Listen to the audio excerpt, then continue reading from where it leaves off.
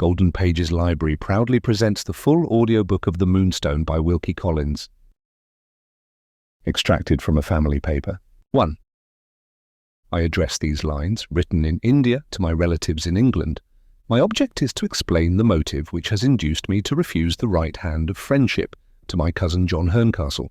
The reserve which I have hitherto maintained in this matter has been misinterpreted by members of my family whose good opinion I cannot consent to forfeit. I request them to suspend their decision until they have read my narrative, and I declare, on my word of honour, that what I am now about to write is, strictly and literally, the truth. The private difference between my cousin and me took its rise in a great public event in which we were both concerned, the storming of Seringapatam under General Baird on the...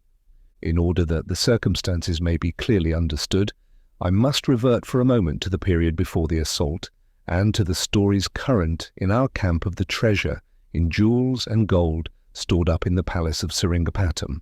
2. One of the wildest of these stories related to a yellow diamond, a famous gem in the native annals of India. The earliest known traditions describe the stone as having been set in the forehead of the four-handed Indian god who typifies the moon. Partly from its peculiar colour, partly from a superstition which represented it as feeling the influence of the deity whom it adorned, and growing and lessening in lustre with the waxing and waning of the moon, it first gained the name by which it continues to be known in India to this day, the name of the Moonstone. A similar superstition was once prevalent, as I have heard, in ancient Greece and Rome, not applying, however, as in India, to a diamond devoted to the service of a god, but to a semi-transparent stone of the inferior order of gems, supposed to be affected by the lunar influences, the moon, in this latter case also, giving the name by which the stone is still known to collectors in our own time. The adventures of the yellow diamond begin with the 11th century of the Christian era. At that date, the Mohammedan conqueror Mahmud of Ghizni crossed India, seized on the holy city of Somnath, and stripped of its treasures the famous temple, which had stood for centuries the shrine of Hindu pilgrimage and the wonder of the Eastern world. Of all the deities worshipped in the temple, the moon god alone escaped the rapacity of the conquering Mohammedans. Preserved by 3 Brahmins, the inviolate deity, bearing the yellow diamond in its forehead, was removed by night and was transported to the second of the sacred cities of India, the city of Benares. Here, in a new shrine, in a hall inlaid with precious stones, under a roof supported by pillars of gold, the moon god was set up and worshipped. Here, on the night when the shrine was completed, Vishnu, the preserver, appeared to the 3 Brahmins in a dream. The deity breathed the breath of his divinity on the diamond in the forehead of the god. And the Brahmins knelt and hid their faces in their robes. The deity commanded that the moonstone should be watched from that time forth by 3 priests in turn, night and day, to the end of the generations of men. And the Brahmins heard and bowed before his will. The deity predicted certain disaster to the presumptuous mortal who laid hands on the sacred gem and to all of his house and name who received it after him. And the Brahmins caused the prophecy to be written over the gates of the shrine in letters of gold. One age followed another, and still, generation after generation, the successors of the 3 Brahmins watched their priceless moonstone night and day. One age followed another until the first years of the 18th Christian century saw the reign of Aurangzeb, emperor of the Mughals. At his command, havoc and rapine were let loose once more among the temples of the worship of Brahma. The shrine of the 4-handed god was polluted by the slaughter of sacred animals. The images of the deities were broken in pieces, and the moonstone was seized by an officer of rank in the army of Aurangzeb. Powerless to recover their lost treasure by open force, the 3 guardian priests followed and watched it in disguise. The generations succeeded each other. The warrior who had committed the sacrilege perished miserably. The moonstone passed, carrying its curse with it, from one lawless Mohammedan hand to another. And still, through all chances and changes, the successors of the 3 guardian priests kept their watch, waiting the day when the will of Vishnu the Preserver should restore to them their sacred gem. Time rolled on from the first to the last years of the 18th Christian century. The diamond fell into the possession of Tipu, Sultan of Seringapatam, who caused it to be placed as an ornament in the handle of a dagger, and who commanded it to be kept among the choicest treasures of his armoury. Even then, in the palace of the Sultan himself, the 3 guardian priests still kept their watch in secret. There were 3 officers of Tipu's household, strangers to the rest, who had won their master's confidence by conforming, or appearing to conform, to the Mussulman faith. And to those 3 men report pointed as the 3 priests in disguise. 3. So, as told in our camp, ran the fanciful story of the Moonstone. It made no serious impression on any of us except my cousin, whose love of the marvellous induced him to believe it.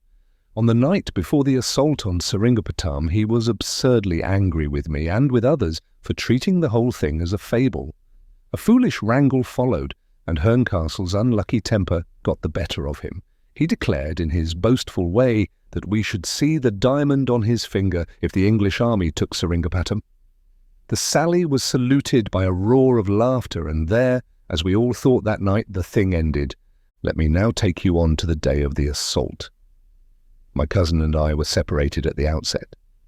I never saw him when we forded the river, when we planted the English flag in the first breach, when we crossed the ditch beyond, and, fighting every inch of our way, entered the town. It was only at dusk when the place was ours, and after General Baird himself had found the dead body of Tipu under a heap of the slain, that Herncastle and I met. We were each attached to a party sent out by the General's orders to prevent the plunder and confusion which followed our conquest. The camp followers committed deplorable excesses, and, worse still, the soldiers found their way by an unguarded door into the treasury of the palace and loaded themselves with gold and jewels. It was in the court outside the treasury that my cousin and I met to enforce the laws of discipline on our own soldiers. Herncastle's fiery temper had been, as I could plainly see, exasperated to a kind of frenzy by the terrible slaughter through which we had passed. He was very unfit, in my opinion, to perform the duty that had been entrusted to him. There was riot and confusion enough in the treasury, but no violence that I saw. The men, if I may use such an expression, disgraced themselves good-humouredly. All sorts of rough jests and catchwords were bandied about among them, and the story of the diamond turned up again unexpectedly in the form of a mischievous joke. "Who's got the Moonstone?" was the rallying cry which perpetually caused the plundering as soon as it was stopped in one place to break out in another. While I was still vainly trying to establish order, I heard a frightful yelling on the other side of the courtyard, and at once ran towards the cries in dread of finding some new outbreak of the pillage in that direction. I got to an open door and saw the bodies of 2 Indians, by their dress, as I guessed, officers of the palace, lying across the entrance, dead. A cry inside hurried me into a room which appeared to serve as an armoury. A 3rd Indian, mortally wounded, was sinking at the feet of a man whose back was towards me. The man turned at the instant when I came in, and I saw John Herncastle with a torch in one hand and a dagger dripping with blood in the other. A stone set like a pommel in the end of the dagger's handle flashed in the torchlight as he turned on me like a gleam of fire. The dying Indian sank to his knees, pointed to the dagger in Herncastle's hand, and said, in his native language, "The Moonstone will have its vengeance yet on you and yours." He spoke those words and fell dead on the floor. Before I could stir in the matter, the men who had followed me across the courtyard crowded in. My cousin rushed to meet them like a madman. "Clear the room," he shouted to me, "and set a guard on the door." The men fell back as he threw himself on them with his torch and his dagger. I put 2 sentinels of my own company on whom I could rely to keep the door. Through the remainder of the night, I saw no more of my cousin. Early in the morning, the plunder still going on, General Baird announced publicly by beat of drum that any thief detected in the fact, be he whom he might, should be hung. The Provost Marshal was in attendance to prove that the General was in earnest, and in the throng that followed the proclamation, Herncastle and I met again. He held out his hand, as usual, and said, "Good morning." I waited before I gave him my hand in return. "Tell me first," I said, "how the Indian in the armory met his death, and what those last words meant when he pointed to the dagger in your hand." "The Indian met his death, as I suppose, by a mortal wound," said Herncastle. "What his last words meant, I know no more than you do." I looked at him narrowly. His frenzy of the previous day had all calmed down. I determined to give him another chance. "Is that all you have to tell me?" I asked. He answered, "That is all." I turned my back on him, and we have not spoken since. 4. I beg it to be understood that what I write here about my cousin, unless some necessity should arise for making it public, is for the information of the family only. Herncastle has said nothing that can justify me in speaking to our commanding officer. He has been taunted more than once about the diamond by those who recollect his angry outbreak before the assault. But, as may easily be imagined, his own remembrance of the circumstances under which I surprised him in the armory has been enough to keep him silent. It is reported that he means to exchange into another regiment, avowedly for the purpose of separating himself from me. Whether this be true or not, I cannot prevail upon myself to become his accuser, and I think with good reason. If I made the matter public, I have no evidence but moral evidence to bring forward. I have not only no proof that he killed the 2 men at the door, I cannot even declare that he killed the 3rd man inside, for I cannot say that my own eyes saw the deed committed. It is true that I heard the dying Indian's words, but if those words were pronounced to be the ravings of delirium, how could I contradict the assertion from my own knowledge? Let our relatives on either side form their own opinion on what I have written, and decide for themselves whether the aversion I now feel towards this man is well or ill founded.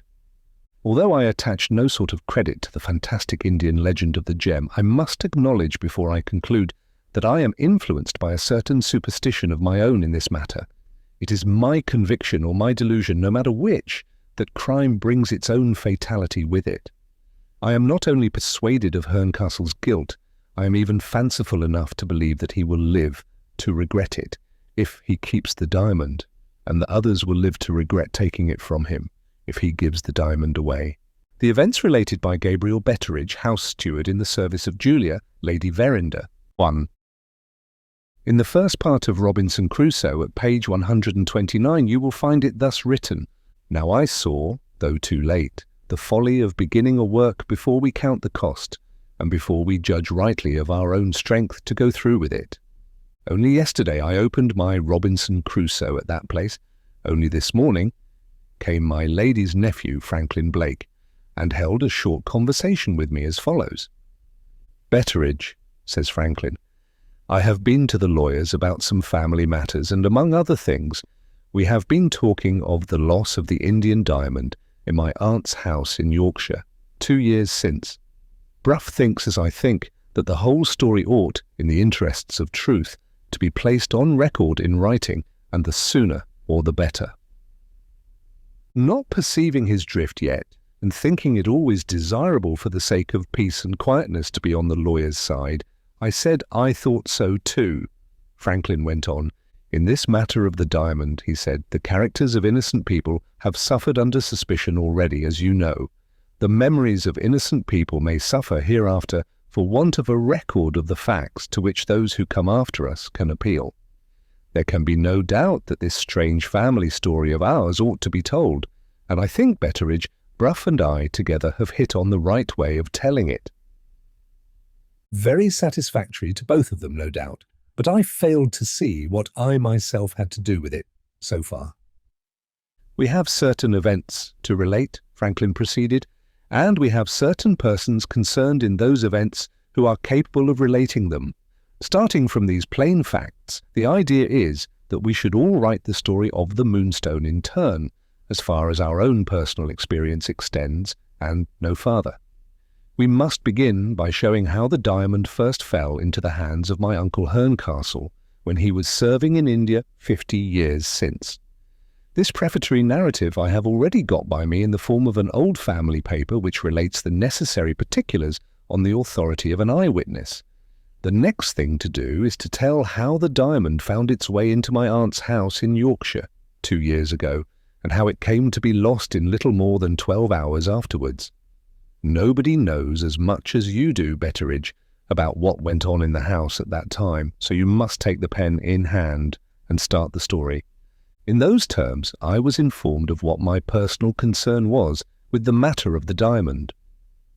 If you are curious to know what course I took under the circumstances, I beg to inform you that I did what you would probably have done in my place. I modestly declared myself to be quite unequal to the task imposed upon me, and I privately felt all the time that I was quite clever enough to perform it if I only gave my own abilities a fair chance. Franklin, I imagine, must have seen my private sentiments in my face. He declined to believe in my modesty, and he insisted on giving my abilities a fair chance. 2 hours have passed since Franklin left me. As soon as his back was turned, I went to my writing desk to start the story. There I have sat helpless, in spite of my abilities, ever since. Seeing what Robinson Crusoe saw, as quoted above, namely, the folly of beginning a work before we count the cost, and before we judge rightly of our own strength to go through with it. Please to remember. I opened the book by accident, at that bit only the day before I rashly undertook the business now in hand, and allow me to ask, if that isn't prophecy, what is? I am not superstitious. I have read a heap of books in my time. I am a scholar in my own way. Though turned 70, I possess an active memory and legs to correspond. You are not to take it, if you please, as the saying of an ignorant man when I express my opinion that such a book as Robinson Crusoe never was written and never will be written again. I have tried that book for years, generally in combination with a pipe of tobacco, and I have found it my friend in need in all the necessities of this mortal life. When my spirits are bad, Robinson Crusoe. When I want advice, Robinson Crusoe. In past times when my wife plagued me, in present times when I have had a drop too much, Robinson Crusoe. I have worn out 6 stout Robinson Crusoes with hard work in my service. On my lady's last birthday, she gave me a 7th. I took a drop too much on the strength of it, and Robinson Crusoe put me right again. Price 4 shillings and 6pence, bound in blue, with a picture into the bargain. Still, this don't look much like starting the story of the diamond, does it? I seem to be wandering off in search of Lord knows what, Lord knows where. We will take a new sheet of paper, if you please, and begin over again with my best respects to you. 2. I spoke of my lady a line or 2 back. Now the diamond could never have been in our house where it was lost, if it had not been made a present of to my lady's daughter, and my lady's daughter would never have been in existence to have the present, if it had not been for my lady who, with pain and travail, produced her into the world. Consequently, if we begin with my lady, we are pretty sure of beginning far enough back, and that, let me tell you, when you have got such a job as mine in hand, is a real comfort at starting.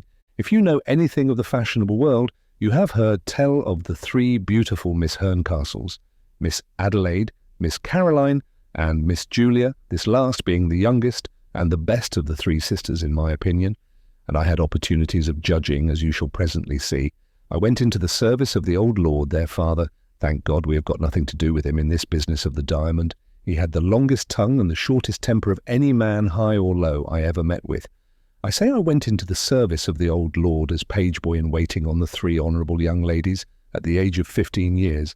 There I lived till Miss Julia married the late Sir John Verinder, an excellent man who only wanted somebody to manage him, and between ourselves he found somebody to do it, and what is more, he throve on it and grew fat on it, and lived happy and died easy on it, dating from the day when my lady took him to church to be married to the day when she relieved him of his last breath and closed his eyes forever. I have omitted to state that I went with the bride to the bride's husband's house and lands down here. Sir John, she says. I can't do without Gabriel Betteridge. My lady, says Sir John, I can't do without him either. That was his way with her, and that was how I went into his service. It was all one to me where I went, so long as my mistress and I were together. Seeing that my lady took an interest in the out-of-door work and the farms and such like, I took an interest in them too, with all the more reason that I was a small farmer's seventh son myself. My lady got me put under the bailiff, and I did my best and gave satisfaction and got promotion accordingly. Some years later, on the Monday as it might be, my lady says, Sir John, your bailiff is a stupid old man. Pension him liberally and let Gabriel Betteridge have his place. On the Tuesday, as it might be, Sir John says, My lady, the bailiff, is pensioned liberally and Gabriel Betteridge has got his place. You hear more than enough of married people living together miserably. Here is an example to the contrary. Let it be a warning to some of you and an encouragement to others. In the meantime, I will go on with my story. Well, there I was in clover, you will say, placed in a position of trust and honour, with a little cottage of my own to live in, with my rounds on the estate to occupy me in the morning, and my accounts in the afternoon, and my pipe and my Robinson Crusoe in the evening. What more could I possibly want to make me happy? Remember what Adam wanted when he was alone in the Garden of Eden. And if you don't blame it in Adam, don't blame it in me. The woman I fixed my eye on was the woman who kept house for me at my cottage. Her name was Selina Goby. I agree with the late William Cobbett about picking a wife. See that she chews her food well and sets her foot down firmly on the ground when she walks, and you're all right. Selina Goby was all right in both these respects, which was one reason for marrying her. I had another reason likewise, entirely of my own discovering. Selina, being a single woman, made me pay so much a week for her board and services. Selina, being my wife, couldn't charge for her board and would have to give me her services for nothing. That was the point of view I looked at it from. Economy, with a dash of love. I put it to my mistress, as in duty bound, just as I had put it to myself. I have been turning Selina Goby over in my mind, I said, and I think, my lady, it will be cheaper to marry her than to keep her. My lady burst out laughing and said she didn't know which to be most shocked at, my language or my principles. Some joke tickled her, I suppose, of the sort that you can't take unless you are a person of quality. Understanding nothing myself but that I was free to put it next to Selina, I went and put it accordingly. And what did Selina say? Lord, how little you must know of women if you ask that. Of course she said, yes. As my time drew nearer, and there got to be talk of my having a new coat for the ceremony, my mind began to misgive me. I have compared notes with other men as to what they felt while they were in my interesting situation, and they have all acknowledged that about a week before it happened, they privately wished themselves out of it. I went a trifle further than that myself. I actually rose up, as it were, and tried to get out of it, not for nothing. I was too just a man to expect she would let me off for nothing. Compensation to the woman when the man gets out of it is one of the laws of England. In obedience to the laws, and after turning it over carefully in my mind, I offered Selina Goby a feather bed and 50 shillings to be off the bargain. You will hardly believe it, but it is nevertheless true. She was fool enough to refuse. After that, it was all over with me, of course. I got the new coat as cheap as I could, and I went through all the rest of it as cheap as I could. We were not a happy couple and not a miserable couple. We were 6 of one and half a dozen of the other. How it was, I don't understand, but we always seemed to be getting, with the best of motives, in one another's way. When I wanted to go upstairs, there was my wife coming down, or when my wife wanted to go down, there was I coming up. That is married life, according to my experience of it. After 5 years of misunderstandings on the stairs, it pleased an all-wise Providence to relieve us of each other by taking my wife. I was left with my little girl Penelope, and with no other child. Shortly afterwards Sir John died, and my lady was left with her little girl, Miss Rachel, and no other child. I have written to very poor purpose of my lady, if you require to be told that my little Penelope was taken care of under my good mistress's own eye, and was sent to school and taught, and made a sharp girl, and promoted, when old enough, to be Miss Rachel's own maid. As for me, I went on with my business as bailiff year after year up to when there came a change in my life. On that day my lady invited herself to a cup of tea alone with me in my cottage. She remarked that reckoning from the year when I started as page boy in the time of the old lord, I had been more than 50 years in her service, and she put into my hands a beautiful waistcoat of wool that she had worked herself to keep me warm in the bitter winter weather. I received this magnificent present quite at a loss to find words to thank my mistress with for the honour she had done me. To my great astonishment it turned out, however, that the waistcoat was not an honour but a bribe. My lady had discovered that I was getting old before I had discovered it myself, and she had come to my cottage to wheedle me, if I may use such an expression, into giving up my hard out-of-door work as bailiff and taking my ease for the rest of my days as steward in the house. I made as good a fight of it against the indignity of taking my ease as I could, but my mistress knew the weak side of me. She put it as a favour to herself. The dispute between us ended, after that, in my wiping my eyes like an old fool, with my new woolen waistcoat, and saying I would think about it. The perturbation in my mind in regard to thinking about it being truly dreadful after my lady had gone away, I applied the remedy which I have never yet found to fail me in cases of doubt and emergency. I smoked a pipe and took a turn at Robinson Crusoe. Before I had occupied myself with that extraordinary book 5 minutes, I came on a comforting bit, page 158, as follows: "Today we love, what tomorrow we hate." I saw my way clear directly. Today I was all for continuing to be farm bailiff. Tomorrow, on the authority of Robinson Crusoe, I should be all the other way, take myself tomorrow while in tomorrow's humour, and the thing was done. My mind being relieved in this manner, I went to sleep that night in the character of Lady Verinder's farm bailiff, and I woke up the next morning in the character of Lady Verinder's house steward, all quite comfortable and all through Robinson Crusoe. My daughter Penelope has just looked over my shoulder to see what I have done so far. She remarks that it is beautifully written and every word of it true, but she points out one objection. She says what I have done so far isn't in the least what I was wanted to do. I am asked to tell the story of the diamond, and instead of that I have been telling the story of my own self. Curious, and quite beyond me to account for. I wonder whether the gentlemen who make a business and a living out of writing books ever find their own selves getting in the way of their subjects, like me. If they do, I can feel for them. In the meantime, here is another false start, and more waste of good writing paper. What's to be done now? Nothing that I know of, except for you to keep your temper, and for me to begin it all over again for the 3rd time. 3. The question of how I am to start the story properly, I have tried to settle in 2 ways. First, by scratching my head, which led to nothing. Second, by consulting my daughter Penelope, which has resulted in an entirely new idea.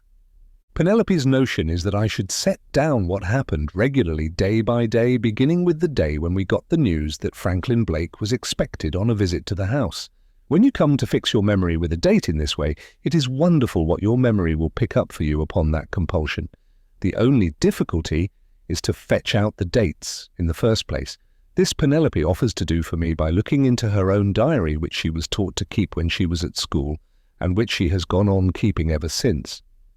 In answer to an improvement on this notion, devised by myself, namely, that she should tell the story instead of me out of her own diary, Penelope observes, with a fierce look and a red face, that her journal is for her own private eye, and that no living creature shall ever know what is in it but herself. When I inquire what this means, Penelope says, "Fiddlesticks," I say, "sweethearts." Beginning then on Penelope's plan, I beg to mention that I was specially called one Wednesday morning into my lady's own sitting room, the date being. "Gabriel," says my lady, "here is news that will surprise you. Franklin Blake has come back from abroad. He has been staying with his father in London, and he is coming to us tomorrow to stop till next month and keep Rachel's birthday. If I had had a hat in my hand, nothing but respect would have prevented me from throwing that hat up to the ceiling. I had not seen Franklin since he was a boy, living along with us in this house. He was, out of all sight as I remember him, the nicest boy that ever spun a top or broke a window. Miss Rachel, who was present, and to whom I made that remark, observed in return that she remembered him as the most atrocious tyrant that ever tortured a doll and the hardest driver of an exhausted little girl in string harness that England could produce. I burn with indignation and I ache with fatigue, was the way Miss Rachel summed it up, when I think of Franklin Blake. Hearing what I now tell you, you will naturally ask how it was that Franklin should have passed all the years from the time when he was a boy to the time when he was a man out of his own country. I answer, because his father had the misfortune to be next heir to a dukedom, and not to be able to prove it. In 2 words, this was how the thing happened. My lady's eldest sister married the celebrated Blake, equally famous for his great riches and his great suit at law. How many years he went on worrying the tribunals of his country to turn out the Duke in possession and to put himself in the Duke's place. How many lawyers' purses he filled to bursting, and how many otherwise harmless people he set by the ears together, disputing whether he was right or wrong, is more by a great deal than I can reckon up. His wife died, and 2 of his 3 children died before the tribunals could make up their minds to show him the door and take no more of his money. When it was all over, and the Duke in possession was left in possession, Blake discovered that the only way of being even with his country for the manner in which it had treated him was not to let his country have the honour of educating his son. How can I trust my native institutions, was the form in which he put it, after the way in which my native institutions have behaved to me? Add to this that Blake disliked all boys, his own included, and you will admit that it could only end in one way. Master Franklin was taken from us in England and was sent to institutions which his father could trust in that superior country, Germany. Blake himself, you will observe, remaining snug in England to improve his fellow countrymen in the Parliament House and to publish a statement on the subject of the Duke in possession, which has remained an unfinished statement from that day to this. There, thank God that's told. Neither you nor I need trouble our heads any more about Blake, Senior. Leave him to the dukedom, and let you and I stick to the diamond. The diamond takes us back to Franklin, who was the innocent means of bringing that unlucky jewel into the house. Our nice boy didn't forget us after he went abroad. He wrote every now and then, sometimes to my lady, sometimes to Miss Rachel, and sometimes to me. We had had a transaction together before he left, which consisted in his borrowing of me a ball of string, a 4-bladed knife, and 7 and 6pence in money, the colour of which last I have not seen, and never expect to see again. His letters to me chiefly related to borrowing more. I heard, however, from my lady how he got on abroad, as he grew in years and stature. After he had learnt what the institutions of Germany could teach him, he gave the French a turn next, and the Italians a turn after that. They made him among them a sort of universal genius, as well as I could understand it.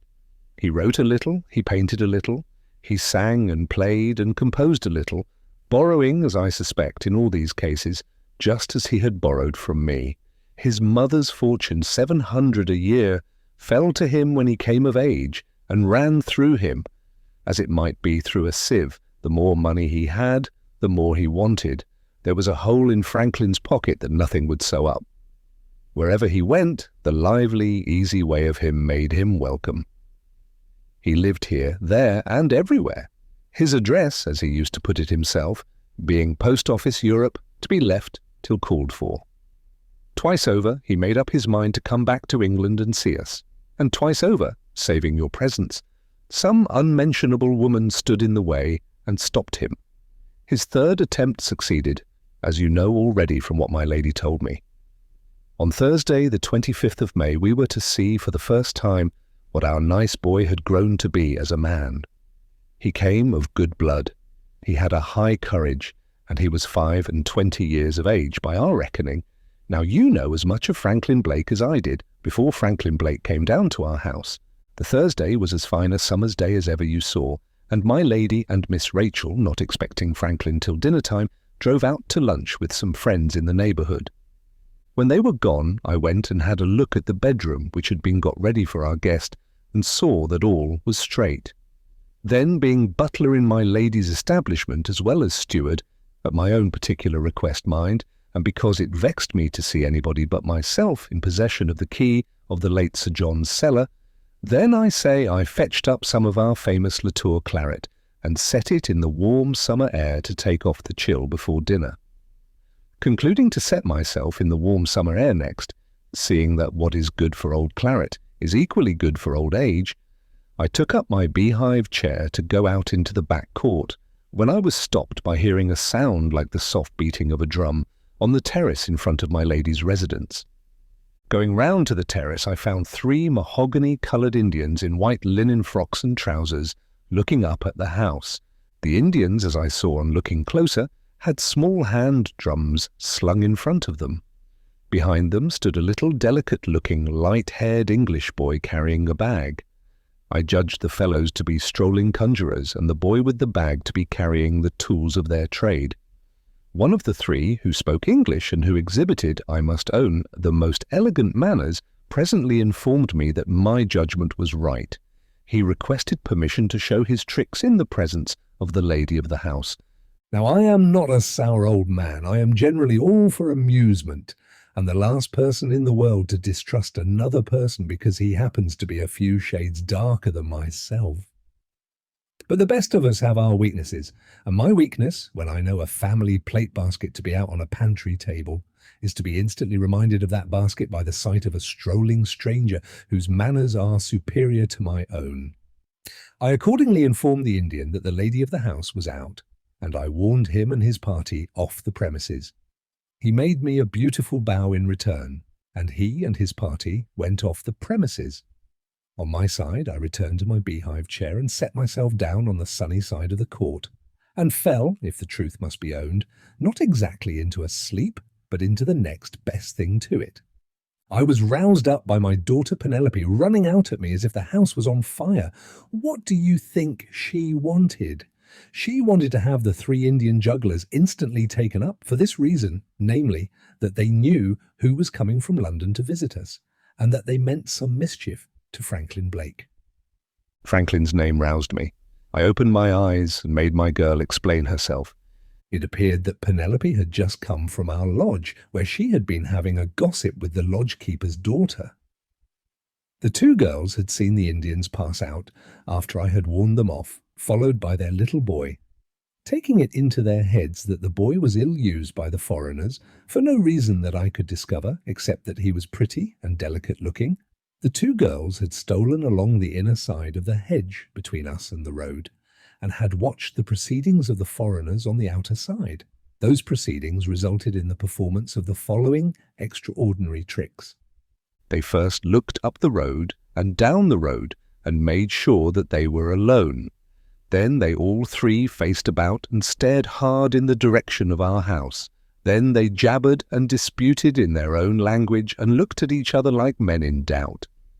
Then they all turned to their little English boy as if they expected him to help them. And then the chief Indian, who spoke English, said to the boy, "Hold out your hand." On hearing those dreadful words, my daughter Penelope said she didn't know what prevented her heart from flying straight out of her. I thought privately that it might have been her stays. All I said, however, was, "You make my flesh creep, nota bene." Women like these little compliments. Well, when the Indian said, "Hold out your hand," the boy shrunk back and shook his head, and said he didn't like it. The Indian thereupon asked him, not at all unkindly, whether he would like to be sent back to London and left where they had found him, sleeping in an empty basket in a market, a hungry, ragged, and forsaken little boy. This, it seems, ended the difficulty. The little chap unwillingly held out his hand. Upon that, the Indian took a bottle from his bosom and poured out of it some black stuff, like ink, into the palm of the boy's hand. The Indian, first touching the boy's head and making signs over it in the air, then said, "Look." The boy became quite stiff and stood like a statue, looking into the ink in the hollow of his hand. So far, it seemed to me to be juggling accompanied by a foolish waste of ink. I was beginning to feel sleepy again when Penelope's next words stirred me up. The Indians looked up the road and down the road once more, and then the chief Indian said these words to the boy, "See the English gentleman from foreign parts." The boy said, "I see him." The Indian said, "Is it on the road to this house, and on no other, that the English gentleman will travel today?" The boy said, "It is on the road to this house, and on no other, that the English gentleman will travel today." The Indian put a second question after waiting a little first. He said, "Has the English gentleman got it about him?" The boy answered, also after waiting a little first, "Yes." The Indian put a third and last question. "Will the English gentleman come here as he has promised to come at the close of day?" The boy said, "I can't tell." The Indian asked why. The boy said, "I am tired, the mist rises in my head and puzzles me, I can see no more today." With that the catechism ended. The chief Indian said something in his own language to the other two, pointing to the boy and pointing towards the town, in which, as we afterwards discovered, they were lodged. He then, after making more signs on the boy's head, blew on his forehead and so woke him up with a start. After that they all went on their way towards the town, and the girls saw them no more. Most things, they say, have a moral, if you only look for it. What was the moral of this? The moral was, as I thought, first, that the chief juggler had heard Franklin's arrival talked of among the servants out of doors, and saw his way to making a little money by it. Second, that he and his men and boy, with a view to making the said money, meant to hang about till they saw my lady drive home, and then to come back and foretell Franklin's arrival by magic. Third, that Penelope had heard them rehearsing their hocus-pocus, like actors rehearsing a play. Fourth, that I should do well to have an eye that evening on the plate basket. Fifth, that Penelope would do well to cool down, and leave me, her father, to doze off again in the sun. That appeared to me to be the sensible view. If you know anything of the ways of young women, you won't be surprised to hear that Penelope wouldn't take it. The moral of the thing was serious, according to my daughter. She particularly reminded me of the Indian's third question, "Has the English gentleman got it about him?" "Oh, father," says Penelope, clasping her hands, "don't joke about this. What does it mean?"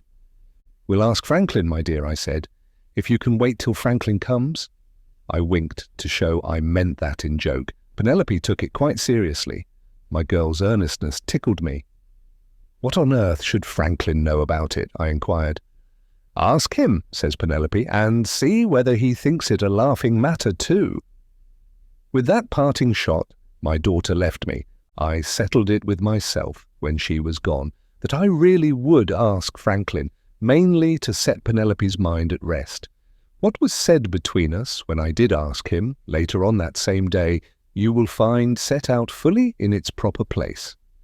But as I don't wish to raise your expectations and then disappoint them, I will take leave to warn you here, before we go any further, that you won't find the ghost of a joke in our conversation on the subject of the jugglers. To my great surprise, Franklin, like Penelope, took the thing seriously. How seriously, you will understand, when I tell you that, in his opinion, it meant the Moonstone. 4. I am truly sorry to detain you over me and my beehive chair. A sleepy old man in a sunny backyard is not an interesting object, I am well aware, but things must be put down in their places as things actually happened, and you must please to jog on a little while longer with me in expectation of Franklin Blake's arrival later in the day. Before I had time to doze off again after my daughter Penelope had left me, I was disturbed by a rattling of plates and dishes in the servants' hall, which meant that dinner was ready. Taking my own meals in my own sitting room, I had nothing to do with the servants' dinner, except to wish them a good stomach to it all round, previous to composing myself once more in my chair. I was just stretching my legs when out bounced another woman on me, not my daughter again, only Nancy the kitchen maid this time. I was straight in her way out, and I observed as she asked me to let her by that she had a sulky face, a thing which, as head of the servants, I never allow on principle to pass me without inquiry. "What are you turning your back on your dinner for?" I asked. "What's wrong now, Nancy?" Nancy tried to push by without answering, upon which I rose up and took her by the ear. She is a nice, plump young lass, and it is customary with me to adopt that manner of showing that I personally approve of a girl. "What's wrong now?" I said once more. "Rosanna's late again for dinner," says Nancy, "and I'm sent to fetch her in. All the hard work falls on my shoulders in this house. Let me alone, Betteridge." The person here mentioned as Rosanna was our second housemaid. Having a kind of pity for our second housemaid, why, you shall presently know, and seeing in Nancy's face that she would fetch her fellow servant in with more hard words than might be needful under the circumstances, it struck me that I had nothing particular to do, and that I might as well fetch Rosanna myself, giving her a hint to be punctual in future, which I knew she would take kindly from me. "Where is Rosanna?" I inquired. "At the sands, of course," says Nancy, with a toss of her head. "She had another of her fainting fits this morning, and she asked to go out and get a breath of fresh air. I have no patience with her." "Go back to your dinner, my girl," I said. "I have patience with her, and I'll fetch her in." Nancy, who has a fine appetite, looked pleased. When she looks pleased, she looks nice. When she looks nice, I chuck her under the chin. It isn't immorality, it's only habit. Well, I took my stick and set off for the sands. No, it won't do to set off yet. I am sorry again to detain you, but you really must hear the story of the sands and the story of Rosanna, for this reason that the matter of the diamond touches them both nearly. How hard I try to get on with my statement without stopping by the way, and how badly I succeed. But there, persons and things do turn up so vexatiously in this life, and will in a manner insist on being noticed. Let us take it easy, and let us take it short. We shall be in the thick of the mystery soon, I promise you. Rosanna, to put the person before the thing, which is but common politeness, was the only new servant in our house. About 4 months before the time I am writing of, my lady had been in London, and had gone over a reformatory intended to save forlorn women from drifting back into bad ways after they had got released from prison. The matron, seeing my lady, took an interest in the place, pointed out a girl to her named Rosanna Spearman, and told her a most miserable story, which I haven't the heart to repeat here, for I don't like to be made wretched without any use, and no more do you. The upshot of it was that Rosanna Spearman had been a thief, and not being of the sort that get up companies in the city and rob from thousands instead of only robbing from one, the law laid hold of her, and the prison and the reformatory followed the lead of the law. The matron's opinion of Rosanna was, in spite of what she had done, that the girl was 1 in 1,000, and that she only wanted a chance to prove herself worthy of any Christian woman's interest in her. My lady, being a Christian woman if ever there was one yet, said to the matron upon that, "Rosanna Spearman shall have her chance in my service." In a week afterwards, Rosanna Spearman entered this establishment as our second housemaid. Not a soul was told the girl's story, excepting Miss Rachel and me. My lady, doing me the honour to consult me about most things, consulted me about Rosanna. Having fallen a good deal latterly into the late Sir John's way of always agreeing with my lady, I agreed with her heartily about Rosanna Spearman. A fairer chance no girl could have had than was given to this poor girl of ours. None of the servants could cast her past life in her teeth, for none of the servants knew what it had been. She had her wages and her privileges like the rest of them, and every now and then a friendly word from my lady, in private, to encourage her. In return, she showed herself, I am bound to say, well worthy of the kind treatment bestowed upon her. Though far from strong, and troubled occasionally with those fainting fits already mentioned, she went about her work modestly and uncomplainingly, doing it carefully and doing it well. But somehow she failed to make friends among the other women servants, excepting my daughter Penelope, who was always kind to Rosanna, though never intimate with her. I hardly know what the girl did to offend them. There was certainly no beauty about her to make the others envious. She was the plainest woman in the house, with the additional misfortune of having one shoulder bigger than the other. What the servants chiefly resented, I think, was her silent tongue and her solitary ways. She read or worked in leisure hours when the rest gossiped. And when it came to her turn to go out, 9 times out of 10 she quietly put on her bonnet and had her turn by herself. She never quarrelled, she never took offence. She only kept a certain distance obstinately and civilly between the rest of them and herself. Add to this that, plain as she was, there was just a dash of something that wasn't like a housemaid, and that was like a lady about her. It might have been in her voice or it might have been in her face. All I can say is that the other women pounced on it like lightning the first day she came into the house, and said, which was most unjust, that Rosanna Spearman gave herself airs. Having now told the story of Rosanna, I have only to notice one of the many queer ways of this strange girl to get on next to the story of the sands. Our house is high up on the Yorkshire coast and close by the sea. We have got beautiful walks all round us, in every direction but one. That one I acknowledge to be a horrid walk. It leads for 1/4 of a mile through a melancholy plantation of firs and brings you out between low cliffs on the loneliest and ugliest little bay on all our coast. The sand hills here run down to the sea and end in 2 spits of rock jutting out opposite each other till you lose sight of them in the water. One is called the North Spit and one the South. Between the two, shifting backwards and forwards at certain seasons of the year, lies the most horrible quicksand on the shores of Yorkshire. At the turn of the tide, something goes on in the unknown deeps below, which sets the whole face of the quicksand shivering and trembling in a manner most remarkable to see, and which has given to it, among the people in our parts, the name of the Shivering Sand. A great bank, 1/2 a mile out, nigh the mouth of the bay, breaks the force of the main ocean coming in from the offing. Winter and summer, when the tide flows over the quicksand, the sea seems to leave the waves behind it on the bank, and rolls its waters in smoothly with a heave, and covers the sand in silence. A lonesome and a horrid retreat, I can tell you. No boat ever ventures into this bay, no children from our fishing village called Cobb's Hole ever come here to play. The very birds of the air, as it seems to me, give the Shivering Sand a wide berth. That a young woman with dozens of nice walks to choose from and company to go with her if she only said come, should prefer this place and should sit and work or read in it all alone when it's her turn out, I grant you, passes belief. It's true, nevertheless, account for it as you may, that this was Rosanna Spearman's favourite walk, except when she went once or twice to Cobb's Hole to see the only friend she had in our neighbourhood, of whom more anon. It's also true that I was now setting out for this same place to fetch the girl into dinner, which brings us round happily to our former point, and starts us fair again on our way to the sands. I saw no sign of the girl in the plantation.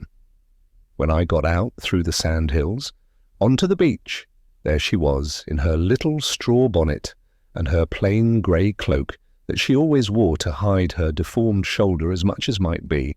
There she was, all alone, looking out on the quicksand and the sea. She started when I came up with her, and turned her head away from me, not looking me in the face, being another of the proceedings which, as head of the servants, I never allow, on principle, to pass without inquiry. I turned her round my way and saw that she was crying. My bandana handkerchief, one of 6 beauties given to me by my lady, was handy in my pocket.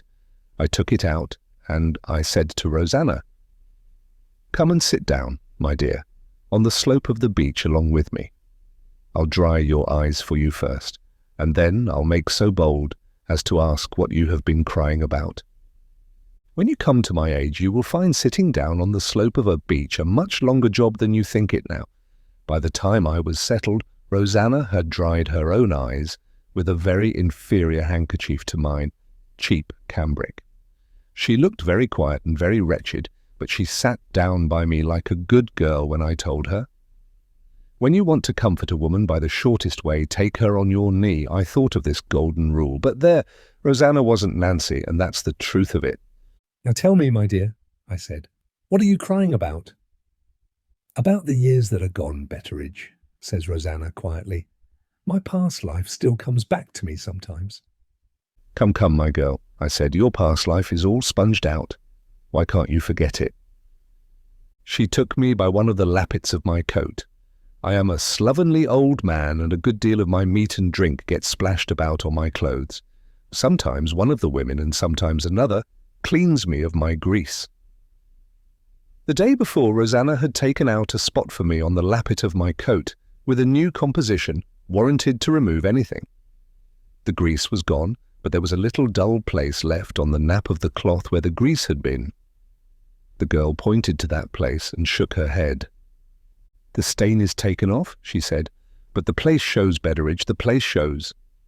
A remark which takes a man unawares by means of his own coat is not an easy remark to answer. Something in the girl herself, too, made me particularly sorry for her just then. She had nice brown eyes, plain as she was in other ways, and she looked at me with a sort of respect for my happy old age and my good character, as things forever out of her own reach, which made my heart heavy for our second housemaid.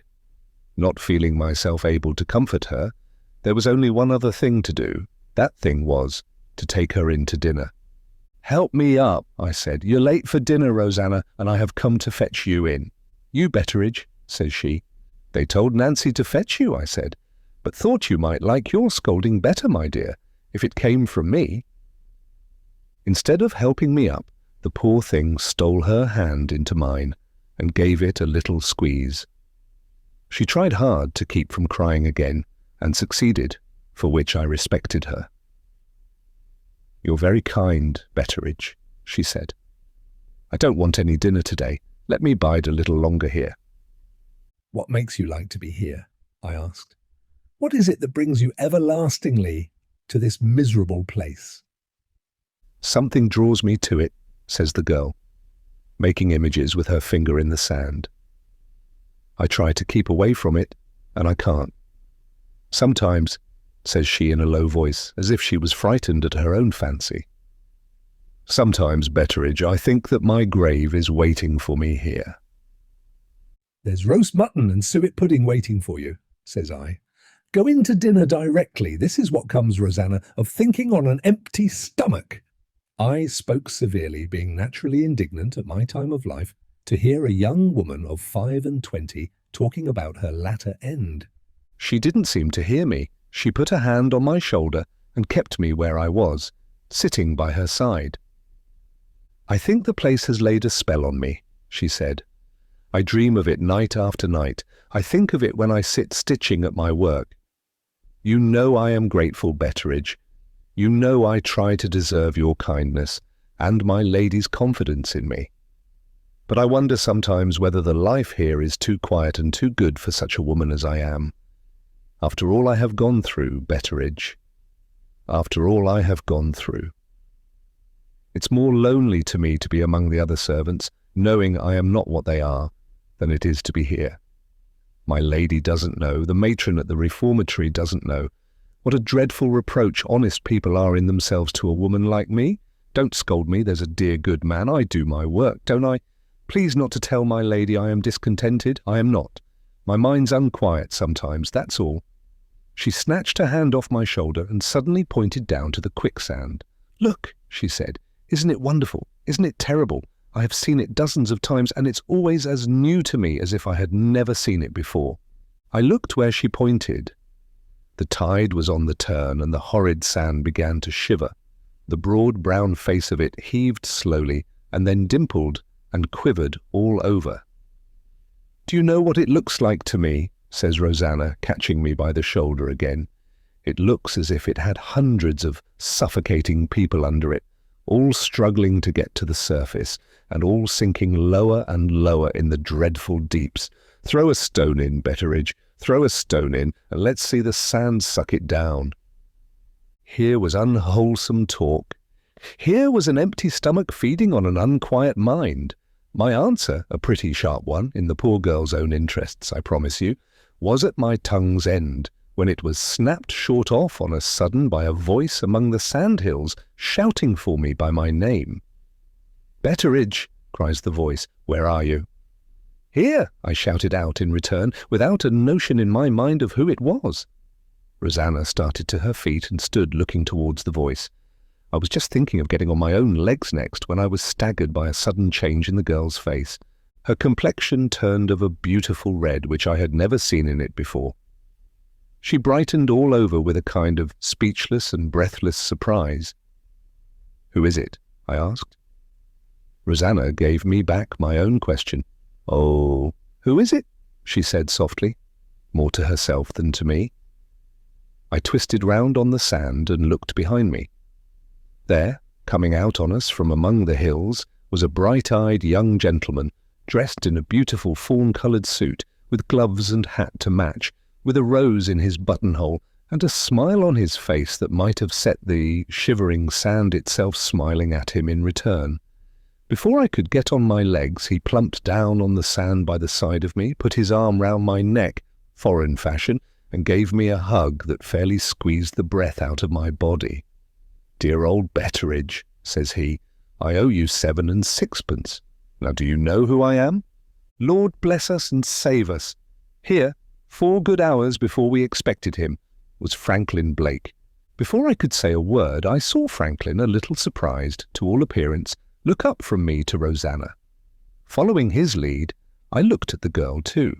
She was blushing of a deeper red than ever, seemingly at having caught Franklin's eye, and she turned and left us suddenly in a confusion quite unaccountable to my mind, without either making her curtsy to the gentleman or saying a word to me. Very unlike her usual self, a civiller and better behaved servant, in general, you never met with. "That's an odd girl," says Franklin. "I wonder what she sees in me to surprise her." "I suppose, sir," I answered, drolling on our young gentleman's continental education, "it's the varnish from foreign parts." I set down here Franklin's careless question and my foolish answer, as a consolation and encouragement to all stupid people, it being, as I have remarked, a great satisfaction to our inferior fellow creatures to find that their betters are, on occasions, no brighter than they are. Neither Franklin with his wonderful foreign training, nor I with my age, experience, and natural mother wit, had the ghost of an idea of what Rosanna Spearman's unaccountable behaviour really meant. She was out of our thoughts, poor soul, before we had seen the last flutter of her little grey cloak among the sand hills. And what of that, you will ask? Naturally enough. Read on, good friend, as patiently as you can, and perhaps you will be as sorry for Rosanna Spearman as I was when I found out the truth. 5. The first thing I did, after we were left together alone, was to make a third attempt to get up from my seat on the sand. Franklin stopped me. "There is one advantage about this horrid place," he said. "We have got it all to ourselves. Stay where you are, Betteridge. I have something to say to you." While he was speaking, I was looking at him and trying to see something of the boy I remembered in the man before me. The man put me out, look as I might. I could see no more of his boy's rosy cheeks than of his boy's trim little jacket. His complexion had got pale. His face, at the lower part, was covered, to my great surprise and disappointment, with a curly brown beard and mustachios. He had a lively touch-and-go way with him, very pleasant and engaging, I admit, but nothing to compare with his free and easy manners of other times. To make matters worse, he had promised to be tall and had not kept his promise. He was neat and slim and well-made, but he wasn't by an inch or 2 up to the middle height. In short, he baffled me altogether. The years that had passed had left nothing of his old self except the bright, straightforward look in his eyes. There I found our nice boy again, and there I concluded to stop in my investigation. "Welcome back to the old place, Franklin," I said. "All the more welcome, sir, that you have come some hours before we expected you." "I have a reason for coming before you expected me," answered Franklin. "I suspect, Betteridge, that I have been followed and watched in London for the last 3 or 4 days, and I have travelled by the morning instead of the afternoon train because I wanted to give a certain dark-looking stranger the slip." Those words did more than surprise me. They brought back to my mind in a flash the 3 jugglers and Penelope's notion that they meant some mischief to Franklin Blake. "Who's watching you, sir, and why?" I inquired. "Tell me about the 3 Indians you have had at the house today," says Franklin, without noticing my question. "It's just possible, Betteridge, that my stranger and your 3 jugglers may turn out to be pieces of the same puzzle." How do you come to know about the jugglers, sir? I asked, putting one question on the top of another, which was bad manners, I own, but you don't expect much from poor human nature, so don't expect much from me. I saw Penelope at the house, says Franklin, and Penelope told me, your daughter promised to be a pretty girl, Betteridge, and she has kept her promise. Penelope has got a small ear and a small foot. Did the late Betteridge possess those inestimable advantages? The late Betteridge possessed a good many defects, sir, says I. One of them, if you will pardon my mentioning it, was never keeping to the matter in hand. She was more like a fly than a woman. She couldn't settle on anything. She would just have suited me, says Franklin. I never settle on anything either. Betteridge, your edge is better than ever. Your daughter said as much when I asked for particulars about the jugglers. Father will tell you, sir, he's a wonderful man for his age, and he expresses himself beautifully. Penelope's own words, blushing divinely. Not even my respect for you prevented me from— Never mind, I knew her when she was a child, and she's none the worse for it. Let's be serious. What did the jugglers do? I was something dissatisfied with my daughter, not for letting Franklin kiss her. Franklin was welcome to that, but for forcing me to tell her foolish story at second hand. However, there was no help for it now but to mention the circumstances. Franklin's merriment all died away as I went on. He sat knitting his eyebrows and twisting his beard. When I had done, he repeated after me 2 of the questions which the chief juggler had put to the boy, seemingly for the purpose of fixing them well in his mind. Is it on the road to this house, and on no other, that the English gentleman will travel today? Has the English gentleman got it about him, I suspect, says Franklin, pulling a little sealed paper parcel out of his pocket, that it means this, and this. Betteridge means my Uncle Herncastle's famous diamond. Good Lord, sir, I broke out, how do you come to be in charge of the wicked Colonel's diamond? The wicked Colonel's will has left his diamond as a birthday present to my cousin Rachel, says Franklin, and my father, as the wicked Colonel's executor, has given it in charge to me to bring down here. If the sea, then oozing in smoothly over the shivering sand, had been changed into dry land before my own eyes, I doubt if I could have been more surprised than I was when Franklin spoke those words. The Colonel's diamond left to Miss Rachel, says I, and your father, sir, the Colonel's executor. Why, I would have laid any bet you like, Franklin, that your father wouldn't have touched the Colonel with a pair of tongs. Strong language, Betteridge. What was there against the Colonel? He belonged to your time, not to mine. Tell me what you know about him, and I'll tell you how my father came to be his executor, and more besides. I have made some discoveries in London about my Uncle Herncastle and his diamond, which have rather an ugly look to my eyes, and I want you to confirm them. You called him the wicked Colonel just now. Search your memory, my old friend, and tell me why. I saw he was in earnest, and I told him— Here follows the substance of what I said, written out entirely for your benefit. Pay attention to it, or you will be all abroad when we get deeper into the story.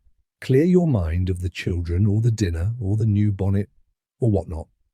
Try if you can't forget politics, horses, prices in the city, and grievances at the club. I hope you won't take this freedom on my part amiss.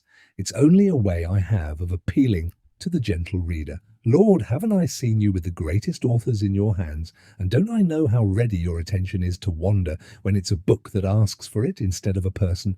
I spoke a little way back of my lady's father, the old lord with the short temper and the long tongue. He had 5 children in all, 2 sons to begin with. Then, after a long time, his wife broke out breeding again, and the 3 young ladies came briskly one after the other, as fast as the nature of things would permit. My mistress, as before mentioned, being the youngest and best of the 3. Of the 2 sons, the eldest, Arthur, inherited the title and estates. The second, the Honourable John, got a fine fortune left him by a relative and went into the army. It's an ill bird, they say, that fouls its own nest. I look on the noble family of the Herncastles as being my nest, and I shall take it as a favour if I am not expected to enter into particulars on the subject of the Honourable John. He was, I honestly believe, one of the greatest blackguards that ever lived. I can hardly say more or less for him than that. He went into the army beginning in the Guards, He had to leave the Guards before he was 22, never mind why. They are very strict in the army, and they were too strict for the Honourable John. He went out to India to see whether they were equally strict there, and to try a little active service. In the matter of bravery, to give him his due, he was a mixture of bulldog and gamecock with a dash of the savage. He was at the taking of Seringapatam. Soon afterwards he changed into another regiment and, in course of time, changed into a third.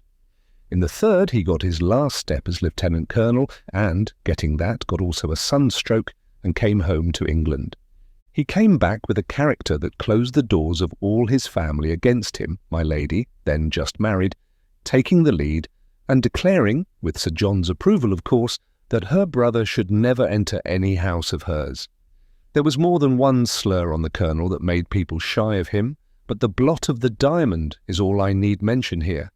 It was said he had got possession of his Indian jewel by means which, bold as he was, he didn't dare acknowledge.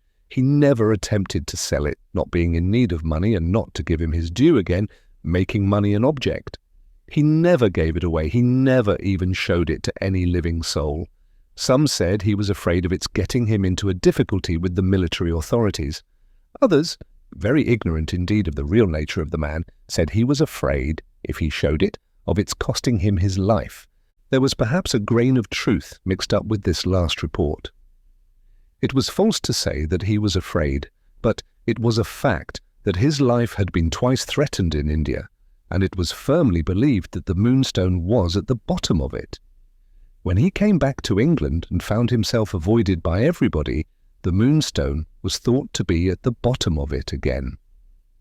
The mystery of the colonel's life got in the colonel's way, and outlawed him, as you may say, among his own people. The men wouldn't let him into their clubs. The women, more than one, whom he wanted to marry, refused him. Friends and relations got too near-sighted to see him in the street. Some men in this mess would have tried to set themselves right with the world. But to give in even when he was wrong and had all society against him was not the way of the Honourable John. He had kept the diamond in flat defiance of assassination in India. He kept the diamond in flat defiance of public opinion in England. There you have the portrait of the man before you, as in a picture, a character that braved everything, and a face, handsome as it was, that looked possessed by the devil. We heard different rumours about him from time to time. Sometimes they said he was given up to smoking opium and collecting old books. Sometimes he was reported to be trying strange things in chemistry. Sometimes he was seen carousing and amusing himself among the lowest people in the lowest slums of London. Anyhow, a solitary, vicious underground life was the life the colonel led. Once, and once only after his return to England, I myself saw him face to face. About 2 years before the time of which I am now writing, and about 1.5 years before the time of his death, the colonel came unexpectedly to my lady's house in London. It was the night of Miss Rachel's birthday, and there was a party in honour of it, as usual. I received a message from the footman to say that a gentleman wanted to see me.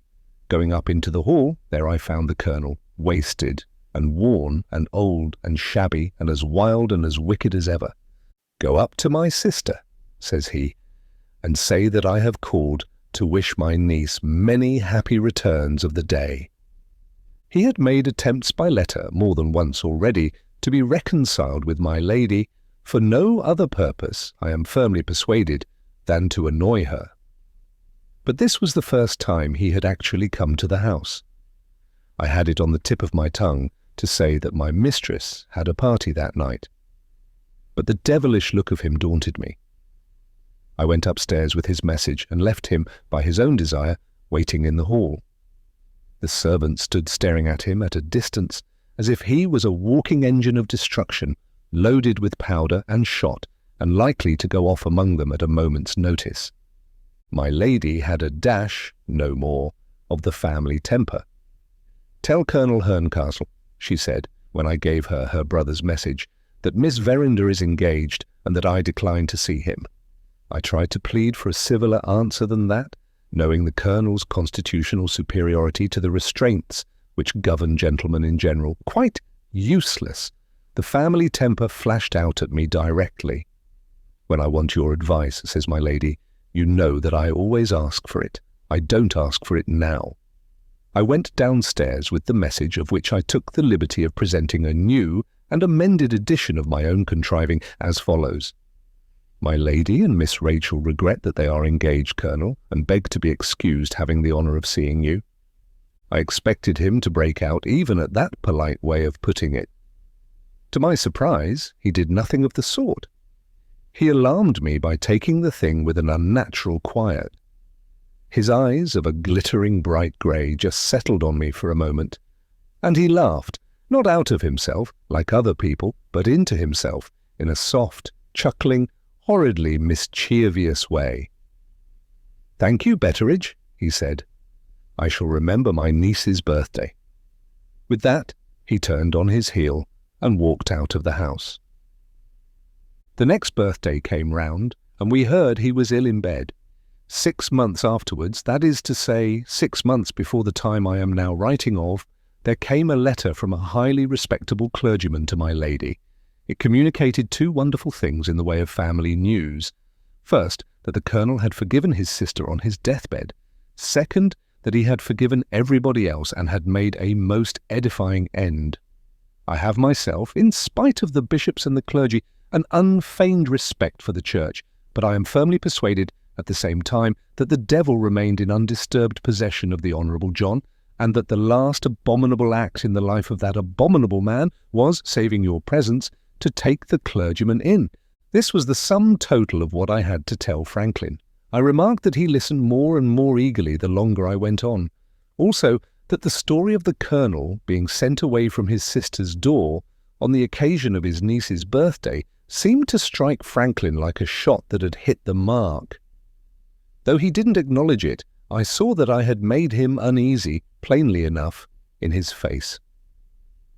"You have said your say, Betteridge," he remarked. "It's my turn now. Before, however, I tell you what discoveries I have made in London, and how I came to be mixed up in this matter of the diamond, I want to know one thing. You look, my old friend, as if you didn't quite understand the object to be answered by this consultation of ours. Do your looks belie you?" "No, sir," I said. "My looks on this occasion, at any rate, tell the truth." "In that case," says Franklin, "suppose I put you up to my point of view before we go any further. I see 3 very serious questions involved in the Colonel's birthday gift to my cousin Rachel. Follow me carefully, Betteridge, and count me off on your fingers, if it will help you," says Franklin, with a certain pleasure in showing how clear-headed he could be, which reminded me wonderfully of old times when he was a boy. Question the first.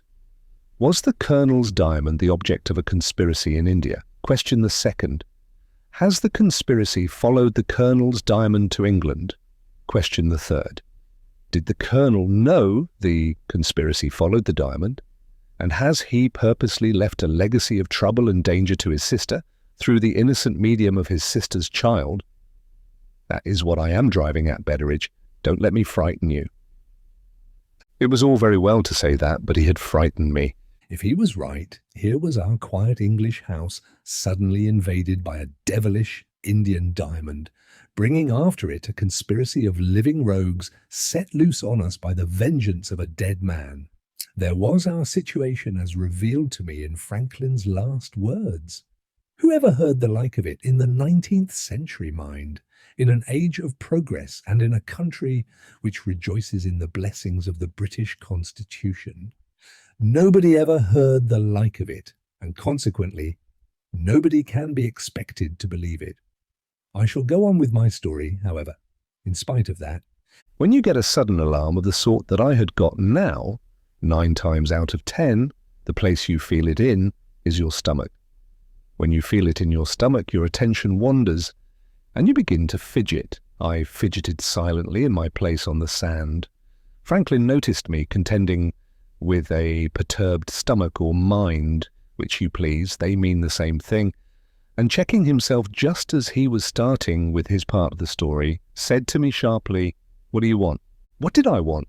I didn't tell him, but I'll tell you in confidence. I wanted a whiff of my pipe and a turn at Robinson Crusoe. 6.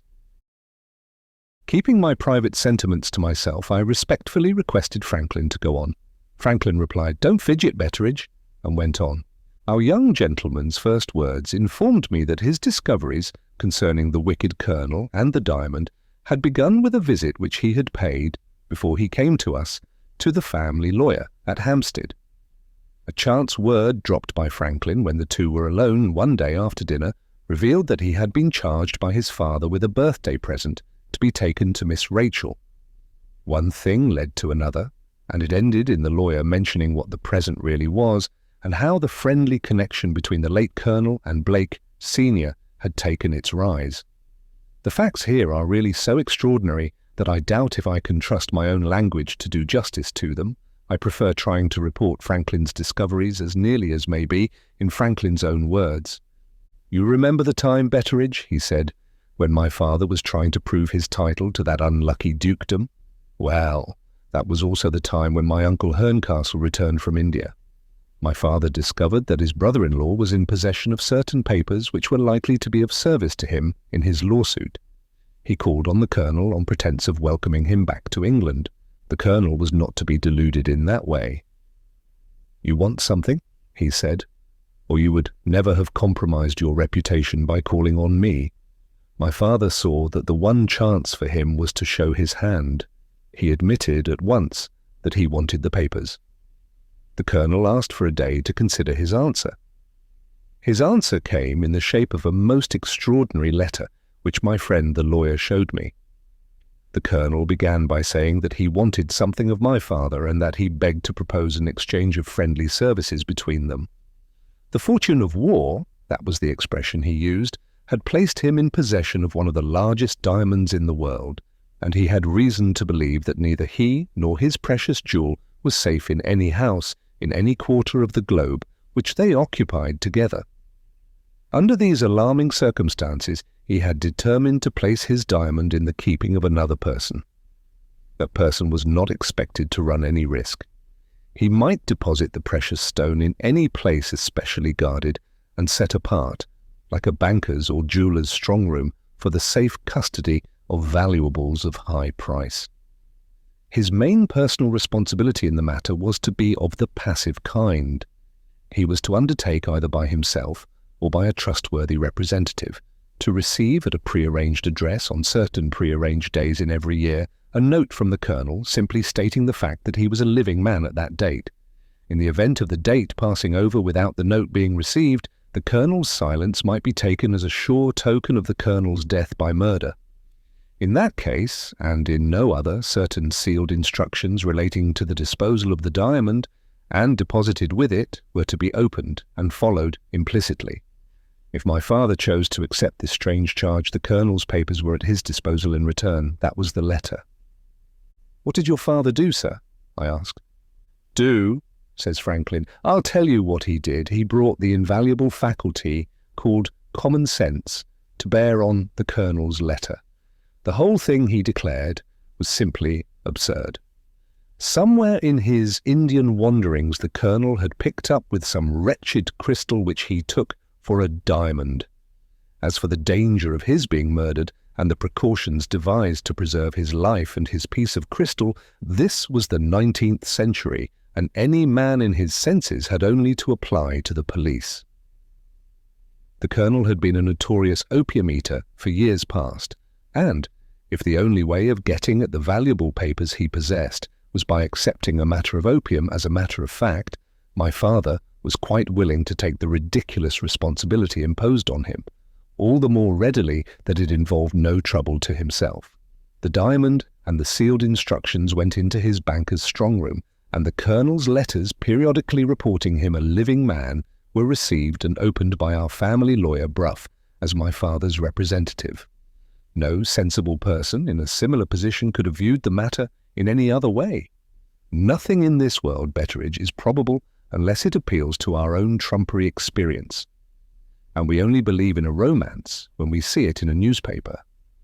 It was plain to me from this that Franklin thought his father's notion about the Colonel hasty and wrong. "What is your own private opinion about the matter, sir?" I asked. "Let's finish the story of the Colonel first," says Franklin.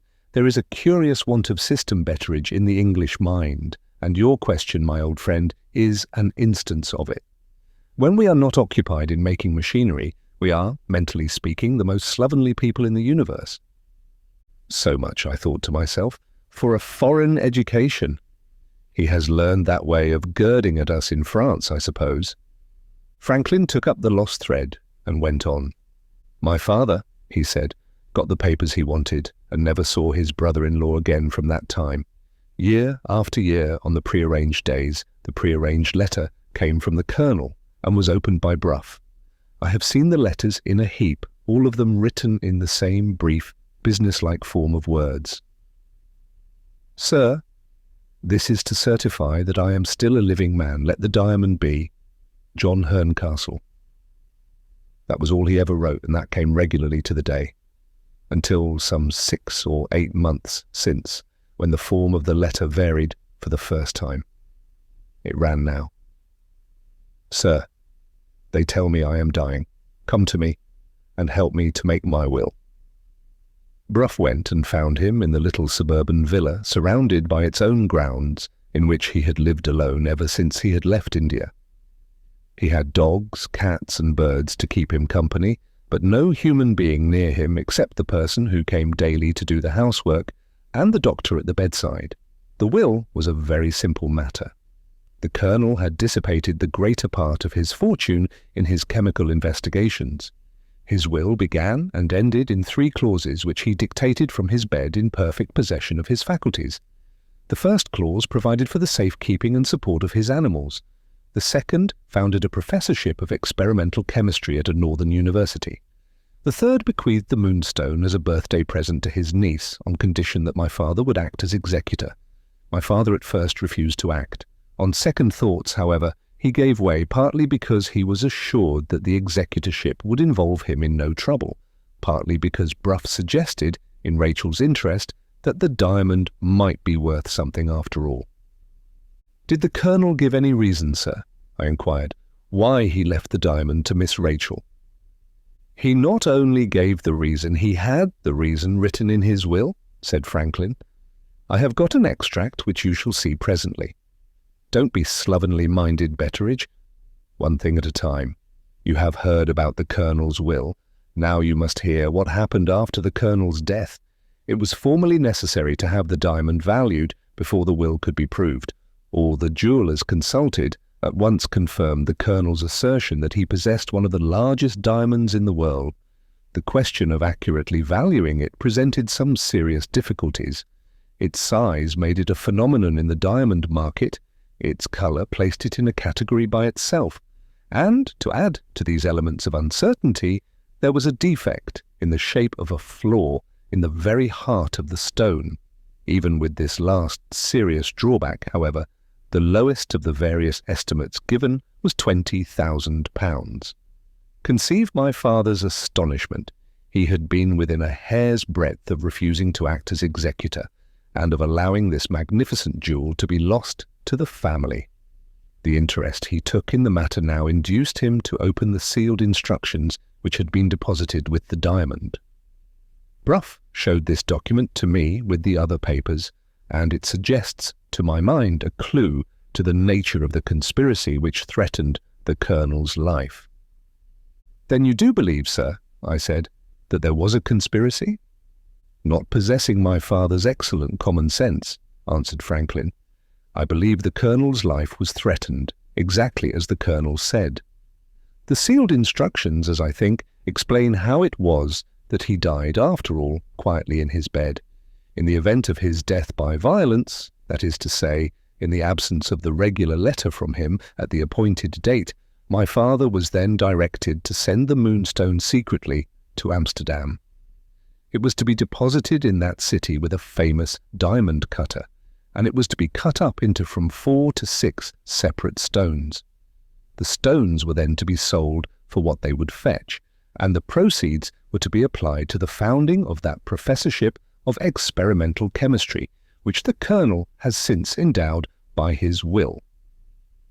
Now, Betteridge, exert those sharp wits of yours and observe the conclusion to which the Colonel's instructions point. I instantly exerted my wits, They were of the slovenly English sort, and they consequently muddled it all until Franklin took them in hand and pointed out what they ought to see. Remark, says Franklin, that the integrity of the diamond as a whole stone is here artfully made dependent on the preservation from violence of the colonel's life. He is not satisfied with saying to the enemies he dreads, "Kill me, and you will be no nearer to the diamond than you are now. It is where you can't get at it, in the guarded strong room of a bank." He says instead, "Kill me, and the diamond will be the diamond no longer. Its identity will be destroyed." What does that mean? Here I had, as I thought, a flash of the wonderful foreign brightness.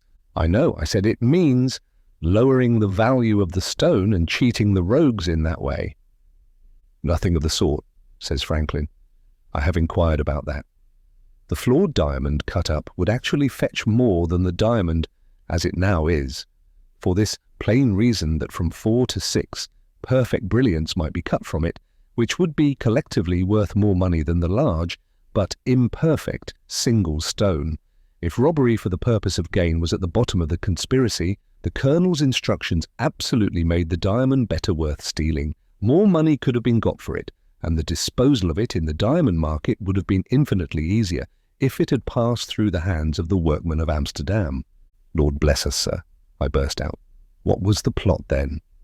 A plot organized among the Indians who originally owned the jewel, says Franklin. A plot with some old Hindu superstition at the bottom of it. That is my opinion, confirmed by a family paper which I have about me at this moment. I saw now why the appearance of the 3 Indian jugglers at our house had presented itself to Franklin in the light of a circumstance worth noting. I don't want to force my opinion on you, Franklin went on. The idea of certain chosen servants of an old Hindu superstition devoting themselves through all difficulties and dangers to watching the opportunity of recovering their sacred gem appears to me to be perfectly consistent with everything that we know of the patience of Oriental races and the influence of Oriental religions. But then I am an imaginative man, and the butcher, the baker, and the tax-gatherer are not the only credible realities in existence to my mind.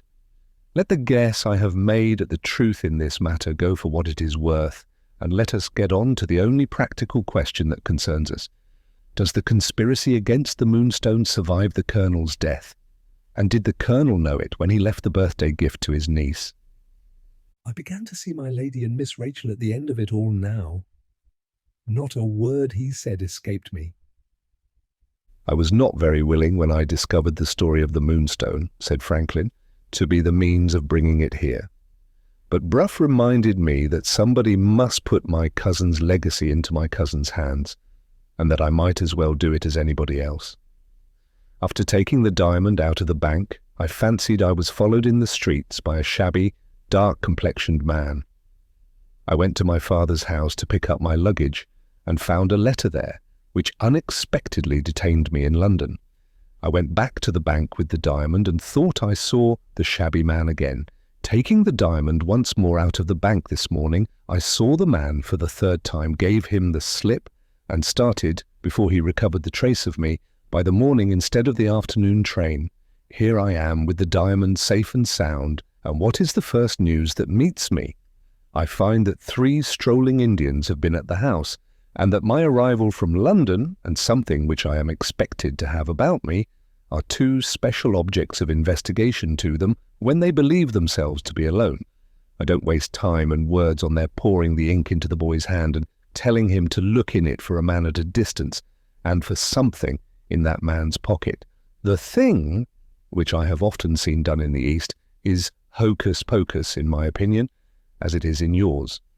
The present question for us to decide is whether I am wrongly attaching a meaning to a mere accident, or whether we really have evidence of the Indians being on the track of the Moonstone the moment it is removed from the safekeeping of the bank. Neither he nor I seem to fancy dealing with this part of the inquiry. We looked at each other, and then we looked at the tide, oozing in smoothly, higher and higher, over the shivering sand. "What are you thinking of?" says Franklin suddenly. "I was thinking, sir," I answered, "that I should like to shy the diamond into the quicksand and settle the question in that way." "If you have got the value of the stone in your pocket," answered Franklin.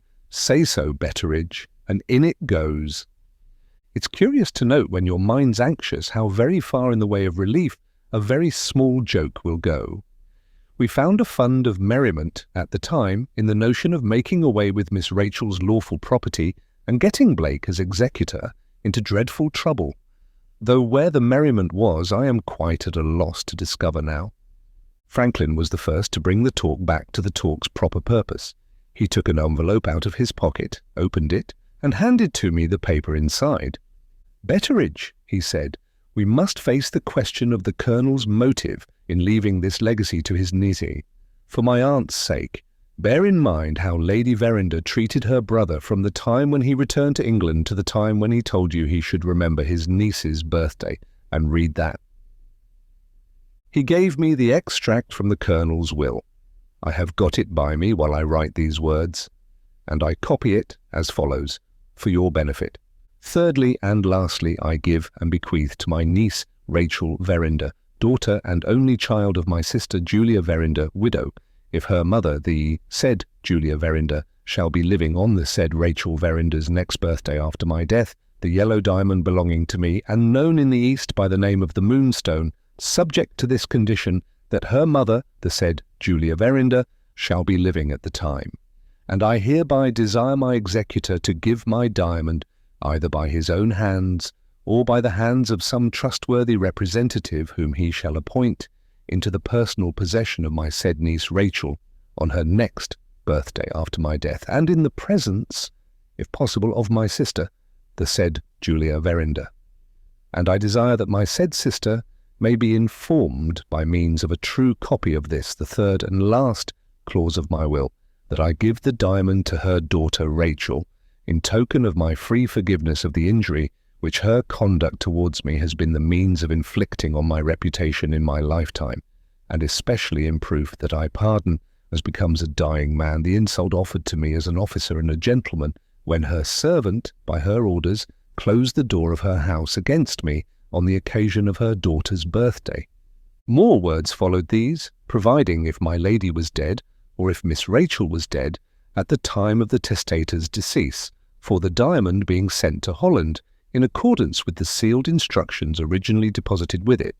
The proceeds of the sale were, in that case, to be added to the money already left by the will for the professorship of chemistry at the university in the north.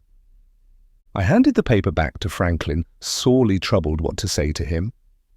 Up to that moment, my own opinion had been, as you know, that the Colonel had died as wickedly as he had lived. I don't say the copy from his will actually converted me from that opinion, I only say it staggered me.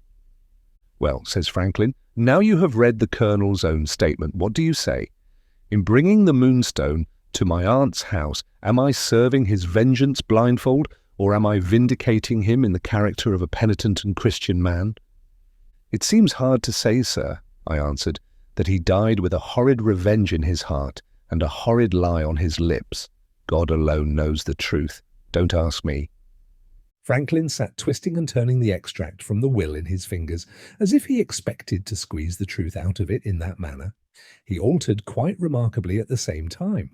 From being brisk and bright, he now became, most unaccountably, a slow, solemn and pondering young man. "This question has two sides," he said, "an objective side and a subjective side. Which are we to take?" He had had a German education as well as a French.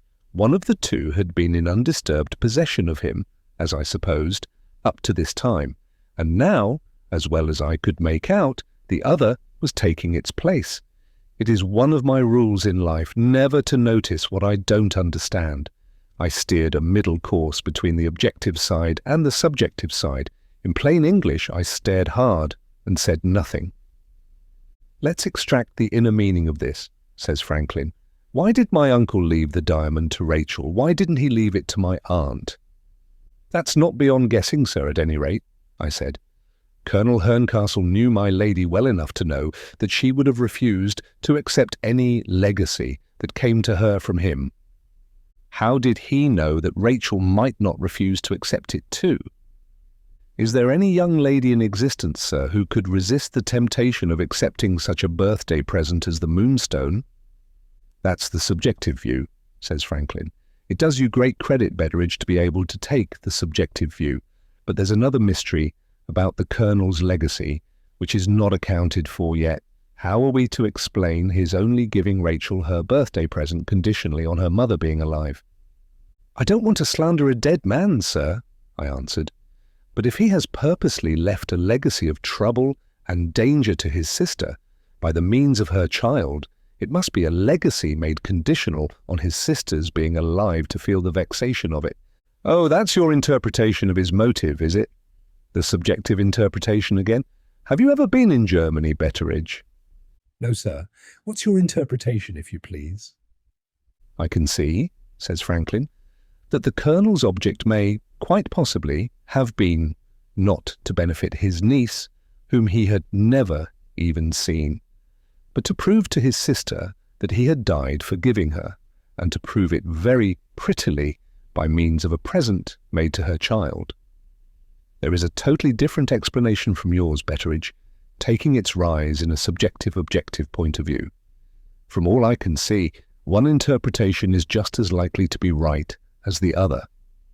Having brought matters to this pleasant and comforting issue, Franklin appeared to think that he had completed all that was required of him. He laid down flat on his back on the sand and asked what was to be done next. He had been so clever and clear-headed before he began to talk the foreign gibberish, and had so completely taken the lead in the business up to the present time, that I was quite unprepared for such a sudden change as he now exhibited in this helpless leaning upon me. It was not till later that I learned, by assistance of Miss Rachel, who was the first to make the discovery, that these puzzling shifts and transformations in Franklin were due to the effect on him of his foreign training. At the age when we are all of us most apt to take our colouring in the form of a reflection from the colouring of other people, he had been sent abroad and had been passed on from one nation to another, before there was time for anyone colouring more than another to settle itself on him firmly. As a consequence of this, he had come back with so many different sides to his character, all more or less jarring with each other, that he seemed to pass his life in a state of perpetual contradiction with himself. He could be a busy man and a lazy man, cloudy in the head and clear in the head, a model of determination and a spectacle of helplessness all together. He had his French side and his German side and his Italian side, the original English foundation, showing through every now and then as much as to say, "Here I am, sorely transmogrified, as you see, but there's something of me left at the bottom of him still." Miss Rachel used to remark that the Italian side of him was uppermost on those occasions when he unexpectedly gave in and asked you in his nice, sweet-tempered way to take his own responsibilities on your shoulders. You will do him no injustice, I think, if you conclude that the Italian side of him was uppermost now. "Isn't it your business, sir," I asked, "to know what to do next? Surely it can't be mine." Franklin didn't appear to see the force of my question, not being in a position at the time to see anything but the sky over his head. "I don't want to alarm my aunt without reason," he said, "and I don't want to leave her without what may be a needful warning. If you were in my place, Betteridge, tell me, in one word, what would you do?" In one word I told him, "Wait." "With all my heart," says Franklin. "How long?"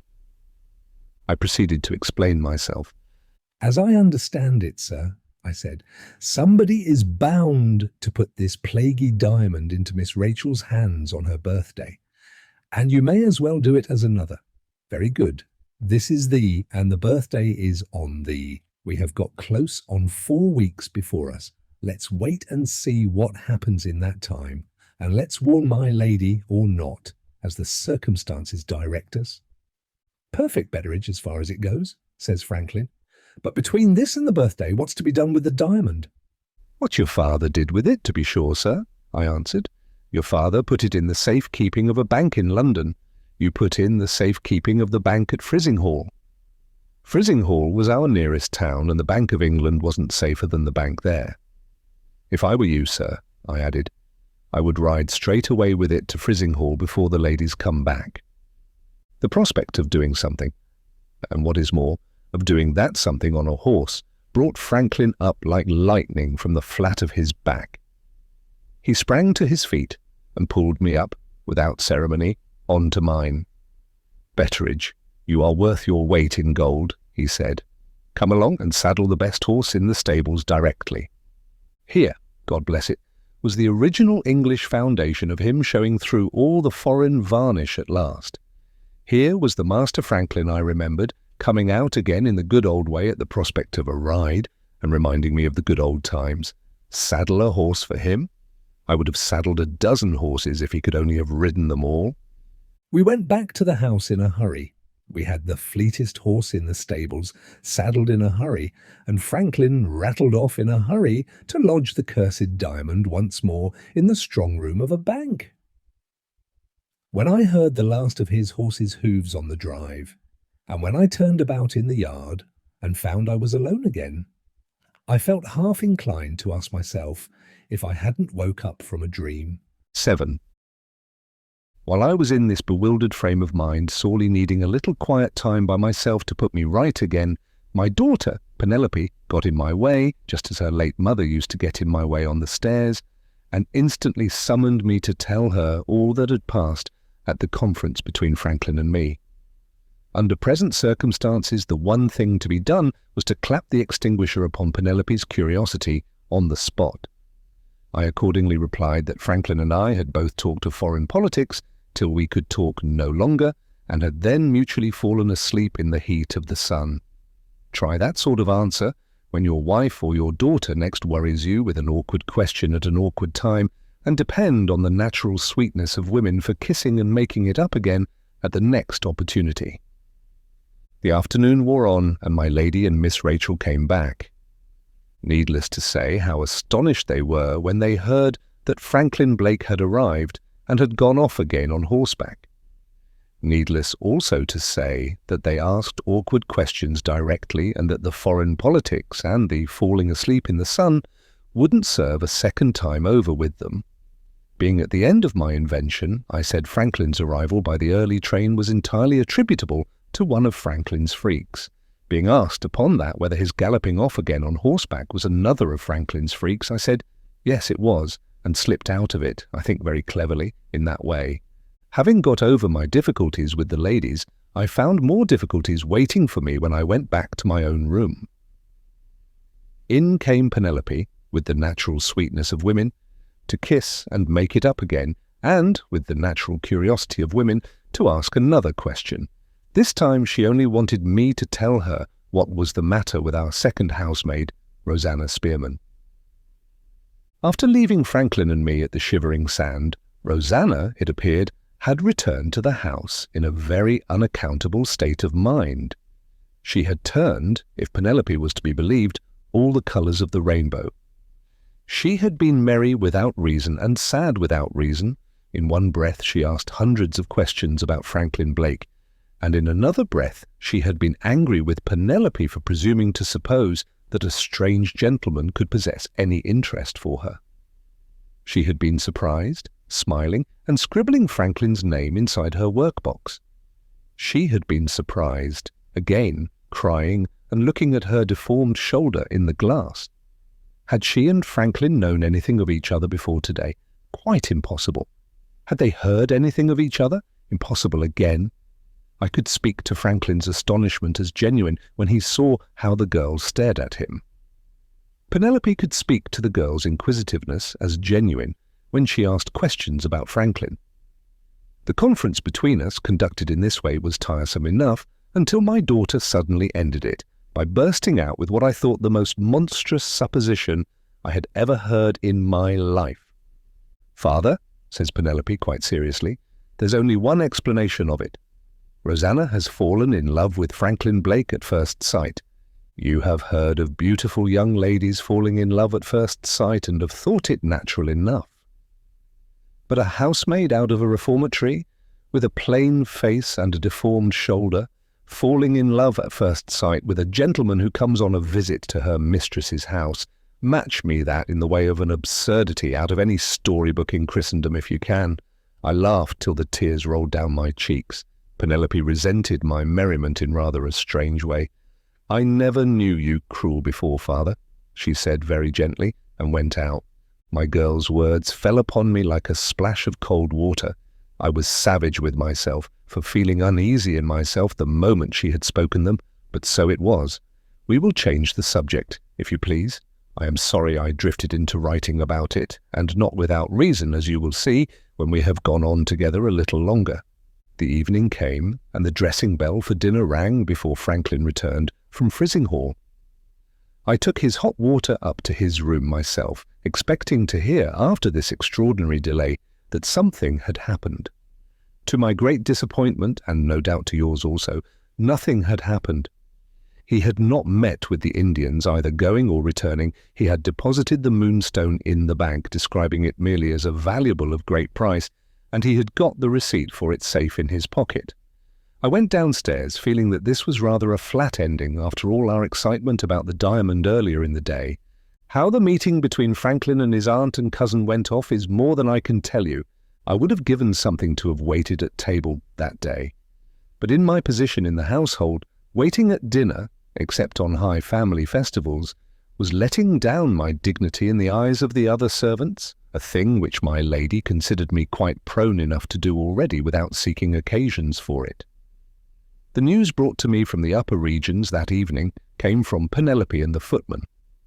Penelope mentioned that she had never known Miss Rachel so particular about the dressing of her hair, and had never seen her look so bright and pretty as she did when she went down to meet Franklin in the drawing-room.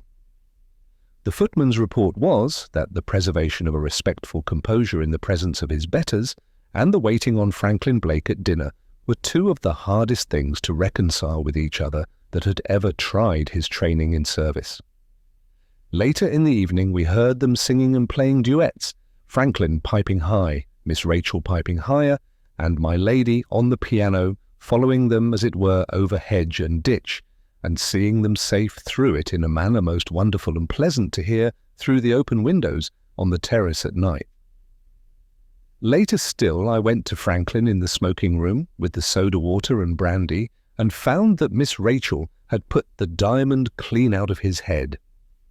"She's the most charming girl I have seen since I came back to England," was all I could extract from him, when I endeavoured to lead the conversation to more serious things.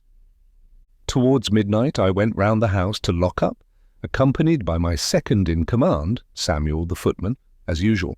When all the doors were made fast, except the side door that opened on the terrace, I sent Samuel to bed and stepped out for a breath of fresh air before I too went to bed in my turn. The night was still and close, and the moon was at the full in the heavens. It was so silent out of doors that I heard from time to time, very faint and low, the fall of the sea, as the ground swell heaved it in on the sandbank near the mouth of our little bay. As the house stood, the terrace side was the dark side, but the broad moonlight showed fair on the gravel walk that ran along the next side to the terrace. Looking this way after looking up at the sky, I saw the shadow of a person in the moonlight thrown forward from behind the corner of the house. Being old and sly, I forbore to call out, but being also, unfortunately, old and heavy, my feet betrayed me on the gravel. Before I could steal suddenly round the corner as I had proposed, I heard lighter feet than mine, and more than one pair of them, as I thought, retreating in a hurry. By the time I had got to the corner, the trespassers, whoever they were, had run into the shrubbery at the off side of the walk, and were hidden from sight among the thick trees and bushes in that part of the grounds. From the shrubbery they could easily make their way over our fence into the road. If I had been 40 years younger, I might have had a chance of catching them before they got clear of our premises. As it was, I went back to set a-going a younger pair of legs than mine. Without disturbing anybody, Samuel and I got a couple of guns and went all round the house and through the shrubbery.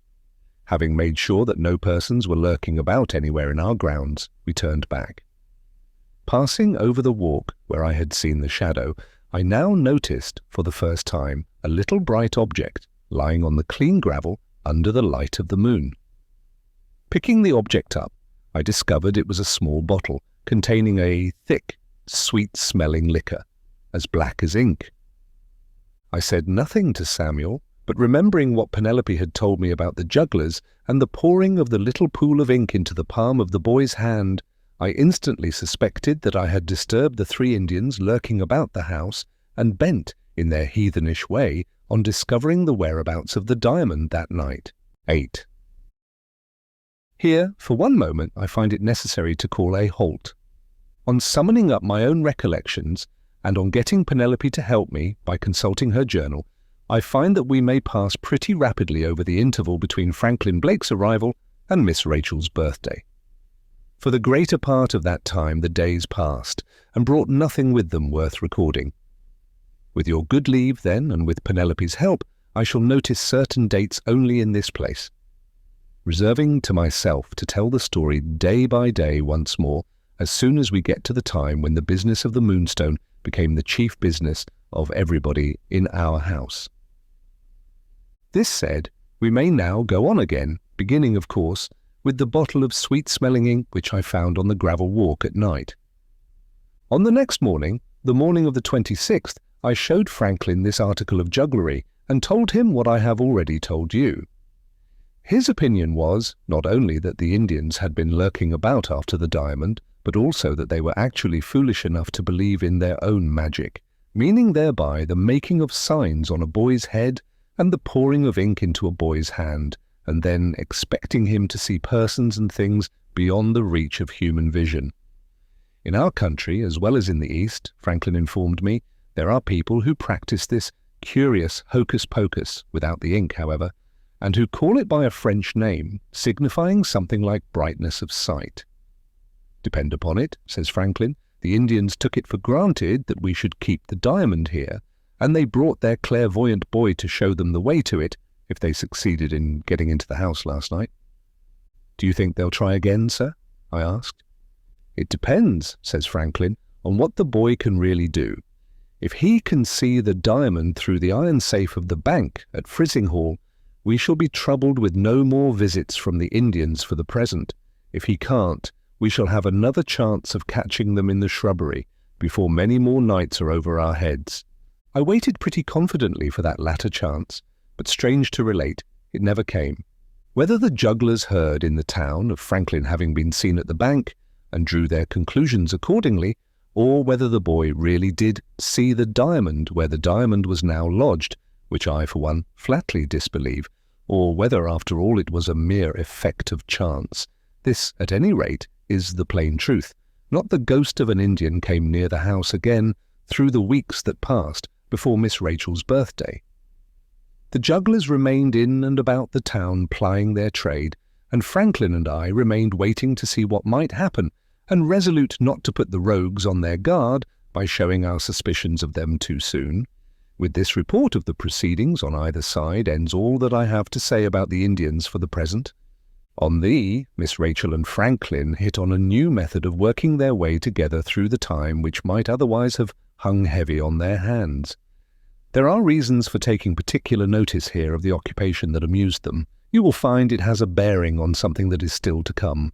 Gentlefolks in general have a very awkward rock ahead in life, the rock ahead of their own idleness. Their lives being for the most part passed in looking about them for something to do, it is curious to see, especially when their tastes are of what is called the intellectual sort, how often they drift blindfold into some nasty pursuit. 9 times out of 10 they take to torturing something or to spoiling something, and they firmly believe they are improving their minds, when the plain truth is they are only making a mess in the house. I have seen them, ladies, I am sorry to say, as well as gentlemen, go out day after day, for example, with empty pillboxes and catch newts and beetles and spiders and frogs, and come home and stick pins through the miserable wretches, or cut them up, without a pang of remorse, into little pieces. You see my young master or my young mistress poring over one of their spiders' insides with a magnifying glass, or you meet one of their frogs walking downstairs without his head. And when you wonder what this cruel nastiness means, you are told that it means a taste in my young master or my young mistress for natural history. Sometimes, again, you see them occupied for hours together in spoiling a pretty flower with pointed instruments, out of a stupid curiosity to know what the flower is made of, Is its colour any prettier, or its scent any sweeter when you do know? But there, those poor souls must get through the time, you see. They must get through the time. You dabbled in nasty mud and made pies when you were a child, and you dabble in nasty science and dissect spiders and spoil flowers when you grow up. In the one case and in the other, the secret of it is that you have got nothing to think of in your poor empty head and nothing to do with your poor idle hands. And so it ends in your spoiling canvas with paints and making a smell in the house, or in keeping tadpoles in a glass box full of dirty water and turning everybody's stomach in the house, or in chipping off bits of stone here, there, and everywhere, and dropping grit into all the victuals in the house, or in staining your fingers in the pursuit of photography and doing justice without mercy on everybody's face in the house. It often falls heavy enough, no doubt, on people who are really obliged to get their living, to be forced to work for the clothes that cover them, the roof that shelters them, and the food that keeps them going. But compare the hardest day's work you ever did with the idleness that splits flowers and pokes its way into spiders' stomachs, and thank your stars that your head has got something it must think of, and your hands something that they must do. As for Franklin and Miss Rachel, they tortured nothing, I am glad to say. They simply confined themselves to making a mess, and all they spoilt, to do them justice, was the panelling of a door. Franklin's universal genius, dabbling in everything, dabbled in what he called decorative painting. He had invented, he informed us, a new mixture to moisten paint with, which he described as a vehicle. What it was made of, I don't know. What it did, I can tell you in 2 words. It stank. Miss Rachel being wild to try her hand at the new process, Franklin sent to London for the materials, mixed them up, with accompaniment of a smell which made the very dogs sneeze when they came into the room, put an apron and a bib over Miss Rachel's gown, and set her to work decorating her own little sitting-room, called, for want of English to name it in, her boudoir. They began with the inside of the door. Franklin scraped off all the nice varnish with pumice stone and made what he described as a surface to work on. Miss Rachel then covered the surface, under his directions and with his help, with patterns and devices, griffins, birds, flowers, cupids, and such like, copied from designs made by a famous Italian painter, whose name escapes me, the one, I mean, who stocked the world with Virgin Maries and had a sweetheart at the baker's. Viewed as work, this decoration was slow to do and dirty to deal with, but our young lady and gentleman never seemed to tire of it when they were not riding or seeing company or taking their meals or piping their songs. There they were with their heads together, as busy as bees, spoiling the door. Who was the poet who said that Satan finds some mischief still for idle hands to do? If he had occupied my place in the family and had seen Miss Rachel with her brush and Franklin with his vehicle, he could have written nothing truer of either of them than that. The next date worthy of notice is, on that evening we, in the servants' hall, debated a domestic question for the first time, which, like the decoration of the door, has its bearing on something that is still to come. Seeing the pleasure which Franklin and Miss Rachel took in each other's society, and noting what a pretty match they were in all personal respects, we naturally speculated on the chance of their putting their heads together with other objects in view besides the ornamenting of a door. Some of us said there would be a wedding in the house before the summer was over. Others, led by me, admitted it was likely enough Miss Rachel might be married, but we doubted, for reasons which will presently appear, whether her bridegroom would be Franklin Blake. That Franklin was in love on his side, nobody who saw and heard him could doubt. The difficulty was to fathom Miss Rachel. Let me do myself the honour of making you acquainted with her, after which I will leave you to fathom for yourself, if you can. My young lady's 18th birthday was the birthday now coming on the... If you happen to like dark women, who I am informed have gone out of fashion latterly in the gay world, and if you have no particular prejudice in favour of size, I answer for Miss Rachel as one of the prettiest girls your eyes ever looked on. She was small and slim, but all in fine proportion from top to toe.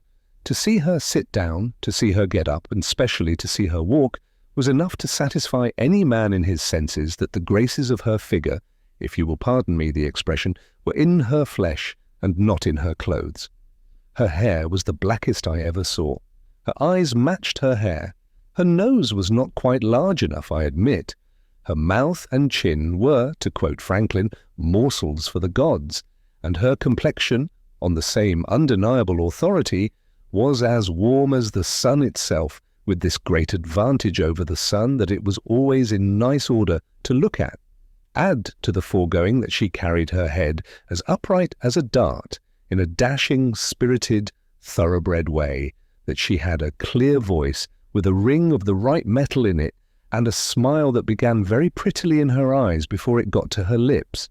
And there behold the portrait of her, to the best of my painting, as large as life. And what about her disposition next? Had this charming creature no faults?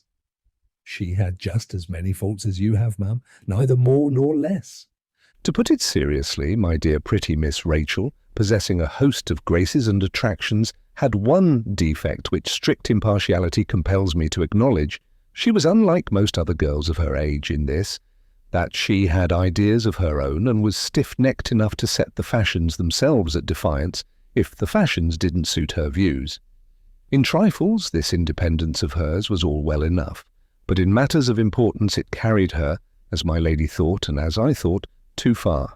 She judged for herself, as few women of twice her age judge in general, never asked your advice, never told you beforehand what she was going to do, never came with secrets and confidences to anybody from her mother downwards. In little things and great with people she loved and people she hated, and she did both with equal heartiness, Miss Rachel always went on a way of her own, sufficient for herself in the joys and sorrows of her life. Over and over again I have heard my lady say, Rachel's best friend and Rachel's worst enemy are one, and the other Rachel herself. Add one thing more to this, and I have done.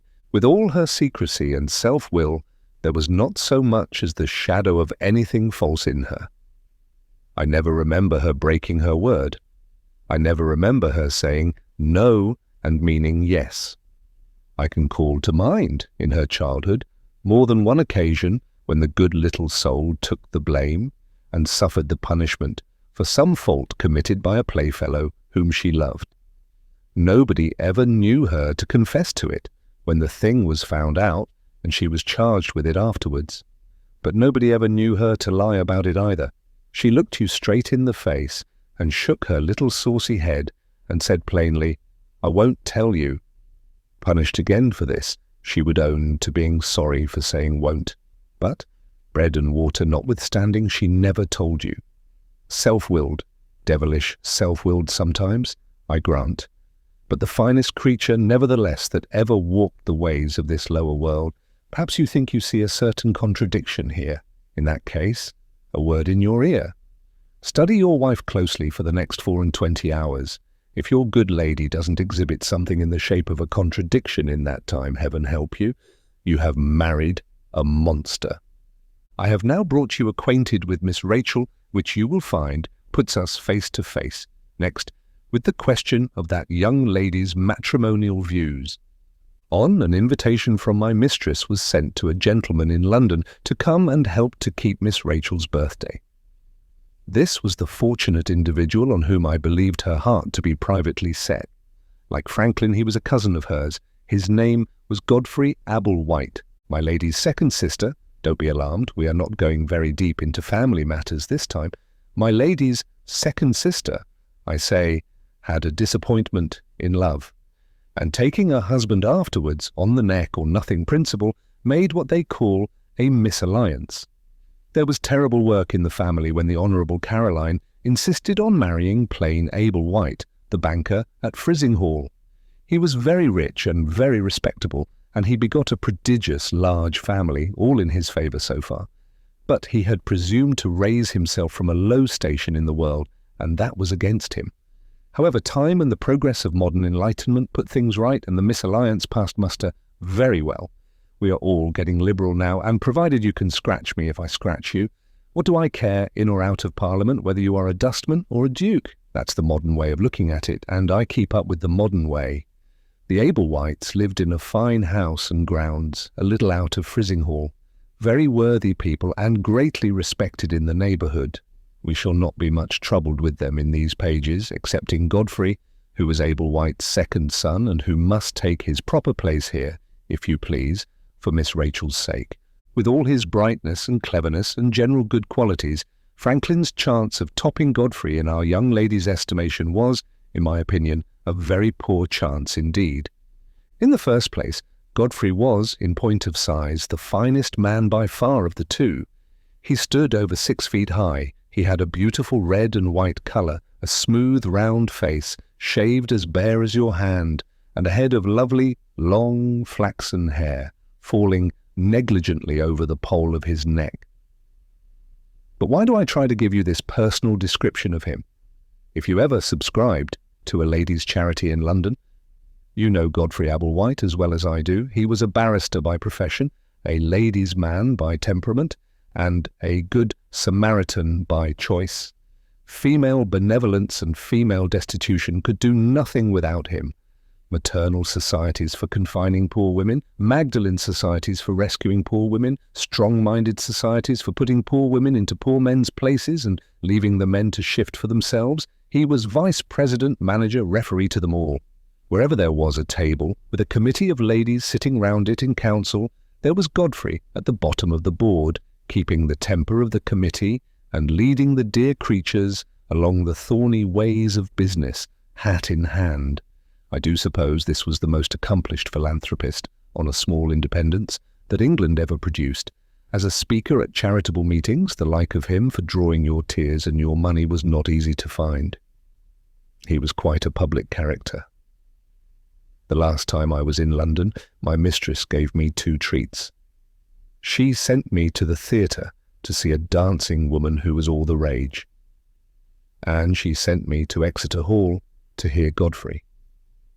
The lady did it with a band of music, the gentleman did it with a handkerchief and a glass of water, crowds at the performance with the legs, ditto at the performance with the tongue, and with all this the sweetest-tempered person, I allude to Godfrey, the simplest and pleasantest and easiest to please you ever met with.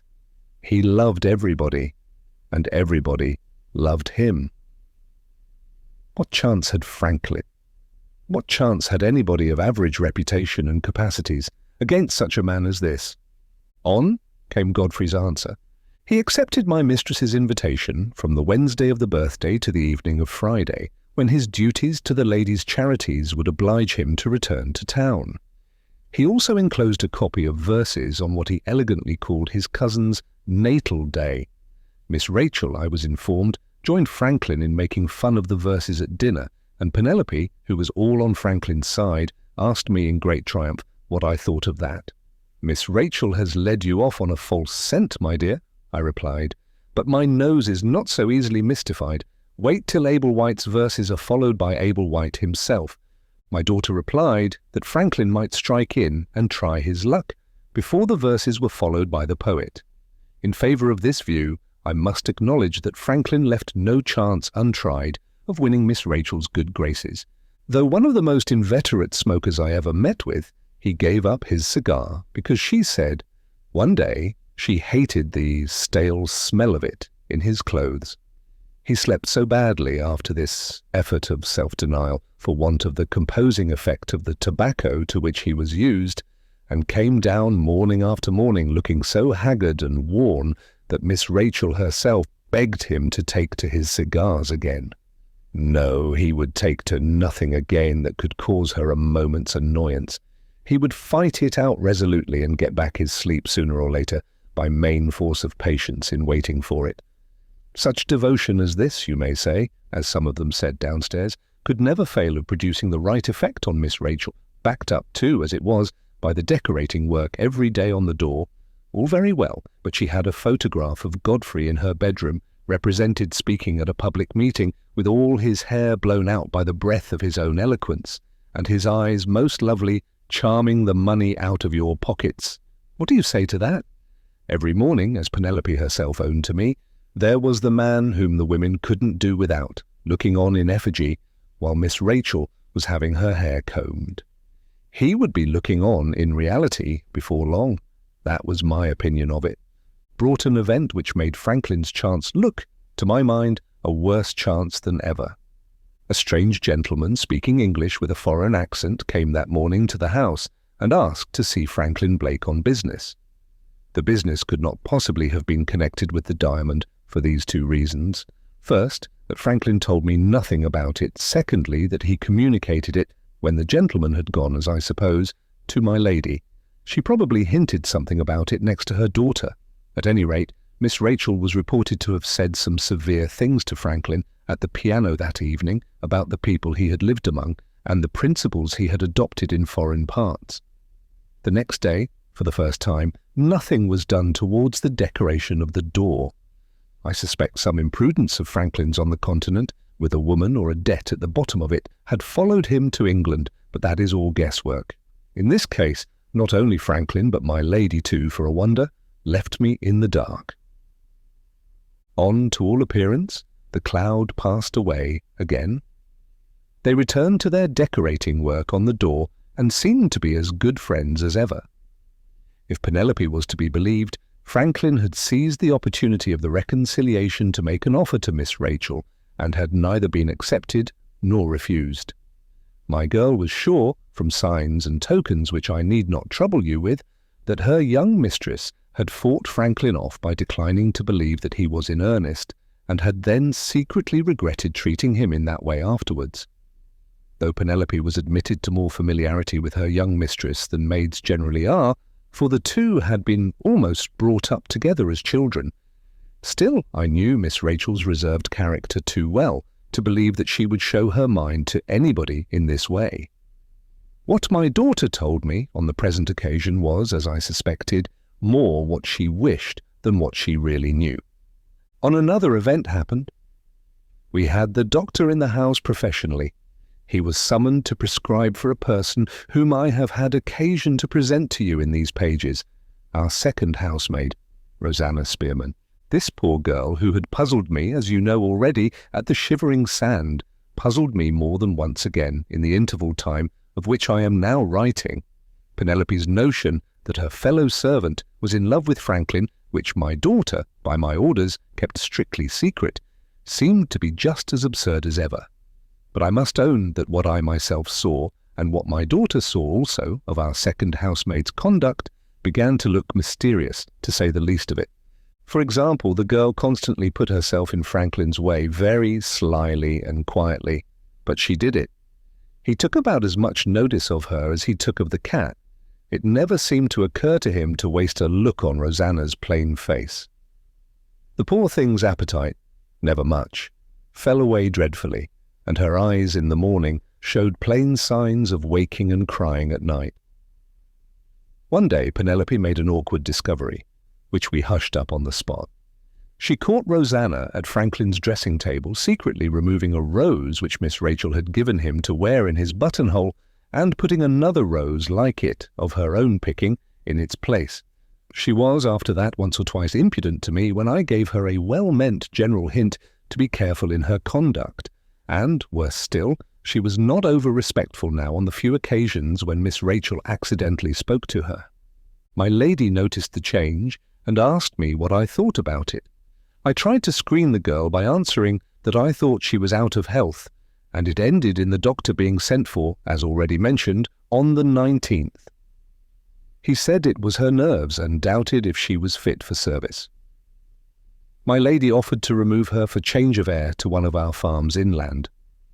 She begged and prayed with the tears in her eyes to be let to stop, and, in an evil hour, I advised my lady to try her for a little longer. As the event proved, and as you will soon see, this was the worst advice I could have given.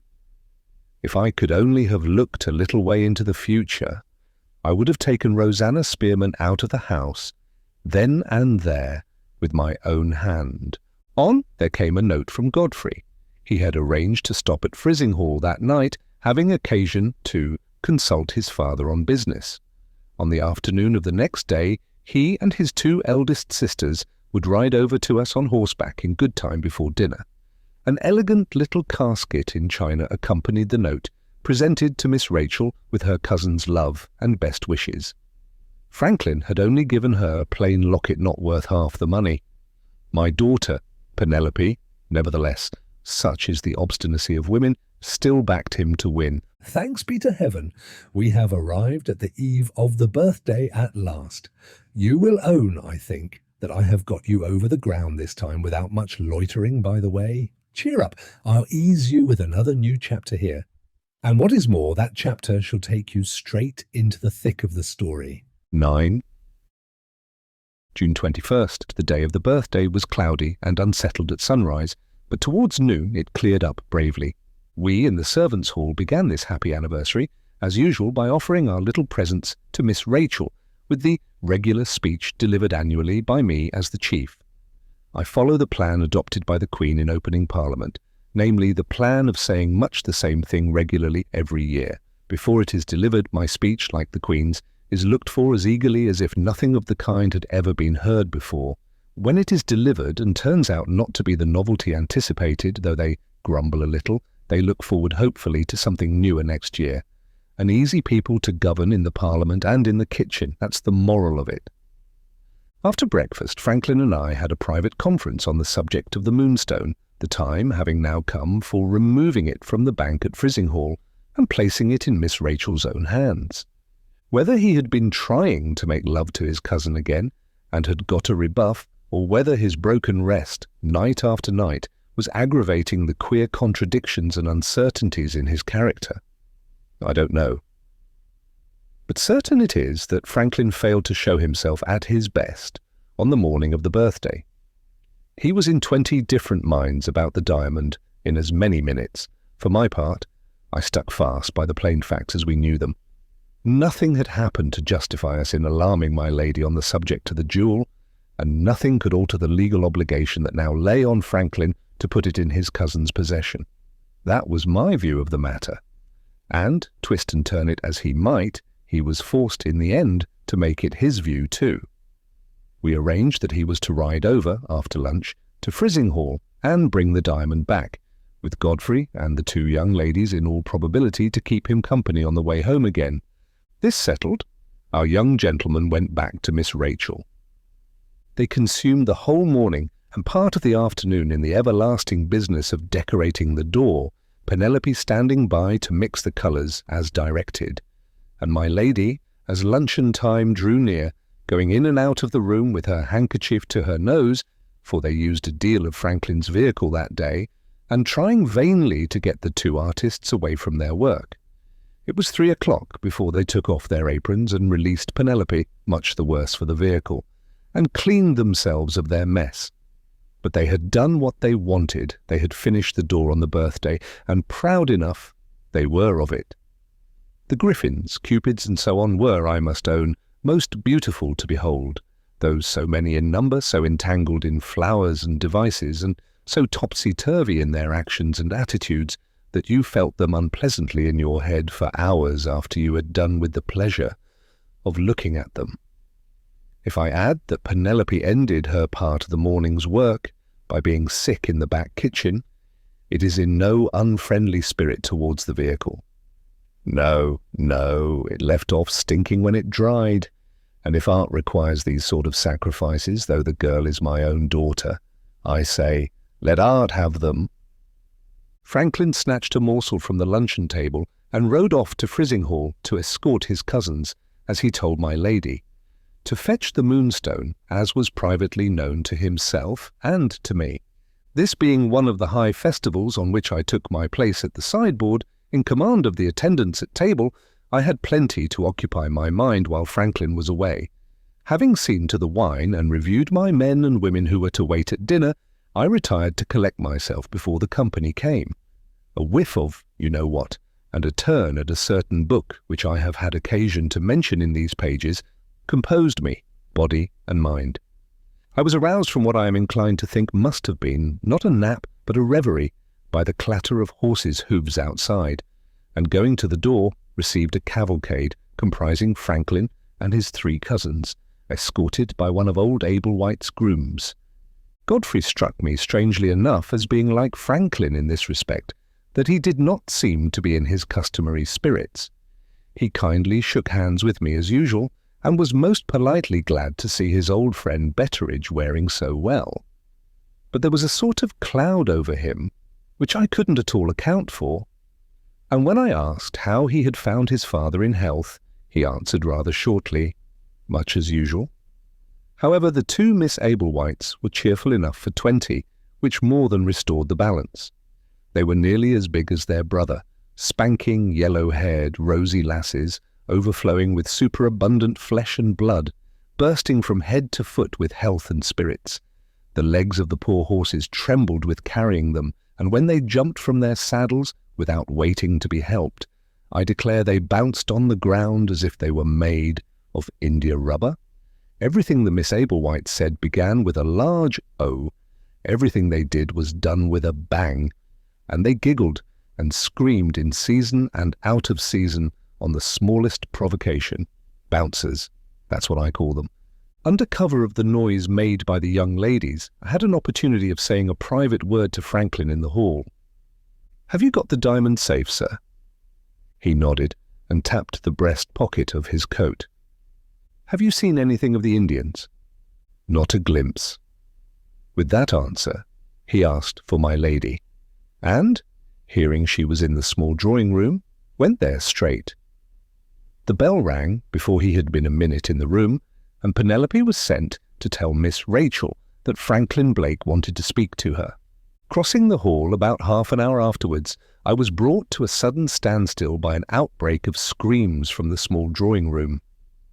I can't say I was at all alarmed, for I recognized in the screams the favourite large O of the Miss Ablewhites. However, I went in on pretence of asking for instructions about the dinner to discover whether anything serious had really happened.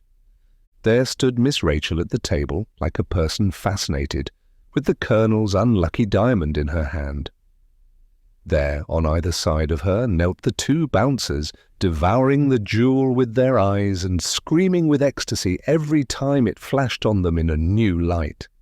There, at the opposite side of the table, stood Godfrey, clapping his hands like a large child and singing out softly, "Exquisite, exquisite." There sat Franklin in a chair by the bookcase, tugging at his beard and looking anxiously towards the window. And there, at the window, stood the object he was contemplating, my lady, having the extract from the Colonel's will in her hand, and keeping her back turned on the whole of the company. She faced me when I asked for my instructions, and I saw the family frown gathering over her eyes, and the family temper twitching at the corners of her mouth. "Come to my room in half an hour," she answered. "I shall have something to say to you then." With those words, she went out.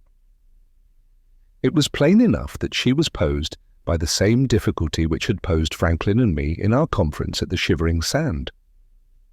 Was the legacy of the Moonstone a proof that she had treated her brother with cruel injustice? Or was it a proof that he was worse than the worst she had ever thought of him? Serious questions those for my lady to determine, while her daughter, innocent of all knowledge of the Colonel's character, stood there with the Colonel's birthday gift in her hand. Before I could leave the room in my turn, Miss Rachel, always considerate to the old servant who had been in the house when she was born, stopped me. "Look, Gabriel," she said, and flashed the jewel before my eyes in a ray of sunlight that poured through the window. Lord bless us, it was a diamond, as large, or nearly, as a plover's egg. The light that streamed from it was like the light of the harvest moon.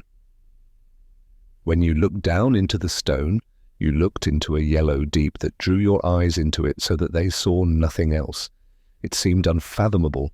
This jewel that you could hold between your finger and thumb seemed unfathomable as the heavens themselves. We set it in the sun and then shut the light out of the room, and it shone awfully out of the depths of its own brightness, with a moony gleam in the dark. No wonder Miss Rachel was fascinated. No wonder her cousins screamed. The diamond laid such a hold on me that I burst out with as large an O as the bouncers themselves. The only one of us who kept his senses was Godfrey. He put an arm round each of his sisters' waists, and looking compassionately backwards and forwards between the diamond and me, said, Carbon Betteridge, mere carbon, my good friend, after all. His object, I suppose, was to instruct me. All he did, however, was to remind me of the dinner. I hobbled off to my army of waiters downstairs. As I went out, Godfrey said, "Dear old Betteridge, I have the truest regard for him." He was embracing his sisters and ogling Miss Rachel, while he honoured me with that testimony of affection. Something like a stock of love to draw on there. Franklin was a perfect savage by comparison with him. At the end of half an hour, I presented myself, as directed, in my lady's room. What passed between my mistress and me on this occasion was, in the main, a repetition of what had passed between Franklin and me at the Shivering Sand, with this difference, that I took care to keep my own counsel about the jugglers, seeing that nothing had happened to justify me in alarming my lady on this head. When I received my dismissal, I could see that she took the blackest view possible of the Colonel's motives, and that she was bent on getting the Moonstone out of her daughter's possession at the first opportunity. On my way back to my own part of the house, I was encountered by Franklin. He wanted to know if I had seen anything of his cousin Rachel. I had seen nothing of her. Could I tell him where his cousin Godfrey was? I didn't know, but I began to suspect that cousin Godfrey might not be far away from cousin Rachel. Franklin's suspicions apparently took the same turn. He tugged hard at his beard and went and shut himself up in the library with a bang of the door that had a world of meaning in it. I was interrupted no more in the business of preparing for the birthday dinner till it was time for me to smarten myself up for receiving the company. Just as I had got my white waistcoat on, Penelope presented herself at my toilet on pretence of brushing what little hair I have got left and improving the tie of my white cravat. My girl was in high spirits, and I saw she had something to say to me. She gave me a kiss on the top of my bald head and whispered, "News for you, father. Miss Rachel has refused him." "Who's him?" I asked. "The ladies' committeeman, father," says Penelope, "a nasty, sly fellow. I hate him for trying to supplant Franklin. If I had had breath enough, I should certainly have protested against this indecent way of speaking of an eminent philanthropic character, but my daughter happened to be improving the tie of my cravat at that moment, and the whole strength of her feelings found its way into her fingers. I never was more nearly strangled in my life. "I saw him take her away alone into the rose garden," says Penelope, "and I waited behind the holly to see how they came back. They had gone out arm in arm, both laughing. They came back walking separate as grave could be, and looking straight away from each other in a manner which there was no mistaking.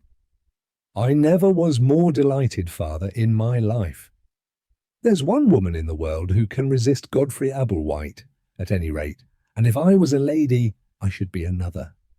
Here I should have protested again, but my daughter had got the hairbrush by this time, and the whole strength of her feelings had passed into that.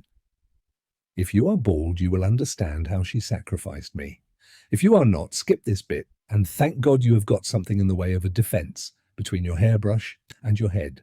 Just on the other side of the holly, Penelope went on, Godfrey came to a standstill. "You prefer," says he, "that I should stop here as if nothing had happened?" Miss Rachel turned on him like lightning. "You have accepted my mother's invitation," she said, "and you are here to meet her guests. Unless you wish to make a scandal in the house, you will remain, of course." She went on a few steps, and then seemed to relent a little. "Let us forget what has passed, Godfrey," she said, "and let us remain cousins still." She gave him her hand. He kissed it, which I should have considered taking a liberty, and then she left him.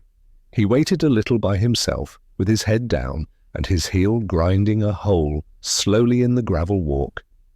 You never saw a man look more put out in your life. "Awkward?" he said between his teeth, when he looked up and went on to the house. "Very awkward." If that was his opinion of himself, he was quite right. Awkward enough, I'm sure. "And the end of it is, father, what I told you all along," cries Penelope, finishing me off with a last scarification, the hottest of all. "Franklin's the man." I got possession of the hairbrush and opened my lips to administer the reproof which, you will own, my daughter's language and conduct richly deserved. Before I could say a word, the crash of carriage wheels outside struck in and stopped me. The first of the dinner company had come. Penelope instantly ran off. I put on my coat and looked in the glass. My head was as red as a lobster, but in other respects I was as nicely dressed for the ceremonies of the evening as a man need be. I got into the hall just in time to announce the two first of the guests. You needn't feel particularly interested about them, only the philanthropist's father and mother, and Abel White. 10. One on the top of the other, the rest of the company followed the Abel Whites till we had the whole tale of them complete. Including the family, they were 24 in all. It was a noble sight to see when they were settled in their places round the dinner table, and the rector of Frizinghall, with beautiful elocution, rose and said grace. There is no need to worry you with a list of the guests. You will meet none of them a second time in my part of the story at any rate, with the exception of two. Those two sat on either side of Miss Rachel, who, as queen of the day, was naturally the great attraction of the party. On this occasion she was more particularly the centre point towards which everybody's eyes were directed, for, to my lady's secret annoyance, she wore her wonderful birthday present, which eclipsed all the rest, the Moonstone. It was without any setting when it had been placed in her hands, but that universal genius Franklin had contrived, with the help of his neat fingers and a little bit of silver wire, to fix it as a brooch in the bosom of her white dress. Everybody wondered at the prodigious size and beauty of the diamond as a matter of course, but the only two of the company who said anything out of the common way about it were those two guests I have mentioned, who sat by Miss Rachel on her right hand and her left.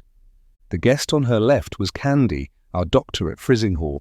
This was a pleasant, companionable little man, with the drawback, however, I must own, of being too fond in season and out of season of his joke, and of his plunging in rather a headlong manner into talk with strangers without waiting to feel his way first.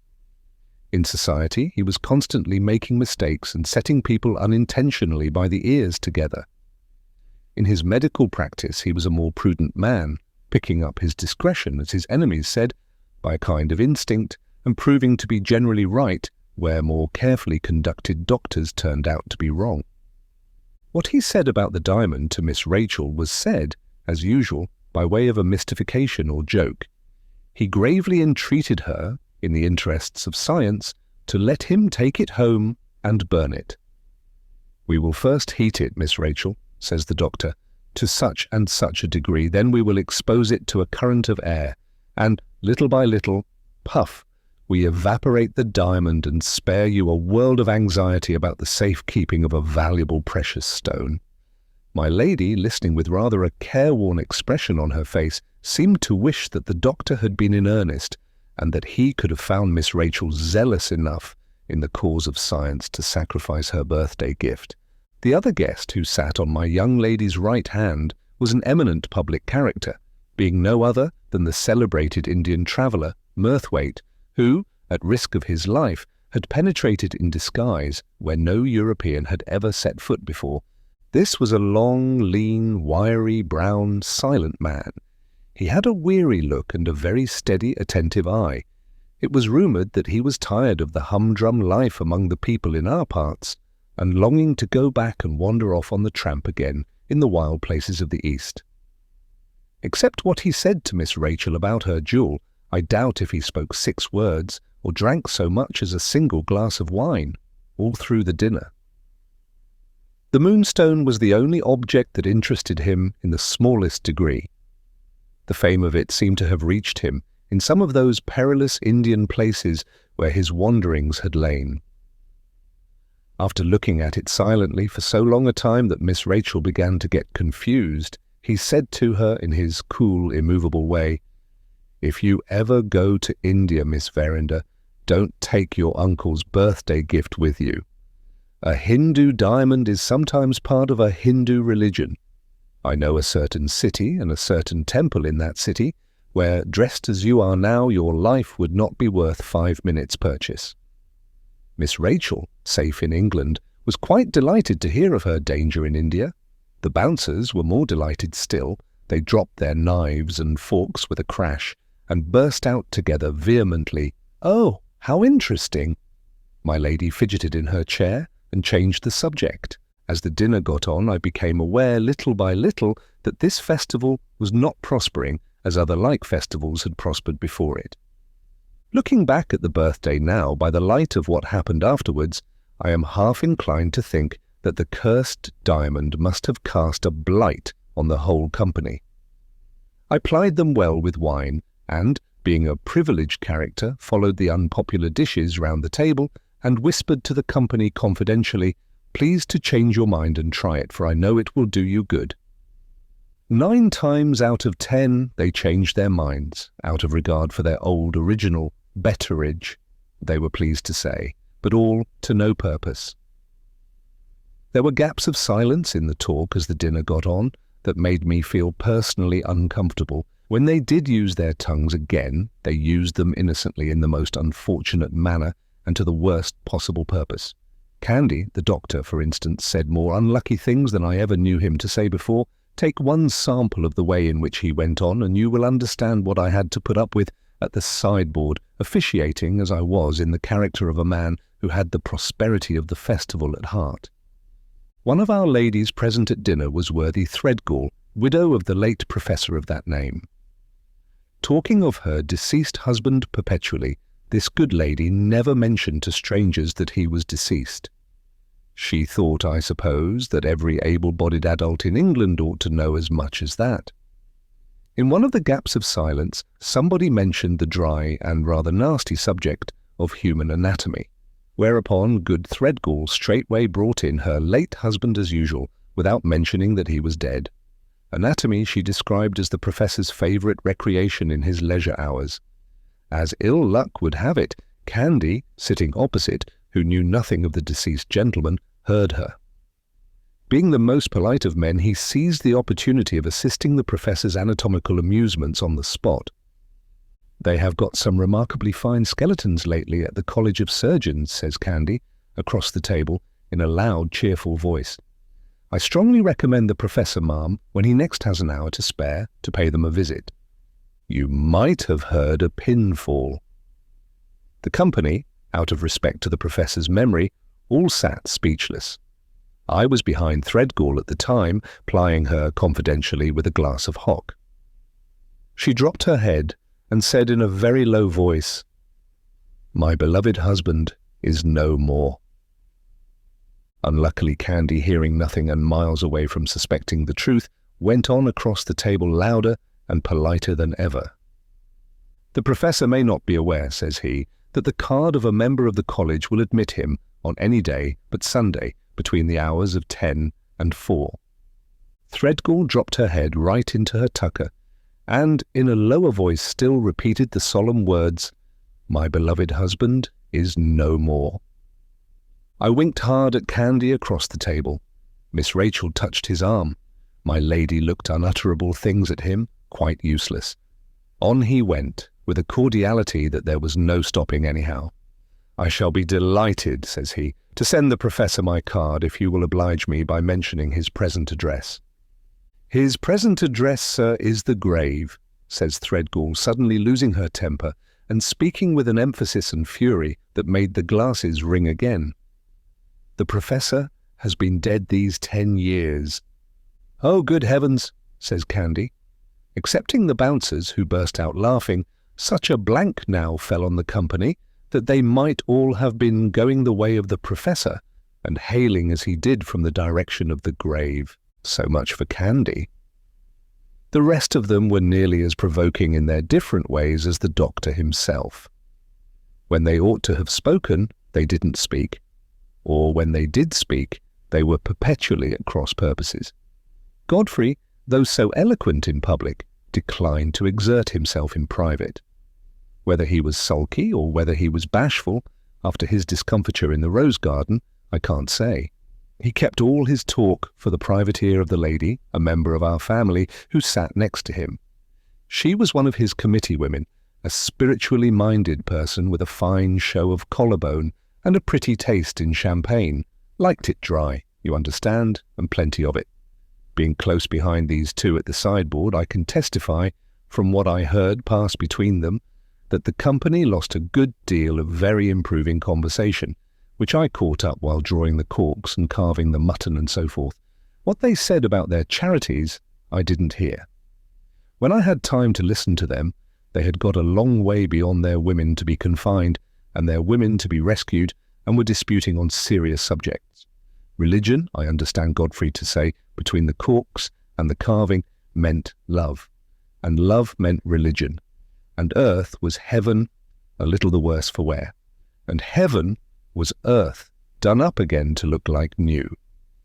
Earth had some very objectionable people in it, but to make amends for that, all the women in heaven would be members of a prodigious committee that never quarrelled, with all the men in attendance on them as ministering angels. Beautiful, beautiful, but why the mischief did Godfrey keep it all to his lady and himself?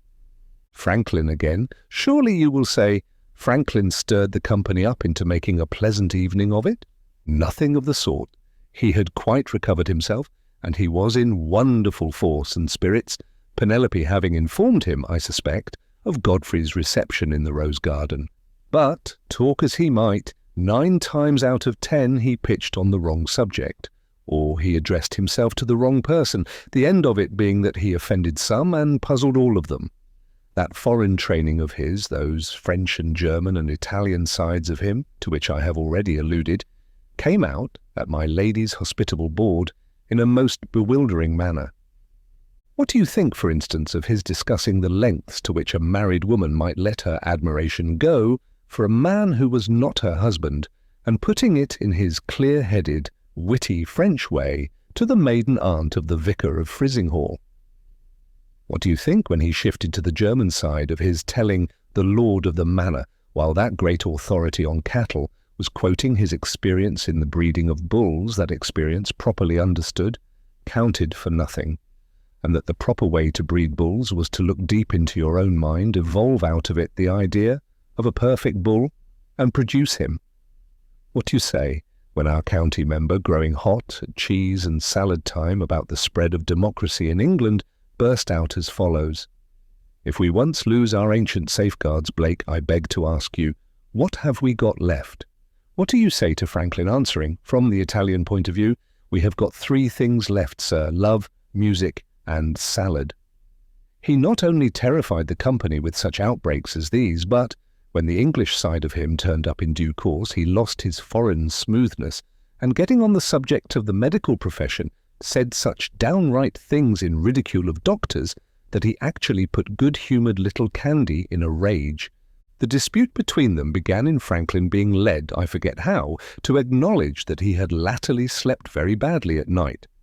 Candy thereupon told him that his nerves were all out of order, and that he ought to go through a course of medicine immediately. Franklin replied that a course of medicine and a course of groping in the dark meant, in his estimation, one and the same thing.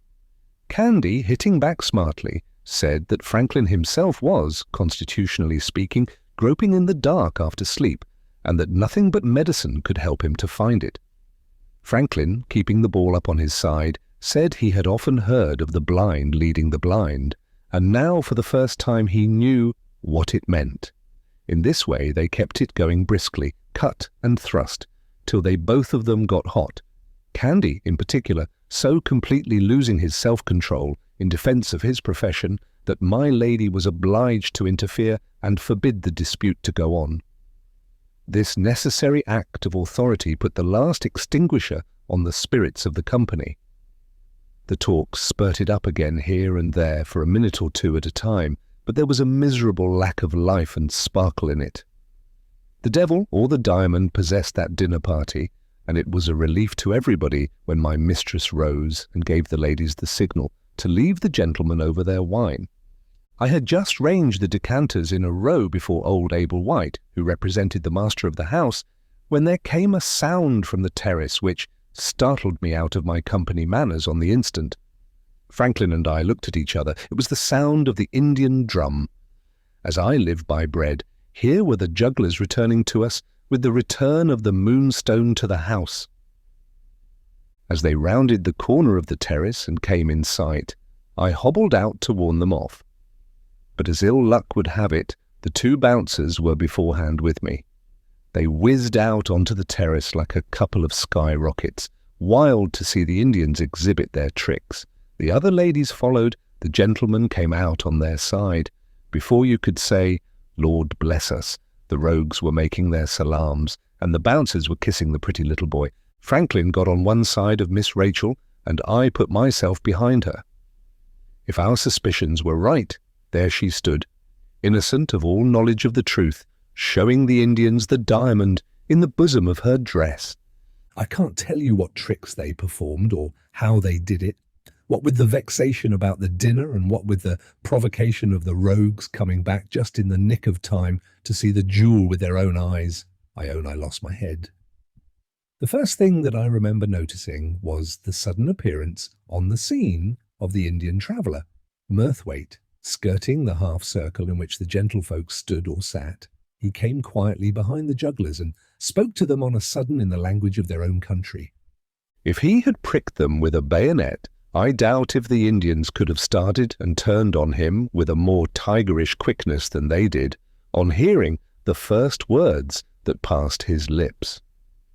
The next moment they were bowing and salaming to him in their most polite and snaky way. After a few words in the unknown tongue had passed on either side, Murthwaite withdrew as quietly as he had approached. The chief Indian, who acted as interpreter, thereupon wheeled about again towards the gentlefolks.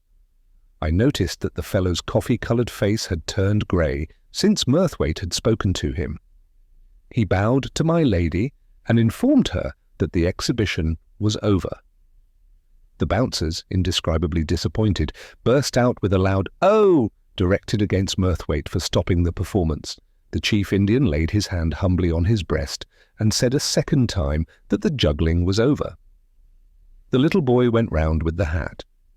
The ladies withdrew to the drawing-room, and the gentlemen, excepting Franklin and Murthwaite, returned to their wine. I and the footman followed the Indians and saw them safe off the premises.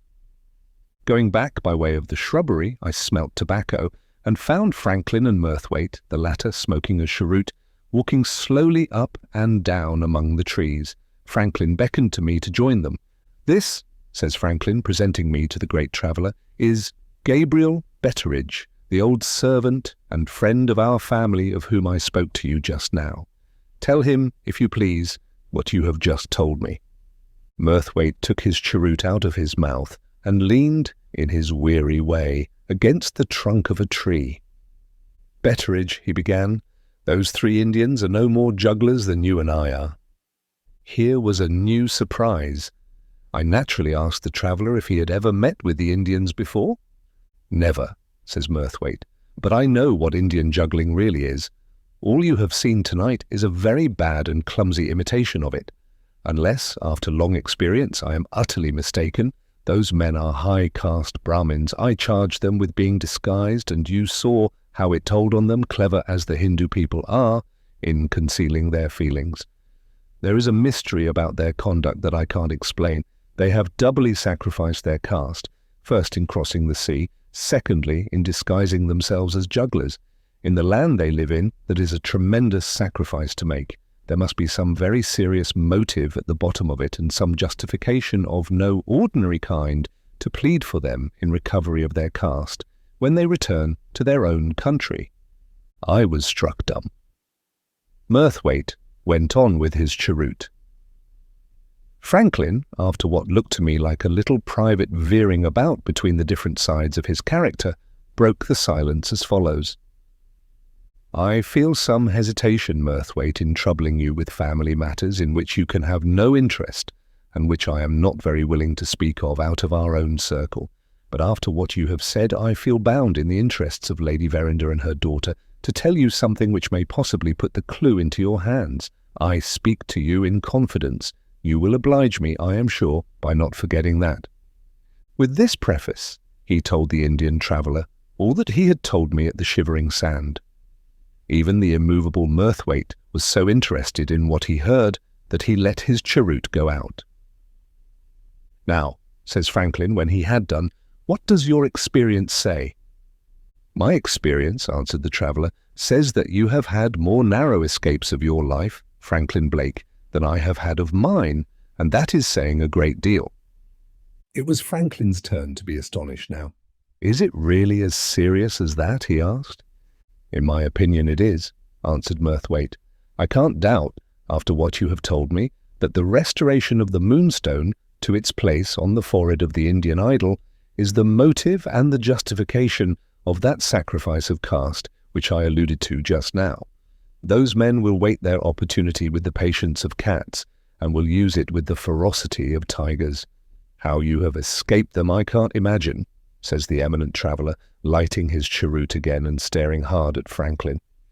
"You have been carrying the diamond backwards and forwards here and in London, and you are still a living man. Let us try and account for it. It was daylight, both times, I suppose, when you took the jewel out of the bank in London?" "Broad daylight," says Franklin. "And plenty of people in the streets. Plenty. You settled, of course, to arrive at Lady Verinder's house at a certain time. It's a lonely country between this and the station. Did you keep your appointment?" "No, I arrived 4 hours earlier than my appointment." "I beg to congratulate you on that proceeding. When did you take the diamond to the bank at the town here?" "I took it an hour after I had brought it to this house, and 3 hours before anybody was prepared for seeing me in these parts." "I beg to congratulate you again. Did you bring it back here alone?" "No, I happened to ride back with my cousins and the groom."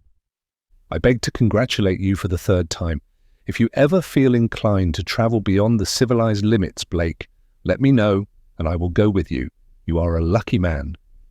Here I struck in. This sort of thing didn't at all square with my English ideas.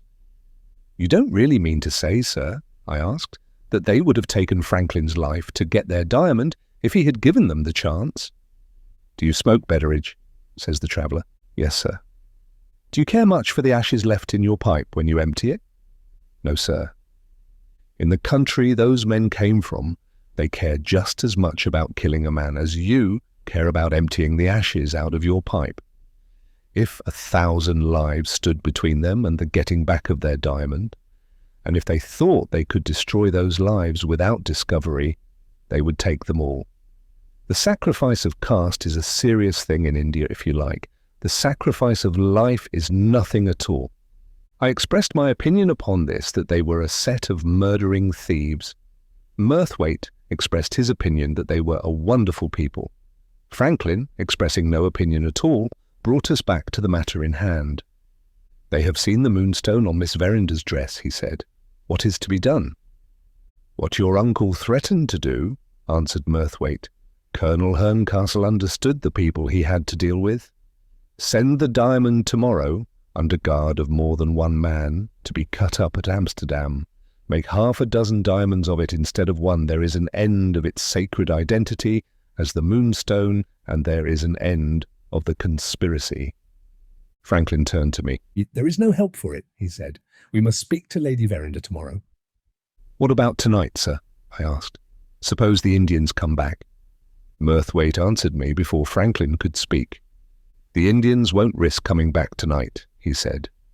"The direct way is hardly ever the way they take to anything, let alone a matter like this, in which the slightest mistake might be fatal to their reaching their end." "But suppose the rogues are bolder than you think, sir?" I persisted. "In that case," says Murthwaite, "let the dogs loose. Have you got any big dogs in the yard?" "2, sir. A mastiff and a bloodhound. They will do. In the present emergency, Betteridge, the mastiff and the bloodhound have one great merit. They are not likely to be troubled with your scruples about the sanctity of human life." The strumming of the piano reached us from the drawing-room as he fired that shot at me. He threw away his cheroot and took Franklin's arm to go back to the ladies. I noticed that the sky was clouding over fast as I followed them to the house. Murthwaite noticed it too.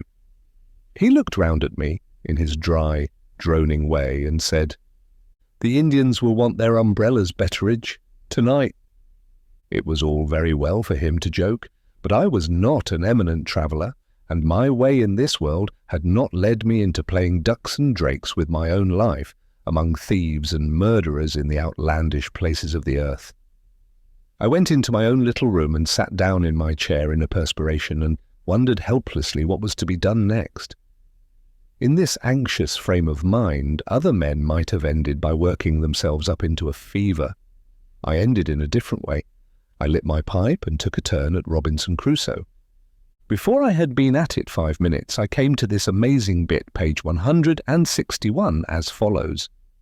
Fear of danger is 10,000 times more terrifying than danger itself when apparent to the eyes, and we find the burden of anxiety greater, by much, than the evil which we are anxious about. The man who doesn't believe in Robinson Crusoe after that is a man with a screw loose in his understanding, or a man lost in the mist of his own self-conceit. Argument is thrown away upon him, and pity is better reserved for some person with a livelier faith. I was far on with my second pipe, and still lost in admiration of that wonderful book, when Penelope, who had been handing round the tea, came in with her report from the drawing-room. She had left the bouncers singing a duet, words beginning with a large O, and music to correspond. She had observed that my lady made mistakes in her game of whist for the first time in our experience of her. She had seen the great traveller asleep in a corner. She had overheard Franklin sharpening his wits on Godfrey at the expense of ladies' charities in general, and she had noticed that Godfrey hit him back again rather more smartly than became a gentleman of his benevolent character.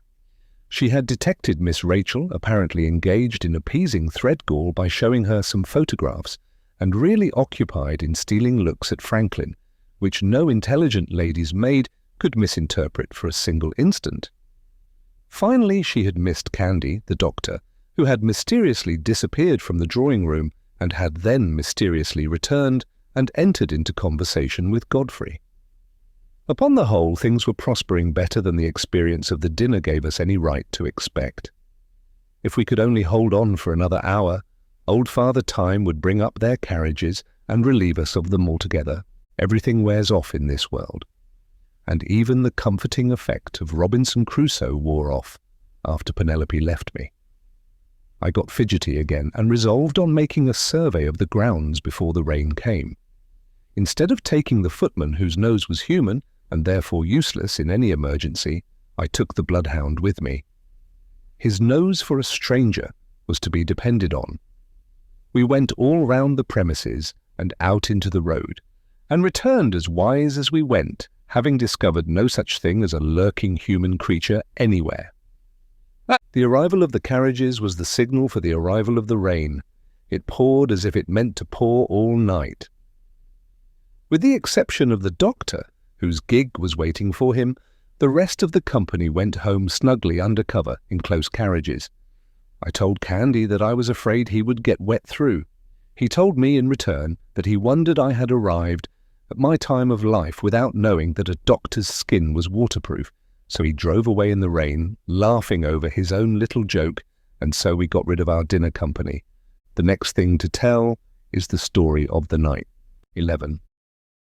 When the last of the guests had driven away, I went back into the inner hall and found Samuel at the side table presiding over the brandy and soda water. My lady and Miss Rachel came out of the drawing-room, followed by the two gentlemen. Godfrey had some brandy and soda water. Franklin took nothing. He sat down, looking dead tired. The talking on this birthday occasion had, I suppose, been too much for him. My lady, turning round to wish them good night, looked hard at the wicked colonel's legacy shining in her daughter's dress. "Rachel," she asked, "where are you going to put your diamond tonight?" Miss Rachel was in high good spirits, just in that humour for talking nonsense, and perversely persisting in it as if it was sense, which you may sometimes have observed in young girls when they are highly wrought up at the end of an exciting day. First, she declared she didn't know where to put the diamond. Then she said, "On her dressing table, of course, along with her other things." Then she remembered that the diamond might take to shining of itself, with its awful moony light in the dark. and that would terrify her in the dead of night. Then she bethought herself of an Indian cabinet which stood in her sitting room, and instantly made up her mind to put the Indian diamond in the Indian cabinet for the purpose of permitting two beautiful native productions to admire each other. Having let her little flow of nonsense run on as far as that point, her mother interposed and stopped her. "My dear, your Indian cabinet has no lock to it," says my lady. "Good heavens, mamma," cried Miss Rachel, "is this an hotel? Are there thieves in the house?" Without taking notice of this fantastic way of talking, my lady wished the gentleman good night. She next turned to Miss Rachel and kissed her. "Why not let me keep the diamond for you tonight?" she asked.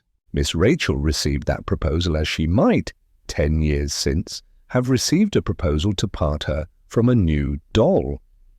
My lady saw there was no reasoning with her that night.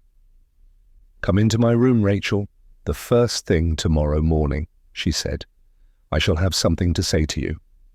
With those last words, she left us slowly, thinking her own thoughts and, to all appearance, not best pleased with the way by which they were leading her. Miss Rachel was the next to say good night. She shook hands first with Godfrey, who was standing at the other end of the hall, looking at a picture. Then she turned back to Franklin, still sitting weary and silent in a corner. What words passed between them I can't say, but standing near the old oak frame which holds our large looking-glass, I saw her reflected in it, slyly slipping the locket which Franklin had given to her out of the bosom of her dress, and showing it to him for a moment, with a smile which certainly meant something out of the common, before she tripped off to bed. This incident staggered me a little in the reliance I had previously felt on my own judgment. I began to think that Penelope might be right about the state of her young lady's affections after all. As soon as Miss Rachel left him eyes to see with, Franklin noticed me. His variable humour, shifting about everything, had shifted about the Indians already. "Betteridge," he said, "I'm half inclined to think I took Mirthwaite too seriously when we had that talk in the shrubbery. I wonder whether he has been trying any of his traveller's tales on us. Do you really mean to let the dogs loose?" "I'll relieve them of their collars, sir," I answered, "and leave them free to take a turn in the night if they smell a reason for it." "All right," says Franklin. "We'll see what is to be done tomorrow. I am not at all disposed to alarm my Aunt Betteridge without a very pressing reason for it. Good night." He looked so worn and pale as he nodded to me, and took his candle to go upstairs, that I ventured to advise his having a drop of brandy and water by way of nightcap. Godfrey, walking towards us from the other end of the hall, backed me. He pressed Franklin in the friendliest manner to take something before he went to bed. I only note these trifling circumstances because, after all I had seen and heard that day, it pleased me to observe that our two gentlemen were on just as good terms as ever. Their warfare of words, heard by Penelope in the drawing-room, and their rivalry for the best place in Miss Rachel's good graces seemed to have set no serious difference between them. But there, they were both good-tempered and both men of the world, and there is certainly this merit in people of station, that they are not nearly so quarrelsome among each other as people of no station at all. Franklin declined the brandy and water, and went upstairs with Godfrey, their rooms being next door to each other. On the landing, however, either his cousin persuaded him, or he veered about and changed his mind as usual. "Perhaps I may want it in the night," he called down to me. "Send up some brandy and water into my room."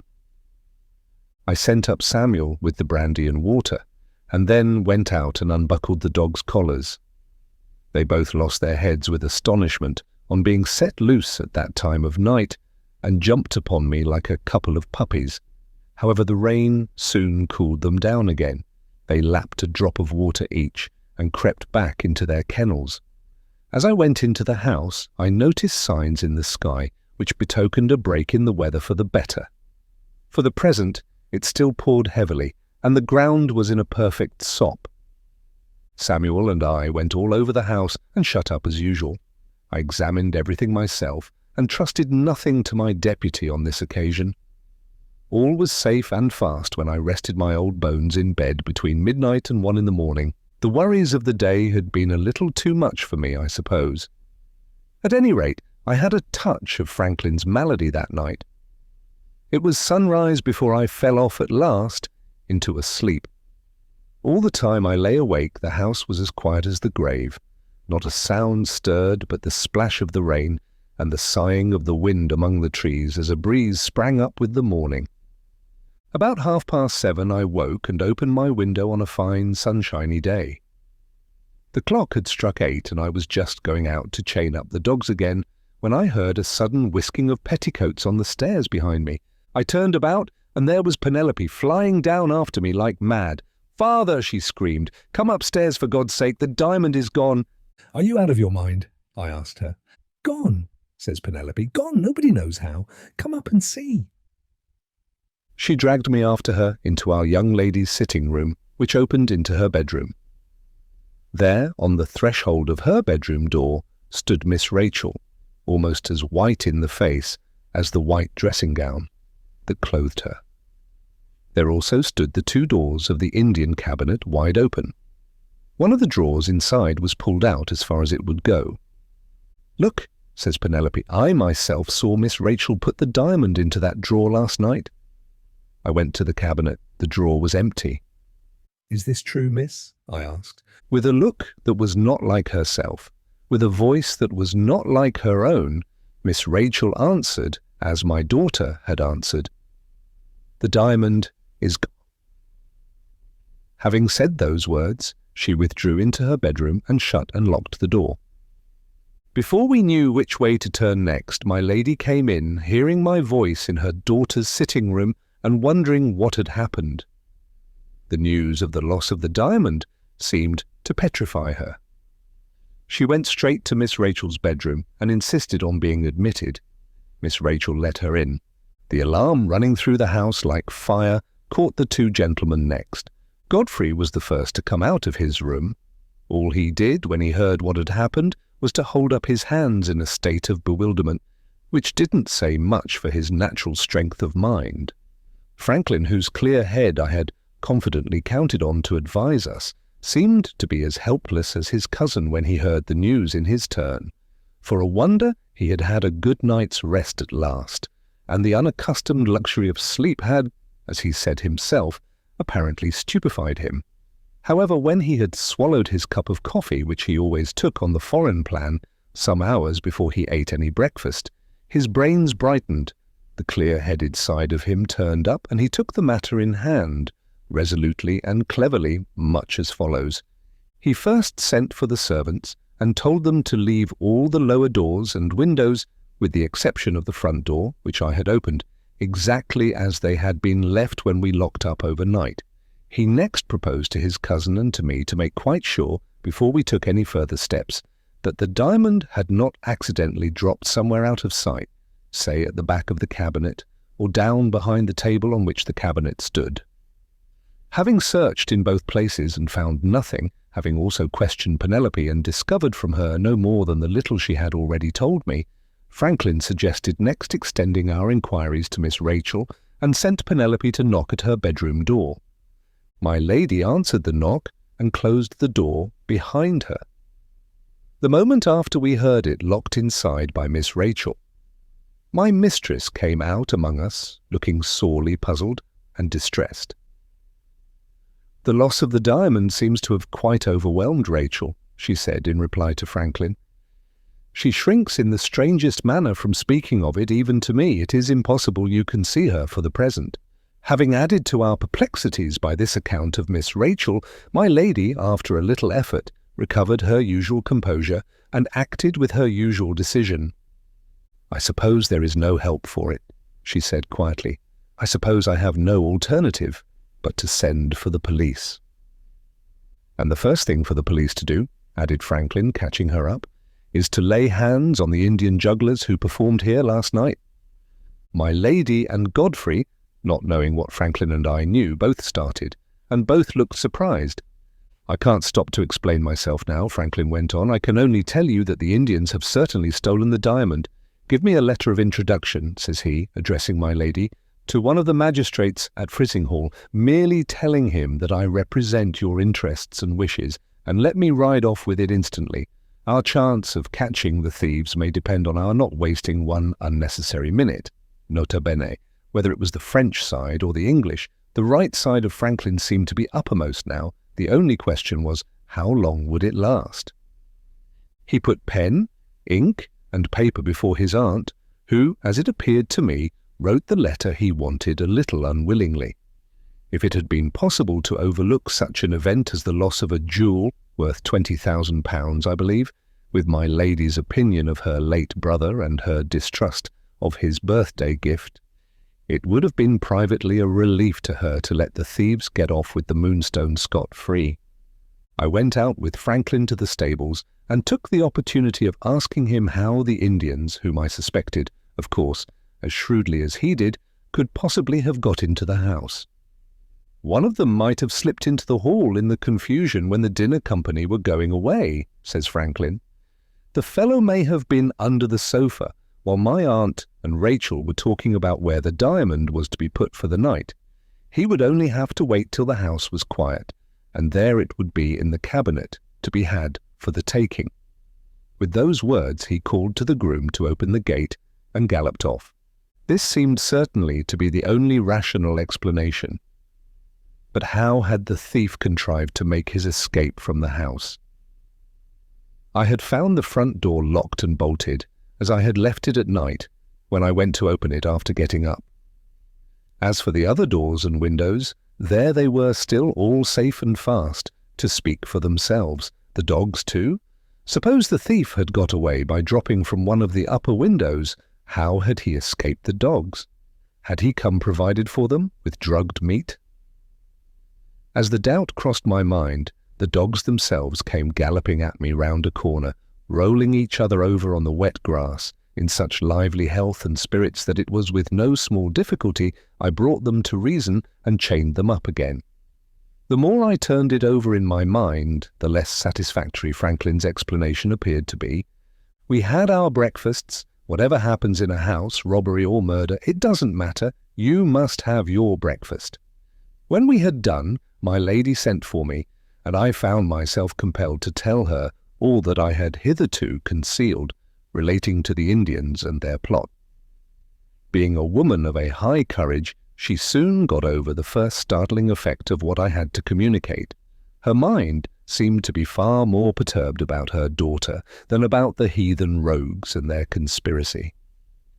You know how odd Rachel is, and how differently she behaves sometimes from other girls, my lady said to me, but I have never, in all my experience, seen her so strange and so reserved as she is now. The loss of her jewel seems almost to have turned her brain. Who would have thought that horrible diamond could have laid such a hold on her in so short a time? It was certainly strange. Taking toys and trinkets in general, Miss Rachel was nothing like so mad after them as most young girls. Yet there she was, still locked up inconsolably in her bedroom. It is but fair to add that she was not the only one of us in the house who was thrown out of the regular groove. Godfrey, for instance, though professionally a sort of consoler general, seemed to be at a loss where to look for his own resources. Having no company to amuse him and getting no chance of trying what his experience of women in distress could do towards comforting Miss Rachel, he wandered hither and thither about the house and gardens in an aimless, uneasy way. He was in two different minds about what it became him to do after the misfortune that had happened to us. Ought he to relieve the family, in their present situation, of the responsibility of him as a guest, or ought he to stay on the chance that even his humble services might be of some use? He decided ultimately that the last course was perhaps the most customary and considerate course to take in such a very peculiar case of family distress as this was. Circumstances try the metal a man is really made of. Godfrey, tried by circumstances, showed himself of weaker metal than I had thought him to be. As for the women servants, excepting Rosanna Spearman, who kept by herself, they took to whispering together in corners and staring at nothing suspiciously, as is the manner of that weaker half of the human family when anything extraordinary happens in a house. I myself acknowledge to have been fidgety and ill-tempered, The cursed Moonstone had turned us all upside down. A little before 11, Franklin came back. The resolute side of him had, to all appearance, given way in the interval since his departure under the stress that had been laid on it. He had left us at a gallop. He came back to us at a walk. When he went away, he was made of iron. When he returned, he was stuffed with cotton, as limp could be. "Well," says my lady, "are the police coming?" "Yes," says Franklin. "They said they would follow me in a fly. Superintendent Seagrave of your local police force and 2 of his men, a mere form. The case is hopeless." "What, have the Indians escaped, sir?" I asked. "The poor ill-used Indians have been most unjustly put in prison," says Franklin. "They are as innocent as the babe unborn. My idea that one of them was hidden in the house has ended, like all the rest of my ideas, in smoke. It's been proved," says Franklin, dwelling with great relish on his own incapacity, "to be simply impossible." After astonishing us by announcing this totally new turn in the matter of the Moonstone, our young gentleman, at his aunt's request, took a seat and explained himself. It appeared that the resolute side of him had held out as far as Frizinghall. He had put the whole case plainly before the magistrate, and the magistrate had at once sent for the police. The first inquiries instituted about the Indians showed that they had not so much as attempted to leave the town.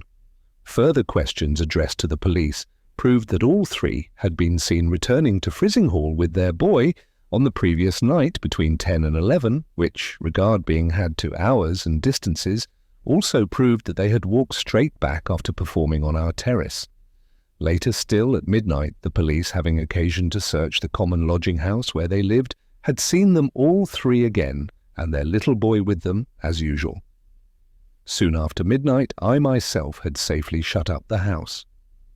Plainer evidence than this, in favour of the Indians, there could not well be. The magistrate said there was not even a case of suspicion against them so far, but as it was just possible, when the police came to investigate the matter, that discoveries affecting the jugglers might be made, he would contrive, by committing them as rogues and vagabonds, to keep them at our disposal under lock and key for a week. They had ignorantly done something, I forget what, in the town, which barely brought them within the operation of the law. Every human institution, justice included, will stretch a little if you only pull it the right way. The worthy magistrate was an old friend of my lady's, and the Indians were committed for a week as soon as the court opened that morning. Such was Franklin's narrative of events at Frizinghall. The Indian clue to the mystery of the lost jewel was now, to all appearance, a clue that had broken in our hands.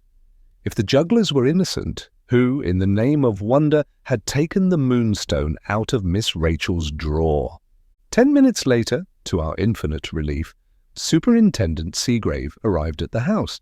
He reported passing Franklin on the terrace, sitting in the sun, I suppose, with the Italian side of him uppermost, and warning the police as they went by that the investigation was hopeless before the investigation had begun. For a family in our situation, the superintendent of the Frizinghall police was the most comforting officer you could wish to see. Seagrave was tall and portly and military in his manners. He had a fine, commanding voice and a mighty resolute eye, and a grand frock-coat which buttoned beautifully up to his leather stock. "I'm the man you want," was written all over his face, and he ordered his 2 inferior policemen about with a severity which convinced us all that there was no trifling with him. He began by going round the premises, outside and in, the result of that investigation proving to him that no thieves had broken in upon us from outside, and that the robbery, consequently, must have been committed by some person in the house. I leave you to imagine the state the servants were in when this official announcement first reached their ears. The superintendent decided to begin by examining the boudoir, and that done, to examine the servants next. At the same time, he posted one of his men on the staircase which led to the servants' bedrooms, with instructions to let nobody in the house pass him till further orders. At this latter proceeding, the weaker half of the human family went distracted on the spot. They bounced out of their corners, whisked upstairs in a body to Miss Rachel's room, Rosanna Spearman being carried away among them this time, burst in on Superintendent Seagrave and, all looking equally guilty, summoned him to say which of them he suspected at once. Superintendent proved equal to the occasion. He looked at them with his resolute eye, and he cowed them with his military voice. "Now then, you women, go downstairs again, every one of you. I won't have you here. Look," says Superintendent, suddenly pointing to a little smear of the decorative painting on Miss Rachel's door at the outer edge, just under the lock. "Look what mischief the petticoats of some of you have done already. Clear out, clear out." Rosanna Spearman, who was nearest to him and nearest to the little smear on the door, set the example of obedience and slipped off instantly to her work. The rest followed her out. The superintendent finished his examination of the room and, making nothing of it, asked me who had first discovered the robbery. My daughter had first discovered it. My daughter was sent for. Superintendent proved to be a little too sharp with Penelope at starting. "Now, young woman, attend to me and mind you speak the truth." Penelope fired up instantly. "I've never been taught to tell lies, policeman.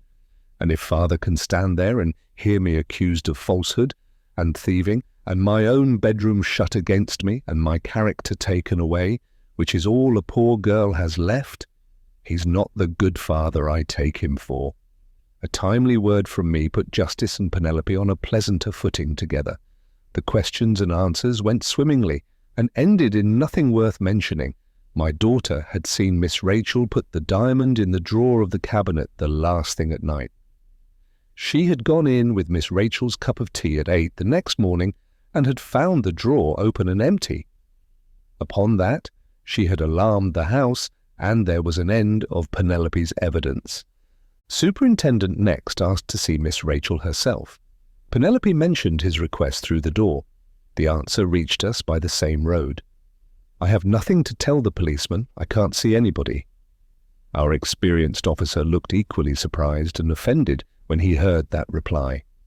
I told him my young lady was ill and begged him to wait a little and see her later. We thereupon went downstairs again and were met by Godfrey and Franklin crossing the hall. The two gentlemen, being inmates of the house, were summoned to say if they could throw any light on the matter. Neither of them knew anything about it. Had they heard any suspicious noises during the previous night? They had heard nothing but the pattering of the rain. Had I, lying awake longer than either of them, heard nothing either? Nothing! Released from examination, Franklin, still sticking to the helpless view of our difficulty, whispered to me, "That man will be of no earthly use to us. Superintendent Seagrave is an ass." Released in his turn, Godfrey whispered to me, "Evidently a most competent person. Betteridge, I have the greatest faith in him. Many men, many opinions, as one of the ancients said before my time." Superintendent's next proceeding took him back to the boudoir again, with my daughter and me at his heels. His object was to discover whether any of the furniture had been moved during the night out of its customary place, his previous investigation in the room having apparently not gone quite far enough to satisfy his mind on this point. While we were still poking about among the chairs and tables, the door of the bedroom was suddenly opened. After having denied herself to everybody, Miss Rachel, to our astonishment, walked into the midst of us of her own accord. She took up her garden hat from a chair, and then went straight to Penelope with this question. "Franklin Blake sent you with a message to me this morning?" "Yes, miss." "He wished to speak to me, didn't he?" "Yes, miss." "Where is he now?" Hearing voices on the terrace below, I looked out of window and saw the two gentlemen walking up and down together. Answering for my daughter, I said, "Franklin is on the terrace, miss." Without another word, without heeding Superintendent, who tried to speak to her, pale as death, and wrapped up strangely in her own thoughts, she left the room and went down to her cousins on the terrace. It showed a want of due respect, it showed a breach of good manners on my part, but for the life of me I couldn't help looking out of window when Miss Rachel met the gentleman outside. She went up to Franklin without appearing to notice Godfrey, who thereupon drew back and left them by themselves. What she said to Franklin appeared to be spoken vehemently. It lasted but for a short time and, judging by what I saw of his face from the window, seemed to astonish him beyond all power of expression. While they were still together, my lady appeared on the terrace. Miss Rachel saw her, said a few last words to Franklin, and suddenly went back into the house again before her mother came up with her. My lady surprised herself and, noticing Franklin's surprise, spoke to him. Godfrey joined them and spoke also. Franklin walked away a little between the two, telling them what had happened, I suppose, for they both stopped short after taking a few steps like persons struck with amazement. I had just seen as much as this when the door of the sitting room was opened violently. Miss Rachel walked swiftly through to her bedroom, wild and angry, with fierce eyes and flaming cheeks. Superintendent once more attempted to question her. She turned round on him at her bedroom door. "I have not sent for you!" she cried out vehemently. "I don't want you. My diamond is lost. Neither you nor anybody else will ever find it." With those words, she went in and locked the door in our faces. Penelope, standing nearest to it, heard her burst out crying the moment she was alone again. In a rage one moment, in tears the next. What did it mean? I told the superintendent it meant that Miss Rachel's temper was upset by the loss of her jewel. Being anxious for the honour of the family, it distressed me to see my young lady forget herself, even with a police officer, and I made the best excuse I could accordingly. In my own private mind, I was more puzzled by Miss Rachel's extraordinary language and conduct than words can tell. Taking what she had said at her bedroom door as a guide to guess by, I could only conclude that she was mortally offended by our sending for the police, and that Franklin's astonishment on the terrace was caused by her having expressed herself to him as the person chiefly instrumental in fetching the police, to that effect. If this guess was right, why, having lost her diamond, should she object to the presence in the house of the very people whose business it was to recover it for her? And how, in heaven's name, could she know that the Moonstone would never be found again? As things stood at present, no answer to those questions was to be hoped for from anybody in the house. Franklin appeared to think it a point of honour to forbear repeating to a servant, even to so old a servant as I was, what Miss Rachel had said to him on the terrace. Godfrey, who as a gentleman and a relative had been probably admitted into Franklin's confidence, respected that confidence as he was bound to do. My lady, who was also in the secret no doubt, and who alone had access to Miss Rachel, owned openly that she could make nothing of her. "You madden me when you talk of the diamond." All her mother's influence failed to extract from her a word more than that. Here we were then at a deadlock about Miss Rachel, and at a deadlock about the Moonstone. In the first case, my lady was powerless to help us.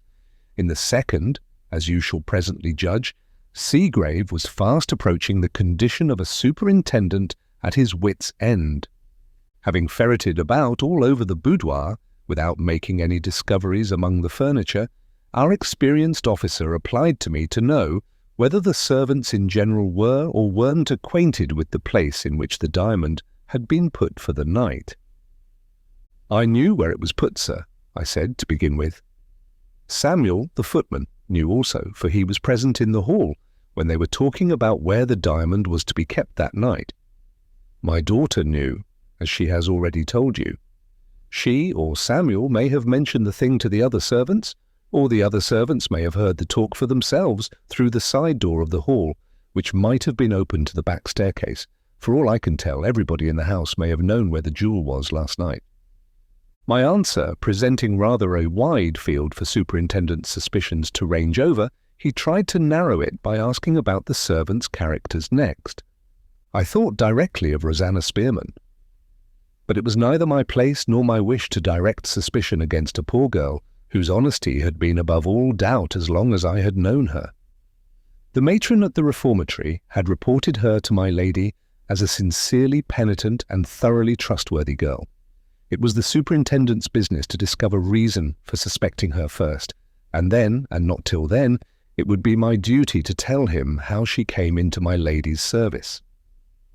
All our people have excellent characters, I said, and all have deserved the trust their mistress has placed in them. After that, there was but one thing left for Seagrave to do, namely, to set to work and tackle the servant's characters himself. One after another they were examined. One after another they proved to have nothing to say, and said it, so far as the women were concerned, at great length, and with a very angry sense of the embargo laid on their bedrooms. The rest of them being sent back to their places downstairs, Penelope was then summoned and examined separately a second time. My daughter's little outbreak of temper in the boudoir, and her readiness to think herself suspected, appeared to have produced an unfavourable impression on Superintendent Seagrave. It seemed also to dwell a little on his mind that she had been the last person who saw the diamond at night. When the second questioning was over, my girl came back to me in a frenzy. There was no doubt of it any longer. The police officer had almost as good as told her she was the thief. I could scarcely believe him, taking Franklin's view, to be quite such an ass as that. But though he said nothing, the eye with which he looked at my daughter was not a very pleasant eye to see. I laughed it off with poor Penelope as something too ridiculous to be treated seriously, which it certainly was. Secretly, I am afraid I was foolish enough to be angry too. It was a little trying, it was indeed. My girl sat down in a corner with her apron over her head, quite broken-hearted. Foolish of her, you will say. She might have waited till he openly accused her. Well, being a man of just an equal temper, I admit that. Still, Superintendent might have remembered. Never mind what he might have remembered. The devil take him. The next and last step in the investigation brought matters, as they say, to a crisis. The officer had an interview at which I was present with my lady. After informing her that the diamond must have been taken by somebody in the house, he requested permission for himself and his men to search the servants' rooms and boxes on the spot. My good mistress, like the generous, high-bred woman she was, refused to let us be treated like thieves. "I will never consent to make such a return as that," she said, "for all I owe to the faithful servants who are employed in my house." Superintendent made his bow with a look in my direction which said plainly, "Why employ me if you are to tie my hands in this way?" As head of the servants, I felt directly that we were bound, in justice to all parties, not to profit by our mistress's generosity. "We gratefully thank your ladyship," I said, "but we ask your permission to do what is right in this matter by giving up our keys." "When Gabriel Betteridge sets the example," says I, stopping Superintendent Seagrave at the door, "the rest of the servants will follow, I promise you. There are my keys to begin with." My lady took me by the hand and thanked me with the tears in her eyes. Lord, what would I not have given at that moment for the privilege of knocking Superintendent Seagrave down? As I had promised for them, the other servants followed my lead, sorely against the grain, of course, but all taking the view that I took. The women were a sight to see, while the police officers were rummaging among their things. The cook looked as if she could grill Superintendent alive on a furnace, and the other women looked as if they could eat him when he was done. The search over, and no diamond or sign of a diamond being found, of course, anywhere, Superintendent Seagrave retired to my little room to consider with himself what he was to do next. He and his men had now been hours in the house, and had not advanced us 1 inch towards a discovery of how the Moonstone had been taken, or of whom we were to suspect as the thief. While the police officer was still pondering in solitude, I was sent for to see Franklin in the library. To my unutterable astonishment, just as my hand was on the door, it was suddenly opened from the inside, and out walked Rosanna Spearman. After the library had been swept and cleaned in the morning, neither first nor second housemaid had any business in that room at any later period of the day.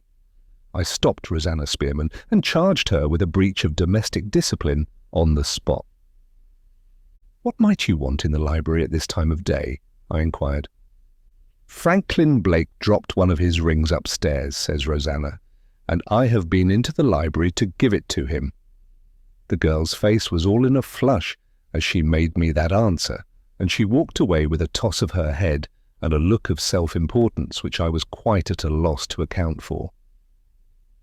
The proceedings in the house had doubtless upset all the women servants more or less, but none of them had gone clean out of their natural characters, as Rosanna, to all appearance, had now gone out of hers. I found Franklin writing at the library table. He asked for a conveyance to the railway station the moment I entered the room. The first sound of his voice informed me that we now had the resolute side of him uppermost once more. The man made of cotton had disappeared, and the man made of iron sat before me again. "Going to London, sir?" I asked.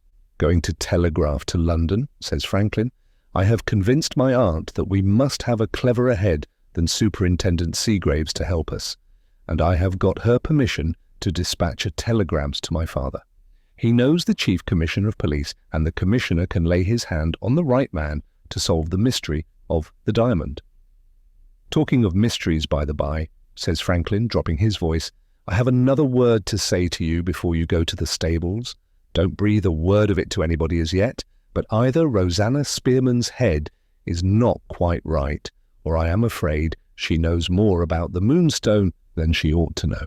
I can hardly tell whether I was more startled or distressed at hearing him say that.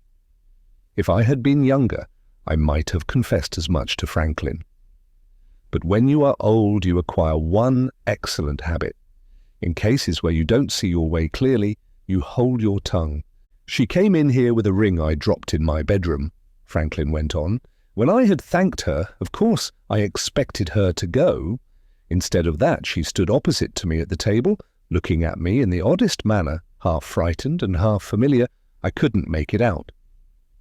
'This is a strange thing about the diamond, sir,' she said, in a curiously sudden, headlong way. I said, yes, it was, and wondered what was coming next. Upon my honour, Betteridge, I think she must be wrong in the head. She said, "They will never find the diamond, sir, will they?" "No, nor the person who took it, I'll answer for that." She actually nodded and smiled at me. Before I could ask her what she meant, we heard your step outside. I suppose she was afraid of your catching her here. At any rate, she changed colour and left the room. What on earth does it mean? I could not bring myself to tell him the girl's story even then. It would have been almost as good as telling him that she was the thief. Besides, even if I had made a clean breast of it, and even supposing she was the thief, the reason why she should let out her secret to Franklin, of all the people in the world, would have been still as far to seek as ever. I can't bear the idea of getting the poor girl into a scrape merely because she has a flighty way with her and talks very strangely, Franklin went on. And yet, if she had said to the superintendent what she said to me, fool as he is, I'm afraid, he stopped there and left the rest unspoken. "The best way, sir," I said, "will be for me to say 2 words privately to my mistress about it at the first opportunity. My lady has a very friendly interest in Rosanna, and the girl may only have been forward and foolish after all. When there's a mess of any kind in a house, sir, the women servants like to look at the gloomy side.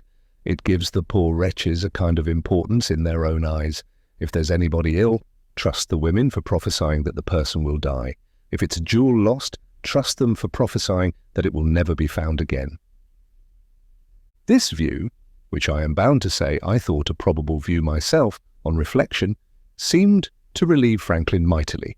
He folded up his telegram and dismissed the subject. On my way to the stables, to order the pony chaise, I looked in at the servants' hall where they were at dinner. Rosanna Spearman was not among them.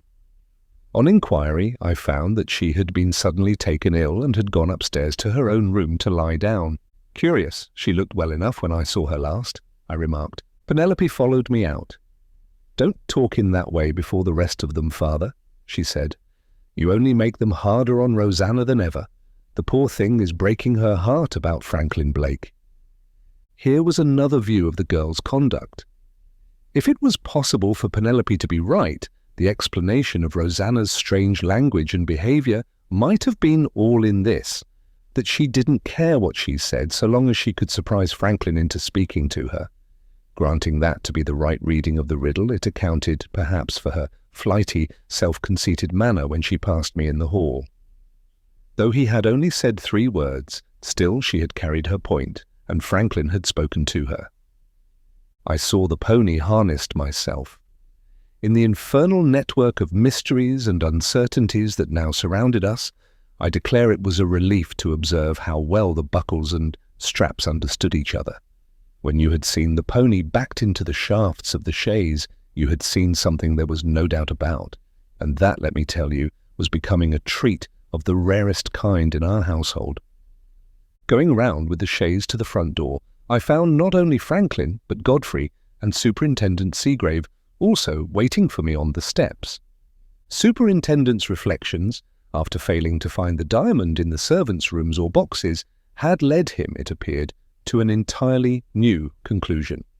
Still sticking to his first text, namely, that somebody in the house had stolen the jewel, our experienced officer was now of the opinion that the thief, he was wise enough not to name poor Penelope, whatever he might privately think of her, had been acting in concert with the Indians, and he accordingly proposed shifting his inquiries to the jugglers in the prison at Frizinghall.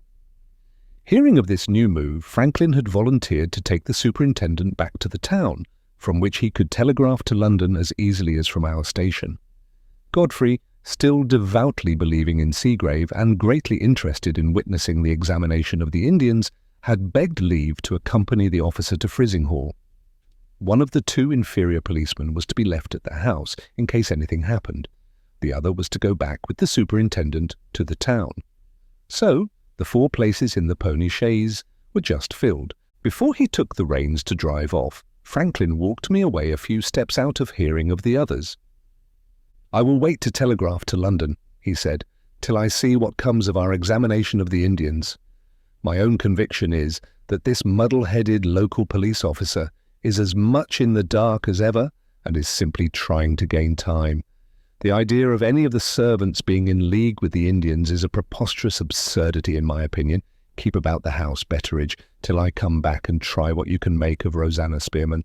I don't ask you to do anything degrading to your own self-respect or anything cruel towards the girl. I only ask you to exercise your observation more carefully than usual. We will make as light of it as we can before my aunt, but this is a more important matter than you may suppose." "It is a matter of £20,000, sir," I said, thinking of the value of the diamond. "It's a matter of quieting Rachel's mind," answered Franklin gravely. "I am very uneasy about her." He left me suddenly as if he desired to cut short any further talk between us. I thought I understood why. Further talk might have let me into the secret of what Miss Rachel had said to him on the terrace. So they drove away to Frizinghall. I was ready enough in the girl's own interest to have a little talk with Rosanna in private. But the needful opportunity failed to present itself. She only came downstairs again at tea-time. When she did appear, she was flighty and excited, had what they call an hysterical attack, took a dose of sal volatile by my lady's order, and was sent back to her bed. The day wore on to its end drearily and miserably enough, I can tell you. Miss Rachel still kept her room, declaring that she was too ill to come down to dinner that day.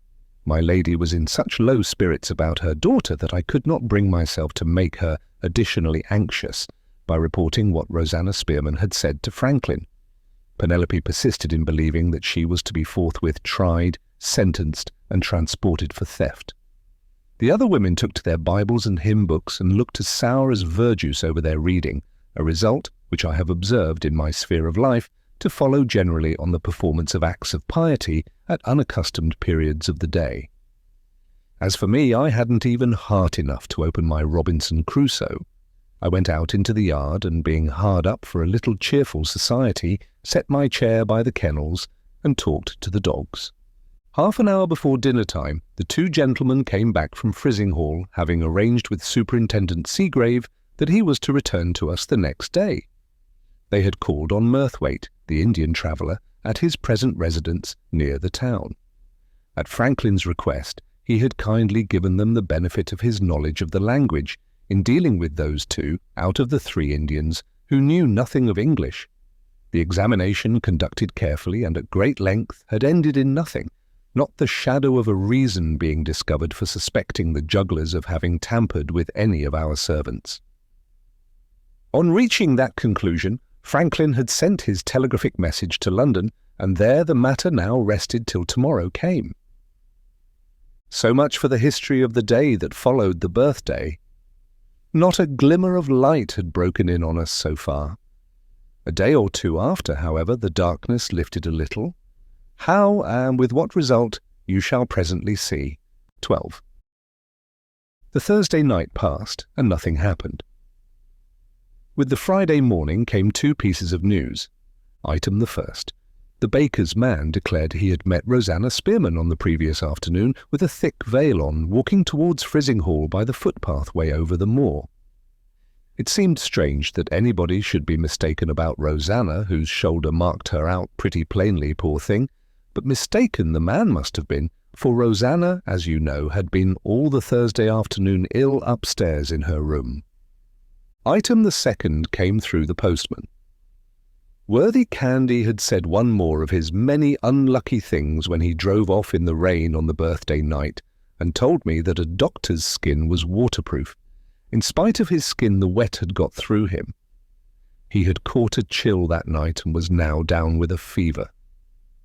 The last accounts, brought by the postman, represented him to be light-headed, talking nonsense as glibly, poor man, in his delirium as he often talked it in his sober senses.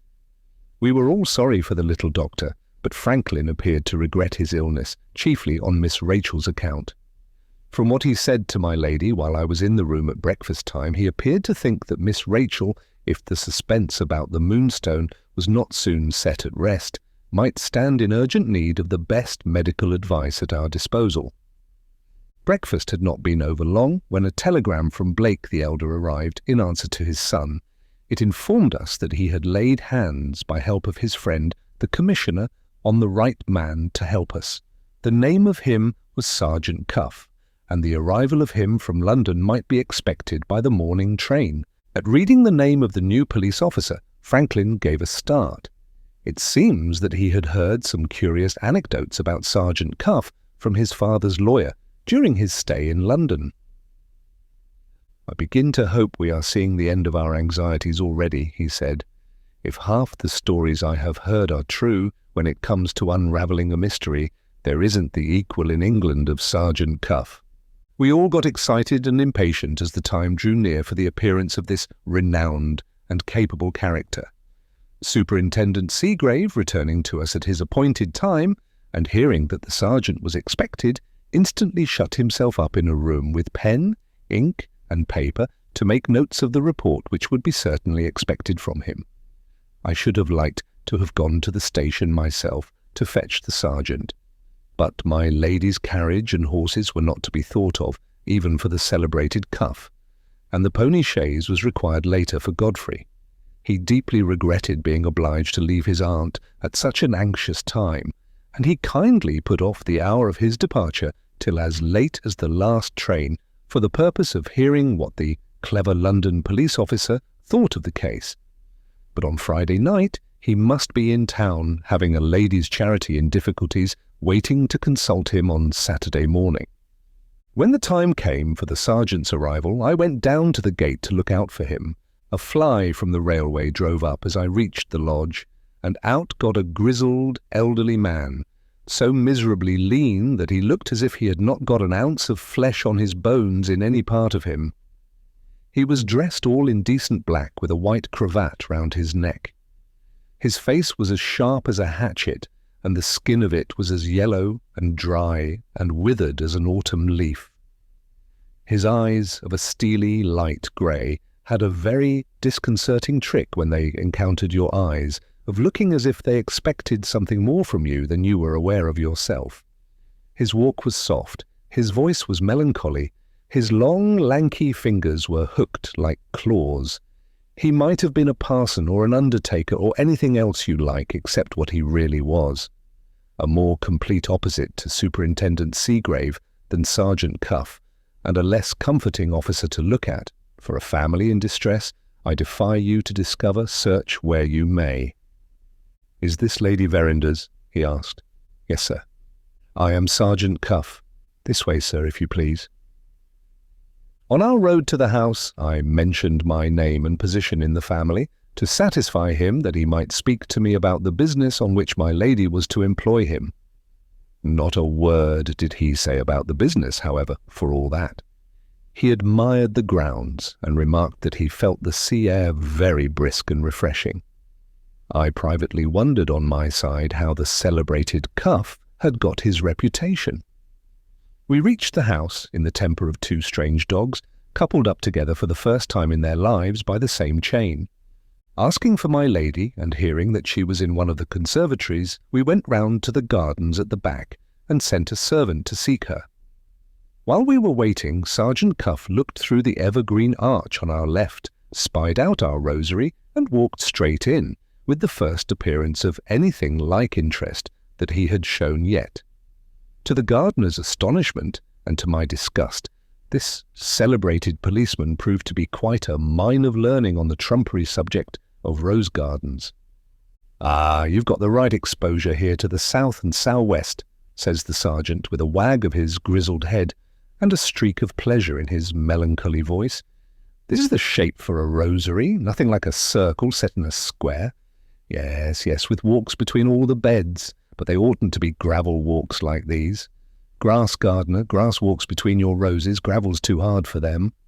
That's a sweet, pretty bed of white roses and blush roses. They always mix well together, don't they?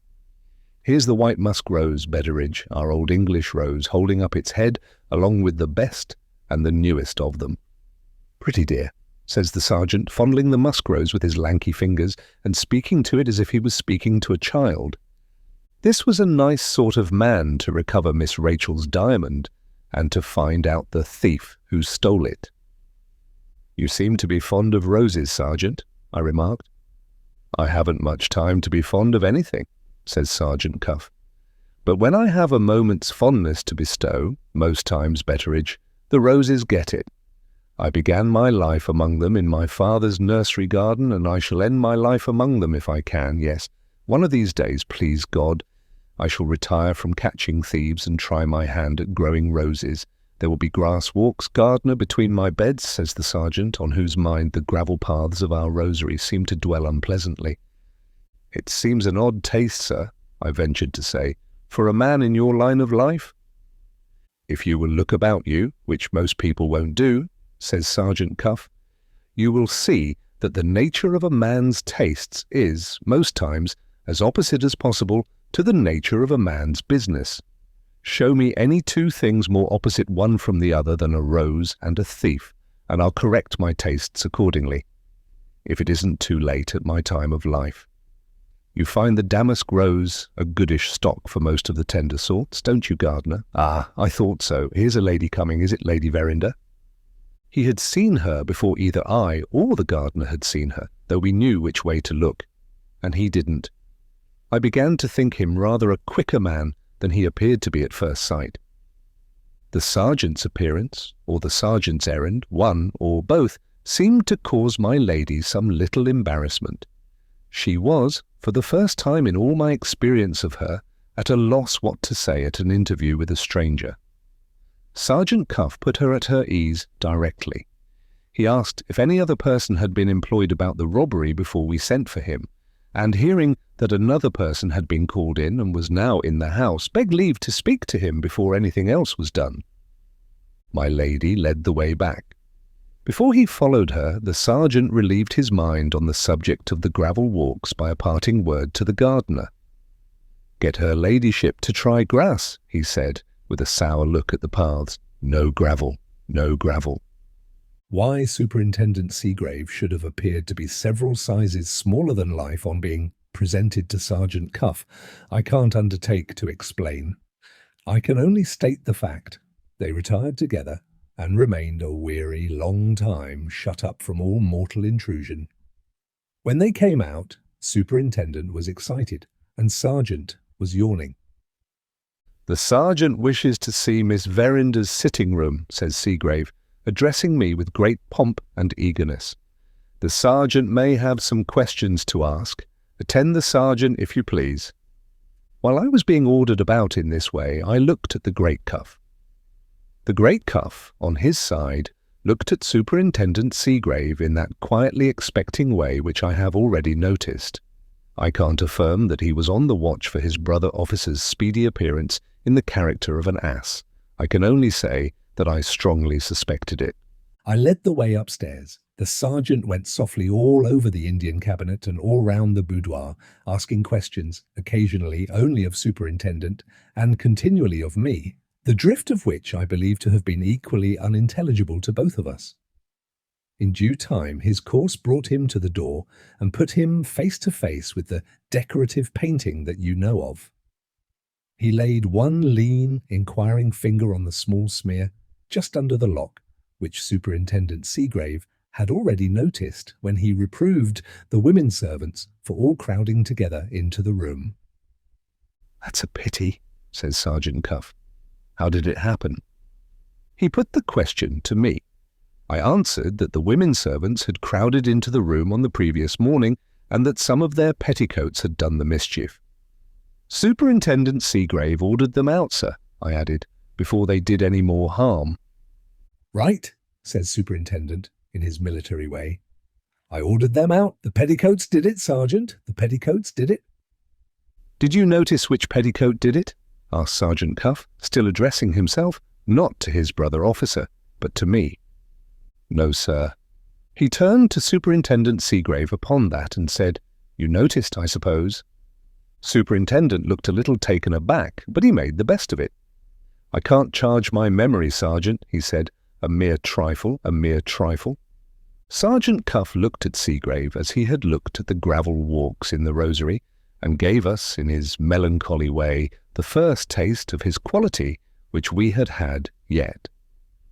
"I made a private inquiry last week, Superintendent," he said. "At one end of the inquiry there was a murder, and at the other end there was a spot of ink on a tablecloth that nobody could account for. In all my experience along the dirtiest ways of this dirty little world, I have never met with such a thing as a trifle yet. Before we go a step further in this business, we must see the petticoat that made the smear, and we must know for certain when that paint was wet." Superintendent, taking his set down rather sulkily, asked if he should summon the women. Sergeant Cuff, after considering a minute, sighed and shook his head. "No," he said, "we'll take the matter of the paint first. It's a question of yes or no with the paint, which is short. It's a question of petticoats with the women, which is long. What o'clock was it when the servants were in this room yesterday morning? 11 o'clock, eh? Is there anybody in the house who knows whether that paint was wet or dry at 11 yesterday morning?" "Her ladyship's nephew, Franklin Blake, knows," I said. "Is the gentleman in the house?" Franklin was as close at hand as could be, waiting for his first chance of being introduced to the Great Cuff. In half a minute he was in the room and was giving his evidence as follows. "That door, Sergeant," he said, "has been painted by Miss Verinder under my inspection, with my help, and in a vehicle of my own composition. The vehicle dries, whatever colours may be used with it, in 12 hours. "Do you remember when the smeared bit was done, sir?" asked the sergeant. "Perfectly," answered Franklin. "That was the last morsel of the door to be finished. We wanted to get it done on Wednesday last, and I myself completed it by 3 in the afternoon, or soon after." "Today is Friday," said Sergeant Cuff, addressing himself to Superintendent Seagrave. "Let us reckon back, sir. At 3 on the Wednesday afternoon, that bit of the painting was completed. The vehicle dried it in 12 hours, that is to say, dried it by 3 o'clock on Thursday morning. At 11 on Thursday morning you held your inquiry here. Take 3 from 11 and 8 remains. That paint had been 8 hours dry, Superintendent, when you supposed that the women servants' petticoats smeared it? First, knock-down blow for Seagrave. If he had not suspected poor Penelope, I should have pitied him. Having settled the question of the paint, Sergeant Cuff, from that moment, gave his brother officer up as a bad job, and addressed himself to Franklin as the more promising assistant of the two. "It's quite on the cards, sir," he said, "that you have put the clue into our hands. As the words passed his lips, the bedroom door opened and Miss Rachel came out among us suddenly. She addressed herself to the sergeant without appearing to notice or to heed that he was a perfect stranger to her. "Did you say," she asked, pointing to Franklin, "that he had put the clue into your hands?" "This is Miss Verinder," I whispered behind the sergeant. "That gentleman, miss," says the sergeant, with his steely grey eyes carefully studying my young lady's face, "has possibly put the clue into our hands." She turned for one moment and tried to look at Franklin. I say, tried, for she suddenly looked away again before their eyes met. There seemed to be some strange disturbance in her mind. She coloured up, and then she turned pale again. With the paleness there came a new look into her face, a look which it startled me to see. "Having answered your question, miss," says the sergeant, "I beg leave to make an inquiry in my turn. There is a smear on the painting of your door here. Do you happen to know when it was done, or who did it?" Instead of making any reply, Miss Rachel went on with her questions, as if he had not spoken, or as if she had not heard him. "Are you another police officer?" she asked. "I am Sergeant Cuff, miss, of the detective police." "Do you think a young lady's advice worth having?" "I shall be glad to hear it, miss." "Do your duty by yourself, and don't allow Franklin Blake to help you." She said those words so spitefully, so savagely, with such an extraordinary outbreak of ill will towards Franklin, in her voice and in her look, that, though I had known her from a baby, though I loved and honoured her next to my lady herself, I was ashamed of Miss Rachel for the first time in my life. Sergeant Cuff's immovable eyes never stirred from off her face. "Thank you, miss," he said. "Do you happen to know anything about the smear? Might you have done it by accident yourself?" "I know nothing about the smear." With that answer, she turned away and shut herself up again in her bedroom. This time I heard her, as Penelope had heard her before, burst out crying as soon as she was alone again. I couldn't bring myself to look at the sergeant. I looked at Franklin, who stood nearest to me. He seemed to be even more sorely distressed at what had passed than I was. "I told you I was uneasy about her," he said, "and now you see why." "Miss Verinder appears to be a little out of temper about the loss of her diamond," remarked the sergeant. "It's a valuable jewel, natural enough, natural enough." Here was the excuse that I had made for her when she forgot herself before Superintendent Seagrave on the previous day, being made for her over again by a man who couldn't have had my interest in making it, for he was a perfect stranger. A kind of cold shudder ran through me which I couldn't account for at the time. I know now that I must have got my first suspicion at that moment of a new light, and horrid light, having suddenly fallen on the case in the mind of Sergeant Cuff, purely and entirely in consequence of what he had seen in Miss Rachel and heard from Miss Rachel at that first interview between them. "A young lady's tongue is a privileged member, sir," says the sergeant to Franklin. "Let us forget what has passed and go straight on with this business. Thanks to you, we know when the paint was dry. The next thing to discover is when the paint was last seen without that smear. You have got a head on your shoulders, and you understand what I mean." Franklin composed himself and came back with an effort from Miss Rachel to the matter in hand. "I think I do understand," he said. "The more we narrow the question of time, the more we also narrow the field of inquiry." "That's it, sir," said the sergeant. "Did you notice your work here on the Wednesday afternoon after you had done it?" Franklin shook his head and answered, "I can't say I did." "Did you?" inquired Sergeant Cuff, turning to me. "I can't say I did either, sir." "Who was the last person in the room, the last thing on Wednesday night?" "Miss Rachel, I suppose, sir." Franklin struck in there. "Or possibly your daughter, Betteridge." He turned to Sergeant Cuff and explained that my daughter was Miss Verinder's maid. "Betteridge, ask your daughter to step up." "Stop," says the sergeant, taking me away to the window, out of earshot. "Your superintendent here," he went on in a whisper, "has made a pretty full report to me of the manner in which he has managed this case. Among other things, he has, by his own confession, set the servants' backs up. It's very important to smooth them down again. Tell your daughter and tell the rest of them these two things with my compliments. First, that I have no evidence before me yet that the diamond has been stolen. I only know that the diamond has been lost. Second, that my business here with the servants is simply to ask them to lay their heads together and help me to find it. My experience of the women servants, when Superintendent Seagrave laid his embargo on their rooms, came in handy here. "May I make so bold, Sergeant, as to tell the women a third thing?" I asked.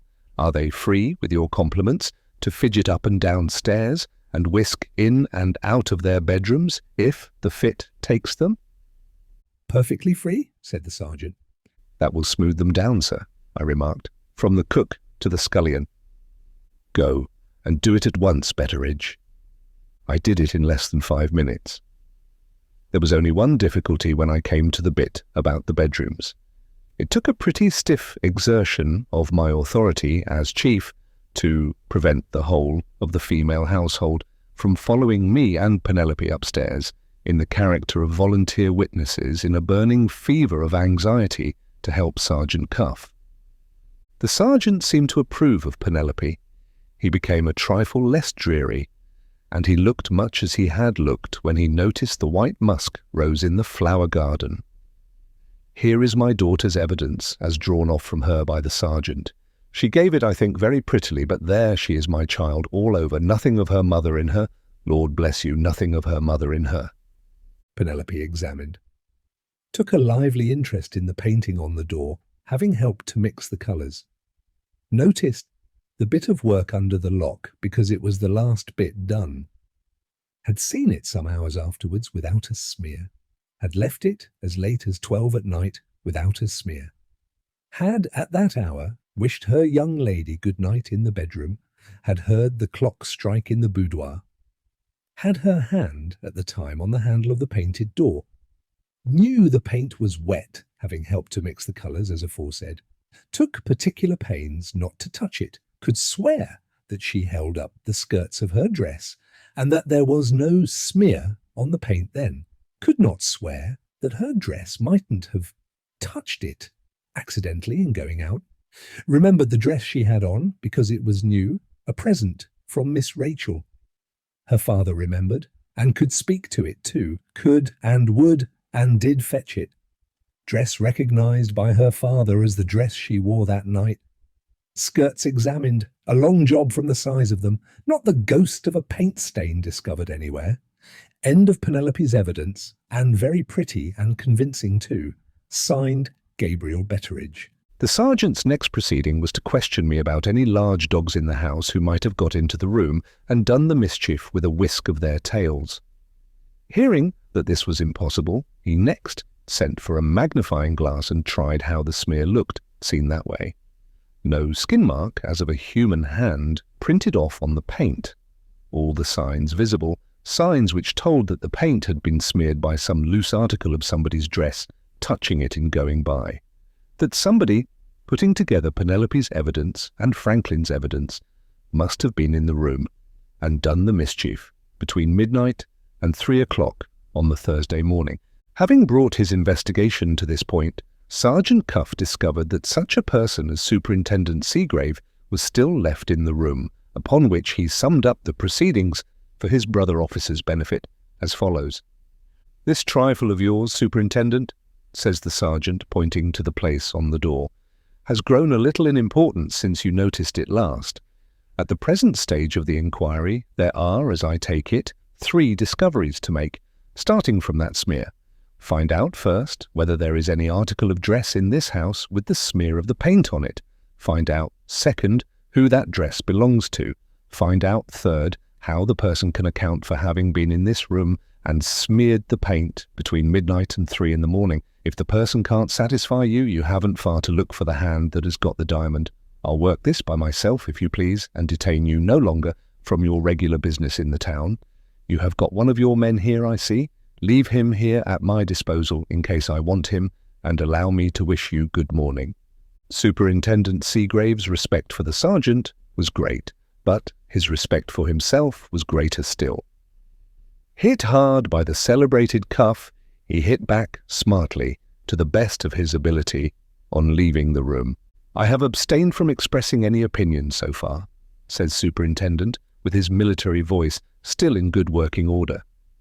"I have now only one remark to offer on leaving this case in your hands. There is such a thing, Sergeant, as making a mountain out of a molehill. Good morning. There is also such a thing as making nothing out of a molehill in consequence of your head being too high to see it." Having returned his brother officer's compliments in those terms, Sergeant Cuff wheeled about and walked away to the window by himself. Franklin and I waited to see what was coming next. The sergeant stood at the window with his hands in his pockets, looking out and whistling the tune of "The Last Rose of Summer" softly to himself. Later in the proceedings I discovered that he only forgot his manners so far as to whistle when his mind was hard at work, seeing its way inch by inch to its own private ends, on which occasions "The Last Rose of Summer" evidently helped and encouraged him. I suppose it fitted in somehow with his character. It reminded him, you see, of his favourite roses, and as he whistled it, it was the most melancholy tune going. Turning from the window, after a minute or two, the sergeant walked into the middle of the room and stopped there, deep in thought, with his eyes on Miss Rachel's bedroom door. After a little, he roused himself, nodded his head, as much as to say, "That will do," and addressing me asked for 10 minutes' conversation with my mistress at her ladyship's earliest convenience. Leaving the room with this message, I heard Franklin ask the sergeant a question, and stopped to hear the answer also at the threshold of the door. "Can you guess yet," inquired Franklin, "who has stolen the diamond?" "Nobody has stolen the diamond," answered Sergeant Cuff. We both started at that extraordinary view of the case, and both earnestly begged him to tell us what he meant. "Wait a little," said the sergeant. "The pieces of the puzzle are not all put together yet." 13. I found my lady in her own sitting-room. She started and looked annoyed when I mentioned that Sergeant Cuff wished to speak to her. "Must I see him?" she asked. "Can't you represent me, Gabriel?" I felt at a loss to understand this, and showed it plainly, I suppose, in my face. My lady was so good as to explain herself. "I am afraid my nerves are a little shaken," she said. "There is something in that police officer from London which I recoil from.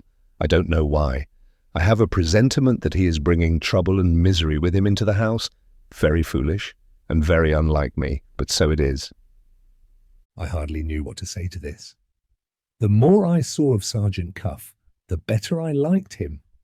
My lady rallied a little after having opened her heart to me, being naturally a woman of a high courage, as I have already told you. "If I must see him, I must," she said. "But I can't prevail on myself to see him alone. Bring him in, Gabriel, and stay here as long as he stays." This was the first attack of the megrims that I remembered in my mistress since the time when she was a young girl. I went back to the boudoir. Franklin strolled out into the garden and joined Godfrey, whose time for departure was now drawing near. Sergeant Cuff and I went straight to my mistress's room. I declare my lady turned a shade paler at the sight of him. She commanded herself, however, in other respects, and asked the sergeant if he had any objection to my being present. She was so good as to add that I was her trusted adviser as well as her old servant, and that in anything which related to the household I was the person whom it might be most profitable to consult. The sergeant politely answered that he would take my presence as a favour, having something to say about the servants in general, and having found my experience in that quarter already of some use to him.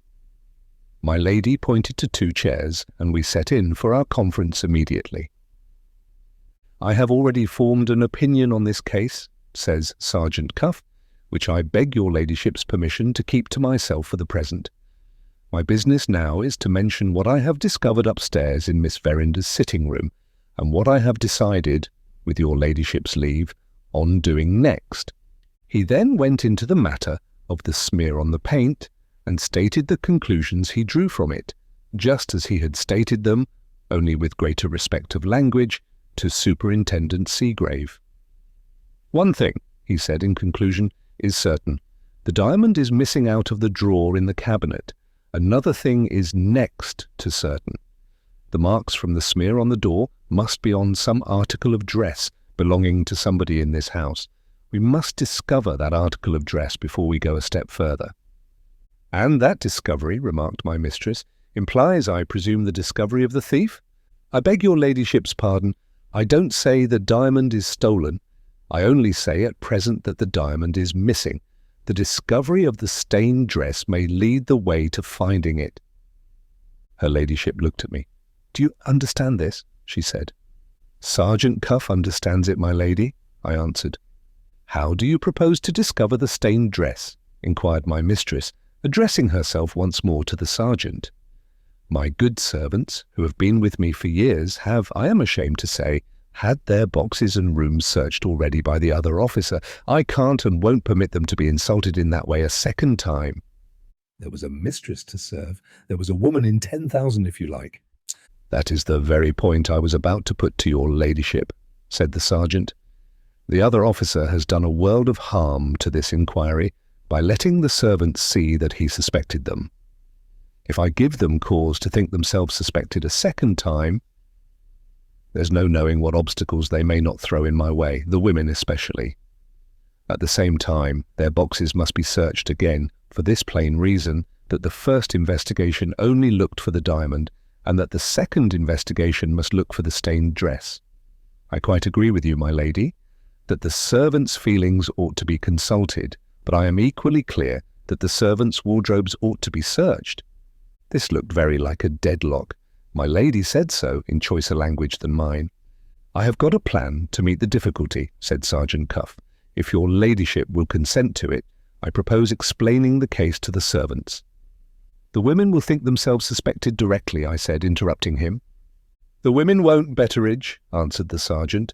If I can tell them I am going to examine the wardrobes of everybody, from her ladyship downwards, who slept in the house on Wednesday night. It's a mere formality, he added, with a side look at my mistress.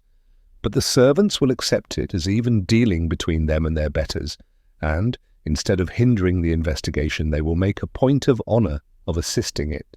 I saw the truth of that. My lady, after her first surprise was over, saw the truth of it also.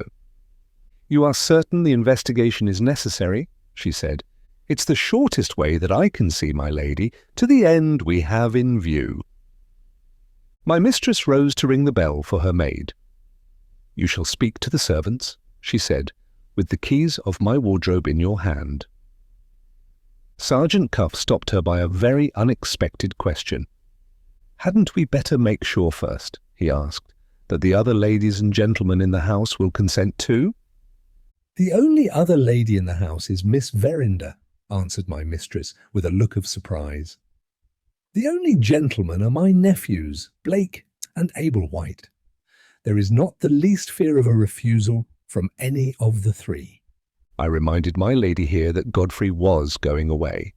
As I said the words, Godfrey himself knocked at the door to say goodbye, and was followed in by Franklin, who was going with him to the station. My lady explained the difficulty. Godfrey settled it directly. He called to Samuel through the window to take his portmanteau upstairs again, and he then put the key himself into Sergeant Cuff's hand. My luggage can follow me to London, he said, when the inquiry is over. The sergeant received the key with a becoming apology. I am sorry to put you to any inconvenience, sir, for a mere formality, but the example of their betters will do wonders in reconciling the servants to this inquiry. Godfrey, after taking leave of my lady in a most sympathizing manner, left a farewell message for Miss Rachel, the terms of which made it clear to my mind that he had not taken no for an answer, and that he meant to put the marriage question to her once more at the next opportunity. Franklin, on following his cousin out, informed the sergeant that all his clothes were open to examination, and that nothing he possessed was kept under lock and key. Sergeant Cuff made his best acknowledgments. His views, you will observe, had been met with the utmost readiness by my lady, by Godfrey, and by Franklin. There was only Miss Rachel now wanting to follow their lead before we called the servants together and began the search for the stained dress. My lady's unaccountable objection to the sergeant seemed to make our conference more distasteful to her than ever, as soon as we were left alone again. "If I send you down Miss Verinder's keys," she said to him, "I presume I shall have done all you want of me for the present." "I beg your ladyship's pardon," said Sergeant Cuff. "Before we begin, I should like, if convenient, to have the washing book. The stained article of dress may be an article of linen. If the search leads to nothing, I want to be able to account next for all the linen in the house and for all the linen sent to the wash. If there is an article missing, there will be at least a presumption that it has got the paint stain on it, and that it has been purposely made away with, yesterday or today, by the person owning it."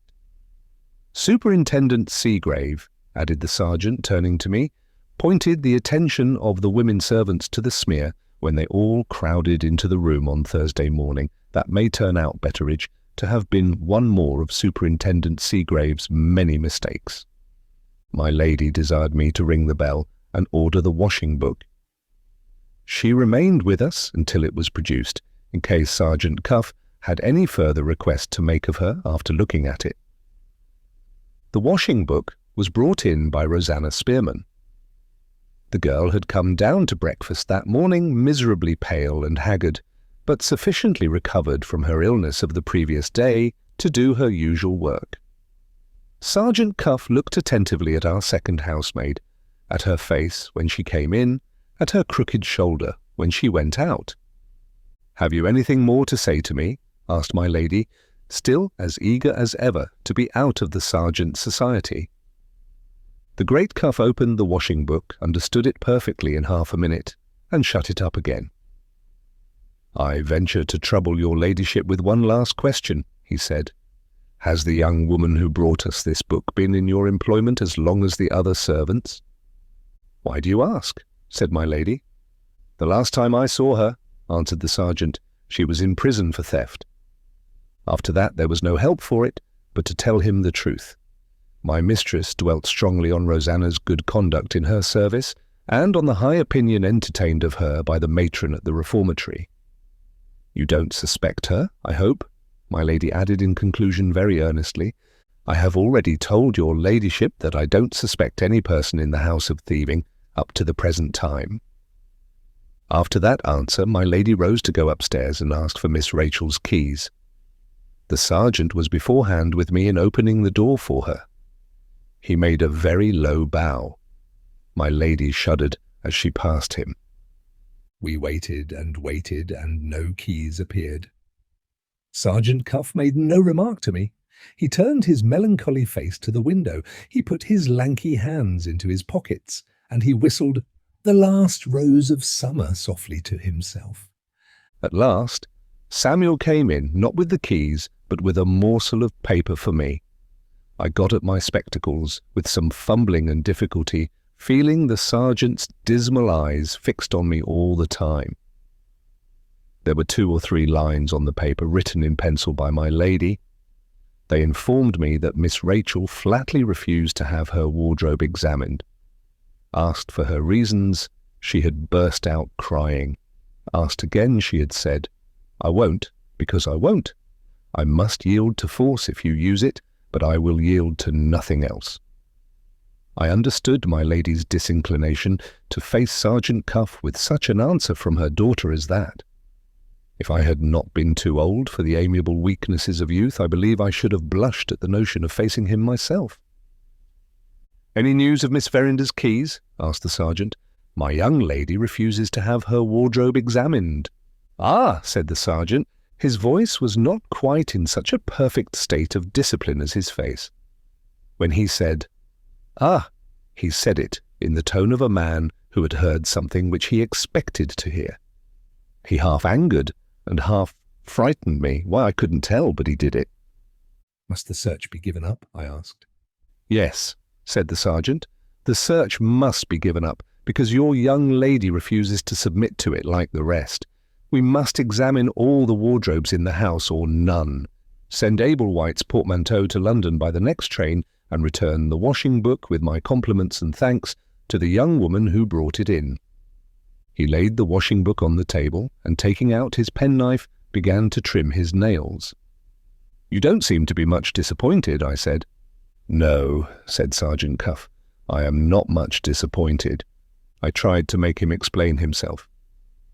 Why should Miss Rachel put an obstacle in your way? I inquired. Isn't it her interest to help you? Wait a little, Betteridge, wait a little.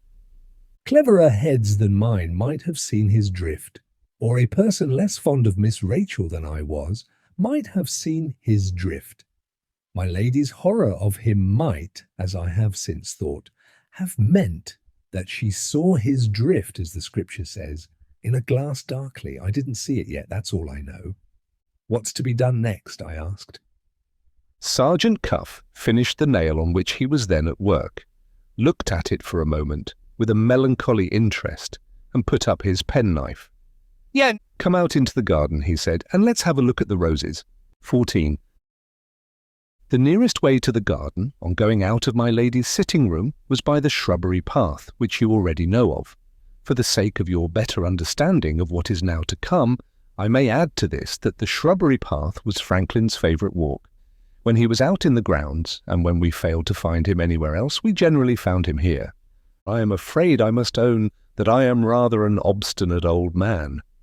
The more firmly Sergeant Cuff kept his thoughts shut up from me, the more firmly I persisted in trying to look in at them. As we turned into the shrubbery path, I attempted to circumvent him in another way. As things are now, I said, if I was in your place, I should be at my wits' end.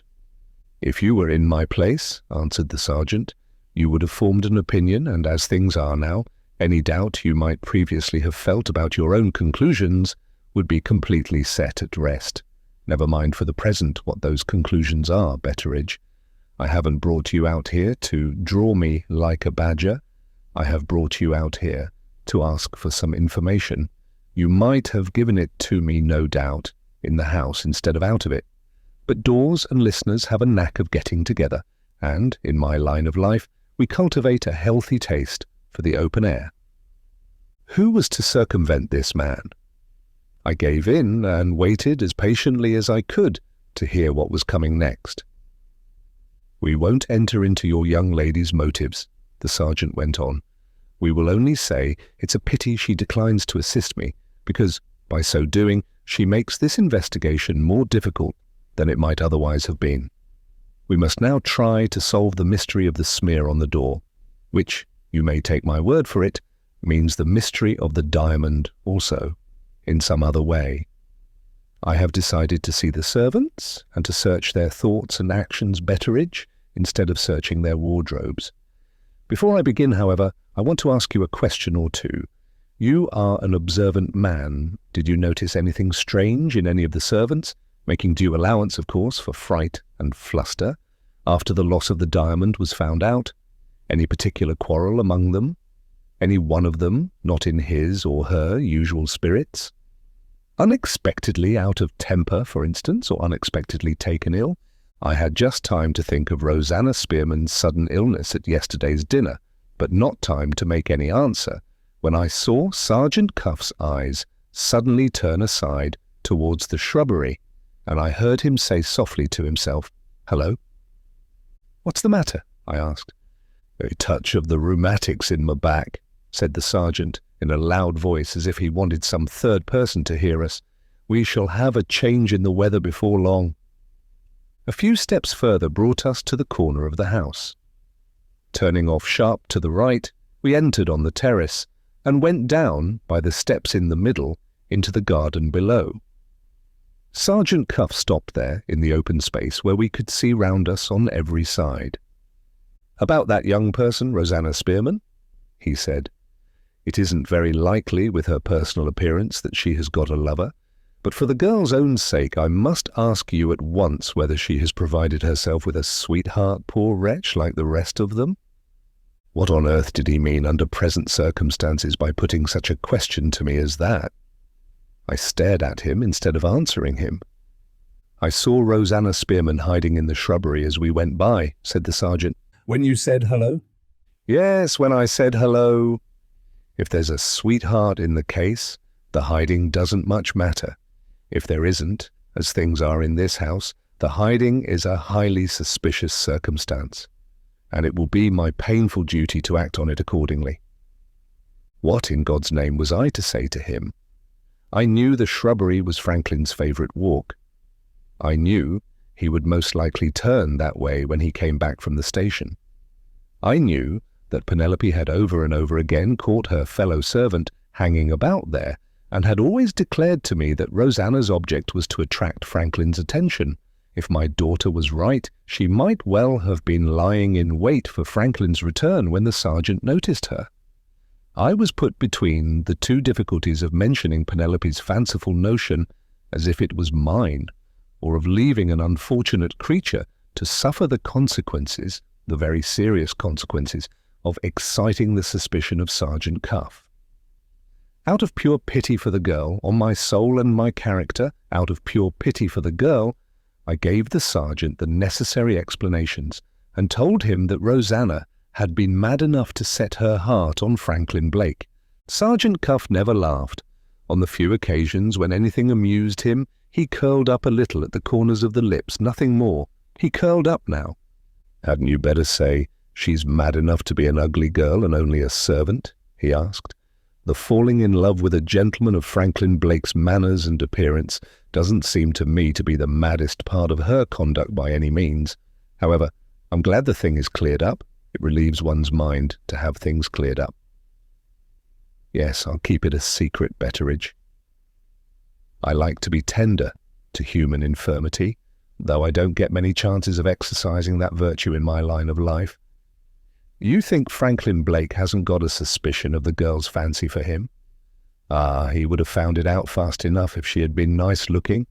The ugly women have a bad time of it in this world. Let's hope it will be made up to them in another.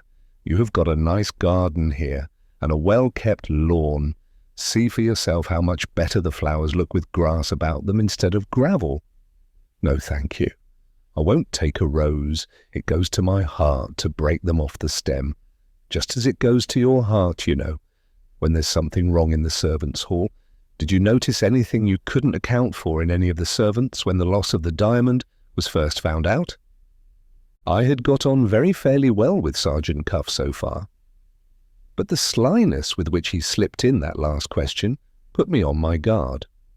In plain English, I didn't at all relish the notion of helping his inquiries when those inquiries took him, in the capacity of snake in the grass, among my fellow servants. "I noticed nothing," I said, "except that we all lost our heads together, myself included."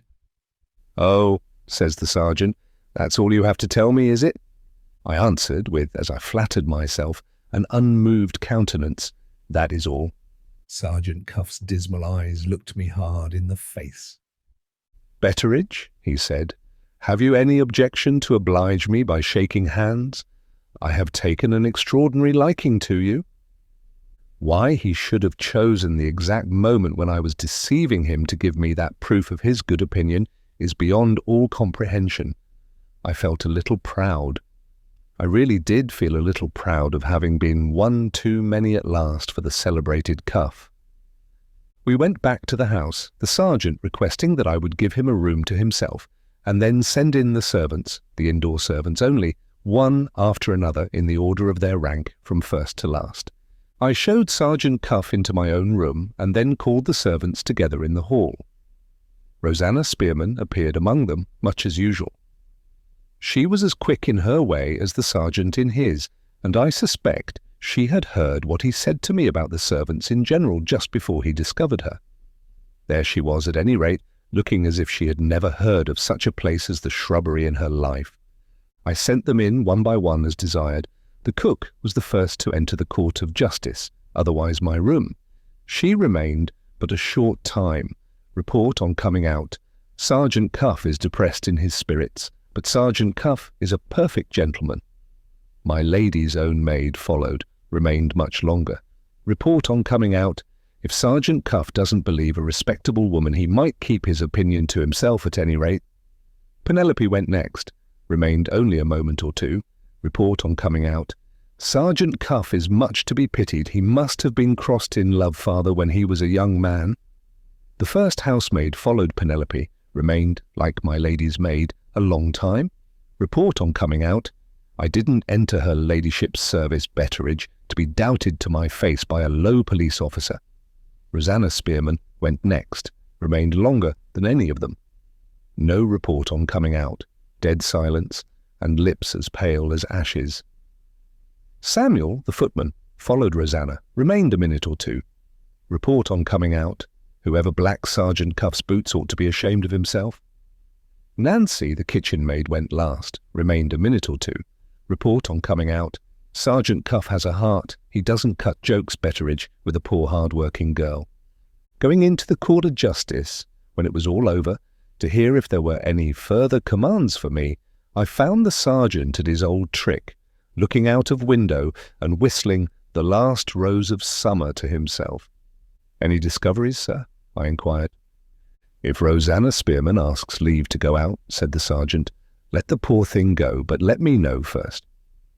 I might as well have held my tongue about Rosanna and Franklin. It was plain enough. The unfortunate girl had fallen under Sergeant Cuff's suspicions, in spite of all I could do to prevent it. "I hope you don't think Rosanna is concerned in the loss of the diamond," I ventured to say. The corners of the sergeant's melancholy mouth curled up, and he looked hard in my face, just as he had looked in the garden. "I think I had better not tell you, Betteridge," he said. "You might lose your head, you know, for the second time." I began to doubt whether I had been one too many for the celebrated Cuff, after all. It was rather a relief to me that we were interrupted here by a knock at the door and a message from the cook. Rosanna Spearman had asked to go out for the usual reason, that her head was bad and she wanted a breath of fresh air. At a sign from the sergeant, I said, "Yes." "Which is the servants' way out?" he asked, when the messenger had gone. I showed him the servants' way out. "Lock the door of your room," says the sergeant, "and if anybody asks for me, say I'm in there, composing my mind." He curled up again at the corners of the lips and disappeared.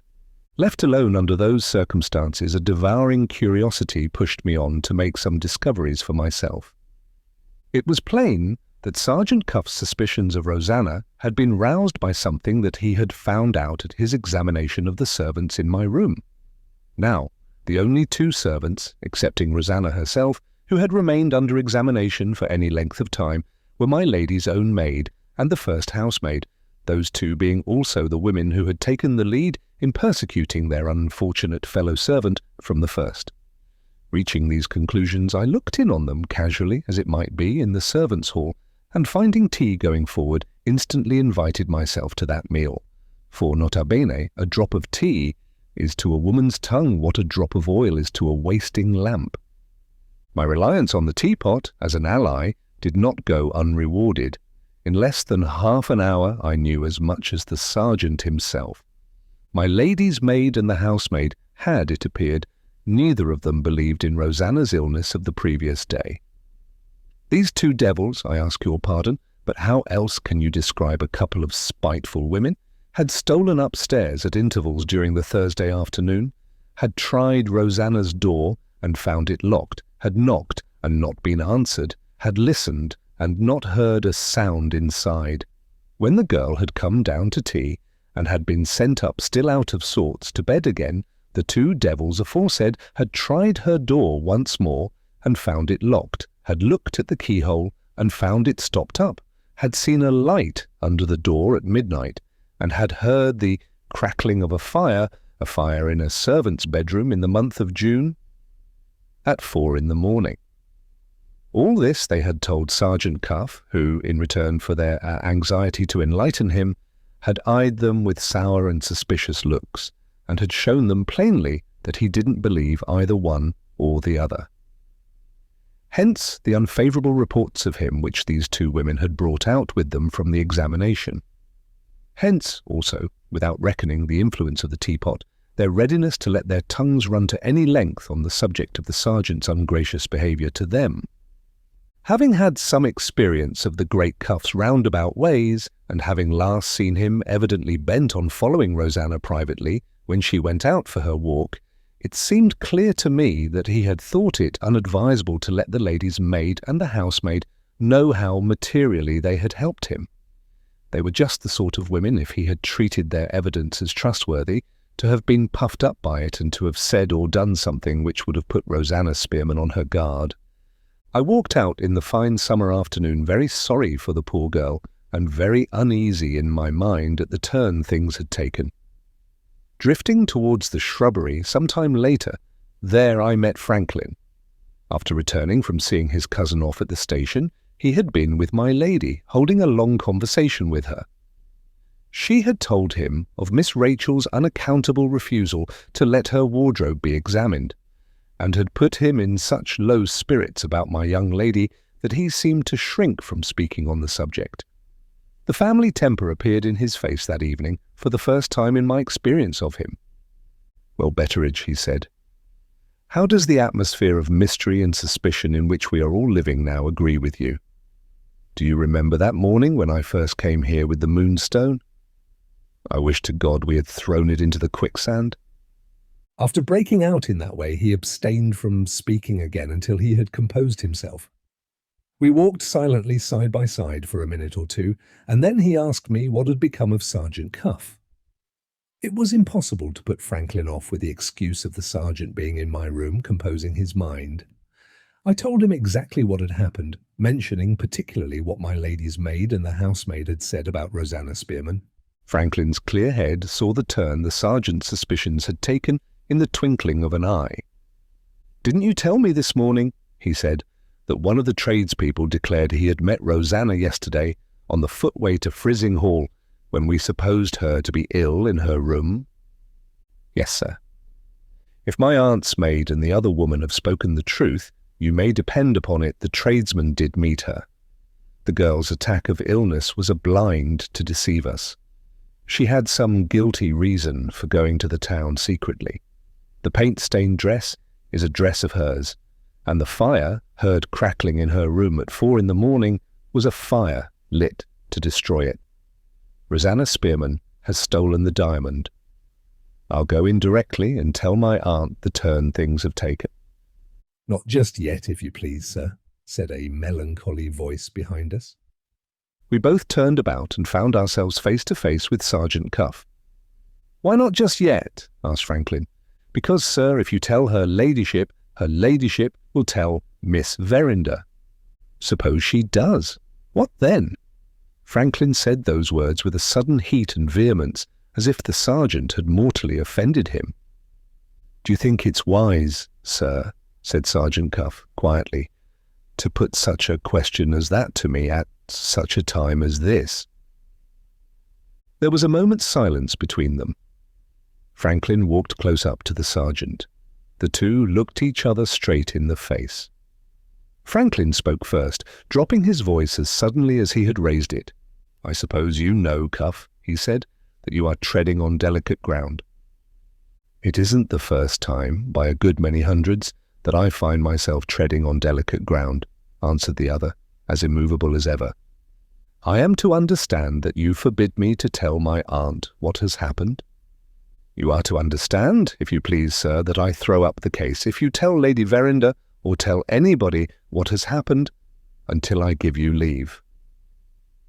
That settled it. Franklin had no choice but to submit. He turned away in anger and left us. I had stood there listening to them, all in a tremble, not knowing whom to suspect or what to think next. In the midst of my confusion, 2 things, however, were plain to me. First, that my young lady was in some unaccountable manner at the bottom of the sharp speeches that had passed between them. Second, that they thoroughly understood each other without having previously exchanged a word of explanation on either side. "Betteridge," says the sergeant, "you have done a very foolish thing in my absence. You have done a little detective business on your own account. For the future, perhaps you will be so obliging as to do your detective business along with me." He took me by the arm and walked me away with him along the road by which he had come. I dare say I had deserved his reproof, but I was not going to help him to set traps for Rosanna Spearman, for all that. Thief or no thief, legal or not legal, I don't care. I pitied her. "What do you want of me?" I asked, shaking him off and stopping short. Only a little information about the country round here, said the sergeant. I couldn't well object to improve Sergeant Cuff in his geography. Is there any path in that direction leading to the sea beach from this house? Asked the sergeant. He pointed, as he spoke, to the fir plantation which led to the shivering sand. Yes, I said, there is a path. Show it to me. Side by side in the grey of the summer evening, Sergeant Cuff and I set forth for the shivering sand. 15. The sergeant remained silent, thinking his own thoughts, till we entered the plantation of firs which led to the quicksand. There he roused himself, like a man whose mind was made up, and spoke to me again. Betteridge, he said, as you have honoured me by taking an oar in my boat, and as you may, I think, be of some assistance to me before the evening is out, I see no use in our mystifying one another any longer, and I propose to set you an example of plain speaking on my side. You are determined to give me no information to the prejudice of Rosanna Spearman because she has been a good girl to you and because you pity her heartily. Those humane considerations do you a world of credit, but they happen in this instance to be humane considerations clean thrown away. Rosanna Spearman is not in the slightest danger of getting into trouble. No, not if I fix her with being concerned in the disappearance of the diamond, on evidence which is as plain as the nose on your face. Do you mean that my lady won't prosecute? I asked. I mean that your lady can't prosecute, said the sergeant. Rosanna Spearman is simply an instrument in the hands of another person, and Rosanna Spearman will be held harmless for that other person's sake. He spoke like a man in earnest. There was no denying that. Still, I felt something stirring uneasily against him in my mind. Can't you give that other person a name? I said. Can't you, Betteridge? No. Sergeant Cuff stood stock still and surveyed me with a look of melancholy interest. It's always a pleasure to me to be tender towards human infirmity, he said. I feel particularly tender at the present moment, Betteridge, towards you. And you, with the same excellent motive, feel particularly tender towards Rosanna Spearman, don't you? Do you happen to know whether she has had a new outfit of linen lately? What he meant by slipping in this extraordinary question unawares, I was at a total loss to imagine.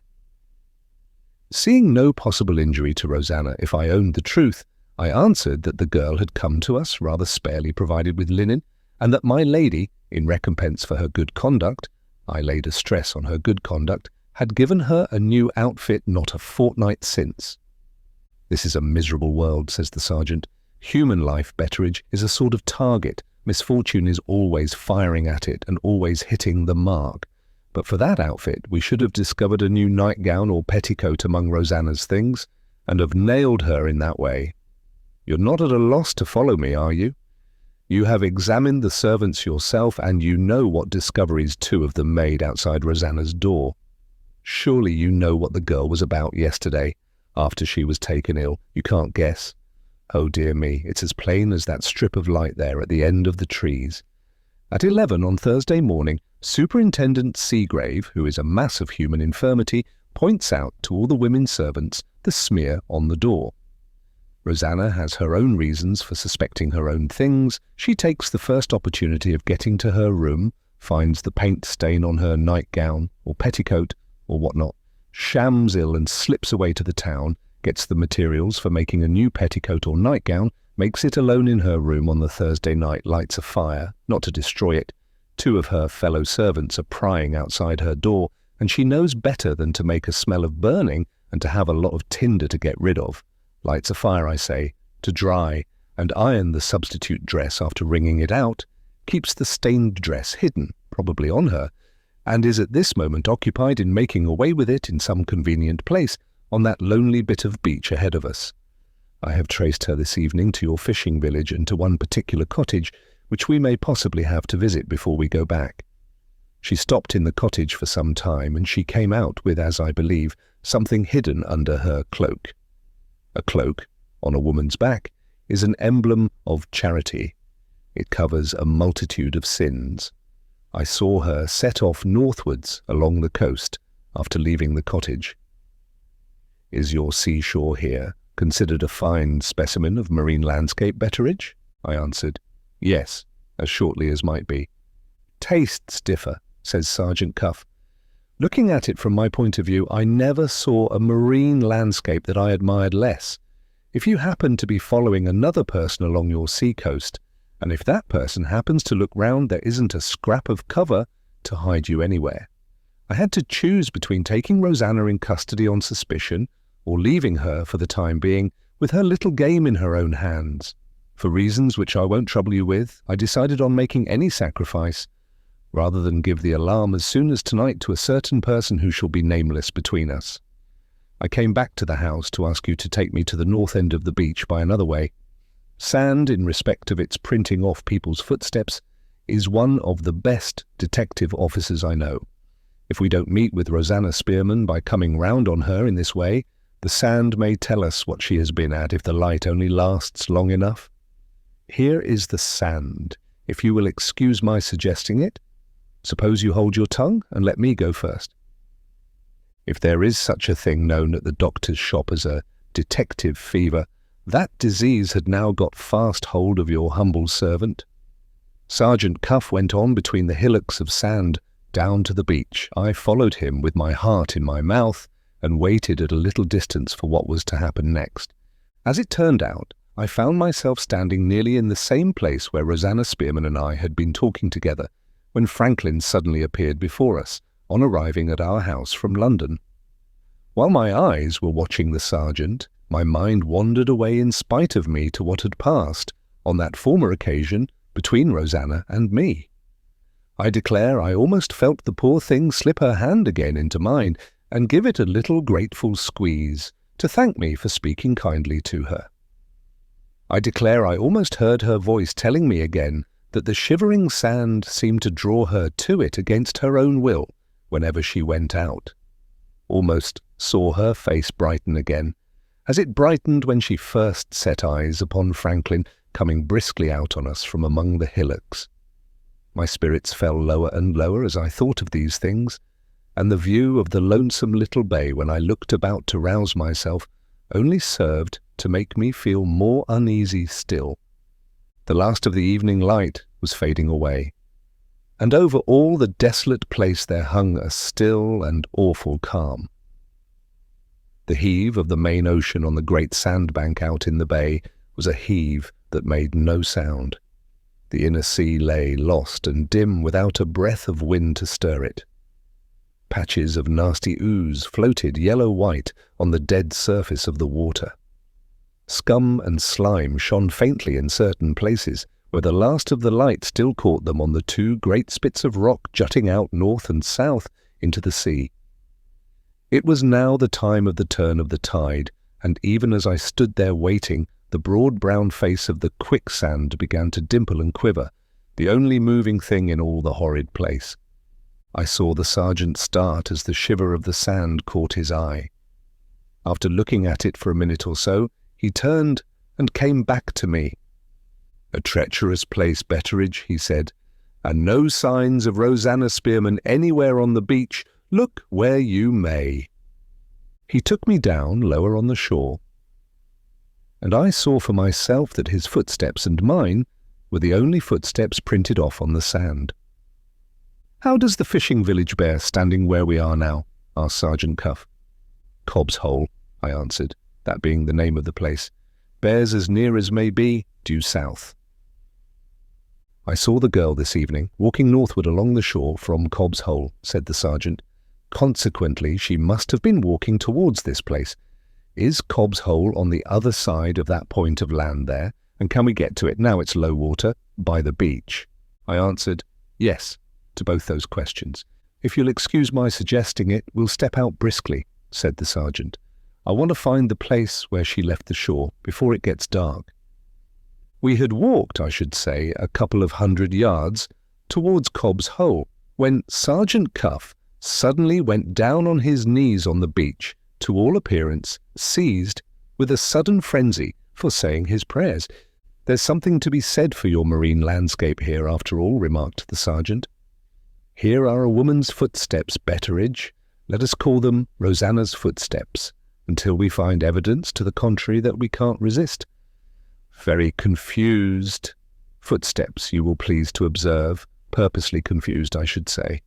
Ah, poor soul, she understands the detective virtues of sand as well as I do. But hasn't she been in rather too great a hurry to tread out the marks thoroughly? I think she has. Here's one footstep going from Cobb's Hole, and here is another going back to it. Isn't that the toe of her shoe pointing straight to the water's edge? And don't I see 2 heel marks further down the beach, close at the water's edge also? I don't want to hurt your feelings, but I'm afraid Rosanna is sly. It looks as if she had determined to get to that place you and I have just come from, without leaving any marks on the sand to trace her by. Shall we say that she walked through the water from this point till she got to that ledge of rocks behind us, and came back the same way, and then took to the beach again where those 2 heel marks are still left? Yes, we'll say that. It seems to fit in with my notion that she had something under her cloak when she left the cottage.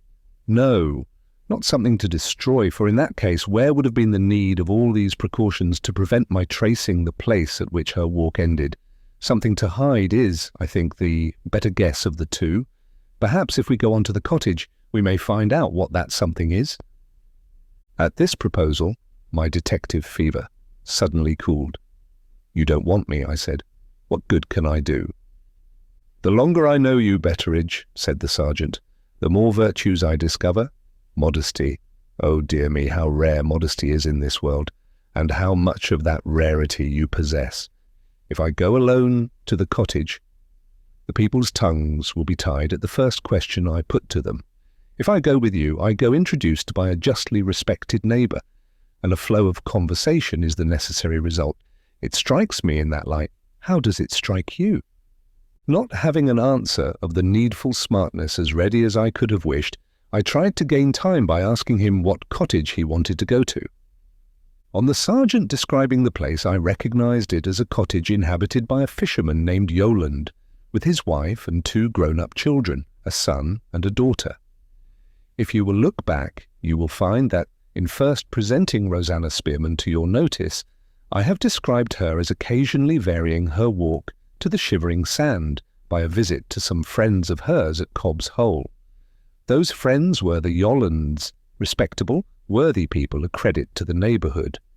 Rosanna's acquaintance with them had begun by means of the daughter, who was afflicted with a misshapen foot, and who was known in our parts by the name of Limping Lucy. The 2 deformed girls had, I suppose, a kind of fellow feeling for each other. Anyway, the Yolands and Rosanna always appeared to get on together at the few chances they had of meeting in a pleasant and friendly manner. The fact of Sergeant Cuff having traced the girl to their cottage set the matter of my helping his inquiries in quite a new light. Rosanna had merely gone where she was in the habit of going, and to show that she had been in company with the fisherman and his family was as good as to prove that she had been innocently occupied so far, at any rate. It would be doing the girl a service, therefore, instead of an injury, if I allowed myself to be convinced by Sergeant Cuff's logic. I professed myself convinced by it accordingly. We went on to Cobb's Hole, seeing the footsteps on the sand, as long as the light lasted. On reaching the cottage, the fisherman and his son proved to be out in the boat, and Limping Lucy, always weak and weary, was resting on her bed upstairs. Good Yoland received us alone in her kitchen. When she heard that Sergeant Cuff was a celebrated character in London, she clapped a bottle of Dutch gin and a couple of clean pipes on the table, and stared as if she could never see enough of him. I sat quiet in a corner, waiting to hear how the sergeant would find his way to the subject of Rosanna Spearman. His usual roundabout manner of going to work proved, on this occasion, to be more roundabout than ever. How he managed it is more than I could tell at the time, and more than I can tell now. But this is certain: he began with the royal family, the primitive Methodists, and the price of fish, and he got from that, in his dismal, underground way, to the loss of the Moonstone, the spitefulness of our first housemaid, and the hard behaviour of the women servants generally towards Rosanna Spearman. Having reached his subject in this fashion, he described himself as making his inquiries about the lost diamond, partly with a view to find it, and partly for the purpose of clearing Rosanna from the unjust suspicions of her enemies in the house. In about a quarter of an hour from the time when we entered the kitchen, good Yolland was persuaded that she was talking to Rosanna's best friend, and was pressing Sergeant Cuff to comfort his stomach and revive his spirits out of the Dutch bottle. Being firmly persuaded that the sergeant was wasting his breath to no purpose on Yolland, I sat enjoying the talk between them, much as I have sat, in my time, enjoying a stage play. The great Cuff showed a wonderful patience, trying his luck drearily this way and that way, and firing shot after shot, as it were, at random on the chance of hitting the mark. Everything to Rosanna's credit, nothing to Rosanna's prejudice. That was how it ended, try as he might, with Yolland talking 19 to the dozen and placing the most entire confidence in him. His last effort was made when we had looked at our watches and had got on our legs previous to taking leave. "I shall now wish you good night, ma'am," says the sergeant, "and I shall only say at parting that Rosanna Spearman has a sincere well-wisher in myself, your obedient servant. But oh dear me, she will never get on in her present place, and my advice to her is, leave it." "Bless your heart alive, she is going to leave it," cries Yolland. Nota bene, I translate Yolland out of the Yorkshire language into the English language. When I tell you that the all-accomplished Cuff was every now and then puzzled to understand her until I helped him, you will draw your own conclusions as to what your state of mind would be if I reported her in her native tongue. Rosanna Spearman going to leave us. I pricked up my ears at that. It seemed strange, to say the least of it, that she should have given no warning in the first place, to my lady, or to me. A certain doubt came up in my mind whether Sergeant Cuff's last random shot might not have hit the mark. I began to question whether my share in the proceedings was quite as harmless a one as I had thought it. It might be all in the way of the sergeant's business to mystify an honest woman by wrapping her round in a network of lies, but it was my duty to have remembered as a good Protestant that the father of lies is the devil, and that mischief and the devil are never far apart. Beginning to smell mischief in the air, I tried to take Sergeant Cuff out. He sat down again instantly and asked for a little drop of comfort out of the Dutch bottle. Yolland sat down opposite to him and gave him his nip. I went on to the door, excessively uncomfortable, and said I thought I must bid them good night, and yet I didn't go. "So she means to leave?" says the sergeant. "What is she to do when she does leave? Sad, sad. The poor creature has got no friends in the world except you and me." "Ah, but she has, though," says Yolland. "She came in here, as I told you, this evening, and after sitting and talking a little with my girl Lucy and me, she asked to go upstairs by herself into Lucy's room. It's the only room in our place where there's pen and ink. 'I want to write a letter to a friend,' she says, 'and I can't do it for the prying and peeping of the servants up at the house.' Who the letter was written to I can't tell you. It must have been a mortal long one, judging by the time she stopped upstairs over it. I offered her a postage stamp when she came down. She hadn't got the letter in her hand, and she didn't accept the stamp. A little close, poor soul, as you know, about herself and her doings. But a friend she has got somewhere, I can tell you, and to that friend you may depend upon it, she will go." "Soon?" asked the sergeant. "As soon as she can," says Yolland. Here I stepped in again from the door. As chief of my lady's establishment, I couldn't allow this sort of loose talk about a servant of ours going or not going to proceed any longer in my presence without noticing it. "You must be mistaken about Rosanna Spearman," I said. "If she had been going to leave her present situation, she would have mentioned it in the first place to me." "Mistaken?" cries Yolland. "Why, only an hour ago she bought some things she wanted for travelling, of my own self, Betteridge, in this very room. And that reminds me," says the wearisome woman, suddenly beginning to feel in her pocket, "of something I have got it on my mind to say about Rosanna and her money. Are you either of you likely to see her when you go back to the house?"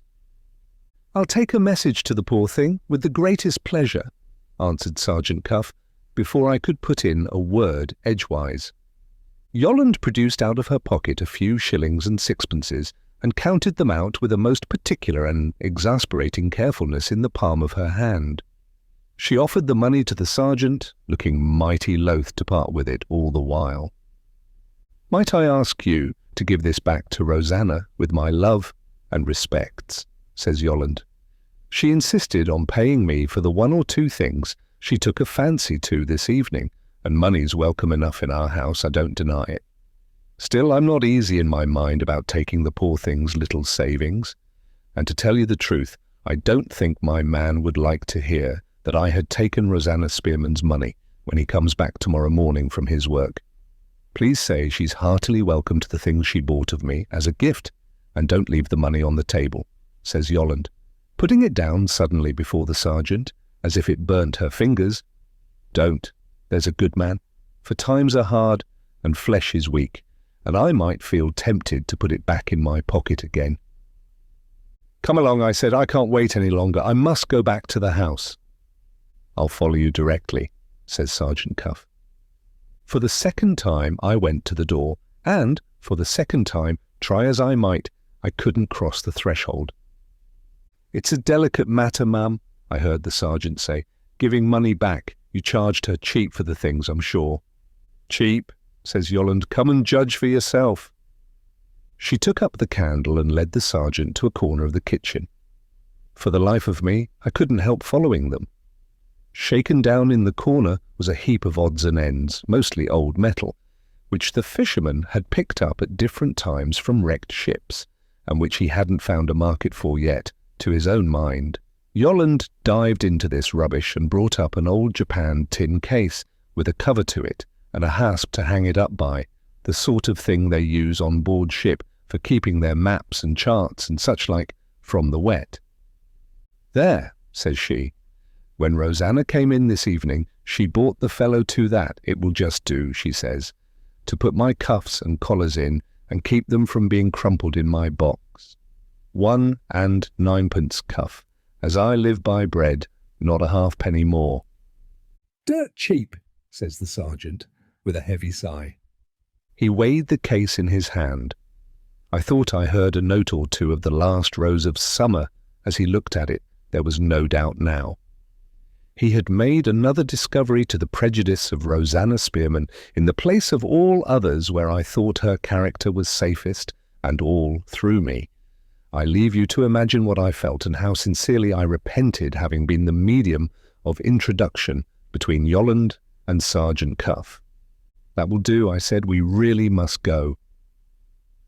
Without paying the least attention to me, Yolland took another dive into the rubbish and came up out of it, this time with a dog chain. Weigh it in your hand, sir, she said to the sergeant. We had 3 of these, and Rosanna has taken 2 of them. What can you want, my dear, with a couple of dogs' chains, says I. If I join them together, they'll do round my box nicely, says she. Rope's cheapest, says I. Chain's surest, says she. Who ever heard of a box corded with chain? Says I. Oh, Yolland, don't make objections, says she. Let me have my chains. A strange girl, Cuff, good as gold, and kinder than a sister to my Lucy, but always a little strange. There, I humoured her. 3 and 6pence. On the word of an honest woman, 3 and 6pence. Cuff. Each, says the sergeant. Both together, says Yolland. 3 and 6pence for the 2. Given away, ma'am, says the sergeant, shaking his head. Clean given away. There's the money, says Yolland, getting back sideways to the little heap of silver on the table, as if it drew her in spite of herself. The tin case and the dog chains were all she bought, and all she took away. 1 and 9pence and 3 and 6pence. Total 5 and 3, with my love and respects, and I can't find it in my conscience to take a poor girl's savings when she may want them herself. I can't find it in my conscience, ma'am, to give the money back, says Sergeant Cuff. You have as good as made her a present of the things, you have indeed. Is that your sincere opinion, sir? Says Yolland, brightening up wonderfully. There can't be a doubt about it, answered the sergeant. Ask Betteridge. It was no use asking me. All they got out of me was, good night. Bother the money, says Yolland. With these words, she appeared to lose all command over herself, and, making a sudden snatch at the heap of silver, put it back, holus bolus, in her pocket. It upsets one's temper, it does, to see it lying there. And nobody taking it, cries this unreasonable woman. sitting down with a thump and looking at Sergeant Cuff as much as to say, "It's in my pocket again, now get it out if you can." This time I not only went to the door, but went fairly out on the road back. Explain it how you may, I felt as if one or both of them had mortally offended me. Before I had taken 3 steps down the village, I heard the sergeant behind me. "Thank you for your introduction, Betteridge," he said. "I am indebted to the fisherman's wife for an entirely new sensation. Yolland has puzzled me." It was on the tip of my tongue to have given him a sharp answer, for no better reason than this, that I was out of temper with him, because I was out of temper with myself. But when he owned to being puzzled, a comforting doubt crossed my mind whether any great harm had been done after all. I waited in discreet silence to hear more. "Yes," says the sergeant, as if he was actually reading my thoughts in the dark. "Instead of putting me on the scent, it may console you to know, Betteridge, with your interest in Rosanna, that you have been the means of throwing me off. What the girl has done tonight is clear enough, of course. She has joined the 2 chains and has fastened them to the hasp in the tin case. She has sunk the case in the water or in the quicksand.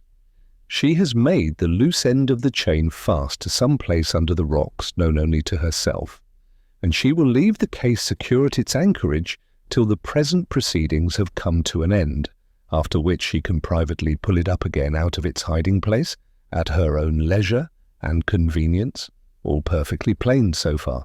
But," says the sergeant with the first tone of impatience in his voice that I had heard yet, "the mystery is what the devil has she hidden in the tin case?" I thought to myself, the Moonstone, but I only said to Sergeant Cuff, "Can't you guess?" "It's not the diamond," says the sergeant. "The whole experience of my life is at fault if Rosanna Spearman has got the diamond." On hearing those words, the infernal detective fever began, I suppose, to burn in me again.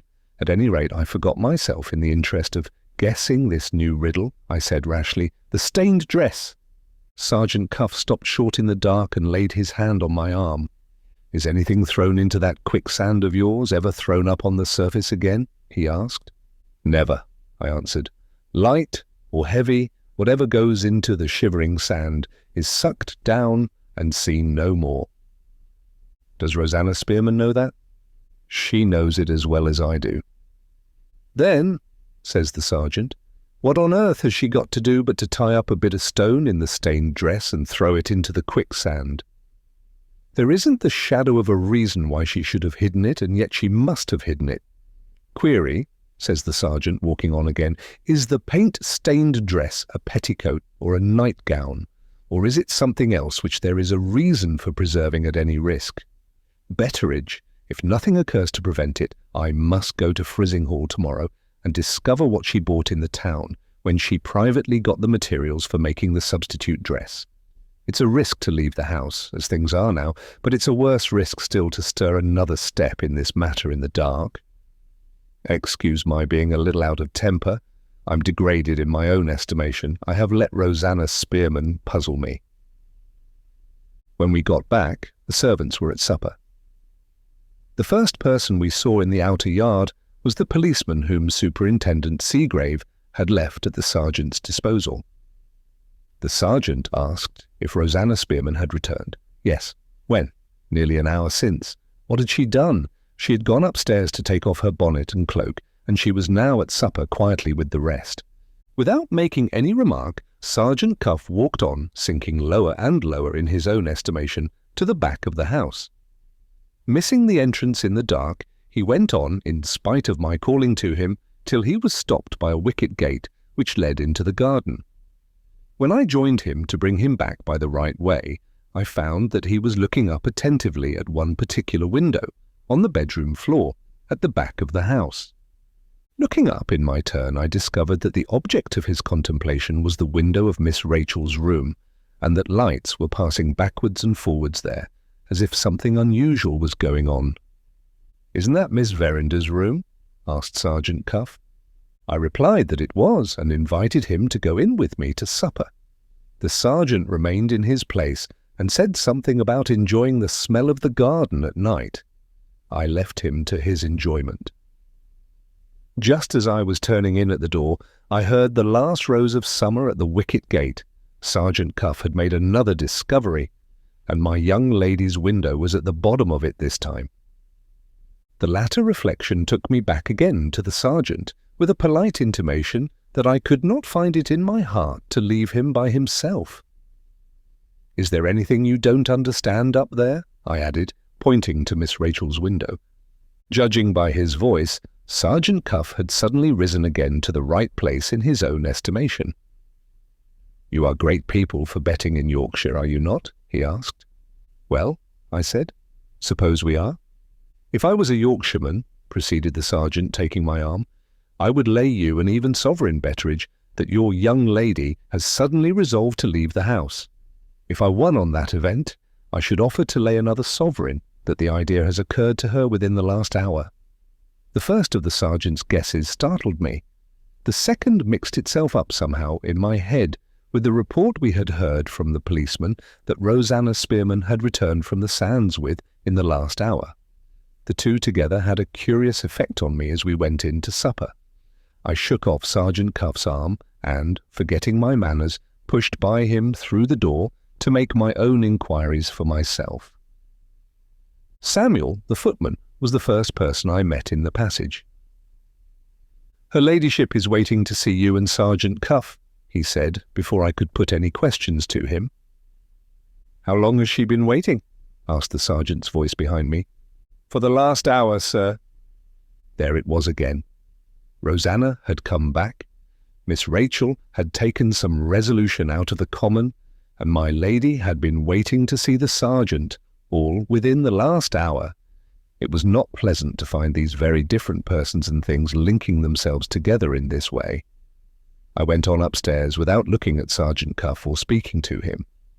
My hand took a sudden fit of trembling as I lifted it to knock at my mistress's door. "I shouldn't be surprised," whispered the sergeant over my shoulder, "if a scandal was to burst up in the house tonight. Don't be alarmed. I have put the muzzle on worse family difficulties than this in my time."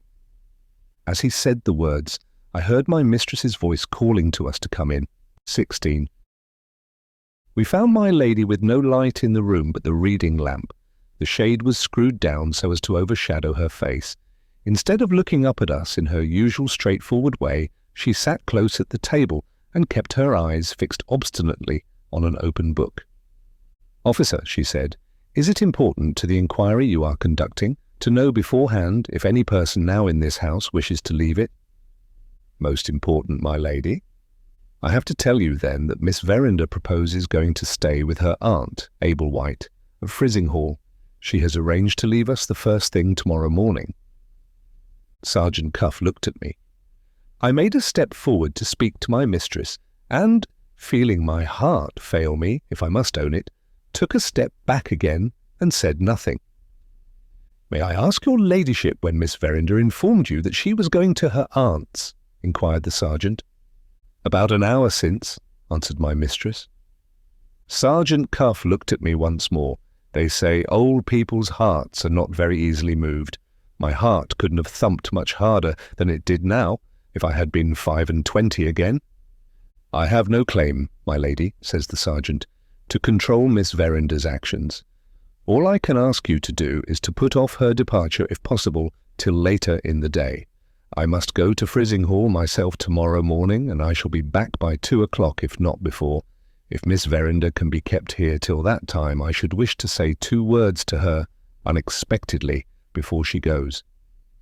My lady directed me to give the coachman her orders that the carriage was not to come for Miss Rachel until 2 o'clock. "Have you more to say?" she asked of the sergeant when this had been done. "Only one thing, your ladyship. If Miss Verinder is surprised at this change in the arrangements, please not to mention me as being the cause of putting off her journey." My mistress lifted her head suddenly from her book as if she was going to say something, checked herself by a great effort, and, looking back again at the open page, dismissed us with a sign of her hand. "That's a wonderful woman," said Sergeant Cuff when we were out in the hall again. "But for her self-control, the mystery that puzzles you, Betteridge, would have been at an end tonight." At those words, the truth rushed at last into my stupid old head. For the moment, I suppose I must have gone clean out of my senses. I seized the sergeant by the collar of his coat and pinned him against the wall. "Damn you," I cried out, "there's something wrong about Miss Rachel, and you have been hiding it from me all this time." Sergeant Cuff looked up at me flat against the wall without stirring a hand or moving a muscle of his melancholy face. "Ah," he said, "you've guessed it at last." My hand dropped from his collar and my head sunk on my breast, pleased to remember, as some excuse for my breaking out as I did, that I had served the family for 50 years. Miss Rachel had climbed upon my knees and pulled my whiskers many and many a time when she was a child. Miss Rachel, with all her faults, had been, to my mind, the dearest and prettiest and best young mistress that ever an old servant waited on and loved. I beg Sergeant Cuff's pardon, but I am afraid I did it with watery eyes and not in a very becoming way. "Don't distress yourself, Betteridge," says the sergeant, with more kindness than I had any right to expect from him. "In my line of life, if we were quick at taking offence, we shouldn't be worth salt to our porridge. If it's any comfort to you, collar me again. You don't in the least know how to do it, but I'll overlook your awkwardness in consideration of your feelings." He curled up at the corners of his lips, and, in his own dreary way, seemed to think he had delivered himself of a very good joke. I led him into my own little sitting-room and closed the door. "Tell me the truth, Sergeant," I said. "What do you suspect? It's no kindness to hide it from me now." "I don't suspect," said Sergeant Cuff. "I know." My unlucky temper began to get the better of me again. "Do you mean to tell me, in plain English," I said, "that Miss Rachel has stolen her own diamond?" "Yes," says the sergeant, "that is what I mean to tell you in so many words. Miss Verinder has been in secret possession of the Moonstone from first to last, and she has taken Rosanna Spearman into her confidence because she has calculated on our suspecting Rosanna Spearman of the theft. There is the whole case in a nutshell. Collar me again, Betteridge. If it's any vent to your feelings, collar me again." God help me. My feelings were not to be relieved in that way. "Give me your reasons." That was all I could say to him. "You shall hear my reasons tomorrow," said the sergeant. "If Miss Verinder refuses to put off her visit to her aunt, which you will find Miss Verinder will do, I shall be obliged to lay the whole case before your mistress tomorrow. And as I don't know what may come of it, I shall request you to be present and to hear what passes on both sides. Let the matter rest for tonight. No, Betteridge, you don't get a word more on the subject of the Moonstone out of me. There is your table spread for supper. That's one of the many human infirmities which I always treat tenderly. If you will ring the bell, I'll say grace for what we are going to receive." "I wish you a good appetite to it, Sergeant," I said. "My appetite is gone. I'll wait and see you served, and then I'll ask you to excuse me if I go away and try to get the better of this by myself." I saw him served with the best of everything, and I shouldn't have been sorry if the best of everything had choked him. The head gardener, Begbie, came in at the same time with his weekly account. The sergeant got on the subject of roses and the merits of grass walks and gravel walks immediately. I left the two together and went out with a heavy heart. This was the first trouble I remember for many a long year which wasn't to be blown off by a whiff of tobacco, and which was even beyond the reach of Robinson Crusoe.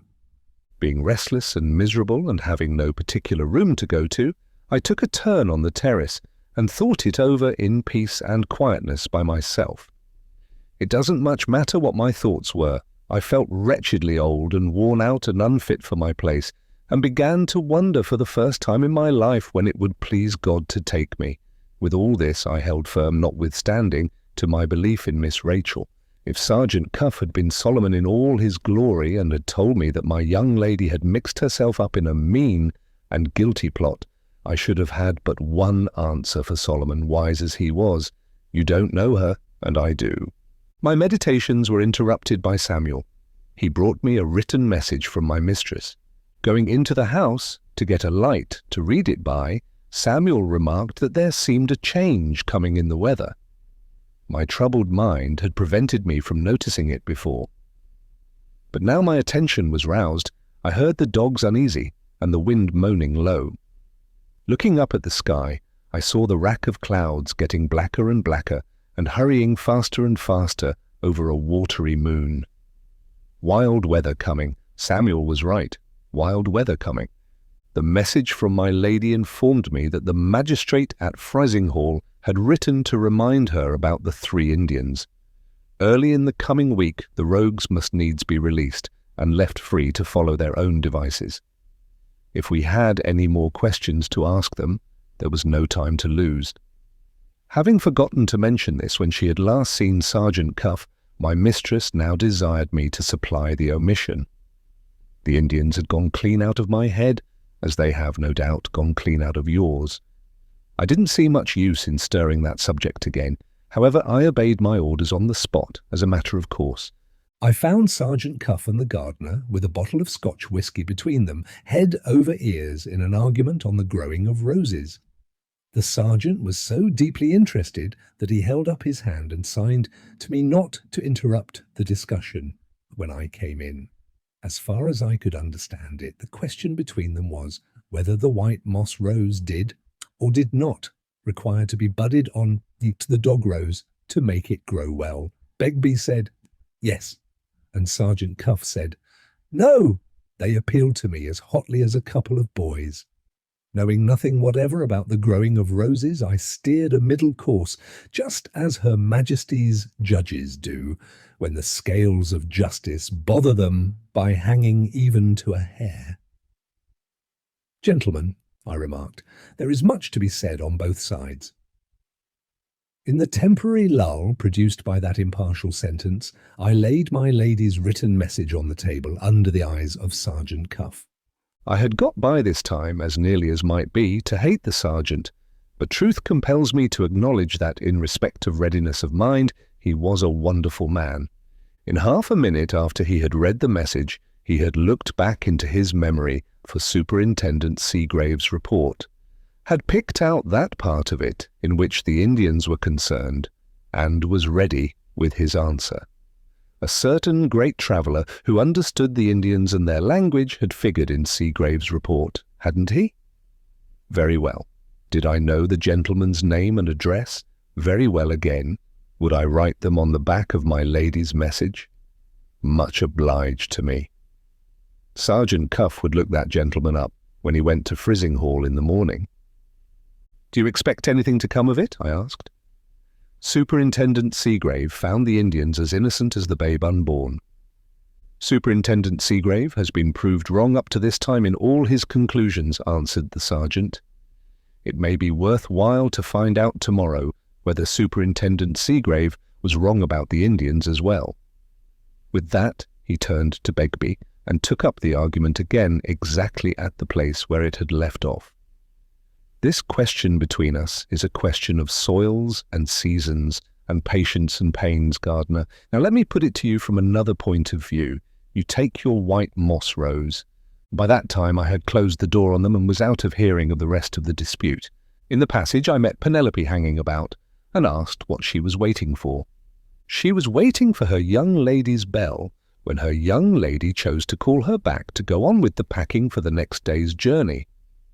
Further inquiry revealed to me that Miss Rachel had given it as a reason for wanting to go to her aunt at Frizinghall, that the house was unendurable to her, and that she could bear the odious presence of a policeman under the same roof with herself no longer.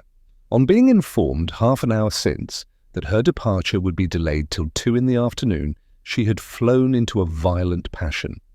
My lady, present at the time, had severely rebuked her, and then, having apparently something to say, which was reserved for her daughter's private ear, had sent Penelope out of the room. My girl was in wretchedly low spirits about the changed state of things in the house. Nothing goes right, father. Nothing is like what it used to be. I feel as if some dreadful misfortune was hanging over us all. That was my feeling too, but I put a good face on it before my daughter. Miss Rachel's bell rang while we were talking. Penelope ran up the back stairs to go on with the packing. I went by the other way to the hall to see what the glass said about the change in the weather. Just as I approached the swing door leading into the hall from the servants' offices, it was violently opened from the other side, and Rosanna Spearman ran by me with a miserable look of pain in her face and one of her hands pressed hard over her heart, as if the pang was in that quarter. "What's the matter, my girl?" I asked, stopping her. "Are you ill?" "For God's sake, don't speak to me," she answered, and twisted herself out of my hands and ran on towards the servants' staircase. I called to the cook, who was within hearing, to look after the poor girl. 2 other persons proved to be within hearing, as well as the cook. Sergeant Cuff darted softly out of my room and asked what was the matter. I answered, "Nothing." Franklin, on the other side, pulled open the swing door and, beckoning me into the hall, inquired if I had seen anything of Rosanna Spearman. "She has just passed me, sir, with a very disturbed face and in a very odd manner." "I am afraid I am innocently the cause of that disturbance, Betteridge." "You, sir?" "I can't explain it," says Franklin, "but if the girl is concerned in the loss of the diamond, I do really believe she was on the point of confessing everything, to me of all the people in the world, not 2 minutes since." Looking towards the swing door, as he said those last words, I fancied I saw it opened a little way from the inner side. Was there anybody listening? The door fell to before I could get to it. Looking through the moment after, I thought I saw the tails of Sergeant Cuff's respectable black coat disappearing round the corner of the passage. He knew as well as I did that he could expect no more help from me, now that I had discovered the turn which his investigations were really taking. Under those circumstances, it was quite in his character to help himself and to do it by the underground way. Not feeling sure that I had really seen the sergeant, and not desiring to make needless mischief where, heaven knows, there was mischief enough going on already, I told Franklin that I thought one of the dogs had got into the house, and then begged him to describe what had happened between Rosanna and himself. "Were you passing through the hall, sir?" I asked. "Did you meet her accidentally when she spoke to you?"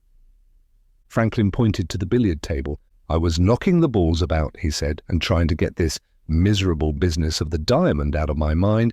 I happened to look up, and there stood Rosanna Spearman at the side of me, like a ghost.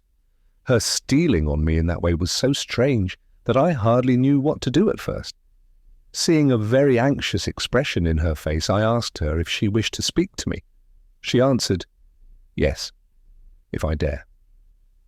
Knowing what suspicion attached to her, I could only put one construction on such language as that. I confess it made me uncomfortable. I had no wish to invite the girl's confidence. At the same time, in the difficulties that now beset us, I could hardly feel justified in refusing to listen to her if she was really bent on speaking to me. It was an awkward position, and I dare say I got out of it awkwardly enough. I said to her, 'I don't quite understand you. Is there anything you want me to do?' Mind, Betteridge, I didn't speak unkindly. The poor girl can't help being ugly. I felt that at the time. The cue was still in my hand, and I went on knocking the balls about to take off the awkwardness of the thing. As it turned out, I only made matters worse still. I'm afraid I mortified her without meaning it. She suddenly turned away. 'He looks at the billiard balls,' I heard her say. 'Anything rather than look at me.' Before I could stop her, she had left the hall. I am not quite easy about it, Betteridge. Would you mind telling Rosanna that I meant no unkindness? I have been a little hard on her, perhaps in my own thoughts. I have almost hoped that the loss of the diamond might be traced to her, not from any ill will to the poor girl, but—" He stopped there, and going back to the billiard table, began to knock the balls about once more.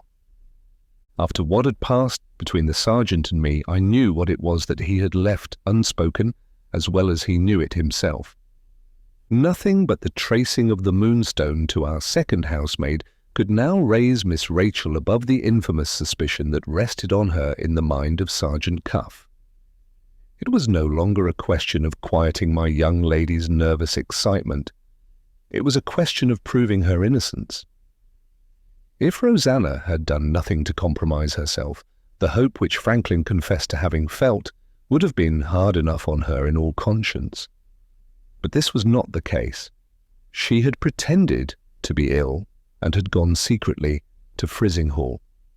She had been up all night making something or destroying something in private, and she had been at the Shivering Sand that evening under circumstances which were highly suspicious, to say the least of them. For all these reasons, sorry as I was for Rosanna, I could not but think that Franklin's way of looking at the matter was neither unnatural nor unreasonable in Franklin's position. I said a word to him to that effect. "Yes, yes," he said in return, "but there is just a chance, a very poor one certainly, that Rosanna's conduct may admit of some explanation which we don't see at present.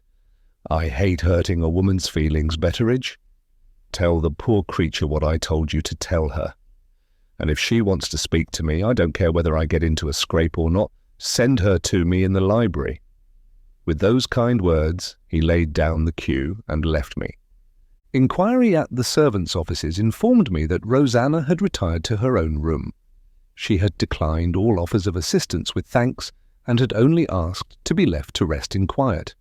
Here, therefore, was an end of any confession on her part, supposing she really had a confession to make for that night. I reported the result to Franklin, who thereupon left the library and went up to bed. I was putting the lights out and making the windows fast when Samuel came in with news of the two guests whom I had left in my room. The argument about the white moss rose had apparently come to an end at last. The gardener had gone home, and Sergeant Cuff was nowhere to be found in the lower regions of the house. I looked into my room. Quite true, nothing was to be discovered there but a couple of empty tumblers and a strong smell of hot grog. Had the sergeant gone of his own accord to the bedchamber that was prepared for him? I went upstairs to see. After reaching the second landing, I thought I heard a sound of quiet and regular breathing on my left-hand side. My left-hand side led to the corridor, which communicated with Miss Rachel's room. I looked in, and there, coiled up on 3 chairs, placed right across the passage, there with a red handkerchief tied round his grizzled head, and his respectable black coat rolled up for a pillow, lay and slept Sergeant Cuff. He woke instantly and quietly like a dog the moment I approached him. "Good night, Betteridge," he said. "And mind, if you ever take to growing roses, the white moss rose is all the better for not being budded on the dog rose, whatever the gardener may say to the contrary." "What are you doing here?" I asked. "Why are you not in your proper bed?"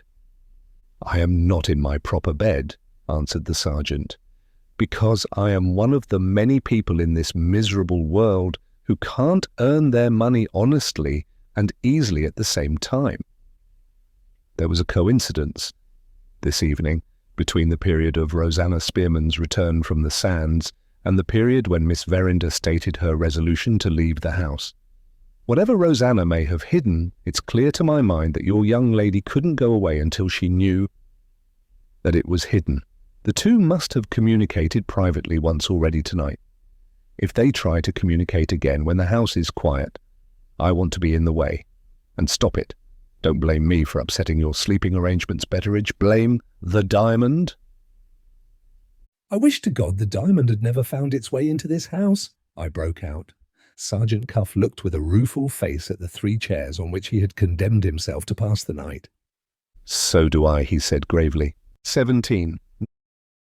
Nothing happened in the night, and, I am happy to add, no attempt at communication between Miss Rachel and Rosanna rewarded the vigilance of Sergeant Cuff.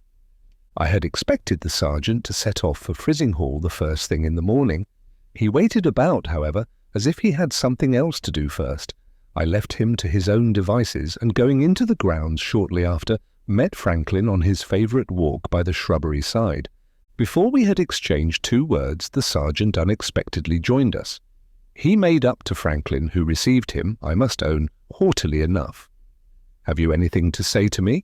was all the return he got for politely wishing Franklin good morning. "I have something to say to you, sir," answered the sergeant, "on the subject of the inquiry I am conducting here. You detected the turn that inquiry was really taking yesterday. Naturally enough, in your position you are shocked and distressed, Naturally enough, also, you visit your own angry sense of your own family's scandal upon me. What do you want? Franklin broke in sharply enough. I want to remind you, sir, that I have at any rate thus far not been proved to be wrong. Bearing that in mind, be pleased to remember at the same time that I am an officer of the law acting here under the sanction of the mistress of the house. Under these circumstances, is it or is it not your duty as a good citizen to assist me with any special information which you may happen to possess? I possess no special information, says Franklin. Sergeant Cuff put that answer by him as if no answer had been made. You may save my time, sir, from being wasted on an inquiry at a distance, he went on, if you choose to understand me and speak out. I don't understand you, answered Franklin, and I have nothing to say. One of the female servants, I won't mention names, spoke to you privately, sir, last night. Once more Franklin cut him short. Once more Franklin answered, I have nothing to say. Standing by in silence, I thought of the movement in the swing door on the previous evening, and of the coat-tails which I had seen disappearing down the passage. Sergeant Cuff had, no doubt, just heard enough, before I interrupted him, to make him suspect that Rosanna had relieved her mind by confessing something to Franklin Blake. This notion had barely struck me, when who should appear at the end of the shrubbery walk but Rosanna Spearman in her own proper person? She was followed by Penelope, who was evidently trying to make her retrace her steps to the house. Seeing that Franklin was not alone, Rosanna came to a standstill, evidently in great perplexity what to do next. Penelope waited behind her. Franklin saw the girls as soon as I saw them. The sergeant, with his devilish cunning, took on not to have noticed them at all. All this happened in an instant. Before either Franklin or I could say a word, Sergeant Cuff struck in smoothly, with an appearance of continuing the previous conversation. You needn't be afraid of harming the girl, sir, he said to Franklin, speaking in a loud voice so that Rosanna might hear him. On the contrary, I recommend you to honour me with your confidence, if you feel any interest in Rosanna Spearman. Franklin instantly took on not to have noticed the girls either. He answered, speaking loudly on his side, I take no interest whatever in Rosanna Spearman. I looked towards the end of the walk. All I saw at the distance was that Rosanna suddenly turned round the moment Franklin had spoken. Instead of resisting Penelope, as she had done the moment before, she now let my daughter take her by the arm and lead her back to the house. The breakfast bell rang as the two girls disappeared, and even Sergeant Cuff was now obliged to give it up as a bad job. He said to me quietly, I shall go to Frizinghall, Betteridge, and I shall be back before 2. He went his way without a word more, and for some few hours we were well rid of him.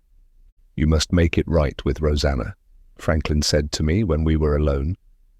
I seemed to be fated to say or do something awkward before that unlucky girl. You must have seen yourself that Sergeant Cuff laid a trap for both of us.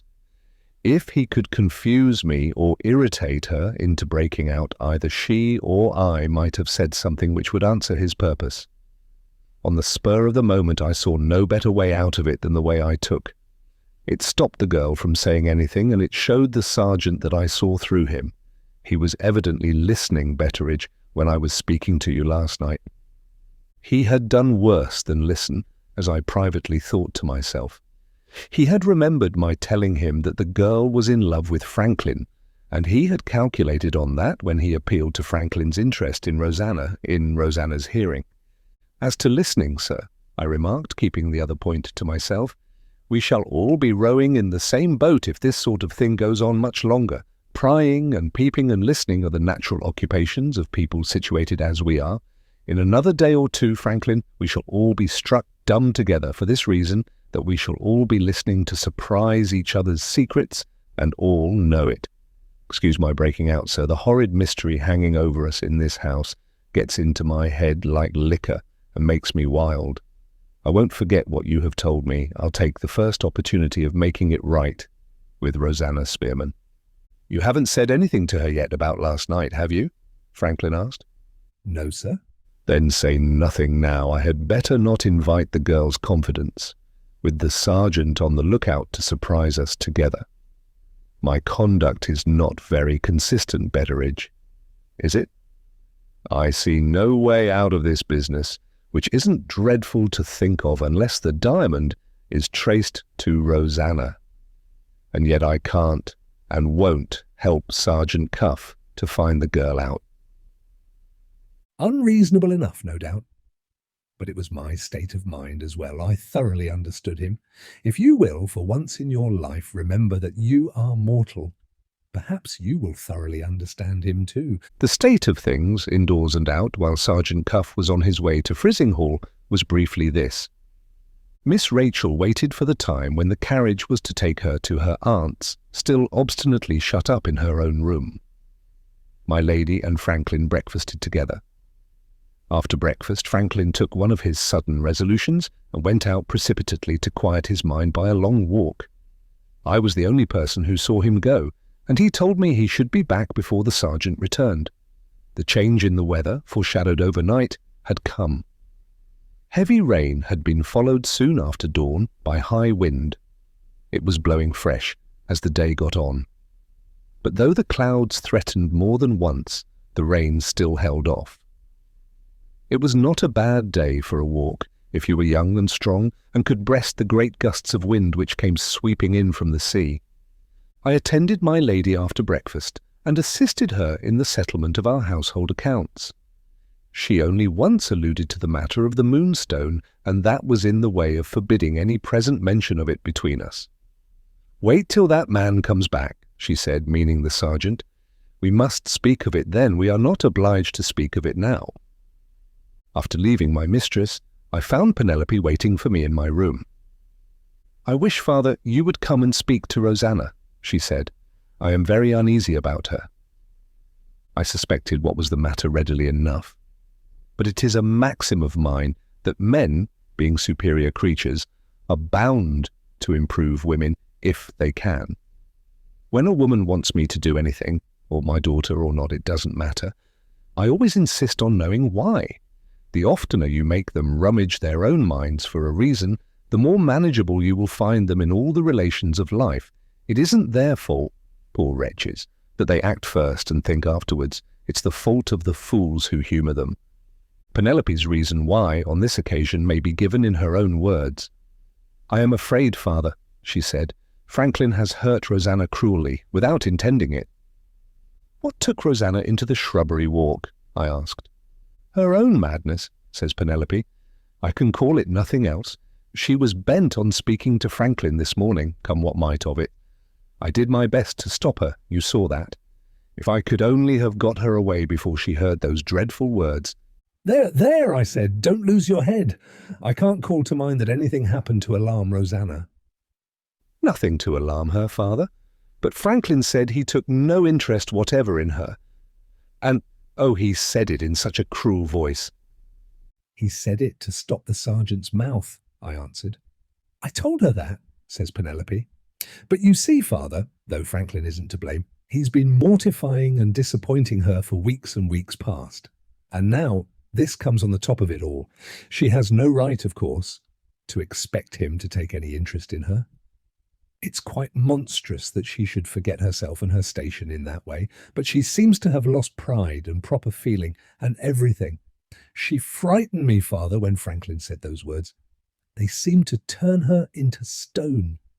A sudden quiet came over her, and she has gone about her work ever since, like a woman in a dream."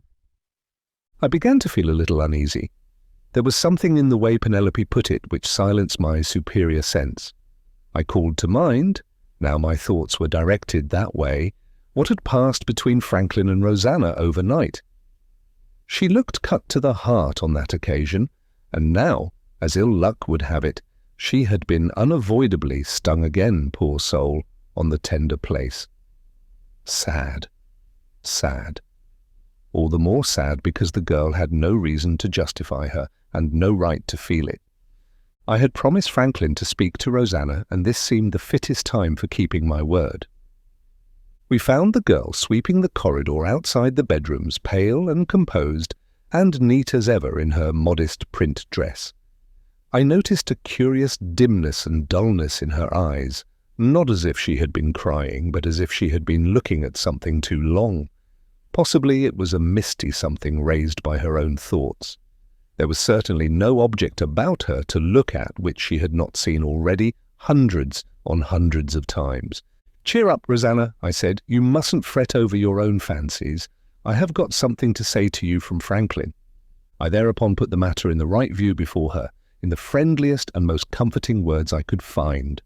My principles, in regard to the other sex, are, as you may have noticed, very severe, but somehow or other when I come face to face with the women, my practice, I own, is not conformable. Franklin is very kind and considerate. Please to thank him. That was all the answer she made me. My daughter had already noticed that Rosanna went about her work like a woman in a dream. I now added to this observation that she also listened and spoke like a woman in a dream. I doubted if her mind was in a fit condition to take in what I had said to her. "Are you quite sure, Rosanna, that you understand me?" I asked. "Quite sure." She echoed me, not like a living woman, but like a creature moved by machinery. She went on sweeping all the time.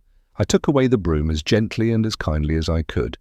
"Come, come, my girl," I said, "this is not like yourself. You have got something on your mind. I'm your friend, and I'll stand your friend, even if you have done wrong. Make a clean breast of it, Rosanna. Make a clean breast of it." The time had been when my speaking to her in that way would have brought the tears into her eyes. I could see no change in them now. "Yes," she said, "I'll make a clean breast of it." "To my lady?" I asked. "No, to Franklin." "Yes, to Franklin." I hardly knew what to say to that. She was in no condition to understand the caution against speaking to him in private, which Franklin had directed me to give her. Feeling my way, little by little, I only told her Franklin had gone out for a walk. "It doesn't matter," she answered. "I shan't trouble Franklin today." "Why not speak to my lady?" I said. "The way to relieve your mind is to speak to the merciful and Christian mistress who has always been kind to you." She looked at me for a moment with a grave and steady attention as if she was fixing what I said in her mind. Then she took the broom out of my hands and moved off with it slowly, a little way down the corridor. "No," she said, going on with her sweeping and speaking to herself. "I know a better way of relieving my mind than that." "What is it?" "Please to let me go on with my work." Penelope followed her and offered to help her. She answered, "No, I want to do my work. Thank you, Penelope." She looked round at me. "Thank you, Betteridge." There was no moving her. There was nothing more to be said. I signed to Penelope to come away with me. We left her as we had found her, sweeping the corridor like a woman in a dream. "This is a matter for the doctor to look into," I said. "It's beyond me." My daughter reminded me of Candy's illness, owing, as you may remember, to the chill he had caught on the night of the dinner party. His assistant, a certain Ezra Jennings, was at our disposal, to be sure, but nobody knew much about him in our parts. He had been engaged by Candy under rather peculiar circumstances, and, right or wrong, we none of us liked him or trusted him. There were other doctors at Frizinghall, but they were strangers to our house, and Penelope doubted, in Rosanna's present state, whether strangers might not do her more harm than good. I thought of speaking to my lady, but remembering the heavy weight of anxiety which she already had on her mind, I hesitated to add to all the other vexations this new trouble. Still, there was a necessity for doing something. The girl's state was, to my thinking, downright alarming, and my mistress ought to be informed of it. Unwilling enough, I went to her sitting-room. No one was there. My lady was shut up with Miss Rachel. It was impossible for me to see her till she came out again. I waited in vain till the clock on the front staircase struck the 2:45. 5 minutes afterwards, I heard my name called from the drive outside the house. I knew the voice directly. Sergeant Cuff had returned from Frizinghall, 18. Going down to the front door, I met the sergeant on the steps. It went against the grain with me after what had passed between us to show him that I felt any sort of interest in his proceedings. In spite of myself, however, I felt an interest that there was no resisting. My sense of dignity sank from under me, and out came the words, "What news from Frizinghall?" "I have seen the Indians," answered Sergeant Cuff, "and I have found out what Rosanna bought privately in the town on Thursday last. The Indians will be set free on Wednesday in next week. There isn't a doubt on my mind, and there isn't a doubt on Murthwaite's mind, that they came to this place to steal the Moonstone. Their calculations were all thrown out, of course, by what happened in the house on Wednesday night, and they have no more to do with the actual loss of the jewel than you have. But I can tell you one thing, Betteridge, if we don't find the Moonstone, they will. You have not heard the last of the 3 jugglers yet." Franklin came back from his walk as the sergeant said those startling words. Governing his curiosity better than I had governed mine, he passed us without a word and went on into the house. As for me, having already dropped my dignity, I determined to have the whole benefit of the sacrifice. "So much for the Indians," I said. "What about Rosanna next?" Sergeant Cuff shook his head. "The mystery in that quarter is thicker than ever," he said. "I have traced her to a shop at Frizinghall, kept by a linen draper named Maltby.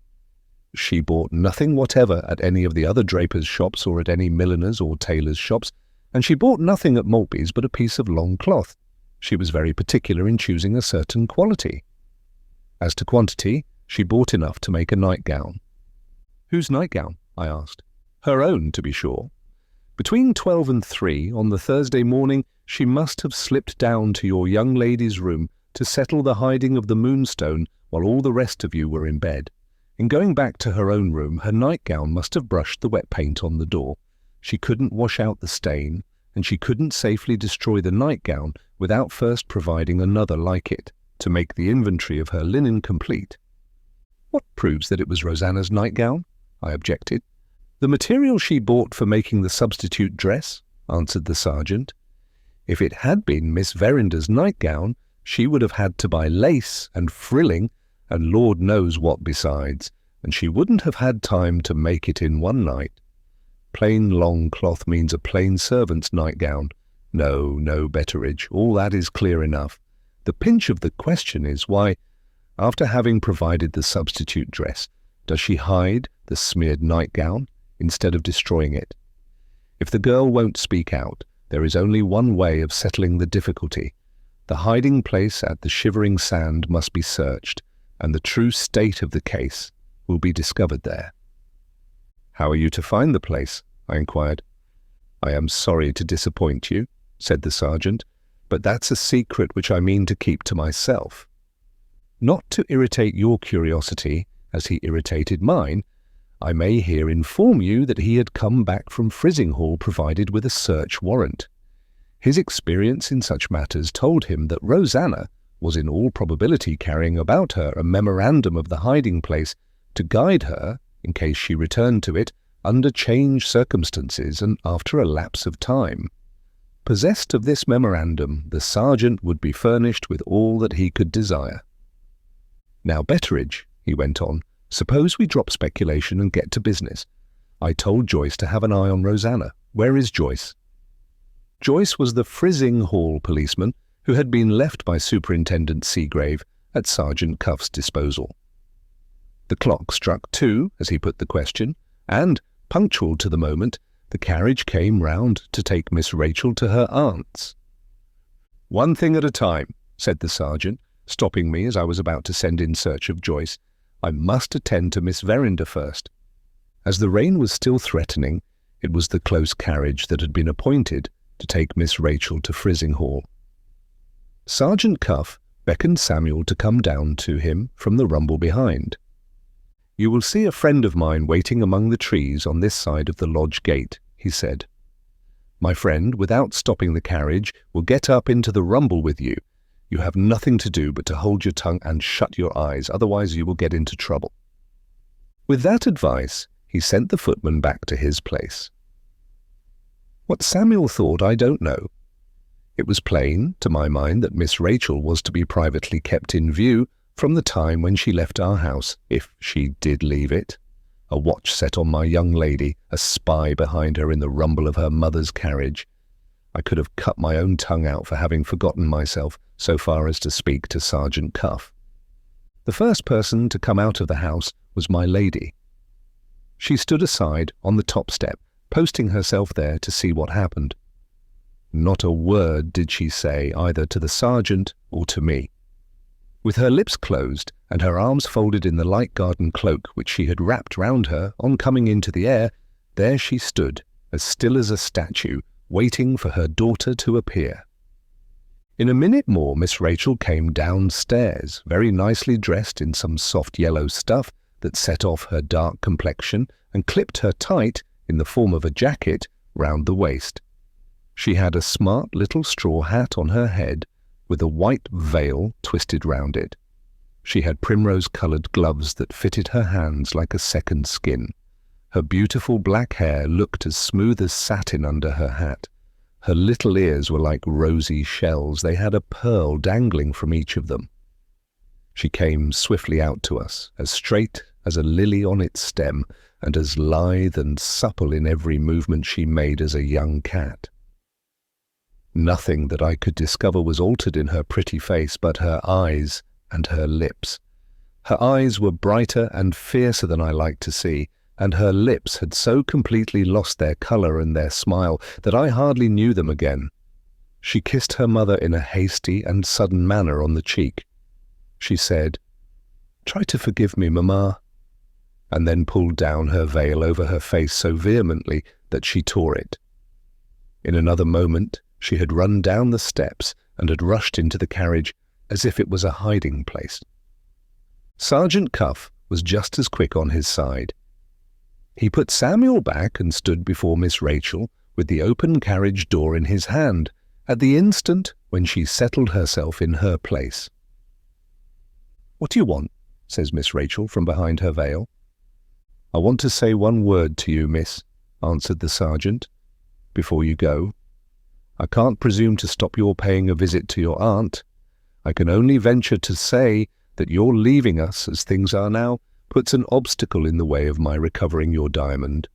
Please to understand that, and now decide for yourself whether you go or stay." Miss Rachel never even answered him. "Drive on, James," she called out to the coachman. Without another word, the sergeant shut the carriage door. Just as he closed it, Franklin came running down the steps. "Goodbye, Rachel," he said, holding out his hand. "Drive on," cried Miss Rachel, louder than ever, and taking no more notice of Franklin than she had taken of Sergeant Cuff. Franklin stepped back thunderstruck, as well he might be.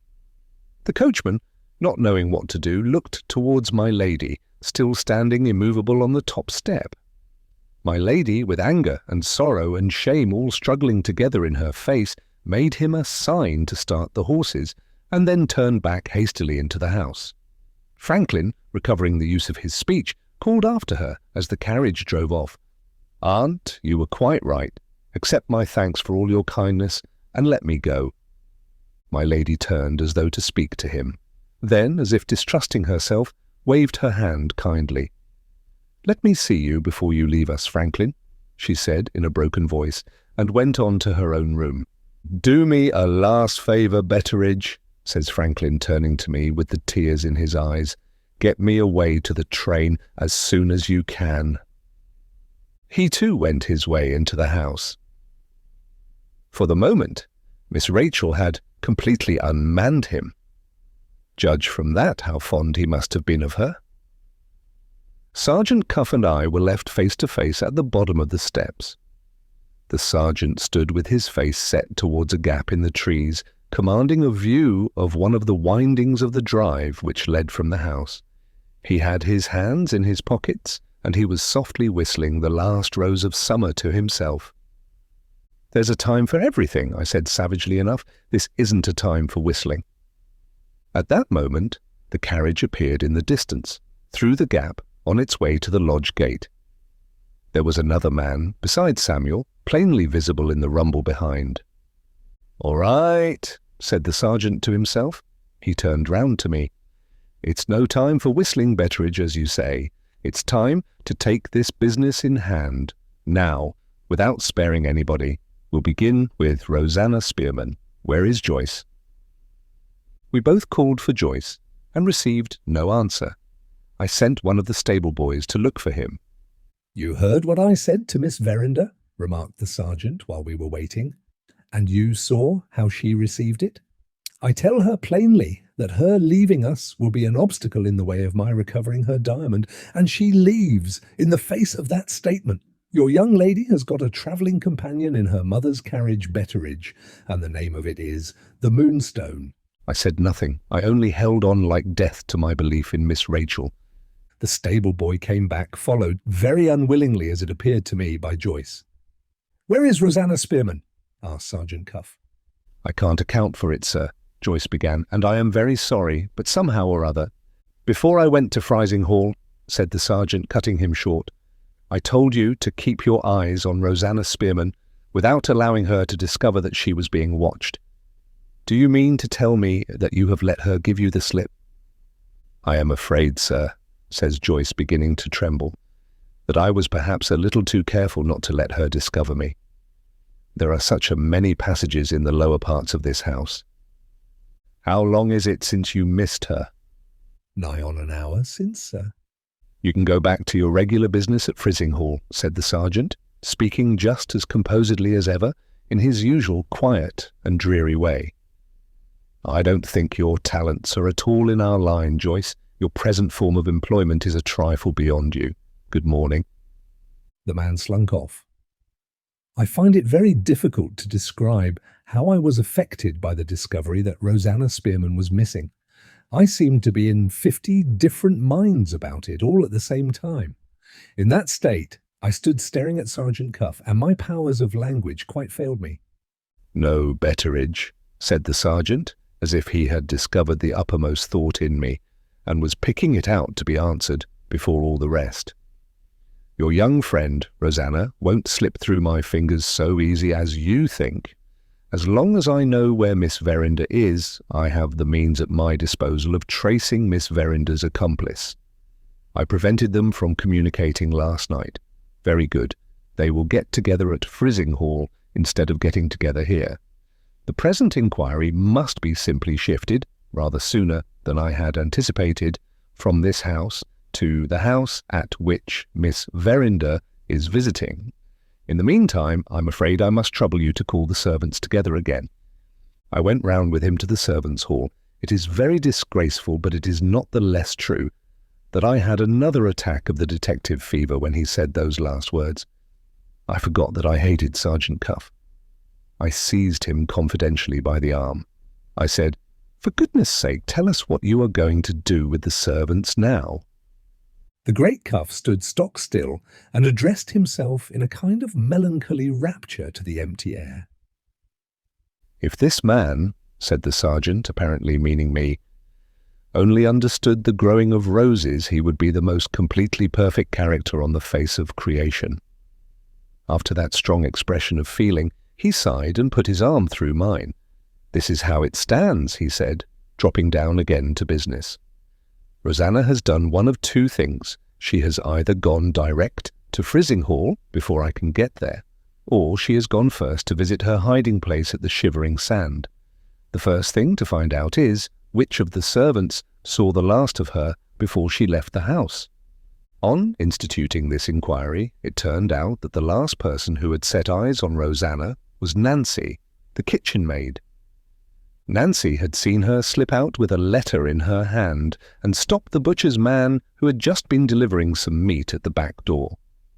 Nancy had heard her ask the man to post the letter when he got back to Frising Hall. The man had looked at the address and had said it was a roundabout way of delivering a letter directed to Cobb's Hole to post it at Frising Hall, and that, moreover, on a Saturday, which would prevent the letter from getting to its destination until Monday morning. Rosanna had answered that the delivery of the letter being delayed till Monday was of no importance. The only thing she wished to be sure of was that the man would do what she told him. The man had promised to do it, and had driven away. Nancy had been called back to her work in the kitchen, and no other person had seen anything afterwards of Rosanna Spearman. "Well?" I asked when we were alone again. "Well," says the sergeant, "I must go to Frizinghall." "About the letter, sir?" "Yes. The memorandum of the hiding place is in that letter. I must see the address at the post office. If it is the address I suspect, I shall pay our friend, Yolland, another visit on Monday next." I went with the sergeant to order the pony chaise. In the stable yard, we got a new light thrown on the missing girl. 19.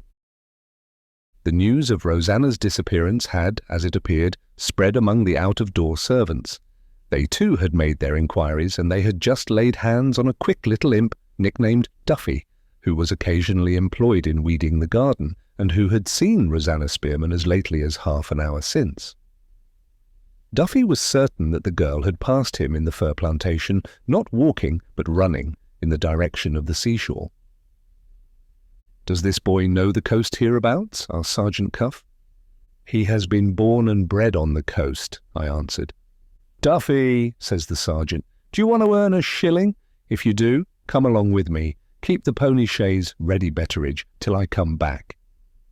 He started for the shivering sand at a rate that my legs, though well enough preserved for my time of life, had no hope of matching. Little Duffy, as the way is with the young savages in our parts when they are in high spirits, gave a howl and trotted off at the sergeant's heels. Here again I find it impossible to give anything like a clear account of the state of my mind in the interval after Sergeant Cuff had left us. A curious and stupefying restlessness got possession of me. I did a dozen different needless things in and out of the house, not one of which I can now remember. I don't even know how long it was after the sergeant had gone to the sands when Duffy came running back with a message for me. Sergeant Cuff had given the boy a leaf torn out of his pocketbook, on which was written in pencil, "Send me one of Rosanna Spearman's boots, and be quick about it." I dispatched the first woman servant I could find to Rosanna's room, and I sent the boy back to say that I myself would follow him with the boot. This, I am well aware, was not the quickest way to take of obeying the directions which I had received, but I was resolved to see for myself what new mystification was going on before I trusted Rosanna's boot in the sergeant's hands. My old notion of screening the girl if I could seemed to have come back on me again at the 11th hour. This state of feeling, to say nothing of the detective fever, hurried me off, as soon as I had got the boot, at the nearest approach, to a run which a man turned 70 can reasonably hope to make. As I got near the shore, the clouds gathered black, and the rain came down, drifting in great white sheets of water before the wind. I heard the thunder of the sea on the sandbank at the mouth of the bay. A little further on, I passed the boy crouching for shelter under the lee of the sandhills.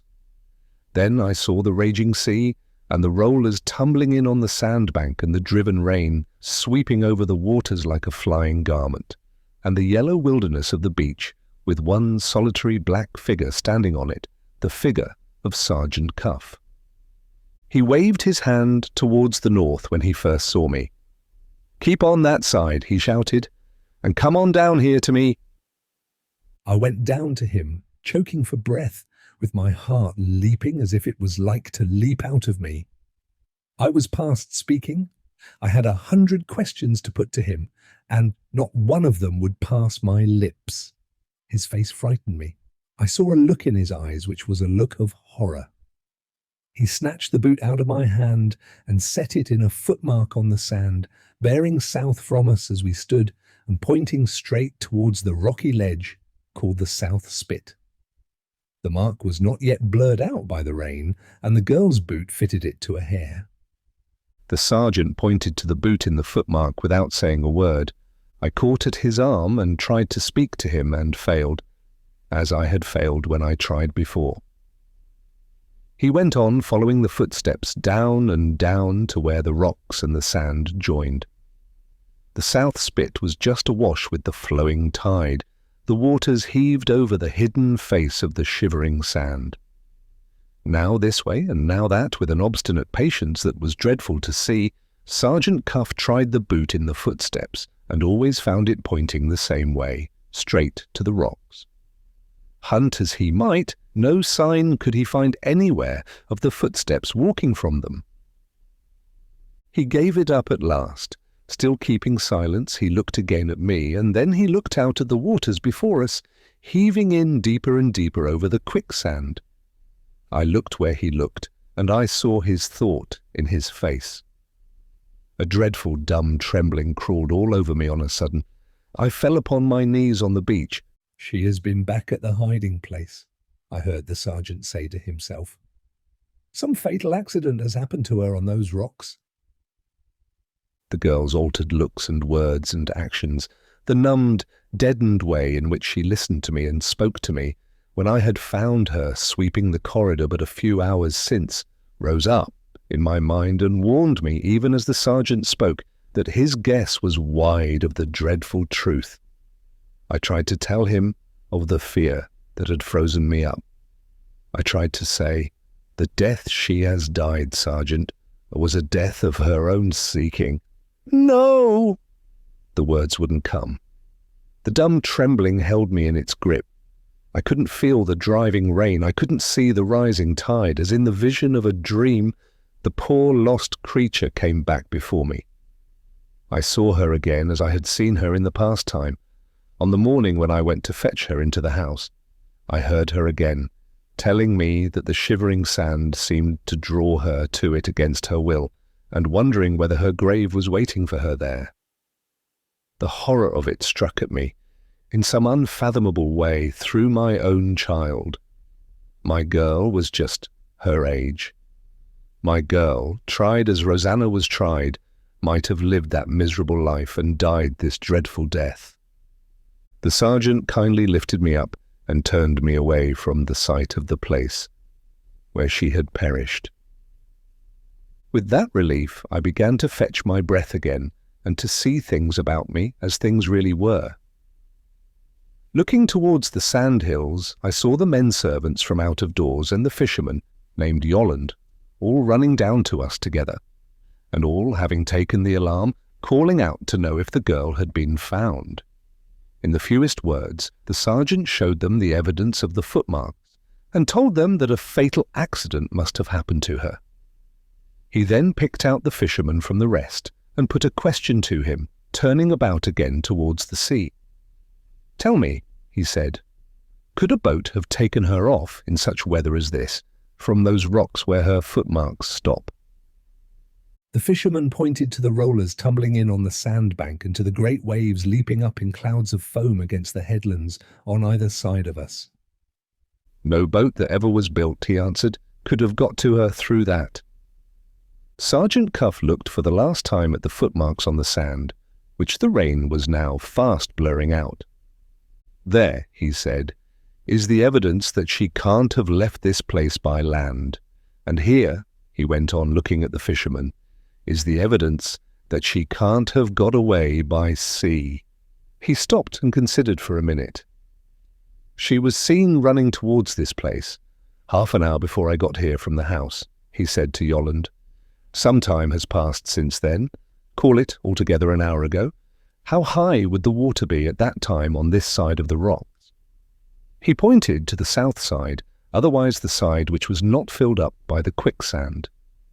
"As the tide makes today," said the fisherman, "there wouldn't have been water enough to drown a kitten on that side of the spit an hour since." Sergeant Cuff turned about northward, towards the quicksand. "How much on this side?" he asked. "Less still," answered Yolland. "The shivering sand would have been just awash and no more." The sergeant turned to me and said that the accident must have happened on the side of the quicksand. My tongue was loosened at that. "No accident," I told him. "When she came to this place, she came weary of her life to end it here." He started back from me. "How do you know?" he asked. The rest of them crowded round. The sergeant recovered himself instantly. He put them back from me. He said I was an old man. He said the discovery had shaken me. He said, "Let him alone a little." Then he turned to Yolland and asked, "Is there any chance of finding her when the tide ebbs again?" And Yolland answered, "None. What the sand gets, the sand keeps forever." Having said that, the fisherman came a step nearer and addressed himself to me. "Betteridge," he said, "I have a word to say to you about the young woman's death. 4 foot out, broadwise, along the side of the spit, there's a shelf of rock about half fathom down under the sand. My question is, why didn't she strike that? If she slipped by accident from off the spit, she fell in where there's foothold at the bottom, at a depth that would barely cover her to the waist. She must have waded out or jumped out into the deeps beyond, or she wouldn't be missing now. No accident, sir. The deeps of the quicksand have got her, and they have got her by her own act." After that testimony from a man whose knowledge was to be relied on, the sergeant was silent. The rest of us, like him, held our peace. With one accord, we all turned back up the slope of the beach. At the sand hillocks we were met by the undergroom running to us from the house. The lad is a good lad and has an honest respect for me. He handed me a little note with a decent sorrow in his face. "Penelope sent me with this, Betteridge," he said. "She found it in Rosanna's room."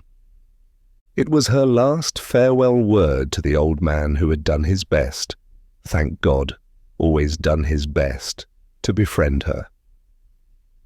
You have often forgiven me, Betteridge, in past times. When you next see the shivering sand, try to forgive me once more. I have found my grave where my grave was waiting for me. I have lived and died, sir, grateful for your kindness. There was no more than that. Little as it was, I hadn't manhood enough to hold up against it. Your tears come easy when you're young and beginning the world. Your tears come easy when you're old and leaving it. I burst out crying. Sergeant Cuff took a step nearer to me, meaning kindly, I don't doubt. I shrank back from him. "Don't touch me," I said. "It's the dread of you that has driven her to it."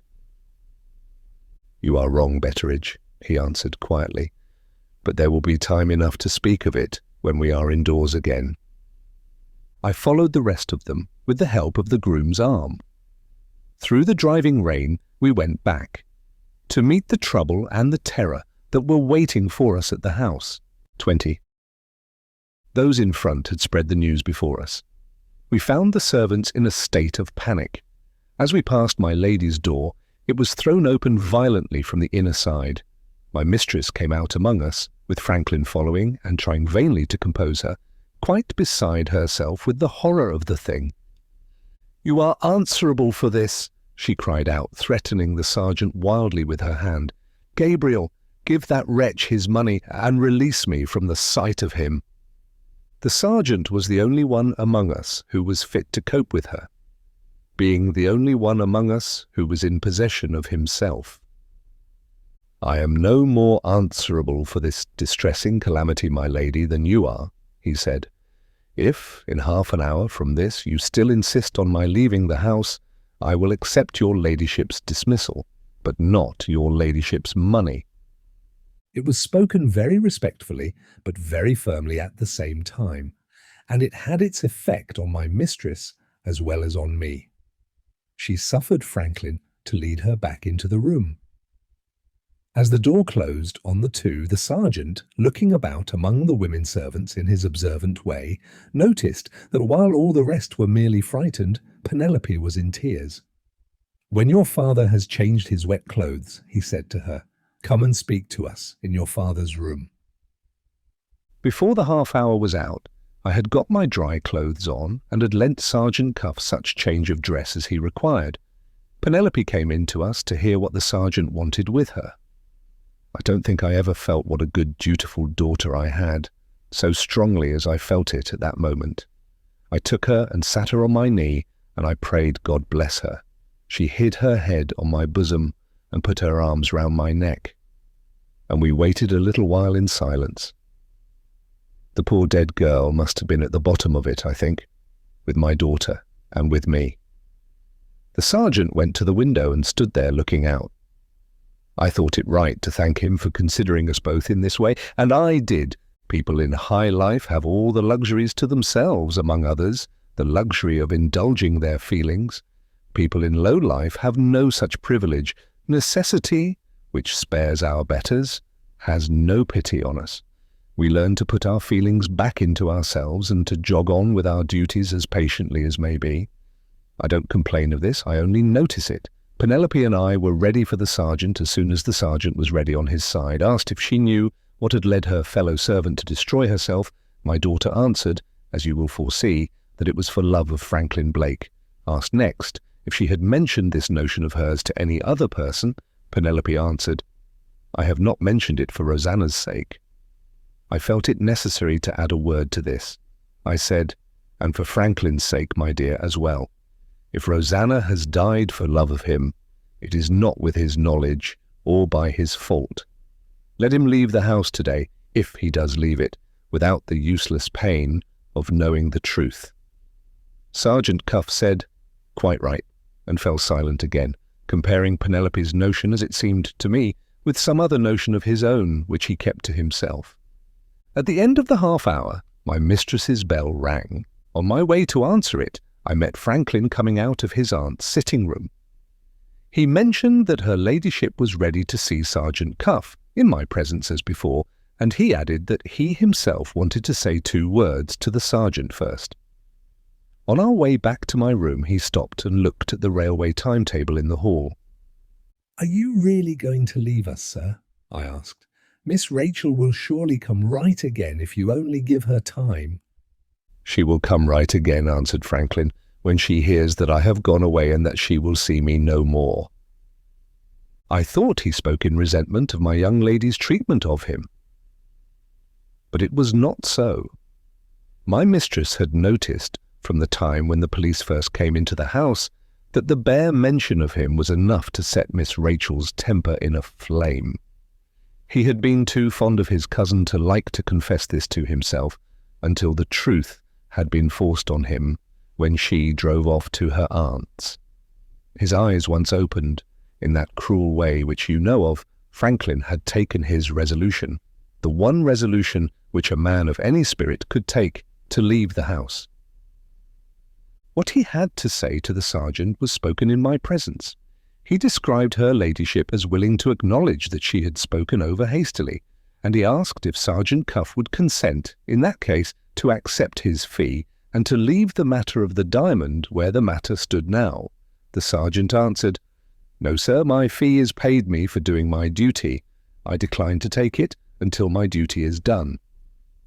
I don't understand you, says Franklin. I'll explain myself, sir, says the sergeant. When I came here, I undertook to throw the necessary light on the matter of the missing diamond. I am now ready and waiting to redeem my pledge. When I have stated the case to Lady Verinder, as the case now stands, and when I have told her plainly what course of action to take for the recovery of the Moonstone, the responsibility will be off my shoulders. Let her ladyship decide after that whether she does or does not allow me to go on. I shall then have done what I undertook to do, and I'll take my fee. In those words, Sergeant Cuff reminded us that, even in the detective police, a man may have a reputation to lose. The view he took was so plainly the right one that there was no more to be said. As I rose to conduct him to my lady's room, he asked if Franklin wished to be present. Franklin answered, Not unless Lady Verinder desires it. He added, in a whisper to me, as I was following the sergeant out, I know what that man is going to say about Rachel, and I am too fond of her to hear it and keep my temper. Leave me by myself. I left him, miserable enough, leaning on the sill of my window, with his face hidden in his hands, and Penelope peeping through the door, longing to comfort him. In Franklin's place, I should have called her in. When you are ill-used by one woman, there is great comfort in telling it to another, because 9 times out of 10, the other always takes your side. Perhaps when my back was turned, he did call her in. In that case, it is only doing my daughter justice to declare that she would stick at nothing in the way of comforting Franklin Blake. In the meantime, Sergeant Cuff and I proceeded to my lady's room. At the last conference we had held with her, we had found her not over willing to lift her eyes from the book which she had on the table. On this occasion there was a change for the better. She met the sergeant's eye with an eye that was as steady as his own. The family spirit showed itself in every line of her face, and I knew that Sergeant Cuff would meet his match when a woman like my mistress was strung up to hear the worst he could say to her. 21. The first words when we had taken our seats were spoken by my lady. "Sergeant Cuff," she said, "there was perhaps some excuse for the inconsiderate manner in which I spoke to you half an hour since. I have no wish, however, to claim that excuse. I say with perfect sincerity that I regret it if I wronged you." The grace of voice and manner with which she made him that atonement had its due effect on the sergeant. He requested permission to justify himself, putting his justification as an act of respect to my mistress. It was impossible, he said, that he could be in any way responsible for the calamity which had shocked us all, for this sufficient reason, that his success in bringing his inquiry to its proper end depended on his neither saying nor doing anything that could alarm Rosanna Spearman. He appealed to me to testify whether he had or had not carried that object out. I could, and did, bear witness that he had, and there, as I thought, the matter might have been judiciously left to come to an end. Sergeant Cuff, however, took it a step further, evidently, as you shall now judge, with the purpose of forcing the most painful of all possible explanations to take place between her ladyship and himself. "I have heard a motive assigned for the young woman's suicide," said the sergeant, "which may possibly be the right one. It is a motive quite unconnected with the case which I am conducting here. I am bound to add, however, that my own opinion points the other way. Some unbearable anxiety in connection with the missing diamond has, I believe, driven the poor creature to her own destruction. I don't pretend to know what that unbearable anxiety may have been, but I think, with your ladyship's permission, I can lay my hand on a person who is capable of deciding whether I am right or wrong." "Is the person now in the house?" my mistress asked, after waiting a little. "The person has left the house, my lady." That answer pointed as straight to Miss Rachel as straight could be. A silence dropped on us, which I thought would never come to an end. Lord, how the wind howled, and how the rain drove at the window as I sat there, waiting for one or other of them to speak again. "Be so good as to express yourself plainly," said my lady. "Do you refer to my daughter?" "I do," said Sergeant Cuff in so many words. "My mistress had her cheque-book on the table when we entered the room, no doubt to pay the sergeant his fee. She now put it back in the drawer. It went to my heart to see how her poor hand trembled, the hand that had loaded her old servant with benefits, the hand that, I pray God, may take mine when my time comes and I leave my place for ever." "I had hoped," said my lady very slowly and quietly, "to have recompensed your services and to have parted with you without Miss Verinder's name having been openly mentioned between us as it has been mentioned now. My nephew has probably said something of this before you came into my room." "Blake gave his message, my lady, and I gave Blake a reason. It is needless to tell me your reason. After what you have just said, you know as well as I do that you have gone too far to go back. I owe it to myself, and I owe it to my child, to insist on your remaining here and to insist on your speaking out." The sergeant looked at his watch. "If there had been time, my lady," he answered, "I should have preferred writing my report instead of communicating it by word of mouth, but if this inquiry is to go on, time is of too much importance to be wasted in writing. I am ready to go into the matter at once. It is a very painful matter for me to speak of and for you to hear." There my mistress stopped him once more. "I may possibly make it less painful to you and to my good servant and friend here," she said, "if I set the example of speaking boldly on my side. You suspect Miss Verinder of deceiving us all by secreting the diamond for some purpose of her own. Is that true?" "Quite true, my lady." "Very well. Now, before you begin, I have to tell you, as Miss Verinder's mother, that she is absolutely incapable of doing what you suppose her to have done. Your knowledge of her character dates from a day or two since. My knowledge of her character dates from the beginning of her life. State your suspicion of her as strongly as you please. It is impossible that you can offend me by doing so. I am sure beforehand that with all your experience, the circumstances have fatally misled you in this case. Mind, I am in possession of no private information. I am as absolutely shut out of my daughter's confidence as you are. My one reason for speaking positively is the reason you have heard already. I know my child. She turned to me and gave me her hand.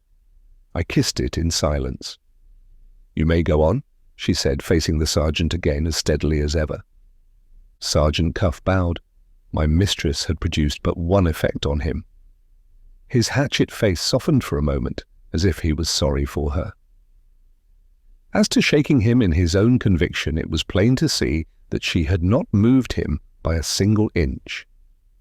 He settled himself in his chair, and he began his vile attack on Miss Rachel's character in these words.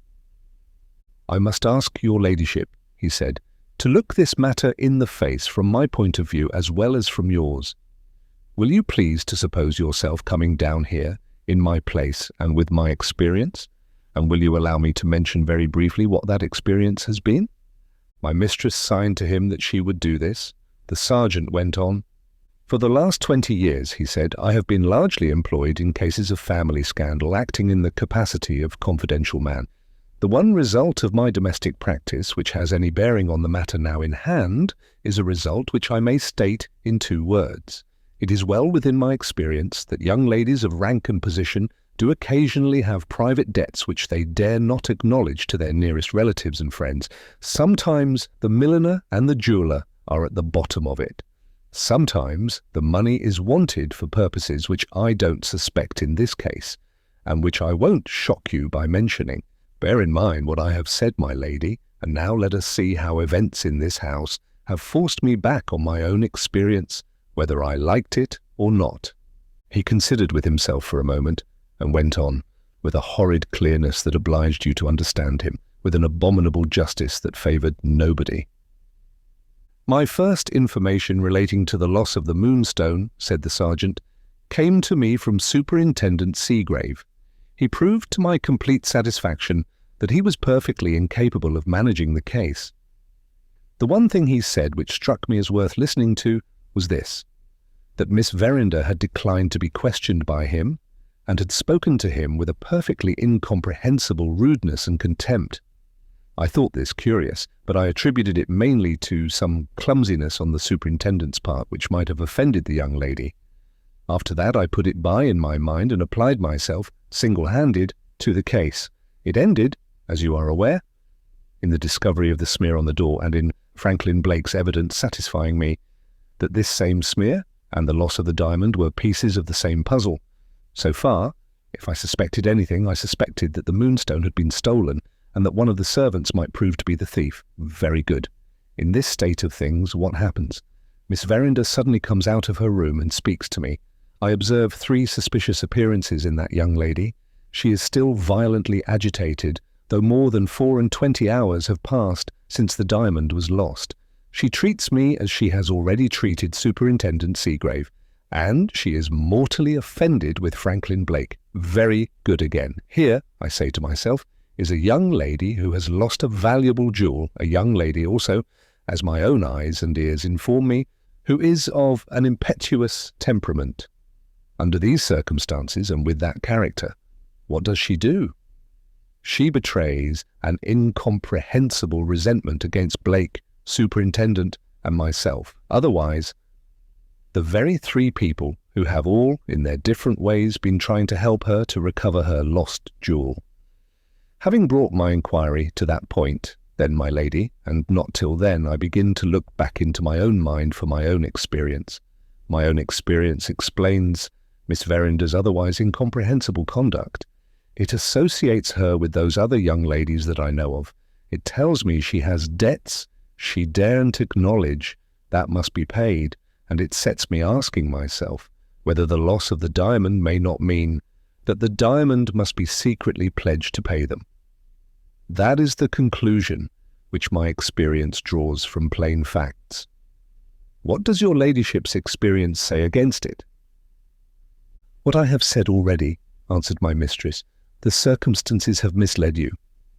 I said nothing on my side. Robinson Crusoe, God knows how, had got into my muddled old head. If Sergeant Cuff had found himself, at that moment, transported to a desert island, without a man Friday to keep him company or a ship to take him off, he would have found himself exactly where I wished him to be. Nota bene, I am an average good Christian when you don't push my Christianity too far, and all the rest of you, which is a great comfort, are in this respect much the same as I am. Sergeant Cuff went on. Right or wrong, my lady, he said. Having drawn my conclusion, the next thing to do was to put it to the test. I suggested to your ladyship the examination of all the wardrobes in the house. It was a means of finding the article of dress which had, in all probability, made the smear, and it was a means of putting my conclusion to the test. How did it turn out? Your ladyship consented. Blake consented. Abel White consented. Miss Verinder alone stopped the whole proceeding by refusing point blank. That result satisfied me that my view was the right one.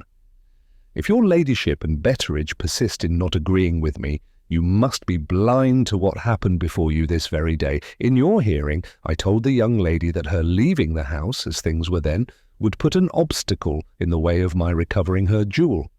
You saw yourselves that she drove off in the face of that statement. You saw yourself that so far from forgiving Blake for having done more than all the rest of you to put the clue into my hands, she publicly insulted Blake on the steps of her mother's house.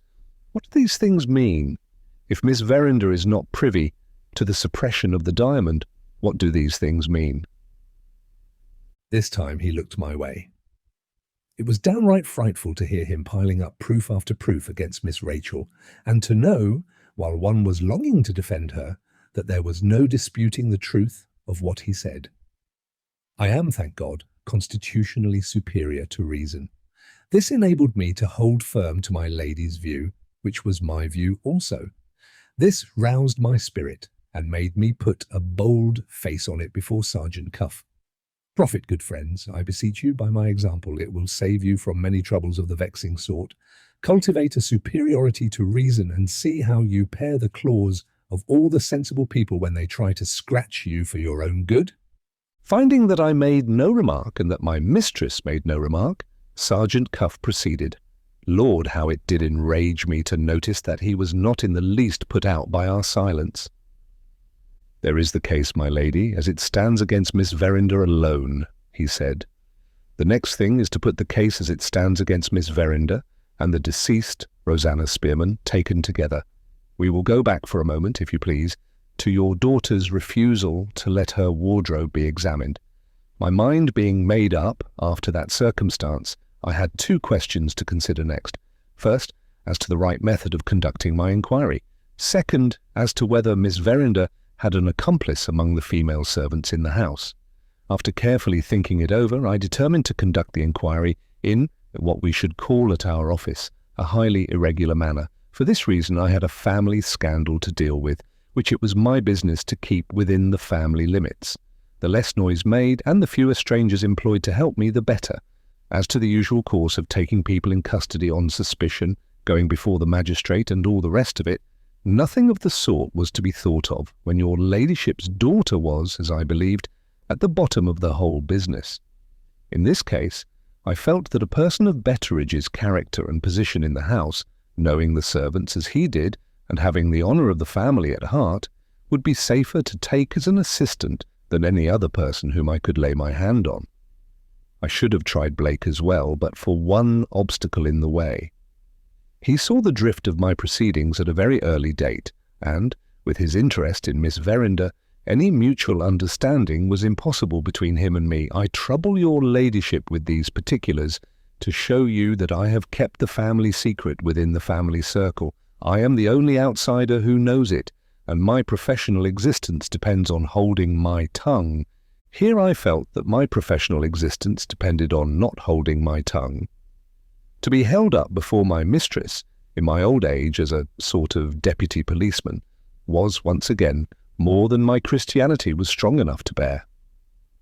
I beg to inform your ladyship, I said, that I never, to my knowledge, helped this abominable detective business in any way from first to last, and I summon Sergeant Cuff to contradict me, if he dares." Having given vent in those words, I felt greatly relieved.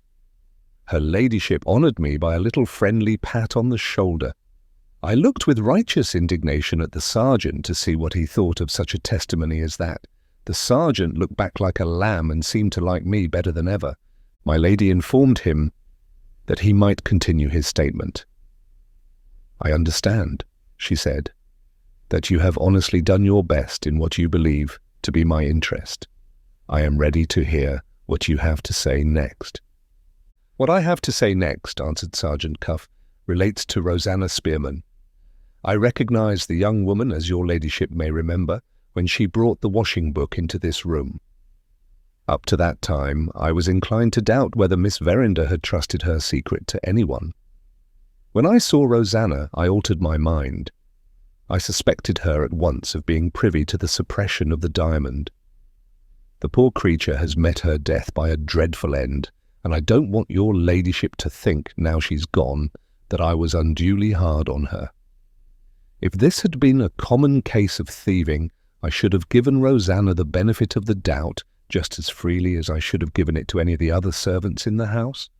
Our experience of the reformatory woman is that when tried in service, and when kindly and judiciously treated, they prove themselves in the majority of cases to be honestly penitent and honestly worthy of the pains taken with them. But this was not a common case of thieving. It was a case, in my mind, of a deeply planned fraud, with the owner of the diamond at the bottom of it. Holding this view, the first consideration which naturally presented itself to me in connection with Rosanna was this: would Miss Verinder be satisfied, begging your ladyship's pardon, with leading us all to think that the Moonstone was merely lost, or would she go a step further and delude us into believing that the Moonstone was stolen?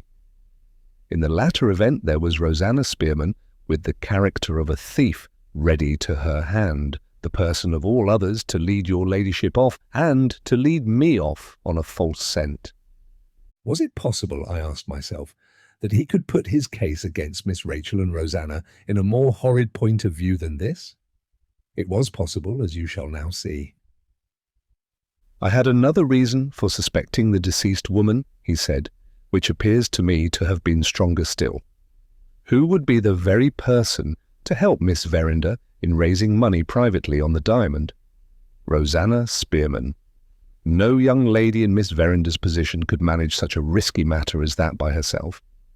A go-between she must have, and who so fit, I ask again, as Rosanna Spearman?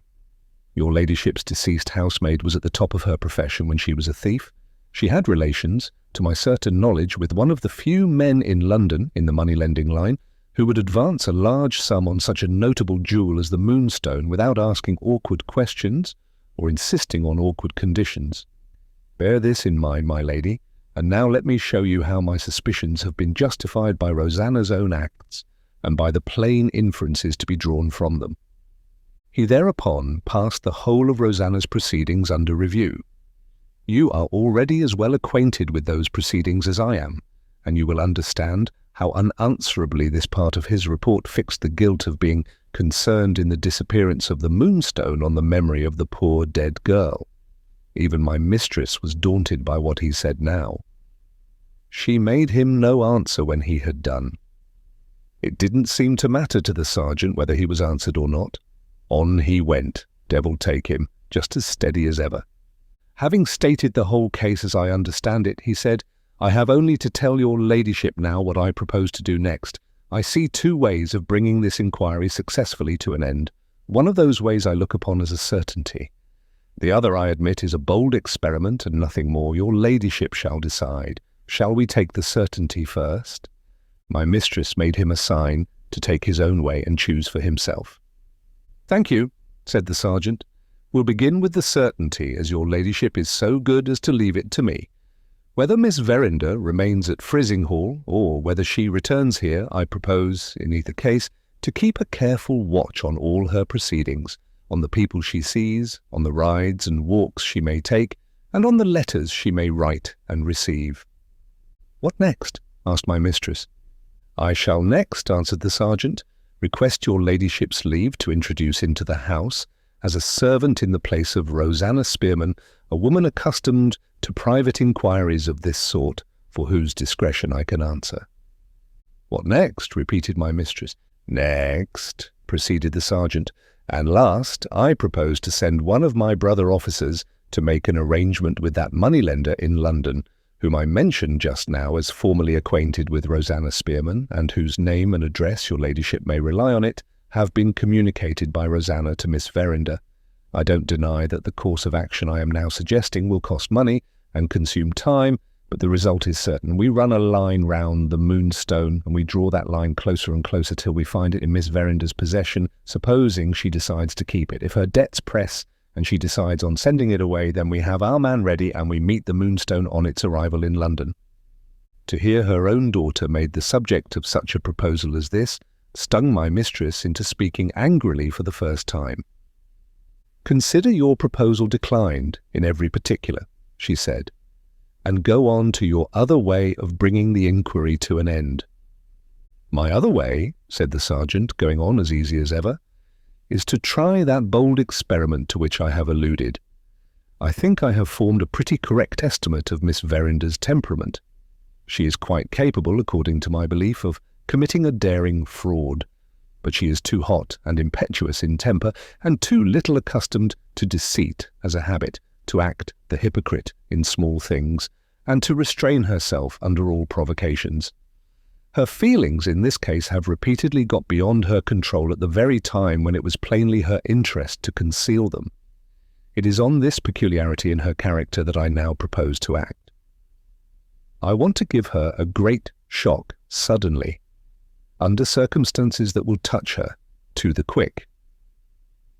In plain English, I want to tell Miss Verinder, without a word of warning, of Rosanna's death, on the chance that her own better feelings will hurry her into making a clean breast of it.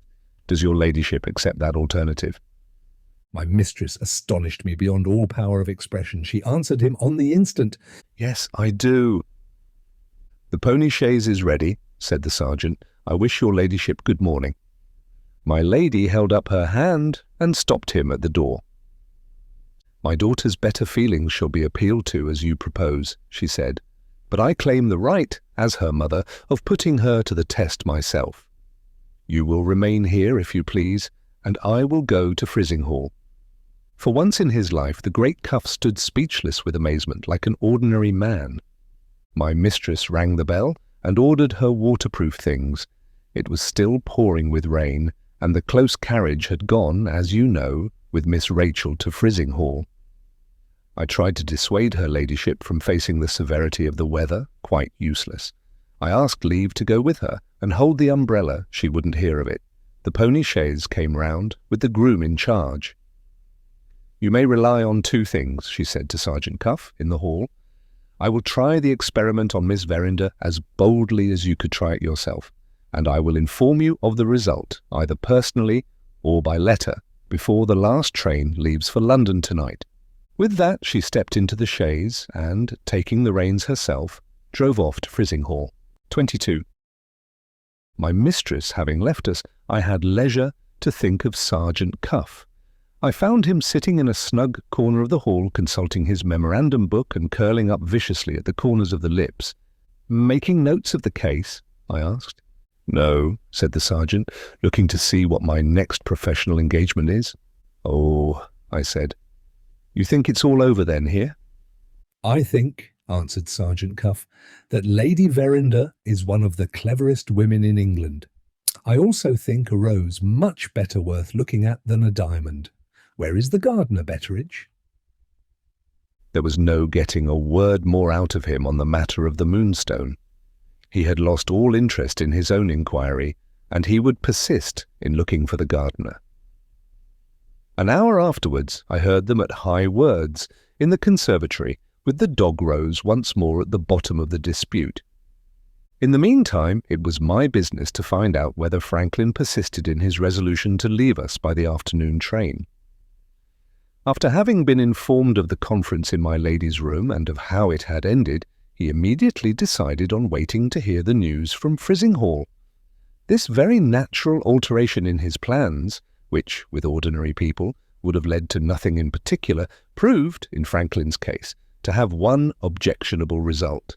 It left him unsettled, with a legacy of idle time on his hands, and in so doing it let out all the foreign sides of his character, one on the top of another, like rats out of a bag.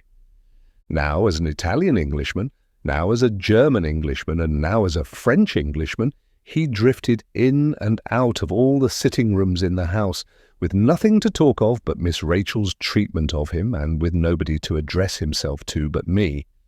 I found him, for example, in the library, sitting under the map of modern Italy, and quite unaware of any other method of meeting his troubles except the method of talking about them. I have several worthy aspirations, Betteridge, but what am I to do with them now? I am full of dormant good qualities if Rachel would only have helped me to bring them out. He was so eloquent in drawing the picture of his own neglected merits, and so pathetic in lamenting over it when it was done, that I felt quite at my wit's end how to console him, when it suddenly occurred to me that here was a case for the wholesome application of a bit of Robinson Crusoe. I hobbled out to my own room and hobbled back with that immortal book. Nobody in the library. The map of modern Italy stared at me, and I stared at the map of modern Italy. I tried the drawing room. There was his handkerchief on the floor to prove that he had drifted in, and there was the empty room to prove that he had drifted out again. I tried the dining room and discovered Samuel with a biscuit and a glass of sherry, silently investigating the empty air. A minute since, Franklin had rung furiously for a little light refreshment. On its production in a violent hurry by Samuel, Franklin had vanished before the bell downstairs had quite done ringing with the pull he had given to it. I tried the morning room and found him at last. There he was at the window, drawing hieroglyphics with his finger in the damp on the glass. "Your sherry is waiting for you, sir," I said to him. I might as well have addressed myself to one of the four walls of the room. He was down in the bottomless deep of his own meditations, past all pulling up. "How do you explain Rachel's conduct, Betteridge?" was the only answer I received. Not being ready with the needful reply, I produced Robinson Crusoe, in which I am firmly persuaded some explanation might have been found if we had only searched long enough for it. Franklin shut up Robinson Crusoe and floundered into his German-English gibberish on the spot. "Why not look into it?" he said, as if I had personally objected to looking into it. Why the devil lose your patience, Betteridge, when patience is all that's wanted to arrive at the truth? Don't interrupt me. Rachel's conduct is perfectly intelligible, if you will only do her the common justice to take the objective view first, and the subjective view next, and the objective-subjective view to wind up with. What do we know? We know that the loss of the Moonstone on Thursday morning last threw her into a state of nervous excitement from which she has not recovered yet. Do you mean to deny the objective view so far? Very well then, don't interrupt me. Now, being in a state of nervous excitement, how are we to expect that she should behave as she might otherwise have behaved to any of the people about her? Arguing in this way from within outwards, what do we reach? We reach the subjective view. I defy you to controvert the subjective view. Very well then, what follows? Good heavens, the objective-subjective explanation follows, of course. Rachel, properly speaking, is not Rachel, but somebody else. Do I mind being cruelly treated by somebody else? You are unreasonable enough, Betteridge, but you can hardly accuse me of that. Then how does it end? It ends, in spite of your confounded English narrowness and prejudice, in my being perfectly happy and comfortable. Where's the sherry? My head was by this time in such a condition that I was not quite sure whether it was my own head or Franklin's. In this deplorable state I contrived to do what I take to have been 3 objective things. I got Franklin his sherry, I retired to my own room, and I solaced myself with the most composing pipe of tobacco I ever remember to have smoked in my life. Don't suppose, however, that I was quit of Franklin on such easy terms as these. Drifting again out of the morning room into the hall, he found his way to the offices next, smelt my pipe, and was instantly reminded that he had been simple enough to give up smoking for Miss Rachel's sake. In the twinkling of an eye, he burst in on me with his cigar case and came out strong on the one everlasting subject in his neat, witty, unbelieving French way. "Give me a light, Betteridge." Is it conceivable that a man can have smoked as long as I have without discovering that there is a complete system for the treatment of women at the bottom of his cigar case? Follow me carefully and I will prove it in 2 words. You choose a cigar, you try it, and it disappoints you. What do you do upon that? You throw it away and try another. Now observe the application. You choose a woman, you try her, and she breaks your heart. Fool, take a lesson from your cigar case, throw her away, and try another. I shook my head at that. Wonderfully clever, I dare say, but my own experience was dead against it. "In the time of the late Betteridge," I said, "I felt pretty often inclined to try your philosophy, Franklin. But the law insists on your smoking your cigar, sir, when you have once chosen it." I pointed that observation with a wink. Franklin burst out laughing, and we were as merry as crickets until the next new side of his character turned up in due course. So things went on with my young master and me, and so, while the sergeant and the gardener were wrangling over the roses, we two spent the interval before the news came back from Frizinghall. The pony chaise returned a good half-hour before I had ventured to expect it. My lady had decided to remain for the present at her sister's house. The groom brought 2 letters from his mistress, one addressed to Franklin and the other to me. Franklin's letter I sent to him in the library, into which refuge his driftings had now taken him for the 2nd time. My own letter I read in my own room. A cheque, which dropped out when I opened it, informed me before I had mastered the contents that Sergeant Cuff's dismissal from the inquiry after the Moonstone was now a settled thing. I sent to the conservatory to say that I wished to speak to the sergeant directly.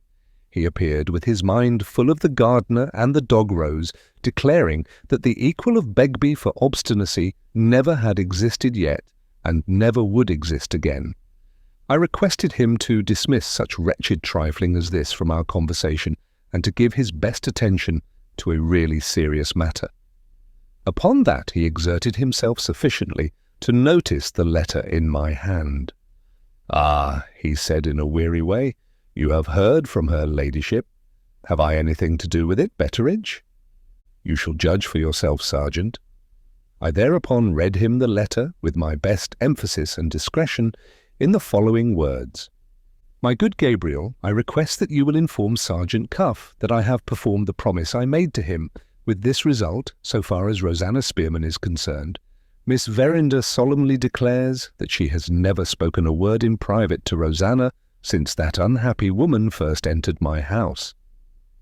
They never met even accidentally on the night when the diamond was lost, and no communication of any sort whatever took place between them, from the Thursday morning when the alarm was first raised in the house, to this present Saturday afternoon, when Miss Verinder left us. After telling my daughter suddenly and in so many words of Rosanna Spearman's suicide, this is what has come of it."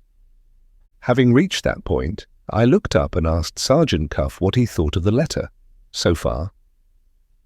"I should only offend you if I expressed my opinion," answered the sergeant. "Go on, Betteridge," he said, with the most exasperating resignation. "Go on."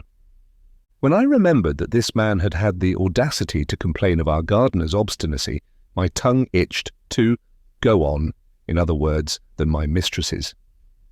This time, however, my Christianity held firm. I proceeded steadily with her ladyship's letter. Having appealed to Miss Verinder in the manner which the officer thought most desirable, I spoke to her next in the manner which I myself thought most likely to impress her.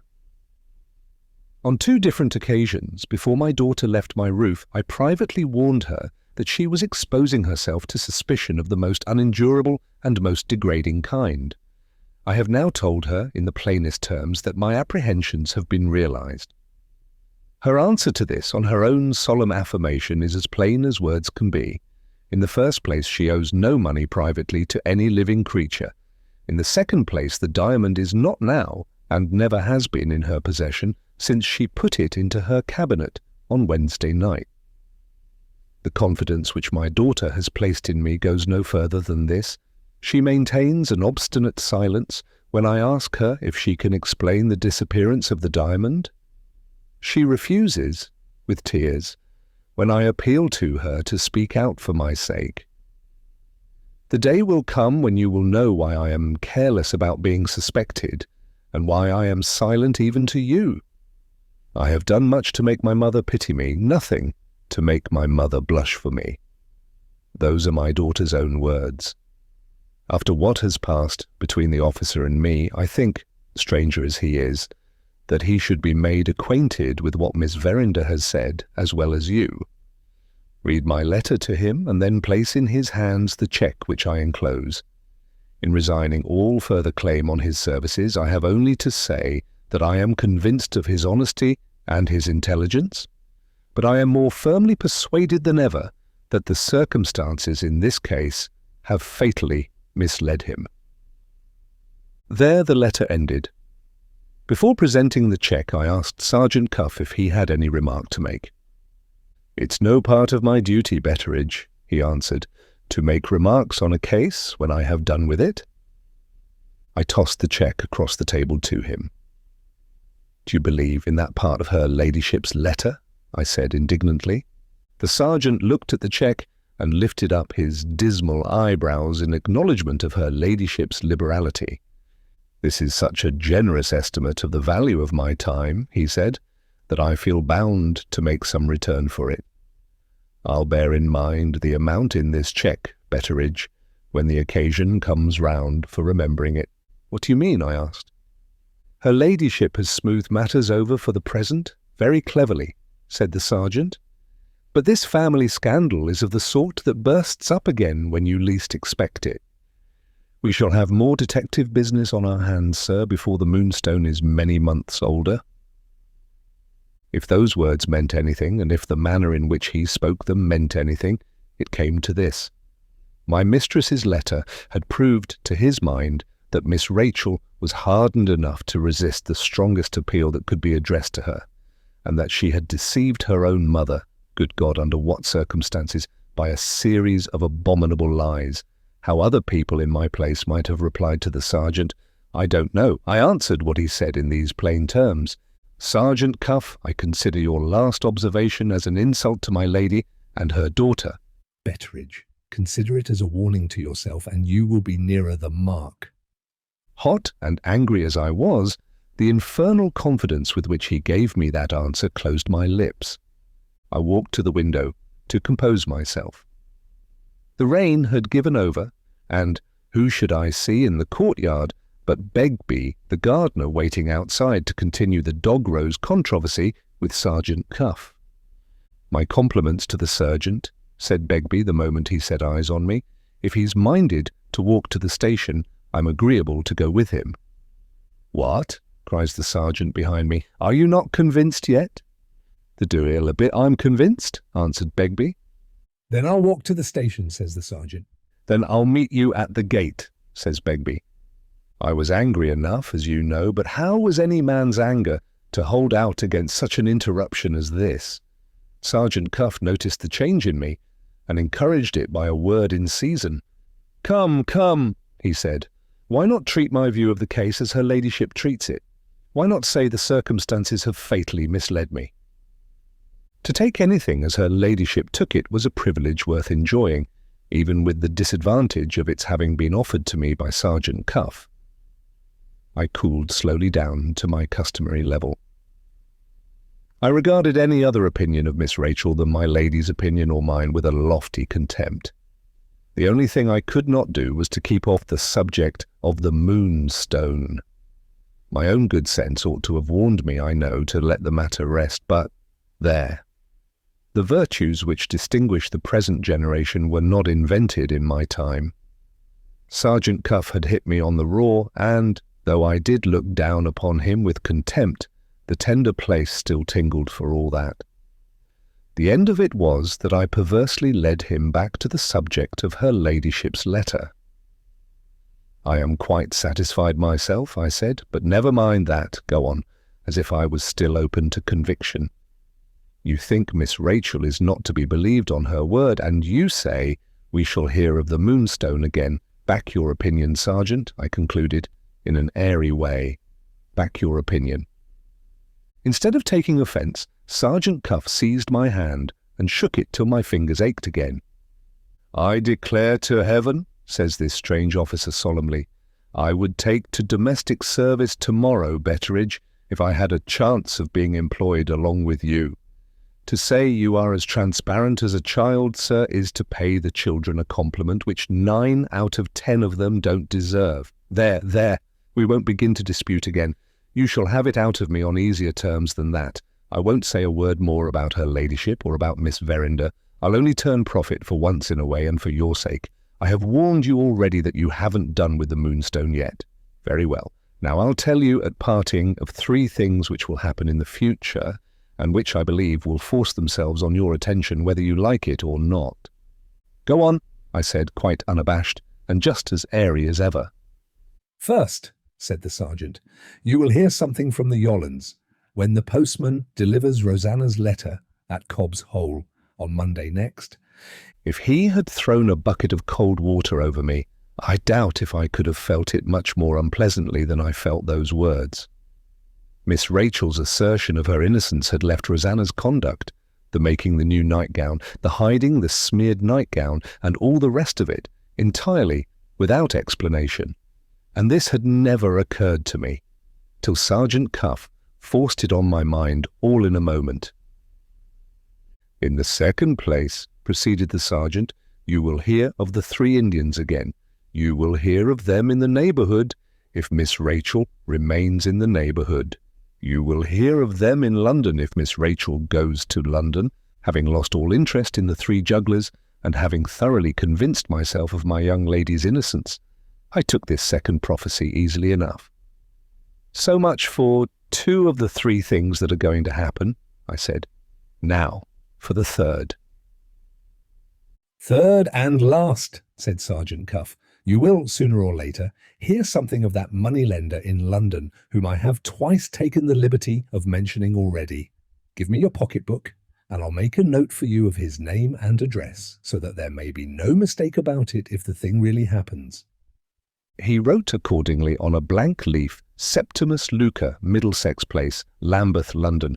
"There," he said, pointing to the address, "are the last words on the subject of the Moonstone, which I shall trouble you with for the present. Time will show whether I am right or wrong. In the meanwhile, sir, I carry away with me a sincere personal liking for you, which I think does honour to both of us.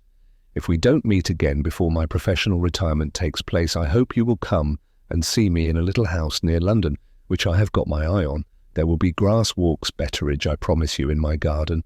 And as for the white moss rose—" "The deal a bit you'll get the white moss rose to grow unless you bud him on the dog rose first," cried a voice at the window. We both turned round. There was the everlasting Begbie, too eager for the controversy to wait any longer at the gate. The sergeant wrung my hand and darted out into the courtyard, Hotter still on his side. "Ask him about the moss rose when he comes back, and see if I have left him a leg to stand on," cried the great Cuff, hailing me through the window in his turn. "Gentlemen, both," I answered, moderating them again as I had moderated them once already. In the matter of the moss rose, there is a great deal to be said on both sides. I might as well, as the Irish say, have whistled jigs to a milestone. Away they went together, fighting the battle of the roses without asking or giving quarter on either side. The last I saw of them, Begbie was shaking his obstinate head, and Sergeant Cuff had got him by the arm like a prisoner in charge. Ah, well, I own I couldn't help liking the sergeant, though I hated him all the time. Explain that state of mind if you can. You will soon be rid, now, of me and my contradictions. When I have reported Franklin's departure, the history of the Saturday's events will be finished at last. And when I have next described certain strange things that happened in the course of the new week, I shall have done my part of the story, and shall hand over the pen to the person who is appointed to follow my lead. If you are as tired of reading this narrative as I am of writing it, Lord, how we shall enjoy ourselves on both sides a few pages further on. 23. I had kept the pony chaise ready in case Franklin persisted in leaving us by the train that night. The appearance of the luggage, followed downstairs by Franklin himself, informed me plainly enough that he had held firm to a resolution for once in his life. "So you have really made up your mind, sir?" I said as we met in the hall. "Why not wait a day or two longer and give Miss Rachel another chance?" The foreign varnish appeared to have all worn off Franklin now that the time had come for saying goodbye. Instead of replying to me in words, he put the letter which her ladyship had addressed to him into my hand. The greater part of it said over again what had been said already in the other communication received by me. But there was a bit about Miss Rachel added at the end, which will account for the steadiness of Franklin's determination if it accounts for nothing else. "You will wonder, I dare say," her ladyship wrote, "at my allowing my own daughter to keep me perfectly in the dark. A diamond worth £20,000 has been lost, and I am left to infer that the mystery of its disappearance is no mystery to Rachel, and that some incomprehensible obligation of silence has been laid on her by some person or persons utterly unknown to me, with some object in view at which I cannot even guess. Is it conceivable that I should allow myself to be trifled with in this way? It is quite conceivable in Rachel's present state. She is in a condition of nervous agitation pitiable to see. I dare not approach the subject of the Moonstone again until time has done something to quiet her. To help this end, I have not hesitated to dismiss the police officer. The mystery which baffles us baffles him too. This is not a matter in which any stranger can help us. He adds to what I have to suffer, and he maddens Rachel if she only hears his name. My plans for the future are as well settled as they can be. My present idea is to take Rachel to London, partly to relieve her mind by a complete change, partly to try what may be done by consulting the best medical advice. Can I ask you to meet us in town? My dear Franklin, you in your way must imitate my patience and wait as I do for a fitter time. The valuable assistance which you rendered to the inquiry after the lost jewel is still an unpardoned offence in the present dreadful state of Rachel's mind. Moving blindfold in this matter, you have added to the burden of anxiety which she has had to bear by innocently threatening her secret with discovery through your exertions. It is impossible for me to excuse the perversity that holds you responsible for consequences which neither you nor I could imagine or foresee. She is not to be reasoned with. She can only be pitied. I am grieved to have to say it, but for the present you and Rachel are better apart. The only advice I can offer you is to give her time." I handed the letter back, sincerely sorry for Franklin, for I knew how fond he was of my young lady, and I saw that her mother's account of her had cut him to the heart. "You know the proverb, sir," was all I said to him. "When things are at the worst, they're sure to mend. Things can't be much worse, Franklin, than they are now." Franklin folded up his aunt's letter without appearing to be much comforted by the remark which I had ventured on addressing to him. "When I came here from London with that horrible diamond," he said, "I don't believe there was a happier household in England than this. Look at the household now. Scattered, disunited. The very air of the place poisoned with mystery and suspicion. Do you remember that morning at the Shivering Sand when we talked about my uncle Herncastle and his birthday gift? The Moonstone has served the Colonel's vengeance, Betteridge, by means which the Colonel himself never dreamt of." With that he shook me by the hand and went out to the pony chaise. I followed him down the steps. It was very miserable to see him leaving the old place where he had spent the happiest years of his life in this way. Penelope, sadly upset by all that had happened in the house, came round crying to bid him goodbye. Franklin kissed her. I waved my hand as much as to say, "You're heartily welcome, sir." Some of the other female servants appeared, peeping after him round the corner. He was one of those men whom the women all like. At the last moment, I stopped the pony's chaise and begged as a favour that he would let us hear from him by letter. He didn't seem to heed what I said. He was looking round from one thing to another, taking a sort of farewell of the old house and grounds. "Tell us where you are going to, sir," I said, holding on by the chaise and trying to get at his future plans in that way. Franklin pulled his hat down suddenly over his eyes. "Going?" says he, echoing the word after me. "I am going to the devil." The pony started at the word as if he had felt a Christian horror of it. "God bless you, sir, go where you may," was all I had time to say before he was out of sight and hearing. A sweet and pleasant gentleman, with all his faults and follies, a sweet and pleasant gentleman. He left a sad gap behind him when he left my lady's house. It was dull and dreary enough when the long summer evening closed in on that Saturday night. I kept my spirits from sinking by sticking fast to my pipe and my Robinson Crusoe. The women, excepting Penelope, beguiled the time by talking of Rosanna's suicide. They were all obstinately of opinion that the poor girl had stolen the Moonstone and that she had destroyed herself in terror of being found out. My daughter, of course, privately held fast to what she had said all along. Her notion of the motive which was really at the bottom of the suicide failed, oddly enough, just where my young lady's assertion of her innocence failed also. It left Rosanna's secret journey to Frizinghall and Rosanna's proceedings in the matter of the nightgown entirely unaccounted for. There was no use in pointing this out to Penelope. The objection made about as much impression on her as a shower of rain on a waterproof coat. The truth is, my daughter inherits my superiority to reason, and in respect to that accomplishment has got a long way ahead of her own father. On the next day, Sunday, the close carriage, which had been kept at Abel White's, came back to us empty. The coachman brought a message for me and written instructions for my lady's own maid and for Penelope. The message informed me that my mistress had determined to take Miss Rachel to her house in London on the Monday. The written instructions informed the two maids of the clothing that was wanted and directed them to meet their mistresses in town at a given hour. Most of the other servants were to follow. My lady had found Miss Rachel so unwilling to return to the house after what had happened in it that she had decided on going to London direct from Frizinghall. I was to remain in the country until further orders to look after things indoors and out. The servants left with me were to be put on board wages.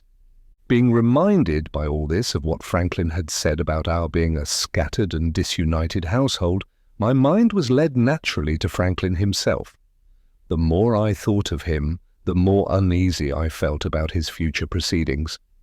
It ended in my writing, by the Sunday's post, to his father's valet Jeffco, whom I had known in former years, to beg he would let me know what Franklin had settled to do on arriving in London. The Sunday evening was, if possible, duller even than the Saturday evening. We ended the day of rest as hundreds of thousands of people end it regularly once a week in these islands. That is to say, we all anticipated bedtime and fell asleep in our chairs. How the Monday affected the rest of the household, I don't know. The Monday gave me a good shake-up. The first of Sergeant Cuff's prophecies of what was to happen, namely that I should hear from the Yollands, came true on that day. I had seen Penelope and my lady's maid off in the railway with the luggage for London and was pottering about the grounds when I heard my name called. Turning round, I found myself face to face with the fisherman's daughter, limping Lucy. Bating her lame foot and her leanness, this last a horrid drawback to a woman in my opinion, the girl had some pleasing qualities in the eye of a man. A dark, keen, clever face and a nice clear voice, and a beautiful brown head of hair counted among her merits. A crutch appeared in the list of her misfortunes, and a temper reckoned high in the sum total of her defects. "Well, my dear," I said, "what do you want with me?" "Where's the man you call Franklin Blake?" says the girl, fixing me with a fierce look as she rested herself on her crutch. "That's not a respectful way to speak of any gentleman," I answered. "If you wish to inquire for my lady's nephew, you will please to mention him as Franklin Blake." She limped a step nearer to me, and looked as if she could have eaten me alive. "Franklin Blake?" she repeated after me. "Murderer, Franklin Blake would be a fitter name for him." My practice with the late Betteridge came in handy here. Whenever a woman tries to put you out of temper, turn the tables and put her out of temper instead. They are generally prepared for every effort you can make in your own defense, but that one word does it as well as 100, and one word did it with Limping Lucy. I looked her pleasantly in the face, and I said, "Pooh!" The girl's temper flamed out directly. She poised herself on her sound foot, and she took her crutch and beat it furiously 3 times on the ground. "He's a murderer! He's a murderer! He's a murderer! He has been the death of Rosanna Spearman!" She screamed that answer out at the top of her voice. 1 or 2 of the people at work in the grounds near us looked up, saw it was Limping Lucy, knew what to expect from that quarter, and looked away again. "He has been the death of Rosanna Spearman," I repeated. "What makes you say that, Lucy? What do you care? What does any man care? Oh, if she had only thought of the men as I think, she might have been living now." "She always thought kindly of me, poor soul," I said, "and to the best of my ability I always tried to act kindly by her." I spoke those words in as comforting a manner as I could. The truth is, I hadn't the heart to irritate the girl by another of my smart replies. I had only noticed her temper at first. I noticed her wretchedness now, and wretchedness is not uncommonly insolent, you will find, in humble life. My answer melted Limping Lucy. She bent her head down and laid it on the top of her crutch. "I loved her," the girl said softly. She had lived a miserable life, Betteridge. Vile people had ill-treated her and led her wrong, and it hadn't spoiled her sweet temper. She was an angel. She might have been happy with me. I had a plan for our going to London together like sisters, and living by our needles. That man came here and spoilt it all. He bewitched her. Don't tell me he didn't mean it and didn't know it. He ought to have known it. He ought to have taken pity on her. I can't live without him, and oh, Lucy, he never even looks at me. That's what she said. Cruel, cruel, cruel. I said, no man is worth fretting for in that way. And she said, there are men worth dying for, Lucy, and he is one of them. I had saved up a little money. I had settled things with father and mother. I meant to take her away from the mortification she was suffering here. We should have had a little lodging in London and lived together like sisters. She had a good education, sir, as you know, and she wrote a good hand. She was quick at her needle. I have a good education and I write a good hand. I am not as quick at my needle as she was, but I could have done. We might have got our living nicely. And oh, what happens this morning? What happens this morning? Her letter comes and tells me that she has done with the burden of her life. Her letter comes and bids me goodbye forever. Where is he? Cries the girl, lifting her head from the crutch and flaming out again through her tears. Where's this gentleman that I mustn't speak of, except with respect? Ha, Betteridge, the day is not far off when the poor will rise against the rich. I pray heaven they may begin with him. I pray heaven they may begin with him. Here was another of your average good Christians, and here was the usual breakdown, consequent on that same average Christianity being pushed too far. The parson himself, though I own this is saying a great deal, could hardly have lectured the girl in the state she was in now. All I ventured to do was to keep her to the point, in the hope of something turning up which might be worth hearing. What do you want with Franklin Blake? I asked. I want to see him. For anything particular? I have got a letter to give him. From Rosanna Spearman? Yes. Sent to you in your own letter? Yes. Was the darkness going to lift? Were all the discoveries that I was dying to make coming and offering themselves to me of their own accord? I was obliged to wait a moment. Sergeant Cuff had left his infection behind him. Certain signs and tokens personal to myself warned me that the detective fever was beginning to set in again. You can't see Franklin, I said. I must and will see him.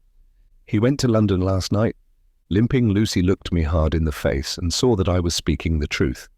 Without a word more, she turned about again instantly towards Cobb's Hole. Stop, I said. I expect news of Franklin Blake tomorrow. Give me your letter, and I'll send it on to him by the post." Limping, Lucy steadied herself on her crutch and looked back at me over her shoulder. "I am to give it from my hands into his hands," she said, "and I am to give it to him in no other way. Shall I write and tell him what you have said?" "Tell him I hate him, and you will tell him the truth." "Yes, yes, but about the letter." "If he wants the letter, he must come back here and get it from me." With those words, she limped off on the way to Cobb's Hole. The detective fever burnt up all my dignity on the spot. I followed her and tried to make her talk. All in vain. It was my misfortune to be a man, and limping Lucy enjoyed disappointing me. Later in the day I tried my luck with her mother. Good Yolland could only cry and recommend a drop of comfort out of the Dutch bottle. I found the fisherman on the beach. He said it was a bad job and went on mending his net. Neither father nor mother knew more than I knew. The one way left to try was the chance, which might come with the morning, of writing to Franklin Blake.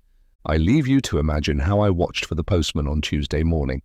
He brought me 2 letters.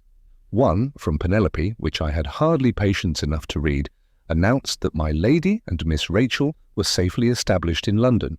The other, from Jeffco, informed me that his master's son had left England already. On reaching the metropolis, Franklin had, it appeared, gone straight to his father's residence. He arrived at an awkward time.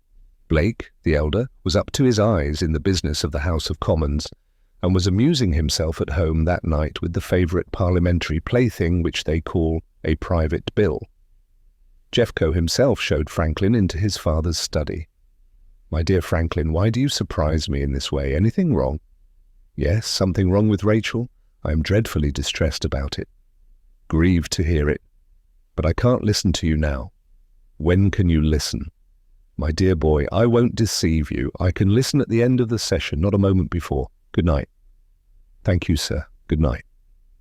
Such was the conversation inside the study, as reported to me by Jeffco. The conversation outside the study was shorter still. "Jeffco, see what time the tidal train starts tomorrow morning." "At 6:40, Franklin." "Have me called at 5. "Going abroad, sir?" "Going, Jeffco, wherever the railway chooses to take me." "Shall I tell your father, sir?" "Yes, tell him at the end of the session." The next morning Franklin had started for foreign parts. To what particular place he was bound, nobody, himself included, could presume to guess. We might hear of him next in Europe, Asia, Africa, or America. The chances were as equally divided as possible, in Jeffco's opinion, among the 4 quarters of the globe. This news, by closing up all prospects of my bringing Limping Lucy and Franklin together, at once stopped any further progress of mine on the way to discovery. Penelope's belief that her fellow servant had destroyed herself through unrequited love for Franklin Blake was confirmed, and that was all. Whether the letter which Rosanna had left to be given to him after her death did or did not contain the confession which Franklin had suspected her of trying to make to him in her lifetime, it was impossible to say. It might be only a farewell word, telling nothing but the secret of her unhappy fancy for a person beyond her reach. Or it might own the whole truth about the strange proceedings in which Sergeant Cuff had detected her, from the time when the Moonstone was lost to the time when she rushed to her own destruction at the Shivering Sand. A sealed letter, it had been placed in Limping Lucy's hand, and a sealed letter it remained to me and to everyone about the girl, her own parents included. We all suspected her of having been in the dead woman's confidence. We all tried to make her speak. We all failed. Now one and now another of the servants, still holding to the belief that Rosanna had stolen the diamond and had hidden it, peered and poked about the rocks to which she had been traced, and peered and poked in vain. The tide ebbed and the tide flowed, the summer went on and the autumn came, and the quicksand which hid her body hid her secret too. The news of Franklin's departure from England on the Sunday morning, and the news of my lady's arrival in London with Miss Rachel on the Monday afternoon, had reached me, as you are aware, by the Tuesday's post. The Wednesday came and brought nothing. The Thursday produced a second budget of news from Penelope. My girl's letter informed me that some great London doctor had been consulted about her young lady, and had earned a guinea by remarking that she had better be amused. Flower shows, operas, balls, there was a whole round of gaieties in prospect, and Miss Rachel, to her mother's astonishment, eagerly took to it all. Godfrey had called, evidently as sweet as ever on his cousin, in spite of the reception he had met with, when he tried his luck on the occasion of the birthday. To Penelope's great regret, he had been most graciously received, and had added Miss Rachel's name to one of his ladies' charities on the spot. My mistress was reported to be out of spirits, and to have held 2 long interviews with her lawyer. Certain speculations followed, referring to a poor relation of the family, one Miss Clack, whom I have mentioned in my account of the birthday dinner, as sitting next to Godfrey and having a pretty taste in champagne. Penelope was astonished to find that Miss Clack had not called yet. She would surely not be long before she fastened herself on my lady as usual, and so forth, in the way women have of girding at each other on and off paper. This would not have been worth mentioning, I admit, but for one reason. I hear you are likely to be turned over to Miss Clack after parting with me. In that case, just do me the favour of not believing a word she says if she speaks of your humble servant. On Friday, nothing happened except that one of the dogs showed signs of a breaking out behind the ears. I gave him a dose of syrup of buckthorn and put him on a diet of pot liquor and vegetables till further orders. Excuse my mentioning this, it has slipped in somehow. Pass it over, please. I am fast coming to the end of my offences against your cultivated modern taste. Besides, the dog was a good creature and deserved a good physicking. He did indeed. Saturday, the last day of the week, is also the last day in my narrative. The morning's post brought me a surprise in the shape of a London newspaper. The handwriting on the direction puzzled me. I compared it with the moneylender's name and address, as recorded in my pocket-book, and identified it at once as the writing of Sergeant Cuff. Looking through the paper eagerly enough after this discovery, I found an ink mark drawn round one of the police reports. Here it is, at your service. Read it as I read it, and you will set the right value on the sergeant's polite attention in sending me the news of the day. Lambeth, shortly before the closing of the court, Septimus Luca, the well-known dealer in ancient gems, carvings, intaglio, applied to the sitting magistrate for advice. The applicant stated that he had been annoyed at intervals throughout the day by the proceedings of some of those strolling Indians who infest the streets. The persons complained of were 3 in number. After having been sent away by the police, they had returned again and again, and had attempted to enter the house on pretence of asking for charity. Warned off in the front, they had been discovered again at the back of the premises. Besides the annoyance complained of, Luca expressed himself as being under some apprehension that robbery might be contemplated. His collection contained many unique gems, both classical and oriental, of the highest value. He had only the day before been compelled to dismiss a skilled workman in ivory carving from his employment, a native of India as we understood, on suspicion of attempted theft, and he felt by no means sure that this man and the street jugglers of whom he complained might not be acting in concert. It might be their object to collect a crowd and create a disturbance in the street, and, in the confusion thus caused, to obtain access to the house. In reply to the magistrate, Luca admitted that he had no evidence to produce of any attempt at robbery being in contemplation. He could speak positively to the annoyance and interruption caused by the Indians, but not to anything else. The magistrate remarked that if the annoyance were repeated, the applicant could summon the Indians to that court, where they might easily be dealt with under the Act. As to the valuables in Luca's possession, Luca himself must take the best measures for their safe custody. He would do well perhaps to communicate with the police and to adopt such additional precautions as their experience might suggest.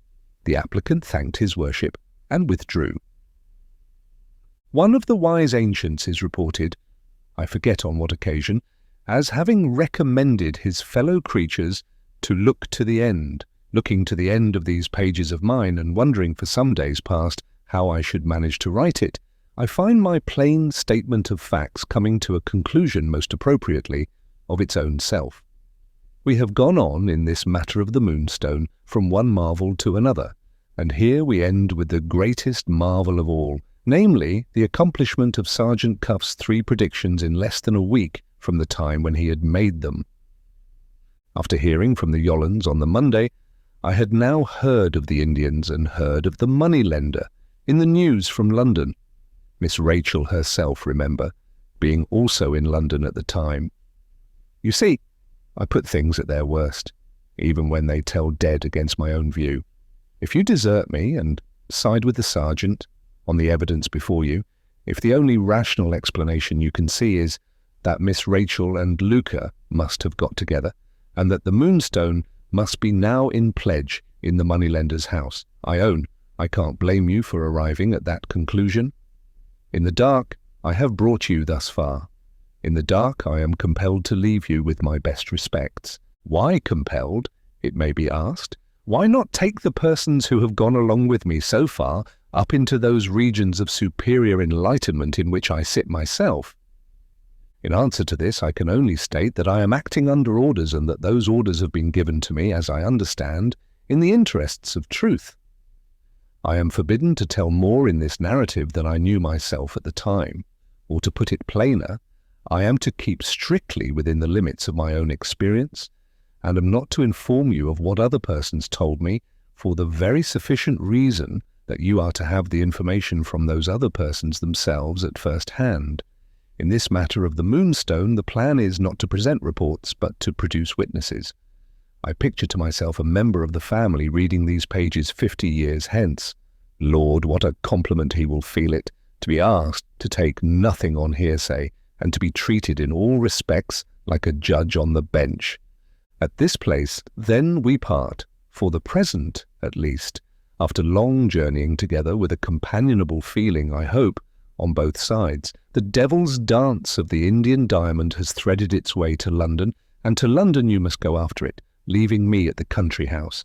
Please to excuse the faults of this composition, my talking so much of myself, and being too familiar, I am afraid, with you. I mean no harm, and I drink most respectfully, having just done dinner, to your health and prosperity in a tankard of her ladyship's ale. May you find in these leaves of my writing what Robinson Crusoe found in his experience on the desert island, namely, something to comfort yourselves from and to set in the description of good and evil on the credit side of the account. Farewell. The events related in several narratives. First narrative. Contributed by Miss Clack, niece of the late Sir John Verinder. 1. I am indebted to my dear parents, both now in heaven, for having had habits of order and regularity instilled into me at a very early age. In that happy bygone time I was taught to keep my hair tidy at all hours of the day and night, and to fold up every article of my clothing carefully, in the same order, on the same chair, in the same place at the foot of the bed before retiring to rest. An entry of the day's events in my little diary invariably preceded the folding up.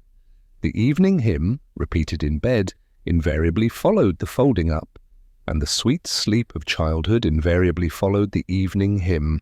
In later life, alas, the hymn has been succeeded by sad and bitter meditations, and the sweet sleep has been but ill exchanged for the broken slumbers which haunt the uneasy pillow of care. On the other hand, I have continued to fold my clothes and to keep my little diary. The former habit links me to my happy childhood, before Papa was ruined. The latter habit, hitherto mainly useful in helping me to discipline the fallen nature which we all inherit from Adam, has unexpectedly proved important to my humble interests in quite another way. It has enabled poor me to serve the caprice of a wealthy member of the family into which my late uncle married. I am fortunate enough to be useful to Franklin Blake. I have been cut off from all news of my relatives by marriage for some time past. When we are isolated and poor, we are not infrequently forgotten. I am now living, for economy's sake, in a little town in Brittany, inhabited by a select circle of serious English friends, and possessed of the inestimable advantages of a Protestant clergyman and a cheap market. In this retirement, a Patmos amid the howling ocean of popery that surrounds us, a letter from England has reached me at last. I find my insignificant existence suddenly remembered by Franklin Blake, my wealthy relative, Would that I could add my spiritually wealthy relative, writes without even an attempt at disguising that he wants something of me. The whim has seized him to stir up the deplorable scandal of the Moonstone, and I am to help him by writing the account of what I myself witnessed while visiting at Aunt Verinder's house in London. Pecuniary remuneration is offered to me, with the want of feeling peculiar to the rich. I am to reopen wounds that time has barely closed. I am to recall the most intensely painful remembrances, and this done, I am to feel myself compensated by a new laceration in the shape of Blake's cheque. My nature is weak. It cost me a hard struggle before Christian humility conquered sinful pride, and self-denial accepted the cheque. Without my diary, I doubt, pray let me express it in the grossest terms, if I could have honestly earned my money. With my diary, the poor labourer who forgives Blake for insulting her is worthy of her hire. Nothing escaped me at the time I was visiting dear Aunt Verinder. Everything was entered, thanks to my early training, day by day as it happened, and everything down to the smallest particular shall be told here. My sacred regard for truth is, thank God, far above my respect for persons. It will be easy for Blake to suppress what may not prove to be sufficiently flattering in these pages to the person chiefly concerned in them.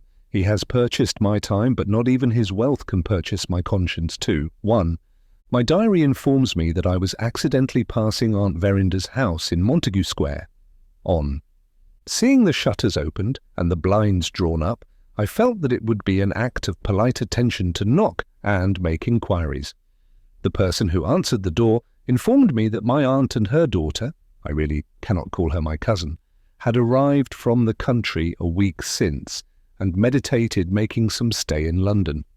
I sent up a message at once, declining to disturb them and only begging to know whether I could be of any use. The person who answered the door took my message in insolent silence and left me standing in the hall. She is the daughter of a heathen old man named Betteridge, long, too long, tolerated in my aunt's family. I sat down in the hall to wait for my answer, and, having always a few tracts in my bag, I selected one which proved to be quite providentially applicable to the person who answered the door. The hall was dirty, and the chair was hard, but the blessed consciousness of returning good for evil raised me quite above any trifling considerations of that kind. The tract was one of the series addressed to young women on the sinfulness of dress. In style it was devoutly familiar. Its title was A Word with You on Your Cap Ribbons. My lady is much obliged and begs you will come and lunch tomorrow at 2. I passed over the manner in which she gave her message and the dreadful boldness of her look. I thanked this young castaway, and I said, in a tone of Christian interest, "Will you favour me by accepting a tract?" She looked at the title. "Is it written by a man or a woman, miss?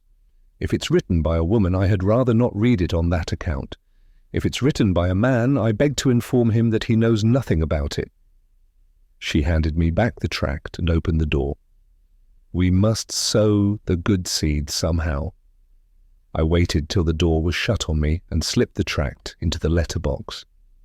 When I had dropped another tract through the area railings, I felt relieved in some small degree of a heavy responsibility towards others.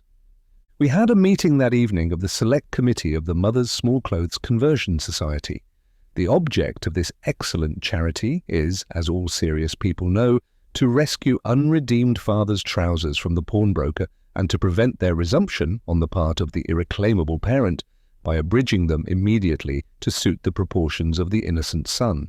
I was a member at that time of the Select Committee, and I mention the society here because my precious and admirable friend, Godfrey Applewhite, was associated with our work of moral and material usefulness. I had expected to see him in the boardroom on the Monday evening of which I am now writing, and had proposed to tell him, when we met, of dear Aunt Verinder's arrival in London. To my great disappointment, he never appeared. On my expressing a feeling of surprise at his absence, my sisters of the committee all looked up together from their trousers — we had a great pressure of business that night — and asked in amazement if I had not heard the news. I acknowledged my ignorance and was then told for the first time of an event which forms, so to speak, the starting point of this narrative. On the previous Friday, 2 gentlemen occupying widely different positions in society had been the victims of an outrage which had startled all London. One of the gentlemen was Septimus Luca of Lambeth, the other was Godfrey Ablewhite. Living in my present isolation, I have no means of introducing the newspaper account of the outrage into my narrative. I was also deprived at the time of the inestimable advantage of hearing the events related by the fervid eloquence of Godfrey Ablewhite. All I can do is to state the facts as they were stated on that Monday evening to me, proceeding on the plan which I have been taught from infancy to adopt in folding up my clothes. Everything shall be put neatly, and everything shall be put in its place. These lines are written by a poor, weak woman. From a poor, weak woman who will be cruel enough to expect more. The date, thanks to my dear parents, no dictionary that ever was written can be more particular than I am about dates, was. Early on that memorable day, our gifted Godfrey happened to be cashing a cheque at a banking house in Lombard Street. The name of the firm is accidentally blotted in my diary, and my sacred regard for truth forbids me to hazard a guess in a matter of this kind. Fortunately, the name of the firm doesn't matter. What does matter is a circumstance that occurred when Godfrey had transacted his business. On gaining the door, he encountered a gentleman, a perfect stranger to him, who was accidentally leaving the office exactly at the same time as himself. A momentary contest of politeness ensued between them as to who should be the first to pass through the door of the bank. The stranger insisted on making Godfrey precede him. Godfrey said a few civil words. They bowed and parted in the street. Thoughtless and superficial people may say, here is surely a very trumpery little incident related in an absurdly circumstantial manner. O my young friends and fellow sinners, beware of presuming to exercise your poor carnal reason. O be morally tidy. Let your faith be as your stockings, and your stockings as your faith, both ever spotless and both ready to put on at a moment's notice. I beg 1,000 pardons, I have fallen insensibly into my Sunday school style. Most inappropriate in such a record as this. Let me try to be worldly. Let me say that trifles, in this case, as in many others, led to terrible results. Merely premising that the polite stranger was Luca of Lambeth, we will now follow Godfrey home to his residence at Kilburn. He found waiting for him in the hall a poorly clad but delicate and interesting-looking little boy. The boy handed him a letter, merely mentioning that he had been entrusted with it by an old lady whom he did not know, and who had given him no instructions to wait for an answer. Such incidents as these were not uncommon in Godfrey's large experience as a promoter of public charities. He let the boy go and opened the letter. The handwriting was entirely unfamiliar to him. It requested his attendance within an hour's time at a house in Northumberland Street, Strand, which he had never had occasion to enter before. The object sought was to obtain from the worthy manager certain details on the subject of the Mothers' Small Clothes Conversion Society, and the information was wanted by an elderly lady who proposed adding largely to the resources of the charity if her questions were met by satisfactory replies. She mentioned her name, and she added that the shortness of her stay in London prevented her from giving any longer notice to the eminent philanthropist whom she addressed. Ordinary people might have hesitated before setting aside their own engagements to suit the convenience of a stranger. The Christian hero never hesitates where good is to be done. Godfrey instantly turned back and proceeded to the house in Northumberland Street. A most respectable though somewhat corpulent man answered the door, and, on hearing Godfrey's name, immediately conducted him into an empty apartment at the back on the drawing-room floor. He noticed two unusual things on entering the room. One of them was a faint odour of musk and camphor. The other was an ancient Oriental manuscript, richly illuminated with Indian figures and devices, that lay open to inspection on a table. He was looking at the book, the position of which caused him to stand with his back turned towards the closed, folding doors communicating with the front room, when, without the slightest previous noise to warn him, he felt himself suddenly seized round the neck from behind. He had just time to notice that the arm round his neck was naked and of a tawny brown colour before his eyes were bandaged, his mouth was gagged, and he was thrown helpless on the floor by, as he judged, 2 men. A third rifled his pockets, and if, as a lady, I may venture to use such an expression, searched him without ceremony through and through to his skin. Here I should greatly enjoy saying a few cheering words on the devout confidence which could alone have sustained Godfrey in an emergency so terrible as this. Perhaps, however, the position and appearance of my admirable friend at the culminating period of the outrage, as above described, are hardly within the proper limits of female discussion. Let me pass over the next few moments and return to Godfrey at the time when the odious search of his person had been completed. The outrage had been perpetrated throughout in dead silence. At the end of it, some words were exchanged among the invisible wretches in a language which he did not understand, but in tones which were plainly expressive, to his cultivated ear, of disappointment and rage. He was suddenly lifted from the ground, placed in a chair, and bound there hand and foot. The next moment he felt the air flowing in from the open door, listened, and concluded that he was alone again in the room. An interval elapsed, and he heard a sound below like the rustling sound of a woman's dress. It advanced up the stairs and stopped. A female scream rent the atmosphere of guilt. A man's voice below exclaimed, "Hello!" A man's feet ascended the stairs. Godfrey felt Christian fingers unfastening his bandage and extracting his gag. He looked in amazement at 2 respectable strangers and faintly articulated, "What does it mean?" The 2 respectable strangers looked back and said, "Exactly the question we were going to ask you." The inevitable explanation followed. No, let me be scrupulously particular. Sal volatile and water followed to compose dear Godfrey's nerves. The explanation came next. It appeared from the statement of the landlord and landlady of the house, persons of good repute in the neighbourhood, that their 1st and 2nd floor apartments had been engaged on the previous day for a week certain by a most respectable-looking gentleman, the same who has been already described as answering the door to Godfrey's knock. The gentleman had paid the week's rent and all the week's extras in advance, stating that the apartments were wanted for 3 Oriental noblemen, friends of his, who were visiting England for the first time.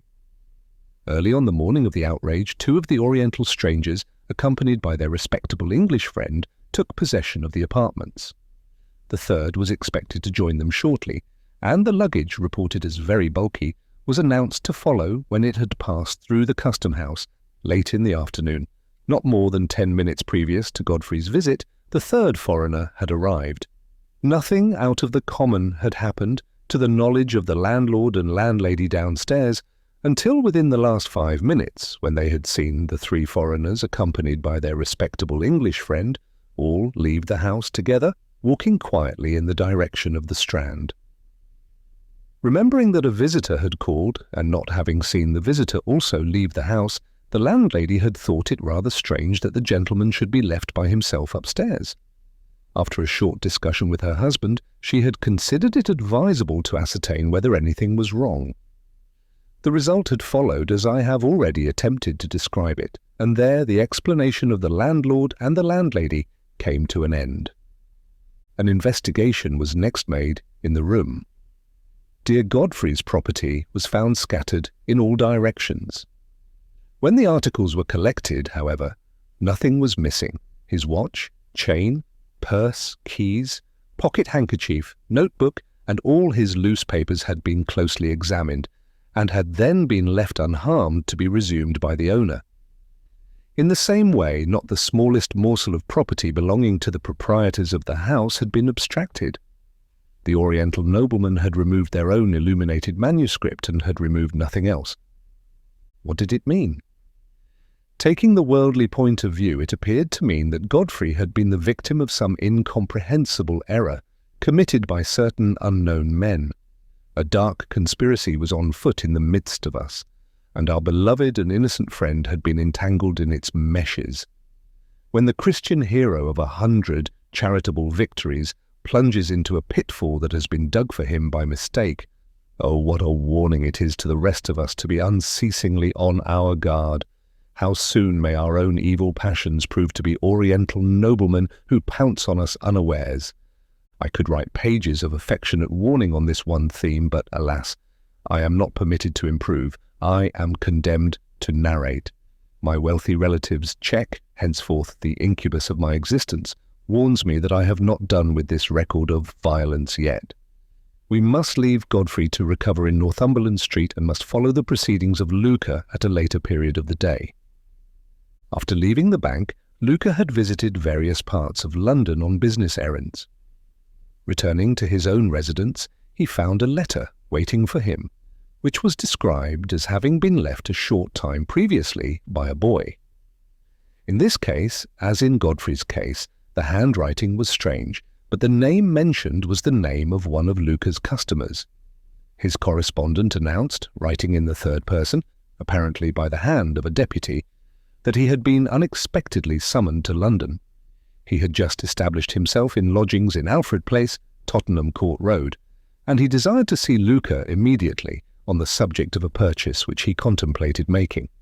The gentleman was an enthusiastic collector of Oriental antiquities, and had been for many years a liberal patron of the establishment in Lambeth. Oh, when shall we wean ourselves from the worship of Mammon? Luca called a cab and drove off instantly to his liberal patron.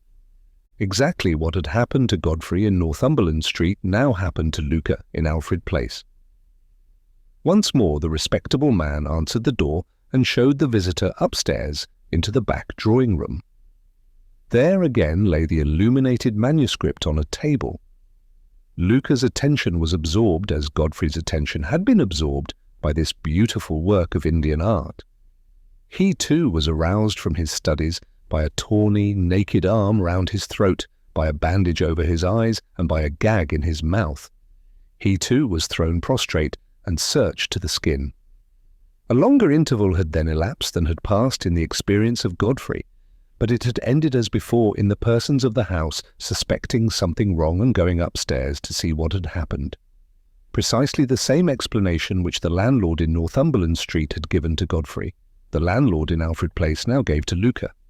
Both had been imposed on in the same way by the plausible address and well-filled purse of the respectable stranger, who introduced himself as acting for his foreign friends. The one point of difference between the two cases occurred when the scattered contents of Luca's pockets were being collected from the floor. His watch and purse were safe, but, less fortunate than Godfrey, one of the loose papers that he carried about him had been taken away. The paper in question acknowledged the receipt of a valuable of great price which Luca had that day left in the care of his bankers. This document would be useless for purposes of fraud, inasmuch as it provided that the valuable should only be given up on the personal application of the owner. As soon as he recovered himself, Luca hurried to the bank on the chance that the thieves who had robbed him might ignorantly present themselves with the receipt. Nothing had been seen of them when he arrived at the establishment, and nothing was seen of them afterwards. Their respectable English friend had, in the opinion of the bankers, looked the receipt over before they attempted to make use of it, and had given them the necessary warning in good time. Information of both outrages was communicated to the police, and the needful investigations were pursued, I believe, with great energy. The authorities held that a robbery had been planned on insufficient information received by the thieves. They had been plainly not sure whether Luca had or had not trusted the transmission of his precious gem to another person, and poor polite Godfrey had paid the penalty of having been seen accidentally speaking to him. Add to this that Godfrey's absence from our Monday evening meeting had been occasioned by a consultation of the authorities, at which he was requested to assist, and all the explanations required being now given, I may proceed with the simpler story of my own little personal experiences in Montague Square. I was punctual to the luncheon hour on Tuesday. Reference to my diary shows this to have been a checkered day, much in it to be devoutly regretted, much in it to be devoutly thankful for. Dear Aunt Verinder received me with her usual grace and kindness. But I noticed, after a little while, that something was wrong. Certain anxious looks escaped my aunt, all of which took the direction of her daughter. I never see Rachel myself without wondering how it can be that so insignificant-looking a person should be the child of such distinguished parents as Sir John and Lady Verinder. On this occasion, however, she not only disappointed, she really shocked me. There was an absence of all ladylike restraint in her language and manner most painful to see. She was possessed by some feverish excitement which made her distressingly loud when she laughed and sinfully wasteful and capricious in what she ate and drank at lunch. I felt deeply for her poor mother even before the true state of the case had been confidentially made known to me. Luncheon over, my aunt said, "Remember what the doctor told you, Rachel, about quieting yourself with a book after taking your meals?" "I'll go into the library, Mamma," she answered. "But if Godfrey calls, mind I am told of it. I am dying for more news of him after his adventure in Northumberland Street." She kissed her mother on the forehead and looked my way. "Goodbye, Clack," she said carelessly. Her insolence roused no angry feeling in me. I only made a private memorandum to pray for her. When we were left by ourselves, my aunt told me the whole horrible story of the Indian diamond, which, I am happy to know, it is not necessary to repeat here. She did not conceal from me that she would have preferred keeping silence on the subject. But when her own servants all knew of the loss of the Moonstone, and when some of the circumstances had actually found their way into the newspapers, when strangers were speculating whether there was any connection between what had happened at Lady Verinder's country house and what had happened in Northumberland Street and Alfred Place, concealment was not to be thought of, and perfect frankness became a necessity as well as a virtue. Some persons, hearing what I now heard, would have been probably overwhelmed with astonishment. For my own part, knowing Rachel's spirit to have been essentially unregenerate from her childhood upwards, I was prepared for whatever my aunt could tell me on the subject of her daughter. It might have gone on from bad to worse till it ended in murder. And I should still have said to myself, the natural result.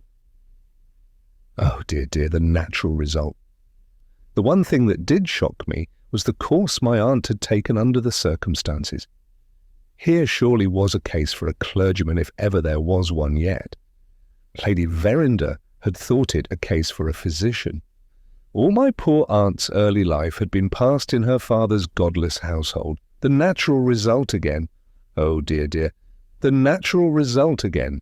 The doctors recommend plenty of exercise and amusement for Rachel and strongly urge me to keep her mind as much as possible from dwelling on the past, said Lady Verinder. Oh, what heathen advice! I thought to myself, in this Christian country, what heathen advice! My aunt went on, I do my best to carry out my instructions. But this strange adventure of Godfrey's happens at a most unfortunate time. Rachel has been incessantly restless and excited since she first heard of it. She left me no peace till I had written and asked my nephew Ablewhite to come here.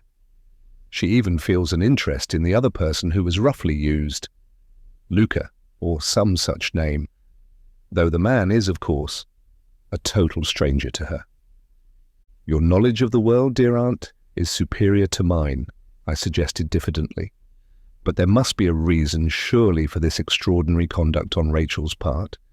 She is keeping a sinful secret from you and from everybody. May there not be something in these recent events which threatens her secret with discovery? Discovery? Repeated my aunt. What can you possibly mean? Discovery? Through Luca? Discovery? Through my nephew? As the word passed her lips, a special providence occurred. The servant opened the door and announced Godfrey Ablewhite. 2. Godfrey followed the announcement of his name, as Godfrey does everything else, exactly at the right time. He was not so close on the servant's heels as to startle us. He was not so far behind as to cause us the double inconvenience of a pause and an open door. It is in the completeness of his daily life that the true Christian appears. This dear man was very complete. Go to Miss Verinder, said my aunt, addressing the servant, and tell her Ablewhite is here. We both inquired after his health. We both asked him together whether he felt like himself again after his terrible adventure of the past week. With perfect tact, he contrived to answer us at the same moment. Lady Verinder had his reply in words. I had his charming smile. What? He cried with infinite tenderness. Have I done to deserve all this sympathy? My dear aunt, my dear Miss Clack, I have merely been mistaken for somebody else. I have only been blindfolded. I have only been strangled. I have only been thrown flat on my back on a very thin carpet, covering a particularly hard floor. Just think how much worse it might have been. I might have been murdered. I might have been robbed. What have I lost? Nothing but nervous force, which the law doesn't recognize as property, so that, strictly speaking, I have lost nothing at all. If I could have had my own way, I would have kept my adventure to myself, and I shrink from all this fuss and publicity. But Luca made his injuries public, and my injuries, as the necessary consequence, have been proclaimed in their turn. I have become the property of the newspapers until the gentle reader gets sick of the subject. I am very sick indeed of it myself. May the gentle reader soon be like me. And how is dear Rachel? Still enjoying the gaieties of London? So glad to hear it. Miss Clack, I need all your indulgence. I am sadly behindhand with my committee work and my dear ladies, but I really do hope to look in at the mother's small clothes next week. Did you make cheering progress at Monday's committee? Was the board hopeful about future prospects? And are we nicely off for trousers? The heavenly gentleness of his smile made his apologies irresistible. The richness of his deep voice added its own indescribable charm to the interesting business question which he had just addressed to me. In truth, we were almost too nicely off for trousers. We were quite overwhelmed by them.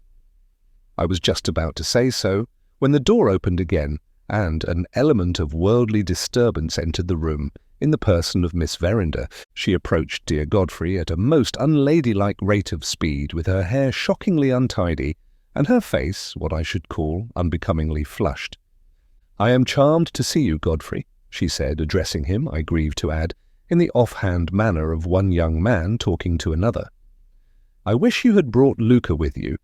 You and he, as long as our present excitement lasts, are the two most interesting men in all London. It's morbid to say this, it's unhealthy, it's all that a well-regulated mind like Miss Clack's most instinctively shudders at. Never mind that. Tell me the whole of the Northumberland Street story directly. I know the newspapers have left some of it out. Even dear Godfrey partakes of the fallen nature which we all inherit from Adam. It is a very small share of our human legacy, but alas, he has it. I confess it grieved me to see him take Rachel's hand in both of his own hands and lay it softly on the left side of his waistcoat. It was a direct encouragement to her reckless way of talking and her insolent reference to me. "Dearest Rachel," he said, in the same voice which had thrilled me when he spoke of our prospects and our trousers, "the newspapers have told you everything, and they have told it much better than I can." "Godfrey thinks we all make too much of the matter," my aunt remarked. "He has just been saying that he doesn't care to speak of it." "Why?" She put the question with a sudden flash in her eyes and a sudden look up into Godfrey's face. On his side, he looked down at her with an indulgence so injudicious and so ill-deserved that I really felt called on to interfere. "Rachel, darling," I remonstrated gently, "true greatness and true courage are ever modest."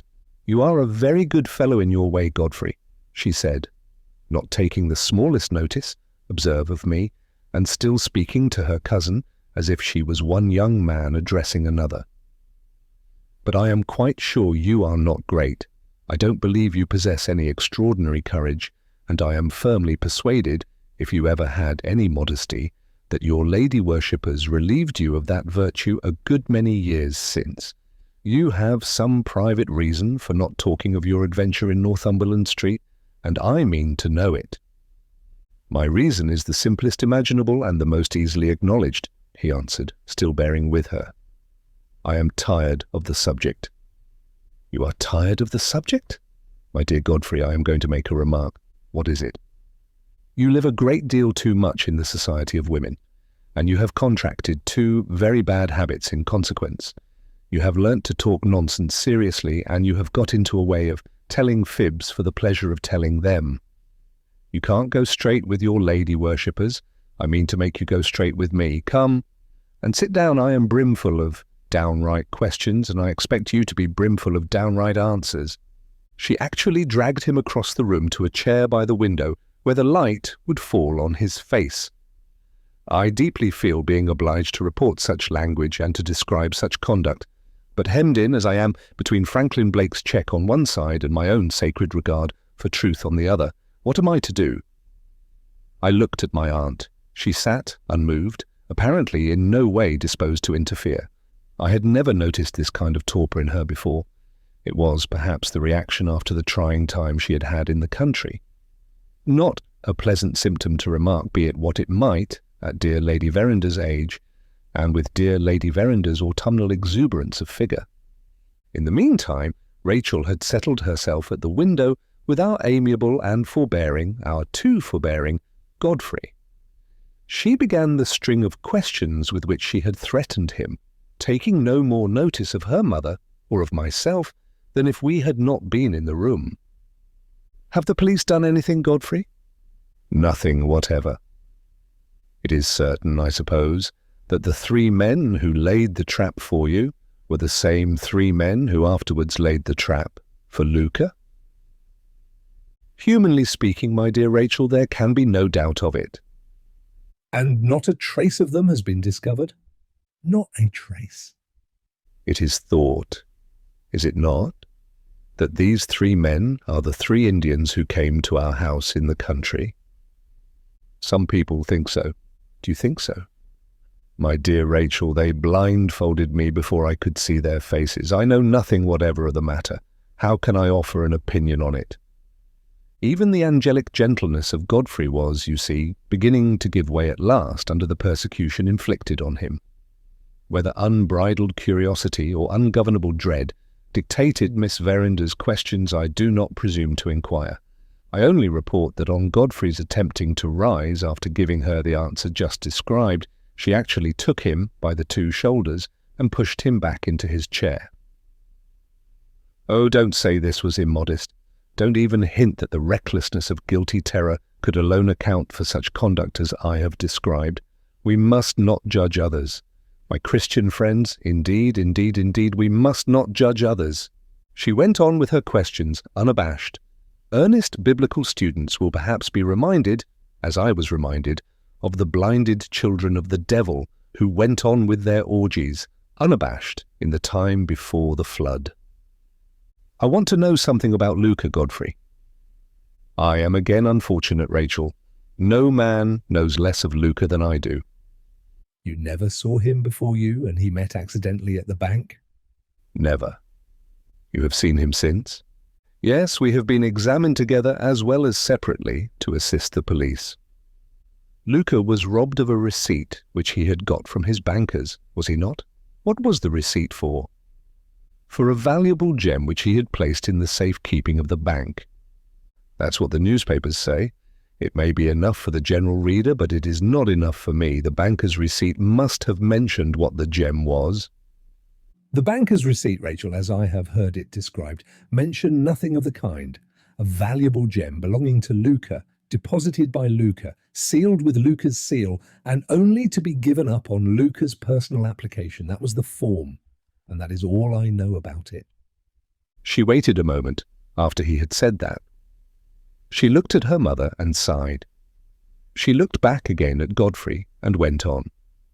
"Some of our private affairs at home," she said, "seem to have got into the newspapers. I grieve to say it is so. And some idle people, perfect strangers to us, are trying to trace a connection between what happened at our house in Yorkshire and what has happened since here in London. The public curiosity in certain quarters is, I fear, taking that turn. The people who say that the 3 unknown men who ill-used you and Luca are the 3 Indians also say that the valuable gem—" There she stopped. She had become gradually, within the last few moments, whiter and whiter in the face. The extraordinary blackness of her hair made this paleness, by contrast, so ghastly to look at that we all thought she would faint at the moment when she checked herself in the middle of her question. Dear Godfrey made a second attempt to leave his chair. My aunt entreated her to say no more. I followed my aunt with a modest medicinal peace offering in the shape of a bottle of salts. We none of us produced the slightest effect on her. Godfrey, stay where you are. Mamma, there is not the least reason to be alarmed about me. Clack! You're dying to hear the end of it. I won't faint, expressly to oblige you. Those were the exact words she used, taken down in my diary the moment I got home. But oh, don't let us judge. My Christian friends, don't let us judge. She turned once more to Godfrey. With an obstinacy dreadful to see, she went back again to the place where she had checked herself and completed her question in these words. I spoke to you a minute since about what people were saying in certain quarters. Tell me plainly, Godfrey, do they any of them say that Luca's valuable gem is the Moonstone? As the name of the Indian diamond passed her lips, I saw a change come over my admirable friend. His complexion deepened. He lost the genial suavity of manner which is one of his greatest charms. A noble indignation inspired his reply. They do say it, he answered. There are people who don't hesitate to accuse Luca of telling a falsehood to serve some private interests of his own. He has over and over again solemnly declared that until this scandal assailed him, he had never even heard of the Moonstone, and these vile people reply without a shadow of proof to justify them. He has his reasons for concealment. We decline to believe him on his oath. Shameful, shameful. Rachel looked at him very strangely. I can't well describe how, while he was speaking. When he had done, she said, Considering that Luca is only a chance acquaintance of yours, you take up his cause, Godfrey, rather warmly. My gifted friend made her one of the most truly evangelical answers I ever heard in my life. I hope, Rachel, I take up the cause of all oppressed people rather warmly, he said. The tone in which those words were spoken might have melted a stone. But oh dear, what is the hardness of stone? Nothing compared to the hardness of the unregenerate human heart, she sneered. I blushed to record it. She sneered at him to his face. Keep your noble sentiments for your ladies' committees, Godfrey. I am certain that the scandal which has assailed Luca has not spared you. Even my aunt's torpor was roused by those words. My dear Rachel, she remonstrated, you have really no right to say that. I mean no harm, Mamma. I mean good. Have a moment's patience with me, and you will see. She looked back at Godfrey with what appeared to be a sudden pity for him. She went the length, the very unladylike length, of taking him by the hand. I am certain, she said, that I have found out the true reason of your unwillingness to speak of this matter before my mother and before me. An unlucky accident has associated you in people's minds with Luca. You have told me what scandal says of him. What does scandal say of you?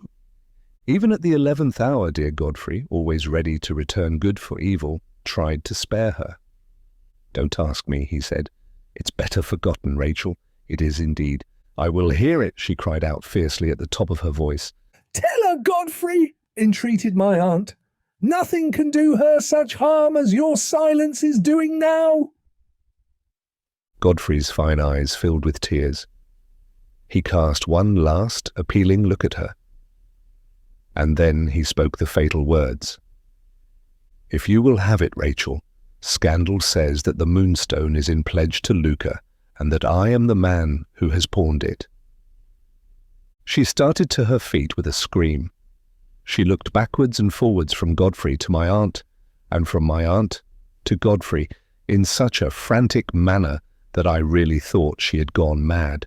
Don't speak to me, don't touch me, she exclaimed, shrinking back from all of us, I declare, like some hunted animal, into a corner of the room. This is my fault. I must set it right. I have sacrificed myself. I had a right to do that if I liked. But to let an innocent man be ruined, to keep a secret which destroys his character for life. Oh, good God, it's too horrible. I can't bear it. My aunt half rose from her chair, then suddenly sat down again. She called to me faintly and pointed to a little phial in her workbox. Quick, she whispered. 6 drops in water. Don't let Rachel see. Under other circumstances, I should have thought this strange. There was no time now to think. There was only time to give the medicine. Dear Godfrey unconsciously assisted me in concealing what I was about from Rachel by speaking composing words to her at the other end of the room. Indeed, indeed, you exaggerate, I heard him say. My reputation stands too high to be destroyed by a miserable passing scandal like this. It will be all forgotten in another week. Let us never speak of it again. She was perfectly inaccessible, even to such generosity as this. She went on from bad to worse. I must and will stop it, she said. Mamma, hear what I say. Miss Clack, hear what I say. I know the hand that took the Moonstone. I know... She laid a strong emphasis on the words. She stamped her foot in the rage that possessed her.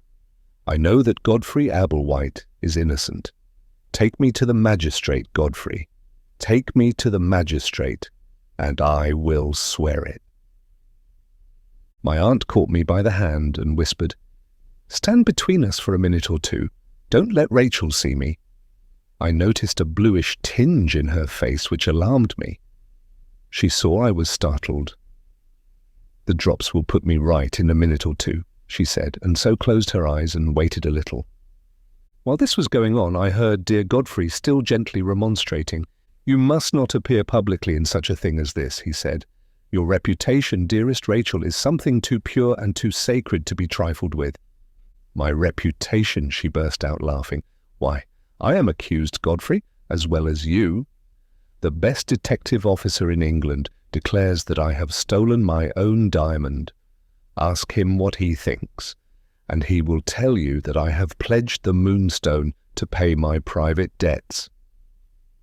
She stopped, ran across the room, and fell on her knees at her mother's feet.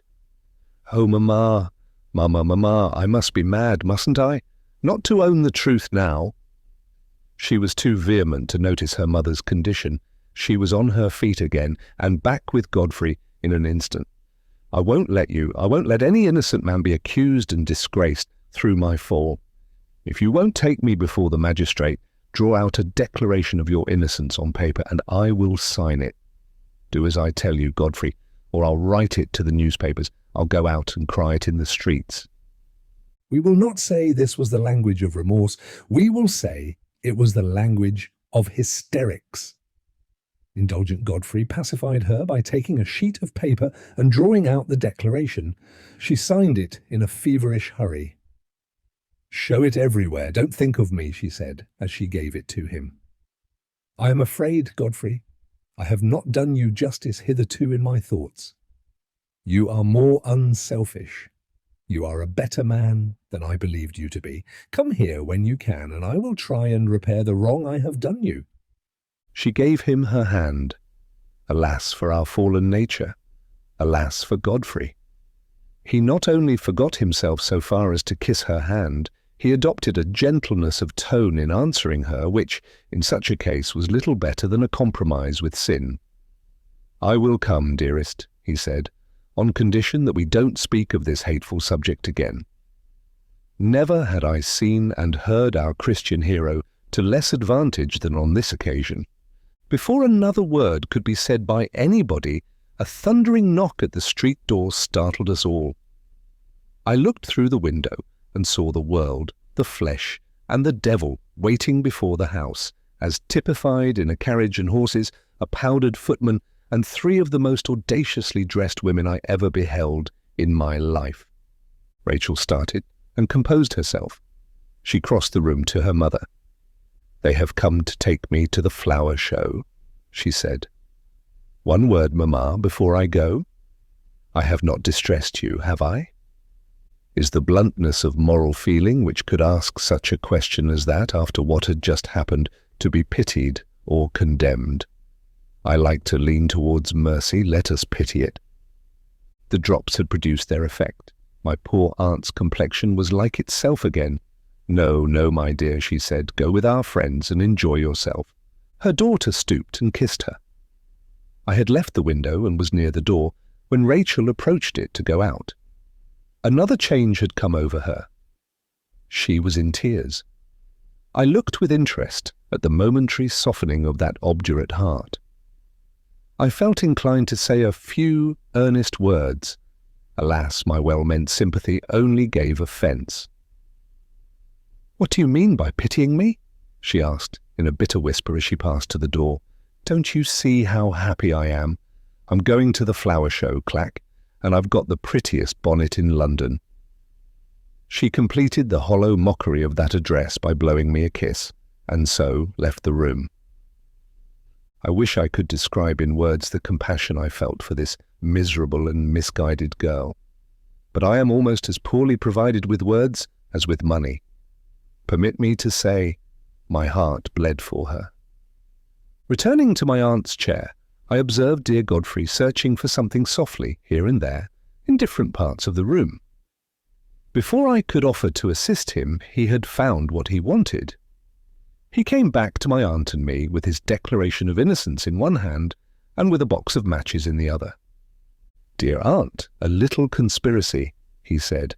"Dear Miss Clack, a pious fraud, which even your high moral rectitude will excuse. Will you leave Rachel to suppose that I accept the generous self-sacrifice which has signed this paper? And will you kindly bear witness that I destroy it in your presence before I leave the house?" He kindled a match and, lighting the paper, laid it to burn in a plate on the table. "Any trifling inconvenience that I may suffer is as nothing," he remarked, "compared with the importance of preserving that pure name from the contaminating contact of the world. There. We have reduced it to a little harmless heap of ashes, and our dear impulsive Rachel will never know what we have done. How do you feel? My precious friends, how do you feel? For my poor part, I am as light-hearted as a boy." He beamed on us with his beautiful smile. He held out a hand to my aunt and a hand to me. I was too deeply affected by his noble conduct to speak. I closed my eyes. I put his hand, in a kind of spiritual self-forgetfulness, to my lips. He murmured a soft remonstrance. Oh, the ecstasy, the pure, unearthly ecstasy of that moment. I sat, I hardly know on what, quite lost in my own exalted feelings. When I opened my eyes again, it was like descending from heaven to earth. There was nobody but my aunt in the room. He had gone. I should like to stop here. I should like to close my narrative with the record of Godfrey's noble conduct. Unhappily, there is more, much more, which the unrelenting pecuniary pressure of Blake's cheque obliges me to tell. The painful disclosures which were to reveal themselves in my presence during that Tuesday's visit to Montague Square were not at an end yet. Finding myself alone with Lady Verinder, I turned naturally to the subject of her health, touching delicately on the strange anxiety which she had shown to conceal her indisposition, and the remedy applied to it from the observation of her daughter. My aunt's reply greatly surprised me. "Drusilla," she said, "if I have not already mentioned that my Christian name is Drusilla, permit me to mention it now. You are touching quite innocently, I know, on a very distressing subject." I rose immediately. Delicacy left me but one alternative, the alternative, after first making my apologies, of taking my leave. Lady Verinder stopped me and insisted on my sitting down again. "You have surprised a secret," she said, "which I had confided to my sister, Abel White, and to my lawyer, Bruff, and to no one else. I can trust in their discretion, and I am sure when I tell you the circumstances I can trust in yours. Have you any pressing engagement, Drusilla, or is your time your own this afternoon?" It is needless to say that my time was entirely at my aunt's disposal. "Keep me company, then," she said, "for another hour. I have something to tell you which I believe you will be sorry to hear, and I shall have a service to ask of you afterwards, if you don't object to assist me." It is again needless to say that, so far from objecting, I was all eagerness to assist her.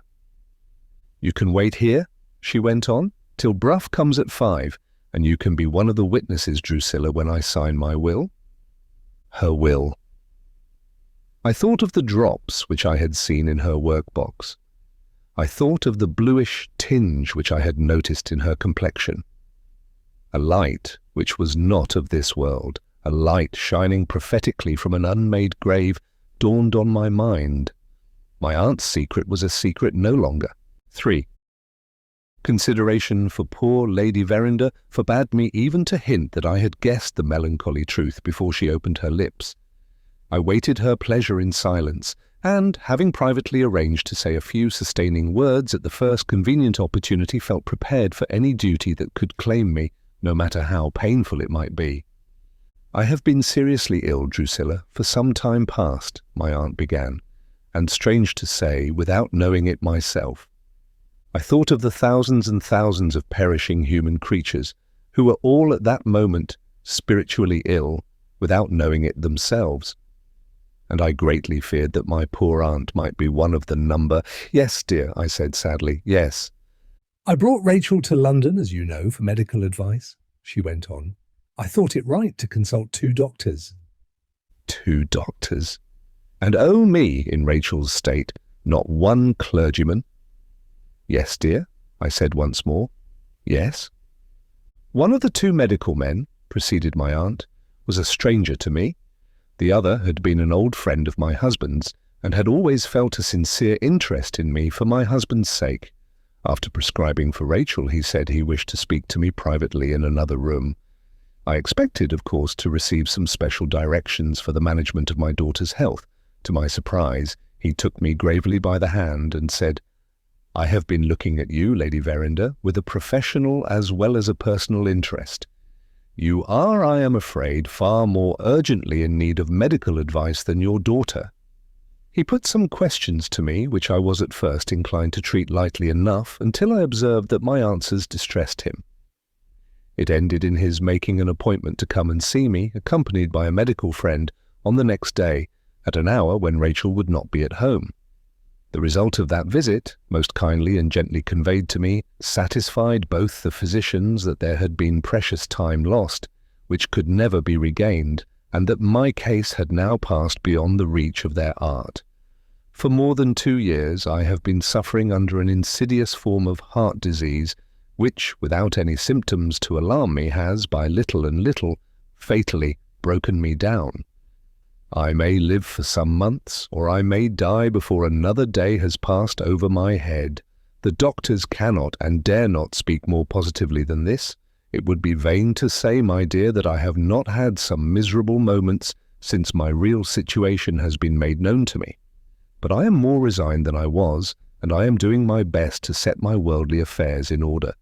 My one great anxiety is that Rachel should be kept in ignorance of the truth.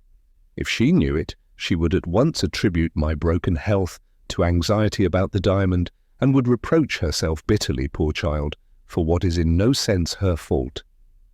Both the doctors agree that the mischief began 2, if not 3 years since. I am sure you will keep my secret, Drusilla, for I am sure I see sincere sorrow and sympathy for me in your face." Sorrow and sympathy? Oh, what pagan emotions to expect from a Christian Englishwoman, anchored firmly on her faith. Little did my poor aunt imagine what a gush of devout thankfulness thrilled through me as she approached the close of her melancholy story. Here was a career of usefulness opened before me. Here was a beloved relative and perishing fellow creature on the eve of the great change, utterly unprepared, and providentially led, to reveal her situation to me. How can I describe the joy with which I now remembered that the precious clerical friends on whom I could rely were to be counted, not by 1s or 2s, but by 10s and 20s. I took my aunt in my arms. My overflowing tenderness was not to be satisfied now with anything less than an embrace. "Oh," I said to her fervently, "the indescribable interest with which you inspire me. Oh, the good I mean to do you, dear, before we part." After another word or 2 of earnest prefatory warning, I gave her her choice of 3 precious friends, all plying the work of mercy from morning to night in her own neighbourhood, all equally inexhaustible in exhortation, all affectionately ready to exercise their gifts at a word from me. Alas, the result was far from encouraging. Poor Lady Verinder looked puzzled and frightened, and met everything I could say to her with the purely worldly objection that she was not strong enough to face strangers. I yielded, for the moment only, of course. My large experience as reader and visitor under not less first and last than 14 beloved clerical friends informed me that this was another case for preparation by books. I possessed a little library of works, all suitable to the present emergency, all calculated to arouse, convince, prepare, enlighten, and fortify my aunt. "You will read, dear, won't you?" I said in my most winning way. "You will read, if I bring you my own precious books, turned down at all the right places, aunt, and marked in pencil where you are to stop and ask yourself, does this apply to me?" Even that simple appeal, so absolutely heathenizing is the influence of the world, appeared to startle my aunt. She said, "I will do what I can, Drusilla, to please you," with a look of surprise which was at once instructive and terrible to see. Not a moment was to be lost. The clock on the mantelpiece informed me that I had just time to hurry home, to provide myself with a first series of selected readings, say a dozen only, and to return in time to meet the lawyer and witness Lady Verinder's will. Promising faithfully to be back by 5 o'clock, I left the house on my errand of mercy. When no interests but my own are involved, I am humbly content to get from place to place by the omnibus. Permit me to give an idea of my devotion to my aunt's interests by recording that, on this occasion, I committed the prodigality of taking a cab. I drove home, selected and marked my first series of readings, and drove back to Montague Square, with a dozen works in a carpet bag, the like of which I firmly believe are not to be found in the literature of any other country in Europe. I paid the cabman exactly his fare. He received it with an oath, upon which I instantly gave him a tract. If I had presented a pistol at his head, this abandoned wretch could hardly have exhibited greater consternation. He jumped up on his box and with profane exclamations of dismay drove off furiously. Quite useless, I am happy to say. I sowed the good seed in spite of him by throwing a second tract in at the window of the cab. The servant who answered the door, not the person with the cap ribbons, to my great relief, but the footman, informed me that the doctor had called and was still shut up with Lady Verinder. Bruff, the lawyer, had arrived a minute since and was waiting in the library. I was shown into the library to wait too. Bruff looked surprised to see me. He is the family solicitor, and we had met more than once on previous occasions under Lady Verinder's roof. A man, I grieve to say, grown old and grizzled in the service of the world. A man who, in his hours of business, was the chosen prophet of law and mammon, and who, in his hours of leisure, was equally capable of reading a novel and of tearing up a tract. "Have you come to stay here, Miss Clack?" he asked, with a look at my carpet bag. To reveal the contents of my precious bag to such a person as this would have been simply to invite an outburst of profanity. I lowered myself to his own level and mentioned my business in the house. "My aunt has informed me that she is about to sign her will," I answered. "She has been so good as to ask me to be one of the witnesses." "I? I? Well, Miss Clack, you will do. You are over 21, and you have not the slightest pecuniary interest in Lady Verinder's will." Not the slightest pecuniary interest in Lady Verinder's will. Oh, how thankful I felt when I heard that. If my aunt, possessed of thousands, had remembered poor me, to whom £5 is an object, if my name had appeared in the will, with a little comforting legacy attached to it, my enemies might have doubted the motive which had loaded me with the choicest treasures of my library, and had drawn upon my failing resources for the prodigal expenses of a cab. Not the cruellest scoffer of them all could doubt now. Much better as it was, oh surely, surely, much better as it was. I was aroused from these consoling reflections by the voice of Bruff. My meditative silence appeared to weigh upon the spirits of this worldling, and to force him, as it were, into talking to me against his own will. "Well, Miss Clack, what's the last news in the charitable circles? How is your friend Godfrey Ablewhite, after the mauling he got from the rogues in Northumberland Street? Egad, they're telling a pretty story about that charitable gentleman at my club." I had passed over the manner in which this person had remarked that I was more than 21, and that I had no pecuniary interest in my aunt's will. But the tone in which he alluded to dear Godfrey was too much for my forbearance. feeling bound after what had passed in my presence that afternoon to assert the innocence of my admirable friend whenever I found it called in question, I own to having also felt bound to include in the accomplishment of this righteous purpose a stinging castigation in the case of Bruff. "I live very much out of the world," I said, "and I don't possess the advantage, sir, of belonging to a club. But I happen to know the story to which you allude, and I also know that a viler falsehood than that story never was told." Yes, yes, Miss Clack, you believe in your friend. Natural enough. Godfrey Ablewhite won't find the world in general quite so easy to convince. As a committee of charitable ladies, appearances are dead against him. He was in the house when the diamond was lost, and he was the first person in the house to go to London afterwards. Those are ugly circumstances, ma'am, viewed by the light of later events. I ought, I know, to have set him right before he went any farther. I ought to have told him that he was speaking in ignorance of a testimony to Godfrey's innocence, offered by the only person who was undeniably competent to speak from a positive knowledge of the subject. Alas, the temptation to lead the lawyer artfully on to his own discomfiture was too much for me. I asked what he meant by later events, with an appearance of the utmost innocence. "By later events, Miss Clack, I mean events in which the Indians are concerned," proceeded Bruff, getting more and more superior to poor me the longer he went on. "What do the Indians do the moment they are led out of the prison at Frizinghall? They go straight to London and fix on Luca. What follows? Luca feels alarmed for the safety of a valuable of great price, which he has got in the house. He lodges it privately, under a general description, in his banker's strong room. Wonderfully clever of him, but the Indians are just as clever on their side. They have their suspicions that the valuable of great price is being shifted from one place to another, and they hit on a singularly bold and complete way of clearing those suspicions up. Whom do they seize and search? Not Luca only, which would be intelligible enough, but Godfrey Ablewhite as well. Why? Ablewhite's explanation is that they acted on blind suspicion after seeing him accidentally speaking to Luca. Absurd! Half a dozen other people spoke to Luca that morning. Why were they not followed home too and decoyed into the trap? No.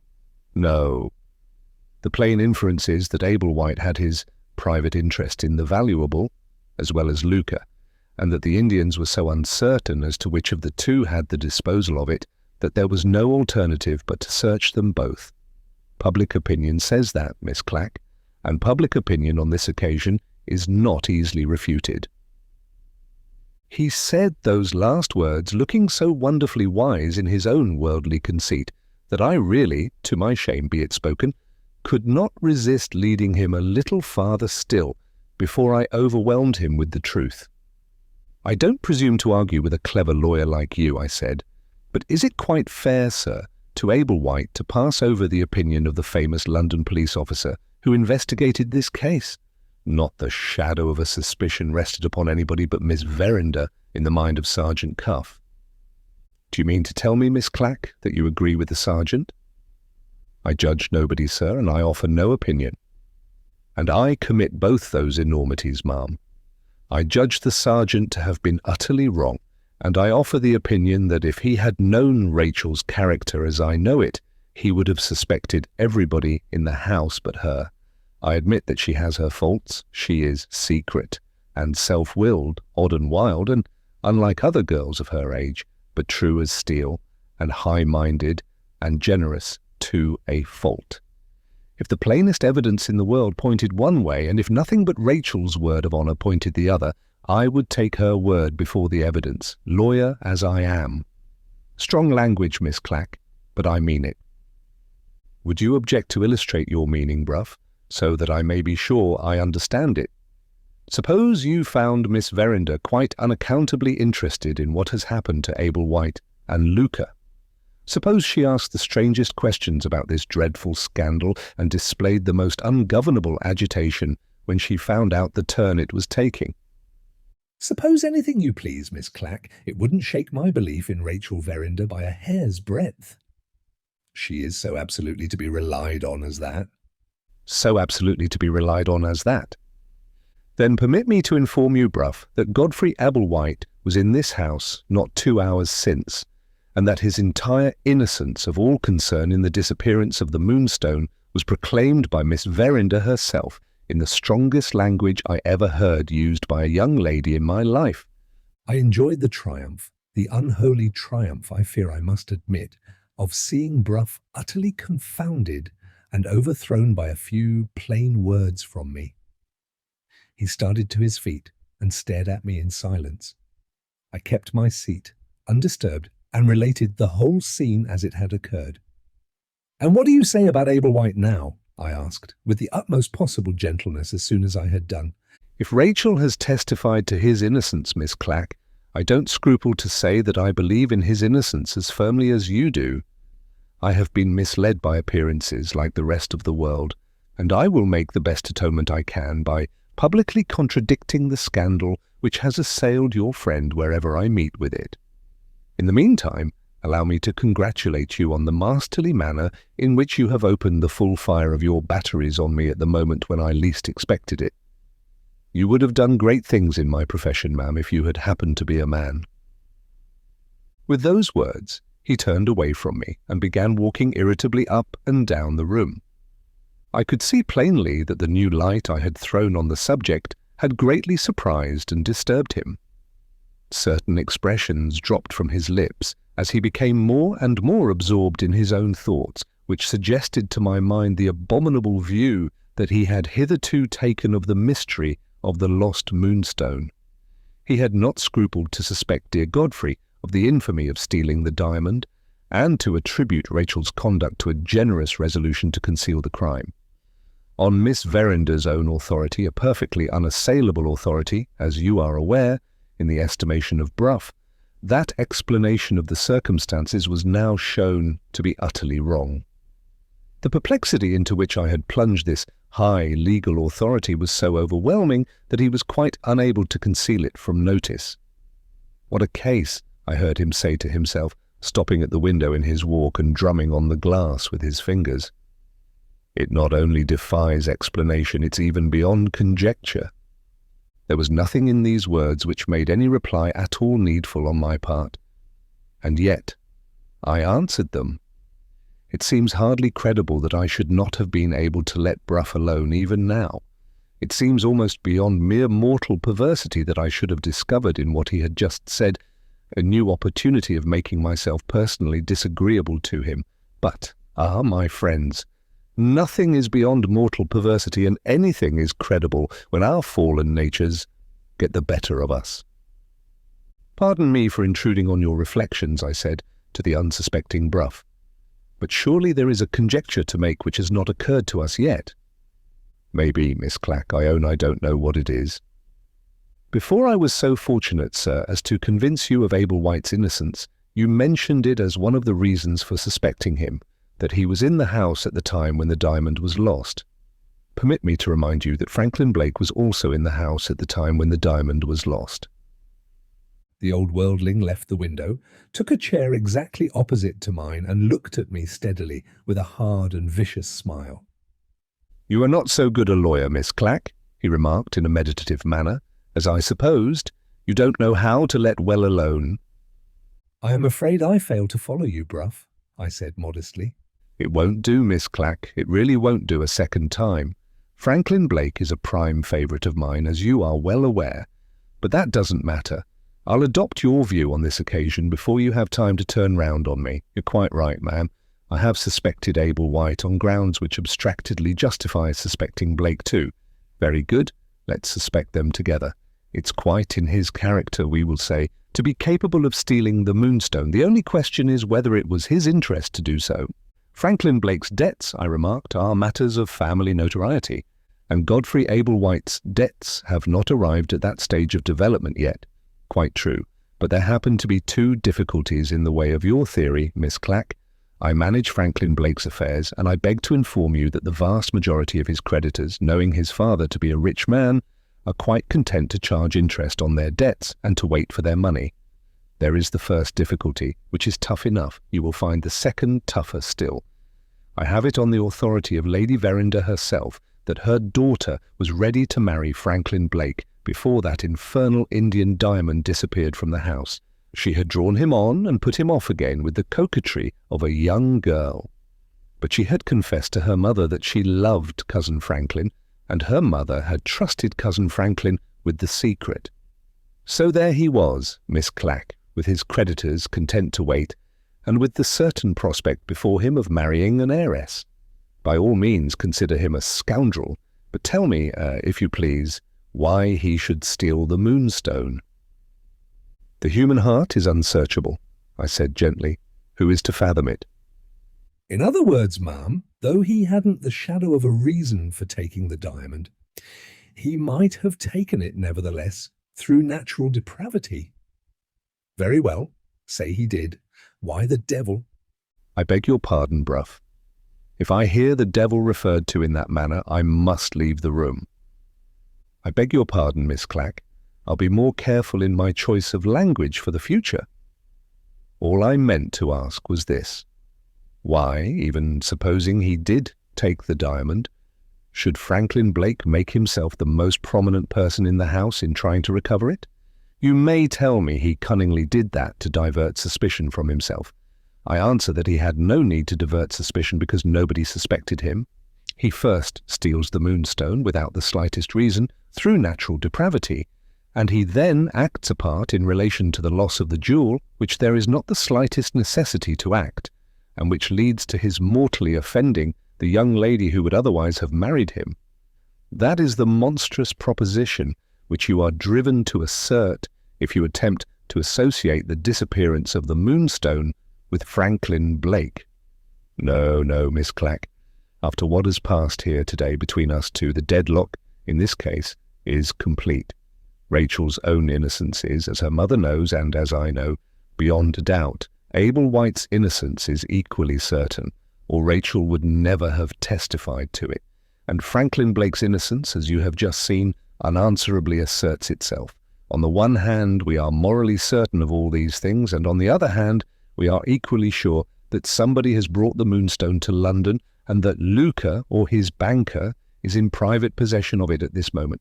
What is the use of my experience? What is the use of any person's experience in such a case as that? It baffles me. It baffles you. It baffles everybody. No, not everybody. It had not baffled Sergeant Cuff. I was about to mention this with all possible mildness and with every necessary protest against being supposed to cast a slur upon Rachel when the servant came in to say that the doctor had gone and that my aunt was waiting to receive us. This stopped the discussion. Bruff collected his papers, looking a little exhausted by the demands which our conversation had made on him. I took up my bag full of precious publications, feeling as if I could have gone on talking for hours. We proceeded in silence to Lady Verinder's room. Permit me to add here, before my narrative advances to other events, that I have not described what passed between the lawyer and me without having a definite object in view. I am ordered to include in my contribution to the shocking story of the Moonstone a plain disclosure, not only of the turn which suspicion took, but even of the names of the persons on whom suspicion rested, at the time when the Indian diamond was believed to be in London. A report of my conversation in the library with Bruff appeared to me to be exactly what was wanted to answer this purpose, while at the same time it possessed the great moral advantage of rendering a sacrifice of sinful self-esteem essentially necessary on my part. I have been obliged to acknowledge that my fallen nature got the better of me. In making that humiliating confession, I get the better of my fallen nature. The moral balance is restored. The spiritual atmosphere feels clear once more. Dear friends, we may go on again. 4. The signing of the will was a much shorter matter than I had anticipated. It was hurried over, to my thinking, in indecent haste. Samuel, the footman, was sent for to act as second witness, and the pen was put at once into my aunt's hand. I felt strongly urged to say a few appropriate words on this solemn occasion, but Bruff's manner convinced me that it was wisest to check the impulse while he was in the room. In less than 2 minutes it was all over, and Samuel, unbenefited by what I might have said, had gone downstairs again. Bruff folded up the will, and then looked my way, apparently wondering whether I did or did not mean to leave him alone with my aunt. I had my mission of mercy to fulfill, and my bag of precious publications ready on my lap. He might as well have expected to move Paul's cathedral by looking at it as to move me. There was one merit about him, due no doubt to his worldly training, which I have no wish to deny. He was quick at seeing things. I appeared to produce almost the same impression on him which I had produced on the cabman. He too uttered a profane expression, and withdrew in a violent hurry, and left me mistress of the field. As soon as we were alone, my aunt reclined on the sofa, and then alluded, with some appearance of confusion, to the subject of her will. "I hope you won't think yourself neglected, Drusilla," she said. "I mean to give you your little legacy, my dear, with my own hand." Here was a golden opportunity. I seized it on the spot. In other words, I instantly opened my bag and took out the top publication.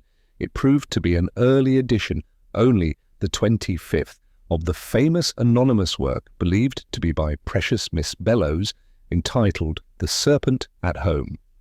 The design of the book, with which the worldly reader may not be acquainted, is to show how the evil one lies in wait for us in all the most apparently innocent actions of our daily lives. The chapters best adapted to female perusal are Satan in the hairbrush, Satan behind the looking-glass, Satan under the tea-table, Satan out of the window, and many others. Give your attention, dear aunt, to this precious book, and you will give me all I ask. With those words, I handed it to her open at a marked passage, one continuous burst of burning eloquence. Subject: Satan among the sofa cushions. Poor Lady Verinder, reclining thoughtlessly on her own sofa cushions, glanced at the book and handed it back to me, looking more confused than ever. "I'm afraid, Drusilla," she said, "I must wait till I am a little better before I can read that. The doctor—" The moment she mentioned the doctor's name, I knew what was coming. Over and over again in my past experience among my perishing fellow creatures, the members of the notoriously infidel profession of medicine had stepped between me and my mission of mercy, on the miserable pretense that the patient wanted quiet, and that the disturbing influence of all others which they most dreaded was the influence of Miss Clack and her books.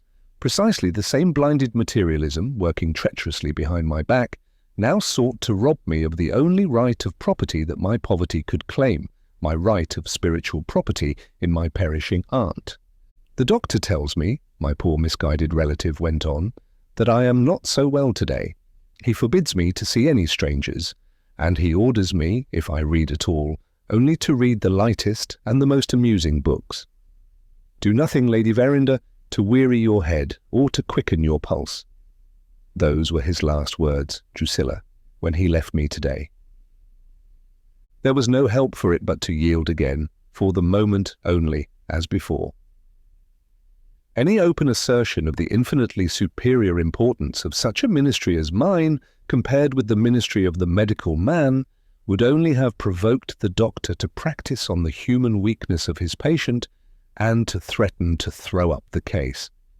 Happily there are more ways than one of sowing the good seed, and few persons are better versed in those ways than myself. "You might feel stronger, dear, in an hour or two," I said, "or you might wake tomorrow morning with a sense of something wanting, and even this unpretending volume might be able to supply it. You will let me leave the book, aunt? The doctor can hardly object to that." I slipped it under the sofa cushions, half in and half out, close by her handkerchief and her smelling bottle. Every time her hand searched for either of these, it would touch the book, and sooner or later, who knows, the book might touch her. After making this arrangement, I thought it wise to withdraw. "Let me leave you to repose, dear aunt. I will call again tomorrow." I looked accidentally towards the window as I said that. It was full of flowers, in boxes and pots. Lady Verinder was extravagantly fond of these perishable treasures, and had a habit of rising every now and then and going to look at them and smell them. A new idea flashed across my mind. "Oh, may I take a flower?" I said, and got to the window, unsuspected in that way. Instead of taking away a flower, I added one, in the shape of another book from my bag, which I left, to surprise my aunt, among the geraniums and roses. The happy thought followed, Why not do the same for her, poor dear, in every other room that she enters? I immediately said goodbye and, crossing the hall, slipped into the library. Samuel, coming up to let me out and supposing I had gone, went downstairs again. On the library table I noticed 2 of the amusing books which the infidel doctor had recommended. I instantly covered them from sight with 2 of my own precious publications. In the breakfast room I found my aunt's favourite canary singing in his cage.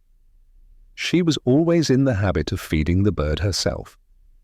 Some groundsel was strewed on a table which stood immediately under the cage. I put a book among the groundsel. In the drawing-room I found more cheering opportunities of emptying my bag. My aunt's favourite musical pieces were on the piano.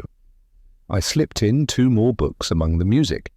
I disposed of another in the back drawing-room under some unfinished embroidery, which I knew to be of Lady Verinder's working. A 3rd little room opened out of the back drawing-room, from which it was shut off by curtains instead of a door. My aunt's plain, old-fashioned fan was on the chimney-piece. I opened my 9th book at a very special passage, and put the fan in as a marker to keep the place. The question then came whether I should go higher still and try the bedroom floor, at the risk undoubtedly of being insulted if the person with the cap ribbons happened to be in the upper regions of the house and to find me out. But oh, what of that? It is a poor Christian that is afraid of being insulted. I went upstairs, prepared to bear anything. All was silent and solitary. It was the servants' tea time, I suppose. My aunt's room was in front. The miniature of my late dear uncle, Sir John, hung on the wall opposite the bed. It seemed to smile at me. It seemed to say, "Drusilla, deposit a book." There were tables on either side of my aunt's bed. She was a bad sleeper, and wanted, or thought she wanted, many things at night. I put a book near the matches on one side and a book under the box of chocolate drops on the other. Whether she wanted a light, or whether she wanted a drop, there was a precious publication to meet her eye, or to meet her hand, and to say with silent eloquence in either case, "Come, try me, try me." But one book was now left at the bottom of my bag, and but one apartment was still unexplored, the bathroom, which opened out of the bedroom. I peeped in, and the holy inner voice that never deceives whispered to me, "You have met her, Drusilla, everywhere else. Meet her at the bath, and the work is done."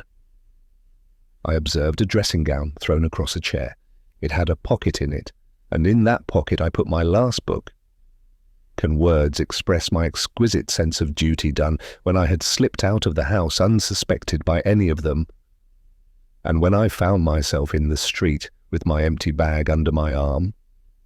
Oh, my worldly friends, pursuing the phantom pleasure through the guilty mazes of dissipation, how easy it is to be happy, if you will only be good. When I folded up my things that night, when I reflected on the true riches which I had scattered with such a lavish hand from top to bottom of the house of my wealthy aunt, I declare I felt as free from all anxiety as if I had been a child again. I was so light-hearted that I sang a verse of the evening hymn. I was so light-hearted that I fell asleep before I could sing another. Quite like a child again. Quite like a child again. So I passed that blissful night. On rising the next morning, how young I felt. I might add how young I looked if I were capable of dwelling on the concerns of my own perishable body. But I am not capable, and I add nothing. Towards luncheon time, not for the sake of the creature comforts, but for the certainty of finding dear aunt, I put on my bonnet to go to Montague Square. Just as I was ready, the maid at the lodgings in which I then lived looked in at the door and said, "Lady Verinder's servant to see Miss Clack." I occupied the parlour floor at that period of my residence in London.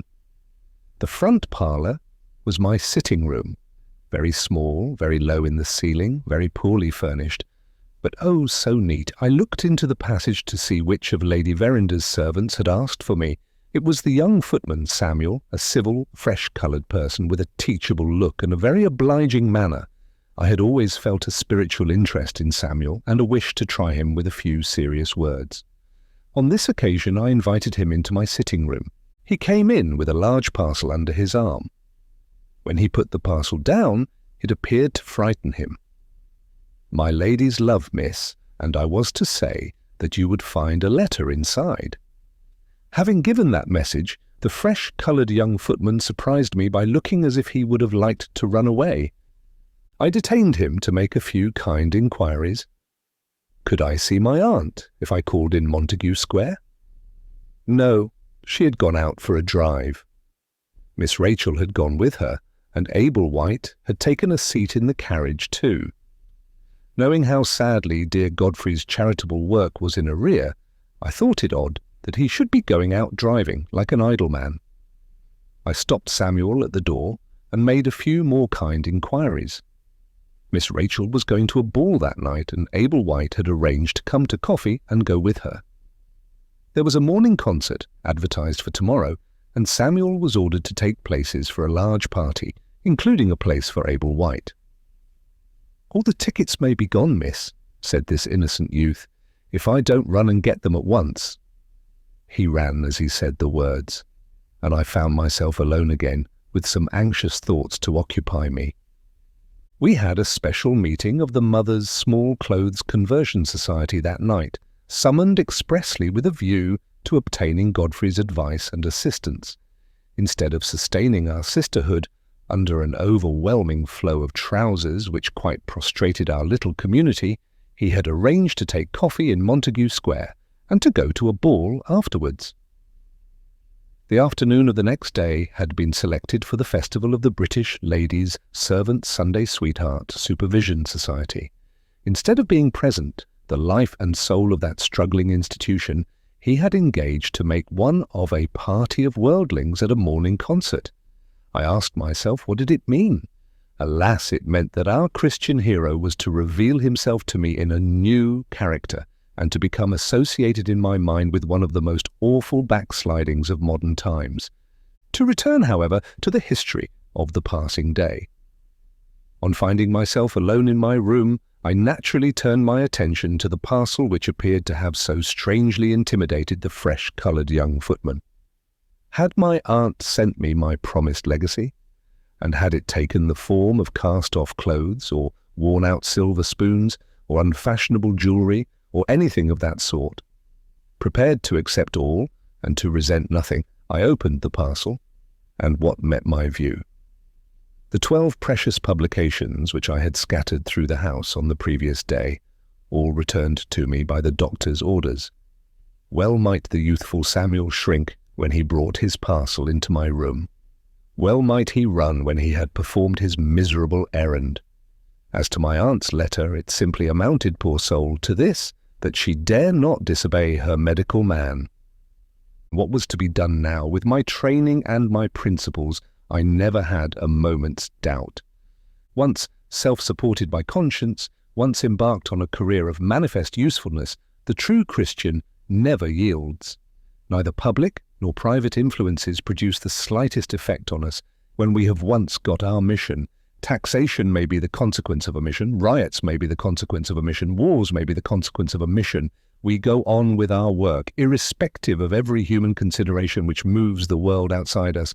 We are above reason, we are beyond ridicule. We see with nobody's eyes, we hear with nobody's ears, we feel with nobody's hearts, but our own glorious, glorious privilege. And how is it earned? My friends, you may spare yourselves the useless inquiry. We are the only people who can earn it, for we are the only people who are always right. In the case of my misguided aunt, the form which pious perseverance was next to take revealed itself to me plainly enough. Preparation by clerical friends had failed, owing to Lady Verinder's own reluctance. Preparation by books had failed, owing to the doctor's infidel obstinacy. So be it. What was the next thing to try? The next thing to try was preparation by little notes. In other words, the books themselves having been sent back, select extracts from the books, copied by different hands, and all addressed as letters to my aunt, were some to be sent by post, and some to be distributed about the house on the plan I had adopted on the previous day. As letters they would excite no suspicion. As letters they would be opened and, once opened, might be read. Some of them I wrote myself. Dear Aunt, may I ask your attention to a few lines? Dear Aunt, I was reading last night and I chanced on the following passage. Other letters were written for me by my valued fellow workers, the sisterhood, at the Mother's Small Clothes. Dear Madam, pardon the interest taken in you by a true though humble friend. Dear Madam, may a serious person surprise you by saying a few cheering words? Using these and other similar forms of courteous appeal, we reintroduced all my precious passages under a form which not even the doctor's watchful materialism could suspect. Before the shades of evening had closed around us, I had a dozen awakening letters for my aunt instead of a dozen awakening books. 6. I made immediate arrangements for sending through the post, and 6 I kept in my pocket for personal distribution in the house the next day. Soon after 2 o'clock I was again on the field of pious conflict, addressing more kind inquiries to Samuel at Lady Verinder's door. My aunt had had a bad night. She was again in the room in which I had witnessed her will, resting on the sofa and trying to get a little sleep. I said I would wait in the library on the chance of seeing her. In the fervour of my zeal to distribute the letters, it never occurred to me to inquire about Rachel. The house was quiet, and it was past the hour at which the musical performance began. I took it for granted that she and her party of pleasure-seekers, Godfrey, alas, included, were all at the concert, and eagerly devoted myself to my good work, while time and opportunity were still at my own disposal. My aunt's correspondence of the morning, including the 6 awakening letters which I had posted overnight, was lying unopened on the library table. She had evidently not felt herself equal to dealing with a large mass of letters, and she might be daunted by the number of them if she entered the library later in the day. I put one of my second set of 6 letters on the chimney-piece by itself, leaving it to attract her curiosity by means of its solitary position apart from the rest. A second letter I put purposely on the floor in the breakfast-room. The first servant who went in after me would conclude that my aunt had dropped it, and would be specially careful to restore it to her. The field thus sown on the basement story, I ran lightly upstairs to scatter my mercies next over the drawing-room floor. Just as I entered the front room, I heard a double knock at the street door, a soft, fluttering, considerate little knock. Before I could think of slipping back to the library, in which I was supposed to be waiting, the active young footman was in the hall answering the door. It mattered little, as I thought. In my aunt's state of health, visitors in general were not admitted. To my horror and amazement, the performer of the soft little knock proved to be an exception to general rules. Samuel's voice below me, after apparently answering some questions which I did not hear, said unmistakably, "Upstairs, if you please, sir." The next moment I heard footsteps, a man's footsteps, approaching the drawing-room floor. Who could this favoured male visitor possibly be? Almost as soon as I asked myself the question, the answer occurred to me. Who could it be but the doctor? In the case of any other visitor, I should have allowed myself to be discovered in the drawing-room. There would have been nothing out of the common in my having got tired of the library and having gone upstairs for a change, but my own self-respect stood in the way of my meeting the person who had insulted me by sending me back my books. I slipped into the little third room which I have mentioned as communicating with the back drawing-room and dropped the curtains which closed the open doorway. If I only waited there for a minute or two, the usual result in such cases would take place. That is to say, the doctor would be conducted to his patient's room. I waited a minute or two, and more than a minute or two. I heard the visitor walking restlessly backwards and forwards. I also heard him talking to himself. I even thought I recognized the voice. Had I made a mistake? Was it not the doctor, but somebody else? Brough, for instance? No. An unerring instinct told me it was not Brough. Whoever he was still talking to himself. I parted the heavy curtains the least little morsel in the world and listened. The words I heard were, "I'll do it today," and the voice that spoke them was Godfrey Ablewhite's. 5. My hand dropped from the curtain, but don't suppose that the dreadful embarrassment of my situation was the uppermost idea in my mind. So fervent still was the sisterly interest I felt in Godfrey that I never stopped to ask myself why he was not at the concert. No! I thought only of the words, the startling words, which had just fallen from his lips. He would do it today. He had said, in a tone of terrible resolution, he would do it today. What, oh, what would he do? Something even more deplorably unworthy of him than what he had done already. Would he apostatize from the faith? Would he abandon us at the mother's small clothes? Had we seen the last of his angelic smile in the committee room? Had we heard the last of his unrivalled eloquence at Exeter Hall? I was so wrought up by the bare idea of such awful eventualities as these in connection with such a man, that I believe I should have rushed from my place of concealment and implored him in the name of all the ladies' committees in London to explain himself, when I suddenly heard another voice in the room. It penetrated through the curtains, it was loud, it was bold, it was wanting in every female charm. The voice of Rachel Verinder. "Why have you come up here, Godfrey?" she asked. "Why didn't you go into the library?" He laughed softly and answered, "Miss Clack is in the library." "Clack in the library!" She instantly seated herself on the ottoman in the back drawing-room. "You are quite right, Godfrey. We had much better stop here." I had been in a burning fever a moment since, and in some doubt what to do next. I became extremely cold now, and felt no doubt whatever. To show myself, after what I had heard, was impossible. To retreat, except into the fireplace, was equally out of the question. A martyrdom was before me.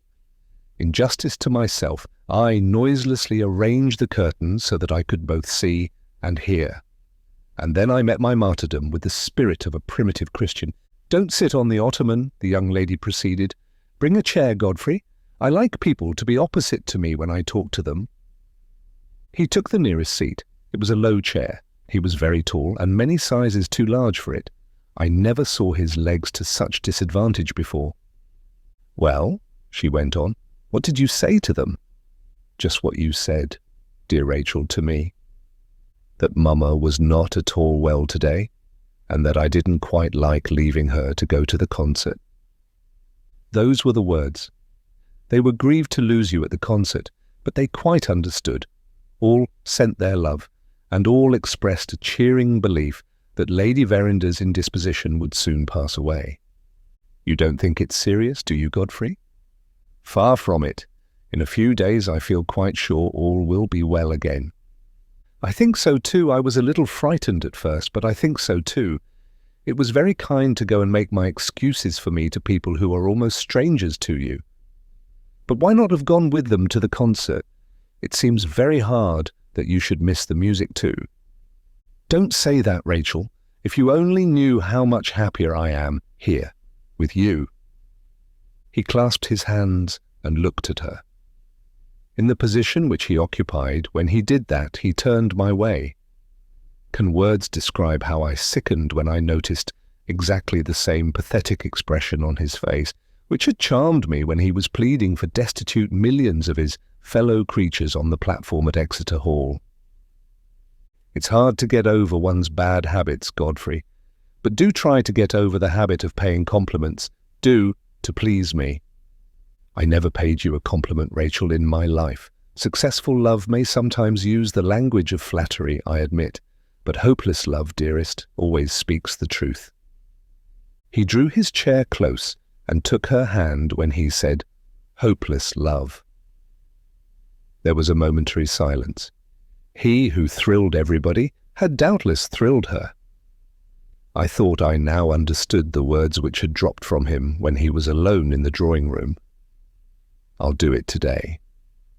Alas, the most rigid propriety could hardly have failed to discover that he was doing it now. Have you forgotten what we agreed on, Godfrey, when you spoke to me in the country? We agreed that we were to be cousins, and nothing more. I break the agreement, Rachel, every time I see you. Then don't see me. Quite useless. I break the agreement every time I think of you. Oh, Rachel, how kindly you told me only the other day that my place in your estimation was a higher place than it had ever been yet. Am I mad to build the hopes I do on those dear words? Am I mad to dream of some future day when your heart may soften to me? Don't tell me so if I am. Leave me my delusion, dearest. I must have that to cherish and to comfort me if I have nothing else. His voice trembled, and he put his white handkerchief to his eyes. Exeter Hall again. Nothing wanting to complete the parallel but the audience, the cheers, and the glass of water. Even her obdurate nature was touched. I saw her lean a little nearer to him. I heard a new tone of interest in her next words. "Are you really sure, Godfrey, that you are so fond of me as that?" "Sure, you know what I was, Rachel. Let me tell you what I am. I have lost every interest in life but my interest in you. A transformation has come over me which I can't account for myself. Would you believe it? My charitable business is an unendurable nuisance to me, and when I see a ladies' committee now, I wish myself at the uttermost ends of the earth. If the annals of apostasy offer anything comparable to such a declaration as that, I can only say that the case in point is not producible from the stores of my reading. I thought of the mother's small clothes. I thought of the Sunday Sweetheart supervision. I thought of the other societies, too numerous to mention, all built up on this man as on a tower of strength. I thought of the struggling female boards, who, so to speak, drew the breath of their business life through the nostrils of Godfrey, of that same Godfrey who had just reviled our good work as a nuisance, and just declared that he wished he was at the uttermost ends of the earth when he found himself in our company. My young female friends will feel encouraged to persevere when I mention that it tried even my discipline before I could devour my own righteous indignation in silence. At the same time, it is only justice to myself to add that I didn't lose a syllable of the conversation. Rachel was the next to speak. "You have made your confession," she said. "I wonder whether it would cure you of your unhappy attachment to me if I made mine." He started. I confess I started too. He thought, and I thought, that she was about to divulge the mystery of the Moonstone. "Would you think, to look at me," she went on, "that I am the wretchedest girl living? It's true, Godfrey. What greater wretchedness can there be than to live degraded in your own estimation? That is my life now." "My dear Rachel, it's impossible you can have any reason to speak of yourself in that way." "How do you know I have no reason?" "Can you ask me the question?" "I know it because I know you. Your silence, dearest, has never lowered you in the estimation of your true friends. The disappearance of your precious birthday gift may seem strange. Your unexplained connection with that event may seem stranger still. Are you speaking of the Moonstone, Godfrey?" "I certainly thought that you referred—" "I referred to nothing of the sort. I can hear of the loss of the Moonstone, let who will speak of it, without feeling degraded in my own estimation. If the story of the diamond ever comes to light, it will be known that I accepted a dreadful responsibility. It will be known that I involved myself in the keeping of a miserable secret. But it will be as clear as the sun at noonday that I did nothing mean. You have misunderstood me, Godfrey. It's my fault for not speaking more plainly. Cost me what it may, I will be plainer now. Suppose you were not in love with me. Suppose you were in love with some other woman." "Yes?" "Suppose you discovered that woman to be utterly unworthy of you. Suppose you were quite convinced that it was a disgrace to you to waste another thought on her. Suppose the bare idea of ever marrying such a person made your face burn only with thinking of it." "Yes." "And suppose, in spite of all that, you couldn't tear her from your heart. Suppose the feeling she had roused in you, in the time when you believed in her, was not a feeling to be hidden. Suppose the love this wretch had inspired in you. Oh, how can I find words to say it in? How can I make a man understand that a feeling which horrifies me at myself can be a feeling that fascinates me at the same time? It's the breath of my life, Godfrey. And it's the poison that kills me. Both in one. Go away. I must be out of my mind to talk as I am talking now. No, You mustn't leave me. You mustn't carry away a wrong impression. I must say what is to be said in my own defense. Mind this, he doesn't know, he never will know what I have told you. I will never see him. I don't care what happens. I will never, never, never see him again. Don't ask me his name. Don't ask me any more. Let's change the subject. Are you doctor enough, Godfrey, to tell me why I feel as if I was stifling for want of breath? Is there a form of hysterics that bursts into words instead of tears? I dare say. What does it matter? You will get over any trouble I have caused you easily enough now. I have dropped to my right place in your estimation, haven't I? Don't notice me. Don't pity me. For God's sake, go away. She turned round on a sudden and beat her hands wildly on the back of the ottoman. Her head dropped on the cushions, and she burst out crying. Before I had time to feel shocked at this, I was horror-struck by an entirely unexpected proceeding on the part of Godfrey. Will it be credited that he fell on his knees at her feet? On both knees, I solemnly declare. May modesty mention that he put his arms round her next? And may reluctant admiration acknowledge that he electrified her with 2 words? Noble creature! No more than that, but he did it with one of the bursts which have made his fame as a public speaker. She sat, either quite thunderstruck or quite fascinated, I don't know which, without even making an effort to put his arms back where his arms ought to have been. As for me, my sense of propriety was completely bewildered. I was so painfully uncertain whether it was my first duty to close my eyes or to stop my ears that I did neither. I attribute my being still able to hold the curtain in the right position for looking and listening entirely to suppressed hysterics. In suppressed hysterics, it is admitted even by the doctors that one must hold something. Yes, he said, with all the fascination of his evangelical voice and manner, you are a noble creature, a woman who can speak the truth for the truth's own sake, a woman who will sacrifice her pride rather than sacrifice an honest man who loves her, is the most priceless of all treasures. When such a woman marries, if her husband only wins her esteem and regard, he wins enough to ennoble his whole life. You have spoken, dearest, of your place in my estimation. Judge what that place is when I implore you on my knees to let the cure of your poor wounded heart be my care. Rachel, will you honor me? Will you bless me by being my wife? By this time I should certainly have decided on stopping my ears if Rachel had not encouraged me to keep them open by answering him in the first sensible words I had ever heard fall from her lips. Godfrey, she said, you must be mad. I never spoke more reasonably, dearest, in your interests as well as in mine. Look for a moment to the future.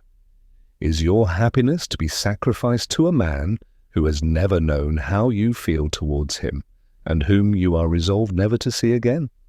Is it not your duty to yourself to forget this ill-fated attachment? And is forgetfulness to be found in the life you are leading now? You have tried that life, and you are wearying of it already. Surround yourself with nobler interests than the wretched interests of the world, a heart that loves and honors you, a home whose peaceful claims and happy duties win gently on you day by day. Try the consolation, Rachel, which is to be found there. I don't ask for your love. I will be content with your affection and regard. Let the rest be left, confidently left to your husband's devotion, and to time that heals even wounds as deep as yours. She began to yield already. Oh, what a bringing up she must have had. Oh, how differently I should have acted in her place. Don't tempt me, Godfrey, she said. I am wretched enough and reckless enough as it is. Don't tempt me to be more wretched and more reckless still. One question, Rachel. Have you any personal objection to me? I always liked you. After what you have just said to me, I should be insensible indeed if I didn't respect and admire you as well. Do you know many wives, my dear Rachel, who respect and admire their husbands, and yet they and their husbands get on very well? How many brides go to the altar with hearts that would bear inspection by the men who take them there, and yet it doesn't end unhappily. Somehow or other, the nuptial establishment jogs on. The truth is that women try marriage as a refuge, far more numerously than they are willing to admit, and what is more, they find that marriage has justified their confidence in it. Look at your own case once again. At your age and with your attractions, is it possible for you to sentence yourself to a single life? Trust my knowledge of the world, nothing is less possible. It is merely a question of time. You may marry some other man some years hence, or you may marry the man, dearest, who is now at your feet, and who prizes your respect and admiration above the love of any other woman on the face of the earth. Gently, Godfrey. You are putting something into my head which I never thought of before. You are tempting me with a new prospect, when all my other prospects are closed before me. I tell you again, I am miserable enough and desperate enough, if you say another word, to marry you on your own terms. Take the warning and go. I won't even rise from my knees till you have said yes. If I say yes, you will repent, and I shall repent when it is too late. We shall both bless the day, darling, when I pressed and when you yielded. Do you feel as confidently as you speak? You shall judge for yourself. I speak from what I have seen in my own family. Tell me what you think of our household at Frizinghall. Do my father and mother live unhappily together? Far from it, so far as I can see. When my mother was a girl, Rachel, it is no secret in the family, she had loved as you love. She had given her heart to a man who was unworthy of her. She married my father, respecting him, admiring him, but nothing more. Your own eyes have seen the result. Is there no encouragement in it for you and for me? 2. You won't hurry me, Godfrey. My time shall be yours. You won't ask me for more than I can give? My angel, I only ask you to give me yourself. Take me. In those 2 words she accepted him. He had another burst, a burst of unholy rapture this time. He drew her nearer and nearer to him till her face touched his, and then, no, I really cannot prevail upon myself to carry this shocking disclosure any farther.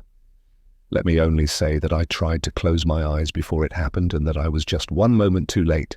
I had calculated, you see, on her resisting. She submitted. To every right-feeling person of my own sex, volumes could say no more. Even my innocence in such matters began to see its way to the end of the interview now.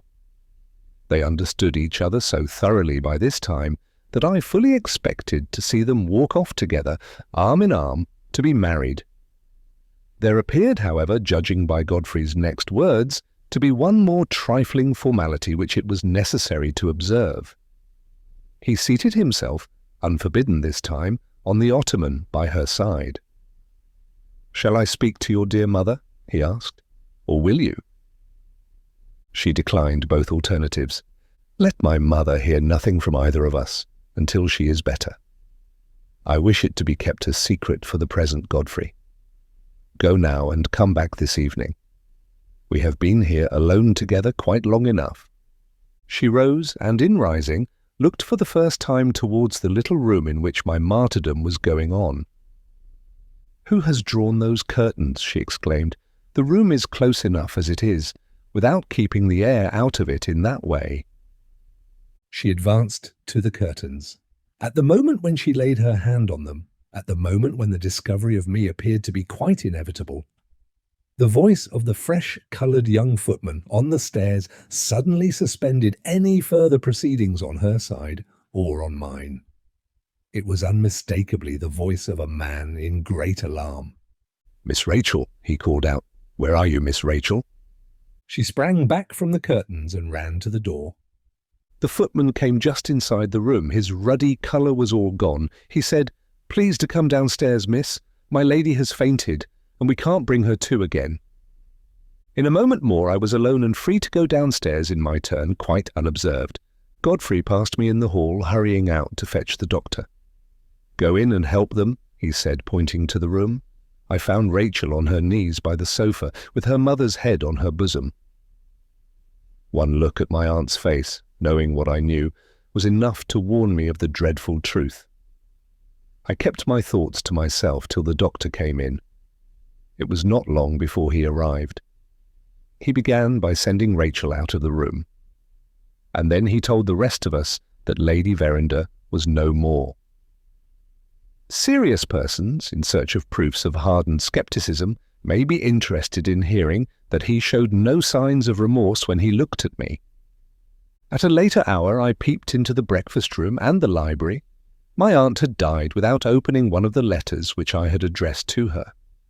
I was so shocked at this that it never occurred to me until some days afterwards that she had also died without giving me my little legacy. 6.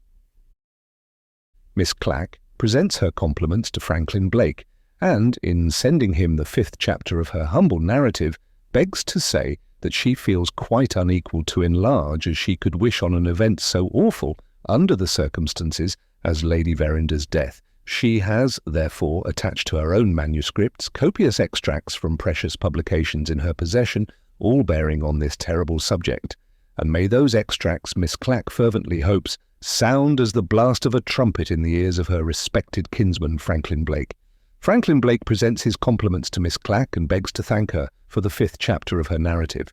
In returning the extracts sent with it, he will refrain from mentioning any personal objection which he may entertain to this species of literature, and will merely say that the proposed additions to the manuscript are not necessary to the fulfilment of the purpose that he has in view. Miss Clack begs to acknowledge the return of her extracts. She affectionately reminds Franklin Blake that she is a Christian, and that it is, therefore, quite impossible for him to offend her. Miss persists in feeling the deepest interest in Blake, and pledges herself, on the first occasion, when sickness may lay him low, to offer him the use of her extracts for the 2nd time. In the meanwhile, she would be glad to know, before beginning the final chapters of her narrative, whether she may be permitted to make her humble contribution complete by availing herself of the light which later discoveries have thrown on the mystery of the Moonstone. Franklin Blake is sorry to disappoint Miss Clack. He can only repeat the instructions which he had the honour of giving her when she began her narrative. She is requested to limit herself to her own individual experience of persons and events as recorded in her diary. Later discoveries she will be good enough to leave to the pens of those persons who can write in the capacity of actual witnesses. Miss Clack is extremely sorry to trouble Franklin Blake with another letter. Her extracts have been returned, and the expression of her matured views on the subject of the Moonstone has been forbidden. Miss Clack is painfully conscious that she ought, in the worldly phrase, to feel herself put down. But no, Miss has learnt perseverance in the school of adversity. Her object in writing is to know whether Blake, who prohibits everything else, prohibits the appearance of the present correspondence in Miss Clack's narrative. Some explanation of the position in which Blake's interference has placed her as an authoress seems due on the ground of common justice, and Miss Clack, on her side, is most anxious that her letters should be produced to speak for themselves. Franklin Blake agrees to Miss Clack's proposal on the understanding that she will kindly consider this intimation of his consent as closing the correspondence between them. Miss Clack feels it an act of Christian duty, before the correspondence closes, to inform Franklin Blake that his last letter, evidently intended to offend her, has not succeeded in accomplishing the object of the writer. She affectionately requests Blake to retire to the privacy of his own room, and to consider with himself whether the training which can thus elevate a poor weak woman above the reach of insult be not worthy of greater admiration than he is now disposed to feel for it. On being favoured with an intimation to that effect, Miss solemnly pledges herself to send back the complete series of her extracts to Franklin Blake. To this letter no answer was received. Comment is needless. Signed, Drusilla Clack. 7. The foregoing correspondence will sufficiently explain why no choice is left to me but to pass over Lady Verinder's death with the simple announcement of the fact which ends my 5th chapter. Keeping myself for the future strictly within the limits of my own personal experience, I have next to relate that a month elapsed from the time of my aunt's decease before Rachel Verinder and I met again. That meeting was the occasion of my spending a few days under the same roof with her. In the course of my visit something happened relative to her marriage engagement with Godfrey Ablewhite, which is important enough to require special notice in these pages. When this last of many painful family circumstances has been disclosed, my task will be completed, for I shall then have told all that I know as an actual and most unwilling witness of events. My aunt's remains were removed from London and were buried in the little cemetery attached to the church in her own park. I was invited to the funeral with the rest of the family, but it was impossible, with my religious views, to rouse myself in a few days only from the shock which this death had caused me. I was informed, moreover, that the rector of Frizinghall was to read the service. Having myself in past times seen this clerical castaway making one of the players at Lady Verinder's whist table, I doubt, even if I had been fit to travel, whether I should have felt justified in attending the ceremony. Lady Verinder's death left her daughter under the care of her brother-in-law, Ablewhite the elder. He was appointed guardian by the will until his niece married or came of age. Under these circumstances, Godfrey informed his father, I suppose, of the new relation in which he stood towards Rachel. At any rate, in 10 days from my aunt's death, the secret of the marriage engagement was no secret at all within the circle of the family, and the grand question for Ablewhite Senior, another confirmed castaway, was how to make himself and his authority most agreeable to the wealthy young lady who was going to marry his son. Rachel gave him some trouble at the outset about the choice of a place in which she could be prevailed upon to reside. The house in Montague Square was associated with the calamity of her mother's death. The house in Yorkshire was associated with the scandalous affair of the lost Moonstone. Her guardian's own residence at Frizinghall was open to neither of these objections. But Rachel's presence in it, after her recent bereavement, operated as a check on the gaieties of her cousins, the Miss Ablewhites, and she herself requested that her visit might be deferred to a more favourable opportunity. It ended in a proposal emanating from old Ablewhite to try a furnished house at Brighton. His wife, an invalid daughter, and Rachel were to inhabit it together, and were to expect him to join them later in the season. They would see no society but a few old friends, and they would have his son Godfrey travelling backwards and forwards by the London train, always at their disposal. I described this aimless flitting about from one place of residence to another, this insatiate restlessness of body and appalling stagnation of soul, merely with the view to arriving at results. The event which, under Providence, proved to be the means of bringing Rachel Verinder and myself together again was no other than the hiring of the house at Brighton. My Aunt Ablewhite is a large, silent, fair-complexioned woman, with one noteworthy point in her character. From the hour of her birth, she has never been known to do anything for herself. She has gone through life accepting everybody's help and adopting everybody's opinions. A more hopeless person in a spiritual point of view I have never met with. There is absolutely, in this perplexing case, no obstructive material to work upon. Aunt Ablewhite would listen to the Grand Lama of Tibet exactly as she listens to me, and would reflect his views quite as readily as she reflects mine. She found the furnished house at Brighton by stopping at an hotel in London, composing herself on a sofa, and sending for her son. She discovered the necessary servants by breakfasting in bed one morning, still at the hotel, and giving her maid a holiday on condition that the girl would begin enjoying herself by fetching Miss Clack. I found her placidly fanning herself in her dressing gown at 11 o'clock. "Drusilla, dear, I want some servants. You are so clever, please get them for me." I looked round the untidy room. The church bells were going for a weekday service. They suggested a word of affectionate remonstrance on my part. "Oh, Aunt," I said sadly, "is this worthy of a Christian Englishwoman? Is the passage from time to eternity to be made in this manner?" My aunt answered, "I'll put on my gown, Drusilla, if you will be kind enough to help me." What was to be said after that? I have done wonders with murderesses. I have never advanced an inch with Aunt Ablewhite. "Where is the list," I asked, "of the servants whom you require?" My aunt shook her head. She hadn't even energy enough to keep the list. "Rachel has got it, dear," she said. "In the next room." I went into the next room and so saw Rachel again for the first time since we had parted in Montague Square. She looked pitiably small and thin in her deep mourning. If I attached any serious importance to such a perishable trifle as personal appearance, I might be inclined to add that hers was one of those unfortunate complexions which always suffer when not relieved by a border of white next the skin. But what are our complexions and our looks? Hindrances and pitfalls, dear girls, which beset us on our way to higher things.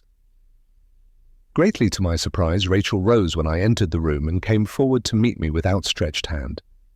"I am glad to see you," she said. "Drusilla, I have been in the habit of speaking very foolishly and very rudely to you on former occasions. I beg your pardon. I hope you will forgive me." My face, I suppose, betrayed the astonishment I felt at this. She coloured up for a moment, and then proceeded to explain herself. "In my poor mother's lifetime," she went on, "her friends were not always my friends, too. Now I have lost her, my heart turns for comfort to the people she liked. She liked you. Try to be friends with me, Drusilla, if you can." To any rightly constituted mind, the motive thus acknowledged was simply shocking. Here in Christian England was a young woman in a state of bereavement, with so little idea of where to look for true comfort that she actually expected to find it among her mother's friends. Here was a relative of mine, awakened to a sense of her shortcomings towards others, under the influence not of conviction and duty, but of sentiment and impulse. Most deplorable to think of, but still suggestive of something hopeful to a person of my experience in plying the good work. There could be no harm, I thought, in ascertaining the extent of the change which the loss of her mother had wrought in Rachel's character.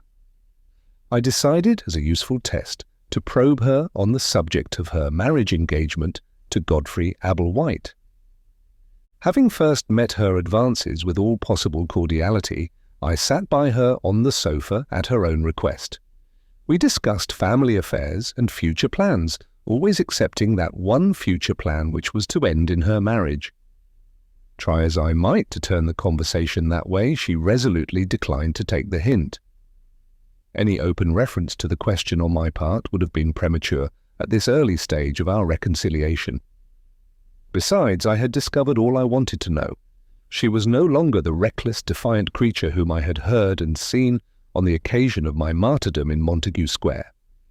This was of itself enough to encourage me to take her future conversion in hand, beginning with a few words of earnest warning directed against the hasty formation of the marriage tie, and so getting on to higher things.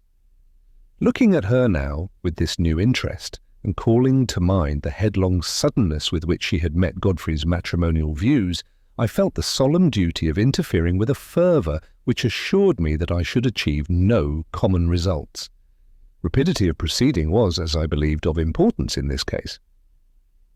I went back at once to the question of the servants wanted for the furnished house. "Where is the list, dear?"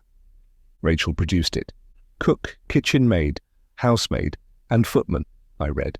"My dear Rachel, these servants are only wanted for a term, the term during which your guardian has taken the house.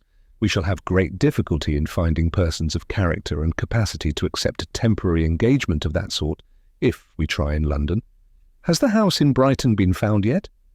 "Yes, Godfrey has taken it, and persons in the house wanted him to hire them as servants. He thought they would hardly do for us, and came back having settled nothing." "And you have no experience yourself in these matters, Rachel?" "None whatever." "And Aunt Ablewhite won't exert herself?" "No, poor dear. Don't blame her, Drusilla. I think she is the only really happy woman I have ever met with." "There are degrees in happiness, darling. We must have a little talk some day on that subject. In the meantime, I will undertake to meet the difficulty about the servants. Your aunt will write a letter to the people of the house. She will sign a letter, if I write it for her, which comes to the same thing." "Quite the same thing? I shall get the letter, and I will go to Brighton tomorrow." "How extremely kind of you. We will join you as soon as you are ready for us, and you will stay, I hope, as my guest. Brighton is so lively, you are sure to enjoy it." In those words, the invitation was given, and the glorious prospect of interference was opened before me. It was then the middle of the week. By Saturday afternoon the house was ready for them. In that short interval I had sifted, not the characters only, but the religious views as well, of all the disengaged servants who applied to me and had succeeded in making a selection which my conscience approved. I also discovered and called on 2 serious friends of mine, residents in the town, to whom I knew I could confide the pious object which had brought me to Brighton. One of them, a clerical friend, kindly helped me to take sittings for our little party in the church in which he himself ministered. The other, a single lady, like myself, placed the resources of her library, composed throughout of precious publications, entirely at my disposal. I borrowed 6 works, all carefully chosen with a view to Rachel. When these had been judiciously distributed in the various rooms she would be likely to occupy, I considered that my preparations were complete. Sound doctrine in the servants who waited on her, sound doctrine in the minister who preached to her, sound doctrine in the books that lay on her table, such was the treble welcome which my zeal had prepared for the motherless girl. A heavenly composure filled my mind on that Saturday afternoon as I sat at the window waiting the arrival of my relatives. The giddy throng passed and repassed before my eyes. Alas, how many of them felt my exquisite sense of duty done? An awful question. Let us not pursue it. Between 6 and 7 the travellers arrived. To my indescribable surprise they were escorted, not by Godfrey, as I had anticipated, but by the lawyer, Bruff. "How do you do, Miss Clack?" he said. "I mean to stay this time." That reference to the occasion on which I had obliged him to postpone his business to mine, when we were both visiting in Montague Square, satisfied me that the old worldling had come to Brighton with some object of his own in view. I had prepared quite a little paradise for my beloved Rachel, and here was the serpent already. Godfrey was very much vexed, Drusilla, not to be able to come with us, said my Aunt Ablewhite. There was something in the way which kept him in town. Bruff volunteered to take his place and make a holiday of it till Monday morning. By the by, Bruff, I'm ordered to take exercise, and I don't like it. That, added Aunt Ablewhite, pointing out of window to an invalid going by in a chair on wheels, drawn by a man, is my idea of exercise. If it's air you want, you get it in your chair. And if it's fatigue you want, I am sure it's fatigue enough to look at the man. Rachel stood silent at a window by herself with her eyes fixed on the sea. "Tired, love?" I inquired. "No, only a little out of spirits," she answered. "I have often seen the sea on our Yorkshire coast, with that light on it, and I was thinking, Drusilla, of the days that can never come again." Bruff remained to dinner and stayed through the evening. The more I saw of him, the more certain I felt that he had some private end to serve in coming to Brighton. I watched him carefully. He maintained the same appearance of ease and talked the same godless gossip hour after hour until it was time to take leave.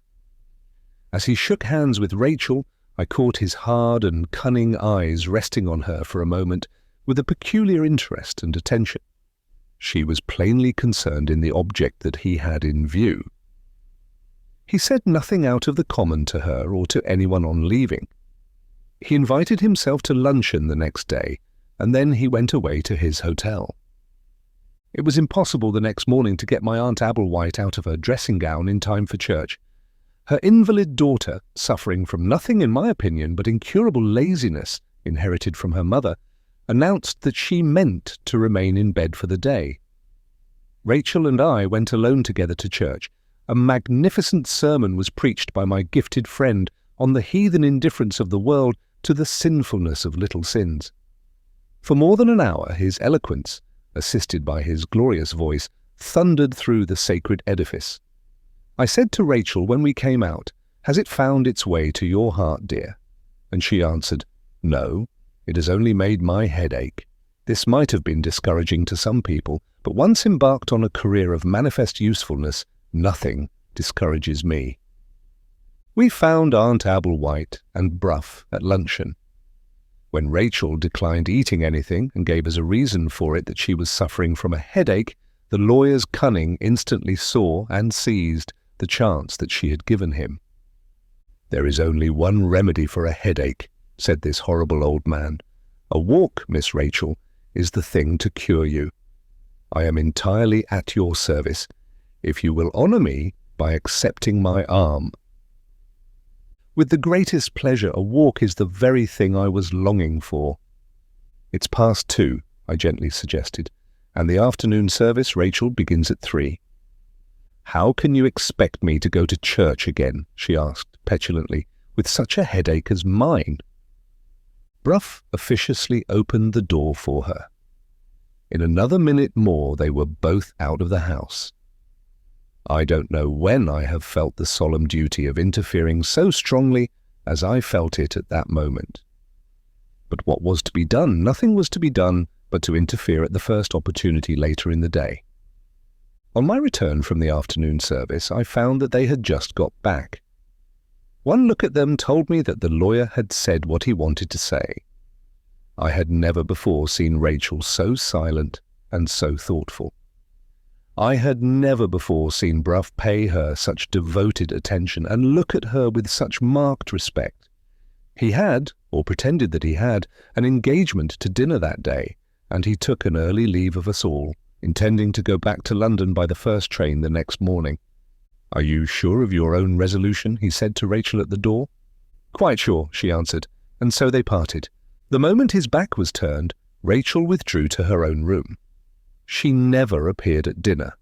Her maid, the person with the cap ribbons, was sent downstairs to announce that her headache had returned. I ran up to her and made all sorts of sisterly offers through the door. It was locked, and she kept it locked. Plenty of obstructive material to work on here. I felt greatly cheered and stimulated by her locking the door. When her cup of tea went up to her the next morning, I followed it in. I sat by her bedside and said a few earnest words. She listened with languid civility. I noticed my serious friend's precious publications huddled together on a table in a corner. Had she chanced to look into them? I asked. Yes, and they had not interested her. Would she allow me to read a few passages of the deepest interest, which had probably escaped her eye? No, not now. She had other things to think of. She gave these answers with her attention apparently absorbed in folding and refolding the frilling on her nightgown. It was plainly necessary to rouse her by some reference to those worldly interests which she still had at heart. "Do you know, love," I said, "I had an odd fancy yesterday about Bruff. I thought, when I saw you after your walk with him, that he had been telling you some bad news." Her fingers dropped from the frilling of her nightgown, and her fierce black eyes flashed at me. "Quite the contrary," she said. "It was news I was interested in hearing, and I am deeply indebted to Bruff for telling me of it." "Yes," I said, in a tone of gentle interest. Her fingers went back to the frilling, and she turned her head sullenly away from me. I had been met in this manner in the course of plying the good work hundreds of times. She merely stimulated me to try again. In my dauntless zeal for her welfare, I ran the great risk and openly alluded to her marriage engagement. "News you were interested in hearing," I repeated. "I suppose, my dear Rachel, that must be news of Godfrey Ablewhite?" She started up in the bed and turned deadly pale. It was evidently on the tip of her tongue to retort on me with the unbridled insolence of former times. She checked herself, laid her head back on the pillow, considered a minute, and then answered in these remarkable words, "I shall never marry Godfrey Ablewhite." It was my turn to start at that. "What can you possibly mean?" I exclaimed. "The marriage is considered by the whole family as a settled thing." "Godfrey Ablewhite is expected here today," she said doggedly. "Wait till he comes, and you will see." "But my dear Rachel," she rang the bell at the head of her bed. The person with the cap ribbons appeared. "Penelope, my bath! Let me give her her due." In the state of my feelings at that moment, I do sincerely believe that she had hit on the only possible way of forcing me to leave the room. By the mere worldly mind, my position towards Rachel might have been viewed as presenting difficulties of no ordinary kind. I had reckoned on leading her to higher things by means of a little earnest exhortation on the subject of her marriage, and now, if she was to be believed, no such event as her marriage was to take place at all, but my friends, a working Christian of my experience, with an evangelizing prospect before her, takes broader views than these.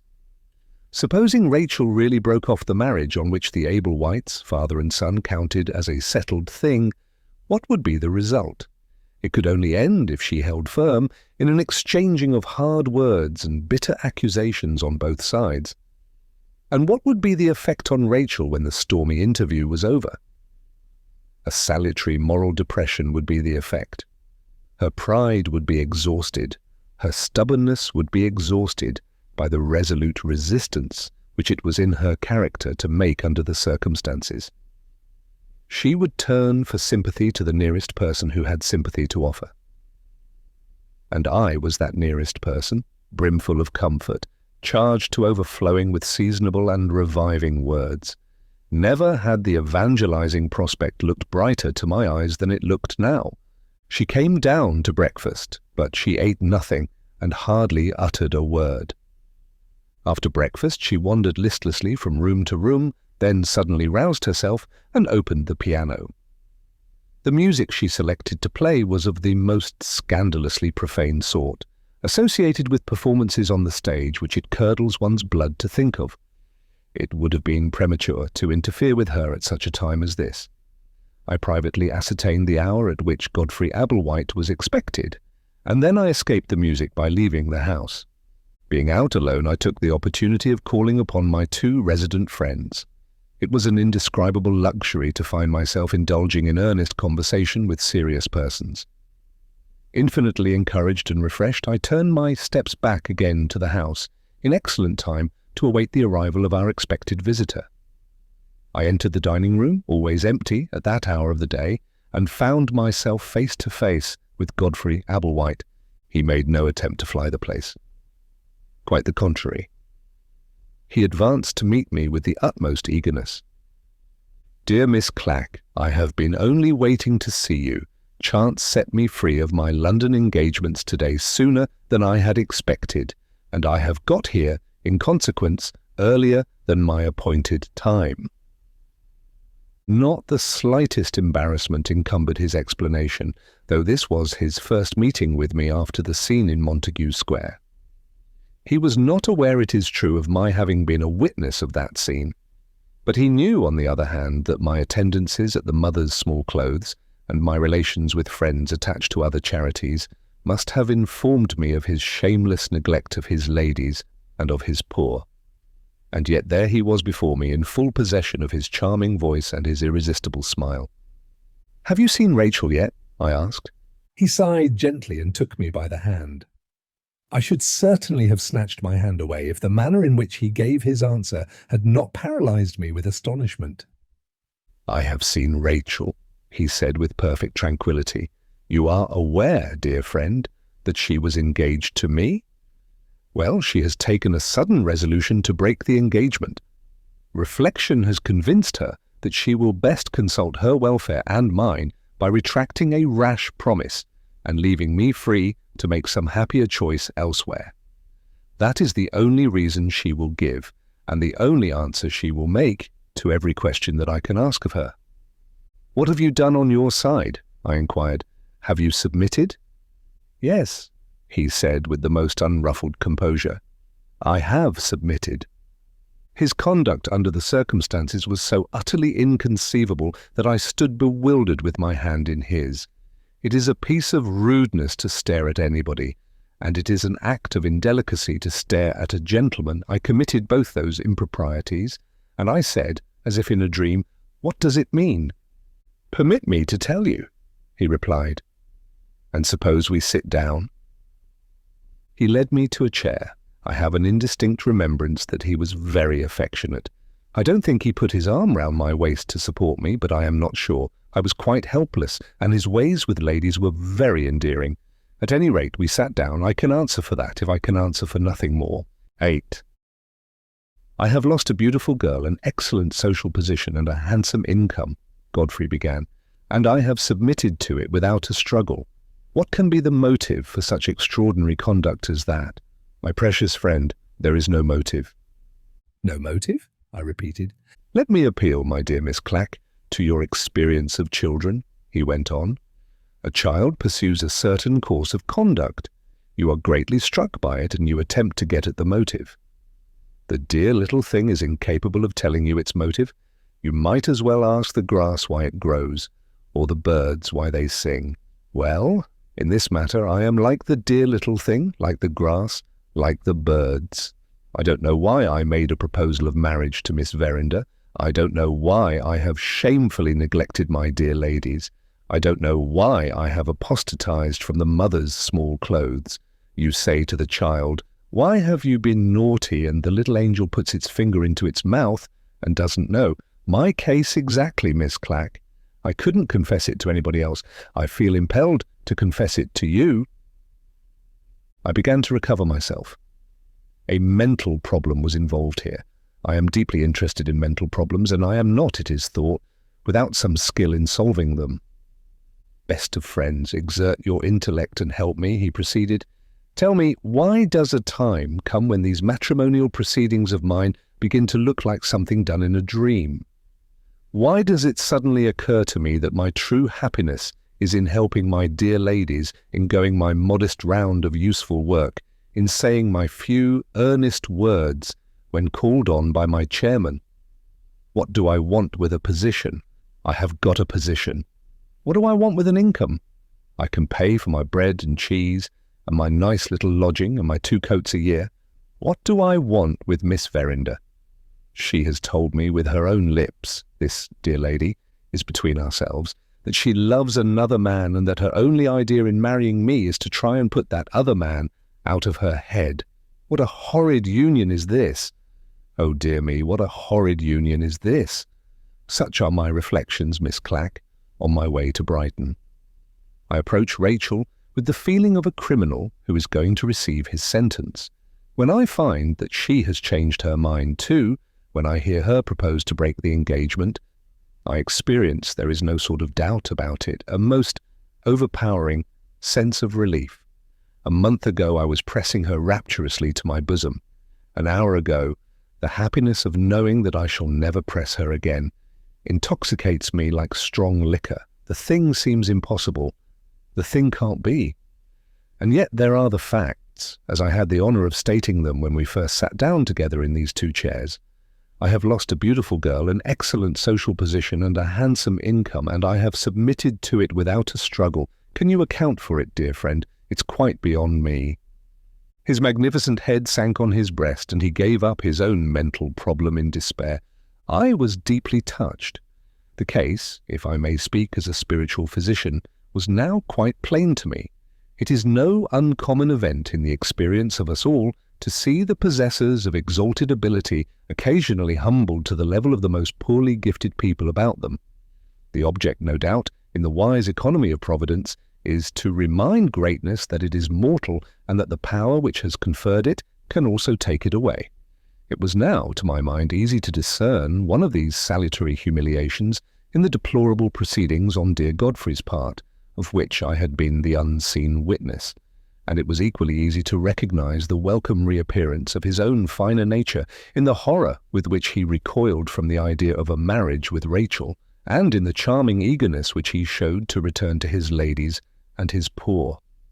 I put this view before him in a few simple and sisterly words. His joy was beautiful to see. He compared himself, as I went on, to a lost man emerging from the darkness into the light. When I answered for a loving reception of him at the mother's small clothes, the grateful heart of our Christian hero overflowed.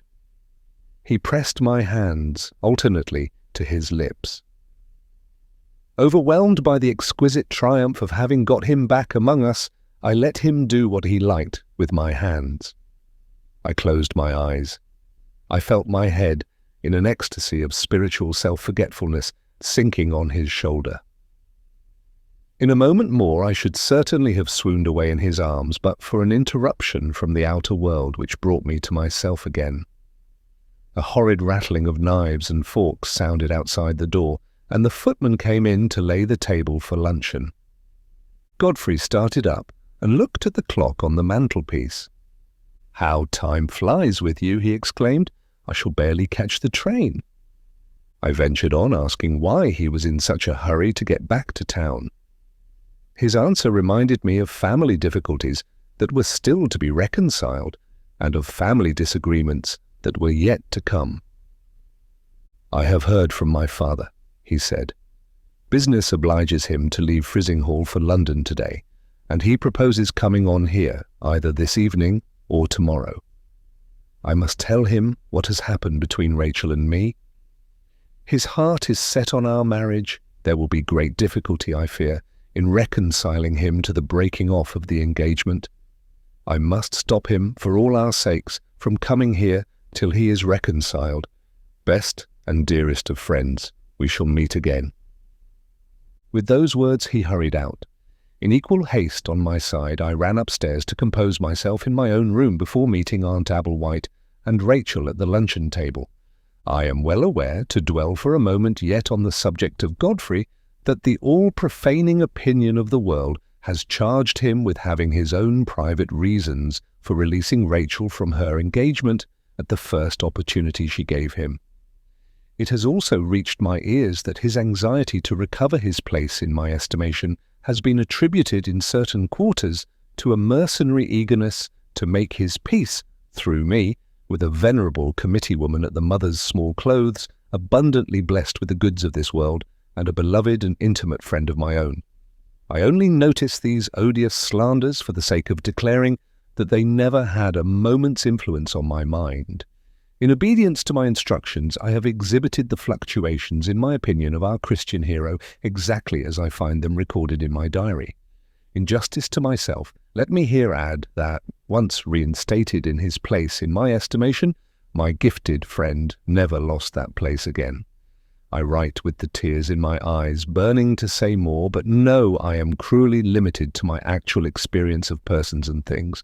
In less than a month from the time of which I am now writing, events in the money market, which diminished even my miserable little income, forced me into foreign exile, and left me with nothing but a loving remembrance of Godfrey which the slander of the world has assailed and assailed in vain.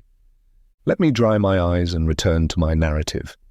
I went downstairs to luncheon, naturally anxious to see how Rachel was affected by her release from her marriage engagement.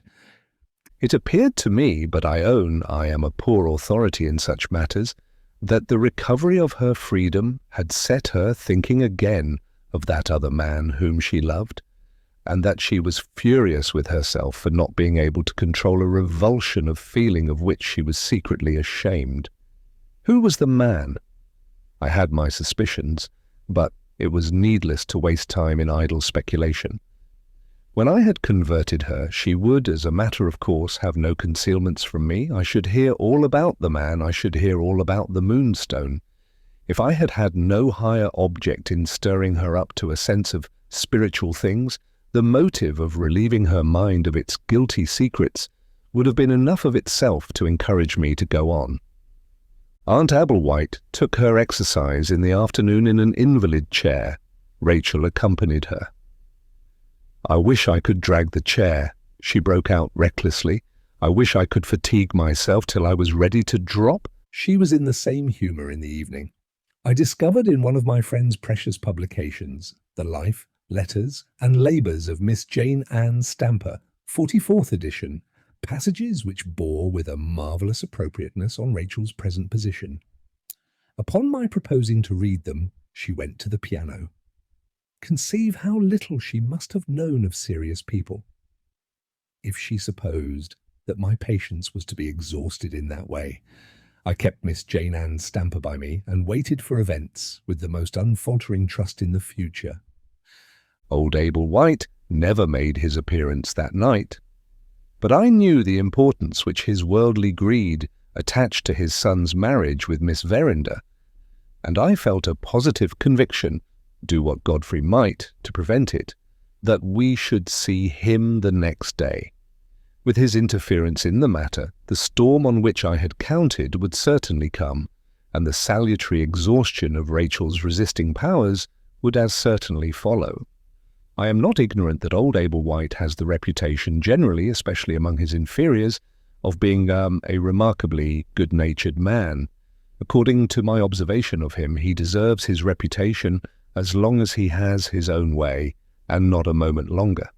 The next day, exactly as I had foreseen, Aunt Abel White was as near to being astonished as her nature would permit by the sudden appearance of her husband.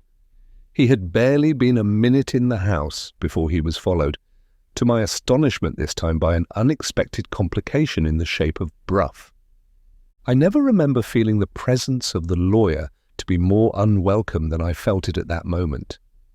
He looked ready for anything in the way of an obstructive proceeding, capable even of keeping the peace with Rachel for one of the combatants. "This is a pleasant surprise, sir," said Abel White, addressing himself with his deceptive cordiality to Bruff. "When I left your office yesterday, I didn't expect to have the honour of seeing you at Brighton today." "I turned over our conversation in my mind after you had gone," replied Bruff, "and it occurred to me that I might perhaps be of some use on this occasion. I was just in time to catch the train, and I had no opportunity of discovering the carriage in which you were travelling." Having given that explanation, he seated himself by Rachel. I retired modestly to a corner, with Miss Jane Ann Stamper on my lap in case of emergency. My aunt sat at the window, placidly fanning herself as usual. Abel White stood up in the middle of the room with his bald head, much pinker than I had ever seen it yet, and addressed himself in the most affectionate manner to his niece. "Rachel, my dear," he said, "I have heard some very extraordinary news from Godfrey, and I am here to inquire about it. You have a sitting-room of your own in this house. Will you honour me by showing me the way to it?" Rachel never moved. Whether she was determined to bring matters to a crisis, or whether she was prompted by some private sign from Bruff, is more than I can tell. She declined doing old Abel White the honour of conducting him into her sitting-room. "Whatever you wish to say to me," she answered, "can be said here, in the presence of my relatives, and in the presence," she looked at Bruff, "of my mother's trusted old friend." "Just as you please, my dear," said the amiable Abel White. He took a chair. The rest of them looked at his face, as if they expected it, after 70 years of worldly training, to speak the truth. I looked at the top of his bald head, having noticed on other occasions that the temper which was really in him had a habit of registering itself there. "Some weeks ago," pursued the old gentleman, "my son informed me that Miss Verinder had done him the honour to engage herself to marry him. Is it possible, Rachel, that he can have misinterpreted or presumed upon what you really said to him?" "Certainly not," she replied. "I did engage myself to marry him." "Very frankly answered," said Abel White, "and most satisfactory, my dear, so far. In respect to what happened some weeks since, Godfrey has made no mistake. The error is evidently in what he told me yesterday. I begin to see it now. You and he have had a lover's quarrel, and my foolish son has interpreted it seriously. I should have known better than that at his age." The fallen nature in Rachel, the Mother Eve, so to speak, began to chafe at this. "Pray let us understand each other, Abel White," she said. "Nothing in the least like a quarrel took place yesterday between your son and me. If he told you that I proposed breaking off our marriage engagement and that he agreed on his side, he told you the truth." The self-registering thermometer at the top of Abel White's bald head began to indicate a rise of temper. His face was more amiable than ever, but there was the pink at the top of his face a shade deeper already. "Come, come, my dear," he said in his most soothing manner. "Now don't be angry and don't be hard on poor Godfrey. He has evidently said some unfortunate thing. He was always clumsy from a child, but he means well, Rachel, he means well. Abel White, I have either expressed myself very badly, or you are purposely mistaking me. Once for all, It is a settled thing between your son and myself that we remain, for the rest of our lives, cousins, and nothing more. Is that plain enough?" The tone in which she said those words made it impossible, even for old Abel White, to mistake her any longer. His thermometer went up another degree, and his voice, when he next spoke, ceased to be the voice which is appropriate to a notoriously good-natured man. "I am to understand, then," he said, "that your marriage engagement is broken off?" "You are to understand that, Abel White, if you please. I am also to take it as a matter of fact that the proposal to withdraw from the engagement came, in the first instance, from you. It came, in the first instance, from me, and it met, as I have told you, with your son's consent and approval." The thermometer went up to the top of the register. The pink changed suddenly to scarlet. "My son is a mean-spirited hound," cried this furious old worldling. "In justice to myself as his father, not in justice to him, I beg to ask you, Miss Verinder, what complaint you have to make of Godfrey Abel White." Here Bruff interfered for the first time. "You are not bound to answer that question," he said to Rachel. Old Abel White fastened on him instantly. "Don't forget, sir," he said, "that you are a self-invited guest here. Your interference would have come with a better grace if you had waited until it was asked for." Bruff took no notice. The smooth varnish on his wicked old face never cracked. Rachel thanked him for the advice he had given to her, and then turned to old Abel White, preserving her composure in a manner which, having regard to her age and her sex, was simply awful to see. "Your son put the same question to me which you have just asked," she said. "I had only one answer for him, and I have only one answer for you. I proposed that we should release each other because reflection had convinced me that I should best consult his welfare and mine by retracting a rash promise and leaving him free to make his choice elsewhere." "What has my son done?" persisted Abel White. "I have a right to know that. What has my son done?" She persisted, just as obstinately on her side. "You have had the only explanation which I think it necessary to give to you or to him," she answered. "In plain English, it's your sovereign will and pleasure, Miss Verinder, to jilt my son?" Rachel was silent for a moment. Sitting close behind her, I heard her sigh. Bruff took her hand and gave it a little squeeze. She recovered herself and answered Abel White as boldly as ever. "I have exposed myself to worse misconstruction than that," she said, "and I have borne it patiently. The time has gone by when you could mortify me by calling me a jilt." She spoke with a bitterness of tone which satisfied me that the scandal of the Moonstone had been in some way recalled to her mind. "I have no more to say," she added wearily, not addressing the words to anyone in particular, and looking away from us all, out of the window that was nearest to her. Abel White got upon his feet and pushed away his chair so violently that it toppled over and fell on the floor. "I have something more to say on my side," he announced, bringing down the flat of his hand on the table with a bang. "I have to say that if my son doesn't feel this insult, I do." Rachel started and looked at him in sudden surprise. "Insult?" she repeated. "What do you mean?" "Insult," reiterated Abel White. "I know your motive, Miss Verinder, for breaking your promise to my son. I know it as certainly as if you had confessed it in so many words. Your cursed family pride is insulting Godfrey as it insulted me when I married your aunt. Her family, her beggarly family, turned their backs on her for marrying an honest man who had made his own place and won his own fortune. I had no ancestors. I wasn't descended from a set of cutthroat scoundrels who lived by robbery and murder.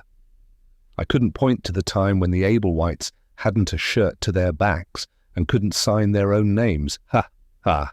I wasn't good enough for the Herncastles when I married, and now it comes to the pinch. My son isn't good enough for you. I suspected it all along.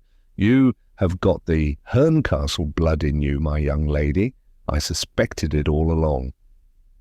"A very unworthy suspicion," remarked Bruff. I am astonished that you have the courage to acknowledge it. Before Abel White could find words to answer in, Rachel spoke in a tone of the most exasperating contempt. "Surely," she said to the lawyer, "this is beneath notice. If he can think in that way, let us leave him to think as he pleases." From scarlet, Abel White was now becoming purple. He gasped for breath. He looked backwards and forwards from Rachel to Brough in such a frenzy of rage with both of them that he didn't know which to attack first. His wife, who had sat impenetrably fanning herself up to this time, began to be alarmed and attempted, quite uselessly, to quiet him. I had, throughout this distressing interview, felt more than one inward call to interfere with a few earnest words, and had controlled myself under a dread of the possible results, very unworthy of a Christian Englishwoman who looks not to what is meanly prudent, but to what is morally right. At the point at which matters had now arrived, I rose superior to all considerations of mere expediency. If I had contemplated interposing any remonstrance of my own humble devising, I might possibly have still hesitated. But the distressing domestic emergency which now confronted me was most marvellously and beautifully provided for in the correspondence of Miss Jane Ann Stamper, letter 1001 on peace in families. I rose in my modest corner, and I opened my precious book. "Dear Abel White," I said, "one word. When I first attracted the attention of the company by rising, I could see that he was on the point of saying something rude to me. My sisterly form of address checked him. He stared at me in heathen astonishment. As an affectionate well-wisher and friend, I proceeded, and as one long accustomed to arouse, convince, prepare, enlighten, and fortify others, permit me to take the most pardonable of all liberties, the liberty of composing your mind." He began to recover himself. He was on the point of breaking out. He would have broken out with anybody else, but my voice, habitually gentle, possesses a high note or so in emergencies. In this emergency, I felt imperatively called upon to have the highest voice of the two. I held up my precious book before him. I rapped the open page impressively with my forefinger. "Not my words!" I exclaimed in a burst of fervent interruption. "Oh, don't suppose that I claim attention for my humble words. Manna in the wilderness, Abel White, dew on the parched earth, words of comfort, words of wisdom, words of love, the blessed, blessed, blessed words of Miss Jane Ann Stamper." I was stopped there by a momentary impediment of the breath. Before I could recover myself, this monster in human form shouted out furiously, "Miss Jane Ann Stamper It is impossible for me to write the awful word which is here represented by a blank. I shrieked as it passed his lips. I flew to my little bag on the side table. I shook out all my tracts. I seized the one particular tract on profane swearing entitled, "Hush, for heaven's sake." I handed it to him with an expression of agonized entreaty. He tore it in two and threw it back at me across the table. The rest of them rose in alarm, not knowing what might happen next. I instantly sat down again in my corner. There had once been an occasion under somewhat similar circumstances when Miss Jane Ann Stamper had been taken by the two shoulders and turned out of a room. I waited, inspired by her spirit, for a repetition of her martyrdom. But no, it was not to be. His wife was the next person whom he addressed. Who, he said, stammering with rage. "Who asked this impudent fanatic into the house? Did you?" Before Aunt Applewhite could say a word, Rachel answered for her. "Miss Clack is here," she said, "as my guest." Those words had a singular effect on Abel White. They suddenly changed him from a man in a state of red-hot anger to a man in a state of icy, cold contempt. It was plain to everybody that Rachel had said something, short and plain as her answer had been, which gave him the upper hand of her at last. "Oh," he said, "Miss Clack is here as your guest, in my house?" It was Rachel's turn to lose her temper at that. Her colour rose and her eyes brightened fiercely. She turned to the lawyer and, pointing to Abel White, asked haughtily, "What does he mean?" Bruff interfered for the third time. "You appear to forget," he said, addressing Abel White, "that you took this house as Miss Verinder's guardian for Miss Verinder's use." "Not quite so fast," interposed Abel White. "I have a last word to say, which I should have said some time since, if this—" He looked my way, pondering what abominable name he should call me, "if this rampant spinster had not interrupted us. I beg to inform you, sir, that if my son is not good enough to be Miss Verinder's husband, I cannot presume to consider his father good enough to be Miss Verinder's guardian. Understand, if you please, that I refuse to accept the position which is offered to me by Lady Verinder's will. In your legal phrase, I decline to act. This house has necessarily been hired in my name. I take the entire responsibility of it on my shoulders.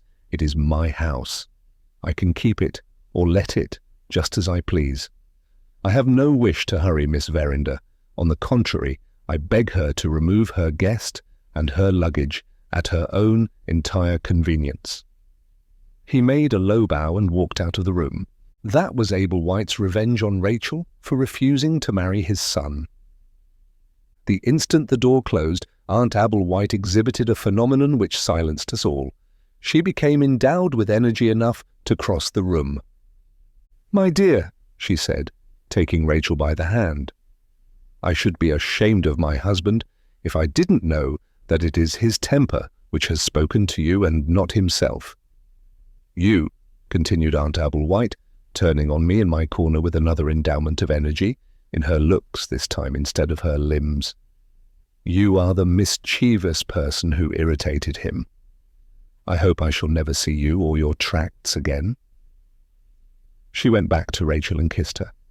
"I beg your pardon, my dear," she said, "in my husband's name. What can I do for you?"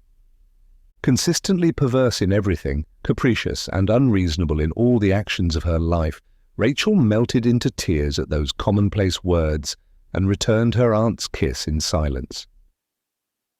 "If I may be permitted to answer for Miss Verinder," said Bruff, "might I ask you, Abel White, to send Penelope down with her mistress's bonnet and shawl. Leave us 10 minutes together," he added in a lower tone, "and you may rely on my setting matters right, to your satisfaction as well as to Rachel's." The trust of the family in this man was something wonderful to see.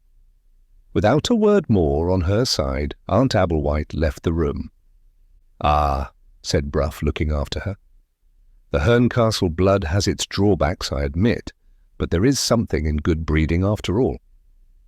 Having made that purely worldly remark, he looked hard at my corner as if he expected me to go. My interest in Rachel, an infinitely higher interest than his, riveted me to my chair. Bruff gave it up exactly as he had given it up at Aunt Verinder's in Montague Square. He led Rachel to a chair by the window and spoke to her there. "My dear young lady," he said, "Abel White's conduct has naturally shocked you and taken you by surprise. If it was worth while to contest the question with such a man, we might soon show him that he is not to have things all his own way, but it isn't worth while. You were quite right in what you said just now. He is beneath our notice." He stopped and looked round at my corner. I sat there quite immovable, with my tracts at my elbow and with Miss Jane Ann Stamper on my lap. "You know," he resumed, turning back again to Rachel, "that it was part of your poor mother's fine nature always to see the best of the people about her, and never the worst. She named her brother-in-law your guardian because she believed in him, and because she thought it would please her sister. I had never liked Abel White myself, and I induced your mother to let me insert a clause in the will, empowering her executors in certain events to consult with me about the appointment of a new guardian. One of those events has happened today, and I find myself in a position to end all these dry business details, I hope agreeably, with a message from my wife.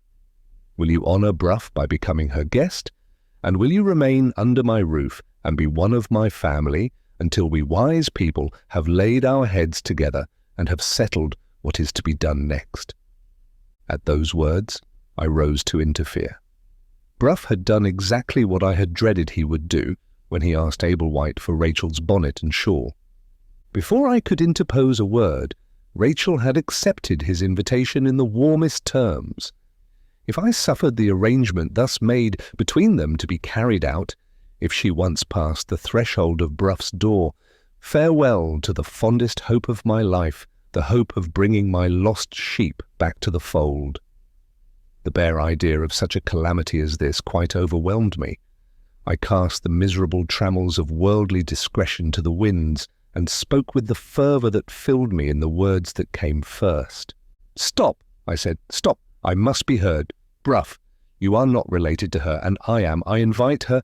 I summon the executors to appoint me guardian. Rachel, dearest Rachel, I offer you my modest home. Come to London by the next train, love, and share it with me." Bruff said nothing. Rachel looked at me with a cruel astonishment which she made no effort to conceal.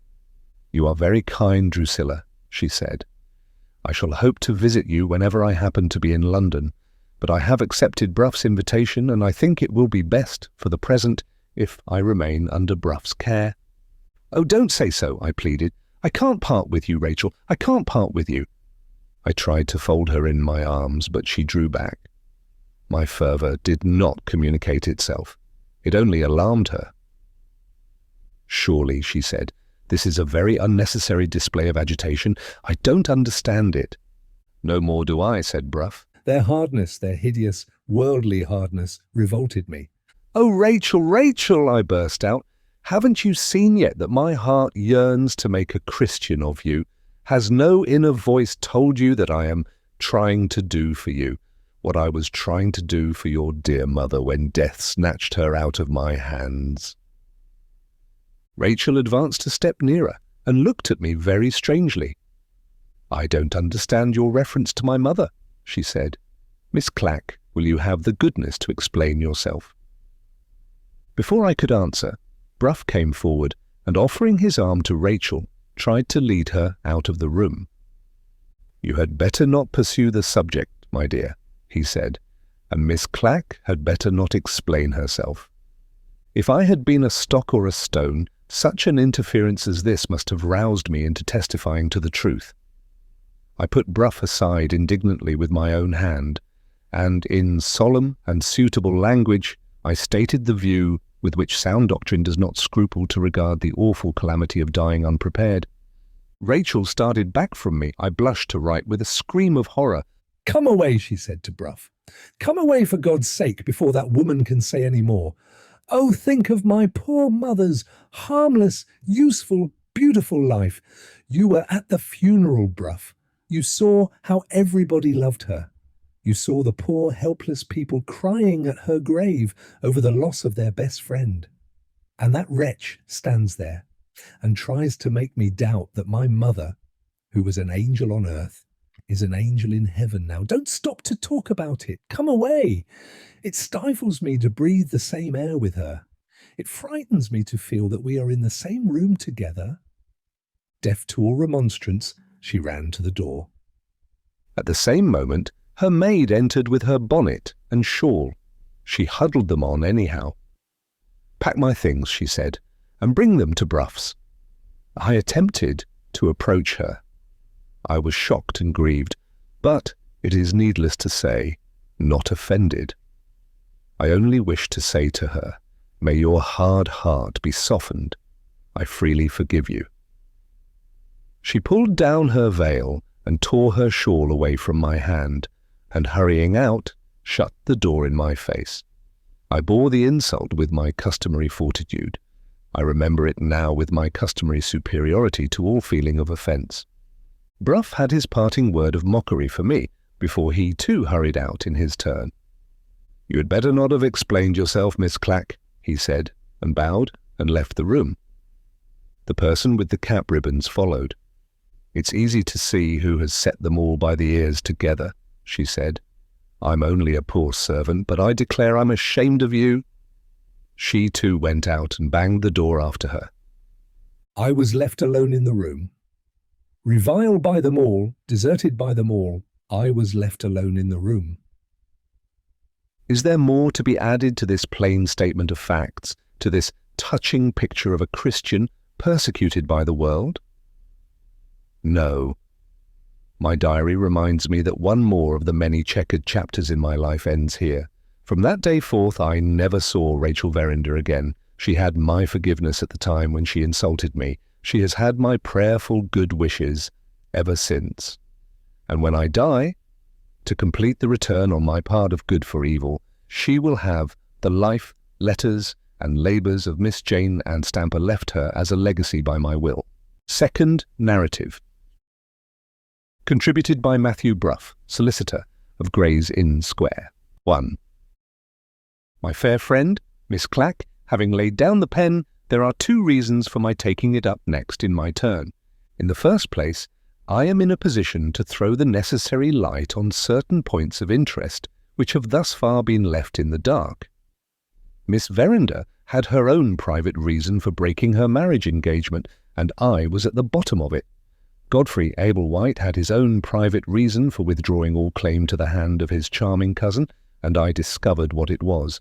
In the second place, it was my good or ill fortune, I hardly know which, to find myself personally involved, at the period of which I am now writing, in the mystery of the Indian diamond. I had the honour of an interview at my own office with an Oriental stranger of distinguished manners, who was no other, unquestionably, than the chief of the 3 Indians.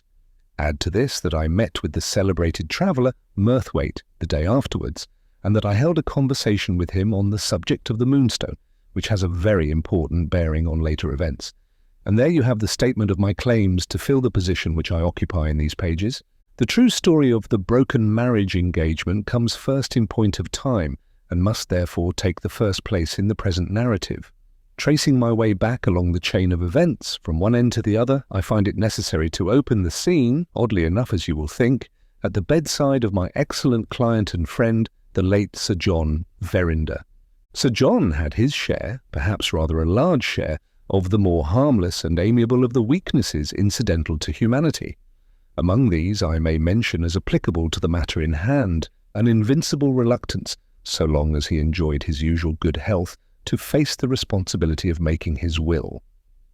Lady Verinder exerted her influence to rouse him to a sense of duty in this matter, and I exerted my influence.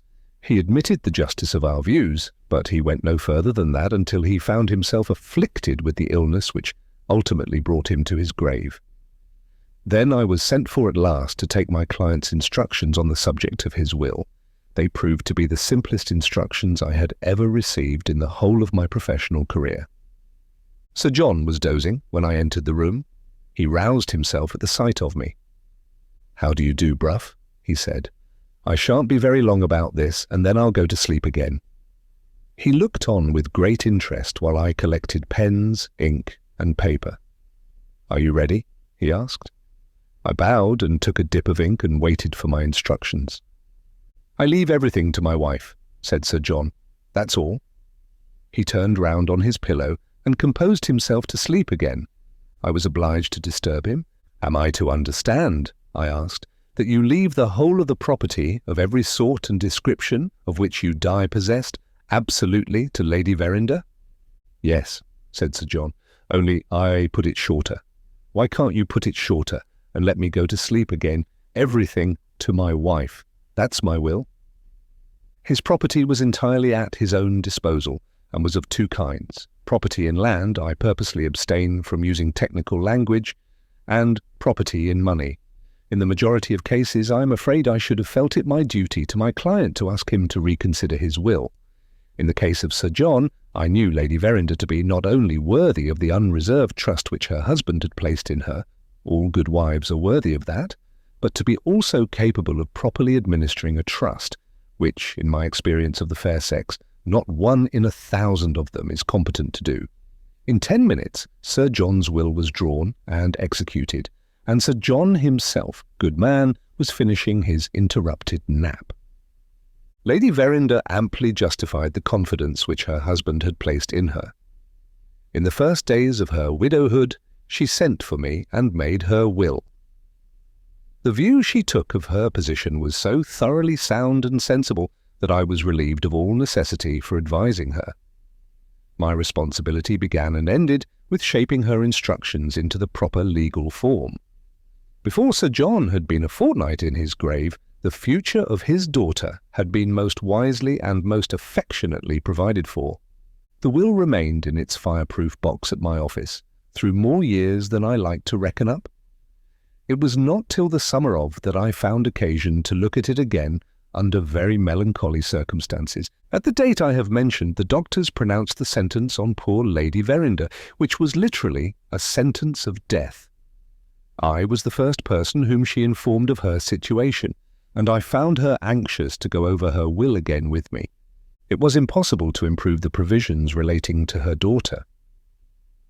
But in the lapse of time, her wishes in regard to certain minor legacies, left to different relatives, had undergone some modification, and it became necessary to add 3 or 4 codicils to the original document. Having done this at once, for fear of accident, I obtained her ladyship's permission to embody her recent instructions in a second will.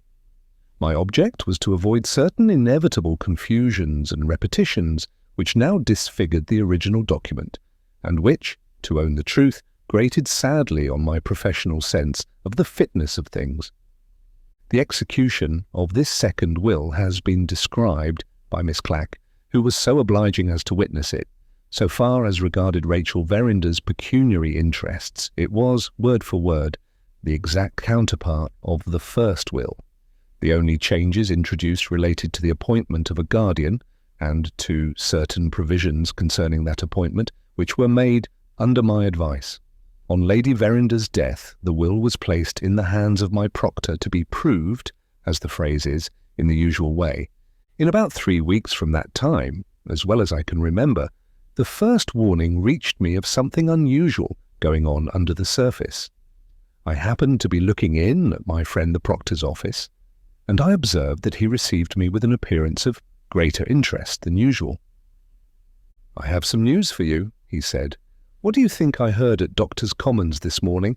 Lady Verinder's will has been asked for and examined already." This was news indeed.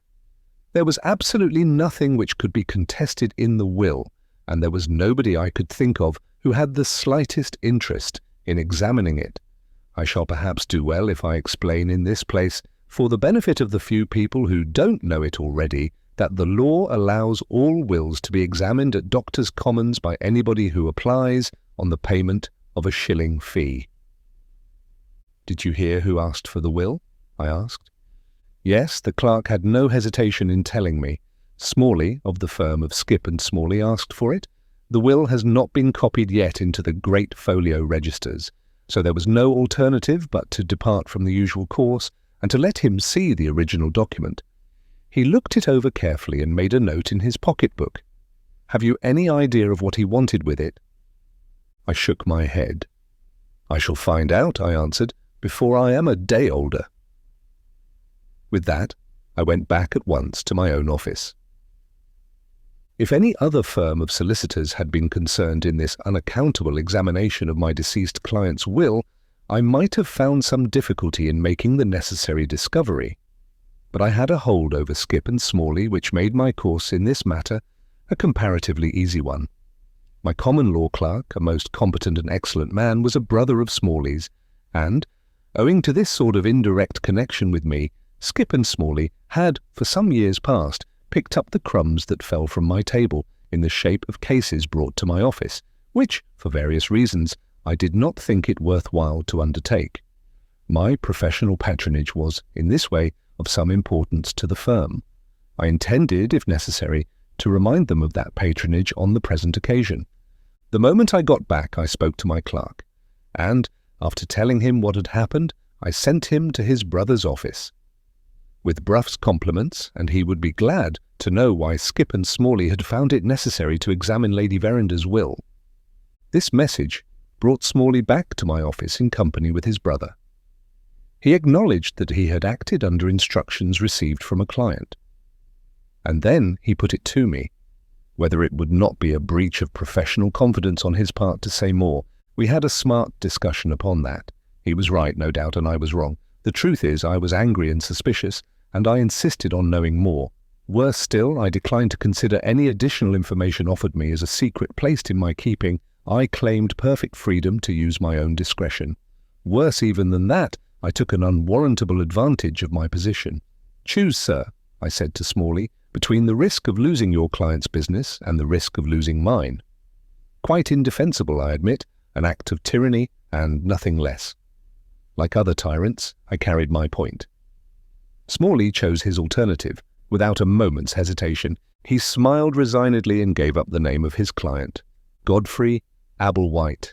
That was enough for me. I wanted to know no more. Having reached this point in my narrative, it now becomes necessary to place the reader of these lines, so far as Lady Verinder's will is concerned, on a footing of perfect equality in respect of information with myself.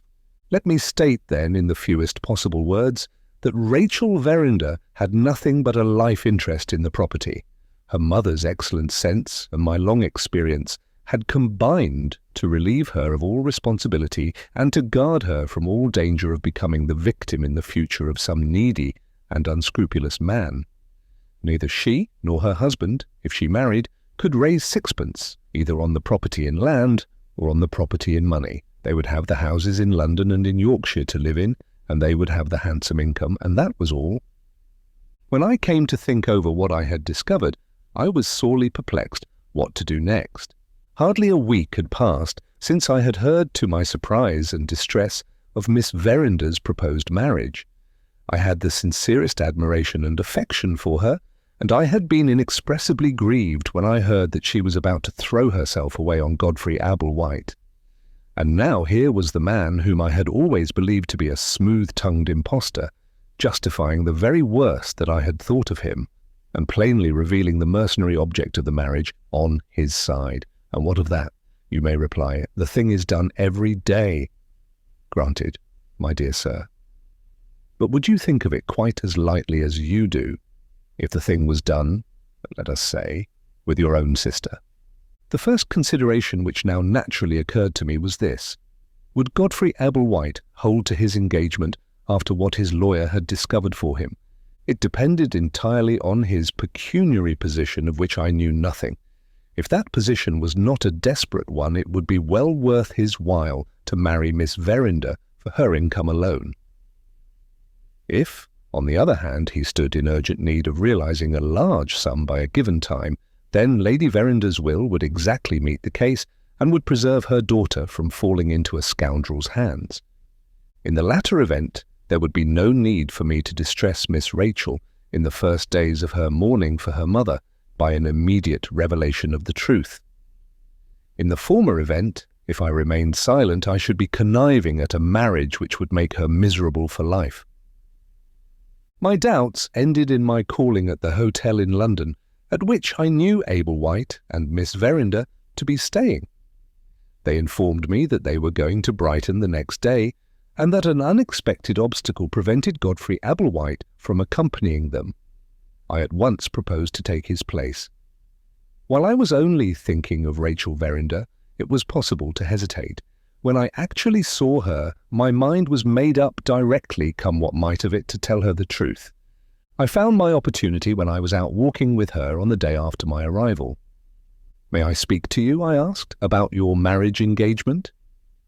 "Yes," she said indifferently, "if you have nothing more interesting to talk about." "Will you forgive an old friend and servant of your family, Miss Rachel, if I venture on asking whether your heart is set on this marriage?" "I am marrying in despair, Bruff, on the chance of dropping into some sort of stagnant happiness which may reconcile me to my life." Strong language, and suggestive of something below the surface in the shape of a romance. But I had my own object in view, and I declined, as we lawyers say, to pursue the question into its side issues. "Godfrey Ablewhite can hardly be of your way of thinking," I said. "His heart must be set on the marriage at any rate." "He says so, and I suppose I ought to believe him. He would hardly marry me after what I have owned to him unless he was fond of me." Poor thing. The bare idea of a man marrying her for his own selfish and mercenary ends had never entered her head. The task I had set myself began to look like a harder task than I had bargained for. "It sounds strangely," I went on in my old-fashioned ears. "What sounds strangely?" she asked. "To hear you speak of your future husband as if you were not quite sure of the sincerity of his attachment. Are you conscious of any reason in your own mind for doubting him?" Her astonishing quickness of perception detected a change in my voice or my manner when I put that question, which warned her that I had been speaking all along with some ulterior object in view. She stopped and, taking her arm out of mine, looked me searchingly in the face. "Bruff," she said, "you have something to tell me about Godfrey Ablewhite. Tell it." I knew her well enough to take her at her word. I told it. She put her arm again into mine and walked on with me slowly. I felt her hand tightening its grasp mechanically on my arm, and I saw her getting paler and paler as I went on, but not a word passed her lips while I was speaking. When I had done, she still kept silence. Her head drooped a little, and she walked by my side, unconscious of my presence, unconscious of everything about her, lost, buried, I might almost say, in her own thoughts. I made no attempt to disturb her. My experience of her disposition warned me on this, as on former occasions, to give her time. The first instinct of girls in general on being told of anything which interests them is to ask a multitude of questions and then to run off and talk it all over with some favourite friend. Rachel Verinder's first instinct under similar circumstances was to shut herself up in her own mind and to think it over by herself. This absolute self-dependence is a great virtue in a man. In a woman it has a serious drawback of morally separating her from the mass of her sex, and so exposing her to misconstruction by the general opinion. I strongly suspect myself of thinking as the rest of the world think in this matter, except in the case of Rachel Verinder. The self-dependence in her character was one of its virtues in my estimation, partly no doubt because I sincerely admired and liked her, partly because the view I took of her connection with the loss of the Moonstone was based on my own special knowledge of her disposition.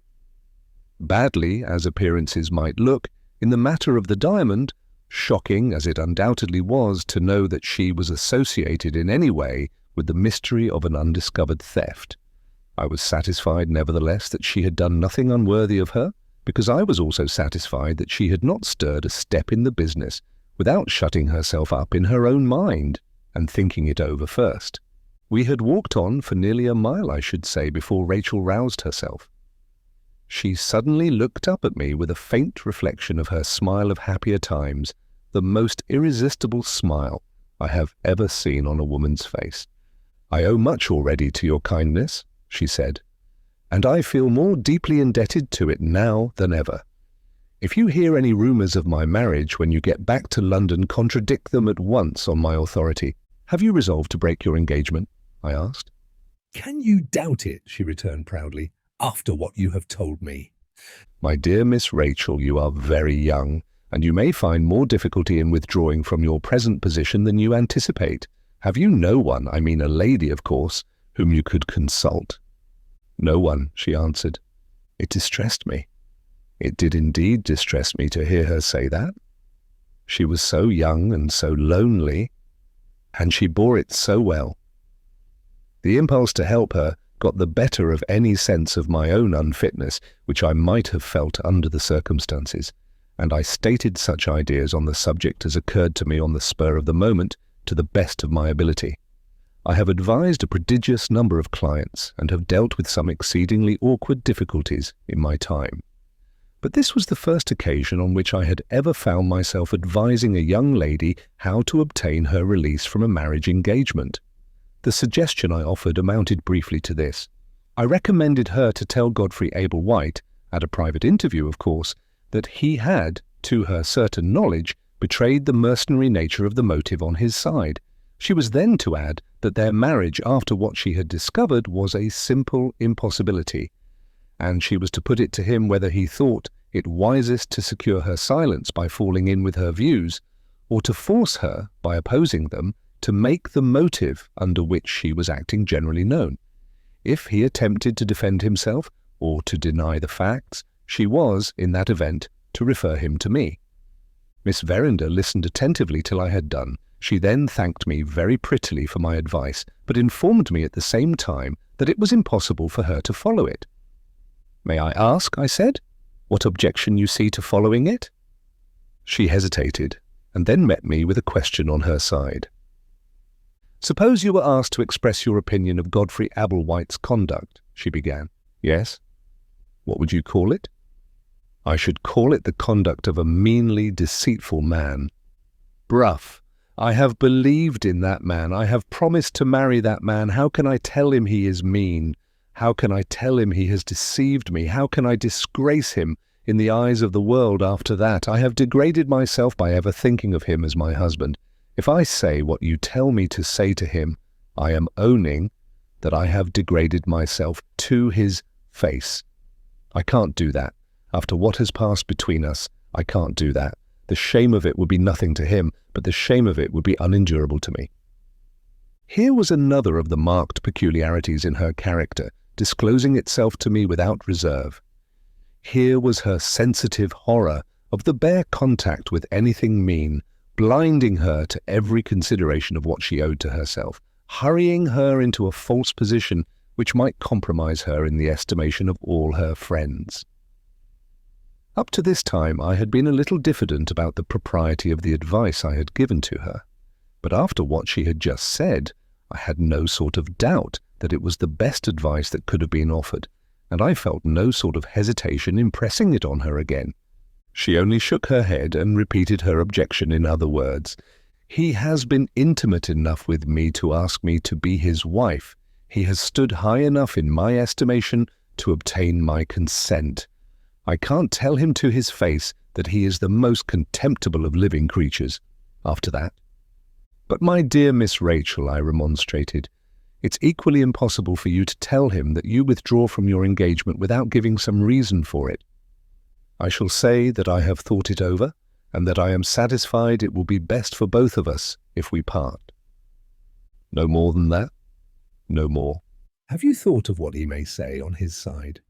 "He may say what he pleases." It was impossible not to admire her delicacy and her resolution, and it was equally impossible not to feel that she was putting herself in the wrong. I entreated her to consider her own position. I reminded her that she would be exposing herself to the most odious misconstruction of her motives. "You can't brave public opinion," I said, "at the command of private feeling." "I can," she answered. "I have done it already." "What do you mean?" "You have forgotten the Moonstone, Bruff. Have I not braved public opinion there, with my own private reasons for it?" Her answer silenced me for the moment. It set me trying to trace the explanation of her conduct at the time of the loss of the Moonstone out of the strange avowal which had just escaped her. I might perhaps have done it when I was younger. I certainly couldn't do it now. I tried a last remonstrance before we returned to the house. She was just as immovable as ever. My mind was in a strange conflict of feelings about her when I left her that day. She was obstinate, she was wrong, she was interesting, she was admirable, she was deeply to be pitied. I made her promise to write to me the moment she had any news to send, and I went back to my business in London with a mind exceedingly ill at ease. On the evening of my return, before it was possible for me to receive my promised letter, I was surprised by a visit from Ablewhite the elder, and was informed that Godfrey had got his dismissal, and had accepted it that very day. With the view I already took of the case, the bare fact stated in the words that I have underlined revealed Godfrey Ablewhite's motive for submission as plainly as if he had acknowledged it himself. He needed a large sum of money, and he needed it by a given time. Rachel's income, which would have helped him to anything else, would not help him here, and Rachel had accordingly released herself without encountering a moment's serious opposition on his part. If I am told that this is a mere speculation, I ask, in my turn, what other theory will account for his giving up a marriage which would have maintained him in splendour for the rest of his life? Any exultation I might otherwise have felt at the lucky turn which things had now taken was effectually checked by what passed at my interview with old Ablewhite. He came, of course, to know whether I could give him any explanation of Miss Verinder's extraordinary conduct. It is needless to say that I was quite unable to afford him the information he wanted. The annoyance which I thus inflicted, following on the irritation produced by a recent interview with his son, threw Abel White off his guard. Both his looks and his language convinced me that Miss Verinder would find him a merciless man to deal with when he joined the ladies at Brighton the next day. I had a restless night considering what I ought to do next. How my reflections ended, and how thoroughly well-founded my distrust of Abel White proved to be, are items of information which, as I am told, have already been put tidily in their proper places by that exemplary person, Miss Clack. I have only to add, in completion of her narrative, that Miss Verinder found the quiet and repose which she sadly needed, poor thing, in my house at Hampstead. She honoured us by making a long stay. My wife and daughters were charmed with her, and, when the executors decided on the appointment of a new guardian, I feel sincere pride and pleasure in recording that my guest and my family parted like old friends on either side. 2. The next thing I have to do is to present such additional information as I possess on the subject of the Moonstone, or to speak more correctly, on the subject of the Indian plot to steal the diamond. The little that I have to tell is, as I think I have already said, of some importance nevertheless in respect of its bearing very remarkably on events which are still to come. About a week or 10 days after Miss Verinder had left us, one of my clerks entered the private room at my office with a card in his hand and informed me that a gentleman was below who wanted to speak to me. I looked at the card. There was a foreign name written on it which has escaped my memory. It was followed by a line written in English at the bottom of the card, which I remember perfectly well. Recommended by Septimus Luca. The audacity of a person in Luca's position, presuming to recommend anybody to me, took me so completely by surprise that I sat silent for the moment, wondering whether my own eyes had not deceived me. The clerk, observing my bewilderment, favoured me with the result of his own observation of the stranger who was waiting downstairs.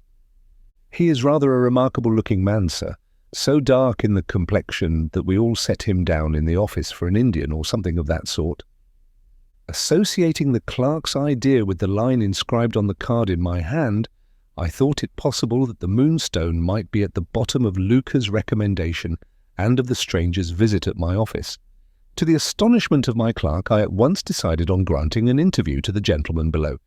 In justification of the highly unprofessional sacrifice to mere curiosity which I thus made, permit me to remind anybody who may read these lines that no living person, in England at any rate, can claim to have had such an intimate connection with the romance of the Indian diamond as mine has been. I was trusted with the secret of Colonel Herncastle's plan for escaping assassination. I received the Colonel's letters, periodically reporting himself a living man. I drew his will, leaving the Moonstone to Miss Verinder. I persuaded his executor to act on the chance that the jewel might prove to be a valuable acquisition to the family. And lastly, I combated Franklin Blake's scruples and induced him to be the means of transporting the diamond to Lady Verinder's house. If anyone can claim a prescriptive right of interest in the Moonstone and in everything connected with it, I think it is hardly to be denied that I am the man. The moment my mysterious client was shown in, I felt an inner conviction that I was in the presence of one of the 3 Indians, probably of the chief. He was carefully dressed in European costume, but his swarthy complexion, his long, lithe figure, and his grave and graceful politeness of manner were enough to betray his Oriental origin to any intelligent eyes that looked at him. I pointed to a chair and begged to be informed of the nature of his business with me. After first apologizing, in an excellent selection of English words, for the liberty which he had taken in disturbing me, the Indian produced a small parcel, the outer covering of which was of cloth of gold. Removing this and a second wrapping of some silken fabric, he placed a little box or casket on my table, most beautifully and richly inlaid in jewels, on an ebony ground. "I have come, sir," he said, "to ask you to lend me some money, and I leave this as an assurance to you that my debt will be paid back." I pointed to his card. "And you apply to me," I rejoined, "at Luca's recommendation?" The Indian bowed. "May I ask how it is that Luca himself did not advance the money that you require?" "Luca informed me, sir, that he had no money to lend." And so he recommended you to come to me? The Indian, in his turn, pointed to the card. It is written there, he said, briefly answered, and thoroughly to the purpose. If the Moonstone had been in my possession, this Oriental gentleman would have murdered me, I am well aware, without a moment's hesitation.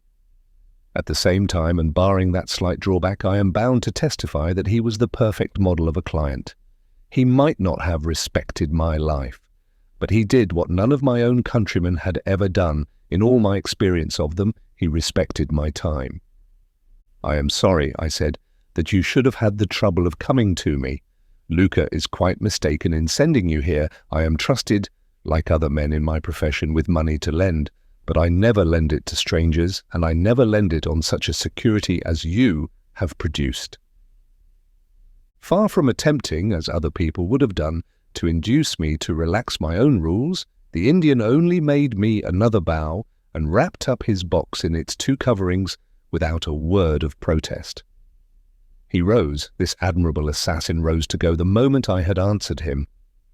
"Will your condescension towards a stranger excuse my asking one question?" he said, "before I take my leave."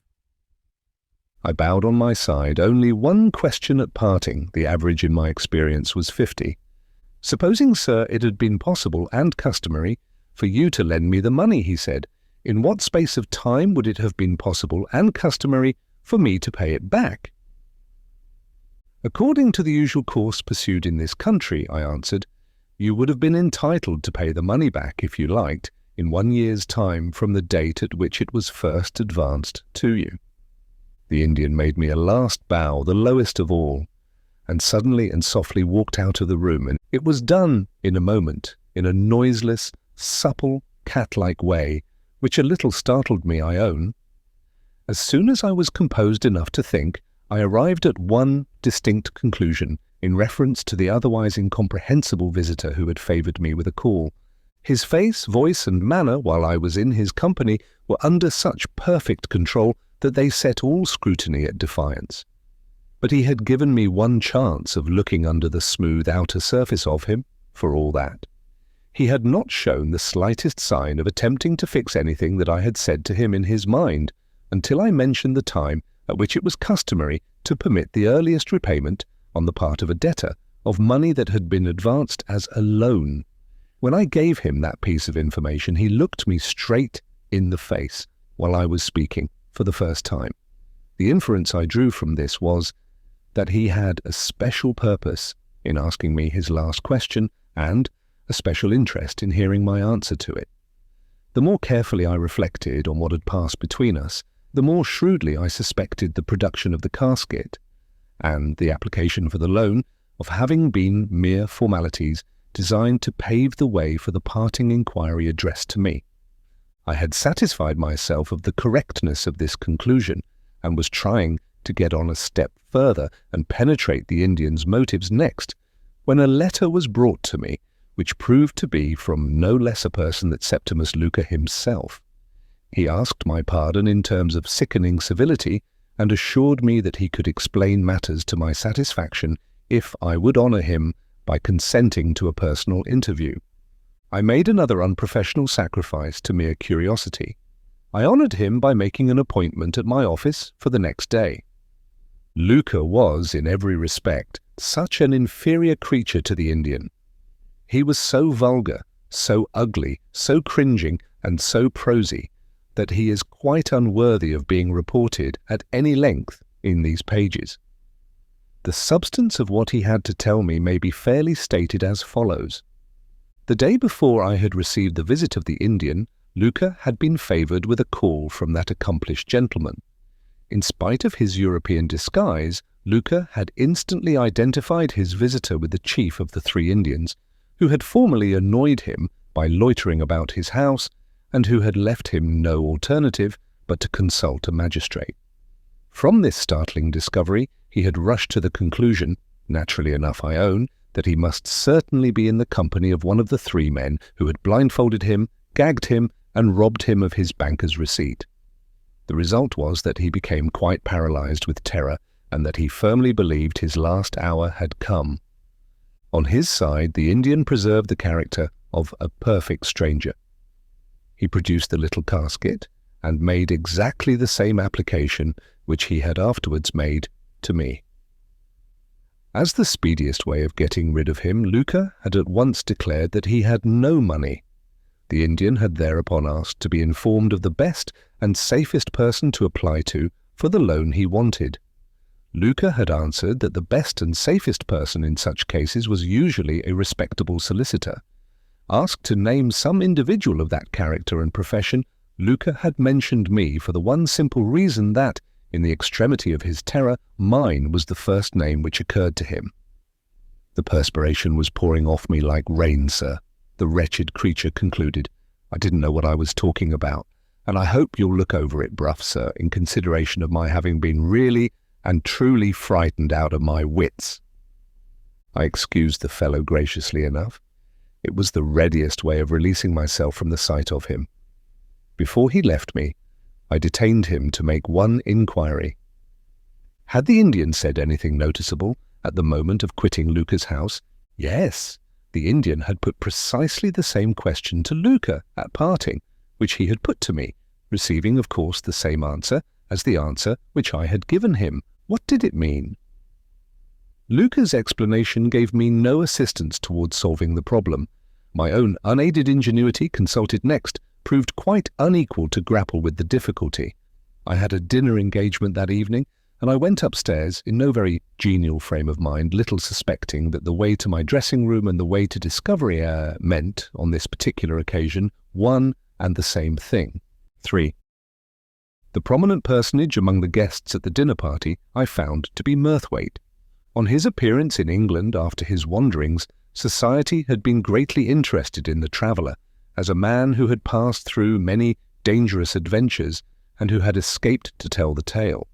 He had now announced his intention of returning to the scene of his exploits and of penetrating into regions left still unexplored. This magnificent indifference to placing his safety in peril for the second time revived the flagging interest of the worshippers in the hero. The law of chances was clearly against his escaping on this occasion. It is not every day that we can meet an eminent person at dinner and feel that there is a reasonable prospect of the news of his murder being the news that we hear of him next. When the gentlemen were left by themselves in the dining room, I found myself sitting next to Murthwaite. The guests present being all English, it is needless to say that as soon as the wholesome check exercised by the presence of the ladies was removed, the conversation turned on politics as a necessary result. In respect to this all-absorbing national topic, I happen to be one of the most un-English Englishmen living. As a general rule, political talk appears to me to be of all talk the most dreary and the most profitless. Glancing at Murthwaite, when the bottles had made their first round of the table, I found that he was apparently of my way of thinking. He was doing it very dexterously, with all possible consideration for the feelings of his host, but it is not the less certain that he was composing himself for a nap. It struck me as an experiment worth attempting, to try whether a judicious allusion to the subject of the Moonstone would keep him awake, and, if it did, to see what he thought of the last new complication in the Indian conspiracy, as revealed in the prosaic precincts of my office. "If I am not mistaken, Murthwaite," I began, "you were acquainted with the late Lady Verinder, and you took some interest in the strange succession of events which ended in the loss of the Moonstone. The eminent traveller did me the honour of waking up in an instant and asking me who I was. I informed him of my professional connection with the Herncastle family, not forgetting the curious position which I had occupied towards the Colonel and his diamond in the bygone time. Murthwaite shifted round in his chair so as to put the rest of the company behind him, Conservatives and Liberals alike, and concentrated his whole attention on plain Bruff of Gray's Inn Square. "Have you heard anything lately of the Indians?" he asked. "I have every reason to believe," I answered, "that one of them had an interview with me in my office yesterday." Murthwaite was not an easy man to astonish, but that last answer of mine completely staggered him. I described what had happened to Luca and what had happened to myself, exactly as I have described it here. "It is clear that the Indian's parting inquiry had an object," I added. Why should he be so anxious to know the time at which a borrower of money is usually privileged to pay the money back? Is it possible that you don't see his motive, Bruff? I am ashamed of my stupidity, Murthwaite, but I certainly don't see it. The great traveller became quite interested in sounding the immense vacuity of my dullness to its lowest depths. "Let me ask you one question," he said. "In what position does the conspiracy to seize the Moonstone now stand?" "I can't say," I answered. "The Indian plot is a mystery to me." "The Indian plot, Bruff, can only be a mystery to you, because you have never seriously examined it. Shall we run it over together from the time when you drew Colonel Herncastle's will to the time when the Indian called at your office? In your position, it may be of very serious importance to the interests of Miss Verinder that you should be able to take a clear view of this matter in case of need. Tell me, bearing that in mind, whether you will penetrate the Indian's motive for yourself, or whether you wish me to save you the trouble of making any inquiry into it?" It is needless to say that I thoroughly appreciated the practical purpose which I now saw that he had in view, and that the first of the two alternatives was the alternative I chose. "Very good," said Murthwaite.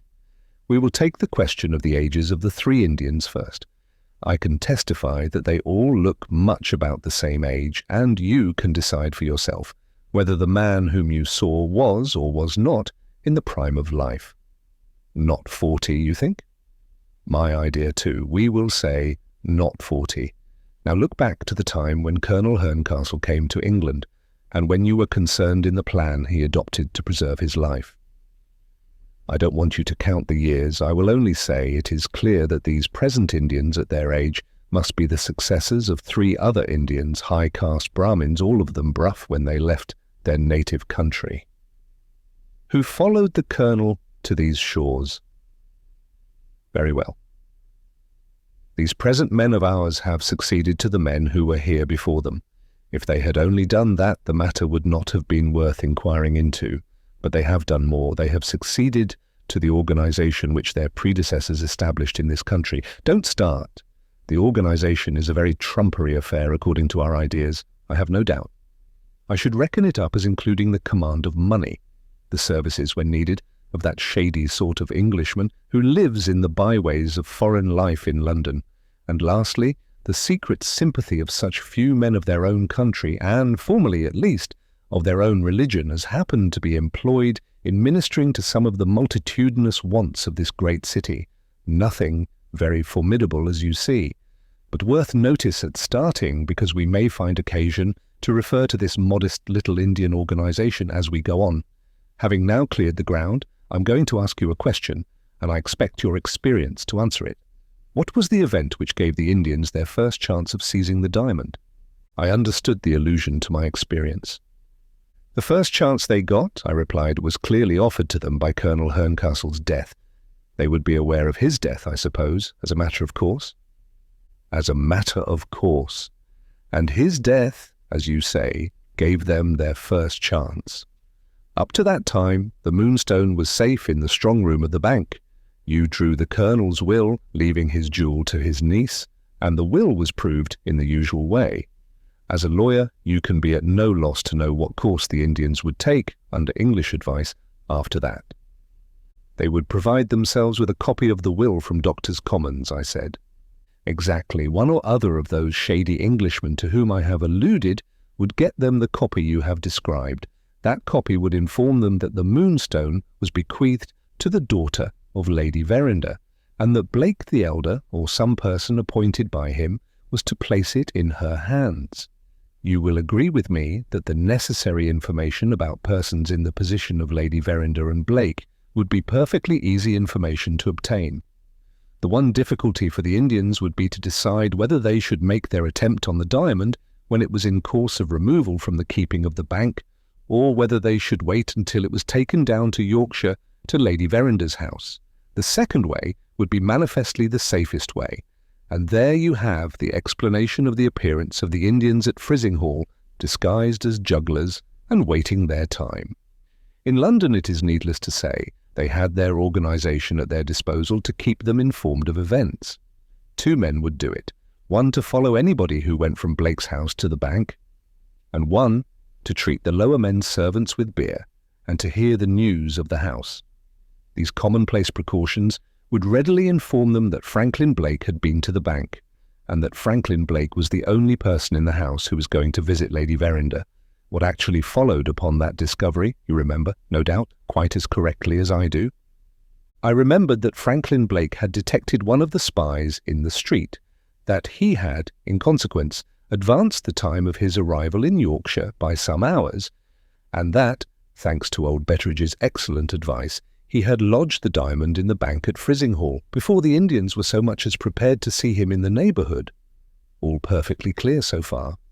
But the Indians being ignorant of the precautions thus taken, how was it that they had made no attempt on Lady Verinder's house, in which they must have supposed the diamond to be, through the whole of the interval that had elapsed before Rachel's birthday? In putting this difficulty to Murthwaite, I thought it right to add that I had heard of the little boy and the drop of ink and the rest of it, and that any explanation based on the theory of clairvoyance was an explanation which would carry no conviction whatever with it to my mind. Nor to mine either, said Murthwaite. The clairvoyance in this case is simply a development of the romantic side of the Indian character. It would be refreshment and an encouragement to those men, quite inconceivable, I grant you, to the English mind, to surround their wearisome and perilous errand in this country with a certain halo of the marvellous and the supernatural. Their boy is unquestionably a sensitive subject to the mesmeric influence, and, under that influence, he has no doubt reflected what was already in the mind of the person mesmerizing him. I have tested the theory of clairvoyance, and I have never found the manifestations get beyond that point.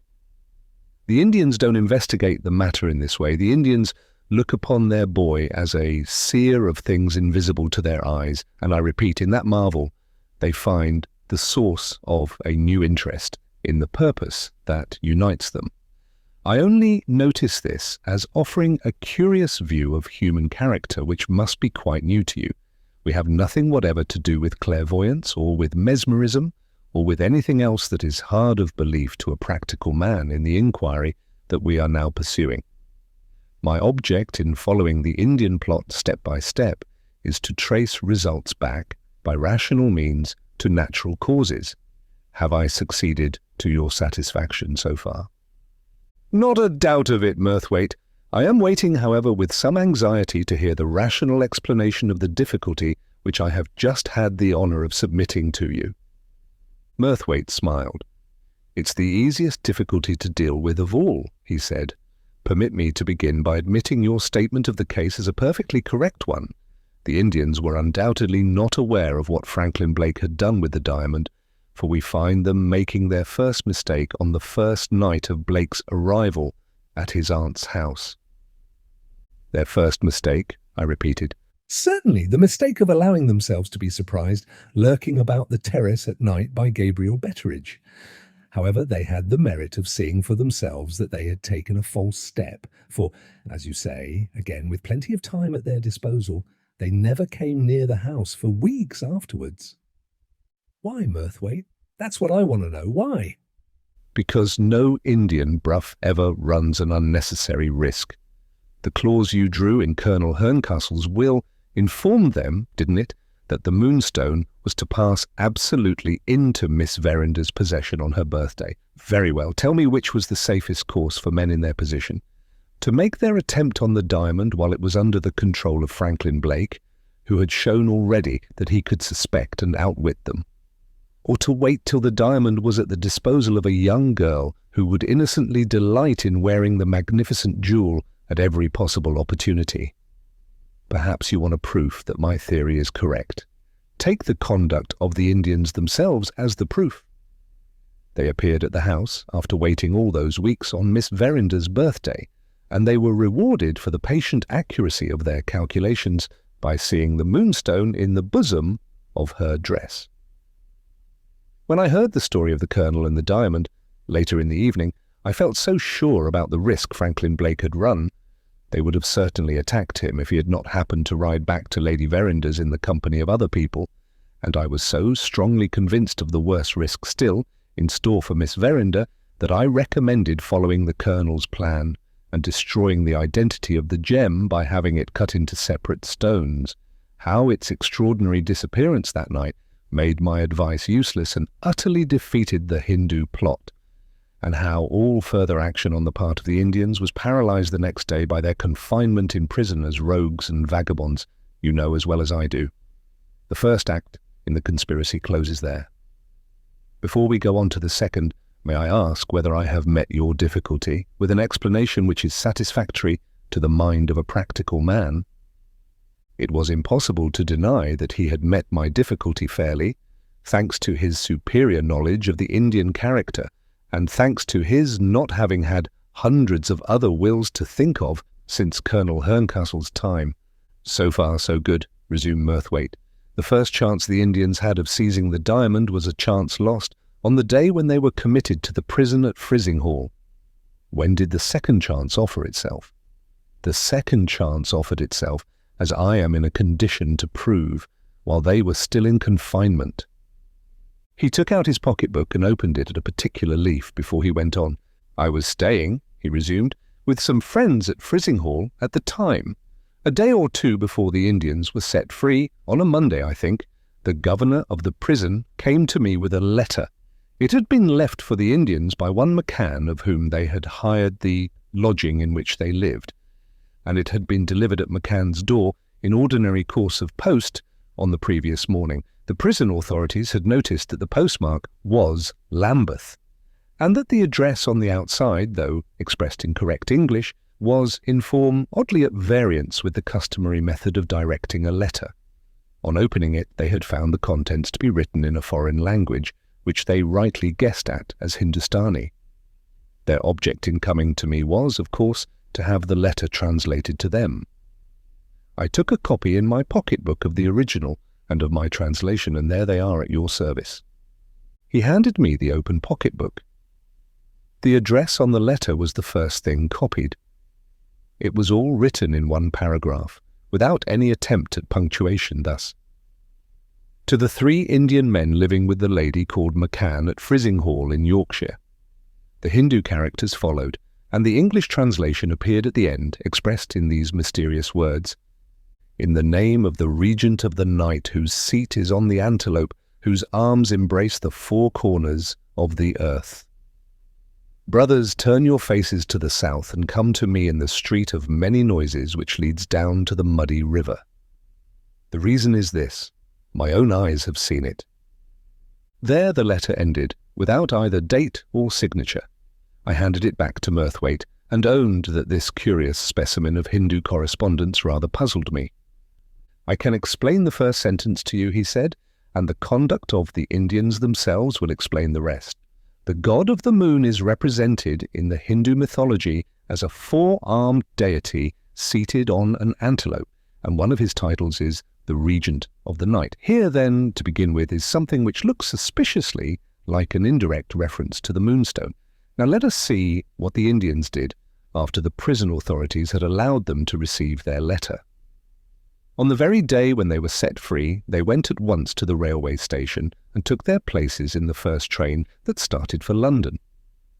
We all thought it a pity at Frizinghall that their proceedings were not privately watched, but after Lady Verinder had dismissed the police officer and had stopped all further inquiry into the loss of the diamond, no one else could presume to stir in the matter. The Indians were free to go to London, and to London they went. What was the next news we heard of them, Bruff? They were annoying Luca, I answered, by loitering about the house at Lambeth.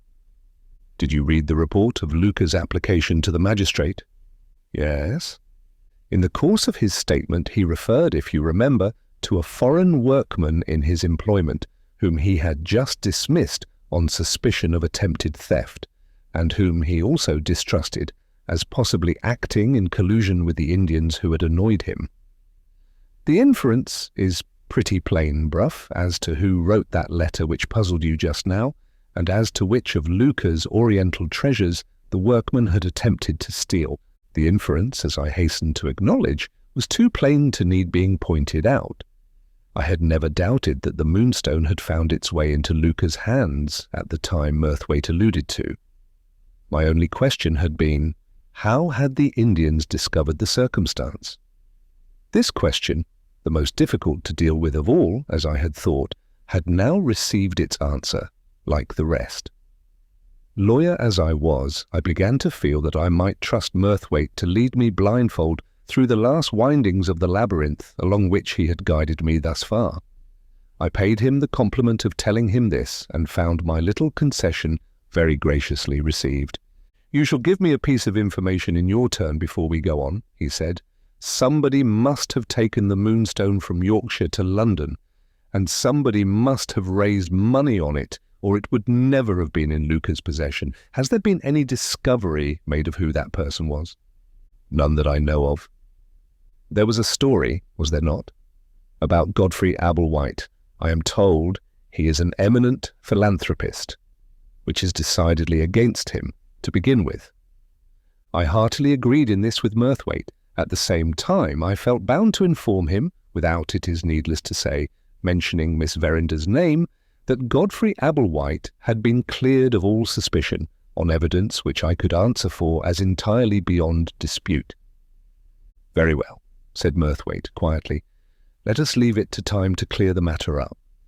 In the meanwhile, Bruff, we must get back again to the Indians on your account. Their journey to London simply ended in their becoming the victims of another defeat. The loss of their second chance of seizing the diamond is mainly attributable, as I think, to the cunning and foresight of Luca, who doesn't stand at the top of the prosperous and ancient profession of usury for nothing. By the prompt dismissal of the man in his employment, he deprived the Indians of the assistance which their confederate would have rendered them in getting into the house. By the prompt transport of the Moonstone to his bankers, he took the conspirators by surprise before they were prepared with a new plan for robbing him. How the Indians, in this latter case, suspected what he had done, and how they contrived to possess themselves of his banker's receipt, are events too recent to need dwelling on. Let it be enough to say that they know the Moonstone to be once more out of their reach, deposited, under the general description of valuable of great pricey, in a banker's strong room. Now, Bruff, what is their third chance of seizing the diamond, and when will it come?" As the question passed his lips, I penetrated the motive of the Indians' visit to my office at last. "I see it," I exclaimed. "The Indians take it for granted, as we do, that the Moonstone has been pledged, and they want to be certainly informed of the earliest period at which the pledge can be redeemed, because that will be the earliest period at which the diamond can be removed from the safe keeping of the bank. I told you you would find it out for yourself, Bruff, if I only gave you a fair chance. In a year from the time when the Moonstone was pledged, the Indians will be on the watch for their third chance. Luca's own lips have told them how long they will have to wait, and your respectable authority has satisfied them that Luca has spoken the truth. When do we suppose, at a rough guess, that the diamond found its way into the moneylender's hands?" "Towards the end of last June," I answered, "as well as I can reckon it." "And we are now in the year 48. Very good. If the unknown person who has pledged the Moonstone can redeem it in a year, the jewel will be in that person's possession again at the end of. I shall be thousands of miles from England and English news at that date, but it may be worth your while to take a note of it, and to arrange to be in London at the time." "You think something serious will happen?" I said. "I think I shall be safer," he answered, "among the fiercest fanatics of Central Asia than I should be if I crossed the door of the bank with the Moonstone in my pocket. The Indians have been defeated twice running, Bruff. It's my firm belief that they won't be defeated a third time." Those were the last words he said on the subject. The coffee came in, the guests rose and dispersed themselves about the room, and we joined the ladies of the dinner party upstairs.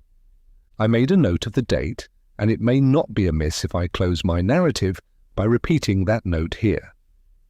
Expect news of the Indians toward the end of the month, and that done, I hand the pen, which I have now no further claim to use, to the writer who follows me next. Third narrative. Contributed by Franklin Blake. 1.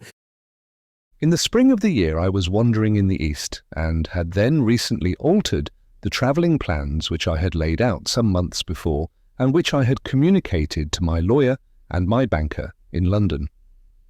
This change made it necessary for me to send one of my servants to obtain my letters and remittances from the English consul in a certain city, which was no longer included as one of my resting places in my new travelling scheme.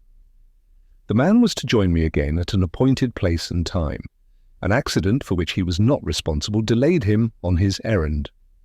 For a week I and my people waited, encamped on the borders of a desert. At the end of that time, the missing man made his appearance, with the money and the letters, at the entrance of my tent. "I'm afraid I bring you bad news, sir," he said, and pointed to one of the letters which had a mourning border round it, and the address on which was in the handwriting of Bruff. "I know nothing in a case of this kind so unendurable as suspense. The letter with the mourning border was the letter that I opened first. It informed me that my father was dead, and that I was heir to his great fortune. The wealth which had thus fallen into my hands brought its responsibilities with it, and Bruff entreated me to lose no time in returning to England. By daybreak the next morning I was on my way back to my own country. The picture presented of me by my old friend Betteridge at the time of my departure from England is, as I think, a little overdrawn. He has, in his own quaint way, interpreted seriously one of his young mistress's many satirical references to my foreign education, and has persuaded himself that he actually saw those French, German and Italian sides to my character, which my lively cousin only professed to discover in jest, and which never had any real existence, except in our good Betteredge's own brain. But barring this drawback, I am bound to own that he has stated no more than the truth in representing me as wounded to the heart by Rachel's treatment, and as leaving England in the first keenness of suffering caused by the bitterest disappointment of my life. I went abroad resolved, if change and absence could help me, to forget her. It is, I am persuaded, no true view of human nature which denies that change and absence do help a man under these circumstances. They force his attention away from the exclusive contemplation of his own sorrow. I never forgot her, but the pang of remembrance lost its worst bitterness, little by little, as time, distance, and novelty interposed themselves more and more effectually between Rachel and me. On the other hand, it is no less certain that with the act of turning homeward, the remedy which had gained its ground so steadily began now, just as steadily, to drop back. The nearer I drew to the country which she inhabited, and to the prospect of seeing her again, the more irresistibly her influence began to recover its hold on me. On leaving England, she was the last person in the world whose name I would have suffered to pass my lips. On returning to England, she was the first person I inquired after when Bruff and I met again. I was informed, of course, of all that had happened in my absence, in other words, of all that has been related here in continuation of Betteridge's narrative, one circumstance only being excepted. Bruff did not at that time feel himself at liberty to inform me of the motives which had privately influenced Rachel and Godfrey Ablewhite in recalling the marriage promise on either side. I troubled him with no embarrassing questions on this delicate subject. It was relief enough to me, after the jealous disappointment caused by hearing that she had ever contemplated being Godfrey's wife, to know that reflection had convinced her of acting rashly and that she had effected her own release from her marriage engagement. Having heard the story of the past, my next inquiries, still inquiries after Rachel, advanced naturally to the present time. Under whose care had she been placed after leaving Bruff's house? And where was she living now? She was living under the care of a widowed sister of the late Sir John Verinder, one Merridew, whom her mother's executors had requested to act as guardian, and who had accepted the proposal. They were reported to me as getting on together admirably well and as being now established, for the season, in Merridew's house in Portland Place. Half an hour after receiving this information, I was on my way to Portland Place, without having had the courage to own it to Bruff. The man who answered the door was not sure whether Miss Verinder was at home or not. I sent him upstairs with my card, as the speediest way of setting the question at rest. The man came down again with an impenetrable face and informed me that Miss Verinder was out. I might have suspected other people of purposely denying themselves to me, but it was impossible to suspect Rachel. I left word that I would call again at 6 o'clock that evening. At 6 o'clock I was informed for the second time that Miss Verinder was not at home. Had any message been left for me? No message had been left for me. Had Miss Verinder not received my card? The servant begged my pardon. Miss Verinder had received it. The inference was too plain to be resisted. Rachel declined to see me. On my side, I declined to be treated in this way, without making an attempt at least to discover a reason for it. I sent up my name to Merridew and requested her to favour me with a personal interview at any hour which it might be most convenient to her to name. Merridew made no difficulty about receiving me at once. I was shown into a comfortable little sitting room and found myself in the presence of a comfortable little elderly lady. She was so good as to feel great regret and much surprise entirely on my account. She was at the same time, however, not in a position to offer me any explanation or to press Rachel on a matter which appeared to relate to a question of private feeling alone.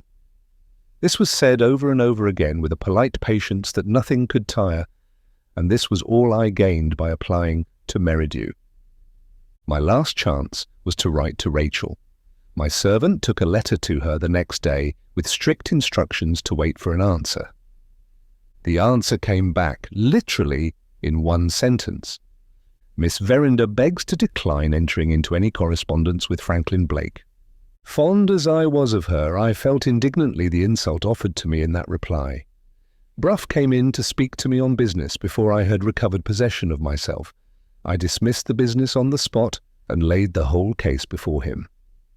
He proved to be as incapable of enlightening me as Merridew herself. I asked him if any slander had been spoken of me in Rachel's hearing. Bruff was not aware of any slander of which I was the object. Had she referred to me in any way while she was staying under Bruff's roof? Never. Had she not so much as asked, during all my long absence, whether I was living or dead? No such question had ever passed her lips. I took out of my pocket-book the letter which poor Lady Verinder had written to me from Frizinghall on the day when I left her house in Yorkshire, and I pointed Bruff's attention to these 2 sentences in it. The valuable assistance which you rendered to the inquiry after the lost jewel is still an unpardoned offence in the present dreadful state of Rachel's mind. Moving blindfold in this matter, you have added to the burden of anxiety which she has had to bear by innocently threatening her secret with discovery through your exertions. Is it possible, I asked, that the feeling towards me which is there described is as bitter as ever against me now? Bruff looked unaffectedly distressed. If you insist on an answer, he said, I own I can place no other interpretation on her conduct than that. I rang the bell and directed my servant to pack my portmanteau and to send out for a railway guide. Bruff asked in astonishment what I was going to do. I am going to Yorkshire, I answered, by the next train. May I ask for what purpose? Bruff, the assistance I innocently rendered to the inquiry after the diamond was an unpardoned offence in Rachel's mind nearly a year since, and it remains an unpardoned offence still. I won't accept that position. I am determined to find out the secret of her silence towards her mother and her enmity towards me. If time, pains and money can do it, I will lay my hand on the thief who took the Moonstone. The worthy old gentleman attempted to remonstrate, to induce me to listen to reason, to do his duty towards me, in short. I was deaf to everything that he could urge. No earthly consideration would at that moment have shaken the resolution that was in me. I shall take up the inquiry again, I went on, at the point where I dropped it, and I shall follow it onward step by step till I come to the present time. There are missing links in the evidence, as I left it, which Gabriel Betteridge can supply, and to Gabriel Betteridge I go. Towards sunset that evening I stood again on the well-remembered terrace and looked once more at the peaceful old country house. The gardener was the first person whom I saw in the deserted grounds. He had left Betteridge an hour since, sunning himself in the customary corner of the backyard. I knew it well, and I said I would go and seek him myself. I walked round by the familiar paths and passages and looked in at the open gate of the yard. There he was, the dear old friend of the happy days that were never to come again. There he was in the old corner, on the old beehive chair, with his pipe in his mouth, and his Robinson Crusoe on his lap, and his two friends, the dogs, dozing on either side of him. In the position in which I stood, my shadow was projected in front of me by the last slanting rays of the sun. Either the dogs saw it, or their keen scent informed them of my approach. They started up with a growl. Starting in his turn, the old man quieted them by a word, and then shaded his failing eyes with his hand, and looked inquiringly at the figure at the gate. My own eyes were full of tears. I was obliged to wait a moment before I could trust myself to speak to him. Betteridge, I said, pointing to the well-remembered book on his knee. Has Robinson Crusoe informed you this evening that you might expect to see Franklin Blake? By the Lord Harry, Franklin, cried the old man, that's exactly what Robinson Crusoe has done. He struggled to his feet with my assistance, and stood for a moment looking backwards and forwards between Robinson Crusoe and me, apparently at a loss to discover which of us had surprised him most. The verdict ended in favour of the book. Holding it open before him in both hands, he surveyed the wonderful volume with a stare of unutterable anticipation, as if he expected to see Robinson Crusoe himself walk out of the pages and favour us with a personal interview. Here's the bit, Franklin, he said, as soon as he had recovered the use of his speech. As I live by bread, sir. Here's the bit I was reading the moment before you came in. Page 156 as follows. I stood like one thunderstruck, or as if I had seen an apparition. If that isn't as much as to say, expect the sudden appearance of Franklin Blake, there's no meaning in the English language, said Betteridge, closing the book with a bang and getting one of his hands free, at last to take the hand which I offered him. I had expected him, naturally enough under the circumstances, to overwhelm me with questions. But no, the hospitable impulse was the uppermost impulse in the old servant's mind, when a member of the family appeared, no matter how, as a visitor at the house. Walk in, Franklin, he said, opening the door behind him with his quaint old-fashioned bow. I'll ask what brings you here afterwards. I must make you comfortable first. There have been sad changes since you went away. The house is shut up and the servants are gone. Never mind that, I'll cook your dinner, and the gardener's wife will make your bed, and if there's a bottle of our famous Latour claret left in the cellar, down your throat, Franklin, that bottle shall go. I bid you welcome, sir. I bid you heartily welcome, said the poor old fellow, fighting manfully against the gloom of the deserted house, and receiving me with the sociable and courteous attention of the bygone time. It vexed me to disappoint him. But the house was Rachel's house now. Could I eat in it, or sleep in it after what had happened in London? The commonest sense of self-respect properly forbade me, to cross the threshold. I took Betteridge by the arm and led him out into the garden. There was no help for it. I was obliged to tell him the truth. Between his attachment to Rachel and his attachment to me, he was sorely puzzled and distressed at the turn things had taken. His opinion, when he expressed it, was given in his usual downright manner, and was agreeably redolent of the most positive philosophy I know, the philosophy of the Betteridge school. Miss Rachel has her faults. I've never denied it, he began, and riding the high horse now and then is one of them. She has been trying to ride over you, and you have put up with it. Lord Franklin, don't you know women by this time better than that? You have heard me talk of the late Betteridge. I had heard him talk of the late Betteridge pretty often, invariably producing her as his one undeniable example of the inbred frailty and perversity of the other sex. In that capacity he exhibited her now. Very well, Franklin. Now listen to me. Different women have different ways of riding the high horse, The late Betteridge took her exercise on that favourite female animal whenever I happened to deny her anything that she had set her heart on. So sure as I came home from my work on these occasions, so sure was my wife to call to me up the kitchen stairs and to say that after my brutal treatment of her, she hadn't the heart to cook me my dinner. I put up with it for some time, just as you are putting up with it now from Miss Rachel. At last my patience wore out. I went downstairs and I took Betteridge, affectionately, you understand, up in my arms and carried her, holus bolus, into the best parlour where she received her company.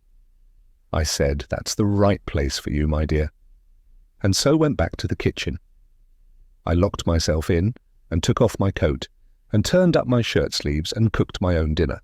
When it was done, I served it up in my best manner and enjoyed it most heartily. I had my pipe and my drop of grog afterwards, and then I cleared the table and washed the crockery and cleaned the knives and forks and put the things away and swept up the hearth. When things were as bright and clean again as bright and clean could be, I opened the door and let Betteridge in. "I've had my dinner, my dear," I said, "and I hope you will find that I have left the kitchen all that your fondest wishes can desire. For the rest of that woman's life, Franklin, I never had to cook my dinner again. Moral: you have put up with Miss Rachel in London. Don't put up with her in Yorkshire. Come back to the house." Quite unanswerable. I could only assure my good friend that even his powers of persuasion were, in this case, thrown away on me. "It's a lovely evening," I said. "I shall walk to Frizinghall and stay at the hotel, and you must come tomorrow morning and breakfast with me. I have something to say to you." Betteridge shook his head gravely. "I am heartily sorry for this," he said. "I had hoped, Franklin, to hear that things were all smooth and pleasant again between you and Miss Rachel. If you must have your own way, sir," he continued after a moment's reflection, "there is no need to go to Frizinghall tonight for a bed. It's to be had nearer than that. There's Hotherston's farm, barely 2 miles from here. You can hardly object to that on Miss Rachel's account," the old man added slyly. "Hotherstone lives, Franklin, on his own freehold." I remembered the place the moment Betteridge mentioned it.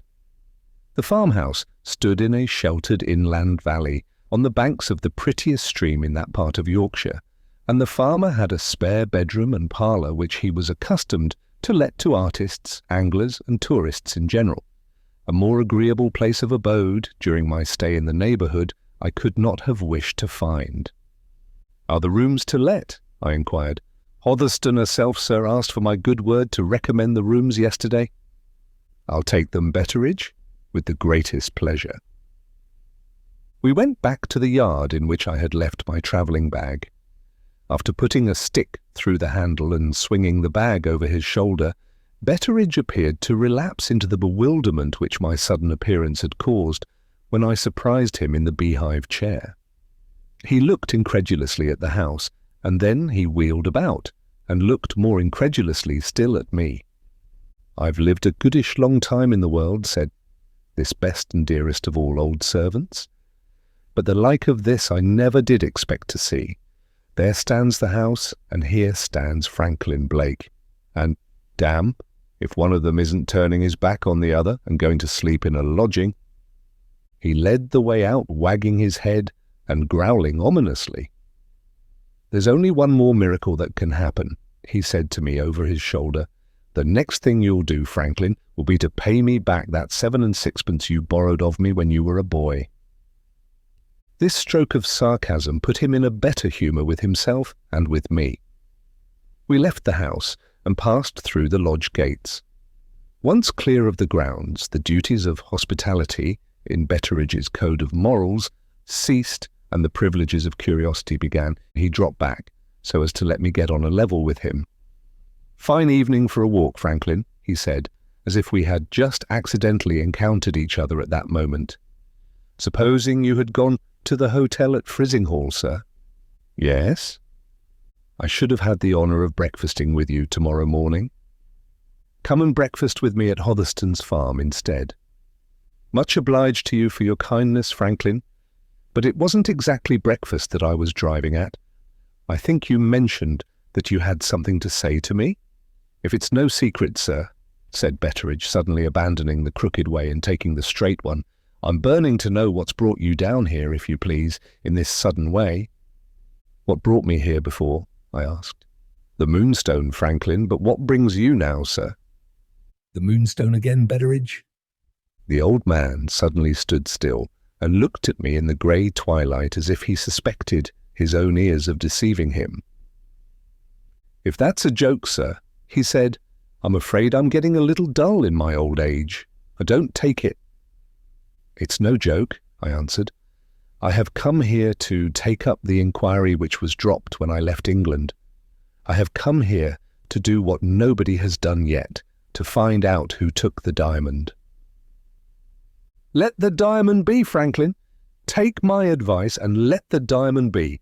That cursed Indian jewel has misguided everybody who has come near it. Don't waste your money and your temper in the fine springtime of your life, sir, by meddling with the Moonstone. How can you hope to succeed, saving your presence, when Sergeant Cuff himself made a mess of it?" "Sergeant Cuff," repeated Betteridge, shaking his forefinger at me sternly. "The greatest policeman in England. My mind is made up, my old friend. Even Sergeant Cuff doesn't daunt me. By the by, I may want to speak to him sooner or later. Have you heard anything of him lately?" "The sergeant won't help you, Franklin." "Why not?" "There has been an event, sir, in the police circles since you went away. The great Cuff has retired from business. He has got a little cottage at Dorking, and he's up to his eyes in the growing of roses. I have it in his own handwriting, Franklin. He has grown the white moss rose without budding it on the dog rose first. And Begbie the gardener is to go to Dorking and own that the sergeant has beaten him at last." "It doesn't much matter," I said. "I must do without Sergeant Cuff's help, and I must trust to you at starting." It is likely enough that I spoke rather carelessly. At any rate, Betteridge seemed to be piqued by something in the reply which I had just made to him. "You might trust to worse than me, Franklin, I can tell you that," he said a little sharply. The tone in which he retorted, and a certain disturbance after he had spoken, which I detected in his manner, suggested to me that he was possessed of some information which he hesitated to communicate. "I expect you to help me," I said, "in picking up the fragments of evidence which Sergeant Cuff has left behind him. I know you can do that. Can you do no more?" "What more can you expect from me, sir?" asked Betteridge with an appearance of the utmost humility. "I expect more from what you said just now." "Mere boasting, Franklin," returned the old man obstinately. "Some people are born boasters, and they never get over it to their dying day. I'm one of them." There was only one way to take with him. I appealed to his interest in Rachel and his interest in me. "Betteridge, would you be glad to hear that Rachel and I were good friends again?" "I have served your family, sir, to mighty little purpose if you doubt it. Do you remember how Rachel treated me before I left England? As well as if it was yesterday. My lady herself wrote you a letter about it, and you were so good as to show the letter to me. It said that Miss Rachel was mortally offended with you for the part you had taken in trying to recover her jewel, and neither my lady, nor you, nor anybody else could guess why." "Quite true, Betteridge. And I come back from my travels and find her mortally offended with me still. I knew that the diamond was at the bottom of it last year, and I know that the diamond is at the bottom of it now. I have tried to speak to her and she won't see me. I have tried to write to her and she won't answer me. How, in heaven's name, am I to clear the matter up? The chance of searching into the loss of the Moonstone is the one chance of inquiry that Rachel herself has left me." Those words evidently put the case before him, as he had not seen it yet. He asked a question which satisfied me that I had shaken him. "There is no ill feeling in this, Franklin, on your side, is there?" "There was some anger," I answered, "when I left London, but that is all worn out now. I want to make Rachel come to an understanding with me, and I want nothing more." "You don't feel any fear, sir, supposing you make any discoveries in regard to what you may find out about Miss Rachel?" I understood the jealous belief in his young mistress which prompted those words. "I am as certain of her as you are," I answered. The fullest disclosure of her secret will reveal nothing that can alter her place in your estimation or in mine. Betteridge's last left scruples vanished at that. If I am doing wrong to help you, Franklin, he exclaimed, all I can say is I am as innocent of seeing it as the babe unborn. I can put you on the road to discovery if you can only go on by yourself. You remember that poor girl of ours, Rosanna Spearman? Of course. You always thought she had some sort of confession in regard to this matter of the Moonstone, which she wanted to make to you. I certainly couldn't account for her strange conduct in any other way. You may set that doubt at rest, Franklin, whenever you please. It was my turn to come to a standstill now. I tried vainly, in the gathering darkness, to see his face. In the surprise of the moment, I asked a little impatiently what he meant. Steady, sir, proceeded Betteridge. I mean what I say. Rosanna Spearman left a sealed letter behind her, a letter addressed to you. Where is it? In the possession of a friend of hers at Cobb's Hole. You must have heard tell when you were here last, sir, of Limping Lucy, a lame girl with a crutch. The fisherman's daughter? The same, Franklin. Why wasn't the letter forwarded to me? Limping Lucy has a will of her own, sir. She wouldn't give it into any hands but yours, and you had left England before I could write to you. Let's go back, Betteridge, and get it at once. Too late, sir, tonight. They're great savers of candles along our coast, and they go to bed early at Cobb's Hole. Nonsense. We might get there in half an hour. You might, sir. And when you did get there, you would find the door locked. He pointed to a light glimmering below us, and at the same moment I heard through the stillness of the evening the bubbling of a stream. There's the farm, Franklin. Make yourself comfortable for tonight and come to me tomorrow morning if you'll be so kind. You will go with me to the fisherman's cottage? Yes, sir. Early? As early, Franklin, as you like. We descended the path that led to the farm. 3. I have only the most indistinct recollection of what happened at Hotherston's farm.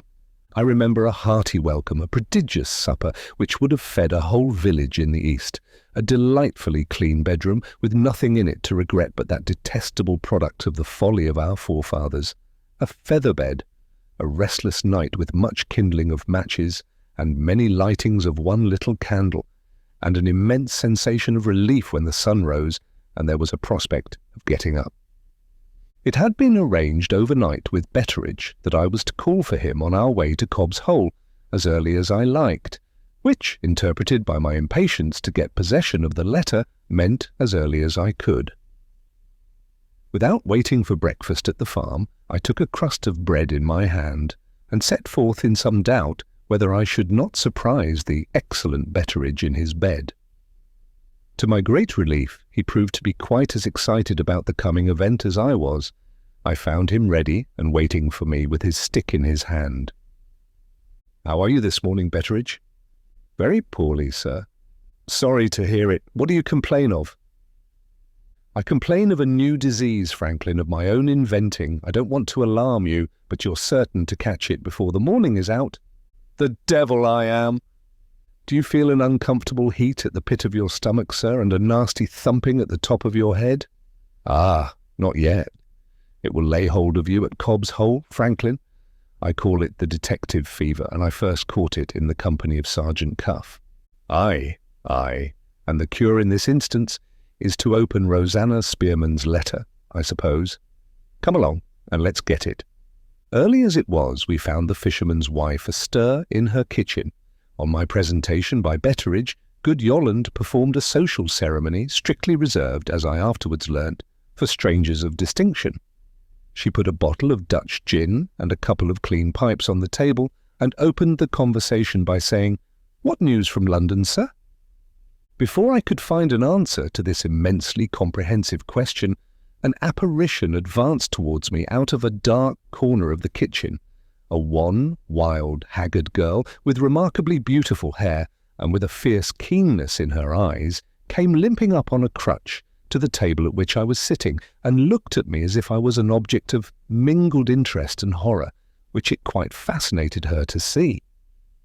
"Betteridge," she said without taking her eyes off me. "Mention his name again, if you please." "This gentleman's name," answered Betteridge with a strong emphasis on gentleman, "is Franklin Blake." The girl turned her back on me and suddenly left the room.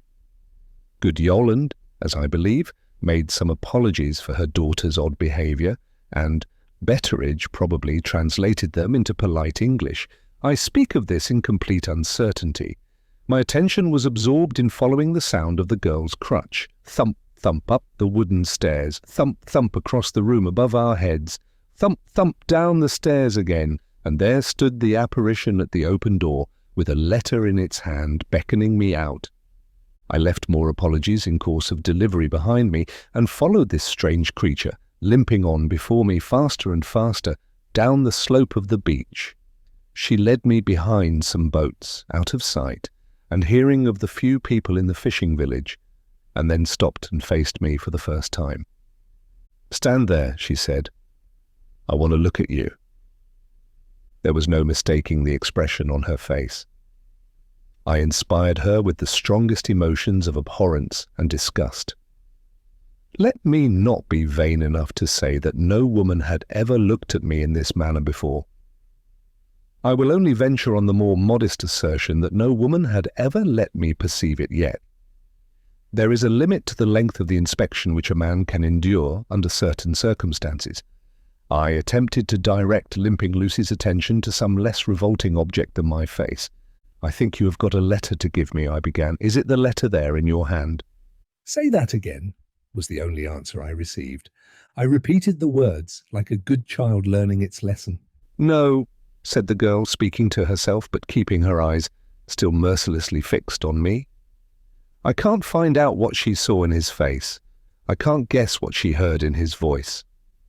She suddenly looked away from me and rested her head wearily on the top of her crutch. "Oh, my poor dear," she said in the first soft tones which had fallen from her in my hearing. "Oh, my lost darling, what could you see in this man?" She lifted her head again fiercely and looked at me once more. "Can you eat and drink?" she asked.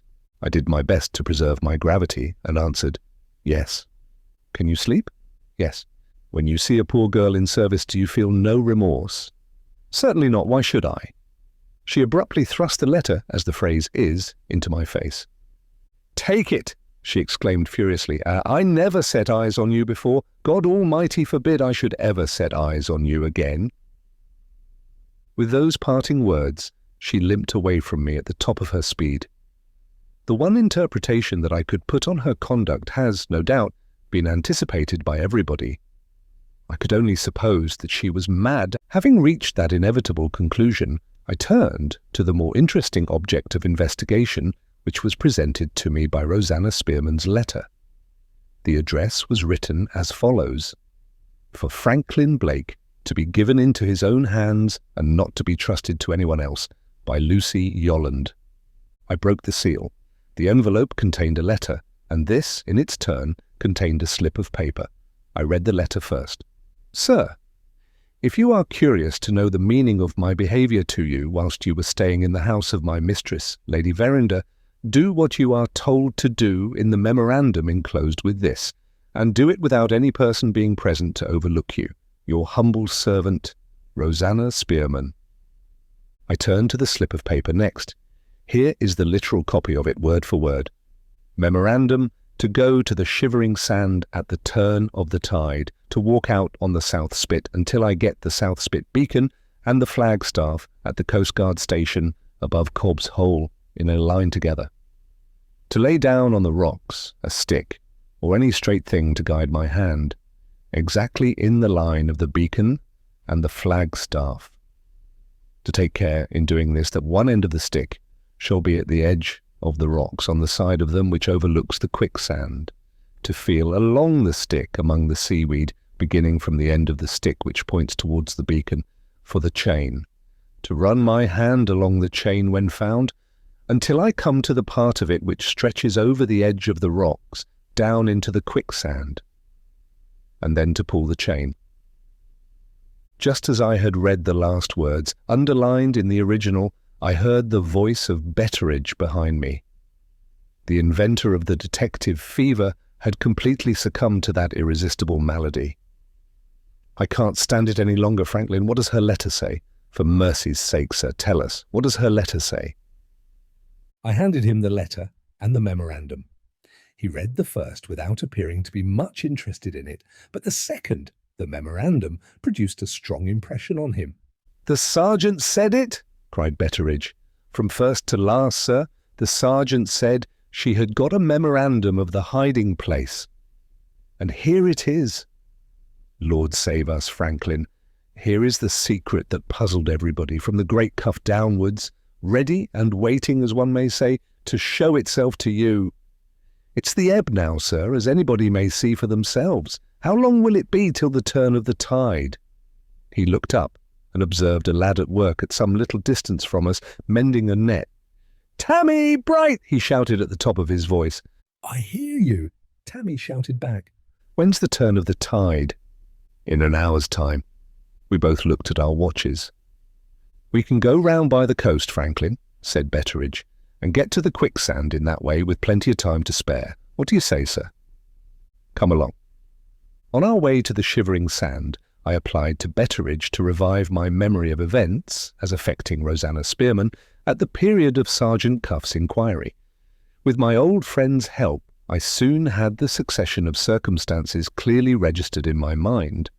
Rosanna's journey to Frizinghall when the whole household believed her to be ill in her own room, Rosanna's mysterious employment of the night time with her door locked and her candle burning till the morning, Rosanna's suspicious purchase of the Japan tin case, and the 2 dogs' chains from Yolland, the sergeant's positive conviction that Rosanna had hidden something at the shivering sand, and the sergeant's absolute ignorance as to what that something might be.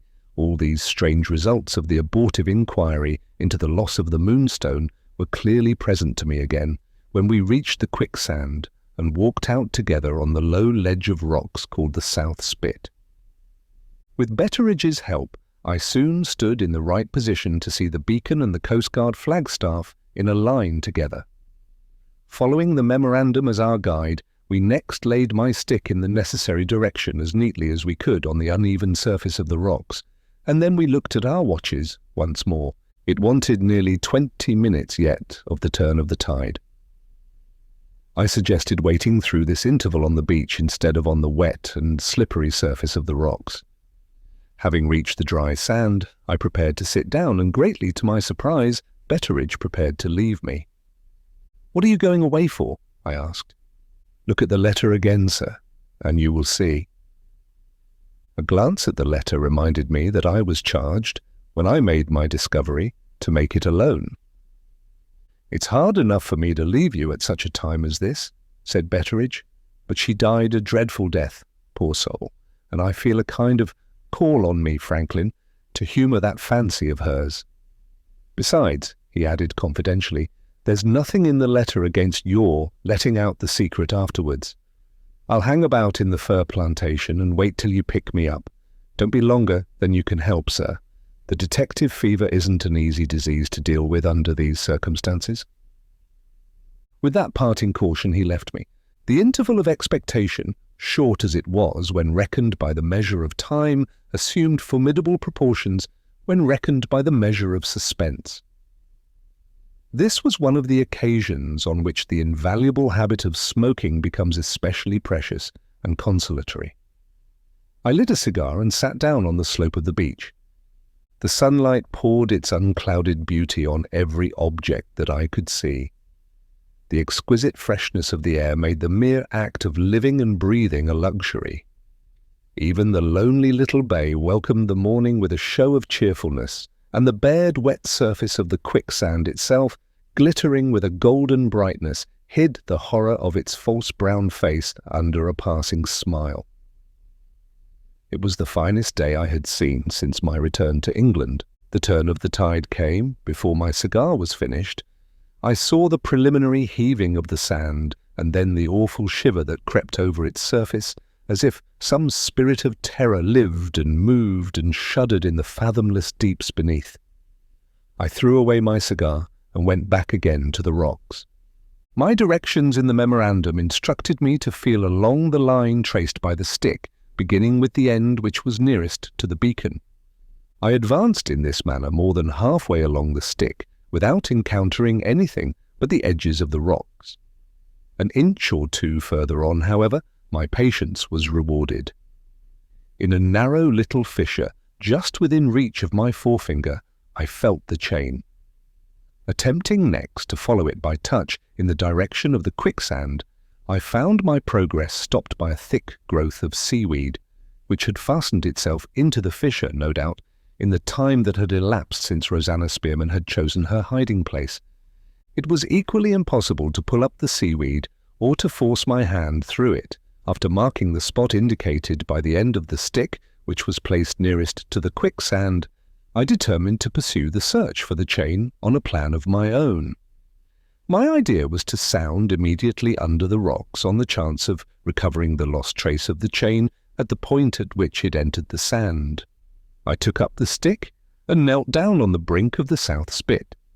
In this position, my face was within a few feet of the surface of the quicksand. The sight of it so near me, still disturbed at intervals by its hideous, shivering fit, shook my nerves for the moment. The horrible fancy that the dead woman might appear on the scene of her suicide to assist my search, an unutterable dread of seeing her rise through the heaving surface of the sand and point to the place, forced itself into my mind and turned me cold in the warm sunlight. I own I closed my eyes at the moment when the point of the stick first entered the quicksand. The instant afterwards, before the stick could have been submerged more than a few inches, I was free from the hold of my own superstitious terror and was throbbing with excitement from head to foot. Sounding blindfold at that first attempt I had sounded right. The stick struck the chain. Taking a firm hold of the roots of the seaweed with my left hand, I laid myself down over the brink and felt with my right hand under the overhanging edges of the rock. My right hand found the chain. I drew it up without the slightest difficulty, and there was the japanned tin case fastened to the end of it. The action of the water had so rusted the chain that it was impossible for me to unfasten it from the hasp which attached it to the case. Putting the case between my knees and exerting my utmost strength, I contrived to draw off the cover. Some white substance filled the whole interior when I looked in. I put in my hand and found it to be linen. In drawing out the linen, I also drew out a letter crumpled up with it. After looking at the direction and discovering that it bore my name, I put the letter in my pocket and completely removed the linen. It came out in a thick roll, moulded, of course, to the shape of the case in which it had been so long confined and perfectly preserved from any injury by the sea. I carried the linen to the dry sand of the beach and there unrolled and smoothed it out. There was no mistaking it as an article of dress. It was a nightgown. The uppermost side, when I spread it out, presented to view innumerable folds and creases and nothing more. I tried the undermost side next, and instantly discovered the smear of the paint from the door of Rachel's boudoir. My eyes remained riveted on the stain, and my mind took me back at a leap from present to past. The very words of Sergeant Cuff recurred to me, as if the man himself was at my side again, pointing to the unanswerable inference which he drew from the smear on the door. Find out whether there is any article of dress in this house with the stain of paint on it. Find out who that dress belongs to. Find out how the person can account for having been in the room and smeared the paint between midnight and 3 in the morning. If the person can't satisfy you, you haven't far to look for the hand that took the diamond. One after another those words travelled over my memory, repeating themselves again and again with a wearisome mechanical reiteration. I was roused from what felt like a trance of many hours, from what was really, no doubt, the pause of a few moments only, by a voice calling to me. I looked up and saw that Betteridge's patience had failed him at last. He was just visible between the sandhills returning to the beach. The old man's appearance recalled me, the moment I perceived it, to my sense of present things, and reminded me that the inquiry which I had pursued thus far still remained incomplete. I had discovered the smear on the nightgown. To whom did the nightgown belong? My first impulse was to consult the letter in my pocket, the letter which I had found in the case. As I raised my hand to take it out, I remembered that there was a shorter way to discovery than this. The nightgown itself would reveal the truth, for, in all probability, the nightgown was marked with its owner's name. I took it up from the sand and looked for the mark. I found the mark and read my own name. There were the familiar letters which told me that the nightgown was mine. I looked up from them. There was the sun. There were the glittering waters of the bay. There was old Betteridge, advancing nearer and nearer to me. I looked back again at the letters. My own name. Plainly confronting me, my own name. If time, pains, and money can do it, I will lay my hand on the thief who took the Moonstone. I had left London with those words on my lips. I had penetrated the secret which the quicksand had kept from every other living creature, and, on the unanswerable evidence of the paint stain, I had discovered myself as the thief. 4. I have not a word to say about my own sensations. My impression is that the shock inflicted on me completely suspended my thinking and feeling power. I certainly could not have known what I was about when Betteridge joined me, for I have it on his authority that I laughed when he asked what was the matter, and putting the nightgown into his hands, told him to read the riddle for himself. Of what was said between us on the beach I have not the faintest recollection. The first place in which I can now see myself again plainly is the plantation of firs. Betteridge and I are walking back together to the house, and Betteridge is telling me that I shall be able to face it, and he will be able to face it when we have had a glass of grog. The scene shifts from the plantation to Betteridge's little sitting room. My resolution not to enter Rachel's house is forgotten. I feel gratefully the coolness and shadiness and quiet of the room. I drink the grog, a perfectly new luxury to me at that time of day, which my good old friend mixes with icy cold water from the well. Under any other circumstances, the drink would simply stupefy me.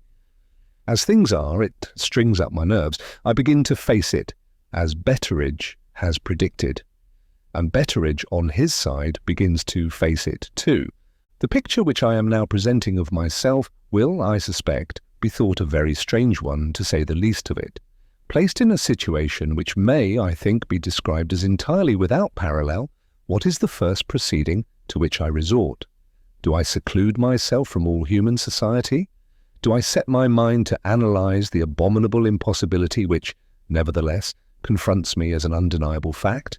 Do I hurry back to London by the first train to consult the highest authorities and to set a searching inquiry on foot immediately? No.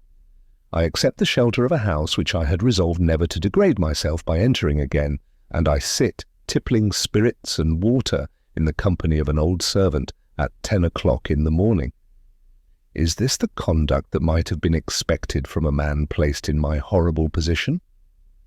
I can only answer that the sight of old Betteridge's familiar face was an inexpressible comfort to me, and that the drinking of old Betteridge's grog helped me, as I believe nothing else would have helped me, in the state of complete bodily and mental prostration into which I had fallen.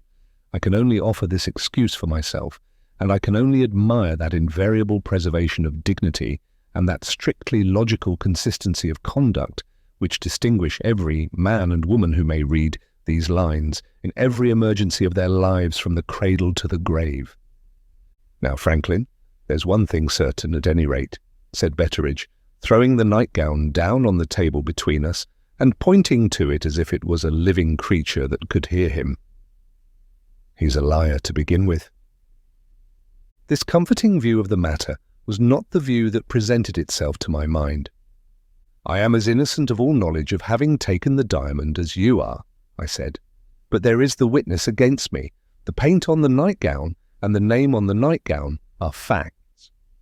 Betteridge lifted my glass and put it persuasively into my hand. Facts, he repeated. Take a drop more grog, Franklin, and you'll get over the weakness of believing in facts. Foul play, sir, he continued, dropping his voice confidentially.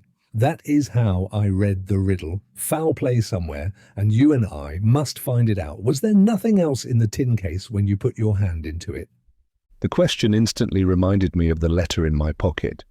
I took it out and opened it. It was a letter of many pages, closely written. I looked impatiently for the signature at the end. Rosanna Spearman. As I read the name, a sudden remembrance illuminated my mind, and a sudden suspicion rose out of the new light. "Stop!" I exclaimed. Rosanna Spearman came to my aunt out of a reformatory. Rosanna Spearman had once been a thief. There's no denying that, Franklin. What of it now, if you please? What of it now? How do we know she may not have stolen the diamond after all? How do we know she may not have smeared my nightgown purposely with the paint? Betteridge laid his hand on my arm and stopped me before I could say any more. You will be cleared of this, Franklin, beyond all doubt, but I hope you won't be cleared in that way. See what the letter says, sir. In justice to the girl's memory, see what it says. I felt the earnestness with which he spoke, felt it as a friendly rebuke to me. You shall form your own judgment on her letter, I said. I will read it out. I began and read these lines. Sir, I have something to own to you, a confession which means much misery, may sometimes be made in very few words. This confession can be made in 3 words. I love you. The letter dropped from my hand. I looked at Betteridge. In the name of heaven, I said. What does it mean? He seemed to shrink from answering the question. You and Limping Lucy were alone together this morning, sir, he said. Did she say nothing about Rosanna Spearman? She never even mentioned Rosanna Spearman's name. Please to go back to the letter, Franklin. I tell you plainly, I can't find it in my heart to distress you after what you have had to bear already. Let her speak for herself, sir, and get on with your grog. For your own sake, get on with your grog. I resumed the reading of the letter. It would be very disgraceful to me to tell you this if I was a living woman when you read it. I shall be dead and gone, sir, when you find my letter. It is that which makes me bold. Not even my grave will be left to tell of me. I may own the truth, with the quicksand waiting to hide me when the words are written. Besides, you will find your nightgown in my hiding place with the smear of the paint on it, and you will want to know how it came to be hidden by me and why I said nothing to you about it in my lifetime. I have only one reason to give. I did these strange things because I loved you. I won't trouble you with much about myself or my life before you came to my lady's house. Lady Verinder took me out of a reformatory. I had gone to the reformatory from the prison. I was put in the prison because I was a thief. I was a thief because my mother went on the streets when I was quite a little girl. My mother went on the streets because the gentleman who was my father deserted her. There is no need to tell such a common story as this at any length. It is told quite often enough in the newspapers. Lady Verinder was very kind to me, and Betteridge was very kind to me. Those two, and the matron at the reformatory, are the only good people I have ever met with in all my life. I might have got on in my place, not happily, but I might have got on if you had not come visiting. I don't blame you, sir. It's my fault, all my fault. Do you remember when you came out on us from among the sand hills that morning, looking for Betteridge? You were like a prince in a fairy story. You were like a lover in a dream. You were the most adorable human creature I had ever seen. Something that felt like the happy life I had never led yet leapt up in me at the instant I set eyes on you. Don't laugh at this if you can help it. Oh, if I could only make you feel how serious it is to me. I went back to the house and wrote your name and mine in my workbox and drew a true lover's knot under them. Then some devil, no, I ought to say some good angel, whispered to me, "Go and look in the glass." The glass told me, never mind what, I was too foolish to take the warning. I went on getting fonder and fonder of you, just as if I was a lady in your own rank of life and the most beautiful creature your eyes ever rested on. I tried, oh dear, how I tried, to get you to look at me. If you had known how I used to cry at night with the misery and the mortification of your never taking any notice of me, you would have pitied me perhaps and have given me a look now and then to live on. It would have been no very kind look, perhaps, if you had known how I hated Miss Rachel. I believe I found out you were in love. With her, before you knew it yourself. She used to give you roses to wear in your buttonhole. Ah, Franklin, you wore my roses oftener than either you or she thought. The only comfort I had at that time was putting my rose secretly in your glass of water in place of hers, and then throwing her rose away. If she had been really as pretty as you thought her, I might have borne it better. No, I believe I should have been more spiteful against her still. Suppose you put Miss Rachel into a servant's dress and took her ornaments off. I don't know what is the use of my writing in this way. It can't be denied that she had a bad figure. She was too thin. But who can tell what the men like? And young ladies may behave in a manner which would cost a servant her place. It's no business of mine. I can't expect you to read my letter if I write it in this way. But it does stir one up to hear Miss Rachel called pretty when one knows all the time that it's her dress does it, and her confidence in herself. Try not to lose patience with me, sir. I will get on as fast as I can to the time which is sure to interest you, the time when the diamond was lost. But there is one thing which I have got it on my mind to tell you first.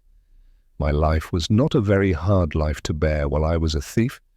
It was only when they had taught me at the reformatory to feel my own degradation and to try for better things that the days grew long and weary. Thoughts of the future forced themselves on me now.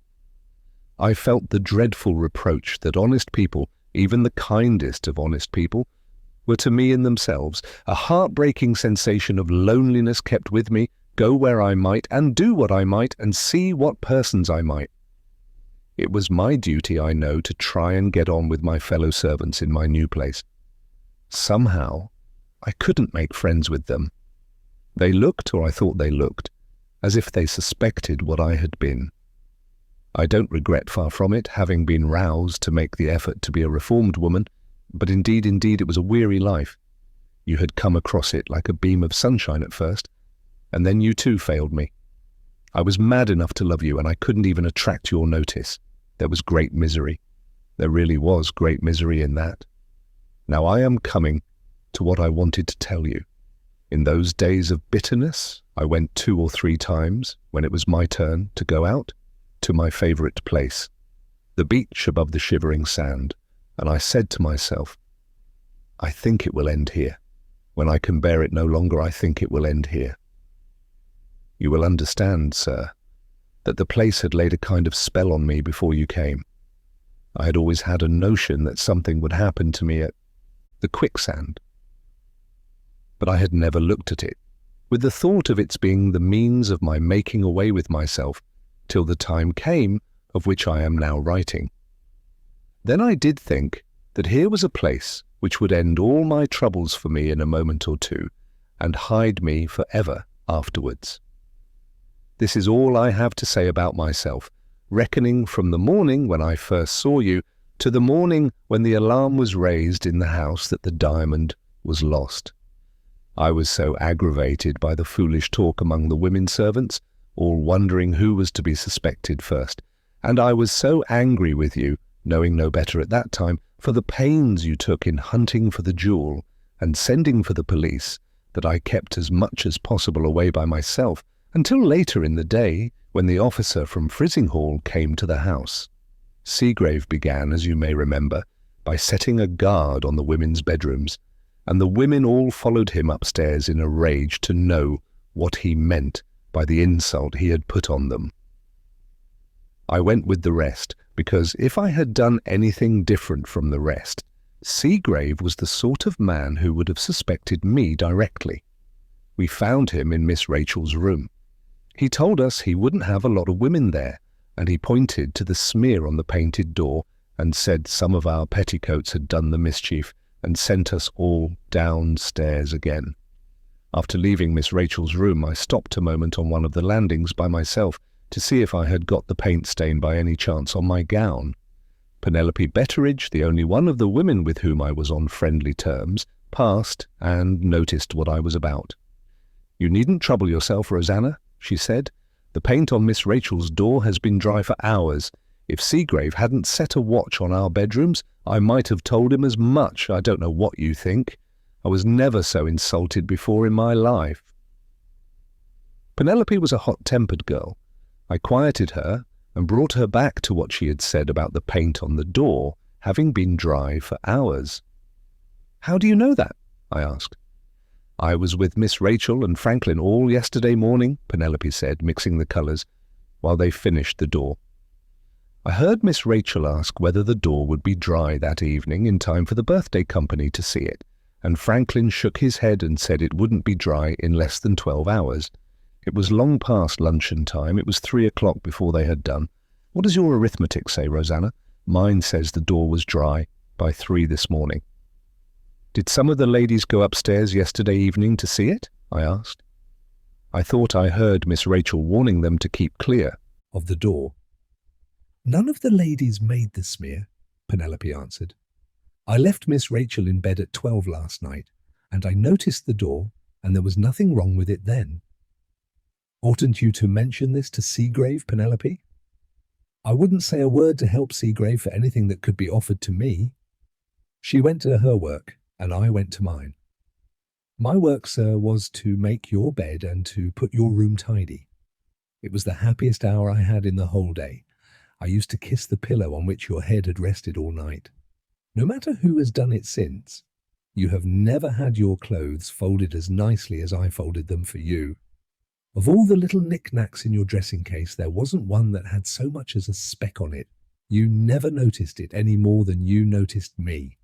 I beg your pardon. I am forgetting myself. I will make haste and go on again. Well, I went in that morning to do my work in your room. There was your nightgown tossed across the bed, just as you had thrown it off. I took it up to fold it, and I saw the stain of the paint from Miss Rachel's door. I was so startled by the discovery that I ran out with the nightgown in my hand and made for the back stairs, and locked myself into my own room to look at it in a place where nobody could intrude and interrupt me. As soon as I got my breath again, I called to mind my talk with Penelope, and I said to myself, here's the proof that he was in Miss Rachel's sitting room between 12 last night and 3 this morning. I shall not tell you in plain words what was the first suspicion that crossed my mind when I had made that discovery. You would only be angry, and if you were angry, you might tear my letter up and read no more of it. Let it be enough, if you please, to say only this. After thinking it over to the best of my ability, I made it out that the thing wasn't likely for a reason that I will tell you. If you had been in Miss Rachel's sitting room at that time of night, with Miss Rachel's knowledge, and if you had been foolish enough to forget to take care of the wet door, she would have reminded you she would never have let you carry away such a witness against her as the witness I was looking at now. At the same time, I own I was not completely certain in my own mind that I had proved my own suspicion to be wrong. You will not have forgotten that I have owned to hating Miss Rachel. Try to think, if you can, that there was a little of that hatred in all this. It ended in my determining to keep the nightgown and to wait and watch and see what use I might make of it. At that time, please, to remember, not the ghost of an idea entered my head that you had stolen the diamond. There. I broke off in the reading of the letter for the second time. I had read those portions of the miserable woman's confession which related to myself with unaffected surprise, and, I can honestly add, with sincere distress. I had regretted, truly regretted, the aspersion which I had thoughtlessly cast on her memory before I had seen a line of her letter. But when I had advanced as far as the passage which is quoted above, I own I felt my mind growing bitterer and bitterer against Rosanna Spearman as I went on. Read the rest for yourself, I said, handing the letter to Betteridge across the table. If there is anything in it that I must look at, you can tell me as you go on. "I understand you, Franklin," he answered. "It's natural, sir, in you, and God help us all," he added in a lower tone, "it's no less natural in her." I proceed to copy the continuation of the letter from the original in my own possession. Having determined to keep the nightgown, and to see what use my love, or my revenge, I hardly know which, could turn it to in the future, the next thing to discover was how to keep it without the risk of being found out. There was only one way: to make another nightgown exactly like it before Saturday came and brought the laundrywoman and her inventory to the house. I was afraid to put it off till next day, the Friday, being in doubt lest some accident might happen in the interval. I determined to make the new nightgown on that same day, the Thursday, while I could count, if I played my cards properly, on having my time to myself. The first thing to do after locking up your nightgown in my drawer was to go back to your bedroom, not so much to put it to rights — Penelope would have done that for me if I had asked her — as to find out whether you had smeared off any of the paint stain from your nightgown on the bed or on any piece of furniture in the room. I examined everything narrowly, and at last I found a few streaks of the paint on the inside of your dressing gown. Not the linen dressing gown you usually wore in that summer season, but a flannel dressing gown which you had with you also. I suppose you felt chilly after walking to and fro in nothing but your nightdress, and put on the warmest thing you could find. At any rate, there were the stains just visible on the inside of the dressing gown. I easily got rid of these by scraping away the stuff of the flannel. This done, the only proof left against you was the proof locked up in my drawer. I had just finished your room when I was sent for to be questioned by Seagrave, along with the rest of the servants. Next came the examination of all our boxes, and then followed the most extraordinary event of the day, to me, since I had found the paint on your nightgown. This event came out of the second questioning of Penelope Betteridge by Superintendent Seagrave. Penelope returned to us quite beside herself with rage at the manner in which Seagrave had treated her. He had hinted, beyond the possibility of mistaking him, that he suspected her of being the thief. We were all equally astonished at hearing this, and we all asked, "Why?" "Because the diamond was in Miss Rachel's sitting room," Penelope answered, "and because I was the last person in the sitting room at night." Almost before the words had left her lips, I remembered that another person had been in the sitting room later than Penelope. That person was yourself. My head whirled round, and my thoughts were in dreadful confusion. In the midst of it all, something in my mind whispered to me that the smear on your nightgown might have a meaning entirely different to the meaning which I had given to it up to that time. If the last person who was in the room is the person to be suspected, I thought to myself, the thief is not Penelope, but Franklin Blake. In the case of any other gentleman, I believe I should have been ashamed of suspecting him of theft almost as soon as the suspicion had passed through my mind. But the bare thought that you had let yourself down to my level, and that I, in possessing myself of your nightgown, had also possessed myself of the means of shielding you from being discovered and disgraced for life. I say, sir, the bare thought of this seemed to open such a chance before me of winning your goodwill that I passed blindfold, as one may say, from suspecting to believing.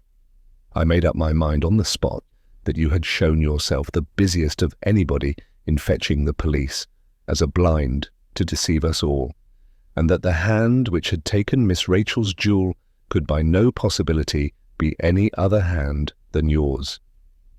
The excitement of this new discovery of mine must, I think, have turned my head for a while. I felt such a devouring eagerness to see you, to try you with a word or two about the diamond, and to make you look at me and speak to me in that way, that I put my hair tidy, and made myself as nice as I could, and went to you boldly in the library where I knew you were writing. You had left one of your rings upstairs, which made as good an excuse for my intrusion as I could have desired. But, oh, sir, if you have ever loved, you will understand how it was that all my courage cooled when I walked into the room and found myself in your presence. And then you looked up at me so coldly, and you thanked me for finding your ring in such an indifferent manner that my knees trembled under me, and I felt as if I should drop on the floor at your feet.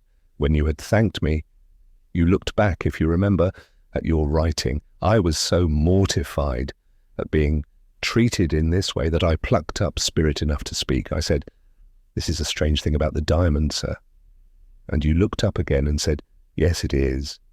You spoke civilly, I can't deny that, but still you kept a distance, a cruel distance between us, believing as I did that you had got the lost diamond hidden about you while you were speaking. Your coolness so provoked me that I got bold enough, in the heat of the moment, to give you a hint. I said, "They will never find the diamond, sir, will they?" "No, nor the person who took it. I'll answer for that." I nodded and smiled at you as much as to say, "I know." This time you looked up at me with something like interest in your eyes, and I felt that a few more words on your side and mine might bring out the truth. Just at that moment, Betteridge spoilt it all by coming to the door. I knew his footstep, and I also knew that it was against his rules for me to be in the library at that time of day, let alone being there along with you. I had only just time to get out of my own accord before he could come in and tell me to go. I was angry and disappointed, but I was not entirely without hope for all that. The ice, you see, was broken between us, and I thought I would take care on the next occasion that Betteridge was out of the way. When I got back to the servants' hall, the bell was going for our dinner. Afternoon already, and the materials for making the new nightgown were still to be got. There was but one chance of getting them. I shammed ill at dinner, and so secured the whole of the interval from then till tea-time to my own use. What I was about while the household believed me to be lying down in my own room, and how I spent the night after shamming ill again at tea-time, and having been sent up to bed, there is no need to tell you. Sergeant Cuff discovered that much if he discovered nothing more, and I can guess how. I was detected, though I kept my veil down, in the draper's shop at Frizinghall. There was a glass in front of me at the counter where I was buying the longcloth, and, in that glass, I saw one of the shopmen point to my shoulder and whisper on to another. At night again, when I was secretly at work, locked into my room, I heard the breathing of the women servants who suspected me outside my door. It didn't matter then, it doesn't matter now. On the Friday morning, hours before Sergeant Cuff entered the house, there was the new nightgown to make up your number in place of the nightgown that I had got, made, wrung out, dried, ironed, marked, and folded, as the laundry woman folded all the others safe in your drawer. There was no fear, if the linen in the house was examined, of the newness of the nightgown betraying me. All your underclothing had been renewed when you came to our house, I suppose, on your return home from foreign parts. The next thing was the arrival of Sergeant Cuff, and the next great surprise was the announcement of what he thought about the smear on the door. I had believed you to be guilty, as I have owned, more because I wanted you to be guilty than for any other reason, and now the sergeant had come round by a totally different way to the same conclusion respecting the nightgown as mine. And I had got the dress that was the only proof against you, and not a living creature knew it, yourself included. I am afraid to tell you how I felt when I called these things to mind.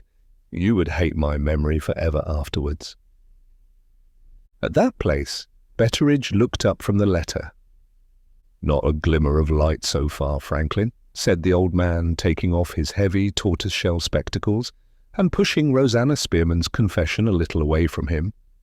"Have you come to any conclusion, sir, in your own mind while I have been reading?"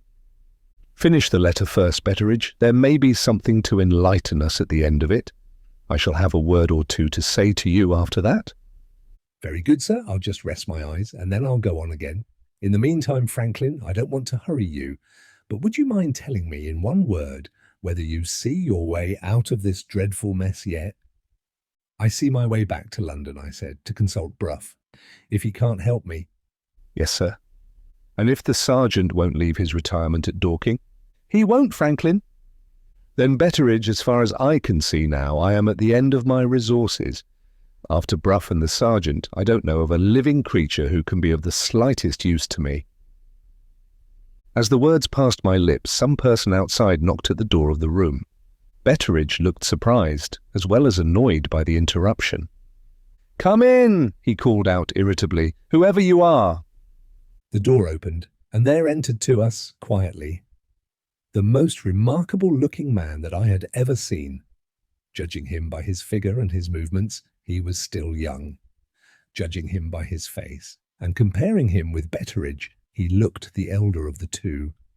His complexion was of a gypsy darkness. His fleshless cheeks had fallen into deep hollows, over which the bone projected like a penthouse. His nose presented the fine shape and modelling so often found among the ancient people of the East, so seldom visible among the newer races of the West. His forehead rose high and straight from the brow. His marks and wrinkles were innumerable. From this strange face, eyes, stranger still, of the softest brown, eyes dreamy and mournful, and deeply sunk in their orbits, looked out at you, and, in my case at least, took your attention captive at their will. Add to this a quantity of thick, closely curling hair, which, by some freak of nature, had lost its colour in the most startlingly partial and capricious manner.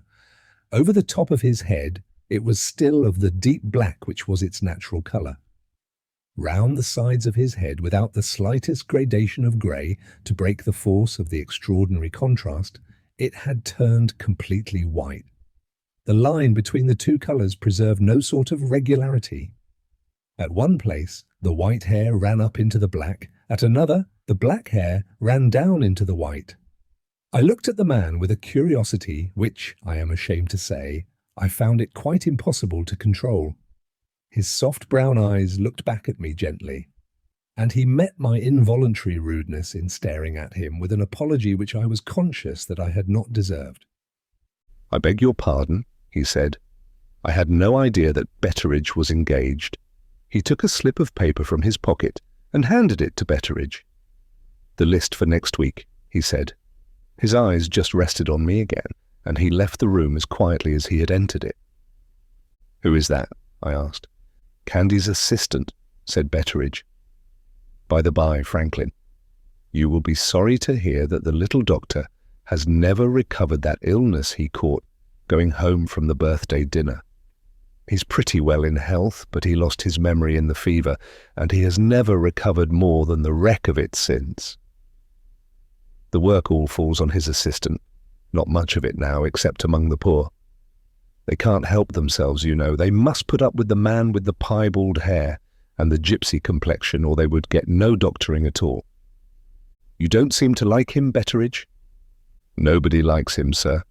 Why is he so unpopular?" "Well, Franklin, his appearance is against him, to begin with. And then there's a story that Candy took him with a very doubtful character. Nobody knows who he is, and he hasn't a friend in the place. How can you expect one to like him after that?" "Quite impossible, of course. May I ask what he wanted with you when he gave you that bit of paper?" "Only to bring me the weekly list of the sick people about here, sir, who stand in need of a little wine. My lady always had a regular distribution of good sound port and sherry among the infirm poor, and Miss Rachel wishes the custom to be kept up. Times have changed, times have changed. I remember when Candy himself brought the list to my mistress. Now it's Candy's assistant who brings the list to me. I'll go on with the letter, if you will allow me, sir," said Betteridge, drawing Rosanna Spearman's confession back to him. "It isn't lively reading, I grant you. But there, it keeps me from getting sour with thinking of the past." He put on his spectacles and wagged his head gloomily. "There's a bottom of good sense, Franklin, in our conduct to our mothers when they first start us on the journey of life. We are all of us more or less unwilling to be brought into the world, and we are all of us right." Candy's assistant had produced too strong an impression on me to be immediately dismissed from my thoughts. I passed over the last unanswerable utterance of the Betteridge philosophy and returned to the subject of the man with the piebald hair. "What is his name?" I asked. "As ugly a name as need be," Betteridge answered gruffly. "Ezra Jennings, 5. Having told me the name of Candy's assistant, Betteridge appeared to think that we had wasted enough of our time on an insignificant subject. He resumed the perusal of Rosanna Spearman's letter. On my side, I sat at the window, waiting until he had done. Little by little, the impression produced on me by Ezra Jennings, it seemed perfectly unaccountable in such a situation as mine that any human being should have produced an impression on me at all, faded from my mind. My thoughts flowed back into their former channel. Once more I forced myself to look my own incredible position resolutely in the face. Once more, I reviewed in my own mind the course which I had at last summoned composure enough to plan out for the future, to go back to London that day, to put the whole case before Brough, and, last and most important, to obtain, no matter by what means or at what sacrifice, a personal interview with Rachel. This was my plan of action so far as I was capable of forming it at the time. There was more than an hour still to spare before the train started, and there was the bare chance that Betteridge might discover something in the unread portion of Rosanna Spearman's letter, which it might be useful for me to know before I left the house in which the diamond had been lost. For that chance I was now waiting. The letter ended in these terms: "You have no need to be angry, Franklin, even if I did feel some little triumph at knowing that I held all your prospects in life in my own hands." Anxieties and fears soon came back to me. With the view Sergeant Cuff took of the loss of the diamond, he would be sure to end in examining our linen and our dresses. There was no place in my room, there was no place in the house, which I could feel satisfied would be safe from him.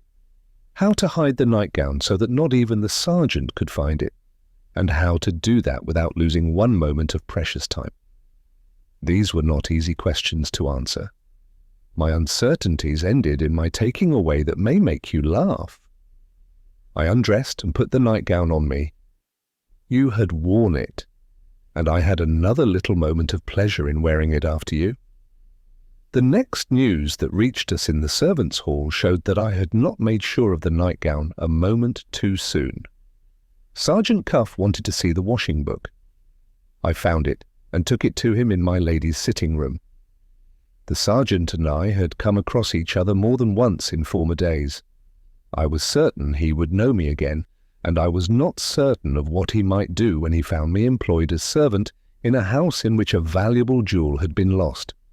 In this suspense, I felt it would be a relief to me to get the meeting between us over and to know the worst of it at once. He looked at me as if I was a stranger when I handed him the washing book, and he was very specially polite in thanking me for bringing it. I thought those were both bad signs. There was no knowing what he might say of me behind my back. There was no knowing how soon I might not find myself taken in custody on suspicion and searched. It was then time for your return from seeing Godfrey Ablewhite off by the railway, and I went to your favourite walk in the shrubbery to try for another chance of speaking to you, the last chance, for all I knew to the contrary, that I might have. You never appeared, and what was worse still, Betteridge and Sergeant Cuff passed by the place where I was hiding, and the sergeant saw me. I had no choice after that but to return to my proper place and my proper work before more disasters happened to me. Just as I was going to step across the path, you came back from the railway. You were making straight for the shrubbery when you saw me. I am certain, sir, you saw me, and you turned away as if I had got the plague, and went into the house. 3. I made the best of my way indoors again, returning by the servants' entrance. There was nobody in the laundry room at that time, and I sat down there alone. I have told you already of the thoughts which the shivering sand put into my head. Those thoughts came back to me now. I wondered in myself which it would be harder to do if things went on in this manner, to bear Franklin Blake's indifference to me, or to jump into the quicksand and end it forever in that way. It's useless to ask me to account for my own conduct at this time. I try, and I can't understand it myself. Why didn't I stop you when you avoided me in that cruel manner? Why didn't I call out, "Franklin, I have got something to say to you. It concerns yourself, and you must and shall hear it"? You were at my mercy. I had got the whip hand of you, as they say, and better than that, I had the means, if I could only make you trust me, of being useful to you in the future. Of course, I never supposed that you, a gentleman, had stolen the diamond for the mere pleasure of stealing it. No. Penelope had heard Miss Rachel and I had heard Betteridge talk about your extravagance and your debts. It was plain enough to me that you had taken the diamond to sell it or pledge it, and so to get the money of which you stood in need. Well, I could have told you of a man in London who would have advanced a good large sum on the jewel, and who would have asked no awkward questions about it either. Why didn't I speak to you? Why didn't I speak to you? I wonder whether the risks and difficulties of keeping the nightgown were as much as I could manage without having other risks and difficulties added to them. This might have been the case with some women, but how could it be the case with me?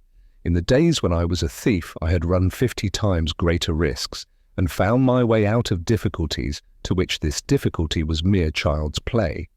I had been apprenticed, as you may say, to frauds and deceptions, some of them on such a grand scale and managed so cleverly that they became famous and appeared in the newspapers.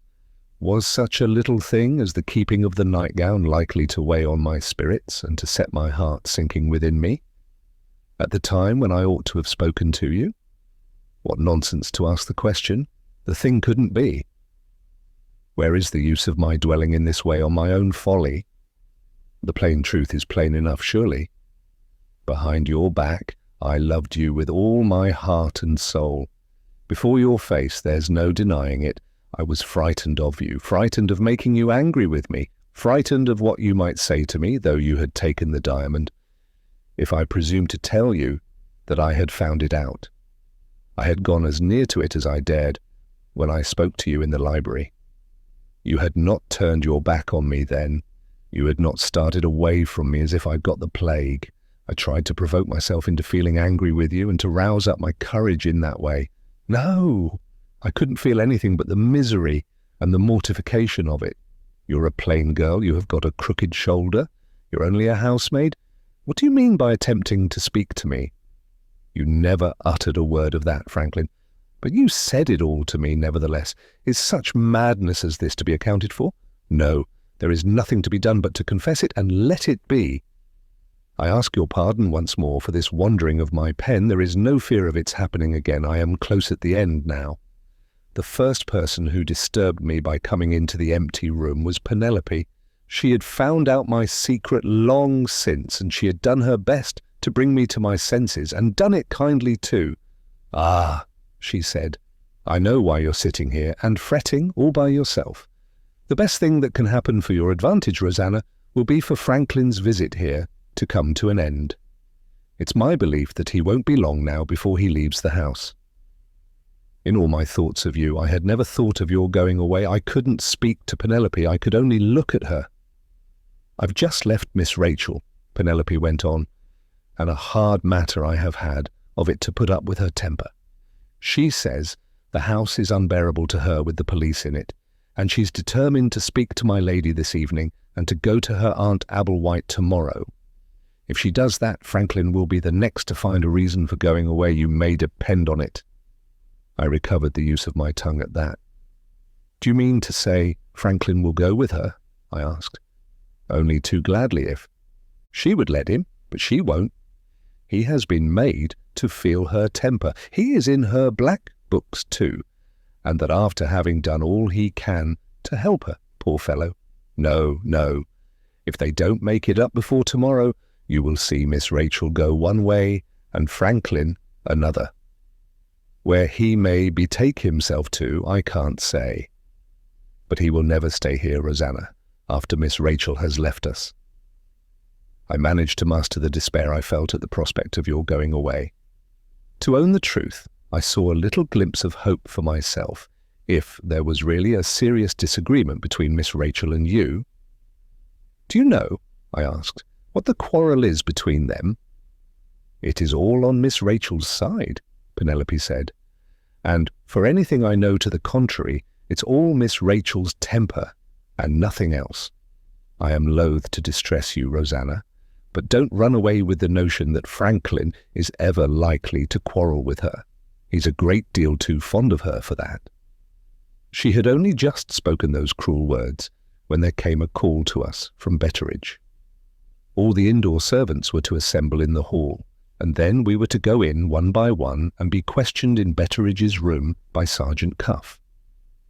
It came to my turn to go in after her ladyship's maid and the upper housemaid had been questioned first.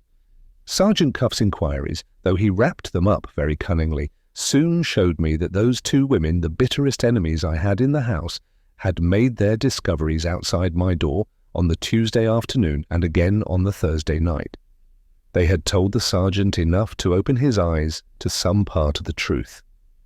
He rightly believed me to have made a new nightgown secretly, but he wrongly believed the paint-stained nightgown to be mine.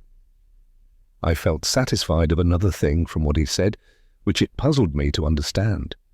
He suspected me, of course, of being concerned in the disappearance of the diamond, but at the same time he let me see, purposely as I thought, that he did not consider me as the person chiefly answerable for the loss of the jewel.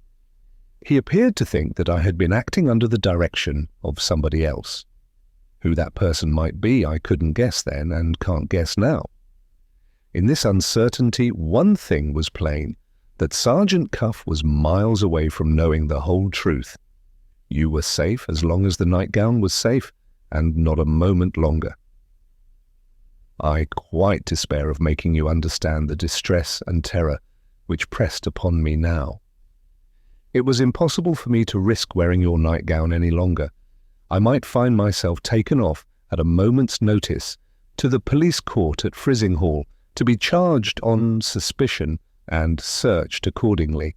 While Sergeant Cuff still left me free, I had to choose, and at once, between destroying the nightgown or hiding it in some safe place at some safe distance from the house.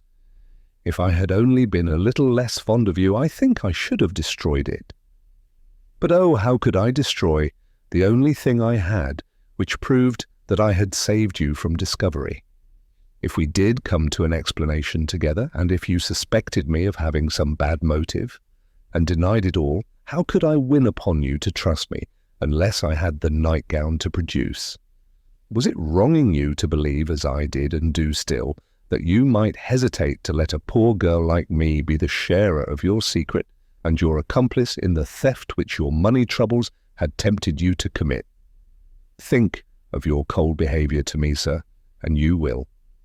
Hardly wonder at my unwillingness to destroy the only claim on your confidence and your gratitude which it was my fortune to possess. I determined to hide it, and the place I fixed on was the place I knew best, the Shivering Sand. As soon as the questioning was over, I made the first excuse that came into my head and got leave to go out for a breath of fresh air. I went straight to Cobb's Hole, to Yolland's cottage. His wife and daughter were the best friends I had. Don't suppose I trusted them with your secret. I have trusted nobody. All I wanted was to write this letter to you and to have a safe opportunity of taking the nightgown off me. Suspected as I was, I could do neither of those things with any sort of security at the house. And now I have nearly got through my long letter, writing it alone in Lucy Yolland's bedroom. When it is done, I shall go downstairs with the nightgown rolled up and hidden under my cloak. I shall find the means I want for keeping it safe and dry in its hiding place among the litter of old things in Yolland's kitchen, and then I shall go to the Shivering Sand.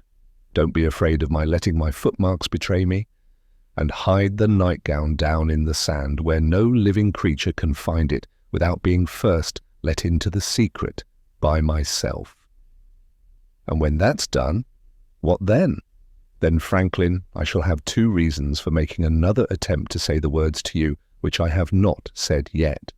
If you leave the house, as Penelope believes you will leave it, and if I haven't spoken to you before that, I shall lose my opportunity forever. That is one reason. Then again there is the comforting knowledge, if my speaking does make you angry, that I have got the nightgown ready to plead my cause for me as nothing else can. That is my other reason. If these two together don't harden my heart against the coldness which has hitherto frozen it up, I mean the coldness of your treatment of me, there will be the end of my efforts, and the end of my life. Yes, if I miss my next opportunity, if you are as cruel as ever, and if I feel it again as I have felt it already, goodbye to the world which has grudged me the happiness that it gives to others.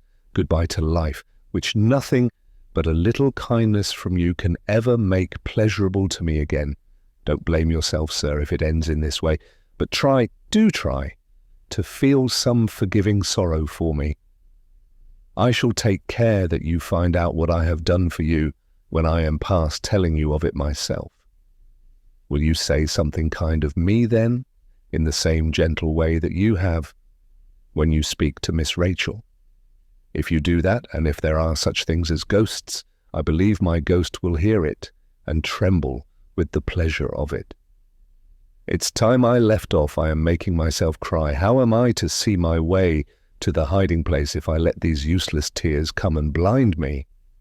Besides, why should I look at the gloomy side? Why not believe while I can that it will end well after all? I may find you in a good humour tonight, or, if not, I may succeed better tomorrow morning. I shan't improve my plain face by fretting, shall I? Who knows, but I may have filled all these weary, long pages of paper for nothing. They will go for safety's sake, never mind now for what other reason, into the hiding place along with the nightgown.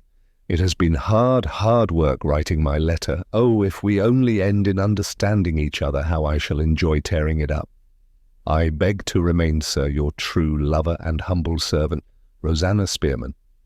The reading of the letter was completed by Betteridge in silence.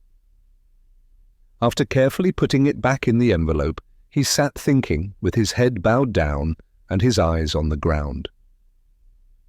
"Betteridge," I said, "is there any hint to guide me at the end of the letter?" He looked up slowly with a heavy sigh. "There is nothing to guide you, Franklin," he answered. "If you take my advice, you will keep the letter in the cover till these present anxieties of yours have come to an end. It will sorely distress you whenever you read it. Don't read it now." I put the letter away in my pocketbook. A glance back at the 16th and 17th chapters of Betteridge's narrative will show that there really was a reason for my thus sparing myself at a time when my fortitude had been already cruelly tried. Twice over, the unhappy woman had made her last attempt to speak to me, and twice over it had been my misfortune, God knows how innocently, to repel the advances she had made to me. On the Friday night, as Betteridge truly describes it, she had found me alone at the billiard table.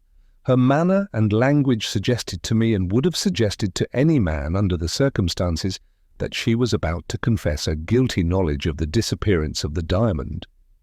For her own sake, I had purposely shown no special interest in what was coming. For her own sake, I had purposely looked at the billiard balls instead of looking at her, and what had been the result? I had sent her away from me, wounded to the heart. On the Saturday again, on the day when she must have foreseen, after what Penelope had told her, that my departure was close at hand, the same fatality still pursued us. She had once more attempted to meet me in the shrubbery walk, and she had found me there in company with Betteridge and Sergeant Cuff. In her hearing, the sergeant, with his own underhand object in view, had appealed to my interest in Rosanna Spearman.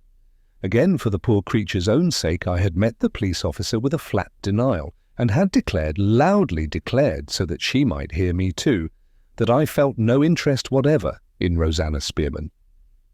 At those words, solely designed to warn her against attempting to gain my private ear, she had turned away and left the place, cautioned of her danger, as I then believed, self-doomed to destruction, as I know now. From that point, I have already traced the succession of events which led me to the astounding discovery at the quicksand. The retrospect is now complete. I may leave the miserable story of Rosanna Spearman, to which, even at this distance of time, I cannot revert without a pang of distress, to suggest for itself all that is here purposely left unsaid. I may pass from the suicide at the Shivering Sand, with its strange and terrible influence on my present position and future prospects, to interests which concern the living people of this narrative, and to events which were already paving my way for the slow and toilsome journey from the darkness to the light. 6. I walked to the railway station, accompanied, it is needless to say, by Gabriel Betteridge. I had the letter in my pocket and the nightgown safely packed in a little bag, both to be submitted before I slept that night to the investigation of Bruff. We left the house in silence. For the first time in my experience of him, I found old Betteridge in my company without a word to say to me. Having something to say on my side, I opened the conversation as soon as we were clear of the lodge gates. "Before I go to London," I began, "I have 2 questions to ask you. They relate to myself, and I believe they will rather surprise you. If they will put that poor creature's letter out of my head, Franklin, they may do anything else they like with me. Please to begin surprising me, sir, as soon as you can." My first question, Betteridge, is this. Was I drunk on the night of Rachel's birthday? "You drunk!" exclaimed the old man. "Why, it's the great defect of your character, Franklin, that you only drink with your dinner and never touch a drop of liquor afterwards." "But the birthday was a special occasion. I might have abandoned my regular habits on that night of all others." Betteridge considered for a moment. "You did go out of your habits, sir," he said, "and I'll tell you how. You looked wretchedly ill, and we persuaded you to have a drop of brandy and water to cheer you up a little." "I am not used to brandy and water. It is quite possible." "Wait a bit, Franklin. I knew you were not used, too. I poured you out half a wineglass full of our 50-year-old cognac. And, more shame for me, I drowned that noble liquor in Nye on a tumbler full of cold water. A child couldn't have got drunk on it, let alone a grown man." I knew I could depend on his memory in a matter of this kind. It was plainly impossible that I could have been intoxicated. I passed on to the second question. "Before I was sent abroad, Betteridge, you saw a great deal of me when I was a boy. Now tell me plainly, do you remember anything strange of me after I had gone to bed at night? Did you ever discover me walking in my sleep?" Betteridge stopped, looked at me for a moment, nodded his head, and walked on again. "I see your drift now, Franklin," he said. "You're trying to account for how you got the paint on your nightgown without knowing it yourself. It won't do, sir. You're miles away still from getting at the truth. Walk in your sleep. You never did such a thing in your life." Here again I felt that Betteridge must be right.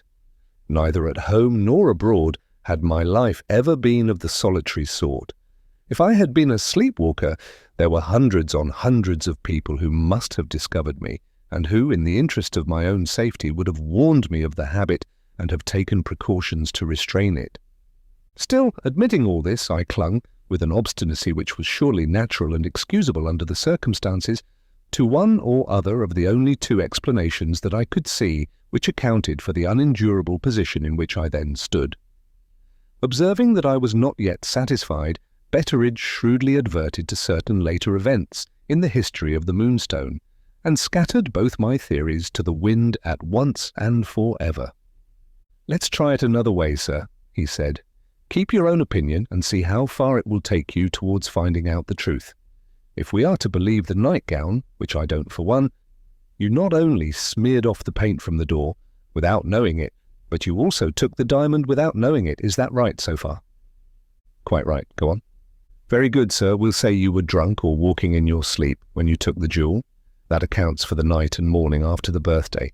But how does it account for what has happened since that time? The diamond has been taken to London since that time. The diamond has been pledged to Luca since that time. Did you do those 2 things without knowing it too? Were you drunk when I saw you off in the pony chaise on that Saturday evening? And did you walk in your sleep to Luca's when the train had brought you to your journey's end?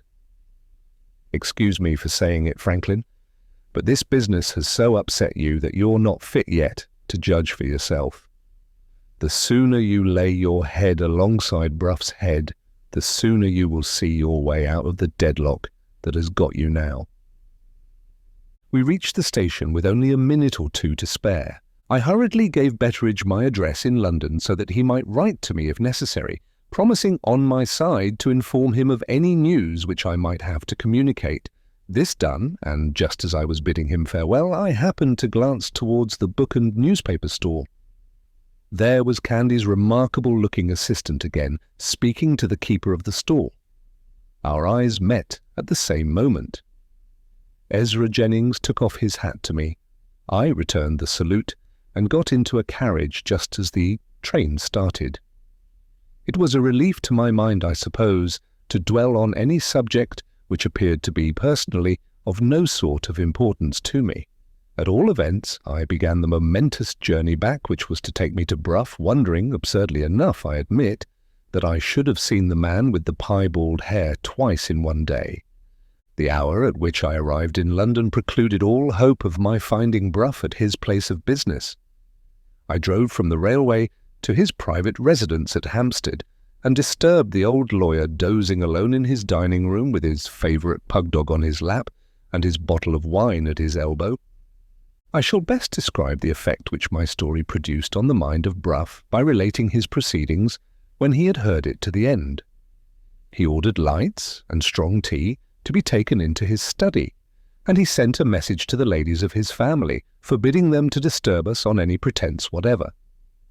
These preliminaries disposed of, he first examined the nightgown and then devoted himself to the reading of Rosanna Spearman's letter. The reading completed, Bruff addressed me for the first time since we had been shut up together in the seclusion of his own room. "Franklin Blake," said the old gentleman, "this is a very serious matter in more respects than one. In my opinion, it concerns Rachel quite as nearly as it concerns you. Her extraordinary conduct is no mystery now. She believes you have stolen the diamond." I had shrunk from reasoning my own way fairly to that revolting conclusion, but it had forced itself on me nevertheless. My resolution to obtain a personal interview with Rachel rested really and truly on the ground just stated by Bruff. "The first step to take in this investigation," the lawyer proceeded, "is to appeal to Rachel. She has been silent all this time, from motives which I, who know her character, can readily understand. It is impossible, after what has happened, to submit to that silence any longer. She must be persuaded to tell us, or she must be forced to tell us, on what grounds she bases her belief that you took the Moonstone. The chances are that the whole of this case, serious as it seems now, will tumble to pieces if we can only break through Rachel's inveterate reserve and prevail upon her to speak out." "That is a very comforting opinion for me," I said. "I own I should like to know." "You would like to know how I can justify it," interposed Bruff. "I can tell you in 2 minutes. Understand, in the first place, that I look at this matter from a lawyer's point of view. It's a question of evidence with me. Very well. The evidence breaks down at the outset on one important point." "On what point?" "You shall hear. I admit that the mark of the name proves the nightgown to be yours.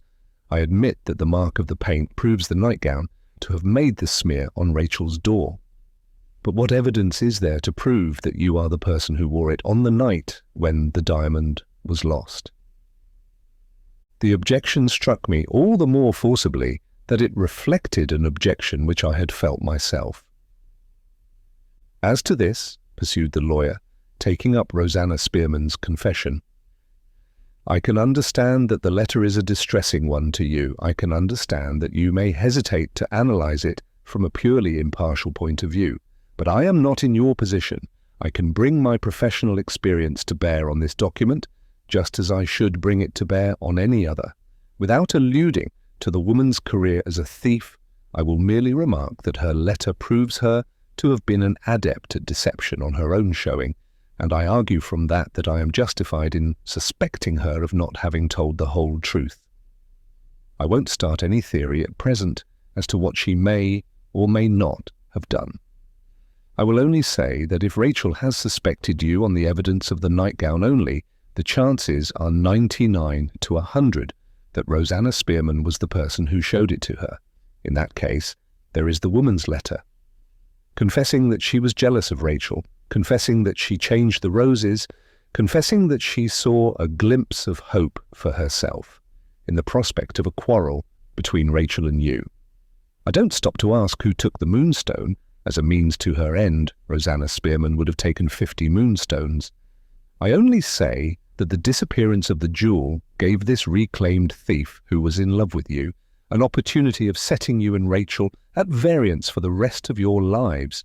She had not decided on destroying herself then, remember, and, having the opportunity, I distinctly assert that it was in her character and in her position at the time to take it. What do you say to that?" "Some such suspicion," I answered, "crossed my own mind as soon as I opened the letter. Exactly, and when you had read the letter, you pitied the poor creature and couldn't find it in your heart to suspect her. Does you credit, my dear sir? Does you credit? But suppose it turns out that I did wear the nightgown, what then? I don't see how the fact can be proved, said Bruff. But assuming the proof to be possible, the vindication of your innocence would be no easy matter. We won't go into that now. Let us wait and see whether Rachel hasn't suspected you on the evidence of the nightgown only. Good God, how coolly you talk of Rachel suspecting me, I broke out. What right has she to suspect me on any evidence of being a thief? A very sensible question, my dear sir, rather hotly put, but well worth considering for all that. What puzzles you puzzles me too. Search your memory and tell me this. Did anything happen while you were staying at the house? Not, of course, to shake Rachel's belief in your honour, but let us say to shake her belief, no matter with how little reason, in your principles generally. I started in ungovernable agitation to my feet. The lawyer's question reminded me, for the first time since I had left England, that something had happened. In the 8th chapter of Betteridge's narrative, an allusion will be found to the arrival of a foreigner and a stranger at my aunt's house who came to see me on business. The nature of his business was this. I had been foolish enough, being, as usual, straitened for money at the time, to accept a loan from the keeper of a small restaurant in Paris, to whom I was well known as a customer. A time was settled between us for paying the money back, and when the time came, I found it, as thousands of other honest men have found it, impossible to keep my engagement. I sent the man a bill. My name was unfortunately too well known on such documents. He failed to negotiate it. His affairs had fallen into disorder in the interval since I had borrowed of him. Bankruptcy stared him in the face, and a relative of his, a French lawyer, came to England to find me and to insist upon the payment of my debt. He was a man of violent temper, and he took the wrong way with me. High words passed on both sides, and my aunt and Rachel were unfortunately in the next room and heard us. Lady Verinder came in and insisted on knowing what was the matter. The Frenchman produced his credentials and declared me to be responsible for the ruin of a poor man who had trusted in my honour. My aunt instantly paid him the money and sent him off. She knew me better, of course, than to take the Frenchman's view of the transaction.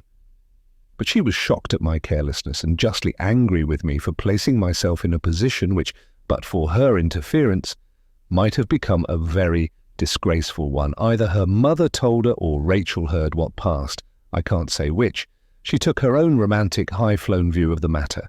I was heartless, I was dishonourable, I had no principle, there was no knowing what I might do next.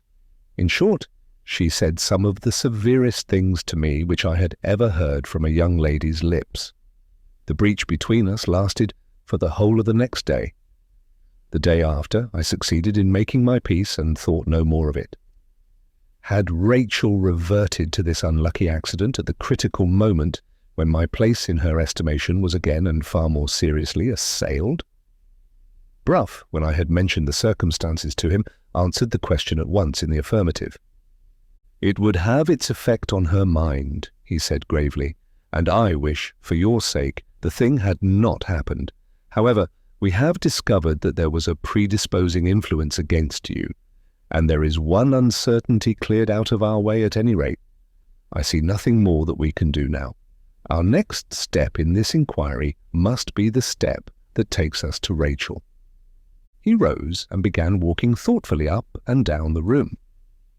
Twice I was on the point of telling him that I had determined on seeing Rachel personally, and twice, having regard to his age and his character, I hesitated to take him by surprise at an unfavourable moment. "The grand difficulty is," he resumed, "how to make her show her whole mind in this matter without reserve. Have you any suggestions to offer?" "I have made up my mind, Bruff, to speak to Rachel myself." "You?" He suddenly stopped in his walk and looked at me as if he thought I had taken leave of my senses. "You, of all the people in the world." He abruptly checked himself and took another turn in the room. "Wait a little," he said. "In cases of this extraordinary kind, the rash way is sometimes the best way." He considered the question for a moment or two under that new light and ended boldly by a decision in my favour. "Nothing venture, nothing have," the old gentleman resumed. "You have a chance in your favour which I don't possess, and you shall be the first to try the experiment." "A chance in my favour?" I repeated in the greatest surprise. Bruff's face softened for the first time into a smile. "This is how it stands," he said. "I tell you fairly, I don't trust your discretion and I don't trust your temper, but I do trust in Rachel's still preserving, in some remote little corner of her heart, a certain perverse weakness for you. Touch that, and trust to the consequences for the fullest disclosures that can flow from a woman's lips. The question is, how are you to see her?" "She has been a guest of yours at this house," I answered. "May I venture to suggest, if nothing was said about me beforehand, that I might see her here?" "Cool," said Bruff. With that one word of comment on the reply that I had made to him, he took another turn up and down the room. "In plain English," he said, "my house is to be turned into a trap to catch Rachel, with a bait to tempt her in the shape of an invitation from my wife and daughters. If you were anybody else but Franklin Blake, and if this matter was one atom less serious than it really is, I should refuse point blank. As things are, I firmly believe Rachel will live to thank me for turning traitor to her in my old age. Consider me your accomplice. Rachel shall be asked to spend the day here, and you shall receive due notice of it." "When? Tomorrow?" "Tomorrow won't give us time enough to get her answer, say the day after." "How shall I hear from you?" "Stay at home all the morning and expect me to call on you." I thanked him for the inestimable assistance which he was rendering to me, with the gratitude that I really felt, and, declining a hospitable invitation to sleep that night at Hampstead, returned to my lodgings in London. Of the day that followed, I have only to say that it was the longest day of my life.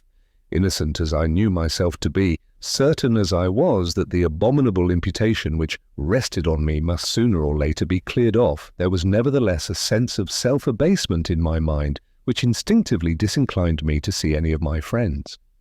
We often hear, almost invariably however, from superficial observers, that guilt can look like innocence. I believe it to be infinitely the truer axiom of the two, that innocence can look like guilt. I caused myself to be denied all day to every visitor who called, and I only ventured out under cover of the night. The next morning, Bruff surprised me at the breakfast table. He handed me a large key and announced that he felt ashamed of himself for the first time in his life. "Is she coming?" "She is coming today, to lunch and spend the afternoon with my wife and my girls." "Are Bruff and your daughters in the secret?" "Inevitably. But women, as you may have observed, have no principles. My family don't feel my pangs of conscience, the end being to bring you and Rachel together again. My wife and daughters pass over the means employed to gain it as composedly as if they were Jesuits." "I am infinitely obliged to them. What is this key?" "The key of the gate in my back garden wall. Be there at 3 this afternoon. Let yourself into the garden and make your way in by the conservatory door. Cross the small drawing-room and open the door in front of you which leads into the music-room. There you will find Rachel and find her alone." "How can I thank you?" "I will tell you how. Don't blame me for what happens afterwards."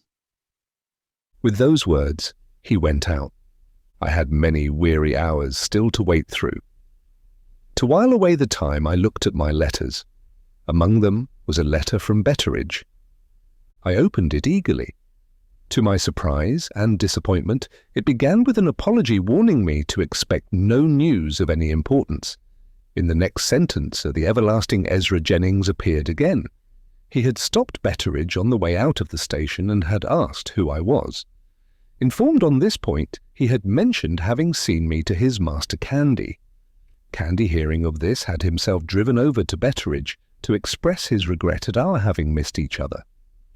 He had a reason for wishing particularly to speak to me, and when I was next in the neighbourhood of Frizinghall, he begged I would let him know. Apart from a few characteristic utterances of the Betteridge philosophy, This was the sum and substance of my correspondence letter. The warm-hearted, faithful old man acknowledged that he had written mainly for the pleasure of writing to me. I crumpled up the letter in my pocket and forgot it the moment after, in the all-absorbing interest of my coming interview with Rachel. As the clock of Hampstead Church struck 3, I put Bruff's key into the lock of the door in the wall. When I first stepped into the garden, and while I was securing the door again on the inner side, I own to having felt a certain guilty doubtfulness about what might happen next. I looked furtively on either side of me, suspicious of the presence of some unexpected witness in some unknown corner of the garden. Nothing appeared to justify my apprehensions. The walks were, one and all, solitudes, and the birds and the bees were the only witnesses. I passed through the garden, entered the conservatory, and crossed the small drawing-room. As I laid my hand on the door opposite, I heard a few plaintive chords struck on the piano in the room within. She had often idled over the instrument in this way when I was staying at her mother's house. I was obliged to wait a little to steady myself. The past and present rose side by side at that supreme moment, and the contrast shook me. After the lapse of a minute, I roused my manhood and opened the door. 7.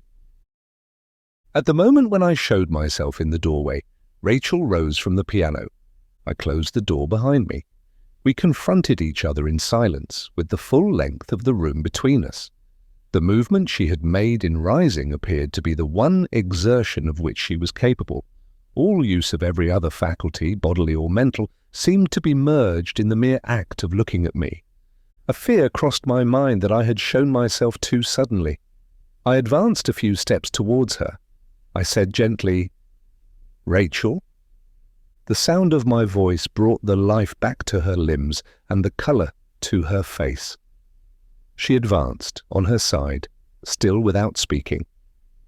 Slowly, as if acting under some influence independent of her own will, she came nearer and nearer to me, the warm, dusky colour flushing her cheeks, the light of reviving intelligence brightening every instant in her eyes. I forgot the object that had brought me into her presence. I forgot the vile suspicion that rested on my good name. I forgot every consideration, past, present, and future, which I was bound to remember. I saw nothing but the woman I loved coming nearer and nearer to me. She trembled. She stood irresolute. I could resist it no longer. I caught her in my arms and covered her face with kisses. There was a moment when I thought the kisses were returned, a moment when it seemed as if she, too, might have forgotten. Almost before the idea could shape itself in my mind, her first voluntary action made me feel that she remembered. With a cry which was like a cry of horror, with a strength which I doubt if I could have resisted if I had tried, she thrust me back from her. I saw merciless anger in her eyes. I saw merciless contempt on her lips. She looked me over from head to foot as she might have looked at a stranger who had insulted her. "You coward," she said. "You mean miserable, heartless coward." Those were her first words. The most unendurable reproach that a woman can address to a man was the reproach that she picked out to address to me. "I remember the time, Rachel," I said, "when you could have told me that I had offended you in a worthier way than that. I beg your pardon." Something of the bitterness that I felt may have communicated itself to my voice. At the first words of my reply, her eyes, which had been turned away the moment before, looked back at me unwillingly. She answered in a low tone with a sullen submission of manner which was quite new in my experience of her. "Perhaps there is some excuse for me," she said. "After what you have done, is it a manly action on your part to find your way to me as you have found it today? It seems a cowardly experiment to try and experiment on my weakness for you. It seems a cowardly surprise to surprise me into letting you kiss me. But that is only a woman's view. I ought to have known it couldn't be your view. I should have done better if I had controlled myself and said nothing." The apology was more unendurable than the insult. The most degraded man living would have felt humiliated by it. If my honor was not in your hands, I said, I would leave you this instant and never see you again. You have spoken of what I have done. What have I done? What have you done? You ask that question of me. I ask it. I have kept your infamy a secret, she answered, and I have suffered the consequences of concealing it. Have I no claim to be spared the insult of your asking me what you have done? Is all sense of gratitude dead in you? You were once a gentleman. You were once dear to my mother and dearer still to me. Her voice failed her. She dropped into a chair and turned her back on me and covered her face with her hands. I waited a little before I trusted myself to say any more. In that moment of silence, I hardly know which I felt most keenly, the sting which her contempt had planted in me, or the proud resolution which shut me out from all community with her distress. If you will not speak first, I said, I have come here with something serious to say to you. Will you do me the common justice of listening while I say it? She neither moved nor answered. I made no second appeal to her. I never advanced an inch nearer to her chair. With a pride which was as obstinate as her pride, I told her of my discovery at the Shivering Sand and of all that had led to it. The narrative of necessity occupied some little time. From beginning to end, she never looked round at me, and she never uttered a word. I kept my temper. My whole future depended, in all probability, on my not losing possession of myself at that moment. The time had come to put Bruff's theory to the test. In the breathless interest of trying that experiment, I moved round so as to place myself in front of her. I have a question to ask you, I said. It obliges me to refer again to a painful subject. Did Rosanna Spearman show you the nightgown? Yes or no? She started to her feet and walked close up to me of her own accord. Her eyes looked me searchingly in the face, as if to read something there which they had never read yet. Are you mad? She asked. I still restrained myself. I said quietly, Rachel, will you answer my question? She went on without heeding me. Have you some object to gain which I don't understand? Some mean fear about the future in which I am concerned?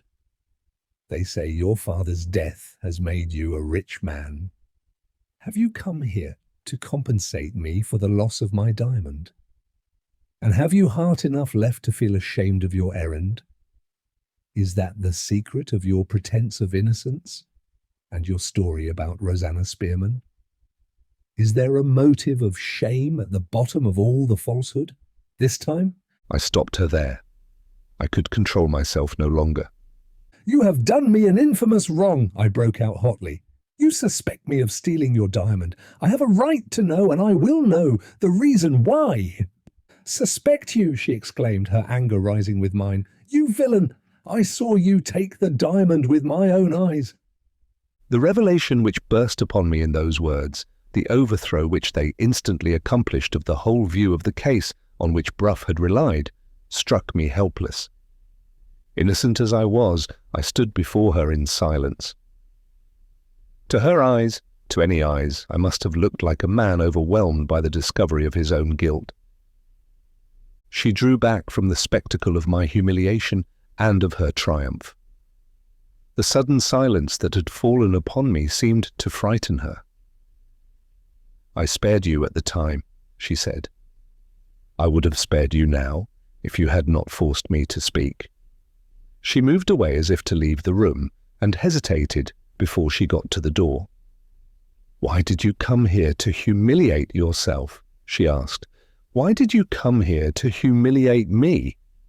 She went on a few steps and paused once more. For God's sake, say something, she exclaimed passionately. If you have any mercy left, don't let me degrade myself in this way. Say something and drive me out of the room. I advanced towards her, hardly conscious of what I was doing. I had possibly some confused idea of detaining her until she had told me more. From the moment when I knew that the evidence on which I stood, condemned in Rachel's mind, was the evidence of her own eyes, nothing, not even my conviction of my own innocence, was clear to my mind. I took her by the hand I tried to speak firmly and to the purpose. All I could say was, "Rachel, you once loved me." She shuddered and looked away from me. Her hand lay powerless and trembling in mine. "Let go of it," she said faintly. My touch seemed to have the same effect on her which the sound of my voice had produced when I first entered the room. After she had said the word which called me a coward, after she had made the avowal which branded me as a thief, while her hand lay in mine, I was her master still. I drew her gently back into the middle of the room. I seated her by the side of me. "Rachel," I said, "I can't explain the contradiction in what I am going to tell you. I can only speak the truth, as you have spoken it. You saw me, with your own eyes, you saw me take the diamond. Before God who hears us, I declare that I now know I took it for the first time. Do you doubt me still?" She had neither heeded nor heard me. "Let go of my hand," she repeated faintly. That was her only answer. Her head sank on my shoulder, and her hand unconsciously closed on mine. At the moment when she asked me to release it, I refrained from pressing the question, but there my forbearance stopped. My chance of ever holding up my head again among honest men depended on my chance of inducing her to make her disclosure complete.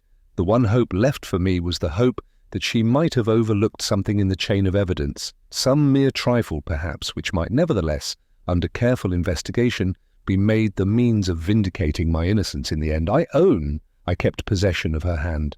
I own I spoke to her with all that I could summon back of the sympathy and confidence of the bygone time. "I want to ask you something," I said. "I want you to tell me everything that happened, from the time when we wished each other good night to the time when you saw me take the diamond." She lifted her head from my shoulder and made an effort to release her hand. "Oh, why go back to it?" she said. "Why go back to it?" "I will tell you why, Rachel. You are the victim, and I am the victim, of some monstrous delusion which has worn the mask of truth. If we look at what happened on the night of your birthday together, we may end in understanding each other yet." Her head dropped back on my shoulder. The tears gathered in her eyes and fell slowly over her cheeks. "Oh," she said, "have I never had that hope? Have I not tried to see it, as you are trying now?" "You have tried by yourself," I answered.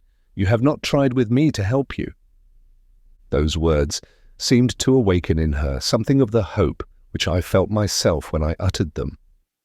She replied to my questions with more than docility. She exerted her intelligence. She willingly opened her whole mind to me. "Let us begin," I said, "with what happened after we had wished each other good night. Did you go to bed or did you sit up?" "I went to bed." "Did you notice the time? Was it late?" "Not very. About 12 o'clock, I think." "Did you fall asleep?" "No, I couldn't sleep that night." "You were restless?" "I was thinking of you." The answer almost unmanned me. Something in the tone, even more than in the words, went straight to my heart. It was only after pausing a little first that I was able to go on. "Had you any light in your room?" I asked. "None, until I got up again and lit my candle." "How long was that after you had gone to bed?" "About an hour after, I think. About 1 o'clock." "Did you leave your bedroom?" "I was going to leave it. I had put on my dressing gown, and I was going into my sitting room to get a book." "Had you opened your bedroom door?" "I had just opened it." "But you had not gone into the sitting room?" "No, I was stopped from going into it." "What stopped you?" "I saw a light under the door, and I heard footsteps approaching it." "Were you frightened?" "Not then. I knew my poor mother was a bad sleeper. And I remembered that she had tried hard that evening to persuade me to let her take charge of my diamond. She was unreasonably anxious about it, as I thought, and I fancied she was coming to me to see if I was in bed and to speak to me about the diamond again, if she found that I was up." "What did you do?" I blew out my candle so that she might think I was in bed. I was unreasonable on my side. I was determined to keep my diamond in the place of my own choosing. After blowing out the candle, did you go back to bed? I had no time to go back. At the moment when I blew the candle out, the sitting room door opened and I saw. You saw? You? Dressed as usual? No. In my nightgown? In your nightgown with your bedroom candle in your hand. Alone? Alone? Could you see my face? Yes, plainly. Quite plainly. The candle in your hand showed it to me. Were my eyes open? Yes. Did you notice anything strange in them? Anything like a fixed, vacant expression? Nothing of the sort. Your eyes were bright, brighter than usual. You looked about in the room as if you knew you were where you ought not to be, and as if you were afraid of being found out. Did you observe one thing when I came into the room? Did you observe how I walked? You walked as you always do. You came in as far as the middle of the room, and then you stopped and looked about you. What did you do on first seeing me? I could do nothing. I was petrified. I couldn't speak. I couldn't call out. I couldn't even move to shut my door. Could I see you where you stood? You might certainly have seen me. But you never looked towards me. It's useless to ask the question. I'm sure you never saw me. How are you sure? Would you have taken the diamond? Would you have acted as you did afterwards? Would you be here now if you had seen that I was awake and looking at you? Don't make me talk of that part of it. I want to answer you quietly. Help me to keep as calm as I can. Go on to something else. She was right, in every way right. I went on to other things. What did I do after I had got to the middle of the room and had stopped there? You turned away and went straight to the corner near the window, where my Indian cabinet stands. When I was at the cabinet, my back must have been turned towards you. How did you see what I was doing? When you moved, I moved, so as to see what I was about with my hands. There are 3 glasses in my sitting room. As you stood there, I saw all that you did, reflected in one of them. What did you see? You put your candle on the top of the cabinet. You opened and shut, one drawer after another, until you came to the drawer in which I had put my diamond. You looked at the open drawer for a moment, and then you put your hand in and took the diamond out. How do you know I took the diamond out? I saw your hand go into the drawer, and I saw the gleam of the stone between your finger and thumb when you took your hand out. Did my hand approach the drawer again, to close it, for instance? No. You had the diamond in your right hand, and you took the candle from the top of the cabinet with your left hand. Did I look about me again after that? No. Did I leave the room immediately? No. You stood quite still for what seemed a long time. I saw your face sideways in the glass. You looked like a man thinking and dissatisfied with his own thoughts. What happened next? You roused yourself on a sudden and you went straight out of the room. Did I close the door after me? No, you passed out quickly into the passage and left the door open. And then? Then your light disappeared and the sound of your steps died away and I was left alone in the dark. Did nothing happen from that time to the time when the whole house knew that the diamond was lost? Nothing. Are you sure of that? Might you not have been asleep a part of the time?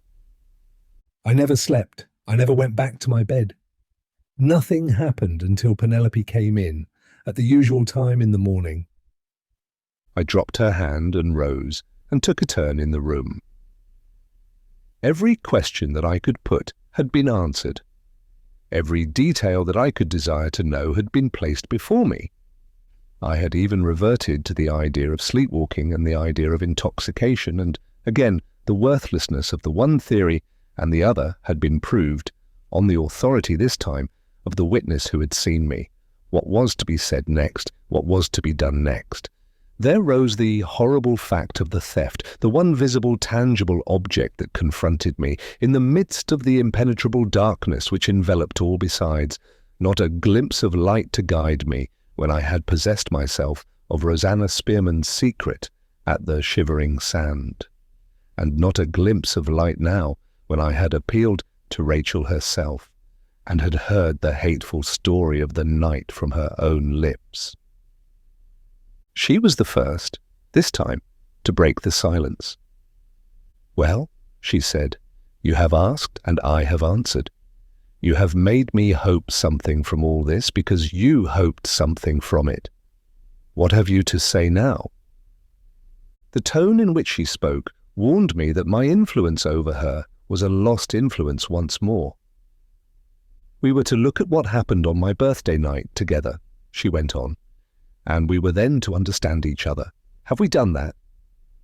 She waited pitilessly for my reply. In answering her, I committed a fatal error. I let the exasperating helplessness of my situation get the better of my self-control. Rashly and uselessly, I reproached her for the silence which had kept me until that moment in ignorance of the truth. "If you had spoken when you ought to have spoken," I began, "if you had done me the common justice to explain yourself." She broke in on me with a cry of fury. The few words I had said seemed to have lashed her on the instant into a frenzy of rage. "Explain myself," she repeated. "Oh, is there another man like this in the world? I spare him. When my heart is breaking, I screen him when my own character is at stake. And he, of all human beings, he turns on me now and tells me that I ought to have explained myself. After believing in him as I did, after loving him as I did, after thinking of him by day and dreaming of him by night, he wonders I didn't charge him with his disgrace the first time we met. My heart's darling, you are a thief, my hero whom I love and honor.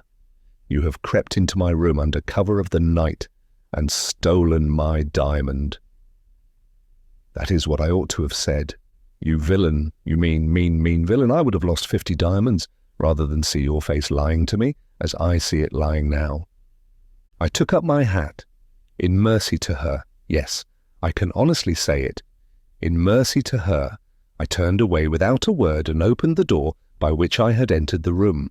She followed and snatched the door out of my hand. She closed it and pointed back to the place that I had left. "No," she said, "not yet. It seems that I owe a justification of my conduct to you. You shall stay and hear it, or you shall stoop to the lowest infamy of all and force your way out." It wrung my heart to see her. It wrung my heart to hear her. I answered by a sign, it was all I could do, that I submitted myself to her will. The crimson flush of anger began to fade out of her face as I went back and took my chair in silence. She waited a little and steadied herself. When she went on, but one sign of feeling was discernible in her. She spoke without looking at me. Her hands were fast clasped in her lap, and her eyes were fixed on the ground. "I ought to have done you the common justice to explain myself," she said, repeating my own words. "You shall see whether I did try to do you justice or not. I told you just now that I never slept and never returned to my bed after you had left my sitting room. It's useless to trouble you by dwelling on what I thought. You would not understand my thoughts. I will only tell you what I did when time enough had passed to help me to recover myself. I refrained from alarming the house and telling everybody what had happened, as I ought to have done. In spite of what I had seen, I was fond enough of you to believe, no matter what, any impossibility, rather than admit it to my own mind that you were deliberately a thief. I thought, and I ended in writing to you. I never received the letter. I know you never received it. Wait a little, and you shall hear why. My letter would have told you nothing openly. It would not have ruined you for life if it had fallen into some other person's hands. It would only have said, in a manner which you yourself could not possibly have mistaken, that I had reason to know you were in debt, and that it was in my experience, and in my mother's experience of you, that you were not very discreet or very scrupulous about how you got money when you wanted it. You would have remembered the visit of the French lawyer, and you would have known what I referred to. If you had read on with some interest after that, you would have come to an offer I had to make to you. The offer privately, not a word, mind, to be said openly about it between us, of the loan of as large a sum of money as I could get. And I would have got it, she exclaimed, her colour beginning to rise again, and her eyes looking up at me once more. I would have pledged the diamond myself if I could have got the money in no other way. In those words I wrote to you. Wait, I did more than that. I arranged with Penelope to give you the letter when nobody was near. I planned to shut myself into my bedroom and to have the sitting room left open and empty all the morning. And I hoped, with all my heart and soul, I hoped that you would take the opportunity and put the diamond back secretly in the drawer. I attempted to speak. She lifted her hand impatiently and stopped me. In the rapid alternations of her temper, her anger was beginning to rise again. She got up from her chair and approached me. I know what you are going to say, she went on. You are going to remind me again that you never received my letter. I can tell you why. I tore it up. For what reason, I asked. For the best of reasons, I preferred tearing it up to throwing it away upon such a man as you. What was the first news that reached me in the morning? Just as my little plan was complete, what did I hear? I heard that you were the foremost person in the house in fetching the police. You were the active man, you were the leader, you were working harder than any of them to recover the jewel. You even carried your audacity far enough to ask to speak to me about the loss of the diamond which you yourself had stolen, the diamond which was all the time in your own hands. After that proof of your horrible falseness and cunning, I tore up my letter. But even then, even when I was maddened by the searching and questioning of the policeman whom you had sent in, even then there was some infatuation in my mind which wouldn't let me give you up. I said to myself, he has played his vile farce before everybody else in the house. Let me try if he can play it before me. Somebody told me you were on the terrace. I went down to the terrace. I forced myself to look at you. I forced myself to speak to you. Have you forgotten what I said? I might have answered that I remembered every word of it, but what purpose at that moment would the answer have served? How could I tell her that what she had said had astonished me, had distressed me, had suggested to me that she was in a state of dangerous, nervous excitement, had even roused a moment's doubt in my mind whether the loss of the jewel was as much a mystery to her as to the rest of us, but had never once given me so much as a glimpse at the truth. Without the shadow of a proof to produce in vindication of my innocence, how could I persuade her that I knew no more than the veriest stranger could have known of what was really in her thoughts when she spoke to me on the terrace? It may suit your convenience to forget. It suits my convenience to remember, she went on. I know what I said, for I considered it with myself before I said it. I gave you one opportunity after another of owning the truth. I left nothing unsaid that I could say, short of actually telling you that I knew you had committed the theft. And all the return you made was to look at me with your vile pretense of astonishment and your false face of innocence? Just as you have looked at me today, just as you are looking at me now. I left you that morning, knowing you at last for what you were, for what you are, as base a wretch as ever walked the earth. If you had spoken out at the time, you might have left me, Rachel, knowing that you had cruelly wronged an innocent man. If I had spoken out before other people, she retorted, with another burst of indignation, you would have been disgraced for life. If I had spoken out to no ears but yours, you would have denied it, as you are denying it now. Do you think I should have believed you? Would a man hesitate at a lie who had done what I saw you do, who had behaved about it afterwards as I saw you behave? I tell you again, I shrank from the horror of hearing you lie, after the horror of seeing you thieve. You talk as if this was a misunderstanding which a few words might have set right. Well, the misunderstanding is at an end. Is the thing set right? No. The thing is just where it was. I don't believe you now. I don't believe you found the nightgown. I don't believe in Rosanna Spearman's letter. I don't believe a word you have said. You stole it. I saw you. You affected to help the police. I saw you. You pledged the diamond to the moneylender in London. I am sure of it. You cast the suspicion of your disgrace, thanks to my base silence, on an innocent man. You fled to the continent with your plunder the next morning. After all that vileness, there was but one thing more you could do. You could come here with a last falsehood on your lips. You could come here and tell me that I have wronged you. If I had stayed a moment more, I know not what words might have escaped me which I should have remembered with vain repentance and regret. I passed by her and opened the door for the second time. For the second time, with the frantic perversity of a roused woman, she caught me by the arm and barred my way out. "Let me go, Rachel," I said. "It will be better for both of us. Let me go." The hysterical passion swelled in her bosom. Her quickened, convulsive breathing almost beat on my face as she held me back at the door. "Why did you come here?" she persisted desperately. "I ask you again, why did you come here? Are you afraid I shall expose you? Now you are a rich man. Now you have got a place in the world. Now you may marry the best lady in the land. Are you afraid I shall say the words which I have never said yet to anybody but you? I can't say the words. I can't expose you. I am worse, if worse can be, than you are yourself." Sobs and tears burst from her. She struggled with them fiercely. She held me more and more firmly. "I can't tear you out of my heart," she said, "even now. You may trust in the shameful, shameful weakness which can only struggle against you in this way." She suddenly let go of me. She threw up her hands and wrung them frantically in the air.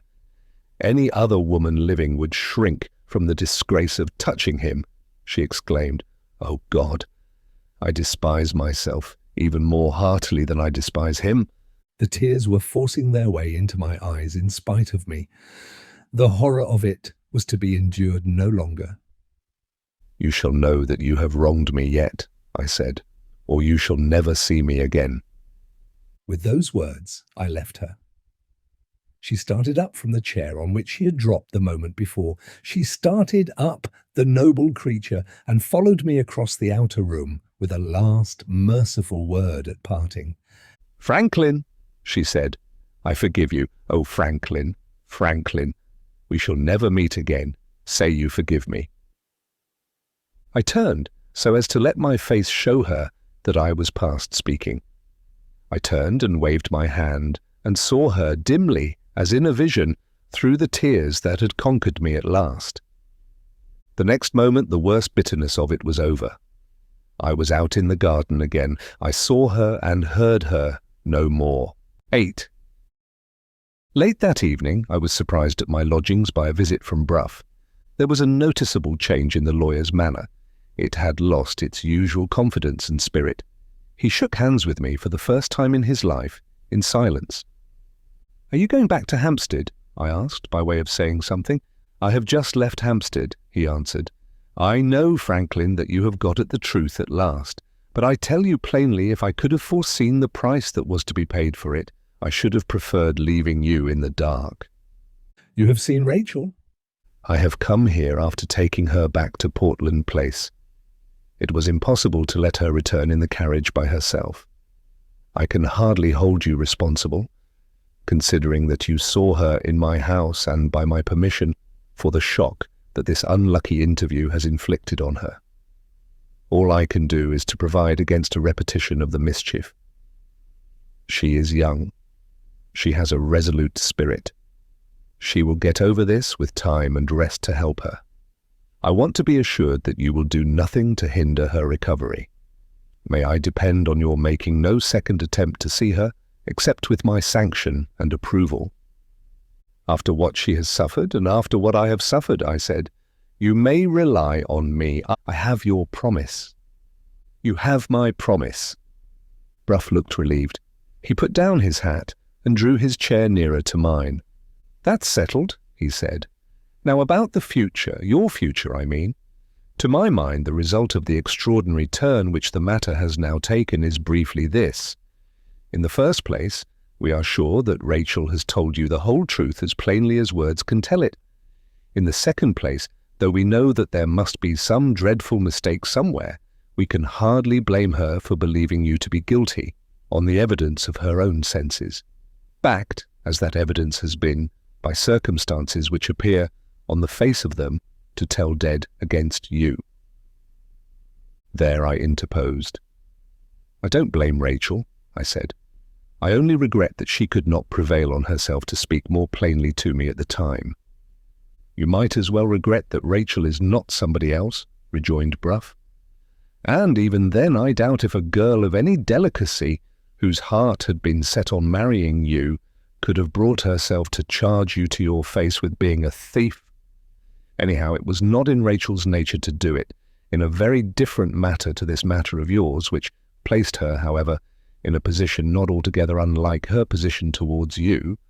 I happen to know that she was influenced by a similar motive to the motive which actuated her conduct in your case. Besides, as she told me herself, on our way to town this evening, if she had spoken plainly, she would no more have believed your denial then than she believes it now. What answer can you make to that? There is no answer to be made to it. Come, Franklin. My view of the case has been proved to be all wrong, I admit, but as things are now, my advice may be worth having for all that. I tell you plainly, we shall be wasting our time and cudgelling our brains to no purpose.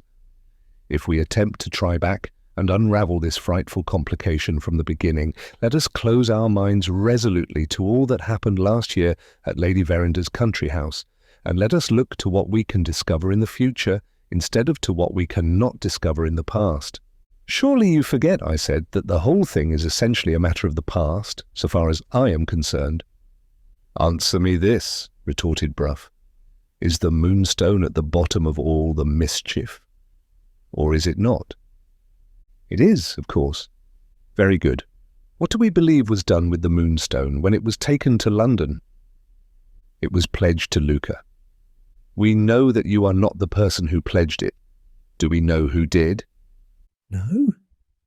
Where do we believe the Moonstone to be now? Deposited in the keeping of Luca's bankers.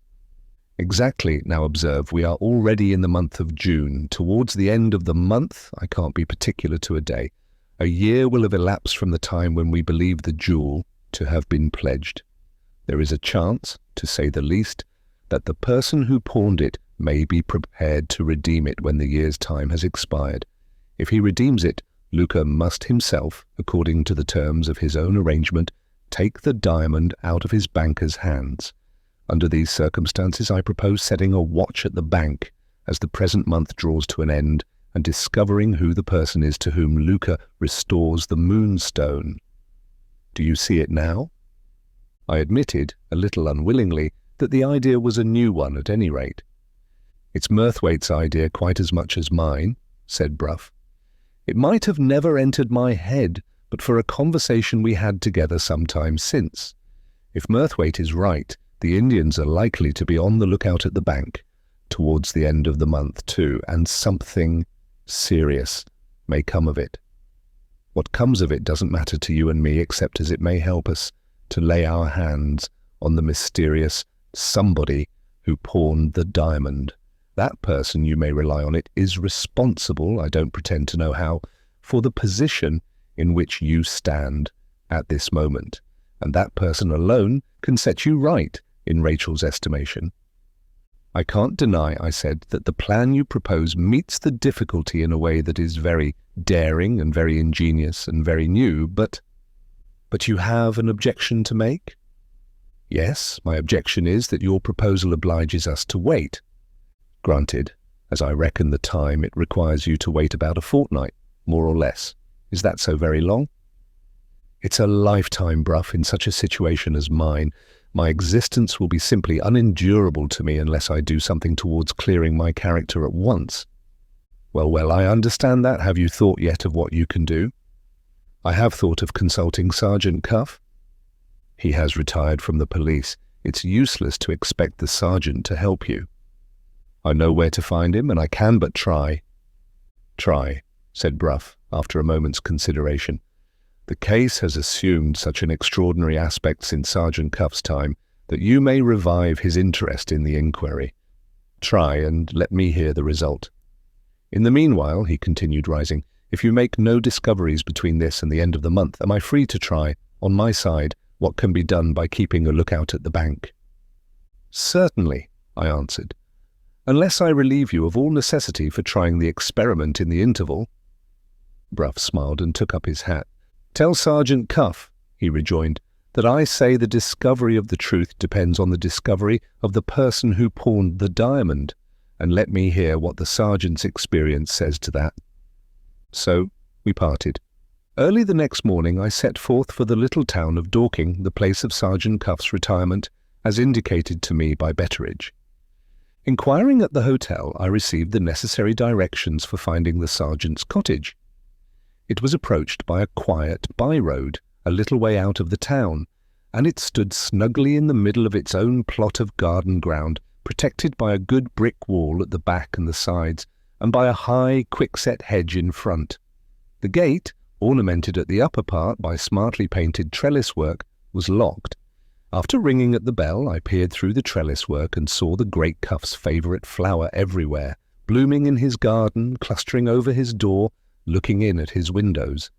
Far from the crimes and the mysteries of the great city, the illustrious thief-taker was placidly living out the last sybarite years of his life, smothered in roses. A decent elderly woman opened the gate to me and at once annihilated all the hopes I had built on securing the assistance of Sergeant Cuff. He had started only the day before on a journey to Ireland. "Has he gone there on business?" I asked. The woman smiled. "He has only one business now, sir," she said, "and that's roses.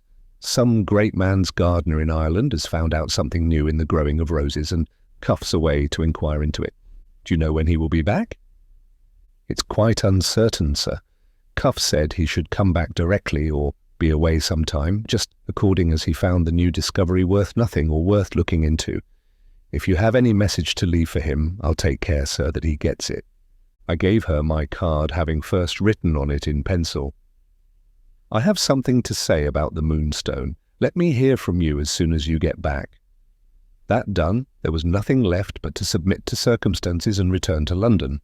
In the irritable condition of my mind, at the time of which I am now writing, the abortive result of my journey to the sergeant's cottage simply aggravated the restless impulse in me to be doing something. On the day of my return from Dorking, I determined that the next morning should find me bent on a new effort at forcing my way through all obstacles, from the darkness to the light. What form was my next experiment to take? If the excellent Betteridge had been present while I was considering that question, and if he had been let into the secret of my thoughts, he would, no doubt, have declared that the German side of me was, on this occasion, my uppermost side. To speak seriously, it is perhaps possible that my German training was in some degree responsible for the labyrinth of useless speculations in which I now involved myself. For the greater part of the night, I sat smoking and building up theories, one more profoundly improbable than another. When I did get to sleep, my waking fancies pursued me in dreams. I rose the next morning with objective subjective and subjective objective inextricably entangled together in my mind, and I began the day which was to witness my next effort at practical action of some kind, by doubting whether I had any sort of right, on purely philosophical grounds, to consider any sort of thing, the diamond included, as existing at all. How long I might have remained lost in the mist of my own metaphysics, if I had been left to extricate myself, it is impossible for me to say. As the event proved, accident came to my rescue, and happily delivered me. I happened to wear that morning the same coat which I had worn on the day of my interview with Rachel. Searching for something else in one of the pockets, I came upon a crumpled piece of paper and, taking it out, found Betteridge's forgotten letter in my hand. It seemed hard on my good old friend to leave him without a reply. I went to my writing table and read his letter again. A letter which has nothing of the slightest importance in it is not always an easy letter to answer. Betteridge's present effort at corresponding with me came within this category. Candy's assistant, otherwise Ezra Jennings, had told his master that he had seen me, and Candy, in his turn, wanted to see me and say something to me when I was next in the neighbourhood of Frizinghall. What was to be said in answer to that which would be worth the paper it was written on? I sat idly, drawing likenesses from memory of Candy's remarkable-looking assistant on the sheet of paper which I had vowed to dedicate to Betteridge, until it suddenly occurred to me that here was the irrepressible Ezra Jennings getting in my way again. I threw a dozen portraits at least of the man with the piebald hair, the hair in every case remarkably like, into the waste-paper basket, and then and there wrote my answer to Betteridge. It was a perfectly commonplace letter, but it had one excellent effect on me. The effort of writing a few sentences in plain English completely cleared my mind of the cloudy nonsense which had filled it since the previous day. Devoting myself once more to the elucidation of the impenetrable puzzle which my own position presented to me, I now tried to meet the difficulty by investigating it from a plainly practical point of view. The events of the memorable night being still unintelligible to me, I looked a little farther back and searched my memory of the earlier hours of the birthday for any incident which might prove of some assistance to me in finding the clue. Had anything happened while Rachel and I were finishing the painted door? Or later when I rode over to Frizinghall? Or afterwards when I went back with Godfrey Ablewhite and his sisters? Or later again when I put the Moonstone into Rachel's hands? Or later still when the company came and we all assembled round the dinner table? My memory disposed of that string of questions readily enough until I came to the last. Looking back at the social event of the birthday dinner, I found myself brought to a standstill at the outset of the inquiry. I was not even capable of accurately remembering the number of the guests who had sat at the same table with me. To feel myself completely at fault here, and to conclude thereupon that the incidents of the dinner might especially repay the trouble of investigating them, formed parts of the same mental process in my case. I believe other people in a similar situation would have reasoned as I did. When the pursuit of our own interests causes us to become objects of inquiry to ourselves, we are naturally suspicious of what we don't know. Once in possession of the names of the persons who had been present at the dinner, I resolved, as a means of enriching the deficient resources of my own memory, to appeal to the memory of the rest of the guests, to write down all that they could recollect of the social events of the birthday, and to test the result thus obtained by the light of what had happened afterwards when the company had left the house. This last and newest of my many contemplated experiments in the art of inquiry, which Betteridge would probably have attributed to the clear-headed, or French, side of me being uppermost for the moment, may fairly claim record here, on its own merits. Unlikely as it may seem, I had now actually groped my way to the root of the matter at last. All I wanted was a hint to guide me in the right direction at starting.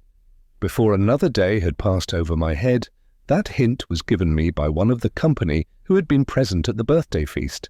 With the plan of proceeding which I now had in view, it was first necessary to possess the complete list of the guests.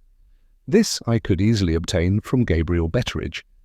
I determined to go back to Yorkshire on that day and to begin my contemplated investigation the next morning. It was just too late to start by the train which left London before noon.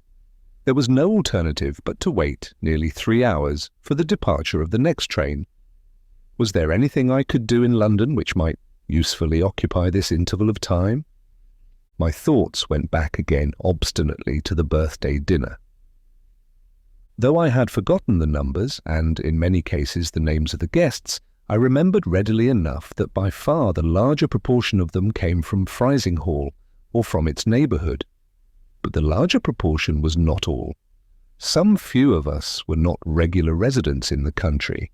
I myself was one of the few. Murthwaite was another. Godfrey Ablewhite was a third. I called to mind that business had prevented Brough from making one of the party. Had any ladies been present whose usual residence was in London? I could only remember Miss Clack as coming within this latter category. However, here were 3 of the guests, at any rate, whom it was clearly advisable for me to see before I left town. I drove off at once to Bruff's office, not knowing the addresses of the persons of whom I was in search, and thinking it probable that he might put me in the way of finding them. Bruff proved to be too busy to give me more than a minute of his valuable time. In that minute, however, he contrived to dispose, in the most discouraging manner, of all the questions I had to put to him. In the first place, he considered my newly discovered method of finding a clue to the mystery as something too purely fanciful to be seriously discussed. In the second, third, and fourth places, Murthwaite was now on his way back to the scene of his past adventures. Miss Clack had suffered losses and had settled, from motives of economy, in France. Godfrey Ablewhite might, or might not, be discoverable somewhere in London. Suppose I inquired at his club, and suppose I excused Bruff if he went back to his business and wished me good morning. The field of inquiry in London being now so narrowed as only to include the one necessity of discovering Godfrey's address, I took the lawyer's hint and drove to his club. In the hall I met with one of the members, who was an old friend of my cousin's, and who was also an acquaintance of my own. This gentleman, after enlightening me on the subject of Godfrey's address, told me of two recent events in his life, which were of some importance in themselves and which had not previously reached my ears. It appeared that Godfrey, far from being discouraged by Rachel's withdrawal from her engagement to him, had made matrimonial advances soon afterwards to another young lady reputed to be a great heiress. His suit had prospered, and his marriage had been considered as a settled and certain thing. But here again the engagement had been suddenly and unexpectedly broken off, owing, it was said, on this occasion, to a serious difference of opinion between the bridegroom and the lady's father on the question of settlements. As some compensation for this second matrimonial disaster, Godfrey had soon afterwards found himself the object of fond pecuniary remembrance on the part of one of his many admirers. A rich old lady, highly respected at the Mothers' Small Clothes Conversion Society, and a great friend of Miss Clack's, to whom she left nothing but a mourning ring, had bequeathed to the admirable and meritorious Godfrey a legacy of £5,000. After receiving this handsome addition to his own modest pecuniary resources, he had been heard to say that he felt the necessity of getting a little respite from his charitable labours, and that his doctor prescribed a run on the continent as likely to be productive of much future benefit to his health. If I wanted to see him, it would be advisable to lose no time in paying my contemplated visit. I went, then and there, to pay my visit. The same fatality which had made me just one day too late in calling on Sergeant Cuff made me again one day too late in calling on Godfrey. He had left London on the previous morning by the tidal train for Dover. He was to cross to Ostend, and his servant believed he was going on to Brussels. The time of his return was rather uncertain, but I might be sure he would be away at least 3 months. I went back to my lodgings a little depressed in spirits.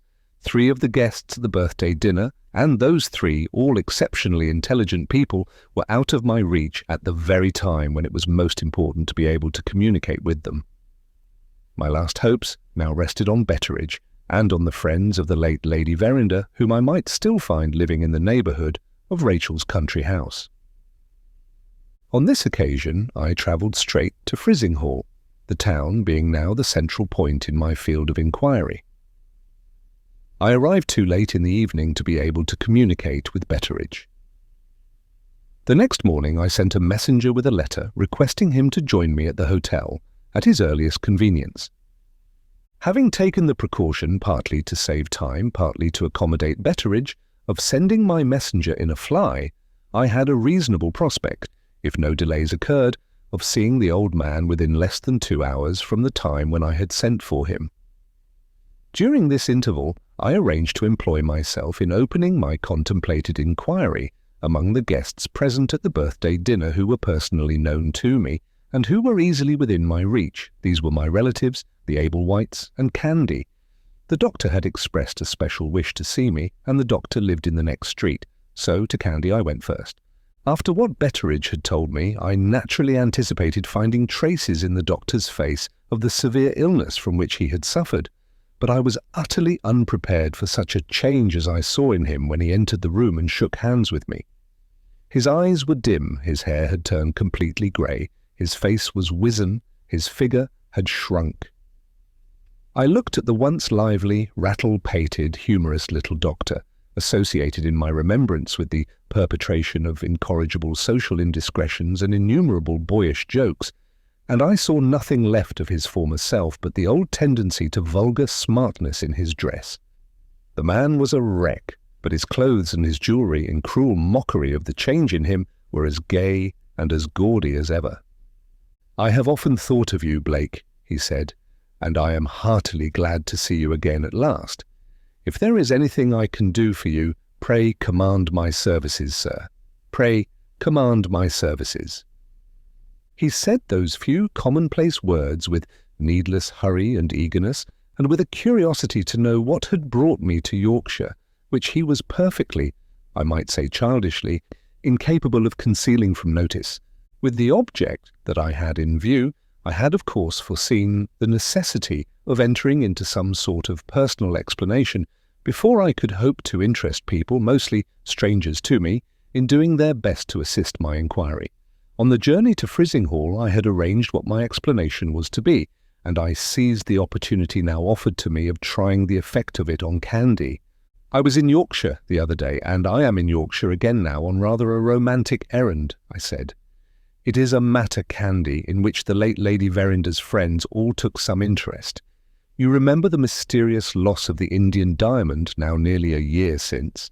Circumstances have lately happened which lead to the hope that it may yet be found, and I am interesting myself, as one of the family, in recovering it. Among the obstacles in my way there is the necessity of collecting again all the evidence which was discovered at the time, and more if possible. There are peculiarities in this case which make it desirable to revive my recollection of everything that happened in the house on the evening of Miss Verinder's birthday, and I ventured to appeal to her late mother's friends, who were present on that occasion, to lend me the assistance of their memories. I had got as far as that in rehearsing my explanatory phrases, when I was suddenly checked by seeing plainly in Candy's face that my experiment on him was a total failure. The little doctor sat restlessly picking at the points of his fingers all the time I was speaking. His dim, watery eyes were fixed on my face with an expression of vacant and wistful inquiry very painful to see. What he was thinking of, it was impossible to divine. The one thing clearly visible was that I had failed, after the first 2 or 3 words, in fixing his attention. The only chance of recalling him to himself appeared to lie in changing the subject. I tried a new topic immediately. "So much," I said gaily, "for what brings me to Frizinghall. Now, Candy, it's your turn. You sent me a message by Gabriel Betteridge." He left off picking at his fingers and suddenly brightened up. Yes, he exclaimed eagerly. "That's it, I sent you a message." "And Betteridge duly communicated it by letter," I went on. "You had something to say to me the next time I was in your neighbourhood. Well, Candy, here I am." "Here you are," echoed the doctor. "And Betteridge was quite right. I had something to say to you. That was my message. Betteridge is a wonderful man. What a memory! At his age, what a memory!" He dropped back into silence and began picking at his fingers again. Recollecting what I had heard from Betteridge about the effect of the fever on his memory, I went on with the conversation in the hope that I might help him at starting. "It's a long time since we met," I said. "We last saw each other at the last birthday dinner my poor aunt was ever to give." "That's it," cried Candy. "The birthday dinner." He started impulsively to his feet and looked at me.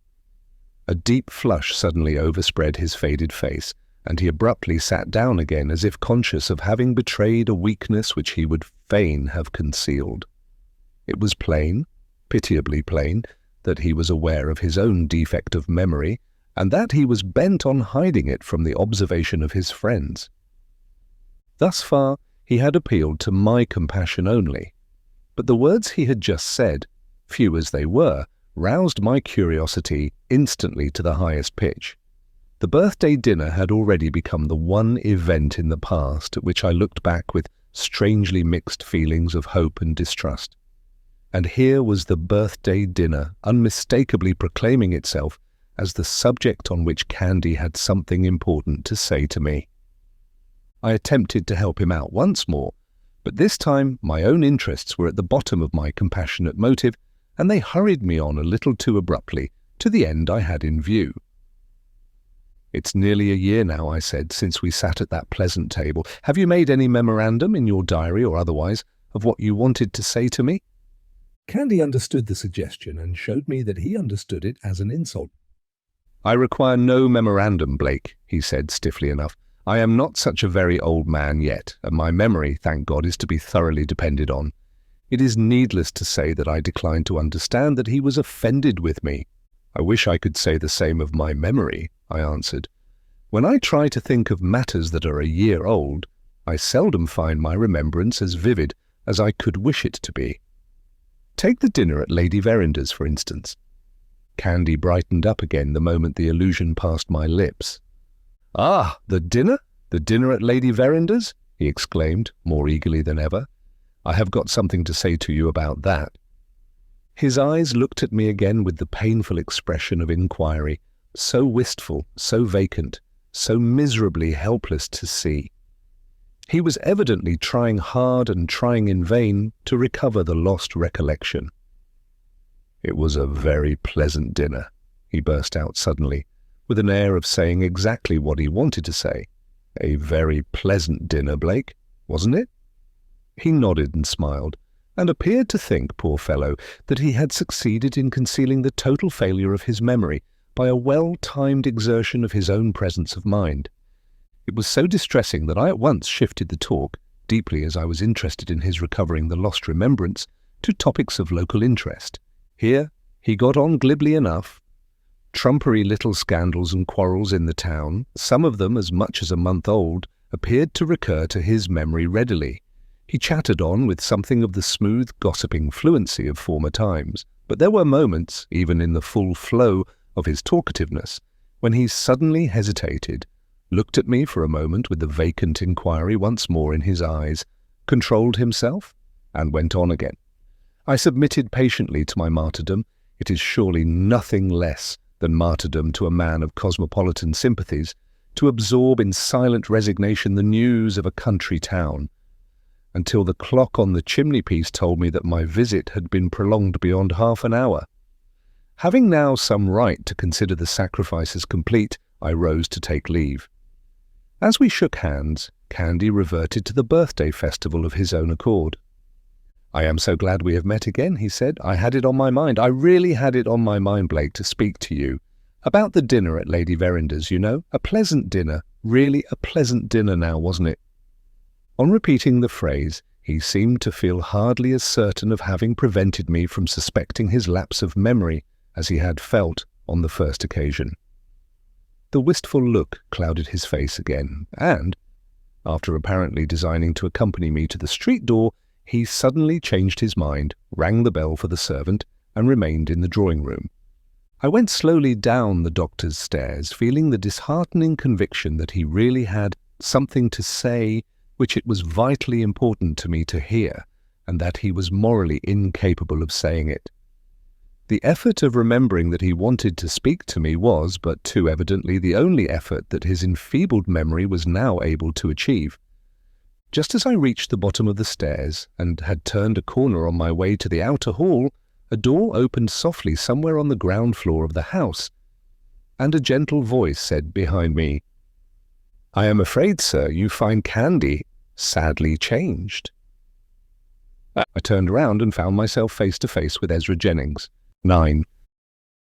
The doctor's pretty housemaid stood waiting for me, with the street door open in her hand. Pouring brightly into the hall, the morning light fell full on the face of Candy's assistant when I turned and looked at him. It was impossible to dispute Betteridge's assertion that the appearance of Ezra Jennings, speaking from a popular point of view, was against him. His gypsy complexion, his fleshless cheeks, his gaunt facial bones, his dreamy eyes, his extraordinary parti-coloured hair, the puzzling contradiction between his face and figure which made him look old and young both together, were all more or less calculated to produce an unfavourable impression of him on a stranger's mind. And yet, feeling this as I certainly did, it is not to be denied that Ezra Jennings made some inscrutable appeal to my sympathies, which I found it impossible to resist. While my knowledge of the world warned me to answer the question which he had put, acknowledging that I did indeed find Candy sadly changed, and then to proceed on my way out of the house, my interest in Ezra Jennings held me rooted to the place, and gave him the opportunity of speaking to me in private about his employer, for which he had been evidently on the watch. "Are you walking my way, Jennings?" I said, observing that he held his hat in his hand. "I am going to call on my aunt, Abel White." Ezra Jennings replied that he had a patient to see, and that he was walking my way. We left the house together.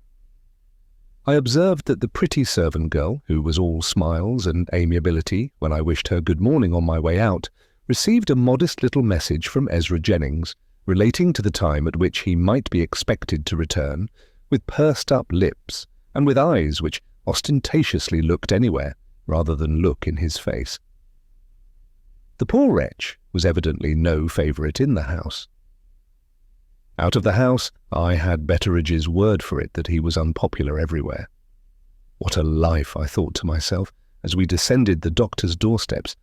Having already referred to Candy's illness on his side, Ezra Jennings now appeared determined to leave it to me to resume the subject. His silence said significantly, "It's your turn now." I too had my reasons for referring to the doctor's illness, and I readily accepted the responsibility of speaking first. "Judging by the change I see in him," I began, "Candy's illness must have been far more serious than I had supposed." "It is almost a miracle," said Ezra Jennings, "that he lived through it. Is his memory never any better than I have found it today? He has been trying to speak to me—" "Of something which happened before he was taken ill?" asked the assistant, observing that I hesitated. "Yes.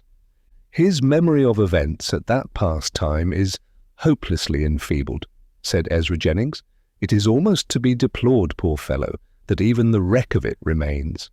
While he remembers dimly plans that he formed, things here and there, that he had to say or do before his illness, he is perfectly incapable of recalling what the plans were or what the thing was that he had to say or do.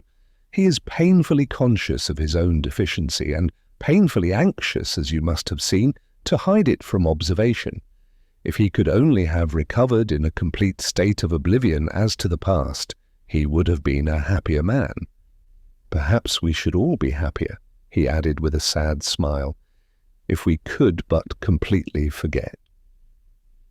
"There are some events surely in all men's lives," I replied, "the memory of which they would be unwilling entirely to lose. That is, I hope, to be said of most men, Blake. I am afraid it cannot truly be said of all.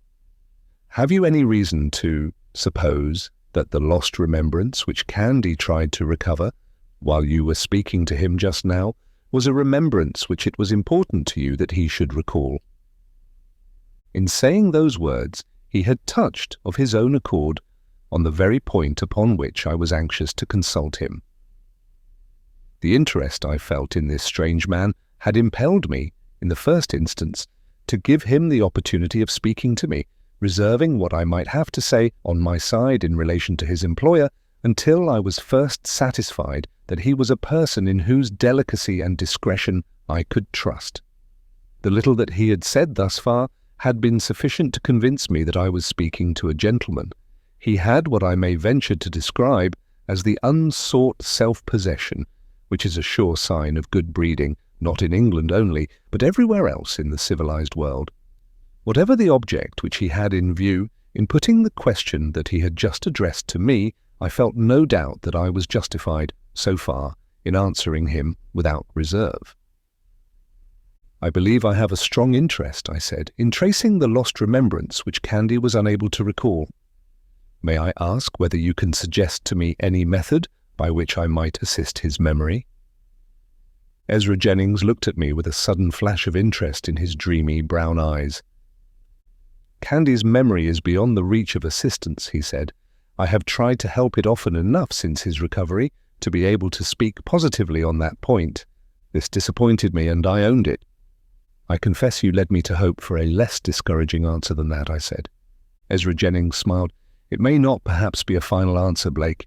It may be possible to trace Candy's lost recollection without the necessity of appealing to Candy himself. Indeed? Is it an indiscretion on my part to ask how? By no means. My only difficulty in answering your question is the difficulty of explaining myself. May I trust to your patience if I refer once more to Candy's illness, and if I speak of it this time without sparing you certain professional details? Pray go on. You have interested me already in hearing the details. My eagerness seemed to amuse, perhaps I might rather say, to please him. He smiled again. We had by this time left the last houses in the town behind us. Ezra Jennings stopped for a moment and picked some wildflowers from the hedge by the roadside. How beautiful they are, he said simply, showing his little nosegay to me, and how few people in England seem to admire them as they deserve. You have not always been in England, I said. No, I was born and partly brought up in one of our colonies. My father was an Englishman, but my mother— We are straying away from our subject, Blake, and it is my fault. The truth is, I have associations with these modest little hedge-side flowers. It doesn't matter. We were speaking of Candy. To Candy let us return. Connecting the few words about himself which thus reluctantly escaped him with the melancholy view of life which led him to place the conditions of human happiness in complete oblivion of the past, I felt satisfied that the story which I had read in his face was, in two particulars at least, the story that it really told. He had suffered as few men suffer, and there was the mixture of some foreign race in his English blood. You have heard, I dare say, of the original cause of Candy's illness, he resumed. The night of Lady Verinder's dinner party was a night of heavy rain. My employer drove home through it in his gig and reached the house wetted to the skin. He found an urgent message from a patient waiting for him, and he most unfortunately went at once to visit the sick person without stopping to change his clothes. I was myself professionally detained that night by a case at some distance from Frizinghall. When I got back the next morning, I found Candy's groom waiting in great alarm to take me to his master's room.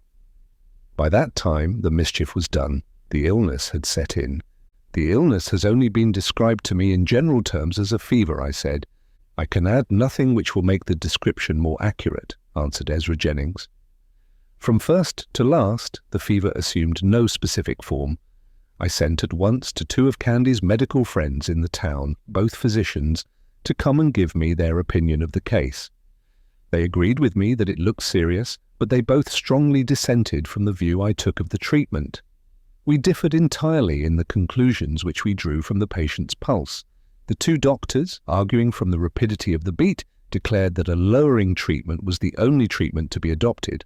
On my side, I admitted the rapidity of the pulse, but I also pointed to its alarming feebleness as indicating an exhausted condition of the system and as showing a plain necessity for the administration of stimulants. The two doctors were for keeping him on gruel, lemonade, barley water, and so on. I was for giving him champagne or brandy, ammonia, and quinine. A serious difference of opinion, as you see. A difference between two physicians of established local repute and a stranger who was only an assistant in the house. For the first few days, I had no choice but to give way to my elders and betters, the patient steadily sinking all the time. I made a second attempt to appeal to the plain, undeniably plain, evidence of the pulse. Its rapidity was unchecked, and its feebleness had increased. The two doctors took offence at my obstinacy. They said, "Jennings, either we manage this case or you manage it. Which is it to be?" I said, "Gentlemen, give me 5 minutes to consider, and that plain question shall have a plain reply." When the time expired, I was ready with my answer. I said, "You positively refuse to try the stimulant treatment?" They refused in so many words. "I mean to try it at once, gentlemen. Try it, Jennings, and we withdraw from the case." I sent down to the cellar for a bottle of champagne, and I administered half a tumbler full of it to the patient with my own hand. The two physicians took up their hats in silence and left the house. You had assumed a serious responsibility, I said. In your place, I am afraid I should have shrunk from it. In my place, Blake, you would have remembered that Candy had taken you into his employment under circumstances which made you his debtor for life. In my place, you would have seen him sinking hour by hour, and you would have risked anything rather than let the one man on earth who had befriended you die before your eyes. Don't suppose that I had no sense of the terrible position in which I had placed myself. There were moments when I felt all the misery of my friendlessness, all the peril of my dreadful responsibility. If I had been a happy man, if I had led a prosperous life, I believe I should have sunk under the task I had imposed on myself. But I had no happy time to look back at, no past peace of mind to force itself into contrast with my present anxiety and suspense, and I held firm to my resolution through it all. I took an interval in the middle of the day when my patient's condition was at its best for the repose I needed. For the rest of the 24 hours, as long as his life was in danger, I never left his bedside. Towards sunset, as usual in such cases, the delirium incidental to the fever came on. It lasted more or less through the night, and then intermitted at that terrible time in the early morning from 2 o'clock to 5, when the vital energies even of the healthiest of us are at their lowest. It is then that death gathers in his human harvest most abundantly. It was then that death and I fought our fight over the bed which should have the man who lay on it. I never hesitated in pursuing the treatment on which I had staked everything. When wine failed, I tried brandy. When the other stimulants lost their influence, I doubled the dose.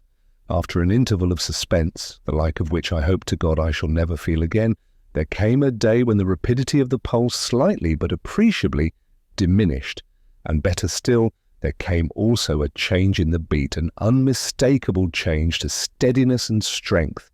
Then I knew that I had saved him, and then I own I broke down. I laid the poor fellow's wasted hand back on the bed and burst out crying. An hysterical relief, Blake, nothing more. Physiology says, and says truly, that some men are born with female constitutions, and I am one of them. He made that bitterly professional apology for his tears, speaking quietly and unaffectedly as he had spoken throughout. His tone and manner from beginning to end showed him to be especially, almost morbidly, anxious not to set himself up as an object of interest to me. You may well ask why I have wearied you with all these details, he went on. It is the only way I can see, Blake, of properly introducing to you what I have to say next. Now you know exactly what my position was at the time of Candy's illness. You will the more readily understand the sore need I had of lightening the burden on my mind by giving it at intervals some sort of relief. I have had the presumption to occupy my leisure for some years past in writing a book addressed to the members of my profession, a book on the intricate and delicate subject of the brain and the nervous system. My work will probably never be finished, and it will certainly never be published.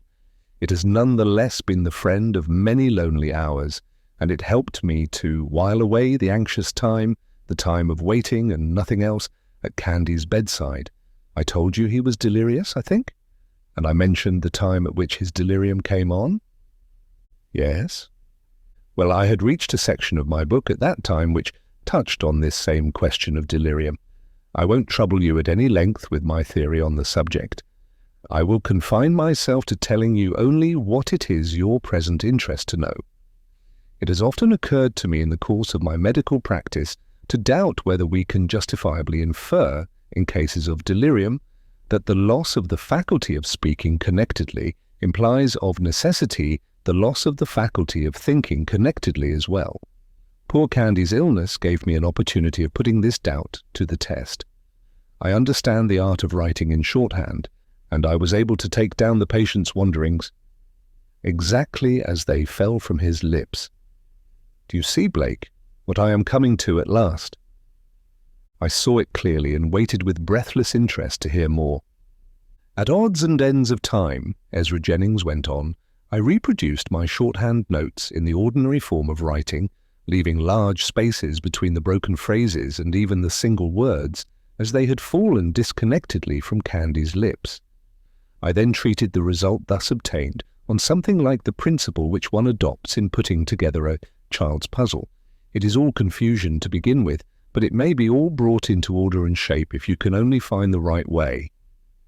Acting on this plan, I filled in each blank space on the paper with what the words or phrases on either side of it suggested to me as the speaker's meaning, altering over and over again until my additions followed naturally on the spoken words which came before them and fitted naturally into the spoken words which came after them. The result was that I not only occupied in this way many vacant and anxious hours, but that I arrived at something which was, as it seemed to me, a confirmation of the theory that I held. In plainer words, after putting the broken sentences together, I found the superior faculty of thinking going on more or less connectedly in my patient's mind, while the inferior faculty of expression was in a state of almost complete incapacity and confusion. One word, I interposed eagerly. Did my name occur in any of his wanderings? You shall hear, Blake. Among my written proofs of the assertion which I have just advanced, or I ought to say among the written experiments tending to put my assertion to the proof, there is one in which your name occurs. For nearly the whole of one night Candy's mind was occupied with something between himself and you. I have got the broken words, as they dropped from his lips, on one sheet of paper, and I have got the links of my own discovering which connect those words together on another sheet of paper. The product, as the arithmeticians would say, is an intelligible statement, first, of something actually done in the past, secondly, of something which Candy contemplated doing in the future if his illness had not got in the way and stopped him. The question is whether this does or does not represent the lost recollection which he vainly attempted to find when you called on him this morning. Not a doubt of it, I answered. Let us go back directly and look at the papers. Quite impossible, Blake. Why? Put yourself in my position for a moment, said Ezra Jennings. Would you disclose to another person what had dropped unconsciously from the lips of your suffering patient and your helpless friend, without first knowing that there was a necessity to justify you in opening your lips? I felt that he was unanswerable here, but I tried to argue the question nevertheless. My conduct in such a delicate matter as you describe, I replied, would depend greatly on whether the disclosure was of a nature to compromise my friend or not. I have disposed of all necessity for considering that side of the question long since, said Ezra Jennings. Wherever my notes included anything which Candy might have wished to keep secret, those notes have been destroyed. My manuscript experiments at my friend's bedside include nothing now which he would have hesitated to communicate to others if he had recovered the use of his memory. In your case, I have every reason to suppose that my notes contain something which he actually wished to say to you. And yet you hesitate. And yet I hesitate. Remember the circumstances under which I obtained the information which I possess. Harmless as it is, I cannot prevail upon myself to give it up to you, unless you first satisfy me that there is a reason for doing so. He was so miserably ill, Blake, and he was so helplessly dependent upon me. Is it too much to ask if I request you only to hint to me what your interest is in the lost recollection, or what you believe that lost recollection to be?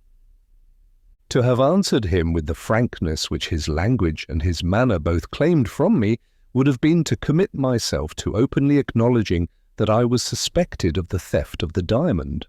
Strongly as Ezra Jennings had intensified the first impulsive interest which I had felt in him, he had not overcome my unconquerable reluctance to disclose the degrading position in which I stood. I took refuge once more in the explanatory phrases with which I had prepared myself to meet the curiosity of strangers. This time I had no reason to complain of a want of attention on the part of the person to whom I addressed myself. Ezra Jennings listened patiently, even anxiously, until I had done. I am sorry to have raised your expectations, Blake, only to disappoint them, he said. Throughout the whole period of Candy's illness from first to last, not one word about the diamond escaped his lips. The matter with which I heard him connect your name has, I can assure you, no discoverable relation whatever with the loss or the recovery of Miss Verinder's jewel. We arrived, as he said those words, at a place where the highway along which we had been walking branched off into two roads. One led to Applewhite's house, and the other to a moorland village some 2 or 3 miles off. Ezra Jennings stopped at the road which led to the village. "My way lies in this direction," he said. "I am really and truly sorry, Blake, that I can be of no use to you." His voice told me that he spoke sincerely. His soft brown eyes rested on me for a moment with a look of melancholy interest. He bowed and went, without another word, on his way to the village. For a minute or more I stood and watched him, walking farther and farther away from me, carrying farther and farther away with him what I now firmly believed to be the clue of which I was in search. He turned after walking on a little way and looked back. Seeing me still standing at the place where we had parted, he stopped as if doubting whether I might not wish to speak to him again. There was no time for me to reason out my own situation, to remind myself that I was losing my opportunity at what might be the turning point of my life, and all to flatter nothing more important than my own self-esteem. There was only time to call him back first and to think afterwards. I suspect I am one of the rashest of existing men. I called him back, and then I said to myself, now there is no help for it. I must tell him the truth. He retraced his steps directly. I advanced along the road to meet him. "Jennings," I said, "I have not treated you quite fairly. My interest in tracing Candy's lost recollection is not the interest of recovering the Moonstone. A serious personal matter is at the bottom of my visit to Yorkshire. I have but one excuse for not having dealt frankly with you in this matter. It is more painful to me than I can say to mention to anybody what my position really is." Ezra Jennings looked at me with the first appearance of embarrassment which I had seen in him yet. "I have no right, Blake, and no wish," he said, "to intrude myself into your private affairs. Allow me to ask your pardon on my side for having, most innocently, put you to a painful test." "You have a perfect right," I rejoined, "to fix the terms on which you feel justified in revealing what you heard at Candy's bedside. I understand and respect the delicacy which influences you in this matter.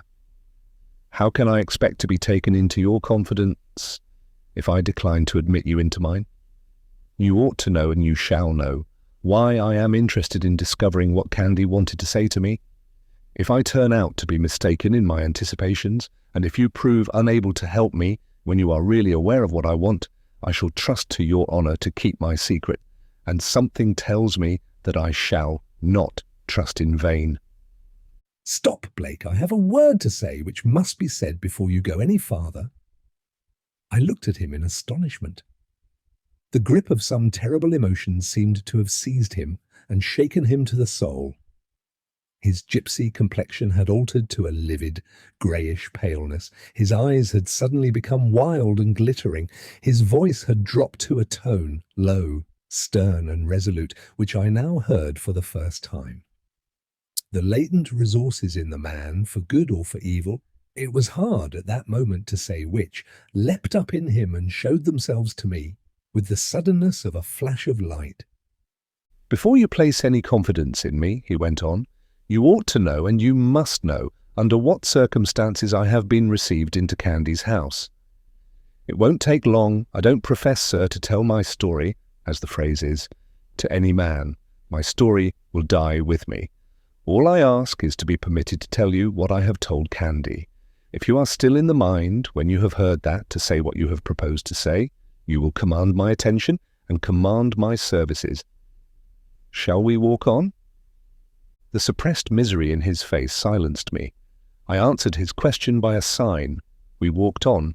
After advancing a few hundred yards, Ezra Jennings stopped at a gap in the rough stone wall which shut off the moor from the road at this part of it. "Do you mind resting a little, Blake?" he asked. "I am not what I was, and some things shake me." I agreed, of course. He led the way through the gap to a patch of turf on the heathy ground, screened by bushes and dwarf trees on the side nearest to the road, and commanding in the opposite direction a grandly desolate view over the broad brown wilderness of the moor. The clouds had gathered within the last half hour. The light was dull, the distance was dim. The lovely face of nature met us, soft and still colourless, met us without a smile. We sat down in silence. Ezra Jennings laid aside his hat and passed his hand wearily over his forehead, wearily through his startling white and black hair. He tossed his little nosegay of wild flowers away from him, as if the remembrances which it recalled were remembrances which hurt him now. "Blake," he said suddenly, "you are in bad company. The cloud of a horrible accusation has rested on me for years. I tell you the worst at once. I am a man whose life is a wreck and whose character is gone." I attempted to speak. He stopped me. "No," he said. "Pardon me, not yet. Don't commit yourself to expressions of sympathy which you may afterwards wish to recall. I have mentioned an accusation which has rested on me for years. There are circumstances in connection with it that tell against me. I cannot bring myself to acknowledge what the accusation is, and I am incapable, perfectly incapable, of proving my innocence. I can only assert my innocence. I assert it, sir, on my oath as a Christian. It is useless to appeal to my honour as a man." He paused again. I looked round at him. He never looked at me in return. His whole being seemed to be absorbed in the agony of recollecting and in the effort to speak. "There is much that I might say," he went on, "about the merciless treatment of me by my own family and the merciless enmity to which I have fallen a victim, but the harm is done. The wrong is beyond all remedy. I decline to weary or distress you, sir, if I can help it. At the outset of my career in this country, the vile slander to which I have referred struck me down at once and forever. I resigned my aspirations in my profession. Obscurity was the only hope left for me. I parted with the woman I loved. How could I condemn her to share my disgrace? A medical assistant's place offered itself in a remote corner of England. I got the place. It promised me peace. It promised me obscurity, as I thought. I was wrong. Evil report, with time and chance to help it, travels patiently and travels far. The accusation from which I had fled followed me. I got warning of its approach, and I was able to leave my situation voluntarily with the testimonials that I had earned. They got me another situation in another remote district. Time passed again, and again the slander that was death to my character found me out. On this occasion I had no warning. My employer said, "Jennings, I have no complaint to make against you, but you must set yourself right or leave me." I had but one choice. I left him. It's useless to dwell on what I suffered after that. I am only 40 years old now. Look at my face and let it tell for me the story of some miserable years. It ended in my drifting to this place and meeting with Candy. He wanted an assistant. I referred him, on the question of capacity, to my last employer. The question of character remained. I told him what I have told you, and more. I warned him that there were difficulties in the way, even if he believed me. Here, as elsewhere, I said, I scorn the guilty evasion of living under an assumed name. I am no safer at Fresinghall than at other places from the cloud that follows me, go where I may. He answered, I don't do things by halves. I believe you and I pity you. If you will risk what may happen, I will risk it too. God Almighty bless him. He has given me shelter. He has given me employment.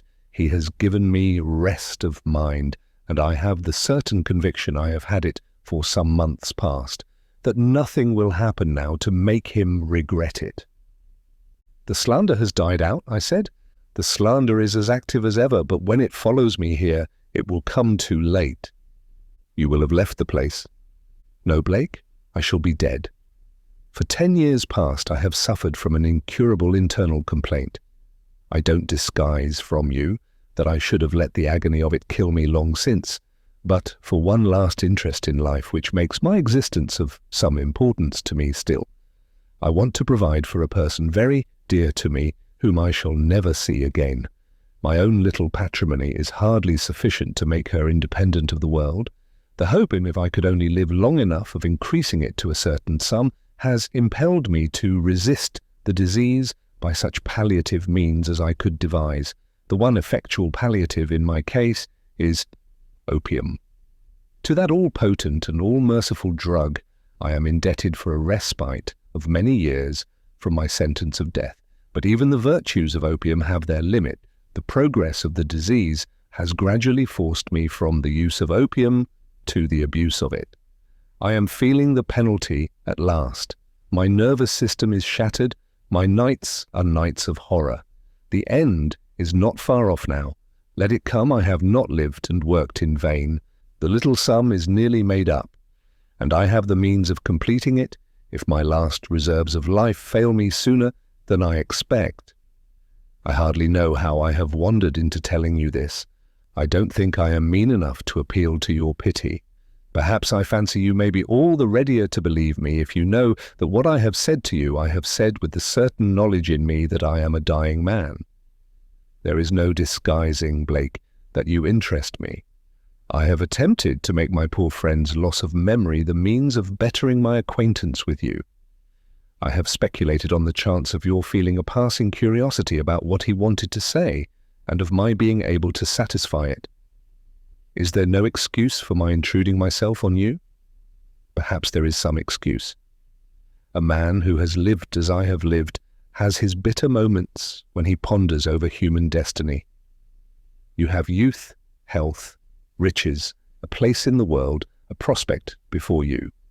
You, and such as you, show me the sunny side of human life and reconcile me with the world that I am leaving before I go. However this talk between us may end, I shall not forget that you have done me a kindness in doing that.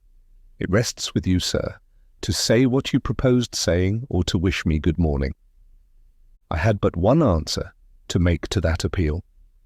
Without a moment's hesitation, I told him the truth, as unreservedly as I have told it in these pages. He started to his feet and looked at me with breathless eagerness as I approached the leading incident of my story. "It is certain that I went into the room," I said. "It is certain that I took the diamond. I can only meet those two plain facts by declaring that, do what I might, I did it without my own knowledge." Ezra Jennings caught me excitedly by the arm. "Stop!" he said. "You have suggested more to me than you suppose. Have you ever been accustomed to the use of opium?" "I never tasted it in my life." "Were your nerves out of order at this time last year? Were you unusually restless and irritable?" "Yes." "Did you sleep badly?" "Wretchedly. Many nights I never slept at all." "Was the birthday night an exception? Try and remember. Did you sleep well on that one occasion?" "I do remember. I slept soundly." He dropped my arm as suddenly as he had taken it, and looked at me with the air of a man whose mind was relieved of the last doubt that rested on it. "This is a marked day in your life and in mine," he said gravely. "I am absolutely certain, Blake, of one thing. I have got what Candy wanted to say to you this morning in the notes that I took at my patient's bedside. Wait, that is not all. I am firmly persuaded that I can prove you to have been unconscious of what you were about when you entered the room and took the diamond. Give me time to think and time to question you. I believe the vindication of your innocence is in my hands." "Explain yourself, for God's sake. What do you mean?" In the excitement of our colloquy, we had walked on a few steps, beyond the clump of dwarf trees which had hitherto screened us from view. Before Ezra Jennings could answer me, he was hailed from the high road by a man in great agitation who had been evidently on the lookout for him. "I am coming," he called back. "I am coming as fast as I can." He turned to me. "There is an urgent case waiting for me at the village yonder. I ought to have been there half an hour since. I must attend to it at once. Give me 2 hours from this time and call at Candy's again, and I will engage to be ready for you." "How am I to wait?" I exclaimed impatiently. "Can't you quiet my mind by a word of explanation before we part?" "This is far too serious a matter to be explained in a hurry, Blake. I am not willfully trying your patience. I should only be adding to your suspense if I attempted to relieve it as things are now. At Frizinghall, sir, in 2 hours' time." The man on the high road hailed him again. He hurried away and left me. 10. How the interval of suspense in which I was now condemned might have affected other men in my position, I cannot pretend to say. The influence of the 2 hours' probation upon my temperament was simply this. I felt physically incapable of remaining still in any one place and morally incapable of speaking to any one human being until I had first heard all that Ezra Jennings had to say to me. In this frame of mind, I not only abandoned my contemplated visit to Abel White, I even shrank from encountering Gabriel Betteridge himself. Returning to Frizinghall, I left a note for Betteridge, telling him that I had been unexpectedly called away for a few hours, but that he might certainly expect me to return towards 3 o'clock in the afternoon. I requested him, in the interval, to order his dinner at the usual hour, and to amuse himself as he pleased. He had, as I well knew, hosts of friends in Frizinghall, and he would be at no loss how to fill up his time until I returned to the hotel. This done, I made the best of my way out of the town again and roamed the lonely moorland country which surrounds Frizinghall, until my watch told me that it was time, at last, to return to Candy's house. I found Ezra Jennings ready and waiting for me. He was sitting alone in a bare little room which communicated by a glazed door with a surgery. Hideous coloured diagrams of the ravages of hideous diseases decorated the barren, buff-coloured walls. A bookcase filled with dingy medical works and ornamented at the top with a skull in place of the customary bust, a large deal table copiously splashed with ink, wooden chairs of the sort that are seen in kitchens and cottages, a threadbare drugget in the middle of the floor, a sink of water with a basin and wastepipe roughly let into the wall, horribly suggestive of its connection with surgical operations, comprised the entire furniture of the room. The bees were humming among a few flowers placed in pots outside the window. The birds were singing in the garden, and the faint, intermittent jingle of a tuneless piano in some neighbouring house forced itself now and again on the ear. In any other place these everyday sounds might have spoken pleasantly of the everyday world outside. Here they came in as intruders on a silence which nothing but human suffering had the privilege to disturb. I looked at the mahogany instrument case, and at the huge roll of lint occupying places of their own on the bookshelves, and shuddered inwardly as I thought of the sounds, familiar and appropriate to the everyday use of Ezra Jennings's room. "I make no apology, Blake, for the place in which I am receiving you," he said. "It is the only room in the house at this hour of the day in which we can feel quite sure of being left undisturbed. Here are my papers ready for you, and here are 2 books to which we may have occasion to refer before we have done. Bring your chair to the table, and we shall be able to consult them together." I drew up to the table, and Ezra Jennings handed me his manuscript notes. They consisted of 2 large folio leaves of paper. One leaf contained writing which only covered the surface at intervals. The other presented writing in red and black ink which completely filled the page from top to bottom. In the irritated state of my curiosity, at that moment, I laid aside the second sheet of paper in despair. "Have some mercy on me," I said. "Tell me what I am to expect before I attempt to read this." "Willingly, Blake. Do you mind my asking you 1 or 2 more questions?" "Ask me anything you like." He looked at me with the sad smile on his lips and the kindly interest in his soft brown eyes. "You have already told me," he said, "that you have never, to your knowledge, tasted opium in your life." "To my knowledge," I repeated. "You will understand directly why I speak with that reservation. Let us go on. You are not aware of ever having taken opium. At this time, last year, you were suffering from nervous irritation, and you slept wretchedly at night. On the night of the birthday, however, there was an exception to the rule. You slept soundly. Am I right so far?" "Quite right." "Can you assign any cause for the nervous suffering and your want of sleep?" "I can assign no cause. Old Betteridge made a guess at the cause, I remember, but that is hardly worth mentioning." Pardon me, anything is worth mentioning in such a case as this. Betteridge attributed your sleeplessness to something. To what? "To my leaving off smoking. Had you been an habitual smoker?" Yes. "Did you leave off the habit suddenly?" Yes. Betteridge was perfectly right, Blake. When smoking is a habit, a man must have no common constitution who can leave it off suddenly without some temporary damage to his nervous system. Your sleepless nights are accounted for. To my mind, my next question refers to Candy. Do you remember having entered into anything like a dispute with him at the birthday dinner or afterwards on the subject of his profession? The question instantly awakened one of my dormant remembrances in connection with the birthday festival. The foolish wrangle which took place on that occasion between Candy and myself will be found described at much greater length than it deserves in the 10th chapter of Betteridge's narrative. The details there presented of the dispute, so little had I thought of it afterwards, entirely failed to recur to my memory. All that I could now recall, and all that I could tell Ezra Jennings, was that I had attacked the art of medicine at the dinner table with sufficient rashness and sufficient pertinacity to put even Candy out of temper for the moment. I also remembered that Lady Verinder had interfered to stop the dispute, and that the little doctor and I had made it up again, as the children say, and had become as good friends as ever before we shook hands that night. "There is one thing more," said Ezra Jennings, "which it is very important I should know.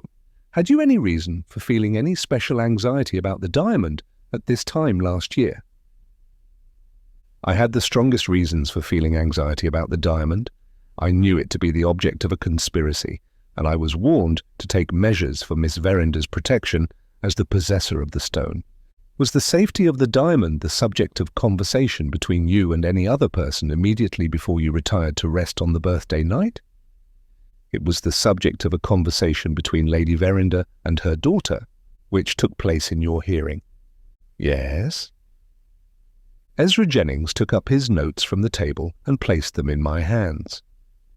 "Blake," he said, "if you read those notes now by the light which my questions and your answers have thrown on them, you will make two astounding discoveries concerning yourself.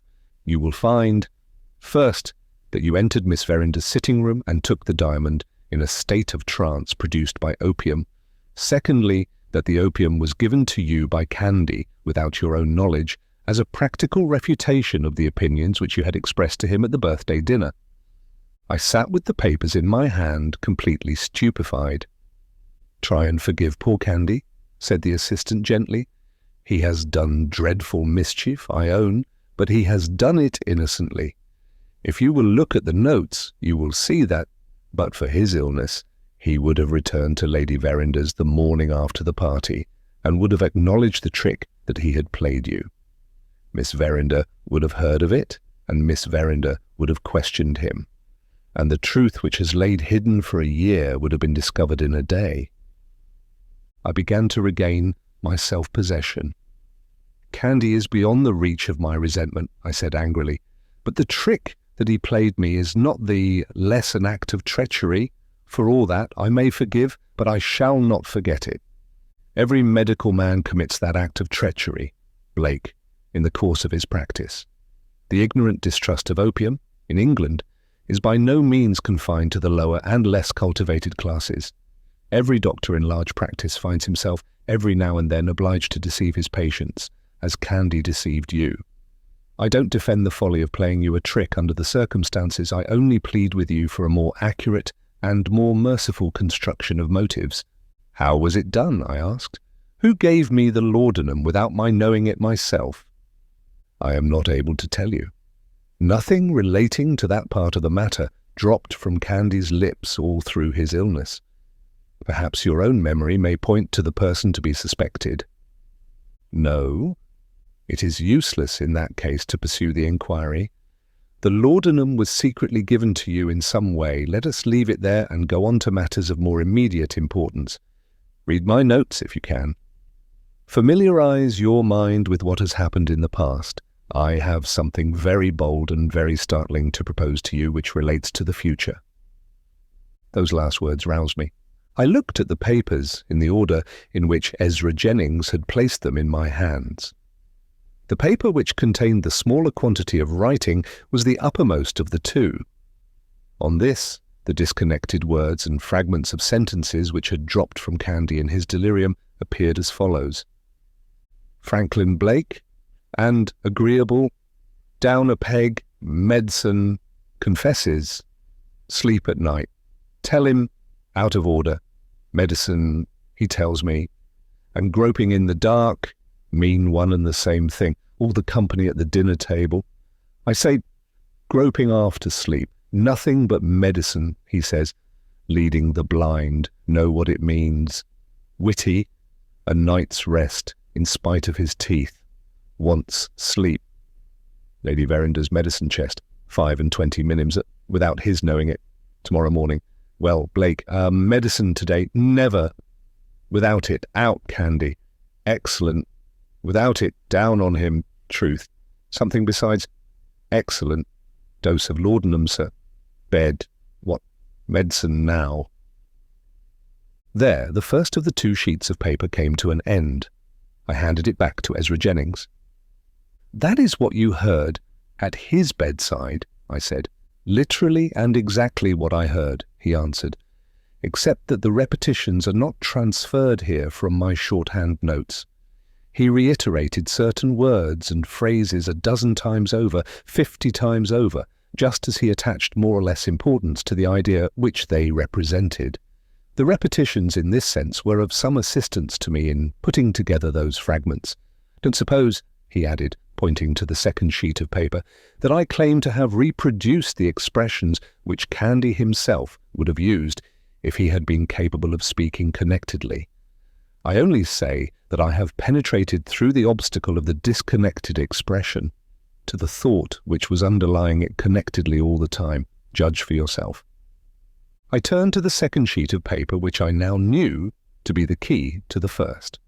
Once more, Candy's wanderings appeared, copied in black ink, the intervals between the phrases being filled up by Ezra Jennings in red ink.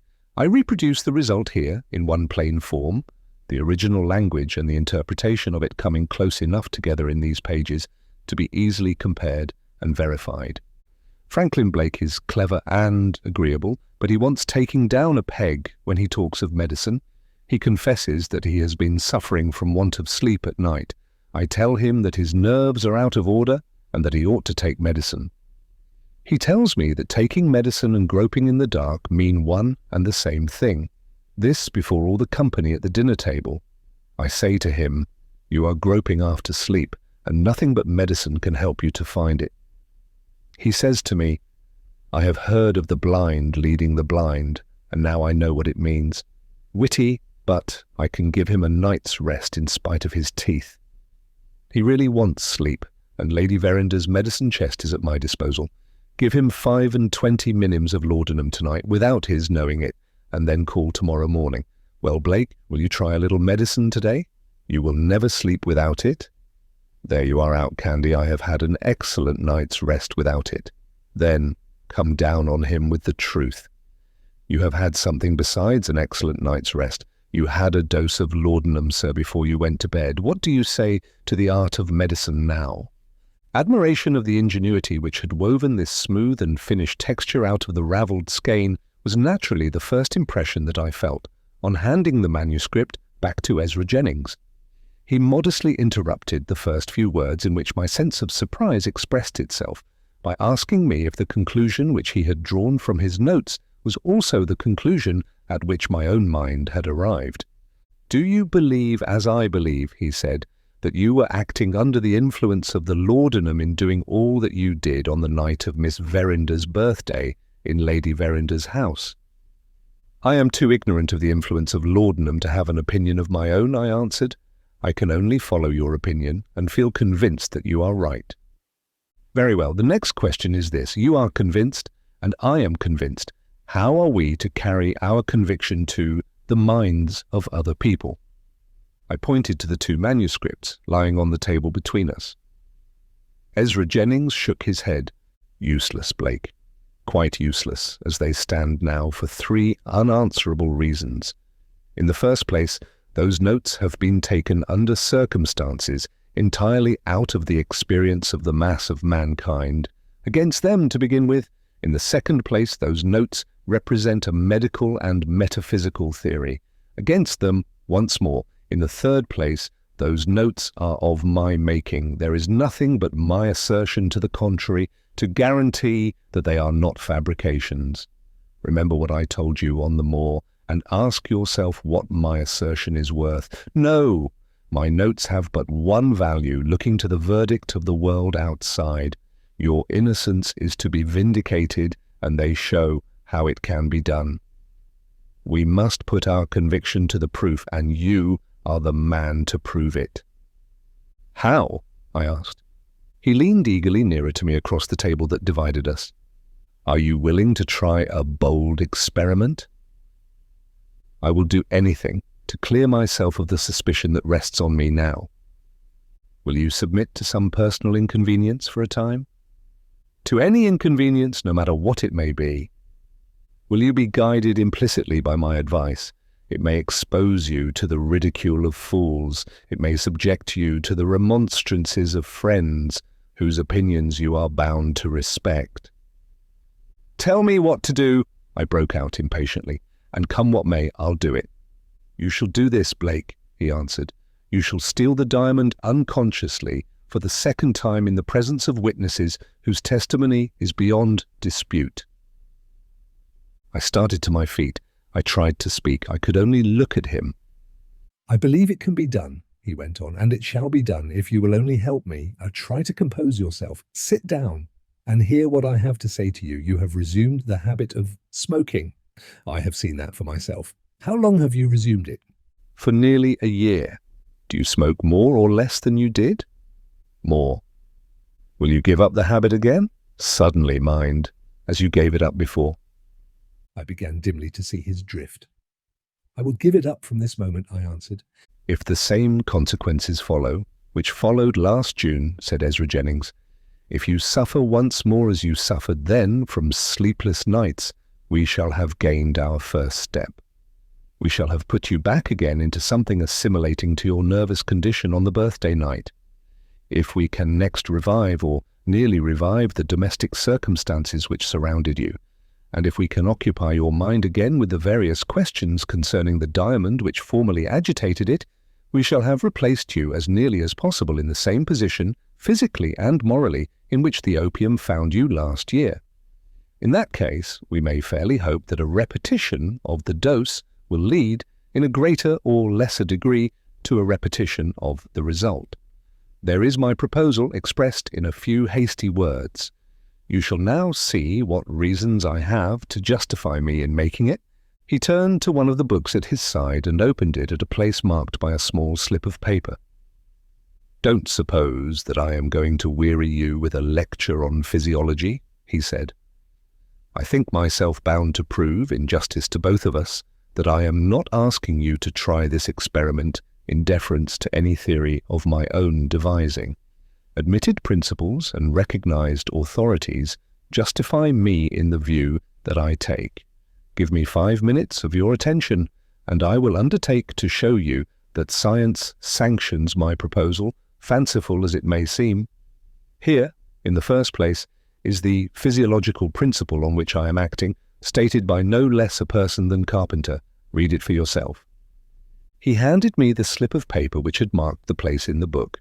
It contained a few lines of writing as follows. "There seems much ground for the belief that every sensory impression which has once been recognized by the perceptive consciousness is registered, so to speak, in the brain and may be reproduced at some subsequent time, although there may be no consciousness of its existence in the mind during the whole intermediate period." "Is that plain so far?" asked Ezra Jennings. "Perfectly plain." He pushed the open book across the table to me and pointed to a passage marked by pencil lines. "Now," he said, "read that account of a case which has, as I believe, a direct bearing on your own position and on the experiment which I am tempting you to try. Observe, Blake, before you begin, that I am now referring you to one of the greatest of English physiologists. The book in your hand is Dr. Elliotson's Human Physiology, and the case which the doctor cites rests on the well-known authority of Combe. The passage pointed out to me was expressed in these terms.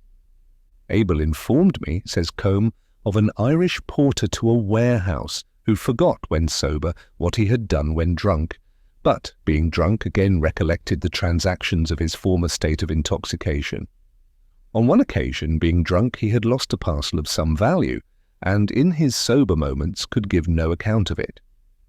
Next time he was intoxicated, he recollected that he had left the parcel at a certain house, and there being no address on it, It had remained there safely and was got on his calling for it.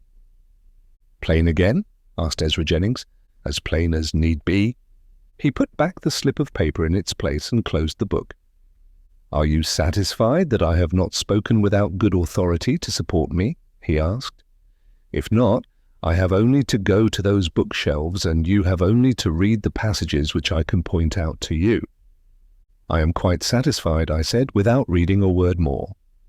"In that case, we may return to your own personal interest in this matter. I am bound to tell you that there is something to be said against the experiment as well as for it. If we could this year exactly reproduce in your case the conditions as they existed last year, it is physiologically certain that we should arrive at exactly the same result. But this, there is no denying it, is simply impossible. We can only hope to approximate to the conditions. And if we don't succeed in getting you nearly enough back to what you were, this venture of ours will fail. If we do succeed, and I am myself hopeful of success, you may at least so far repeat your proceedings on the birthday night as to satisfy any reasonable person that you are guiltless, morally speaking, of the theft of the diamond. I believe, Blake, I have now stated the question on both sides of it as fairly as I can within the limits that I have imposed on myself. If there is anything that I have not made clear to you, tell me what it is, and if I can enlighten you, I will." "All that you have explained to me," I said, "I understand perfectly, but I own I am puzzled on one point which you have not made clear to me yet." "What is the point?" "I don't understand the effect of the laudanum on me. I don't understand my walking downstairs and along corridors, and my opening and shutting the drawers of a cabinet, and my going back again to my own room. All these are active proceedings. I thought the influence of opium was first to stupefy you, and then to send you to sleep." "The common error about opium, Blake. I am at this moment exerting my intelligence, such as it is, in your service under the influence of a dose of laudanum, some 10 times larger than the dose Candy administered to you. But don't trust to my authority, even on a question which comes within my own personal experience. I anticipated the objection you have just made, and I have again provided myself with independent testimony which will carry its due weight with it in your own mind and in the minds of your friends." He handed me the second of the 2 books which he had by him on the table. "There," he said, "are the far-famed confessions of an English opium-eater. Take the book away with you and read it. At the passage which I have marked you will find that when De Quincey had committed what he calls a debauch of opium, he either went to the gallery at the opera to enjoy the music, or he wandered about the London markets on Saturday night, and interested himself in observing all the little shifts and bargainings of the poor in providing their Sunday's dinner. So much for the capacity of a man to occupy himself actively and to move about from place to place under the influence of opium." "I am answered so far," I said, "but I am not answered yet as to the effect produced by the opium on myself." "I will try to answer you in a few words," said Ezra Jennings. "The action of opium is comprised, in the majority of cases, in 2 influences, a stimulating influence first and a sedative influence afterwards. Under the stimulating influence, the latest and most vivid impressions left on your mind, namely, the impressions relating to the diamond, would be likely, in your morbidly sensitive nervous condition, to become intensified in your brain and would subordinate to themselves your judgment and your will exactly as an ordinary dream subordinates to itself your judgment and your will. Little by little, under this action, any apprehensions about the safety of the diamond which you might have felt during the day would be liable to develop themselves from the state of doubt to the state of certainty, would impel you into practical action to preserve the jewel, would direct your steps, with that motive in view, into the room which you entered, and would guide your hand to the drawers of the cabinet until you had found the drawer which held the stone. In the spiritualized intoxication of opium, you would do all that. Later, as the sedative action began to gain on the stimulant action, you would slowly become inert and stupefied. Later still, you would fall into a deep sleep. When the morning came and the effect of the opium had been all slept off, you would wake as absolutely ignorant of what you had done in the night as if you had been living at the Antipodes. Have I made it tolerably clear to you so far? You have made it so clear, I said, that I want you to go farther. You have shown me how I entered the room and how I came to take the diamond. But Miss Verinder saw me leave the room again with the jewel in my hand. Can you trace my proceedings from that moment? Can you guess what I did next? That is the very point I was coming to, he rejoined. It is a question with me whether the experiment which I propose, as a means of vindicating your innocence, may not also be made a means of recovering the lost diamond as well. When you left Miss Verinder's sitting room with the jewel in your hand, you went back in all probability to your own room. Yes, and what then? It is possible, Blake, I dare not say more, that your idea of preserving the diamond led by a natural sequence to the idea of hiding the diamond, and that the place in which you hid it was somewhere in your bedroom. In that event, the case of the Irish porter may be your case. You may remember, under the influence of the second dose of opium, the place in which you hid the diamond under the influence of the first. It was my turn now to enlighten Ezra Jennings. I stopped him before he could say any more. You are speculating, I said, on a result which cannot possibly take place. The diamond is, at this moment, in London. He started and looked at me in great surprise. In London? He repeated. How did it get to London from Lady Verinder's house? Nobody knows. You removed it with your own hand from Miss Verinder's room. How was it taken out of your keeping? I have no idea how it was taken out of my keeping. Did you see it when you woke in the morning? No. Has Miss Verinder recovered possession of it? No. Blake, there seems to be something here which wants clearing up. May I ask how you know that the diamond is, at this moment, in London? I had put precisely the same question to Bruff when I made my first inquiries about the Moonstone on my return to England. In answering Ezra Jennings, I accordingly repeated what I had myself heard from the lawyer's own lips, and what is already familiar to the readers of these pages. He showed plainly that he was not satisfied with my reply. With all deference to you, he said, and with all deference to your legal adviser, I maintain the opinion which I expressed just now. It rests, I am well aware, on a mere assumption. Pardon me for reminding you that your opinion also rests on a mere assumption as well. The view he took of the matter was entirely new to me. I waited anxiously to hear how he would defend it. I assume, pursued Ezra Jennings, that the influence of the opium, after impelling you to possess yourself of the diamond with the purpose of securing its safety, might also impel you, acting under the same influence and the same motive, to hide it somewhere in your own room. You assume that the Hindu conspirators could by no possibility commit a mistake. The Indians went to Luca's house after the diamond, and therefore, in Luca's possession, the diamond must be. Have you any evidence to prove that the Moonstone was taken to London at all?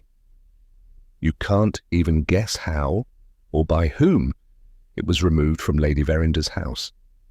Have you any evidence that the jewel was pledged to Luca? He declares that he never heard of the Moonstone, and his banker's receipt acknowledges nothing but the deposit of a valuable of great price. The Indians assume that Luca is lying, and you assume again that the Indians are right.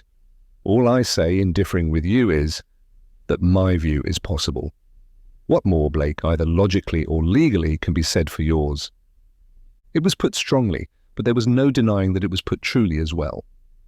I confess you stagger me, I replied.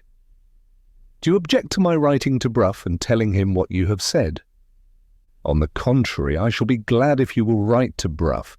If we consult his experience, we may see the matter under a new light. For the present, let us return to our experiment with the opium. We have decided that you leave off the habit of smoking from this moment. From this moment. That is the first step. The next step is to reproduce as nearly as we can the domestic circumstances which surrounded you last year. How was this to be done? Lady Verinder was dead. Rachel and I, so long as the suspicion of theft rested on me, were parted irrevocably. Godfrey Ablewhite was away travelling on the continent. It was simply impossible to reassemble the people who had inhabited the house when I had slept in it last. The statement of this objection did not appear to embarrass Ezra Jennings. He attached very little importance, he said, to reassembling the same people, seeing that it would be vain to expect them to reassume the various positions which they had occupied towards me in the past times. On the other hand, he considered it essential to the success of the experiment that I should see the same objects about me which had surrounded me when I was last in the house. Above all things, he said, you must sleep in the room which you slept in on the birthday night, and it must be furnished in the same way. The stairs, the corridors, and Miss Verinder's sitting room must also be restored to what they were when you saw them last.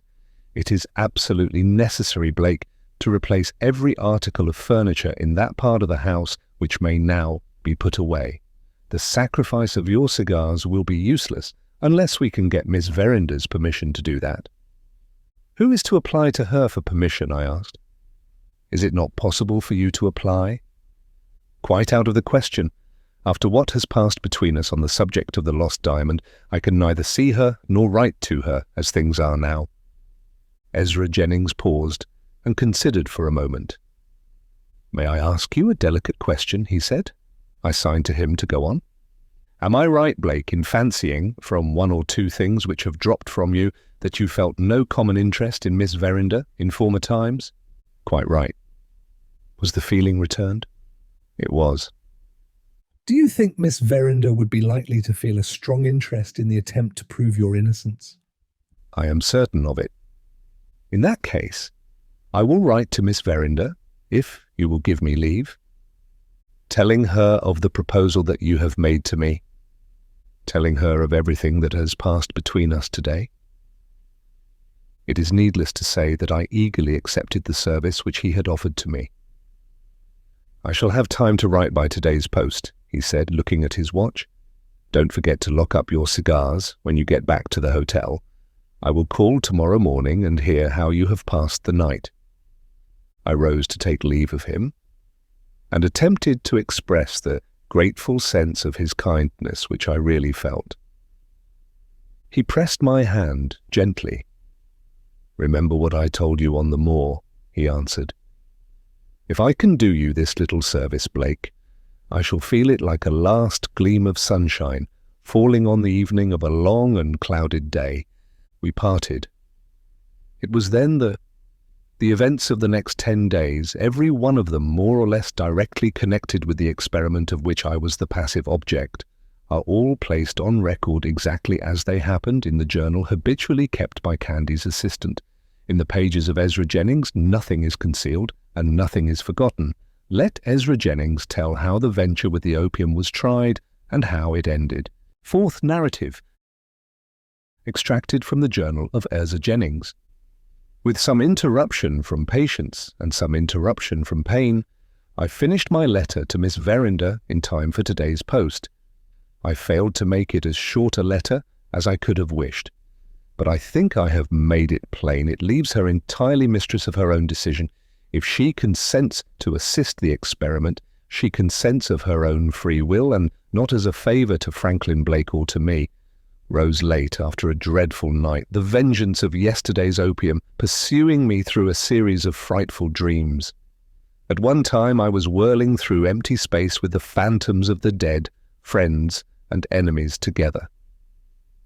At another, the one beloved face which I shall never see again rose at my bedside, hideously phosphorescent in the black darkness, and glared and grinned at me.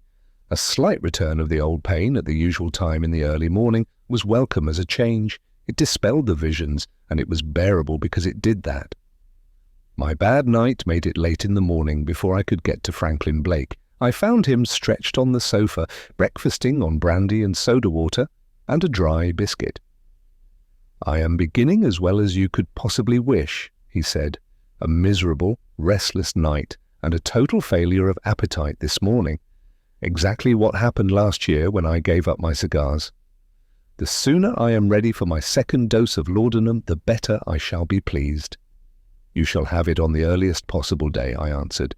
In the meantime, we must be as careful of your health as we can. If we allow you to become exhausted, We shall fail in that way. You must get an appetite for your dinner. In other words, you must get a ride or a walk this morning in the fresh air.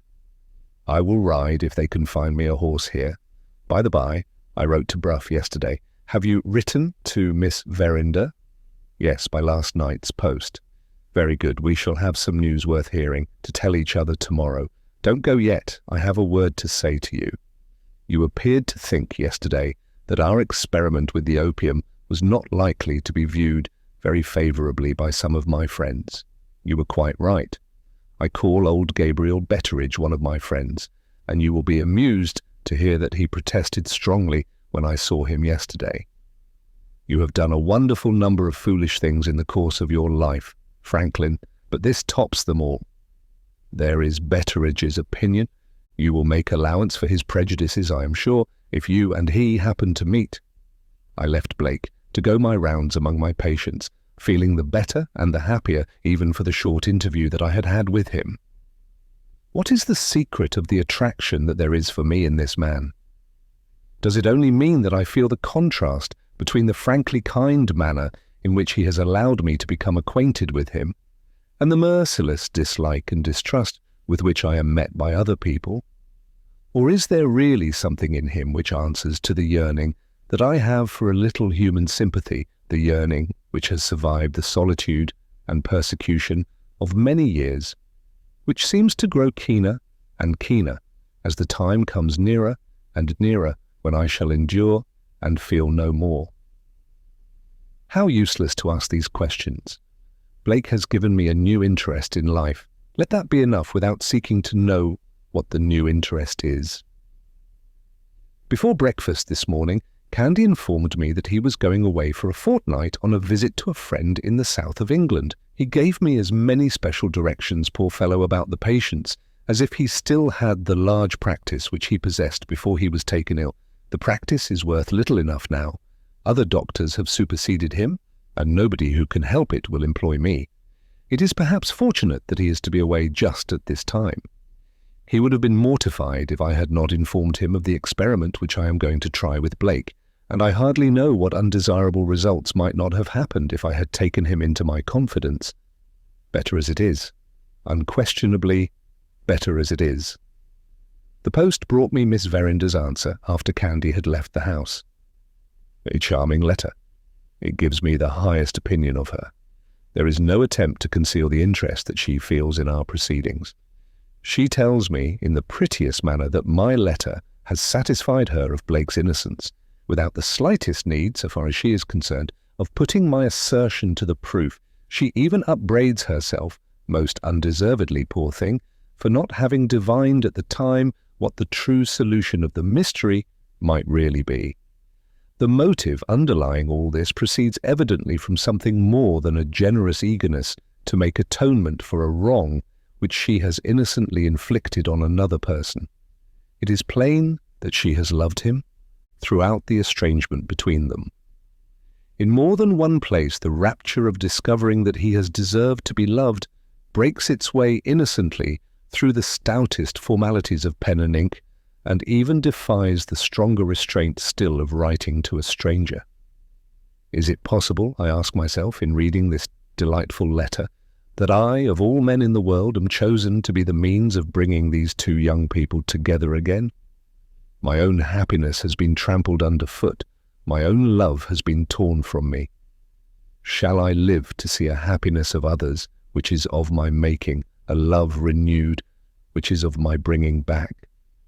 O merciful death, let me see it before your arms enfold me, before your voice whispers to me, rest at last. There are two requests contained in the letter. One of them prevents me from showing it to Franklin Blake. I am authorized to tell him that Miss Verinder willingly consents to place her house at our disposal, and, that said, I am desired to add no more. So far, it is easy to comply with her wishes, but the second request embarrasses me seriously. Not content with having written to Betteridge instructing him to carry out whatever directions I may have to give, Miss Verinder asks leave to assist me by personally superintending the restoration of her own sitting-room. She only waits a word of reply from me to make the journey to Yorkshire, and to be present as one of the witnesses on the night when the opium is tried for the second time. Here again, there is a motive under the surface, and here again I fancy that I can find it out. What she has forbidden me to tell Franklin Blake, she is, as I interpret it, eager to tell him with her own lips before he is put to the test, which is to vindicate his character in the eyes of other people. I understand and admire this generous anxiety to acquit him, without waiting until his innocence may or may not be proved. It is the atonement that she is longing to make, poor girl, after having innocently and inevitably wronged him. But the thing can't be done. I have no sort of doubt that the agitation which a meeting between them would produce on both sides, reviving dormant feelings, appealing to old memories, awakening new hopes, would, in their effect on the mind of Blake, be almost certainly fatal to the success of our experiment. It is hard enough as things are to reproduce in him the conditions as they existed, or nearly as they existed last year. With new interests and new emotions to agitate him, the attempt would be simply useless. And yet, knowing this, I cannot find it in my heart to disappoint her. I must try if I can discover some new arrangement before post-time, which will allow me to say yes to Miss Verinder, without damage to the service which I have bound myself to render to Franklin Blake. I have just returned from my round of medical visits, having begun, of course, by calling at the hotel. Blake's report of the night is the same as before. He has had some intervals of broken sleep and no more, but he feels it less today, having slept after yesterday's dinner.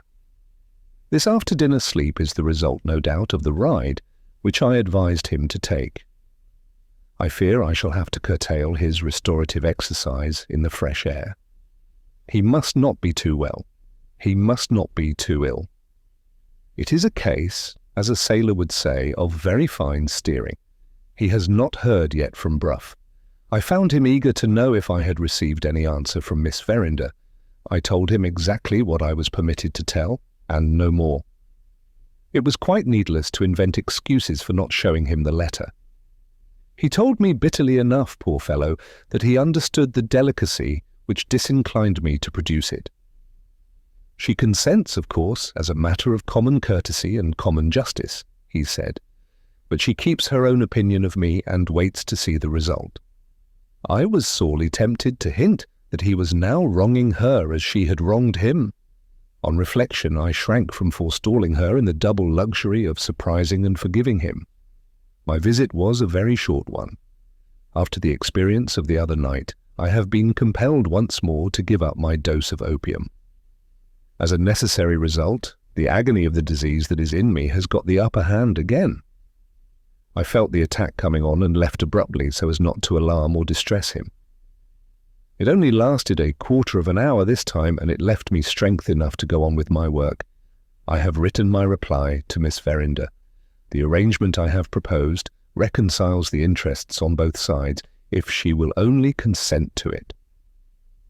After first stating the objections that there are to a meeting between Blake and herself before the experiment is tried, I have suggested that she should so time her journey as to arrive at the house privately on the evening when we make the attempt. Travelling by the afternoon train from London, she would delay her arrival until 9 o'clock. At that hour, I have undertaken to see Blake safely into his bedchamber, and so to leave Miss Verinder free to occupy her own rooms until the time comes for administering the laudanum. When that has been done, there can be no objection to her watching the result with the rest of us.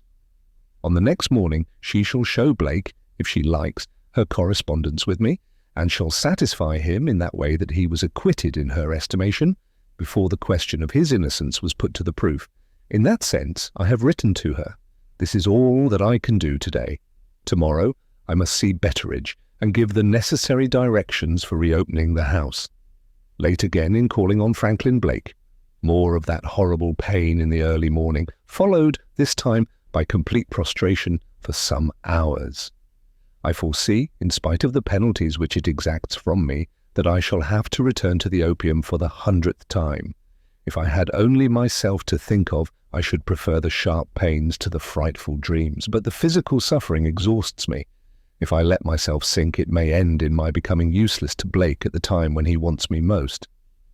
It was nearly 1 o'clock before I could get to the hotel today. The visit, even in my shattered condition, proved to be a most amusing one, thanks entirely to the presence on the scene of Gabriel Betteridge. I found him in the room when I went in. He withdrew to the window and looked out, while I put my first customary question to my patient. Blake had slept badly again, and he felt the loss of rest this morning more than he had felt it yet. I asked next if he had heard from Brough. A letter had reached him that morning. Brough expressed the strongest disapproval of the course which his friend and client was taking under my advice. It was mischievous, for it excited hopes that might never be realized. It was quite unintelligible to his mind, except that it looked like a piece of trickery, akin to the trickery of mesmerism, clairvoyance, and the like. It unsettled Miss Verinder's house, and it would end in unsettling Miss Verinder herself. He had put the case, without mentioning names, to an eminent physician, and the eminent physician had smiled, had shaken his head, and had said nothing. On these grounds Brough entered his protest and left it there. My next inquiry related to the subject of the diamond. Had the lawyer produced any evidence to prove that the jewel was in London? No, the lawyer had simply declined to discuss the question. He was himself satisfied that the Moonstone had been pledged to Lucca. His eminent absent friend, Murthwaite, whose consummate knowledge of the Indian character no one could deny, was satisfied also. Under these circumstances, and with the many demands already made on him, he must decline entering into any disputes on the subject of evidence. Time would show, and Brough was willing to wait for time. It was quite plain, even if Blake had not made it plainer still by reporting the substance of the letter instead of reading what was actually written, that distrust of me was at the bottom of all this. Having myself foreseen that result, I was neither mortified nor surprised. I asked Blake if his friend's protest had shaken him. He answered emphatically that it had not produced the slightest effect on his mind. I was free after that to dismiss Brough from consideration, and I did dismiss him accordingly. A pause in the talk between us followed, and Gabriel Betteridge came out from his retirement at the window. "Can you favour me with your attention, sir?" he inquired, addressing himself to me. "I am quite at your service," I answered. Betteridge took a chair and seated himself at the table. He produced a huge old-fashioned leather pocket-book with a pencil of dimensions to match. Having put on his spectacles, he opened the pocket-book at a blank page and addressed himself to me once more. "I have lived," said Betteridge, looking at me sternly, "nigh on 50 years in the service of my late lady. I was page-boy before that in the service of the old lord, her father. I am now somewhere between 70 and 80 years of age, never mind exactly where. I am reckoned to have got as pretty a knowledge and experience of the world as most men. And what does it all end in?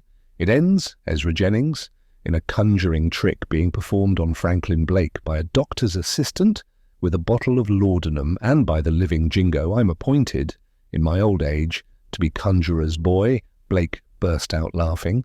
I attempted to speak. Betteridge held up his hand in token that he had not done yet. "Not a word, Jennings," he said.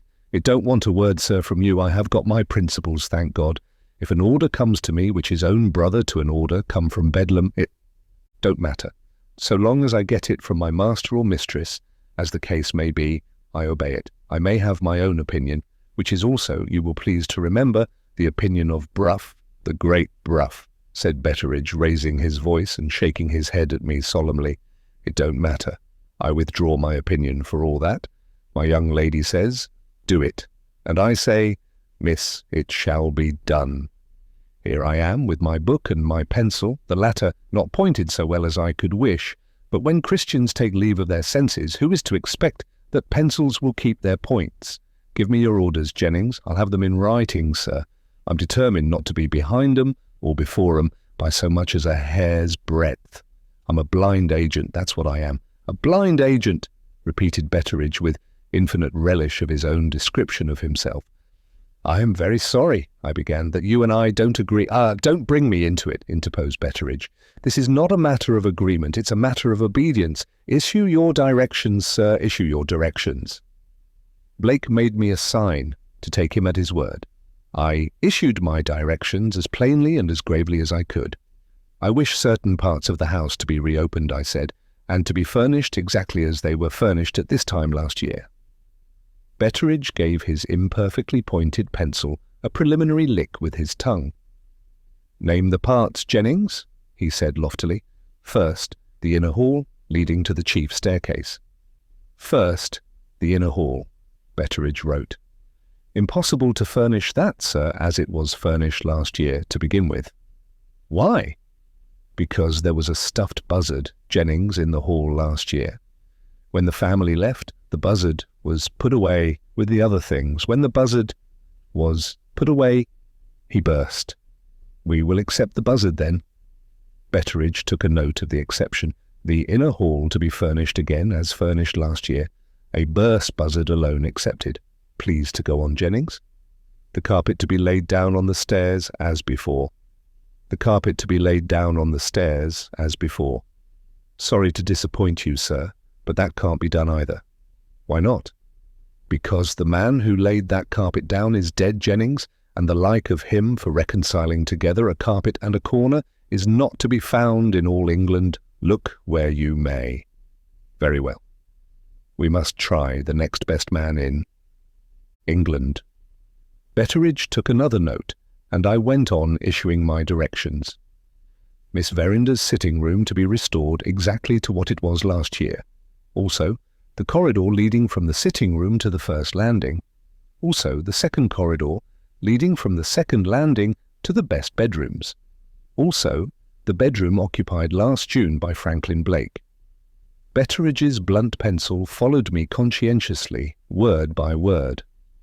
"Go on, sir," he said, with sardonic gravity. "There's a deal of writing left in the point of this pencil yet." I told him that I had no more directions to give. "Sir," said Betteridge, "in that case, I have a point or two to put on my own behalf." He opened the pocket-book at a new page and gave the inexhaustible pencil another preliminary lick. "I wish to know," he began, "whether I may or may not wash my hands." "You may decidedly," said Blake. "I'll ring for the waiter." "Of certain responsibilities," pursued Betteridge, impenetrably declining to see anybody in the room but himself and me. "As to Miss Verinder's sitting room to begin with, when we took up the carpet last year, Jennings, we found a surprising quantity of pins. Am I responsible for putting back the pins?" "Certainly not." Betteridge made a note of that concession on the spot. "As to the first corridor next," he resumed, "when we moved the ornaments in that part, we moved a statue of a fat, naked child, profanely described in the catalogue of the house as Cupid, god of love. He had 2 wings last year, in the fleshy part of his shoulders. My eye being off him, for the moment, he lost one of them. Am I responsible for Cupid's wing?" I made another concession, and Betteridge made another note. "As to the second corridor," he went on, "there having been nothing in it last year but the doors of the rooms, to every one of which I can swear if necessary, my mind is easy, I admit, respecting that part of the house only. But as to Franklin's bedroom, if that is to be put back to what it was before, I want to know who is responsible for keeping it in a perpetual state of litter, no matter how often it may be set right. His trousers here, his towels there, and his French novels everywhere. I say, who is responsible for untidying the tidiness of Franklin's room, him or me?" Blake declared that he would assume the whole responsibility with the greatest pleasure. Betteridge obstinately declined to listen to any solution of the difficulty without first referring it to my sanction and approval. I accepted Blake's proposal, and Betteridge made a last entry in the pocket-book to that effect. "Look in when you like, Jennings, beginning from tomorrow," he said, getting on his legs. "You will find me at work with the necessary persons to assist me. I respectfully beg to thank you, sir, for overlooking the case of the stuffed buzzard and the other case of the Cupid's wing, as also for permitting me to wash my hands of all responsibility in respect of the pins on the carpet and the litter in Franklin's room. Speaking as a servant, I am deeply indebted to you. Speaking as a man, I consider you to be a person whose head is full of maggots, and I take up my testimony against your experiment as a delusion and a snare. Don't be afraid, on that account, of my feelings as a man getting in the way of my duty as a servant. You shall be obeyed. The maggots notwithstanding, sir, you shall be obeyed. If it ends in your setting the house on fire, damned if I send for the engines unless you ring the bell and order them first. With that farewell assurance, he made me a bow and walked out of the room. Do you think we can depend on him? I asked. Implicitly, answered Blake. When we go to the house, we shall find nothing neglected and nothing forgotten. Another protest against our contemplated proceedings, from a lady this time. The morning's post brought me 2 letters, one from Miss Verinder consenting in the kindest manner to the arrangement that I have proposed, the other from the lady under whose care she is living, one Merridew. Merridew presents her compliments and does not pretend to understand the subject on which I have been corresponding with Miss Verinder in its scientific bearings. Viewed in its social bearings, however, she feels free to pronounce an opinion. I am probably, Merridew thinks, not aware that Miss Verinder is barely 19 years of age. To allow a young lady at her time of life to be present, without her chaperone, in a house full of men among whom a medical experiment is being carried on is an outrage on propriety which Merridew cannot possibly permit. If the matter is allowed to proceed, she will feel it to be her duty, at a serious sacrifice of her own personal convenience, to accompany Miss Verinder to Yorkshire. Under these circumstances, she ventures to request that I will kindly reconsider the subject. Seeing that Miss Verinder declines to be guided by any opinion but mine, her presence cannot possibly be necessary, and a word from me to that effect would relieve both Merridew and myself of a very unpleasant responsibility. Translated from polite commonplace into plain English, the meaning of this is, as I take it, that Merridew stands in mortal fear of the opinion of the world. She has unfortunately appealed to the very last man in existence who has any reason to regard that opinion with respect. I won't disappoint Miss Verinder, and I won't delay a reconciliation between 2 young people who love each other and who have been parted too long already. Translated from plain English into polite commonplace, this means that Jennings presents his compliments to Merridew and regrets that he cannot feel justified in interfering any farther in the matter. Blake's report of himself this morning was the same as before. We determined not to disturb Betteridge by overlooking him at the house today. Tomorrow will be time enough for our first visit of inspection. Blake is beginning to feel his continued restlessness at night. The sooner the rooms are refurnished now, the better. On our way to the house this morning, he consulted me, with some nervous impatience and irresolution, about a letter forwarded to him from London, which he had received from Sergeant Cuff. The sergeant writes from Ireland. He acknowledges the receipt, through his housekeeper, of a card and message which Blake left at his residence near Dorking, and announces his return to England as likely to take place in a week or less. In the meantime, he requests to be favoured with Blake's reasons for wishing to speak to him, as stated in the message, on the subject of the Moonstone. If Blake can convict him of having made any serious mistake in the course of his last year's inquiry concerning the diamond, he will consider it a duty, after the liberal manner in which he was treated by the late Lady Verinder, to place himself at that gentleman's disposal. If not, he begs permission to remain in his retirement, surrounded by the peaceful horticultural attractions of a country life. After reading the letter, I had no hesitation in advising Blake to inform Sergeant Cuff in reply of all that had happened since the inquiry was suspended last year, and to leave him to draw his own conclusions from the plain facts. On second thoughts, I also suggested inviting the sergeant to be present at the experiment in the event of his returning to England in time to join us.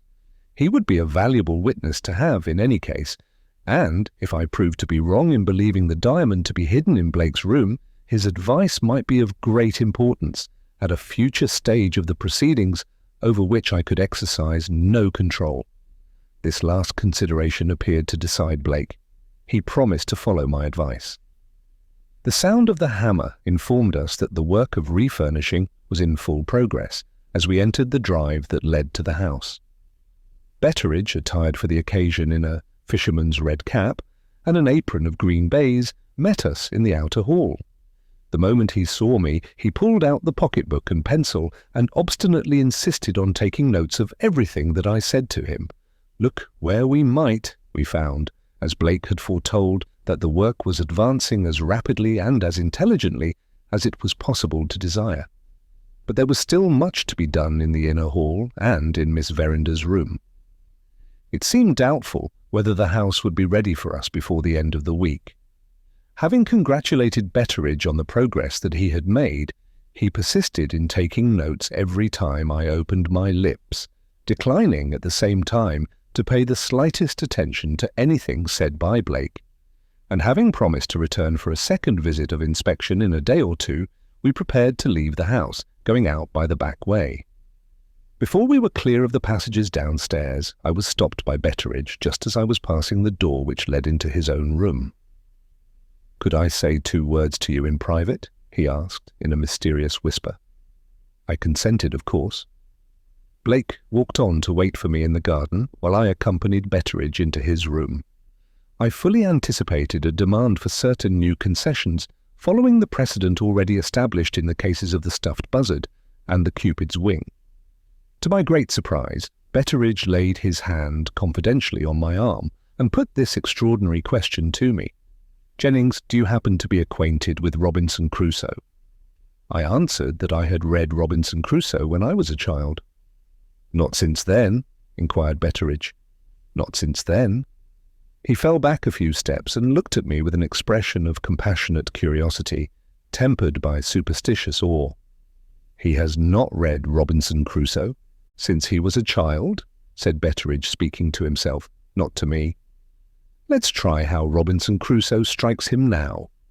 He unlocked a cupboard in a corner and produced a dirty and dog's-eared book, which exhaled a strong odour of stale tobacco as he turned over the leaves.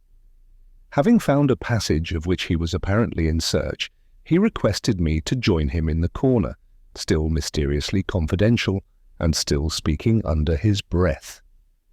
"In respect to this hocus-pocus of yours, sir, with the laudanum and Franklin Blake," he began, "while the work-people are in the house, my duty as a servant gets the better of my feelings as a man. When the work-people are gone, my feelings as a man get the better of my duty as a servant." "Very good. Last night, Jennings, it was borne in powerfully on my mind that this new medical enterprise of yours would end badly. If I had yielded to that secret dictate, I should have put all the furniture away again with my own hand and have warned the workmen off the premises when they came the next morning." "I am glad to find, from what I have seen upstairs," I said, "that you resisted the secret dictate." "Resisted isn't the word," answered Betteridge. "Wrostled is the word. I wrostled, sir, between the silent orders in my bosom pulling me one way and the written orders in my pocket-book pushing me the other until, saving your presence, I was in a cold sweat.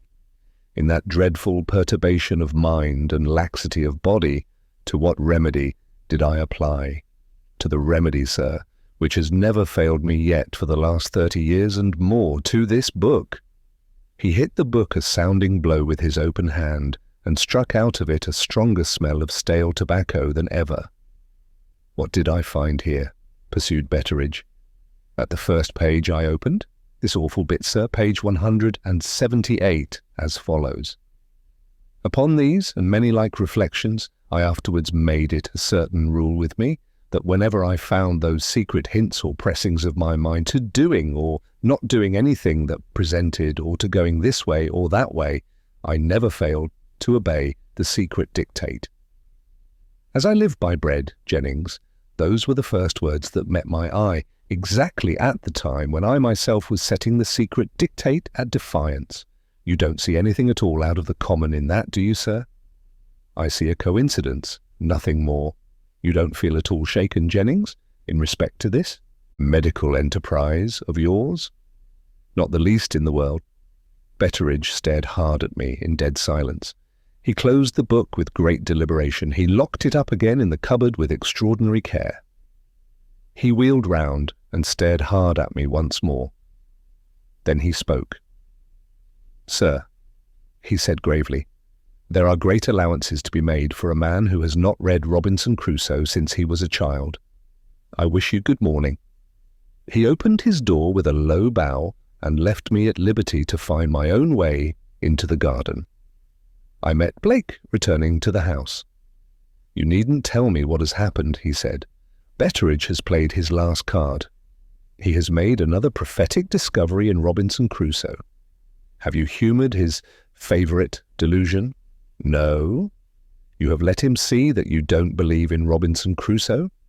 Jennings, you have fallen to the lowest possible place in Betteridge's estimation. Say what you like and do what you like for the future.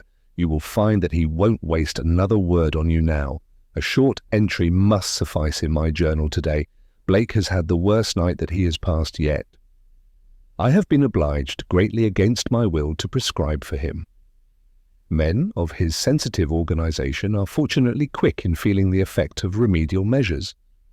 Otherwise, I should be inclined to fear that he will be totally unfit for the experiment when the time comes to try it. As for myself, after some little remission of my pains for the last 2 days, I had an attack this morning, of which I shall say nothing, but that it has decided me to return to the opium. I shall close this book and take my full dose, 500 drops. Our prospects look better today.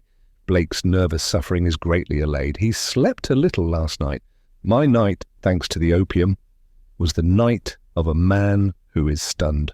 I can't say that I woke this morning. The fitter expression would be that I recovered my senses. We drove to the house to see if the refurnishing was done. It will be completed tomorrow, Saturday. As Blake foretold, Betteridge raised no further obstacles. From first to last, he was ominously polite and ominously silent. My medical enterprise, as Betteridge calls it, must now inevitably be delayed until Monday next. Tomorrow evening the workmen will be late in the house. On the next day, the established Sunday tyranny, which is one of the institutions of this free country, so times the trains, as too, make it impossible to ask anybody to travel to us from London. Until Monday comes, there is nothing to be done but to watch Blake carefully and to keep him, if possible, in the same state in which I find him today. In the meanwhile, I have prevailed on him to write to Brough, making a point of it that he shall be present as one of the witnesses. I especially choose the lawyer because he is strongly prejudiced against us. If we convince him, we place our victory beyond the possibility of dispute. Blake has also written to Sergeant Cuff, and I have sent a line to Miss Verinder. With these, and with old Betteridge, who is really a person of importance in the family, we shall have witnesses enough for the purpose, without including Merridew if Merridew persists in sacrificing herself to the opinion of the world. The vengeance of the opium overtook me again last night. No matter, I must go on with it now till Monday is past and gone. Blake is not so well again today. At 2 this morning, he confesses that he opened the drawer in which his cigars are put away. He only succeeded in locking it up again by a violent effort. His next proceeding, in case of temptation, was to throw the key out of a window. The waiter brought it in this morning, discovered at the bottom of an empty cistern, such is fate. I have taken possession of the key until Tuesday next. Blake and I took a long drive in an open carriage. We both felt beneficially the blessed influence of the soft summer air. I dined with him at the hotel, to my great relief, for I found him in an overwrought, overexcited state this morning. He had 2 hours sound sleep on the sofa after dinner. If he has another bad night now, I am not afraid of the consequence. The day of the experiment. It is 5 o'clock in the afternoon. We have just arrived at the house. The first and foremost question is the question of Blake's health. So far as it is possible for me to judge, he promises, physically speaking, to be quite as susceptible to the action of the opium tonight as he was at this time last year. He is, this afternoon, in a state of nervous sensitiveness which just stops short of nervous irritation. He changes colour readily, his hand is not quite steady, and he starts at chance noises and at unexpected appearances of persons and things. These results have all been produced by deprivation of sleep, which is in its turn the nervous consequence of a sudden cessation. In the habit of smoking, after that habit has been carried to an extreme. Here are the same causes at work again which operated last year, and here are apparently the same effects. Will the parallel still hold good when the final test has been tried? The events of the night must decide. While I write these lines, Blake is amusing himself at the billiard table in the inner hall, practicing different strokes in the game, as he was accustomed to practice them when he was a guest in this house in June last. I have brought my journal here, partly with a view to occupying the idle hours which I am sure to have on my hands between this and tomorrow morning, partly in the hope that something may happen which it may be worth my while to place on record at the time. Have I omitted anything thus far? A glance at yesterday's entry shows me that I have forgotten to note the arrival of the morning's post. Let me set this right before I close these leaves for the present and join Blake. I received a few lines then, yesterday, from Miss Verinder. She has arranged to travel by the afternoon train, as I recommended. Merridew has insisted on accompanying her. The note hints that the old lady's generally excellent temper is a little ruffled, and requests all due indulgence for her, in consideration of her age and her habits. I will endeavour in my relations with Merridew to emulate the moderation which Betteridge displays in his relations with me. He received us today, portentously arrayed in his best black suit and his stiffest white cravat. Whenever he looks my way, he remembers that I have not read Robinson Crusoe since I was a child, and he respectfully pities me. Yesterday also Blake had the lawyer's answer. Brough accepts the invitation, under protest. It is, he thinks, clearly necessary that a gentleman possessed of the average allowance of common sense should accompany Miss Verinder to the scene of what we will venture to call the proposed exhibition. For want of a better escort, Brough himself will be that gentleman, so here is poor Miss Verinder provided with 2 chaperones. It is a relief to think that the opinion of the world must surely be satisfied with this. Nothing has been heard of Sergeant Cuff. He is no doubt still in Ireland. We must not expect to see him tonight. Betteridge has just come in to say that Blake has asked for me. I must lay down my pen for the present. We have been all over the refurnished rooms and staircases again, and we have had a pleasant stroll in the shrubbery, which was Blake's favourite walk when he was here last. In this way, I hope to revive the old impressions of places and things as vividly as possible in his mind. We are now going to dine exactly at the hour at which the birthday dinner was given last year. My object, of course, is a purely medical one in this case. The laudanum must find the process of digestion as nearly as may be where the laudanum found it last year. At a reasonable time after dinner, I propose to lead the conversation back again, as inartificially as I can, to the subject of the diamond and of the Indian conspiracy to steal it. When I have filled his mind with these topics, I shall have done all that it is in my power to do before the time comes for giving him the second dose. I have only this moment found an opportunity of attending to the most important duty of all, the duty of looking in the family medicine chest for the laudanum which Candy used last year. 10 minutes since, I caught Betteridge at an unoccupied moment and told him what I wanted. Without a word of objection, without so much as an attempt to produce his pocketbook, he led the way, making allowances for me at every step, to the storeroom in which the medicine chest is kept. I discovered the bottle, carefully guarded, by a glass stopper tied over with leather. The preparation which it contained was, as I had anticipated, the common tincture of opium. Finding the bottle still well filled, I have resolved to use it, in preference to employing either of the 2 preparations with which I had taken care to provide myself, in case of emergency. The question of the quantity which I am to administer presents certain difficulties. I have thought it over and have decided on increasing the dose. My notes inform me that Candy only administered 25 minims. This is a small dose to have produced the results which followed, even in the case of a person so sensitive as Blake. I think it highly probable that Candy gave more than he supposed himself to have given, knowing as I do that he has a keen relish of the pleasures of the table, and that he measured out the laudanum on the birthday after dinner. In any case, I shall run the risk of enlarging the dose to 40 minims. On this occasion, Blake knows beforehand that he is going to take the laudanum, which is equivalent physiologically, speaking to his having, unconsciously to himself, a certain capacity in him to resist the effects. If my view is right, a larger quantity is therefore imperatively required this time to repeat the results which the smaller quantity produced last year. The witnesses, or the company, which shall I call them, reached the house an hour since. A little before 9 o'clock, I prevailed on Blake to accompany me to his bedroom, stating as a reason that I wished him to look round it for the last time in order to make quite sure that nothing had been forgotten in the refurnishing of the room. I had previously arranged with Betteridge that the bedchamber prepared for Bruff should be the next room to Blake's, and that I should be informed of the lawyer's arrival by a knock at the door. 5 minutes after the clock in the hall had struck 9, I heard the knock, and, going out immediately, met Bruff in the corridor. My personal appearance, as usual, told against me. Bruff's distrust looked at me plainly enough out of Bruff's eyes. Being well used to producing this effect on strangers, I did not hesitate a moment in saying what I wanted to say before the lawyer found his way into Blake's room. "You have travelled here, I believe, in company with Merridew and Miss Verinder?" I said. "Yes," answered Bruff, as dryly as might be. "Miss Verinder has probably told you that I wish her presence in the house, and Merridew's presence, of course, to be kept a secret from Blake until my experiment on him has been tried first." "I know that I am to hold my tongue, sir," said Bruff impatiently.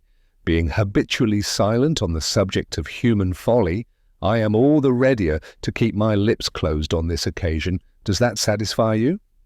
I bowed and left Betteridge to show him to his room. Betteridge gave me one look at parting, which said, as if in so many words, "You have caught a Tartar, Jennings, and the name of him is Bruff." It was next necessary to get the meeting over with the two ladies. I descended the stairs, a little nervously, I confess, on my way to Miss Verinder's sitting-room. The gardener's wife, charged with looking after the accommodation of the ladies, met me in the first-floor corridor. This excellent woman treats me with an excessive civility which is plainly the offspring of downright terror. She stares, trembles and curtsies whenever I speak to her. On my asking for Miss Verinder, she stared, trembled, and would no doubt have curtsied next if Miss Verinder herself had not cut that ceremony short by suddenly opening her sitting-room door. "Is that Jennings?" she asked. Before I could answer, she came out eagerly to speak to me in the corridor. We met under the light of a lamp on a bracket. At the first sight of me, Miss Verinder stopped and hesitated. She recovered herself instantly, coloured for a moment, and then with a charming frankness offered me her hand. "I can't treat you like a stranger, Jennings," she said. "Oh, if you only knew how happy your letters have made me." She looked at my ugly, wrinkled face with a bright gratitude so new to me in my experience of my fellow creatures that I was at a loss how to answer her. Nothing had prepared me for her kindness and her beauty. The misery of many years has not hardened my heart, thank God. I was as awkward and as shy with her as if I had been a lad in my teens. "Where is he now?" she asked, giving free expression to her one dominant interest, the interest in Blake. "What is he doing? Has he spoken of me? Is he in good spirits? How does he bear the sight of the house after what happened in it last year? When are you going to give him the laudanum? May I see you pour it out? I am so interested. I am so excited. I have 10,000 things to say to you, and they all crowd together so that I don't know what to say first. Do you wonder at the interest I take in this?" "No," I said. "I venture to think that I thoroughly understand it." She was far above the paltry affectation of being confused. She answered me as she might have answered a brother or a father. "You have relieved me of indescribable wretchedness. You have given me a new life. How can I be ungrateful enough to have any concealment from you?" "I love him," she said simply. "I have loved him from first to last, even when I was wronging him in my own thoughts, even when I was saying the hardest and the cruelest words to him. Is there any excuse for me in that? I hope there is. I am afraid it is the only excuse I have. When tomorrow comes, and he knows that I am in the house, do you think—" She stopped again and looked at me very earnestly. "When tomorrow comes," I said, "I think you have only to tell him what you have just told me." Her face brightened. She came a step nearer to me. Her fingers trifled nervously with a flower which I had picked in the garden, and which I had put into the buttonhole of my coat. "You have seen a great deal of him lately," she said. "Have you really and truly seen that?" "Really and truly," I answered. "I am quite certain of what will happen tomorrow. I wish I could feel as certain of what will happen tonight." At that point in the conversation we were interrupted by the appearance of Betteridge with the tea tray. He gave me another significant look as he passed on into the sitting room. "Aye, aye, make your hay while the sun shines. The Tartars upstairs, Jennings, the Tartars upstairs." We followed him into the room. A little old lady in a corner, very nicely dressed and very deeply absorbed over a smart piece of embroidery, dropped her work in her lap and uttered a faint little scream at the first sight of my gypsy complexion and my piebald hair. "Merridew," said Miss Verinder, "this is Jennings." "I beg Jennings's pardon," said the old lady, looking at Miss Verinder and speaking at me. "Railway travelling always makes me nervous.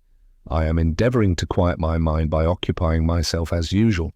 I don't know whether my embroidery is out of place on this extraordinary occasion. If it interferes with Jennings's medical views, I shall be happy to put it away, of course." I hastened to sanction the presence of the embroidery exactly as I had sanctioned the absence of the burst buzzard and the Cupid's wing. Merridew made an effort, a grateful effort, to look at my hair. No, it was not to be done. Merridew looked back again at Miss Verinder. "If Jennings will permit me," pursued the old lady, "I should like to ask a favour. Jennings is about to try a scientific experiment tonight. I used to attend scientific experiments when I was a girl at school. They invariably ended in an explosion. If Jennings will be so very kind, I should like to be warned of the explosion this time, with a view to getting it over if possible before I go to bed." I attempted to assure Merridew that an explosion was not included in the programme on this occasion. "No," said the old lady, "I am much obliged to Jennings. I am aware that he is only deceiving me for my own good. I prefer plain dealing. I am quite resigned to the explosion, but I do want to get it over if possible before I go to bed." Here the door opened and Merridew uttered another little scream. The advent of the explosion? No, only the advent of Betteridge. "I beg your pardon, Jennings," said Betteridge in his most elaborately confidential manner. "Franklin wishes to know where you are. Being under your orders to deceive him in respect to the presence of my young lady in the house, I have said, I don't know, that you will please to observe was a lie. Having one foot already in the grave, sir, the fewer lies you expect me to tell, the more I shall be indebted to you when my conscience pricks me and my time comes." There was not a moment to be wasted on the purely speculative question of Betteridge's conscience. Blake might make his appearance in search of me unless I went to him at once in his own room. Miss Verinder followed me out into the corridor. "They seem to be in a conspiracy to persecute you," she said. "What does it mean?" "Only the protest of the world, Miss Verinder, on a very small scale, against anything that is new." "What are we to do with Merridew?" "Tell her the explosion will take place at 9 tomorrow morning." "So as to send her to bed?" "Yes, so as to send her to bed." Miss Verinder went back to the sitting room, and I went upstairs to Blake. To my surprise, I found him alone, restlessly pacing his room and a little irritated at being left by himself. "Where is Bruff?" I asked. He pointed to the closed door of communication between the two rooms. Bruff had looked in on him for a moment, had attempted to renew his protest against our proceedings, and had once more failed to produce the smallest impression on Blake. Upon this the lawyer had taken refuge in a black leather bag filled to bursting with professional papers. The serious business of life, he admitted, was sadly out of place on such an occasion as the present. But the serious business of life must be carried on for all that. Blake would perhaps kindly make allowance for the old-fashioned habits of a practical man. Time was money. And, as for Jennings, he might depend on it that Bruff would be forthcoming when called upon. With that apology, The lawyer had gone back to his own room and had immersed himself obstinately in his black bag. I thought of Merridew and her embroidery, and of Betteridge and his conscience. There is a wonderful sameness in the solid side of the English character, just as there is a wonderful sameness in the solid expression of the English face. "When are you going to give me the laudanum?" asked Blake impatiently. "You must wait a little longer," I said. "I will stay and keep you company till the time comes." It was then, not 10 o'clock. Inquiries which I had made at various times of Betteridge and Blake had led me to the conclusion that the dose of laudanum given by Candy could not possibly have been administered before 11. I had accordingly determined not to try the second dose until that time. We talked a little, but both our minds were preoccupied by the coming ordeal. The conversation soon flagged, then dropped altogether. Blake idly turned over the books on his bedroom table. I had taken the precaution of looking at them when we first entered the room. The Guardian, the Tatler, Richardson's Pamela, Mackenzie's Man of Feeling, Roscoe's Lorenzo de' Medici, and Robertson's Charles V, all classical works, all, of course, immeasurably superior to anything produced in later times, and all, from my present point of view, possessing the one great merit of enchaining nobody's interest and exciting nobody's brain. I left Blake to the composing influence of standard literature and occupied myself in making this entry in my journal. My watch informs me that it is close on 11 o'clock. I must shut up these leaves once more. The experiment has been tried, with what result I am now to describe. At 11 o'clock, I rang the bell for Betteridge and told Blake that he might at last prepare himself for bed. I looked out of the window at the night. It was mild and rainy, resembling, in this respect, the night of the birthday. Without professing to believe in omens, it was at least encouraging to find no direct nervous influences, no stormy or electric perturbations in the atmosphere. Betteridge joined me at the window and mysteriously put a little slip of paper into my hand.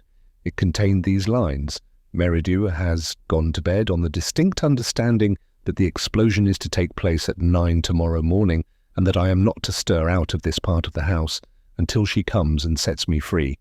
She has no idea that the chief scene of the experiment is my sitting room, or she would have remained in it for the whole night. I am alone and very anxious. Pray, let me see you measure out the laudanum. I want to have something to do with it, even in the unimportant character of a mere looker-on." I followed Betteridge out of the room and told him to remove the medicine chest into Miss Veranda's sitting room. The order appeared to take him completely by surprise. He looked as if he suspected me of some occult medical design on Miss Veranda. "Might I presume to ask," he said, "what my young lady and the medicine chest have got to do with each other?" "Stay in the sitting room, and you will see." Betteridge appeared to doubt his own unaided capacity to superintend me effectually on an occasion when a medicine chest was included in the proceedings. "Is there any objection, sir," he asked, "to taking Bruff into this part of the business?" "Quite the contrary. I am now going to ask Bruff to accompany me downstairs." Betteridge withdrew to fetch the medicine chest without another word. I went back into Blake's room and knocked at the door of communication. Bruff opened it with his papers in his hand, immersed in law, impenetrable to medicine. "I am sorry to disturb you," I said, "but I am going to prepare the laudanum for Blake, and I must request you to be present and to see what I do." "Yes?" said Bruff, with 9/10 of his attention riveted on his papers, and with 1/10 unwillingly accorded to me. "Anything else?" "I must trouble you to return here with me and to see me administer the dose." "Anything else?" "One thing more. I must put you to the inconvenience of remaining in Blake's room and of waiting to see what happens." "Oh, very good," said Bruff. "My room or Blake's room? It doesn't matter which. I can go on with my papers anywhere. Unless you object, Jennings, to my importing that amount of common sense into the proceedings?" Before I could answer, Blake addressed himself to the lawyer, speaking from his bed. "Do you really mean to say that you don't feel any interest in what we are going to do?" he asked.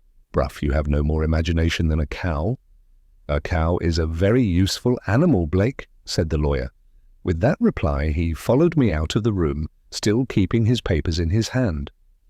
We found Miss Verinder pale and agitated, restlessly pacing her sitting room from end to end.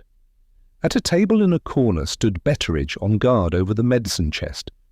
Bruff sat down on the first chair that he could find and, emulating the usefulness of the cow, plunged back again into his papers on the spot. Miss Verinder drew me aside and reverted instantly to her one all-absorbing interest, her interest in Blake. "How is he now?" she asked. "Is he nervous? Is he out of temper? Do you think it will succeed? Are you sure it will do no harm?" "Quite sure. Come and see me measure it out."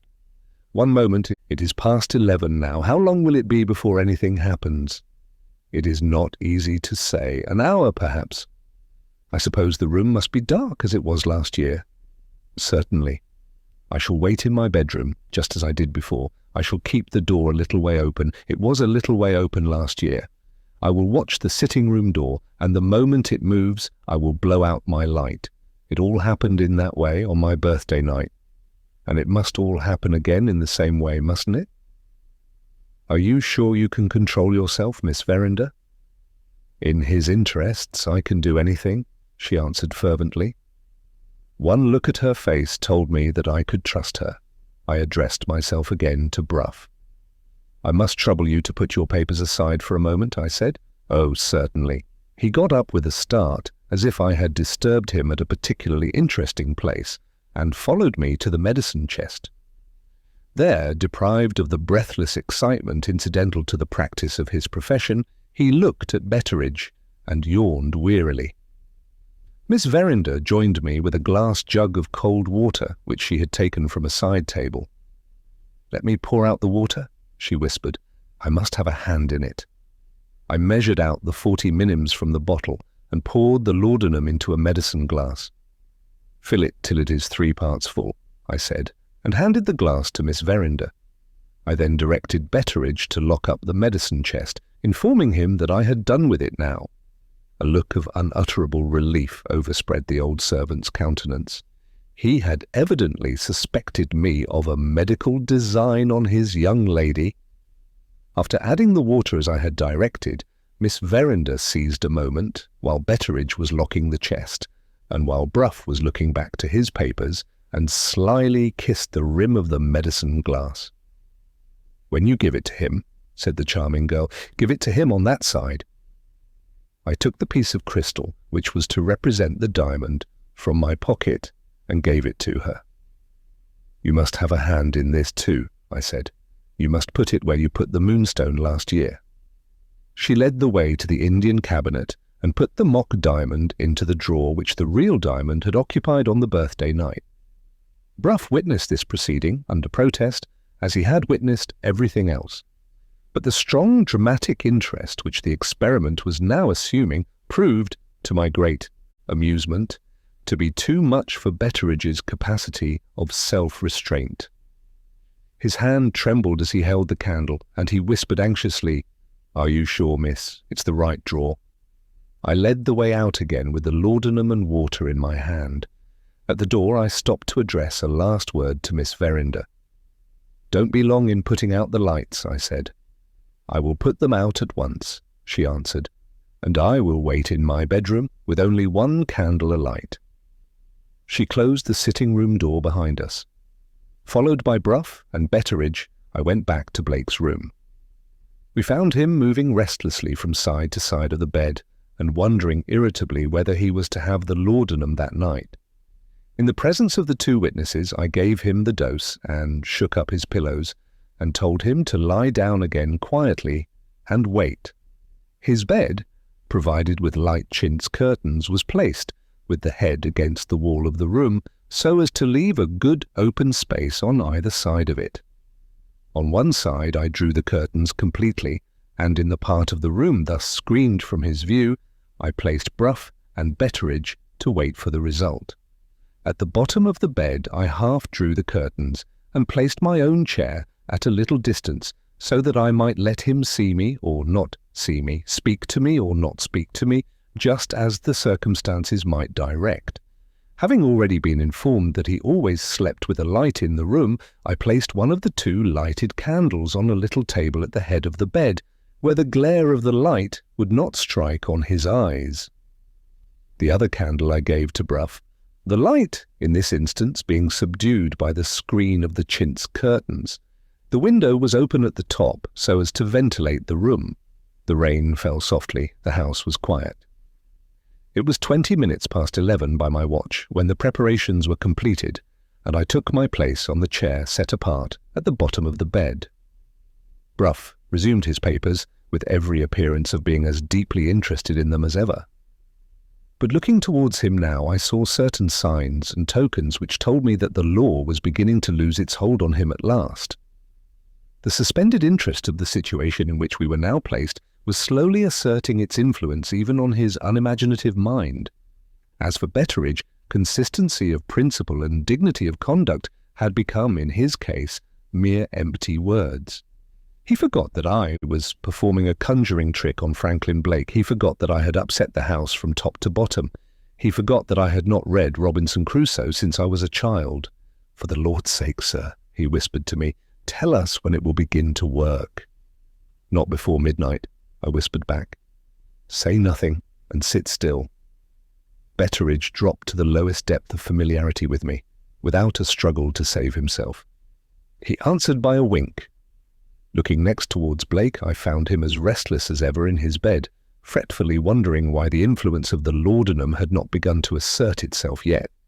To tell him in his present humour that the more he fidgeted and wondered, the longer he would delay the result for which we were now waiting would have been simply useless. The wiser course to take was to dismiss the idea of the opium from his mind by leading him insensibly to think of something else. With this view, I encouraged him to talk to me, contriving so to direct the conversation on my side as to lead it back again to the subject which had engaged us earlier in the evening, the subject of the diamond.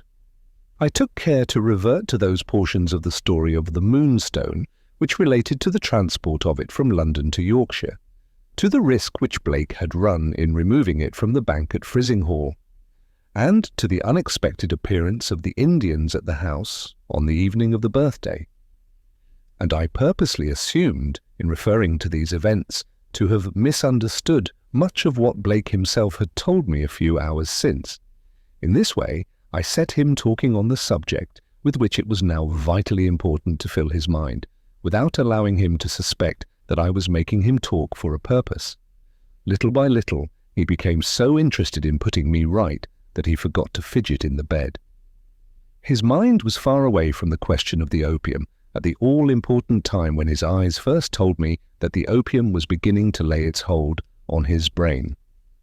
I looked at my watch. It wanted 5 minutes to 12 when the premonitory symptoms of the working of the laudanum first showed themselves to me. At this time, no unpractised eyes would have detected any change in him. But as the minutes of the new morning wore away, the swiftly subtle progress of the influence began to show itself more plainly. The sublime intoxication of opium gleamed in his eyes, the dew of a stealthy perspiration began to glisten on his face. In 5 minutes more, the talk which he still kept up with me failed in coherence. He held steadily to the subject of the diamond, but he ceased to complete his sentences. A little later, the sentences dropped to single words. Then there was an interval of silence. Then he sat up in bed. Then, still busy with the subject of the diamond, he began to talk again, not to me, but to himself. That change told me that the first stage in the experiment was reached. The stimulant influence of the opium had got him. The time, now, was 23 minutes past 12. The next half hour, at most, would decide the question of whether he would or would not get up from his bed and leave the room. In the breathless interest of watching him, in the unutterable triumph of seeing the first result of the experiment declare itself in the manner, and nearly at the time, which I had anticipated, I had utterly forgotten the 2 companions of my night vigil. Looking towards them now, I saw the law, as represented by Bruff's papers, lying unheeded on the floor. Bruff himself was looking eagerly through a crevice left in the imperfectly drawn curtains of the bed, and Betteridge, oblivious of all respect for social distinctions, was peeping over Bruff's shoulder. They both started back on finding that I was looking at that and them like two boys caught out by their schoolmaster in a fault. I signed to them to take off their boots quietly as I was taking off mine. If Blake gave us the chance of following him, it was vitally necessary to follow him without noise. 10 minutes passed, and nothing happened. Then he suddenly threw the bedclothes off him. He put one leg out of bed. He waited. "I wish I had never taken it out of the bank," he said to himself. "It was safe in the bank." My heart throbbed fast. The pulses at my temples beat furiously. The doubt about the safety of the diamond was, once more, the dominant impression in his brain. On that one pivot, the whole success of the experiment turned. The prospect thus suddenly opened before me was too much for my shattered nerves. I was obliged to look away from him, or I should have lost my self-control. There was another interval of silence. When I could trust myself to look back at him, he was out of his bed, standing erect at the side of it. The pupils of his eyes were now contracted. His eyeballs gleamed in the light of the candle as he moved his head, slowly to and fro. He was thinking. He was doubting. He spoke again. "How do I know?" he said. "The Indians may be hidden in the house." He stopped and walked slowly to the other end of the room. He turned, waited, came back to the bed. "It's not even locked up," he went on. "It's in the drawer of her cabinet, and the drawer doesn't lock." He sat down on the side of the bed. "Anybody might take it," he said. He rose again restlessly and reiterated his first words. "How do I know?" "The Indians may be hidden in the house." He waited again. I drew back behind the half-curtain of the bed. He looked about the room with a vacant glitter in his eyes. It was a breathless moment. There was a pause of some sort. A pause in the action of the opium. A pause in the action of the brain. Who could tell? Everything depended, now, on what he did next. He laid himself down again on the bed. A horrible doubt crossed my mind. Was it possible that the sedative action of the opium was making itself felt already? It was not in my experience that it should do this. But what is experience where opium is concerned? There are probably no two men in existence on whom the drug acts in exactly the same manner. Was some constitutional peculiarity in him, feeling the influence in some new way? Were we to fail on the very brink of success? "No!" He got up again abruptly. "How the devil am I to sleep?" he said, with this on my mind. He looked at the light, burning on the table at the head of his bed. After a moment, he took the candle in his hand. I blew out the second candle, burning behind the closed curtains. I drew back with Bruff and Betteridge into the farthest corner by the bed. I signed to them to be silent, as if their lives had depended on it. We waited, seeing and hearing nothing. We waited. Hidden from him by the curtains, the light, which he was holding on the other side of us, moved suddenly. The next moment he passed us, swift and noiseless, with the candle in his hand. He opened the bedroom door and went out. We followed him along the corridor. We followed him down the stairs. We followed him along the second corridor. He never looked back. He never hesitated. He opened the sitting-room door and went in, leaving it open behind him.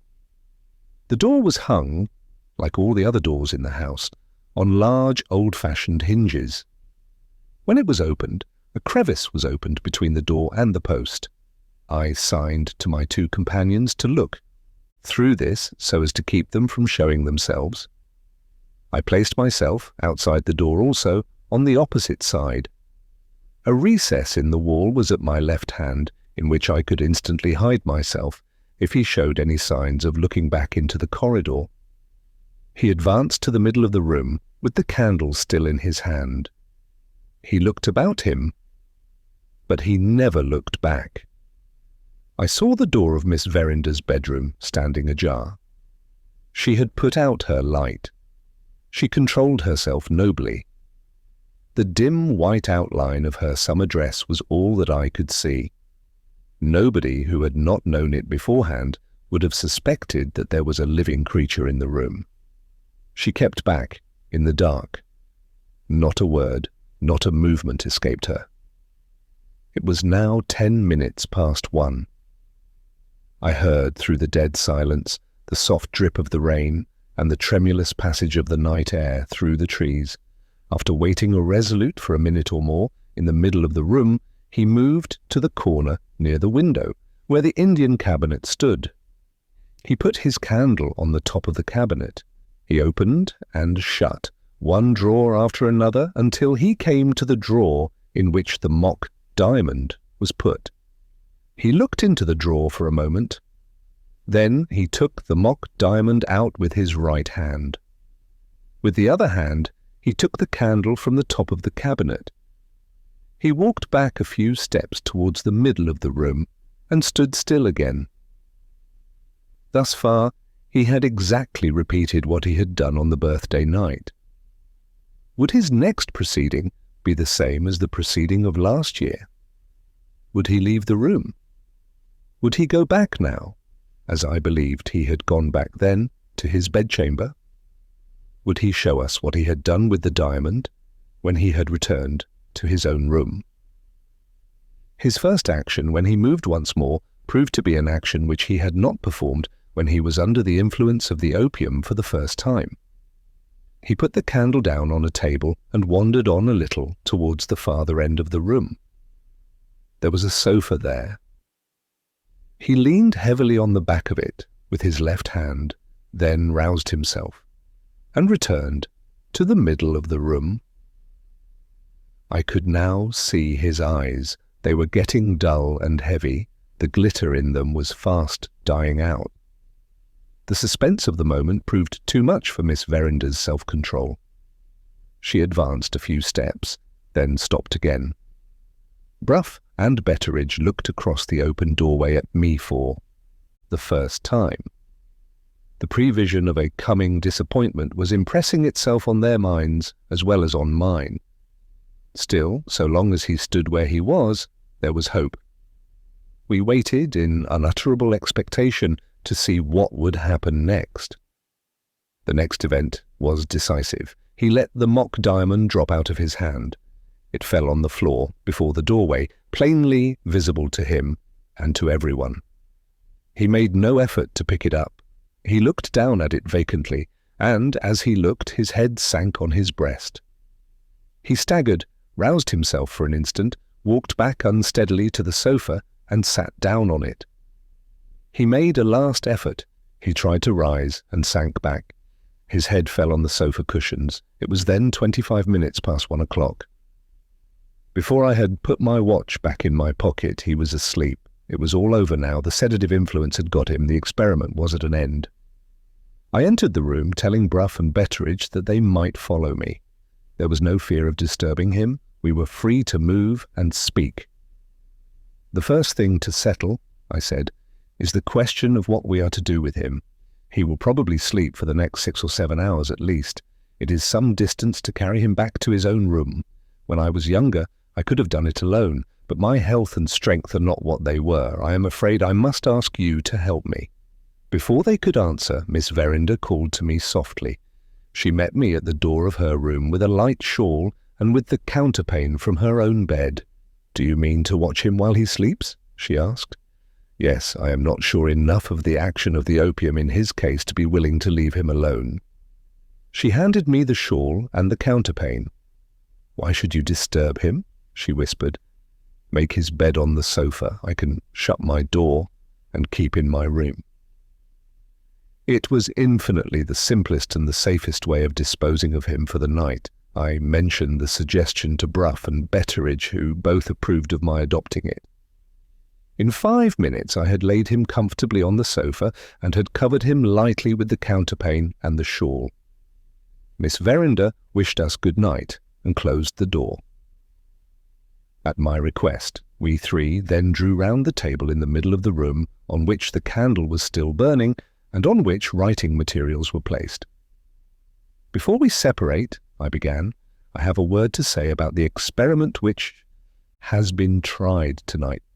2 distinct objects were to be gained by it. The first of these objects was to prove that Blake entered this room and took the diamond last year, acting unconsciously and irresponsibly under the influence of opium. After what you have both seen, are you both satisfied so far? They answered me in the affirmative, without a moment's hesitation. The second object, I went on, was to discover what he did with the diamond after he was seen by Miss Verinder to leave her sitting room with the jewel in his hand on the birthday night. The gaining of this object depended, of course, on his still continuing exactly to repeat his proceedings of last year. He has failed to do that, and the purpose of the experiment is defeated accordingly. I can't assert that I am not disappointed at the result, but I can honestly say that I am not surprised by it. I told Blake from the first that our complete success in this matter depended on our completely reproducing in him the physical and moral conditions of last year, and I warned him that this was the next thing to a downright impossibility. We have only partially reproduced the conditions, and the experiment has been only partially successful in consequence. It is also possible that I may have administered too large a dose of laudanum, but I myself look upon the first reason that I have given as the true reason why we have to lament a failure, as well as to rejoice over a success. After saying those words, I put the writing materials before Bruff and asked him if he had any objection before we separated for the night to draw out and sign a plain statement of what he had seen. He at once took the pen and produced the statement with the fluent readiness of a practised hand. "I owe you this," he said, signing the paper, "as some atonement for what passed between us earlier in the evening. I beg your pardon, Jennings, for having doubted you. You have done Franklin Blake an inestimable service. In our legal phrase, you have proved your case." Betteridge's apology was characteristic of the man. "Jennings," he said, "when you read Robinson Crusoe again, which I strongly recommend you to do, you will find that he never scruples to acknowledge it when he turns out to have been in the wrong. Please to consider me, sir, as doing what Robinson Crusoe did on the present occasion." With those words he signed the paper in his turn. Bruff took me aside as we rose from the table. "One word about the diamond," he said. "Your theory is that Franklin Blake hid the Moonstone in his room. My theory is that the Moonstone is in the possession of Lucas bankers in London. We won't dispute which of us is right. We will only ask which of us is in a position to put his theory to the test."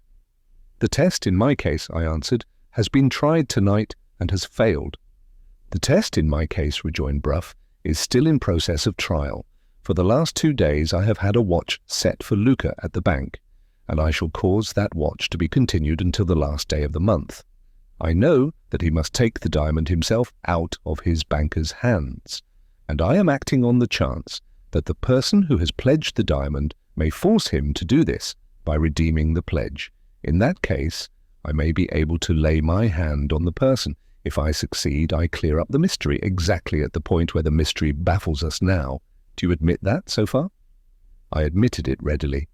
"I am going back to town by the morning train," pursued the lawyer. "I may hear when I return that a discovery has been made, and it may be of the greatest importance that I should have Franklin Blake at hand to appeal to, if necessary. I intend to tell him as soon as he wakes that he must return with me to London. After all that has happened, may I trust to your influence to back me?" "Certainly," I said.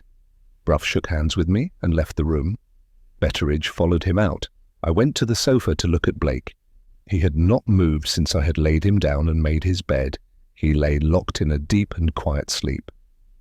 While I was still looking at him, I heard the bedroom door softly opened.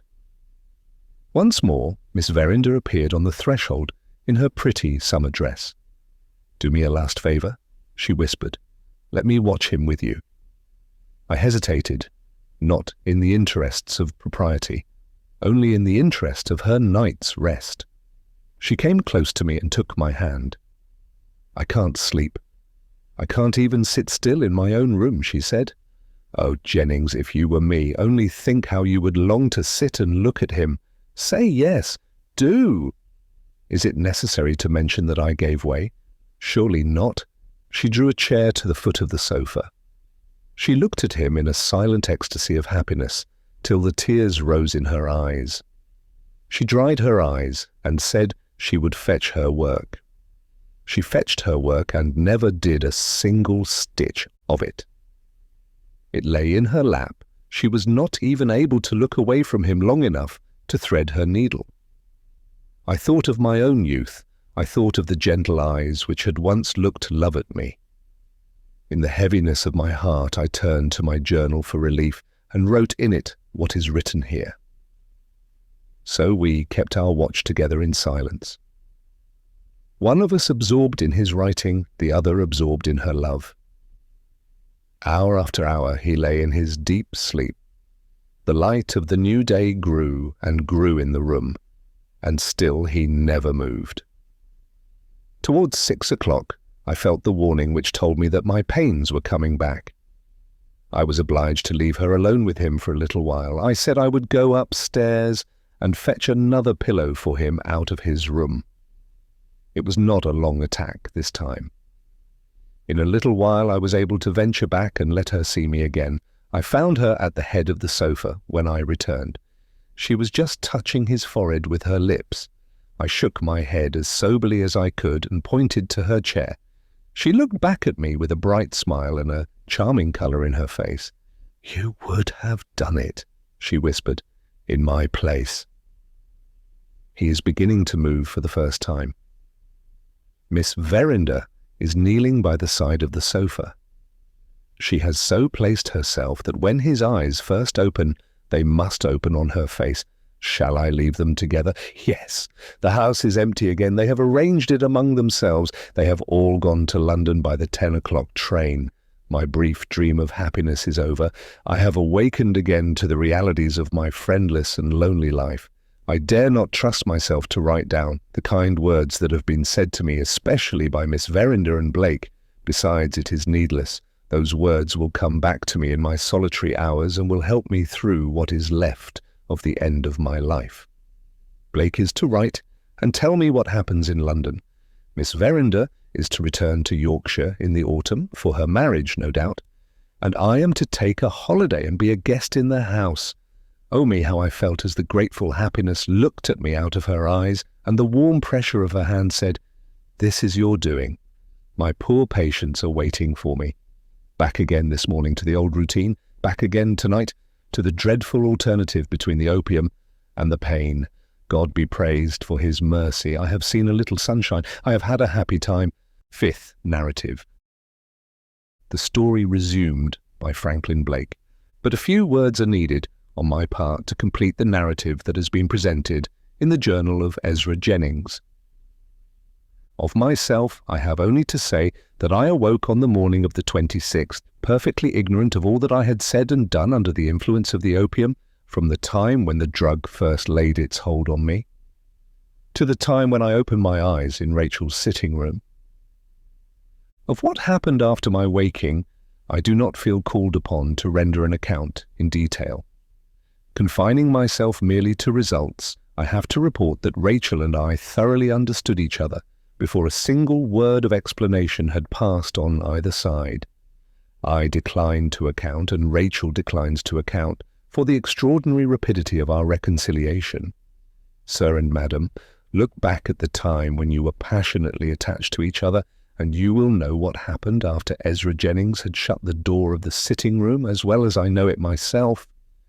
I have, however, no objection to add that we should have been certainly discovered by Merridew, but for Rachel's presence of mind.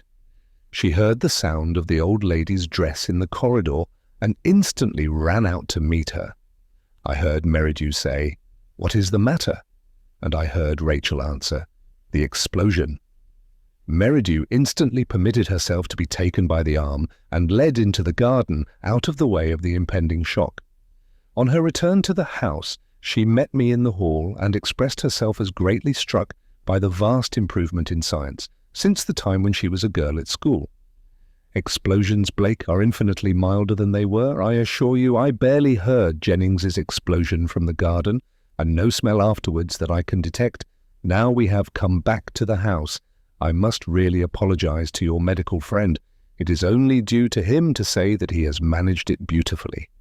So, After vanquishing Betteridge and Brough, Ezra Jennings vanquished Merridew herself. There is a great deal of undeveloped liberal feeling in the world, after all. At breakfast, Brough made no secret of his reasons for wishing that I should accompany him to London by the morning train. The watch kept at the bank, and the result which might yet come of it appealed so irresistibly to Rachel's curiosity that she at once decided, if Merridew had no objection, on accompanying us back to town, so as to be within reach of the earliest news of our proceedings. Merridew proved to be all pliability and indulgence after the truly considerate manner in which the explosion had conducted itself, and Betteridge was accordingly informed that we were all four to travel back together by the morning train. I fully expected that he would have asked leave to accompany us, but Rachel had wisely provided her faithful old servant with an occupation that interested him. He was charged with completing the refurnishing of the house, and was too full of his domestic responsibilities to feel the detective fever, as he might have felt it under other circumstances. Our one subject of regret in going to London was the necessity of parting, more abruptly than we could have wished, with Ezra Jennings. It was impossible to persuade him to accompany us. I could only promise to write to him, and Rachel could only insist on his coming to see her when she returned to Yorkshire. There was every prospect of our meeting again in a few months, and yet there was something very sad in seeing our best and dearest friend left standing alone on the platform as the train moved out of the station. On our arrival in London, Brough was accosted at the terminus by a small boy dressed in a jacket and trousers of threadbare black cloth, and personally remarkable in virtue of the extraordinary prominence of his eyes. They projected so far and they rolled about so loosely that you wondered uneasily why they remained in their sockets. After listening to the boy, Brough asked the ladies whether they would excuse our accompanying them back to Portland Place. I had barely time to promise Rachel that I would return and tell her everything that had happened before Brough seized me by the arm and hurried me into a cab. The boy with the ill-secured eyes took his place on the box by the driver, and the driver was directed to go to Lombard Street. "News from the bank?" I asked as we started. "News of Luca," said Brough. "An hour ago he was seen to leave his house at Lambeth in a cab, accompanied by two men who were recognized by my men as police officers in plain clothes.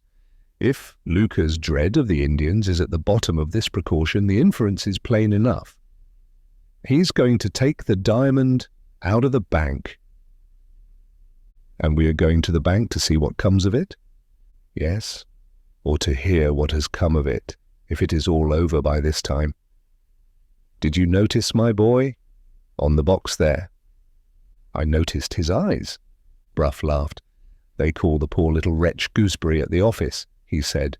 "I employ him to go on errands, and I only wish my clerks who have nicknamed him were as thoroughly to be depended on as he is. Gooseberry is one of the sharpest boys in London, Blake, in spite of his eyes." It was 20 minutes to 5 when we drew up before the bank in Lombard Street. Gooseberry looked longingly at his master as he opened the cab door. "Do you want to come in too?" asked Brough kindly. "Come in then and keep at my heels till further orders." "He's as quick as lightning," pursued Brough, addressing me in a whisper. "2 words will do with Gooseberry, where 20 would be wanted with another boy." We entered the bank. The outer office, with the long counter, behind which the cashiers sat, was crowded with people, all waiting their turn to take money out or to pay money in before the bank closed at 5 o'clock. 2 men among the crowd approached Brough as soon as he showed himself. "Well," asked the lawyer, "have you seen him?" "He passed us here half an hour since, sir, and went on into the inner office." "Has he not come out again yet?" "No, sir." Brough turned to me. "Let us wait," he said. I looked round among the people about me for the 3 Indians. Not a sign of them was to be seen anywhere. The only person present with a noticeably dark complexion was a tall man in a pilot coat and a round hat who looked like a sailor. Could this be one of them in disguise? Impossible. The man was taller than any of the Indians, and his face, where it was not hidden by a bushy black beard, was twice the breadth of any of their faces at least. They must have their spies somewhere, said Bruff, looking at the dark sailor in his turn, and he may be the man. Before he could say more, his coat-tail was respectfully pulled by his attendant sprite with the gooseberry eyes. Bruff looked where the boy was looking. "Hush," he said. "Here is Luca." The moneylender came out from the inner regions of the bank, followed by his 2 guardian policemen in plain clothes. "Keep your eye on him," whispered Bruff. "If he passes the diamond to anybody, he will pass it here." Without noticing either of us, Luca slowly made his way to the door, now in the thickest, now in the thinnest part of the crowd. I distinctly saw his hand move as he passed a short, stout man, respectably dressed in a suit of sober grey. The man started a little and looked after him. Luca moved on slowly through the crowd. At the door, his guard placed themselves on either side of him. They were all 3 followed by one of Bruff's men, and I saw them no more. I looked round at the lawyer and then looked significantly towards the man in the suit of sober grey. "Yes," whispered Bruff, "I saw it too." He turned about in search of his second man. The second man was nowhere to be seen. He looked behind him for his attendant sprite. Gooseberry had disappeared. "What the devil does it mean?" said Bruff angrily. "They have both left us at the very time when we want them most." It came to the turn of the man in the grey suit to transact his business at the counter. He paid in a cheque, received a receipt for it, and turned to go out. "What is to be done?" asked Bruff. "We can't degrade ourselves by following him." "I can," I said. "I wouldn't lose sight of that man for £10,000. "In that case," rejoined Bruff, "I wouldn't lose sight of you for twice the money. A nice occupation for a man in my position," he muttered to himself as we followed the stranger out of the bank. "For heaven's sake, don't mention it. I should be ruined if it was known." The man in the grey suit got into an omnibus going westward. We got in after him.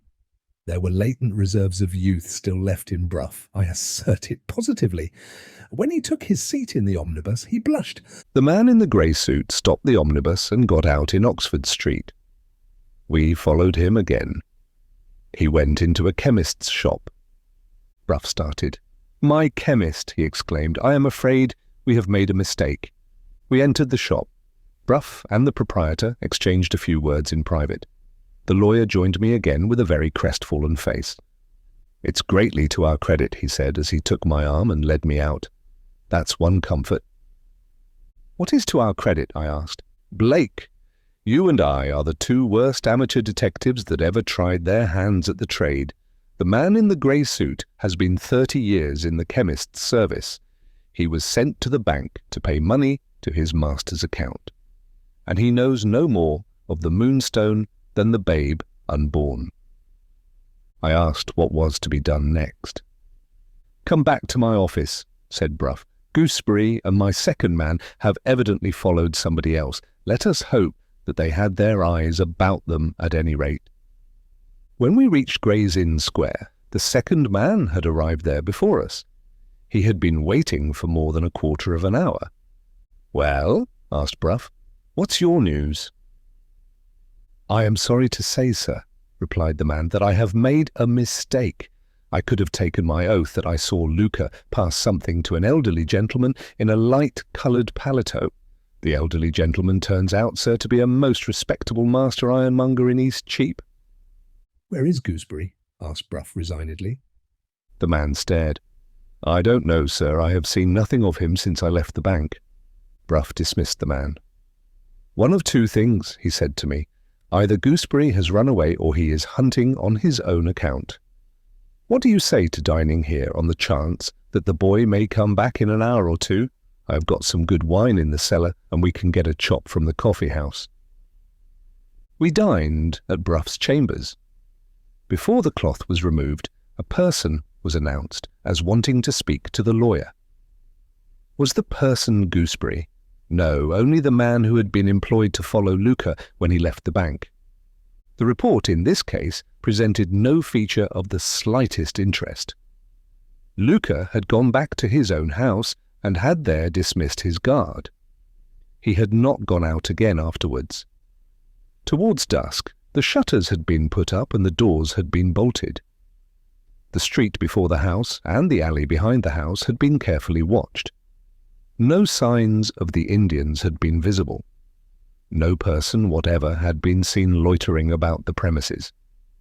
Having stated these facts, the man waited to know whether there were any further orders. Brough dismissed him for the night. "Do you think Luca has taken the Moonstone home with him?" I asked. "Not he," said Brough. "He would never have dismissed his 2 policemen if he had run the risk of keeping the diamond in his own house again." We waited another half-hour for the boy, and waited in vain. It was then time for Brough to go to Hampstead, and for me to return to Rachel in Portland Place. I left my card in charge of the porter at the chambers, with a line written on it to say that I should be at my lodgings at 10:30 that night. The card was to be given to the boy if the boy came back. Some men have a knack of keeping appointments, and other men have a knack of missing them. I am one of the other men. Add to this that I passed the evening at Portland Place on the same seat with Rachel, in a room 40 feet long, with Merridew at the further end of it. Does anybody wonder that I got home at 12:30 instead of 10:30? How thoroughly heartless that person must be, and how earnestly I hope I may never make that person's acquaintance.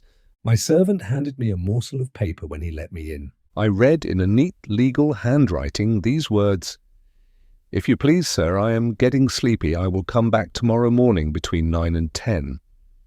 Inquiry proved that a boy with very extraordinary-looking eyes had called and presented my card and message, had waited an hour, had done nothing but fall asleep and wake up again, had written a line for me, and had gone home, after gravely informing the servant that he was fit for nothing unless he got his night's rest.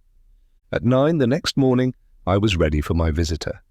At 9:30 I heard steps outside my door. "Come in, Gooseberry," I called out. "Thank you, sir," answered a grave and melancholy voice. The door opened, I started to my feet and confronted Sergeant Cuff. "I thought I would look in here, Blake, on the chance of your being in town before I wrote to Yorkshire," said the sergeant. He was as dreary and as lean as ever. His eyes had not lost their old trick, so subtly noticed in Betteridge's narrative, of looking as if they expected something more from you than you were aware of yourself. But so far as dress can alter a man, the great Cuff was changed beyond all recognition. He wore a broad-brimmed white hat, a light shooting jacket, white trousers, and drab gaiters. He carried a stout oak stick. His whole aim and object seemed to be to look as if he had lived in the country all his life. When I complimented him on his metamorphosis, he declined to take it as a joke. He complained, quite gravely, of the noises and the smells of London. I declare I am far from sure that he did not speak with a slightly rustic accent. I offered him breakfast. The innocent countryman was quite shocked. His breakfast hour was 6:30, and he went to bed with the cocks and hens. "I only got back from Ireland last night," said the sergeant, coming round to the practical object of his visit in his own impenetrable manner. "Before I went to bed, I read your letter telling me what has happened since my inquiry after the diamond was suspended last year.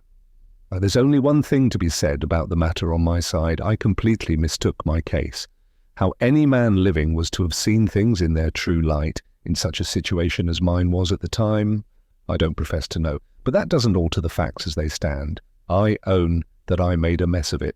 Not the first mess, Blake, which has distinguished my professional career. It's only in books that the officers of the detective force are superior to the weakness of making a mistake." "You have come in the nick of time to recover your reputation," I said. "I beg your pardon, Blake," rejoined the sergeant. "Now I have retired from business, I don't care a straw about my reputation. I have done with my reputation, thank God. I am here, sir, in grateful remembrance of the late Lady Verinder's liberality to me. I will go back to my old work, if you want me, and if you will trust me, on that consideration, and on no other.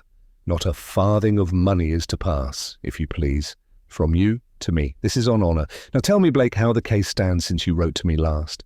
I told him of the experiment with the opium, and of what had occurred afterwards at the bank in Lombard Street. He was greatly struck by the experiment, It was something entirely new in his experience, and he was particularly interested in the theory of Ezra Jennings relating to what I had done with the diamond after I had left Rachel's sitting room on the birthday night. "I don't hold with Jennings that you hid the Moonstone," said Sergeant Cuff, "but I agree with him that you must certainly have taken it back to your own room." "Well," I asked, "and what happened then?" "Have you no suspicion yourself of what happened, sir?" "None whatever." Has Bruff no suspicion? No more than I have. Sergeant Cuff rose and went to my writing table. He came back with a sealed envelope. It was marked "Private." It was addressed to me, and it had the sergeant's signature in the corner. "I suspected the wrong person last year," he said, "and I may be suspecting the wrong person now. Wait to open the envelope, Blake, till you have got at the truth, and then compare the name of the guilty person with the name that I have written in that sealed letter." I put the letter into my pocket, and then asked for the sergeant's opinion of the measures which we had taken at the bank. "Very well intended, sir," he answered, "and quite the right thing to do. But there was another person who ought to have been looked after besides Luca." "The person named in the letter you have just given to me?" "Yes, Blake, the person named in the letter. It can't be helped now. I shall have something to propose to you and Bruff, sir, when the time comes. Let's wait first, and see if the boy has anything to tell us that is worth hearing." It was close on 10 o'clock, and the boy had not made his appearance. Sergeant Cuff talked of other matters. He asked after his old friend Betteridge and his old enemy the gardener. In a minute more he would no doubt have got from this to the subject of his favourite roses, if my servant had not interrupted us by announcing that the boy was below. On being brought into the room, Gooseberry stopped at the threshold of the door and looked distrustfully at the stranger who was in my company. I told the boy to come to me. "You may speak before this gentleman," I said. "He is here to assist me, and he knows all that has happened. Sergeant Cuff," I added, "this is the boy from Bruff's office." In our modern system of civilization, celebrity, no matter of what kind, is the lever that will move anything. The fame of the great Cuff had even reached the ears of the small Gooseberry. The boy's ill-fixed eyes rolled when I mentioned the illustrious name, till I thought they really must have dropped on the carpet. "Come here, my lad," said the sergeant, "and let's hear what you have got to tell us." The notice of the great man, the hero of many a famous story in every lawyer's office in London, appeared to fascinate the boy. He placed himself in front of Sergeant Cuff and put his hands behind him, after the approved fashion of a neophyte who is examined in his catechism. "What is your name?" said the sergeant, beginning with the first question in the catechism. "Octavius Guy," answered the boy. "They call me Gooseberry at the office because of my eyes." "Octavius Guy, otherwise Gooseberry," pursued the sergeant with the utmost gravity, "you were missed at the bank yesterday. What were you about?" "If you please, sir, I was following a man." "Who was he?" "A tall man, sir, with a big black beard, dressed like a sailor." "I remember the man," I broke in. "Bruff and I thought he was a spy employed by the Indians." Sergeant Cuff did not appear to be much impressed by what Bruff and I had thought. He went on catechizing Gooseberry.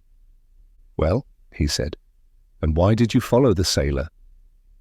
"If you please, sir, Bruff wanted to know whether Luca passed anything to anybody on his way out of the bank. I saw Luca pass something to the sailor with the black beard." "Why didn't you tell Bruff what you saw?" "I hadn't time to tell anybody, sir. The sailor went out in such a hurry." "And you ran out after him, eh?" "Yes, sir." "Gooseberry," said the sergeant, patting his head, "you have got something in that small skull of yours, and it isn't cotton wool. I am greatly pleased with you so far." The boy blushed with pleasure. Sergeant Cuff went on. "Well, and what did the sailor do when he got into the street?" "He called a cab, sir." "And what did you do?" "Held on behind and run after it." Before the sergeant could put his next question, another visitor was announced, the head clerk from Bruff's office. Feeling the importance of not interrupting Sergeant Cuff's examination of the boy, I received the clerk in another room. He came with bad news of his employer. The agitation and excitement of the last 2 days had proved too much for Brough. He had awoke that morning with an attack of gout. He was confined to his room at Hampstead, and, in the present critical condition of our affairs, he was very uneasy at being compelled to leave me without the advice and assistance of an experienced person. The chief clerk had received orders to hold himself at my disposal and was willing to do his best to replace Brough. I wrote at once to quiet the old gentleman's mind by telling him of Sergeant Cuff's visit, adding that Gooseberry was at that moment under examination, and promising to inform Brough, either personally or by letter, of whatever might occur later in the day. Having dispatched the clerk to Hampstead with my note, I returned to the room which I had left, and found Sergeant Cuff at the fireplace, in the act of ringing the bell. "I beg your pardon, Blake," said the sergeant. "I was just going to send word by your servant that I wanted to speak to you. There isn't a doubt on my mind that this boy, this most meritorious boy," added the sergeant, patting Gooseberry on the head, "has followed the right man. Precious time has been lost, sir, through your unfortunately not being at home at 10:30 last night. The only thing to do now is to send for a cab immediately." In 5 minutes more, Sergeant Cuff and I, with Gooseberry on the box to guide the driver, were on our way eastward towards the city. "One of these days," said the sergeant, pointing through the front window of the cab, "that boy will do great things in my late profession. He is the brightest and cleverest little chap I have met with for many a long year past. You shall hear the substance, Blake, of what he told me while you were out of the room. You were present, I think, when he mentioned that he held on behind the cab and ran after it." "Yes. Well, sir, the cab went from Lombard Street to the Tower Wharf. The sailor with the black beard got out and spoke to the steward of the Rotterdam steamboat, which was to start next morning. He asked if he could be allowed to go on board at once and sleep in his berth overnight. The steward said, no, the cabins and berths and bedding were all to have a thorough cleaning that evening, and no passenger could be allowed to come on board before the morning. The sailor turned round and left the wharf. When he got into the street again, the boy noticed for the first time a man dressed like a respectable mechanic walking on the opposite side of the road and apparently keeping the sailor in view. The sailor stopped at an eating-house in the neighbourhood and went in. The boy, not being able to make up his mind at the moment, hung about among some other boys, staring at the good things in the eating-house window. He noticed the mechanic waiting as he himself was waiting, but still on the opposite side of the street. After a minute, a cab came by slowly and stopped where the mechanic was standing. The boy could only see plainly one person in the cab, who leaned forward at the window to speak to the mechanic. He described that person, Blake, without any prompting from me, as having a dark face, like the face of an Indian. It was plain by this time that Brough and I had made another mistake. The sailor with the black beard was clearly not a spy in the service of the Indian conspiracy. Was he, by any possibility, the man who had got the diamond? After a little, pursued the sergeant, the cab moved on slowly down the street. The mechanic crossed the road and went into the eating-house. The boy waited outside till he was hungry and tired, and then went into the eating-house in his turn. He had a shilling in his pocket, and he dined sumptuously, he tells me, on a black pudding, an eel pie, and a bottle of ginger beer. What can a boy not digest? The substance in question has never been found yet. What did he see in the eating-house? I asked. Well, Blake, he saw the sailor reading the newspaper at one table and the mechanic reading the newspaper at another. It was dusk before the sailor got up and left the place. He looked about him suspiciously when he got out into the street. The boy, being a boy, passed unnoticed. The mechanic had not come out yet. The sailor walked on, looking about him and apparently not very certain of where he was going next. The mechanic appeared once more on the opposite side of the road. The sailor went on till he got to Shore Lane, leading into Lower Thames Street. There he stopped before a public house under the sign of the Wheel of Fortune, and, after examining the place outside, went in. Gooseberry went in too. There were a great many people, mostly of the decent sort, at the bar. The Wheel of Fortune is a very respectable house, Blake, famous for its porter and pork pies. The sergeant's digressions irritated me. He saw it, and confined himself more strictly to Gooseberry's evidence when he went on. The sailor, he resumed, asked if he could have a bed. The landlord said, no, they were full. The barmaid corrected him and said number 10 was empty. A waiter was sent for to show the sailor to number 10. Just before that, Gooseberry had noticed the mechanic among the people at the bar. Before the waiter had answered the call, the mechanic had vanished. The sailor was taken off to his room. Not knowing what to do next, Gooseberry had the wisdom to wait and see if anything happened. Something did happen. The landlord was called for. Angry voices were heard upstairs. The mechanic suddenly made his appearance again, collared by the landlord, and exhibiting, to Gooseberry's great surprise, all the signs and tokens of being drunk.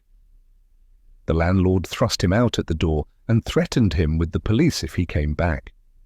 From the altercation between them, while this was going on, it appeared that the man had been discovered in number 10 and had declared with drunken obstinacy that he had taken the room. Gooseberry was so struck by this sudden intoxication of a previously sober person that he couldn't resist running out after the mechanic into the street. As long as he was in sight of the public house, the man reeled about in the most disgraceful manner. The moment he turned the corner of the street, he recovered his balance instantly and became as sober a member of society as you could wish to see. Gooseberry went back to the Wheel of Fortune in a very bewildered state of mind. He waited about again on the chance of something happening.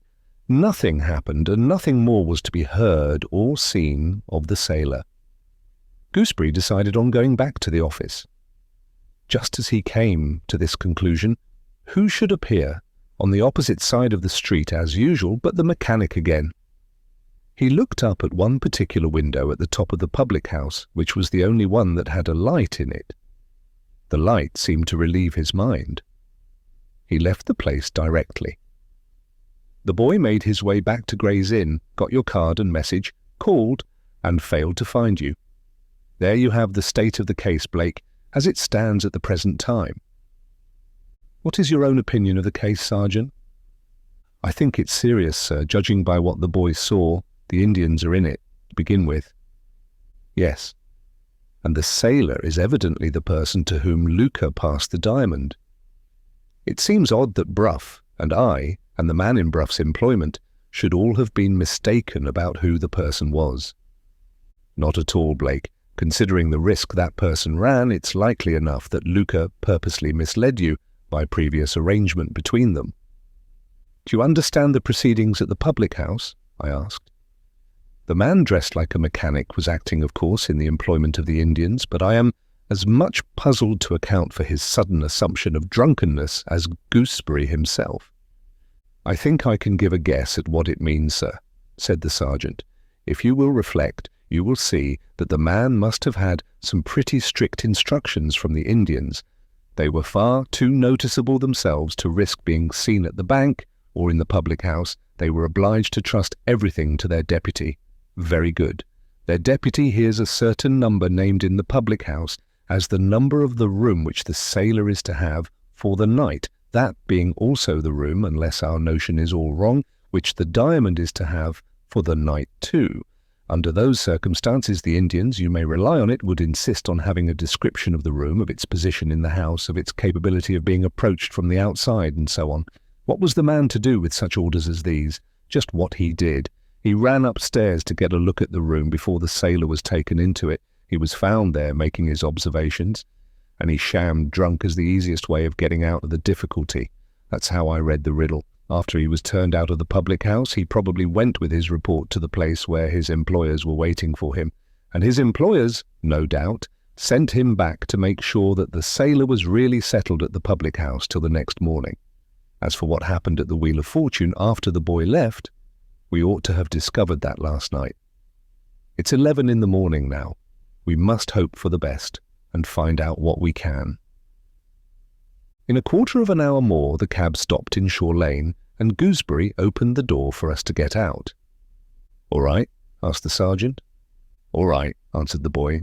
The moment we entered the Wheel of Fortune, it was plain even to my inexperienced eyes that there was something wrong in the house. The only person behind the counter at which the liquors were served was a bewildered servant girl, perfectly ignorant of the business. One or two customers, waiting for their morning drink, were tapping impatiently on the counter with their money. The barmaid appeared from the inner regions of the parlour, excited and preoccupied. She answered Sergeant Cuff's inquiry for the landlord by telling him sharply that her master was upstairs and was not to be bothered by anybody. "Come along with me, sir," said Sergeant Cuff, coolly leading the way upstairs and beckoning to the boy to follow him. The barmaid called to her master and warned him that strangers were intruding themselves into the house.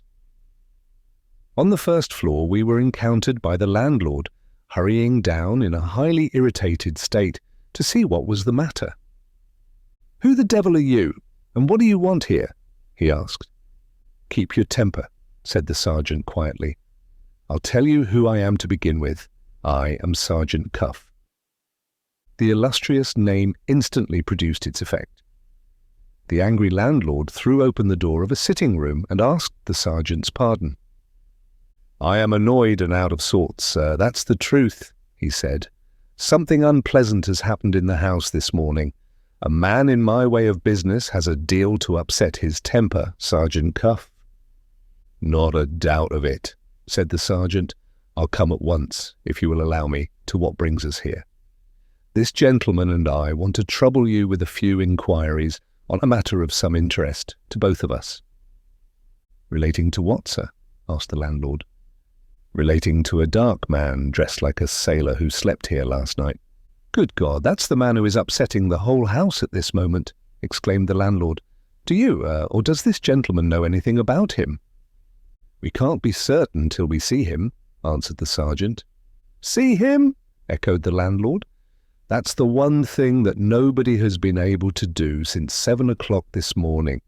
That was the time when he left word, last night, that he was to be called. He was called, and there was no getting an answer from him and no opening his door to see what was the matter. They tried again at 8, and they tried again at 9. No use. There was the door still locked, and not a sound to be heard in the room. I have been out this morning, and I only got back a quarter of an hour ago. I have hammered at the door myself, and all to no purpose. The potboy has gone to fetch a carpenter. If you can wait a few minutes, gentlemen, we will have the door opened and see what it means." "Was the man drunk last night?" asked Sergeant Cuff. "Perfectly sober, sir, or I would never have let him sleep in my house." "Did he pay for his bed beforehand?" "No."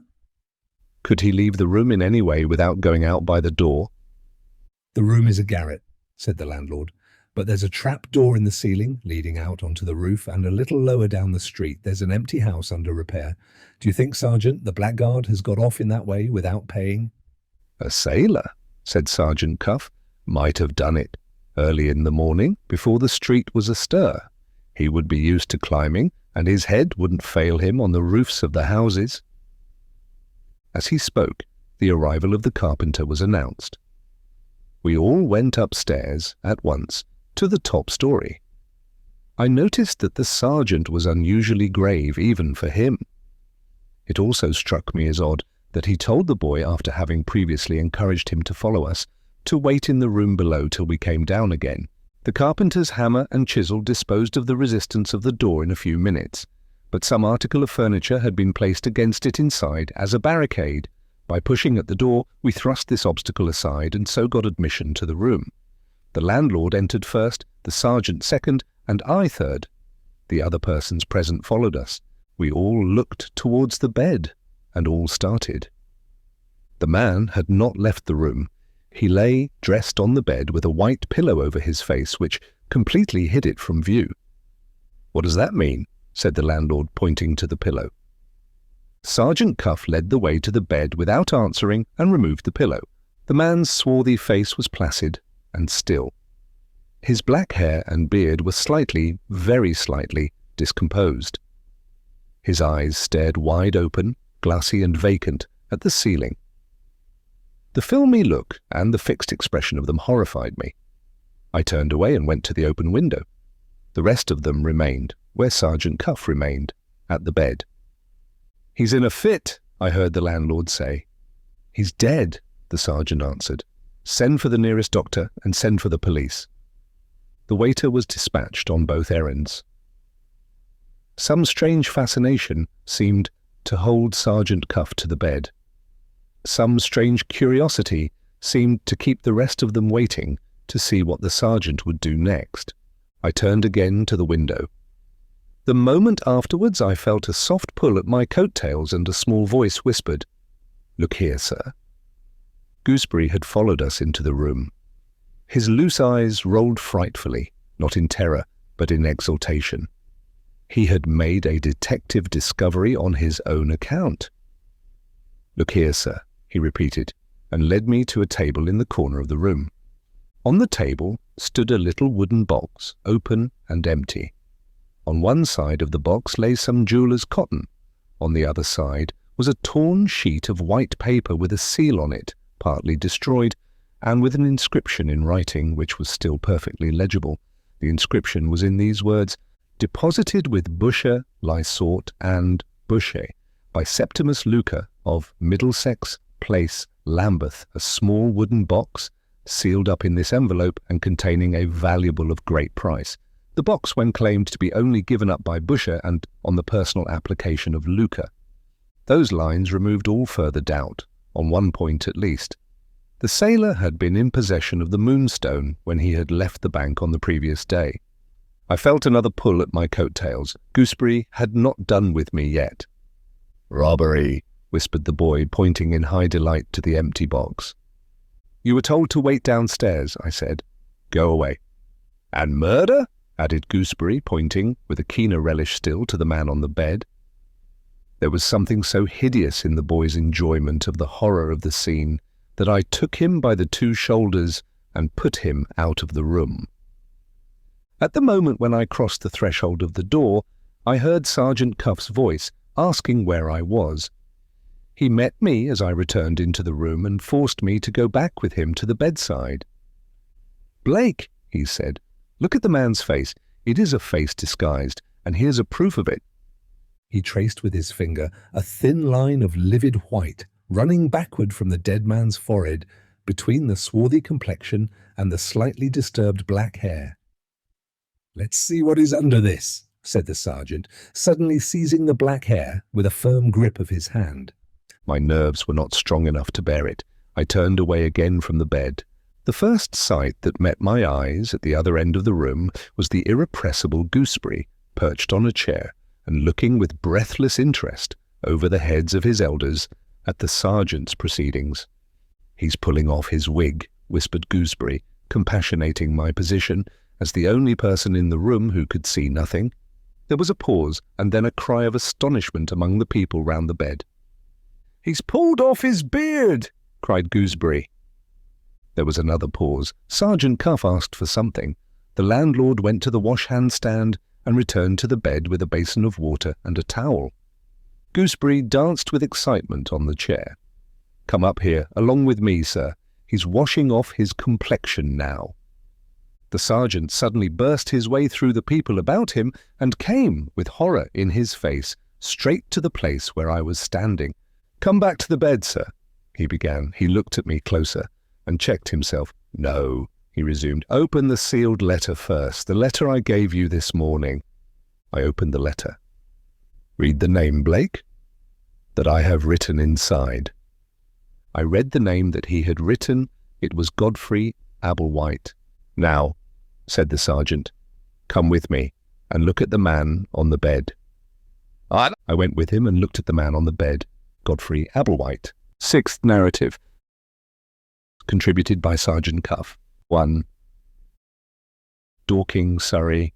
To Franklin Blake, sir, I beg to apologise for the delay that has occurred in the production of the report with which I engaged to furnish you.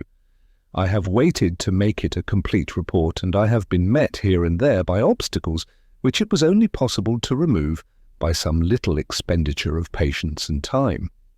the object which I proposed to myself has now, I hope, been attained.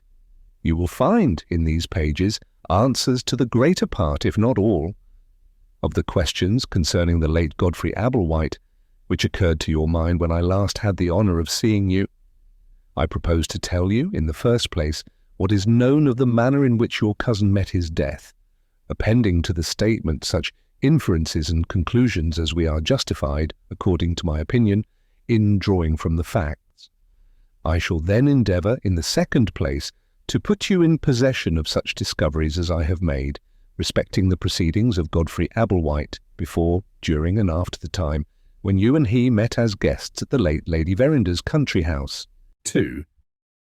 As to your cousin's death, then, first, it appears to be established beyond any reasonable doubt that he was killed while he was asleep or immediately on his waking by being smothered with a pillow from his bed, that the persons guilty of murdering him are the 3 Indians, and that the object contemplated and achieved by the crime was to obtain possession of the diamond called the Moonstone. The facts from which this conclusion is drawn are derived partly from an examination of the room at the tavern and partly from the evidence obtained at the coroner's inquest.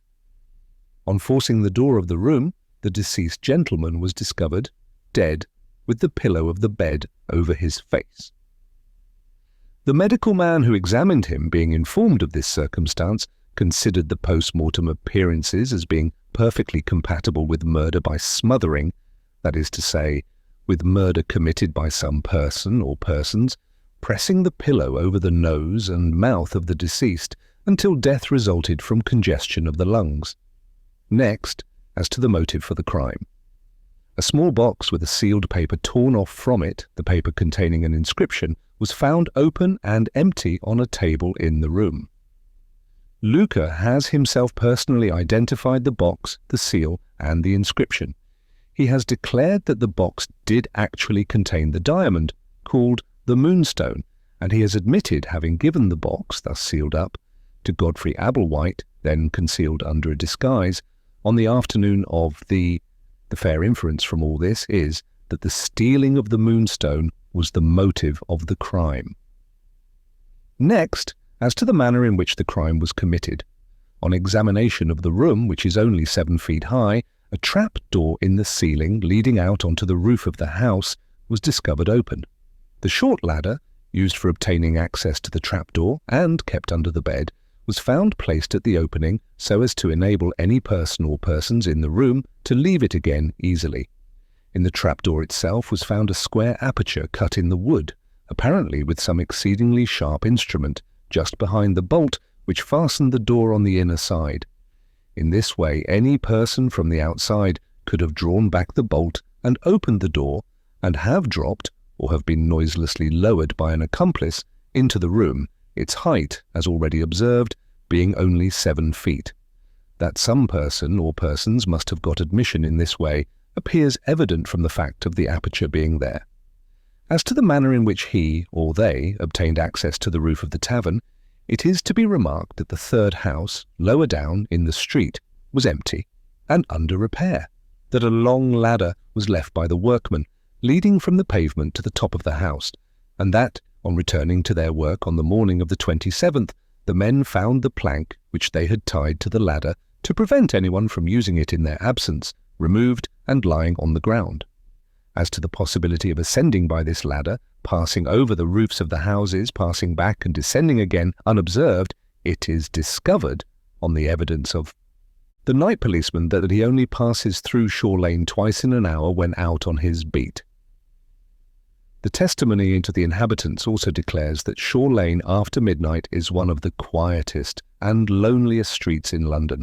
Here again, therefore, it seems fair to infer that, with ordinary caution and presence of mind, any man or men might have ascended by the ladder and might have descended again unobserved. Once on the roof of the tavern, it has been proved by experiment that a man might cut through the trapdoor while lying down on it, and that in such a position the parapet in front of the house would conceal him from the view of anyone passing in the street.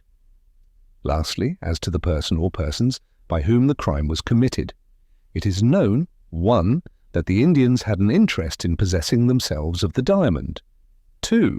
It is at least probable that the man looking like an Indian, whom Octavius Guy saw at the window of the cab, speaking to the man dressed like a mechanic, was one of the 3 Hindu conspirators. 3. It is certain that this same man dressed like a mechanic was seen keeping Godfrey Ablewhite in view all through the evening of the 26th, and was found in the bedroom, before Ablewhite was shown into it, under circumstances which lead to the suspicion that he was examining the room. 4. A morsel of torn gold thread was picked up in the bedroom, which persons expert in such matters declare to be of Indian manufacture and to be a species of gold thread not known in England. 5.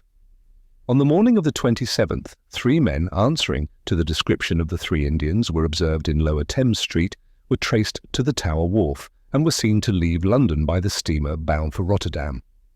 There is here moral, if not legal, evidence that the murder was committed by the Indians. Whether the man personating a mechanic was, or was not, an accomplice in the crime, it is impossible to say. That he could have committed the murder alone seems beyond the limits of probability. Acting by himself, he could hardly have smothered Ablewhite, who was the taller and stronger man of the 2, without a struggle taking place or a cry being heard. A servant girl sleeping in the next room heard nothing. The landlord, sleeping in the room below, heard nothing.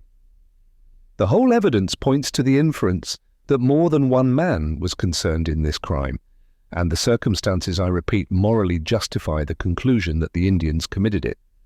I have only to add that the verdict at the coroner's inquest was willful murder against some person or persons unknown.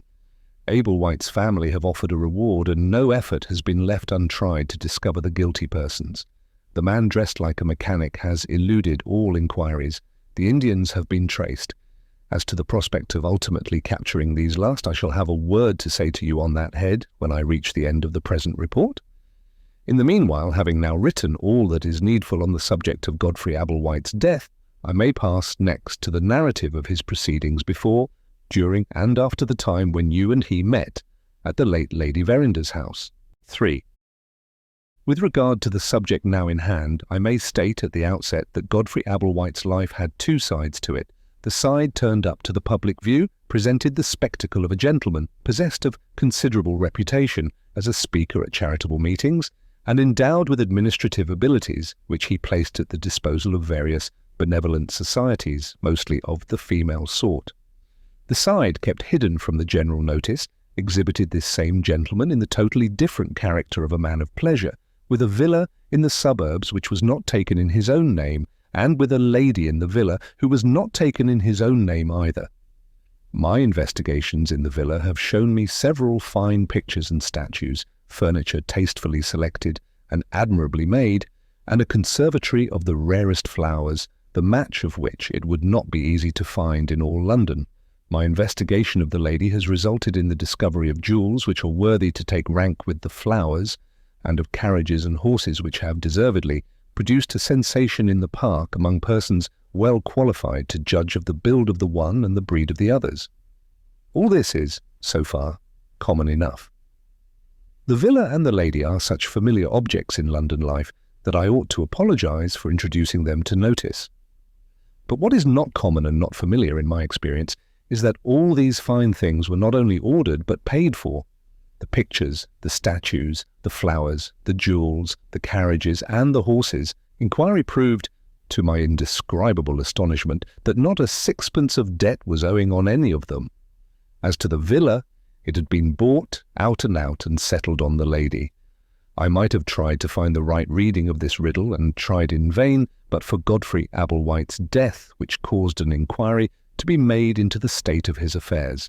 The inquiry elicited these facts: that Godfrey Ablewhite was entrusted with the care of a sum of £20,000 as one of 2 trustees for a young gentleman who was still a minor in the year, that the trust was to lapse, and that the young gentleman was to receive the £20,000 on the day when he came of age in the month of, that, pending the arrival of this period, an income of £600 was to be paid to him by his 2 trustees, half yearly, at Christmas and Midsummer Day, that this income was regularly paid by the active trustee, Godfrey Ablewhite, that the £20,000 from which the income was supposed to be derived had every farthing of it been sold out of the funds at different periods, ending with the end of the year, that the power of attorney authorizing the bankers to sell out the stock and the various written orders telling them what amounts to sell out were formally signed by both the trustees, that the signature of the second trustee, a retired army officer living in the country, was a signature forged in every case by the active trustee, otherwise Godfrey Ablewhite. In these facts lies the explanation of Godfrey's honourable conduct in paying the debts incurred for the lady and the villa and, as you will presently see, of more besides. We may now advance to the date of Miss Verinder's birthday in the year 1848. On the day before, Godfrey Ablewhite arrived at his father's house and asked, as I know from Ablewhite Senior himself, for a loan of £300. Mark the sum, and remember at the same time that the half-yearly payment to the young gentleman was due on the 24th of the month. Also, that the whole of the young gentleman's fortune had been spent by his trustee by the end of the year 47. Ablewhite, Senior, refused to lend his son a farthing. The next day, Godfrey Ablewhite rode over with you to Lady Verinder's house. A few hours afterwards, Godfrey, as you yourself have told me, made a proposal of marriage to Miss Verinder. Here he saw his way, no doubt, if accepted, to the end of all his money anxieties, present and future. But, as events actually turned out, what happened? Miss Verinder refused him. On the night of the birthday, therefore, Godfrey Ablewhite's pecuniary position was this. He had £300 to find on the 24th of the month, and £20,000 to find in February 1850. Failing to raise these sums at these times, he was a ruined man. Under those circumstances, what takes place next? You exasperate Candy the doctor on the sore subject of his profession, and he plays you a practical joke in return with a dose of laudanum. He trusts the administration of the dose prepared in a little phial to Godfrey Ablewhite, who has himself confessed the share he had in the matter, under circumstances which shall presently be related to you. Godfrey is all the readier to enter into the conspiracy, having himself suffered from your sharp tongue in the course of the evening. He joins Betteridge in persuading you to drink a little brandy and water before you go to bed. He privately drops the dose of laudanum into your cold grog, and you drink the mixture. Let us now shift the scene, if you please, to Luca's house at Lambeth, and allow me to remark, by way of preface, that Brough and I together have found a means of forcing the money-lender to make a clean breast of it. We have carefully sifted the statement he has addressed to us, and here it is at your service. 4. Late on the evening of, Luca was surprised by a visit from Godfrey Ablewhite. He was more than surprised when Godfrey produced the Moonstone. No such diamond, according to Luca's experience, was in the possession of any private person in Europe. Godfrey Ablewhite had two modest proposals to make in relation to this magnificent gem. First, would Luca be so good as to buy it? Secondly, would Luca, in default of seeing his way to the purchase, undertake to sell it on commission and to pay a sum down on the anticipated result? Luca tested the diamond, weighed the diamond and estimated the value of the diamond before he answered a word. His estimate, allowing for the flaw in the stone, was £30,000. Having reached that result, Luca opened his lips and put a question. How did you come by this? Only 6 words, but what volumes of meaning in them. Godfrey Ablewhite began a story. Luca opened his lips again and only said 3 words this time. That won't do. Godfrey Ablewhite began another story. Luca wasted no more words on him. He got up and rang the bell for the servant to show the gentleman out. Upon this compulsion, Godfrey made an effort and came out with a new and amended version of the affair to the following effect. After privately slipping the laudanum into your brandy and water, he wished you good night and went into his own room. It was the next room to yours, and the two had a door of communication between them. On entering his own room, Godfrey, as he supposed, closed his door. His money troubles kept him awake. He sat in his dressing gown and slippers for nearly an hour thinking over his position. Just as he was preparing to get into bed, he heard you talking to yourself in your own room, and going to the door of communication, found that he had not shut it as he supposed. He looked into your room to see what was the matter. He discovered you with the candle in your hand, just leaving your bedchamber. He heard you say to yourself, in a voice quite unlike your own voice, "How do I know? The Indians may be hidden in the house." Up to that time he had simply supposed himself, in giving you the laudanum, to be helping to make you the victim of a harmless, practical joke. It now occurred to him that the laudanum had taken some effect on you which had not been foreseen by the doctor any more than by himself. In the fear of an accident happening, he followed you softly to see what you would do. He followed you to Miss Verinder's sitting room and saw you go in. You left the door open. He looked through the crevice thus produced between the door and the post before he ventured into the room himself. In that position, he not only detected you in taking the diamond out of the drawer, he also detected Miss Verinder silently watching you from her bedroom through her open door. His own eyes satisfied him that she saw you take the diamond too. Before you left the sitting room again, you hesitated a little. Godfrey took advantage of this hesitation to get back again to his bedroom before you came out, and discovered him. He had barely got back before you got back too. You saw him, as he supposes, just as he was passing through the door of communication. At any rate, you called to him in a strange, drowsy voice. He came back to you. You looked at him in a dull, sleepy way. You put the diamond into his hand. You said to him, "Take it back, Godfrey, to your father's bank. It's safe there. It's not safe here." You turned away unsteadily and put on your dressing gown.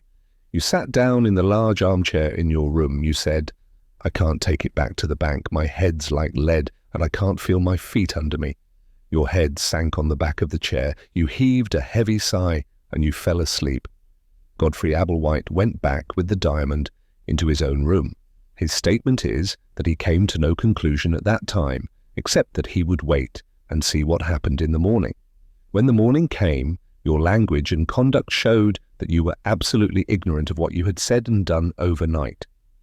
At the same time, Miss Verinder's language and conduct showed that she was resolved to say nothing, in mercy to you, on her side. If Godfrey Ablewhite chose to keep the diamond, he might do so with perfect impunity. The Moonstone stood between him and ruin. He put the Moonstone into his pocket. 5. This was the story told by your cousin under pressure of necessity to Luca. Luca believed the story to be, as to all main essentials, true, on this ground that Godfrey Ablewhite was too great a fool to have invented it. Bruff and I agree with Luca in considering this test of the truth of the story to be a perfectly reliable one. The next question was the question of what Luca would do in the matter of the Moonstone. He proposed the following terms as the only terms on which he would consent to mix himself up with what was, even in his line of business, a doubtful and dangerous transaction. Luca would consent to lend Godfrey Ablewhite the sum of £2,000 on condition that the Moonstone was to be deposited with him as a pledge. If, at the expiration of 1 year from that date, Godfrey Ablewhite paid £3,000 to Luca, he was to receive back the diamond as a pledge redeemed. If he failed to produce the money at the expiration of the year, the pledge, otherwise the Moonstone, was to be considered as forfeited to Luca, who would, in this latter case, generously make Godfrey a present of certain promissory notes of his relating to former dealings, which were then in the moneylender's possession. It is needless to say that Godfrey indignantly refused to listen to these monstrous terms. Luca thereupon handed him back the diamond and wished him good night. Your cousin went to the door and came back again.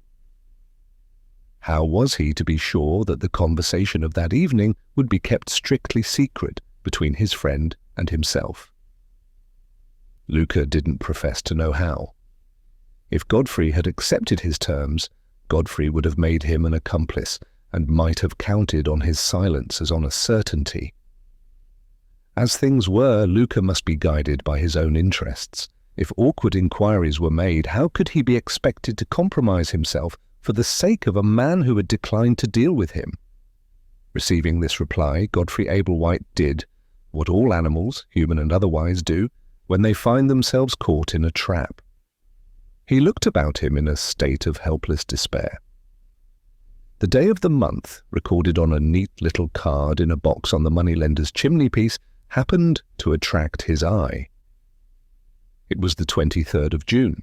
On the 24th, he had £300 to pay to the young gentleman for whom he was trustee, and no chance of raising the money, except the chance that Luca had offered to him.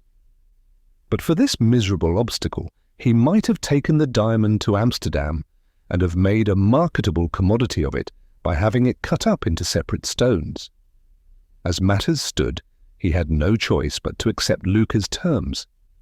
After all, he had a year at his disposal in which to raise the £3,000, and a year is a long time.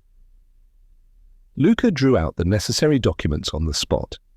When they were signed, he gave Godfrey Ablewhite 2 cheques. One, dated June 23rd, for £300, another, dated a week on for the remaining balance, £1,700. How the Moonstone was trusted to the keeping of Luca's bankers, and how the Indians treated Luca and Godfrey after that had been done, you know, already. The next event in your cousin's life refers again to Miss Verinder. He proposed marriage to her for the second time, and, after having been accepted, he consented, at her request, to consider the marriage as broken off. One of his reasons for making this concession has been penetrated by Bruff. Miss Verinder had only a life interest in her mother's property, and there was no raising the £20,000 on that. But you will say he might have saved the £3,000 to redeem the pledged diamond if he had married. He might have done so certainly, supposing neither his wife nor her guardians and trustees objected to his anticipating more than half of the income at his disposal, for some unknown purpose, in the first year of his marriage. But even if he got over this obstacle, there was another waiting for him in the background. The lady at the villa had heard of his contemplated marriage, a superb woman, Blake, of the sort that are not to be trifled with, the sort with the light complexion and the Roman nose. She felt the utmost contempt for Godfrey Ablewhite. It would be silent contempt if he made a handsome provision for her, otherwise it would be contempt with a tongue to it. Miss Verinder's life interest allowed him no more hope of raising the provision than of raising the £20,000. He couldn't marry, he really couldn't marry under all the circumstances. How he tried his luck again with another lady, and how that marriage also broke down on the question of money, you know already. You also know of the legacy of £5,000 left to him shortly afterwards by one of those many admirers among the soft sex whose good graces this fascinating man had contrived to win. That legacy, as the event has proved, led him to his death. I have ascertained that when he went abroad on getting his £5,000, he went to Amsterdam. There he made all the necessary arrangements for having the diamond cut into separate stones. He came back in disguise and redeemed the Moonstone on the appointed day. A few days were allowed to elapse as a precaution agreed to by both parties before the jewel was actually taken out of the bank. If he had got safe with it to Amsterdam, there would have been just time between, and, when the young gentleman came of age, to cut the diamond and to make a marketable commodity, polished or unpolished, of the separate stones. Judge from this what motives he had to run the risk which he actually ran. It was neck or nothing with him, if ever it was neck or nothing with a man yet. I have only to remind you, before closing this report, that there is a chance of laying hands on the Indians and of recovering the Moonstone yet. They are now, there is every reason to believe, on their passage to Bombay in an East Indiaman. The ship, barring accidents, will touch at no other port on her way out, and the authorities at Bombay, already communicated with by letter overland, will be prepared to board the vessel the moment she enters the harbour. I have the honour to remain, dear sir, your obedient servant, Richard Cuff, late Sergeant in the Detective Force, Scotland Yard, London, Point 4. Seventh narrative. In a letter from Candy, Frizinghall, Wednesday. Dear Franklin Blake, you will anticipate the sad news I have to tell you on finding your letter to Ezra Jennings returned to you unopened in this enclosure. He died in my arms at sunrise on Wednesday last. I am not to blame for having failed to warn you that his end was at hand. He expressly forbade me to write to you. I am indebted to Franklin Blake, he said, for having seen some happy days. Don't distress him, Candy, don't distress him. His sufferings, up to the last 6 hours of his life, were terrible to see. In the intervals of remission, when his mind was clear, I entreated him to tell me of any relatives of his to whom I might write. He asked to be forgiven for refusing anything to me, and then he said, not bitterly, that he would die as he had lived, forgotten and unknown.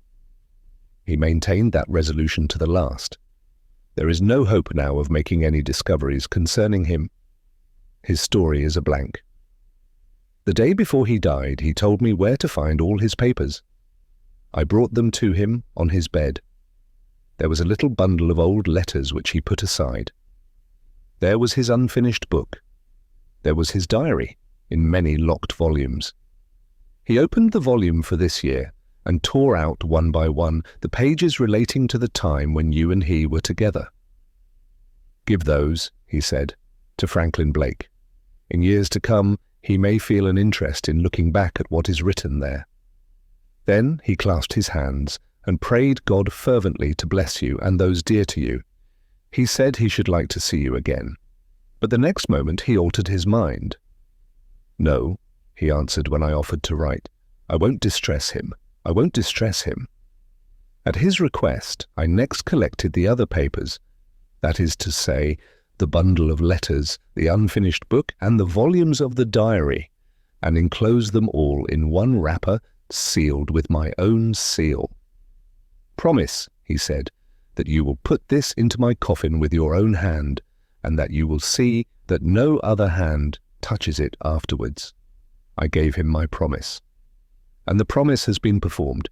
He asked me to do one other thing for him, which it cost me a hard struggle to comply with. He said, let my grave be forgotten. Give me your word of honor that you will allow no monument of any sort, not even the commonest tombstone, to mark the place of my burial. Let me sleep nameless. Let me rest unknown. When I tried to plead with him to alter his resolution, he became, for the first and only time, violently agitated. I could not bear to see it, and I gave way.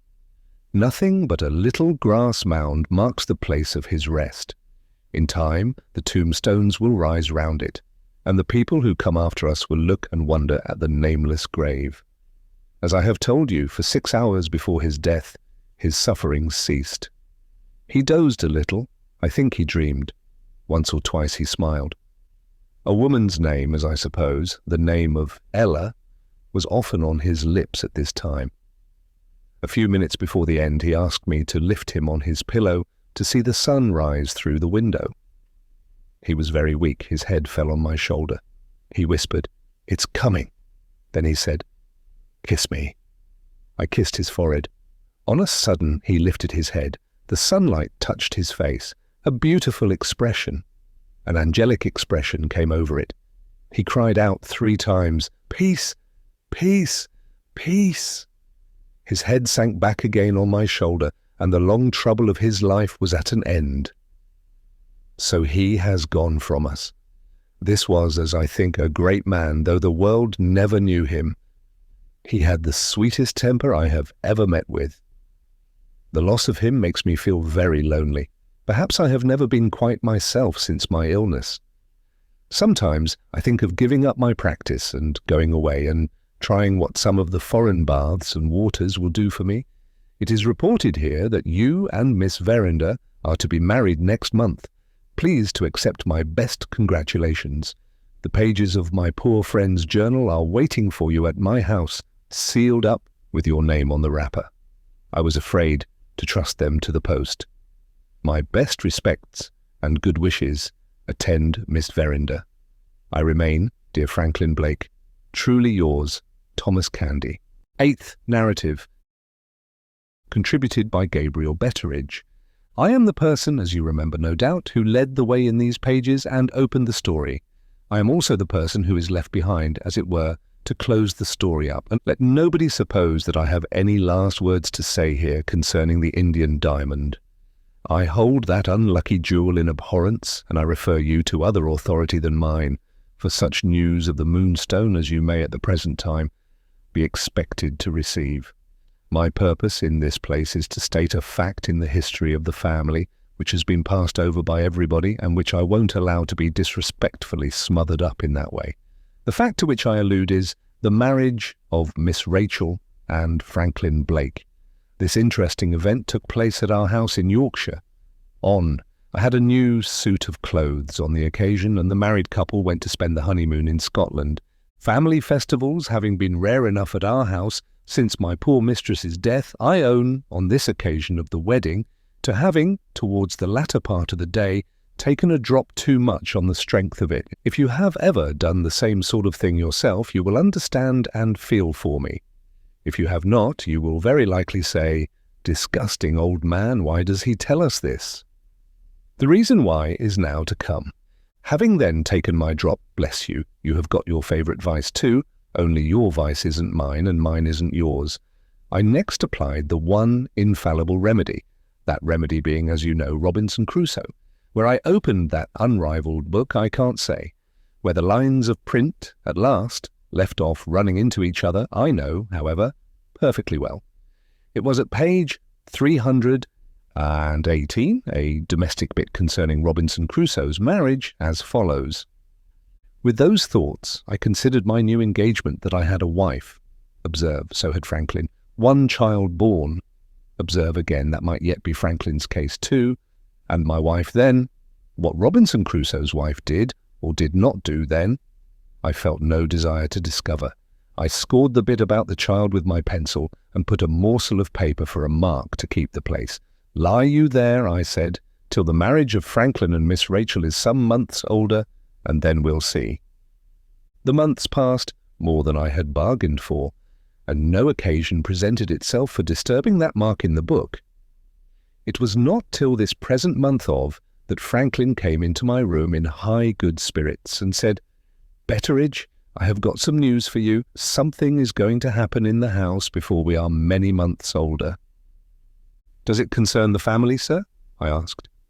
"It decidedly concerns the family," says Franklin. "Has your good lady anything to do with it, if you please, sir?" "She has a great deal to do with it," says Franklin, beginning to look a little surprised. "You needn't say a word more, sir," I answered. "God bless you both. I'm heartily glad to hear it." Franklin stared like a person thunderstruck. "May I venture to inquire where you got your information?" he asked. "I only got mine, imparted in the strictest secrecy, 5 minutes since."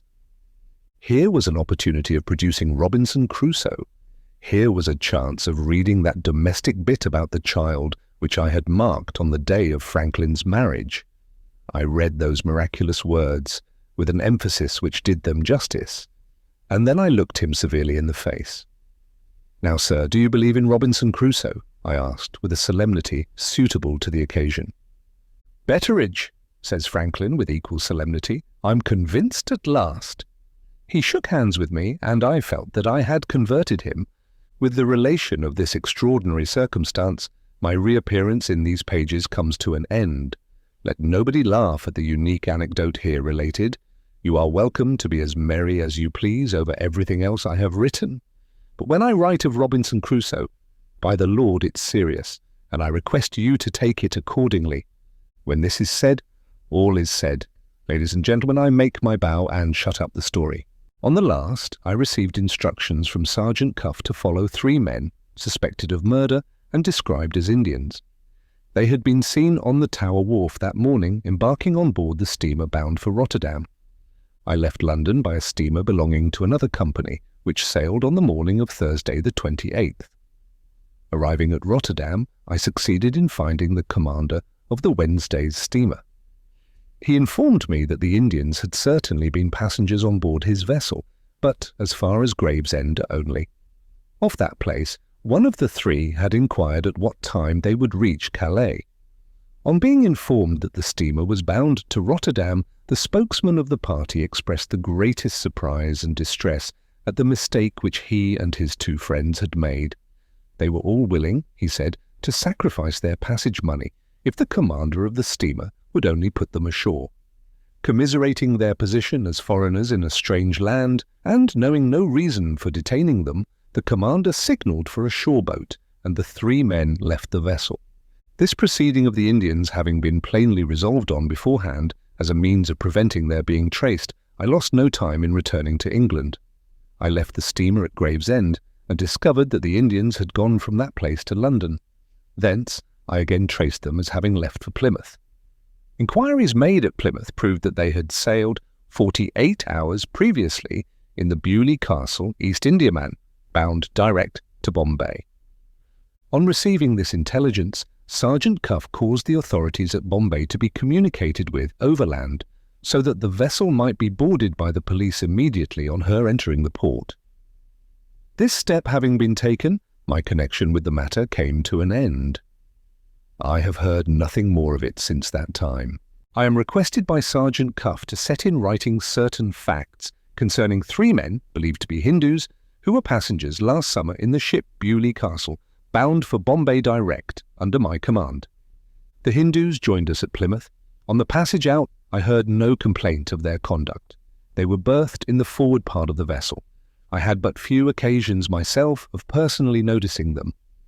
In the latter part of the voyage, we had the misfortune to be becalmed for 3 days and nights off the coast of India. I have not got the ship's journal to refer to, and I cannot now call to mind the latitude and longitude. As to our position, therefore, I am only able to state generally that the currents drifted us in towards the land, and that when the wind found us again, we reached our port in 24 hours afterwards. The discipline of a ship, as all seafaring persons know, becomes relaxed in a long calm. The discipline of my ship became relaxed. Certain gentlemen among the passengers got some of the smaller boats lowered and amused themselves by rowing about and swimming when the sun at evening time was cool enough to let them divert themselves in that way. The boats, when done with, ought to have been slung up again in their places. Instead of this, they were left moored to the ship's side. What with the heat, and what with the vexation of the weather, neither officers nor men seemed to be in heart for their duty while the calm lasted. On the 3rd night, nothing unusual was heard or seen by the watch on deck. When the morning came, the smallest of the boats was missing, and the 3 Hindus were next reported to be missing too. If these men had stolen the boat shortly after dark, which I have no doubt they did, we were near enough to the land to make it vain to send in pursuit of them when the discovery was made in the morning. I have no doubt they got ashore in that calm weather, making all due allowance for fatigue and clumsy rowing, before daybreak. On reaching our port, I there learnt, for the first time, the reason these passengers had for seizing their opportunity of escaping from the ship. I could only make the same statement to the authorities which I have made here. They considered me to blame for allowing the discipline of the vessel to be relaxed. I have expressed my regret on this score to them and to my owners. Since that time, nothing has been heard to my knowledge of the 3 Hindus. I have no more to add to what is here written in a letter to Brough. Have you any recollection, my dear sir, of a semi-savage person whom you met out at dinner in London in the autumn of '48? Permit me to remind you that the person's name was Mirthwaite, and that you and he had a long conversation together after dinner. The talk related to an Indian diamond called the Moonstone, and to a conspiracy then in existence to get possession of the gem. Since that time I have been wandering in Central Asia. Thence I have drifted back to the scene of some of my past adventures in the north and northwest of India. About a fortnight since, I found myself in a certain district or province, but little known to Europeans, called Kathiawar. Here an adventure befell me in which, incredible as it may appear, you are personally interested. In the wild regions of Kathiawar, and how wild they are you will understand, when I tell you that even the husbandmen plough the land, armed to the teeth. The population is fanatically devoted to the old Hindu religion, to the ancient worship of Brahma and Vishnu.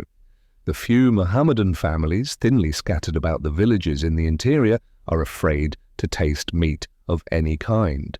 A Mohammedan even suspected of killing that sacred animal, the cow is, as a matter of course, put to death without mercy in these parts by the pious Hindu neighbours who surround him. To strengthen the religious enthusiasm of the people, two of the most famous shrines of Hindu pilgrimage are contained within the boundaries of Kathiawar. One of them is Dwarka, the birthplace of the god Krishna. The other is the sacred city of Somnath, sacked and destroyed as long since as the 11th century by the Mohammedan conqueror Mahmud of Ghizni. Finding myself for the second time in these romantic regions, I resolved not to leave Kathiawar without looking once more on the magnificent desolation of Somnath. At the place where I planned to do this, I was, as nearly as I could calculate it, some 3 days distant, journeying on foot from the sacred city. I had not been long on the road before I noticed that other people by twos and threes appeared to be travelling in the same direction as myself. To such of these as spoke to me I gave myself out as a Hindu Buddhist from a distant province, bound on a pilgrimage. It is needless to say that my dress was of the sort to carry out this description. Add that I know the language as well as I know my own, and that I am lean enough and brown enough to make it no easy matter to detect my European origin, and you will understand that I passed muster with the people readily, not as one of themselves, but as a stranger from a distant part of their own country. On the second day, the number of Hindus travelling in my direction had increased to 50s and 100s. On the third day, the throng had swollen to thousands, all slowly converging to one point, the city of Somnath. A trifling service which I was able to render to one of my fellow pilgrims during the third day's journey proved the means of introducing me to certain Hindus of the higher caste.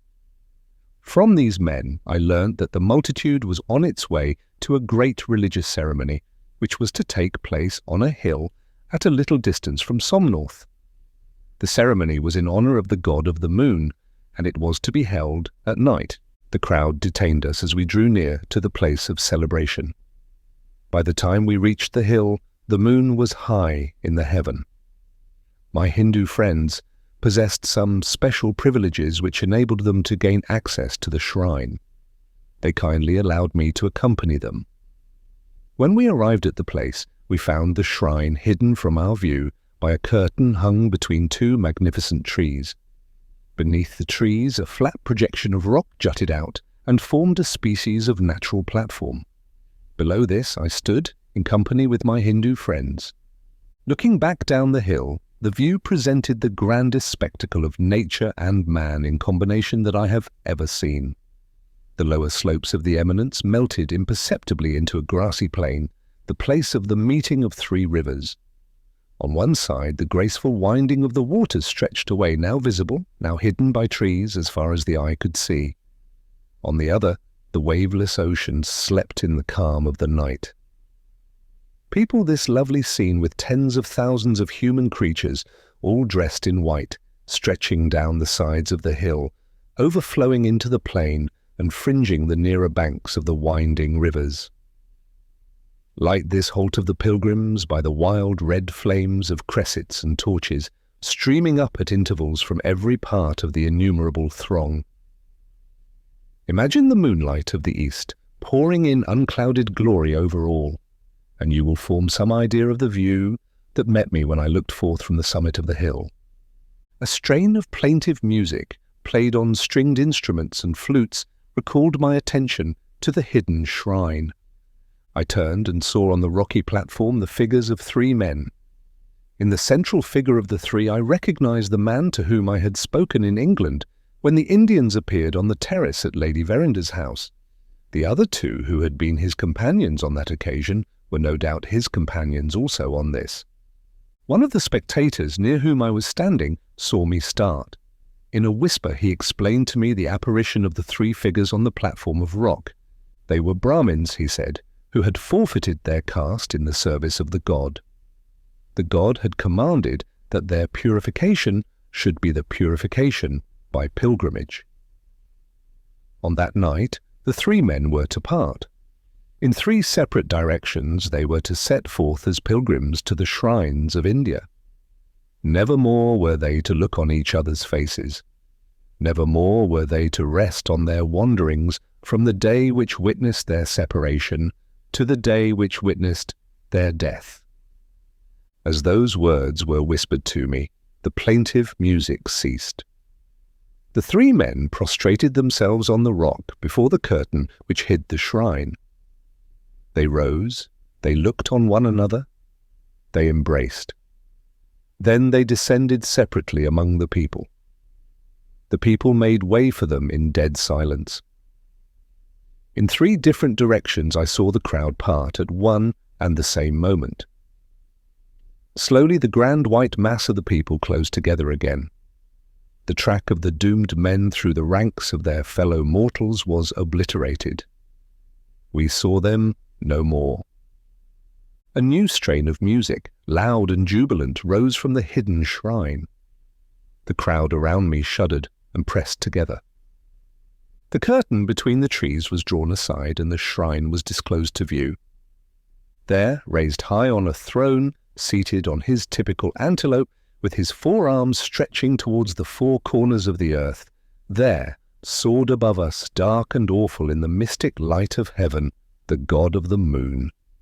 And there, in the forehead of the deity, gleamed the yellow diamond whose splendour had last shone on me in England, from the bosom of a woman's dress.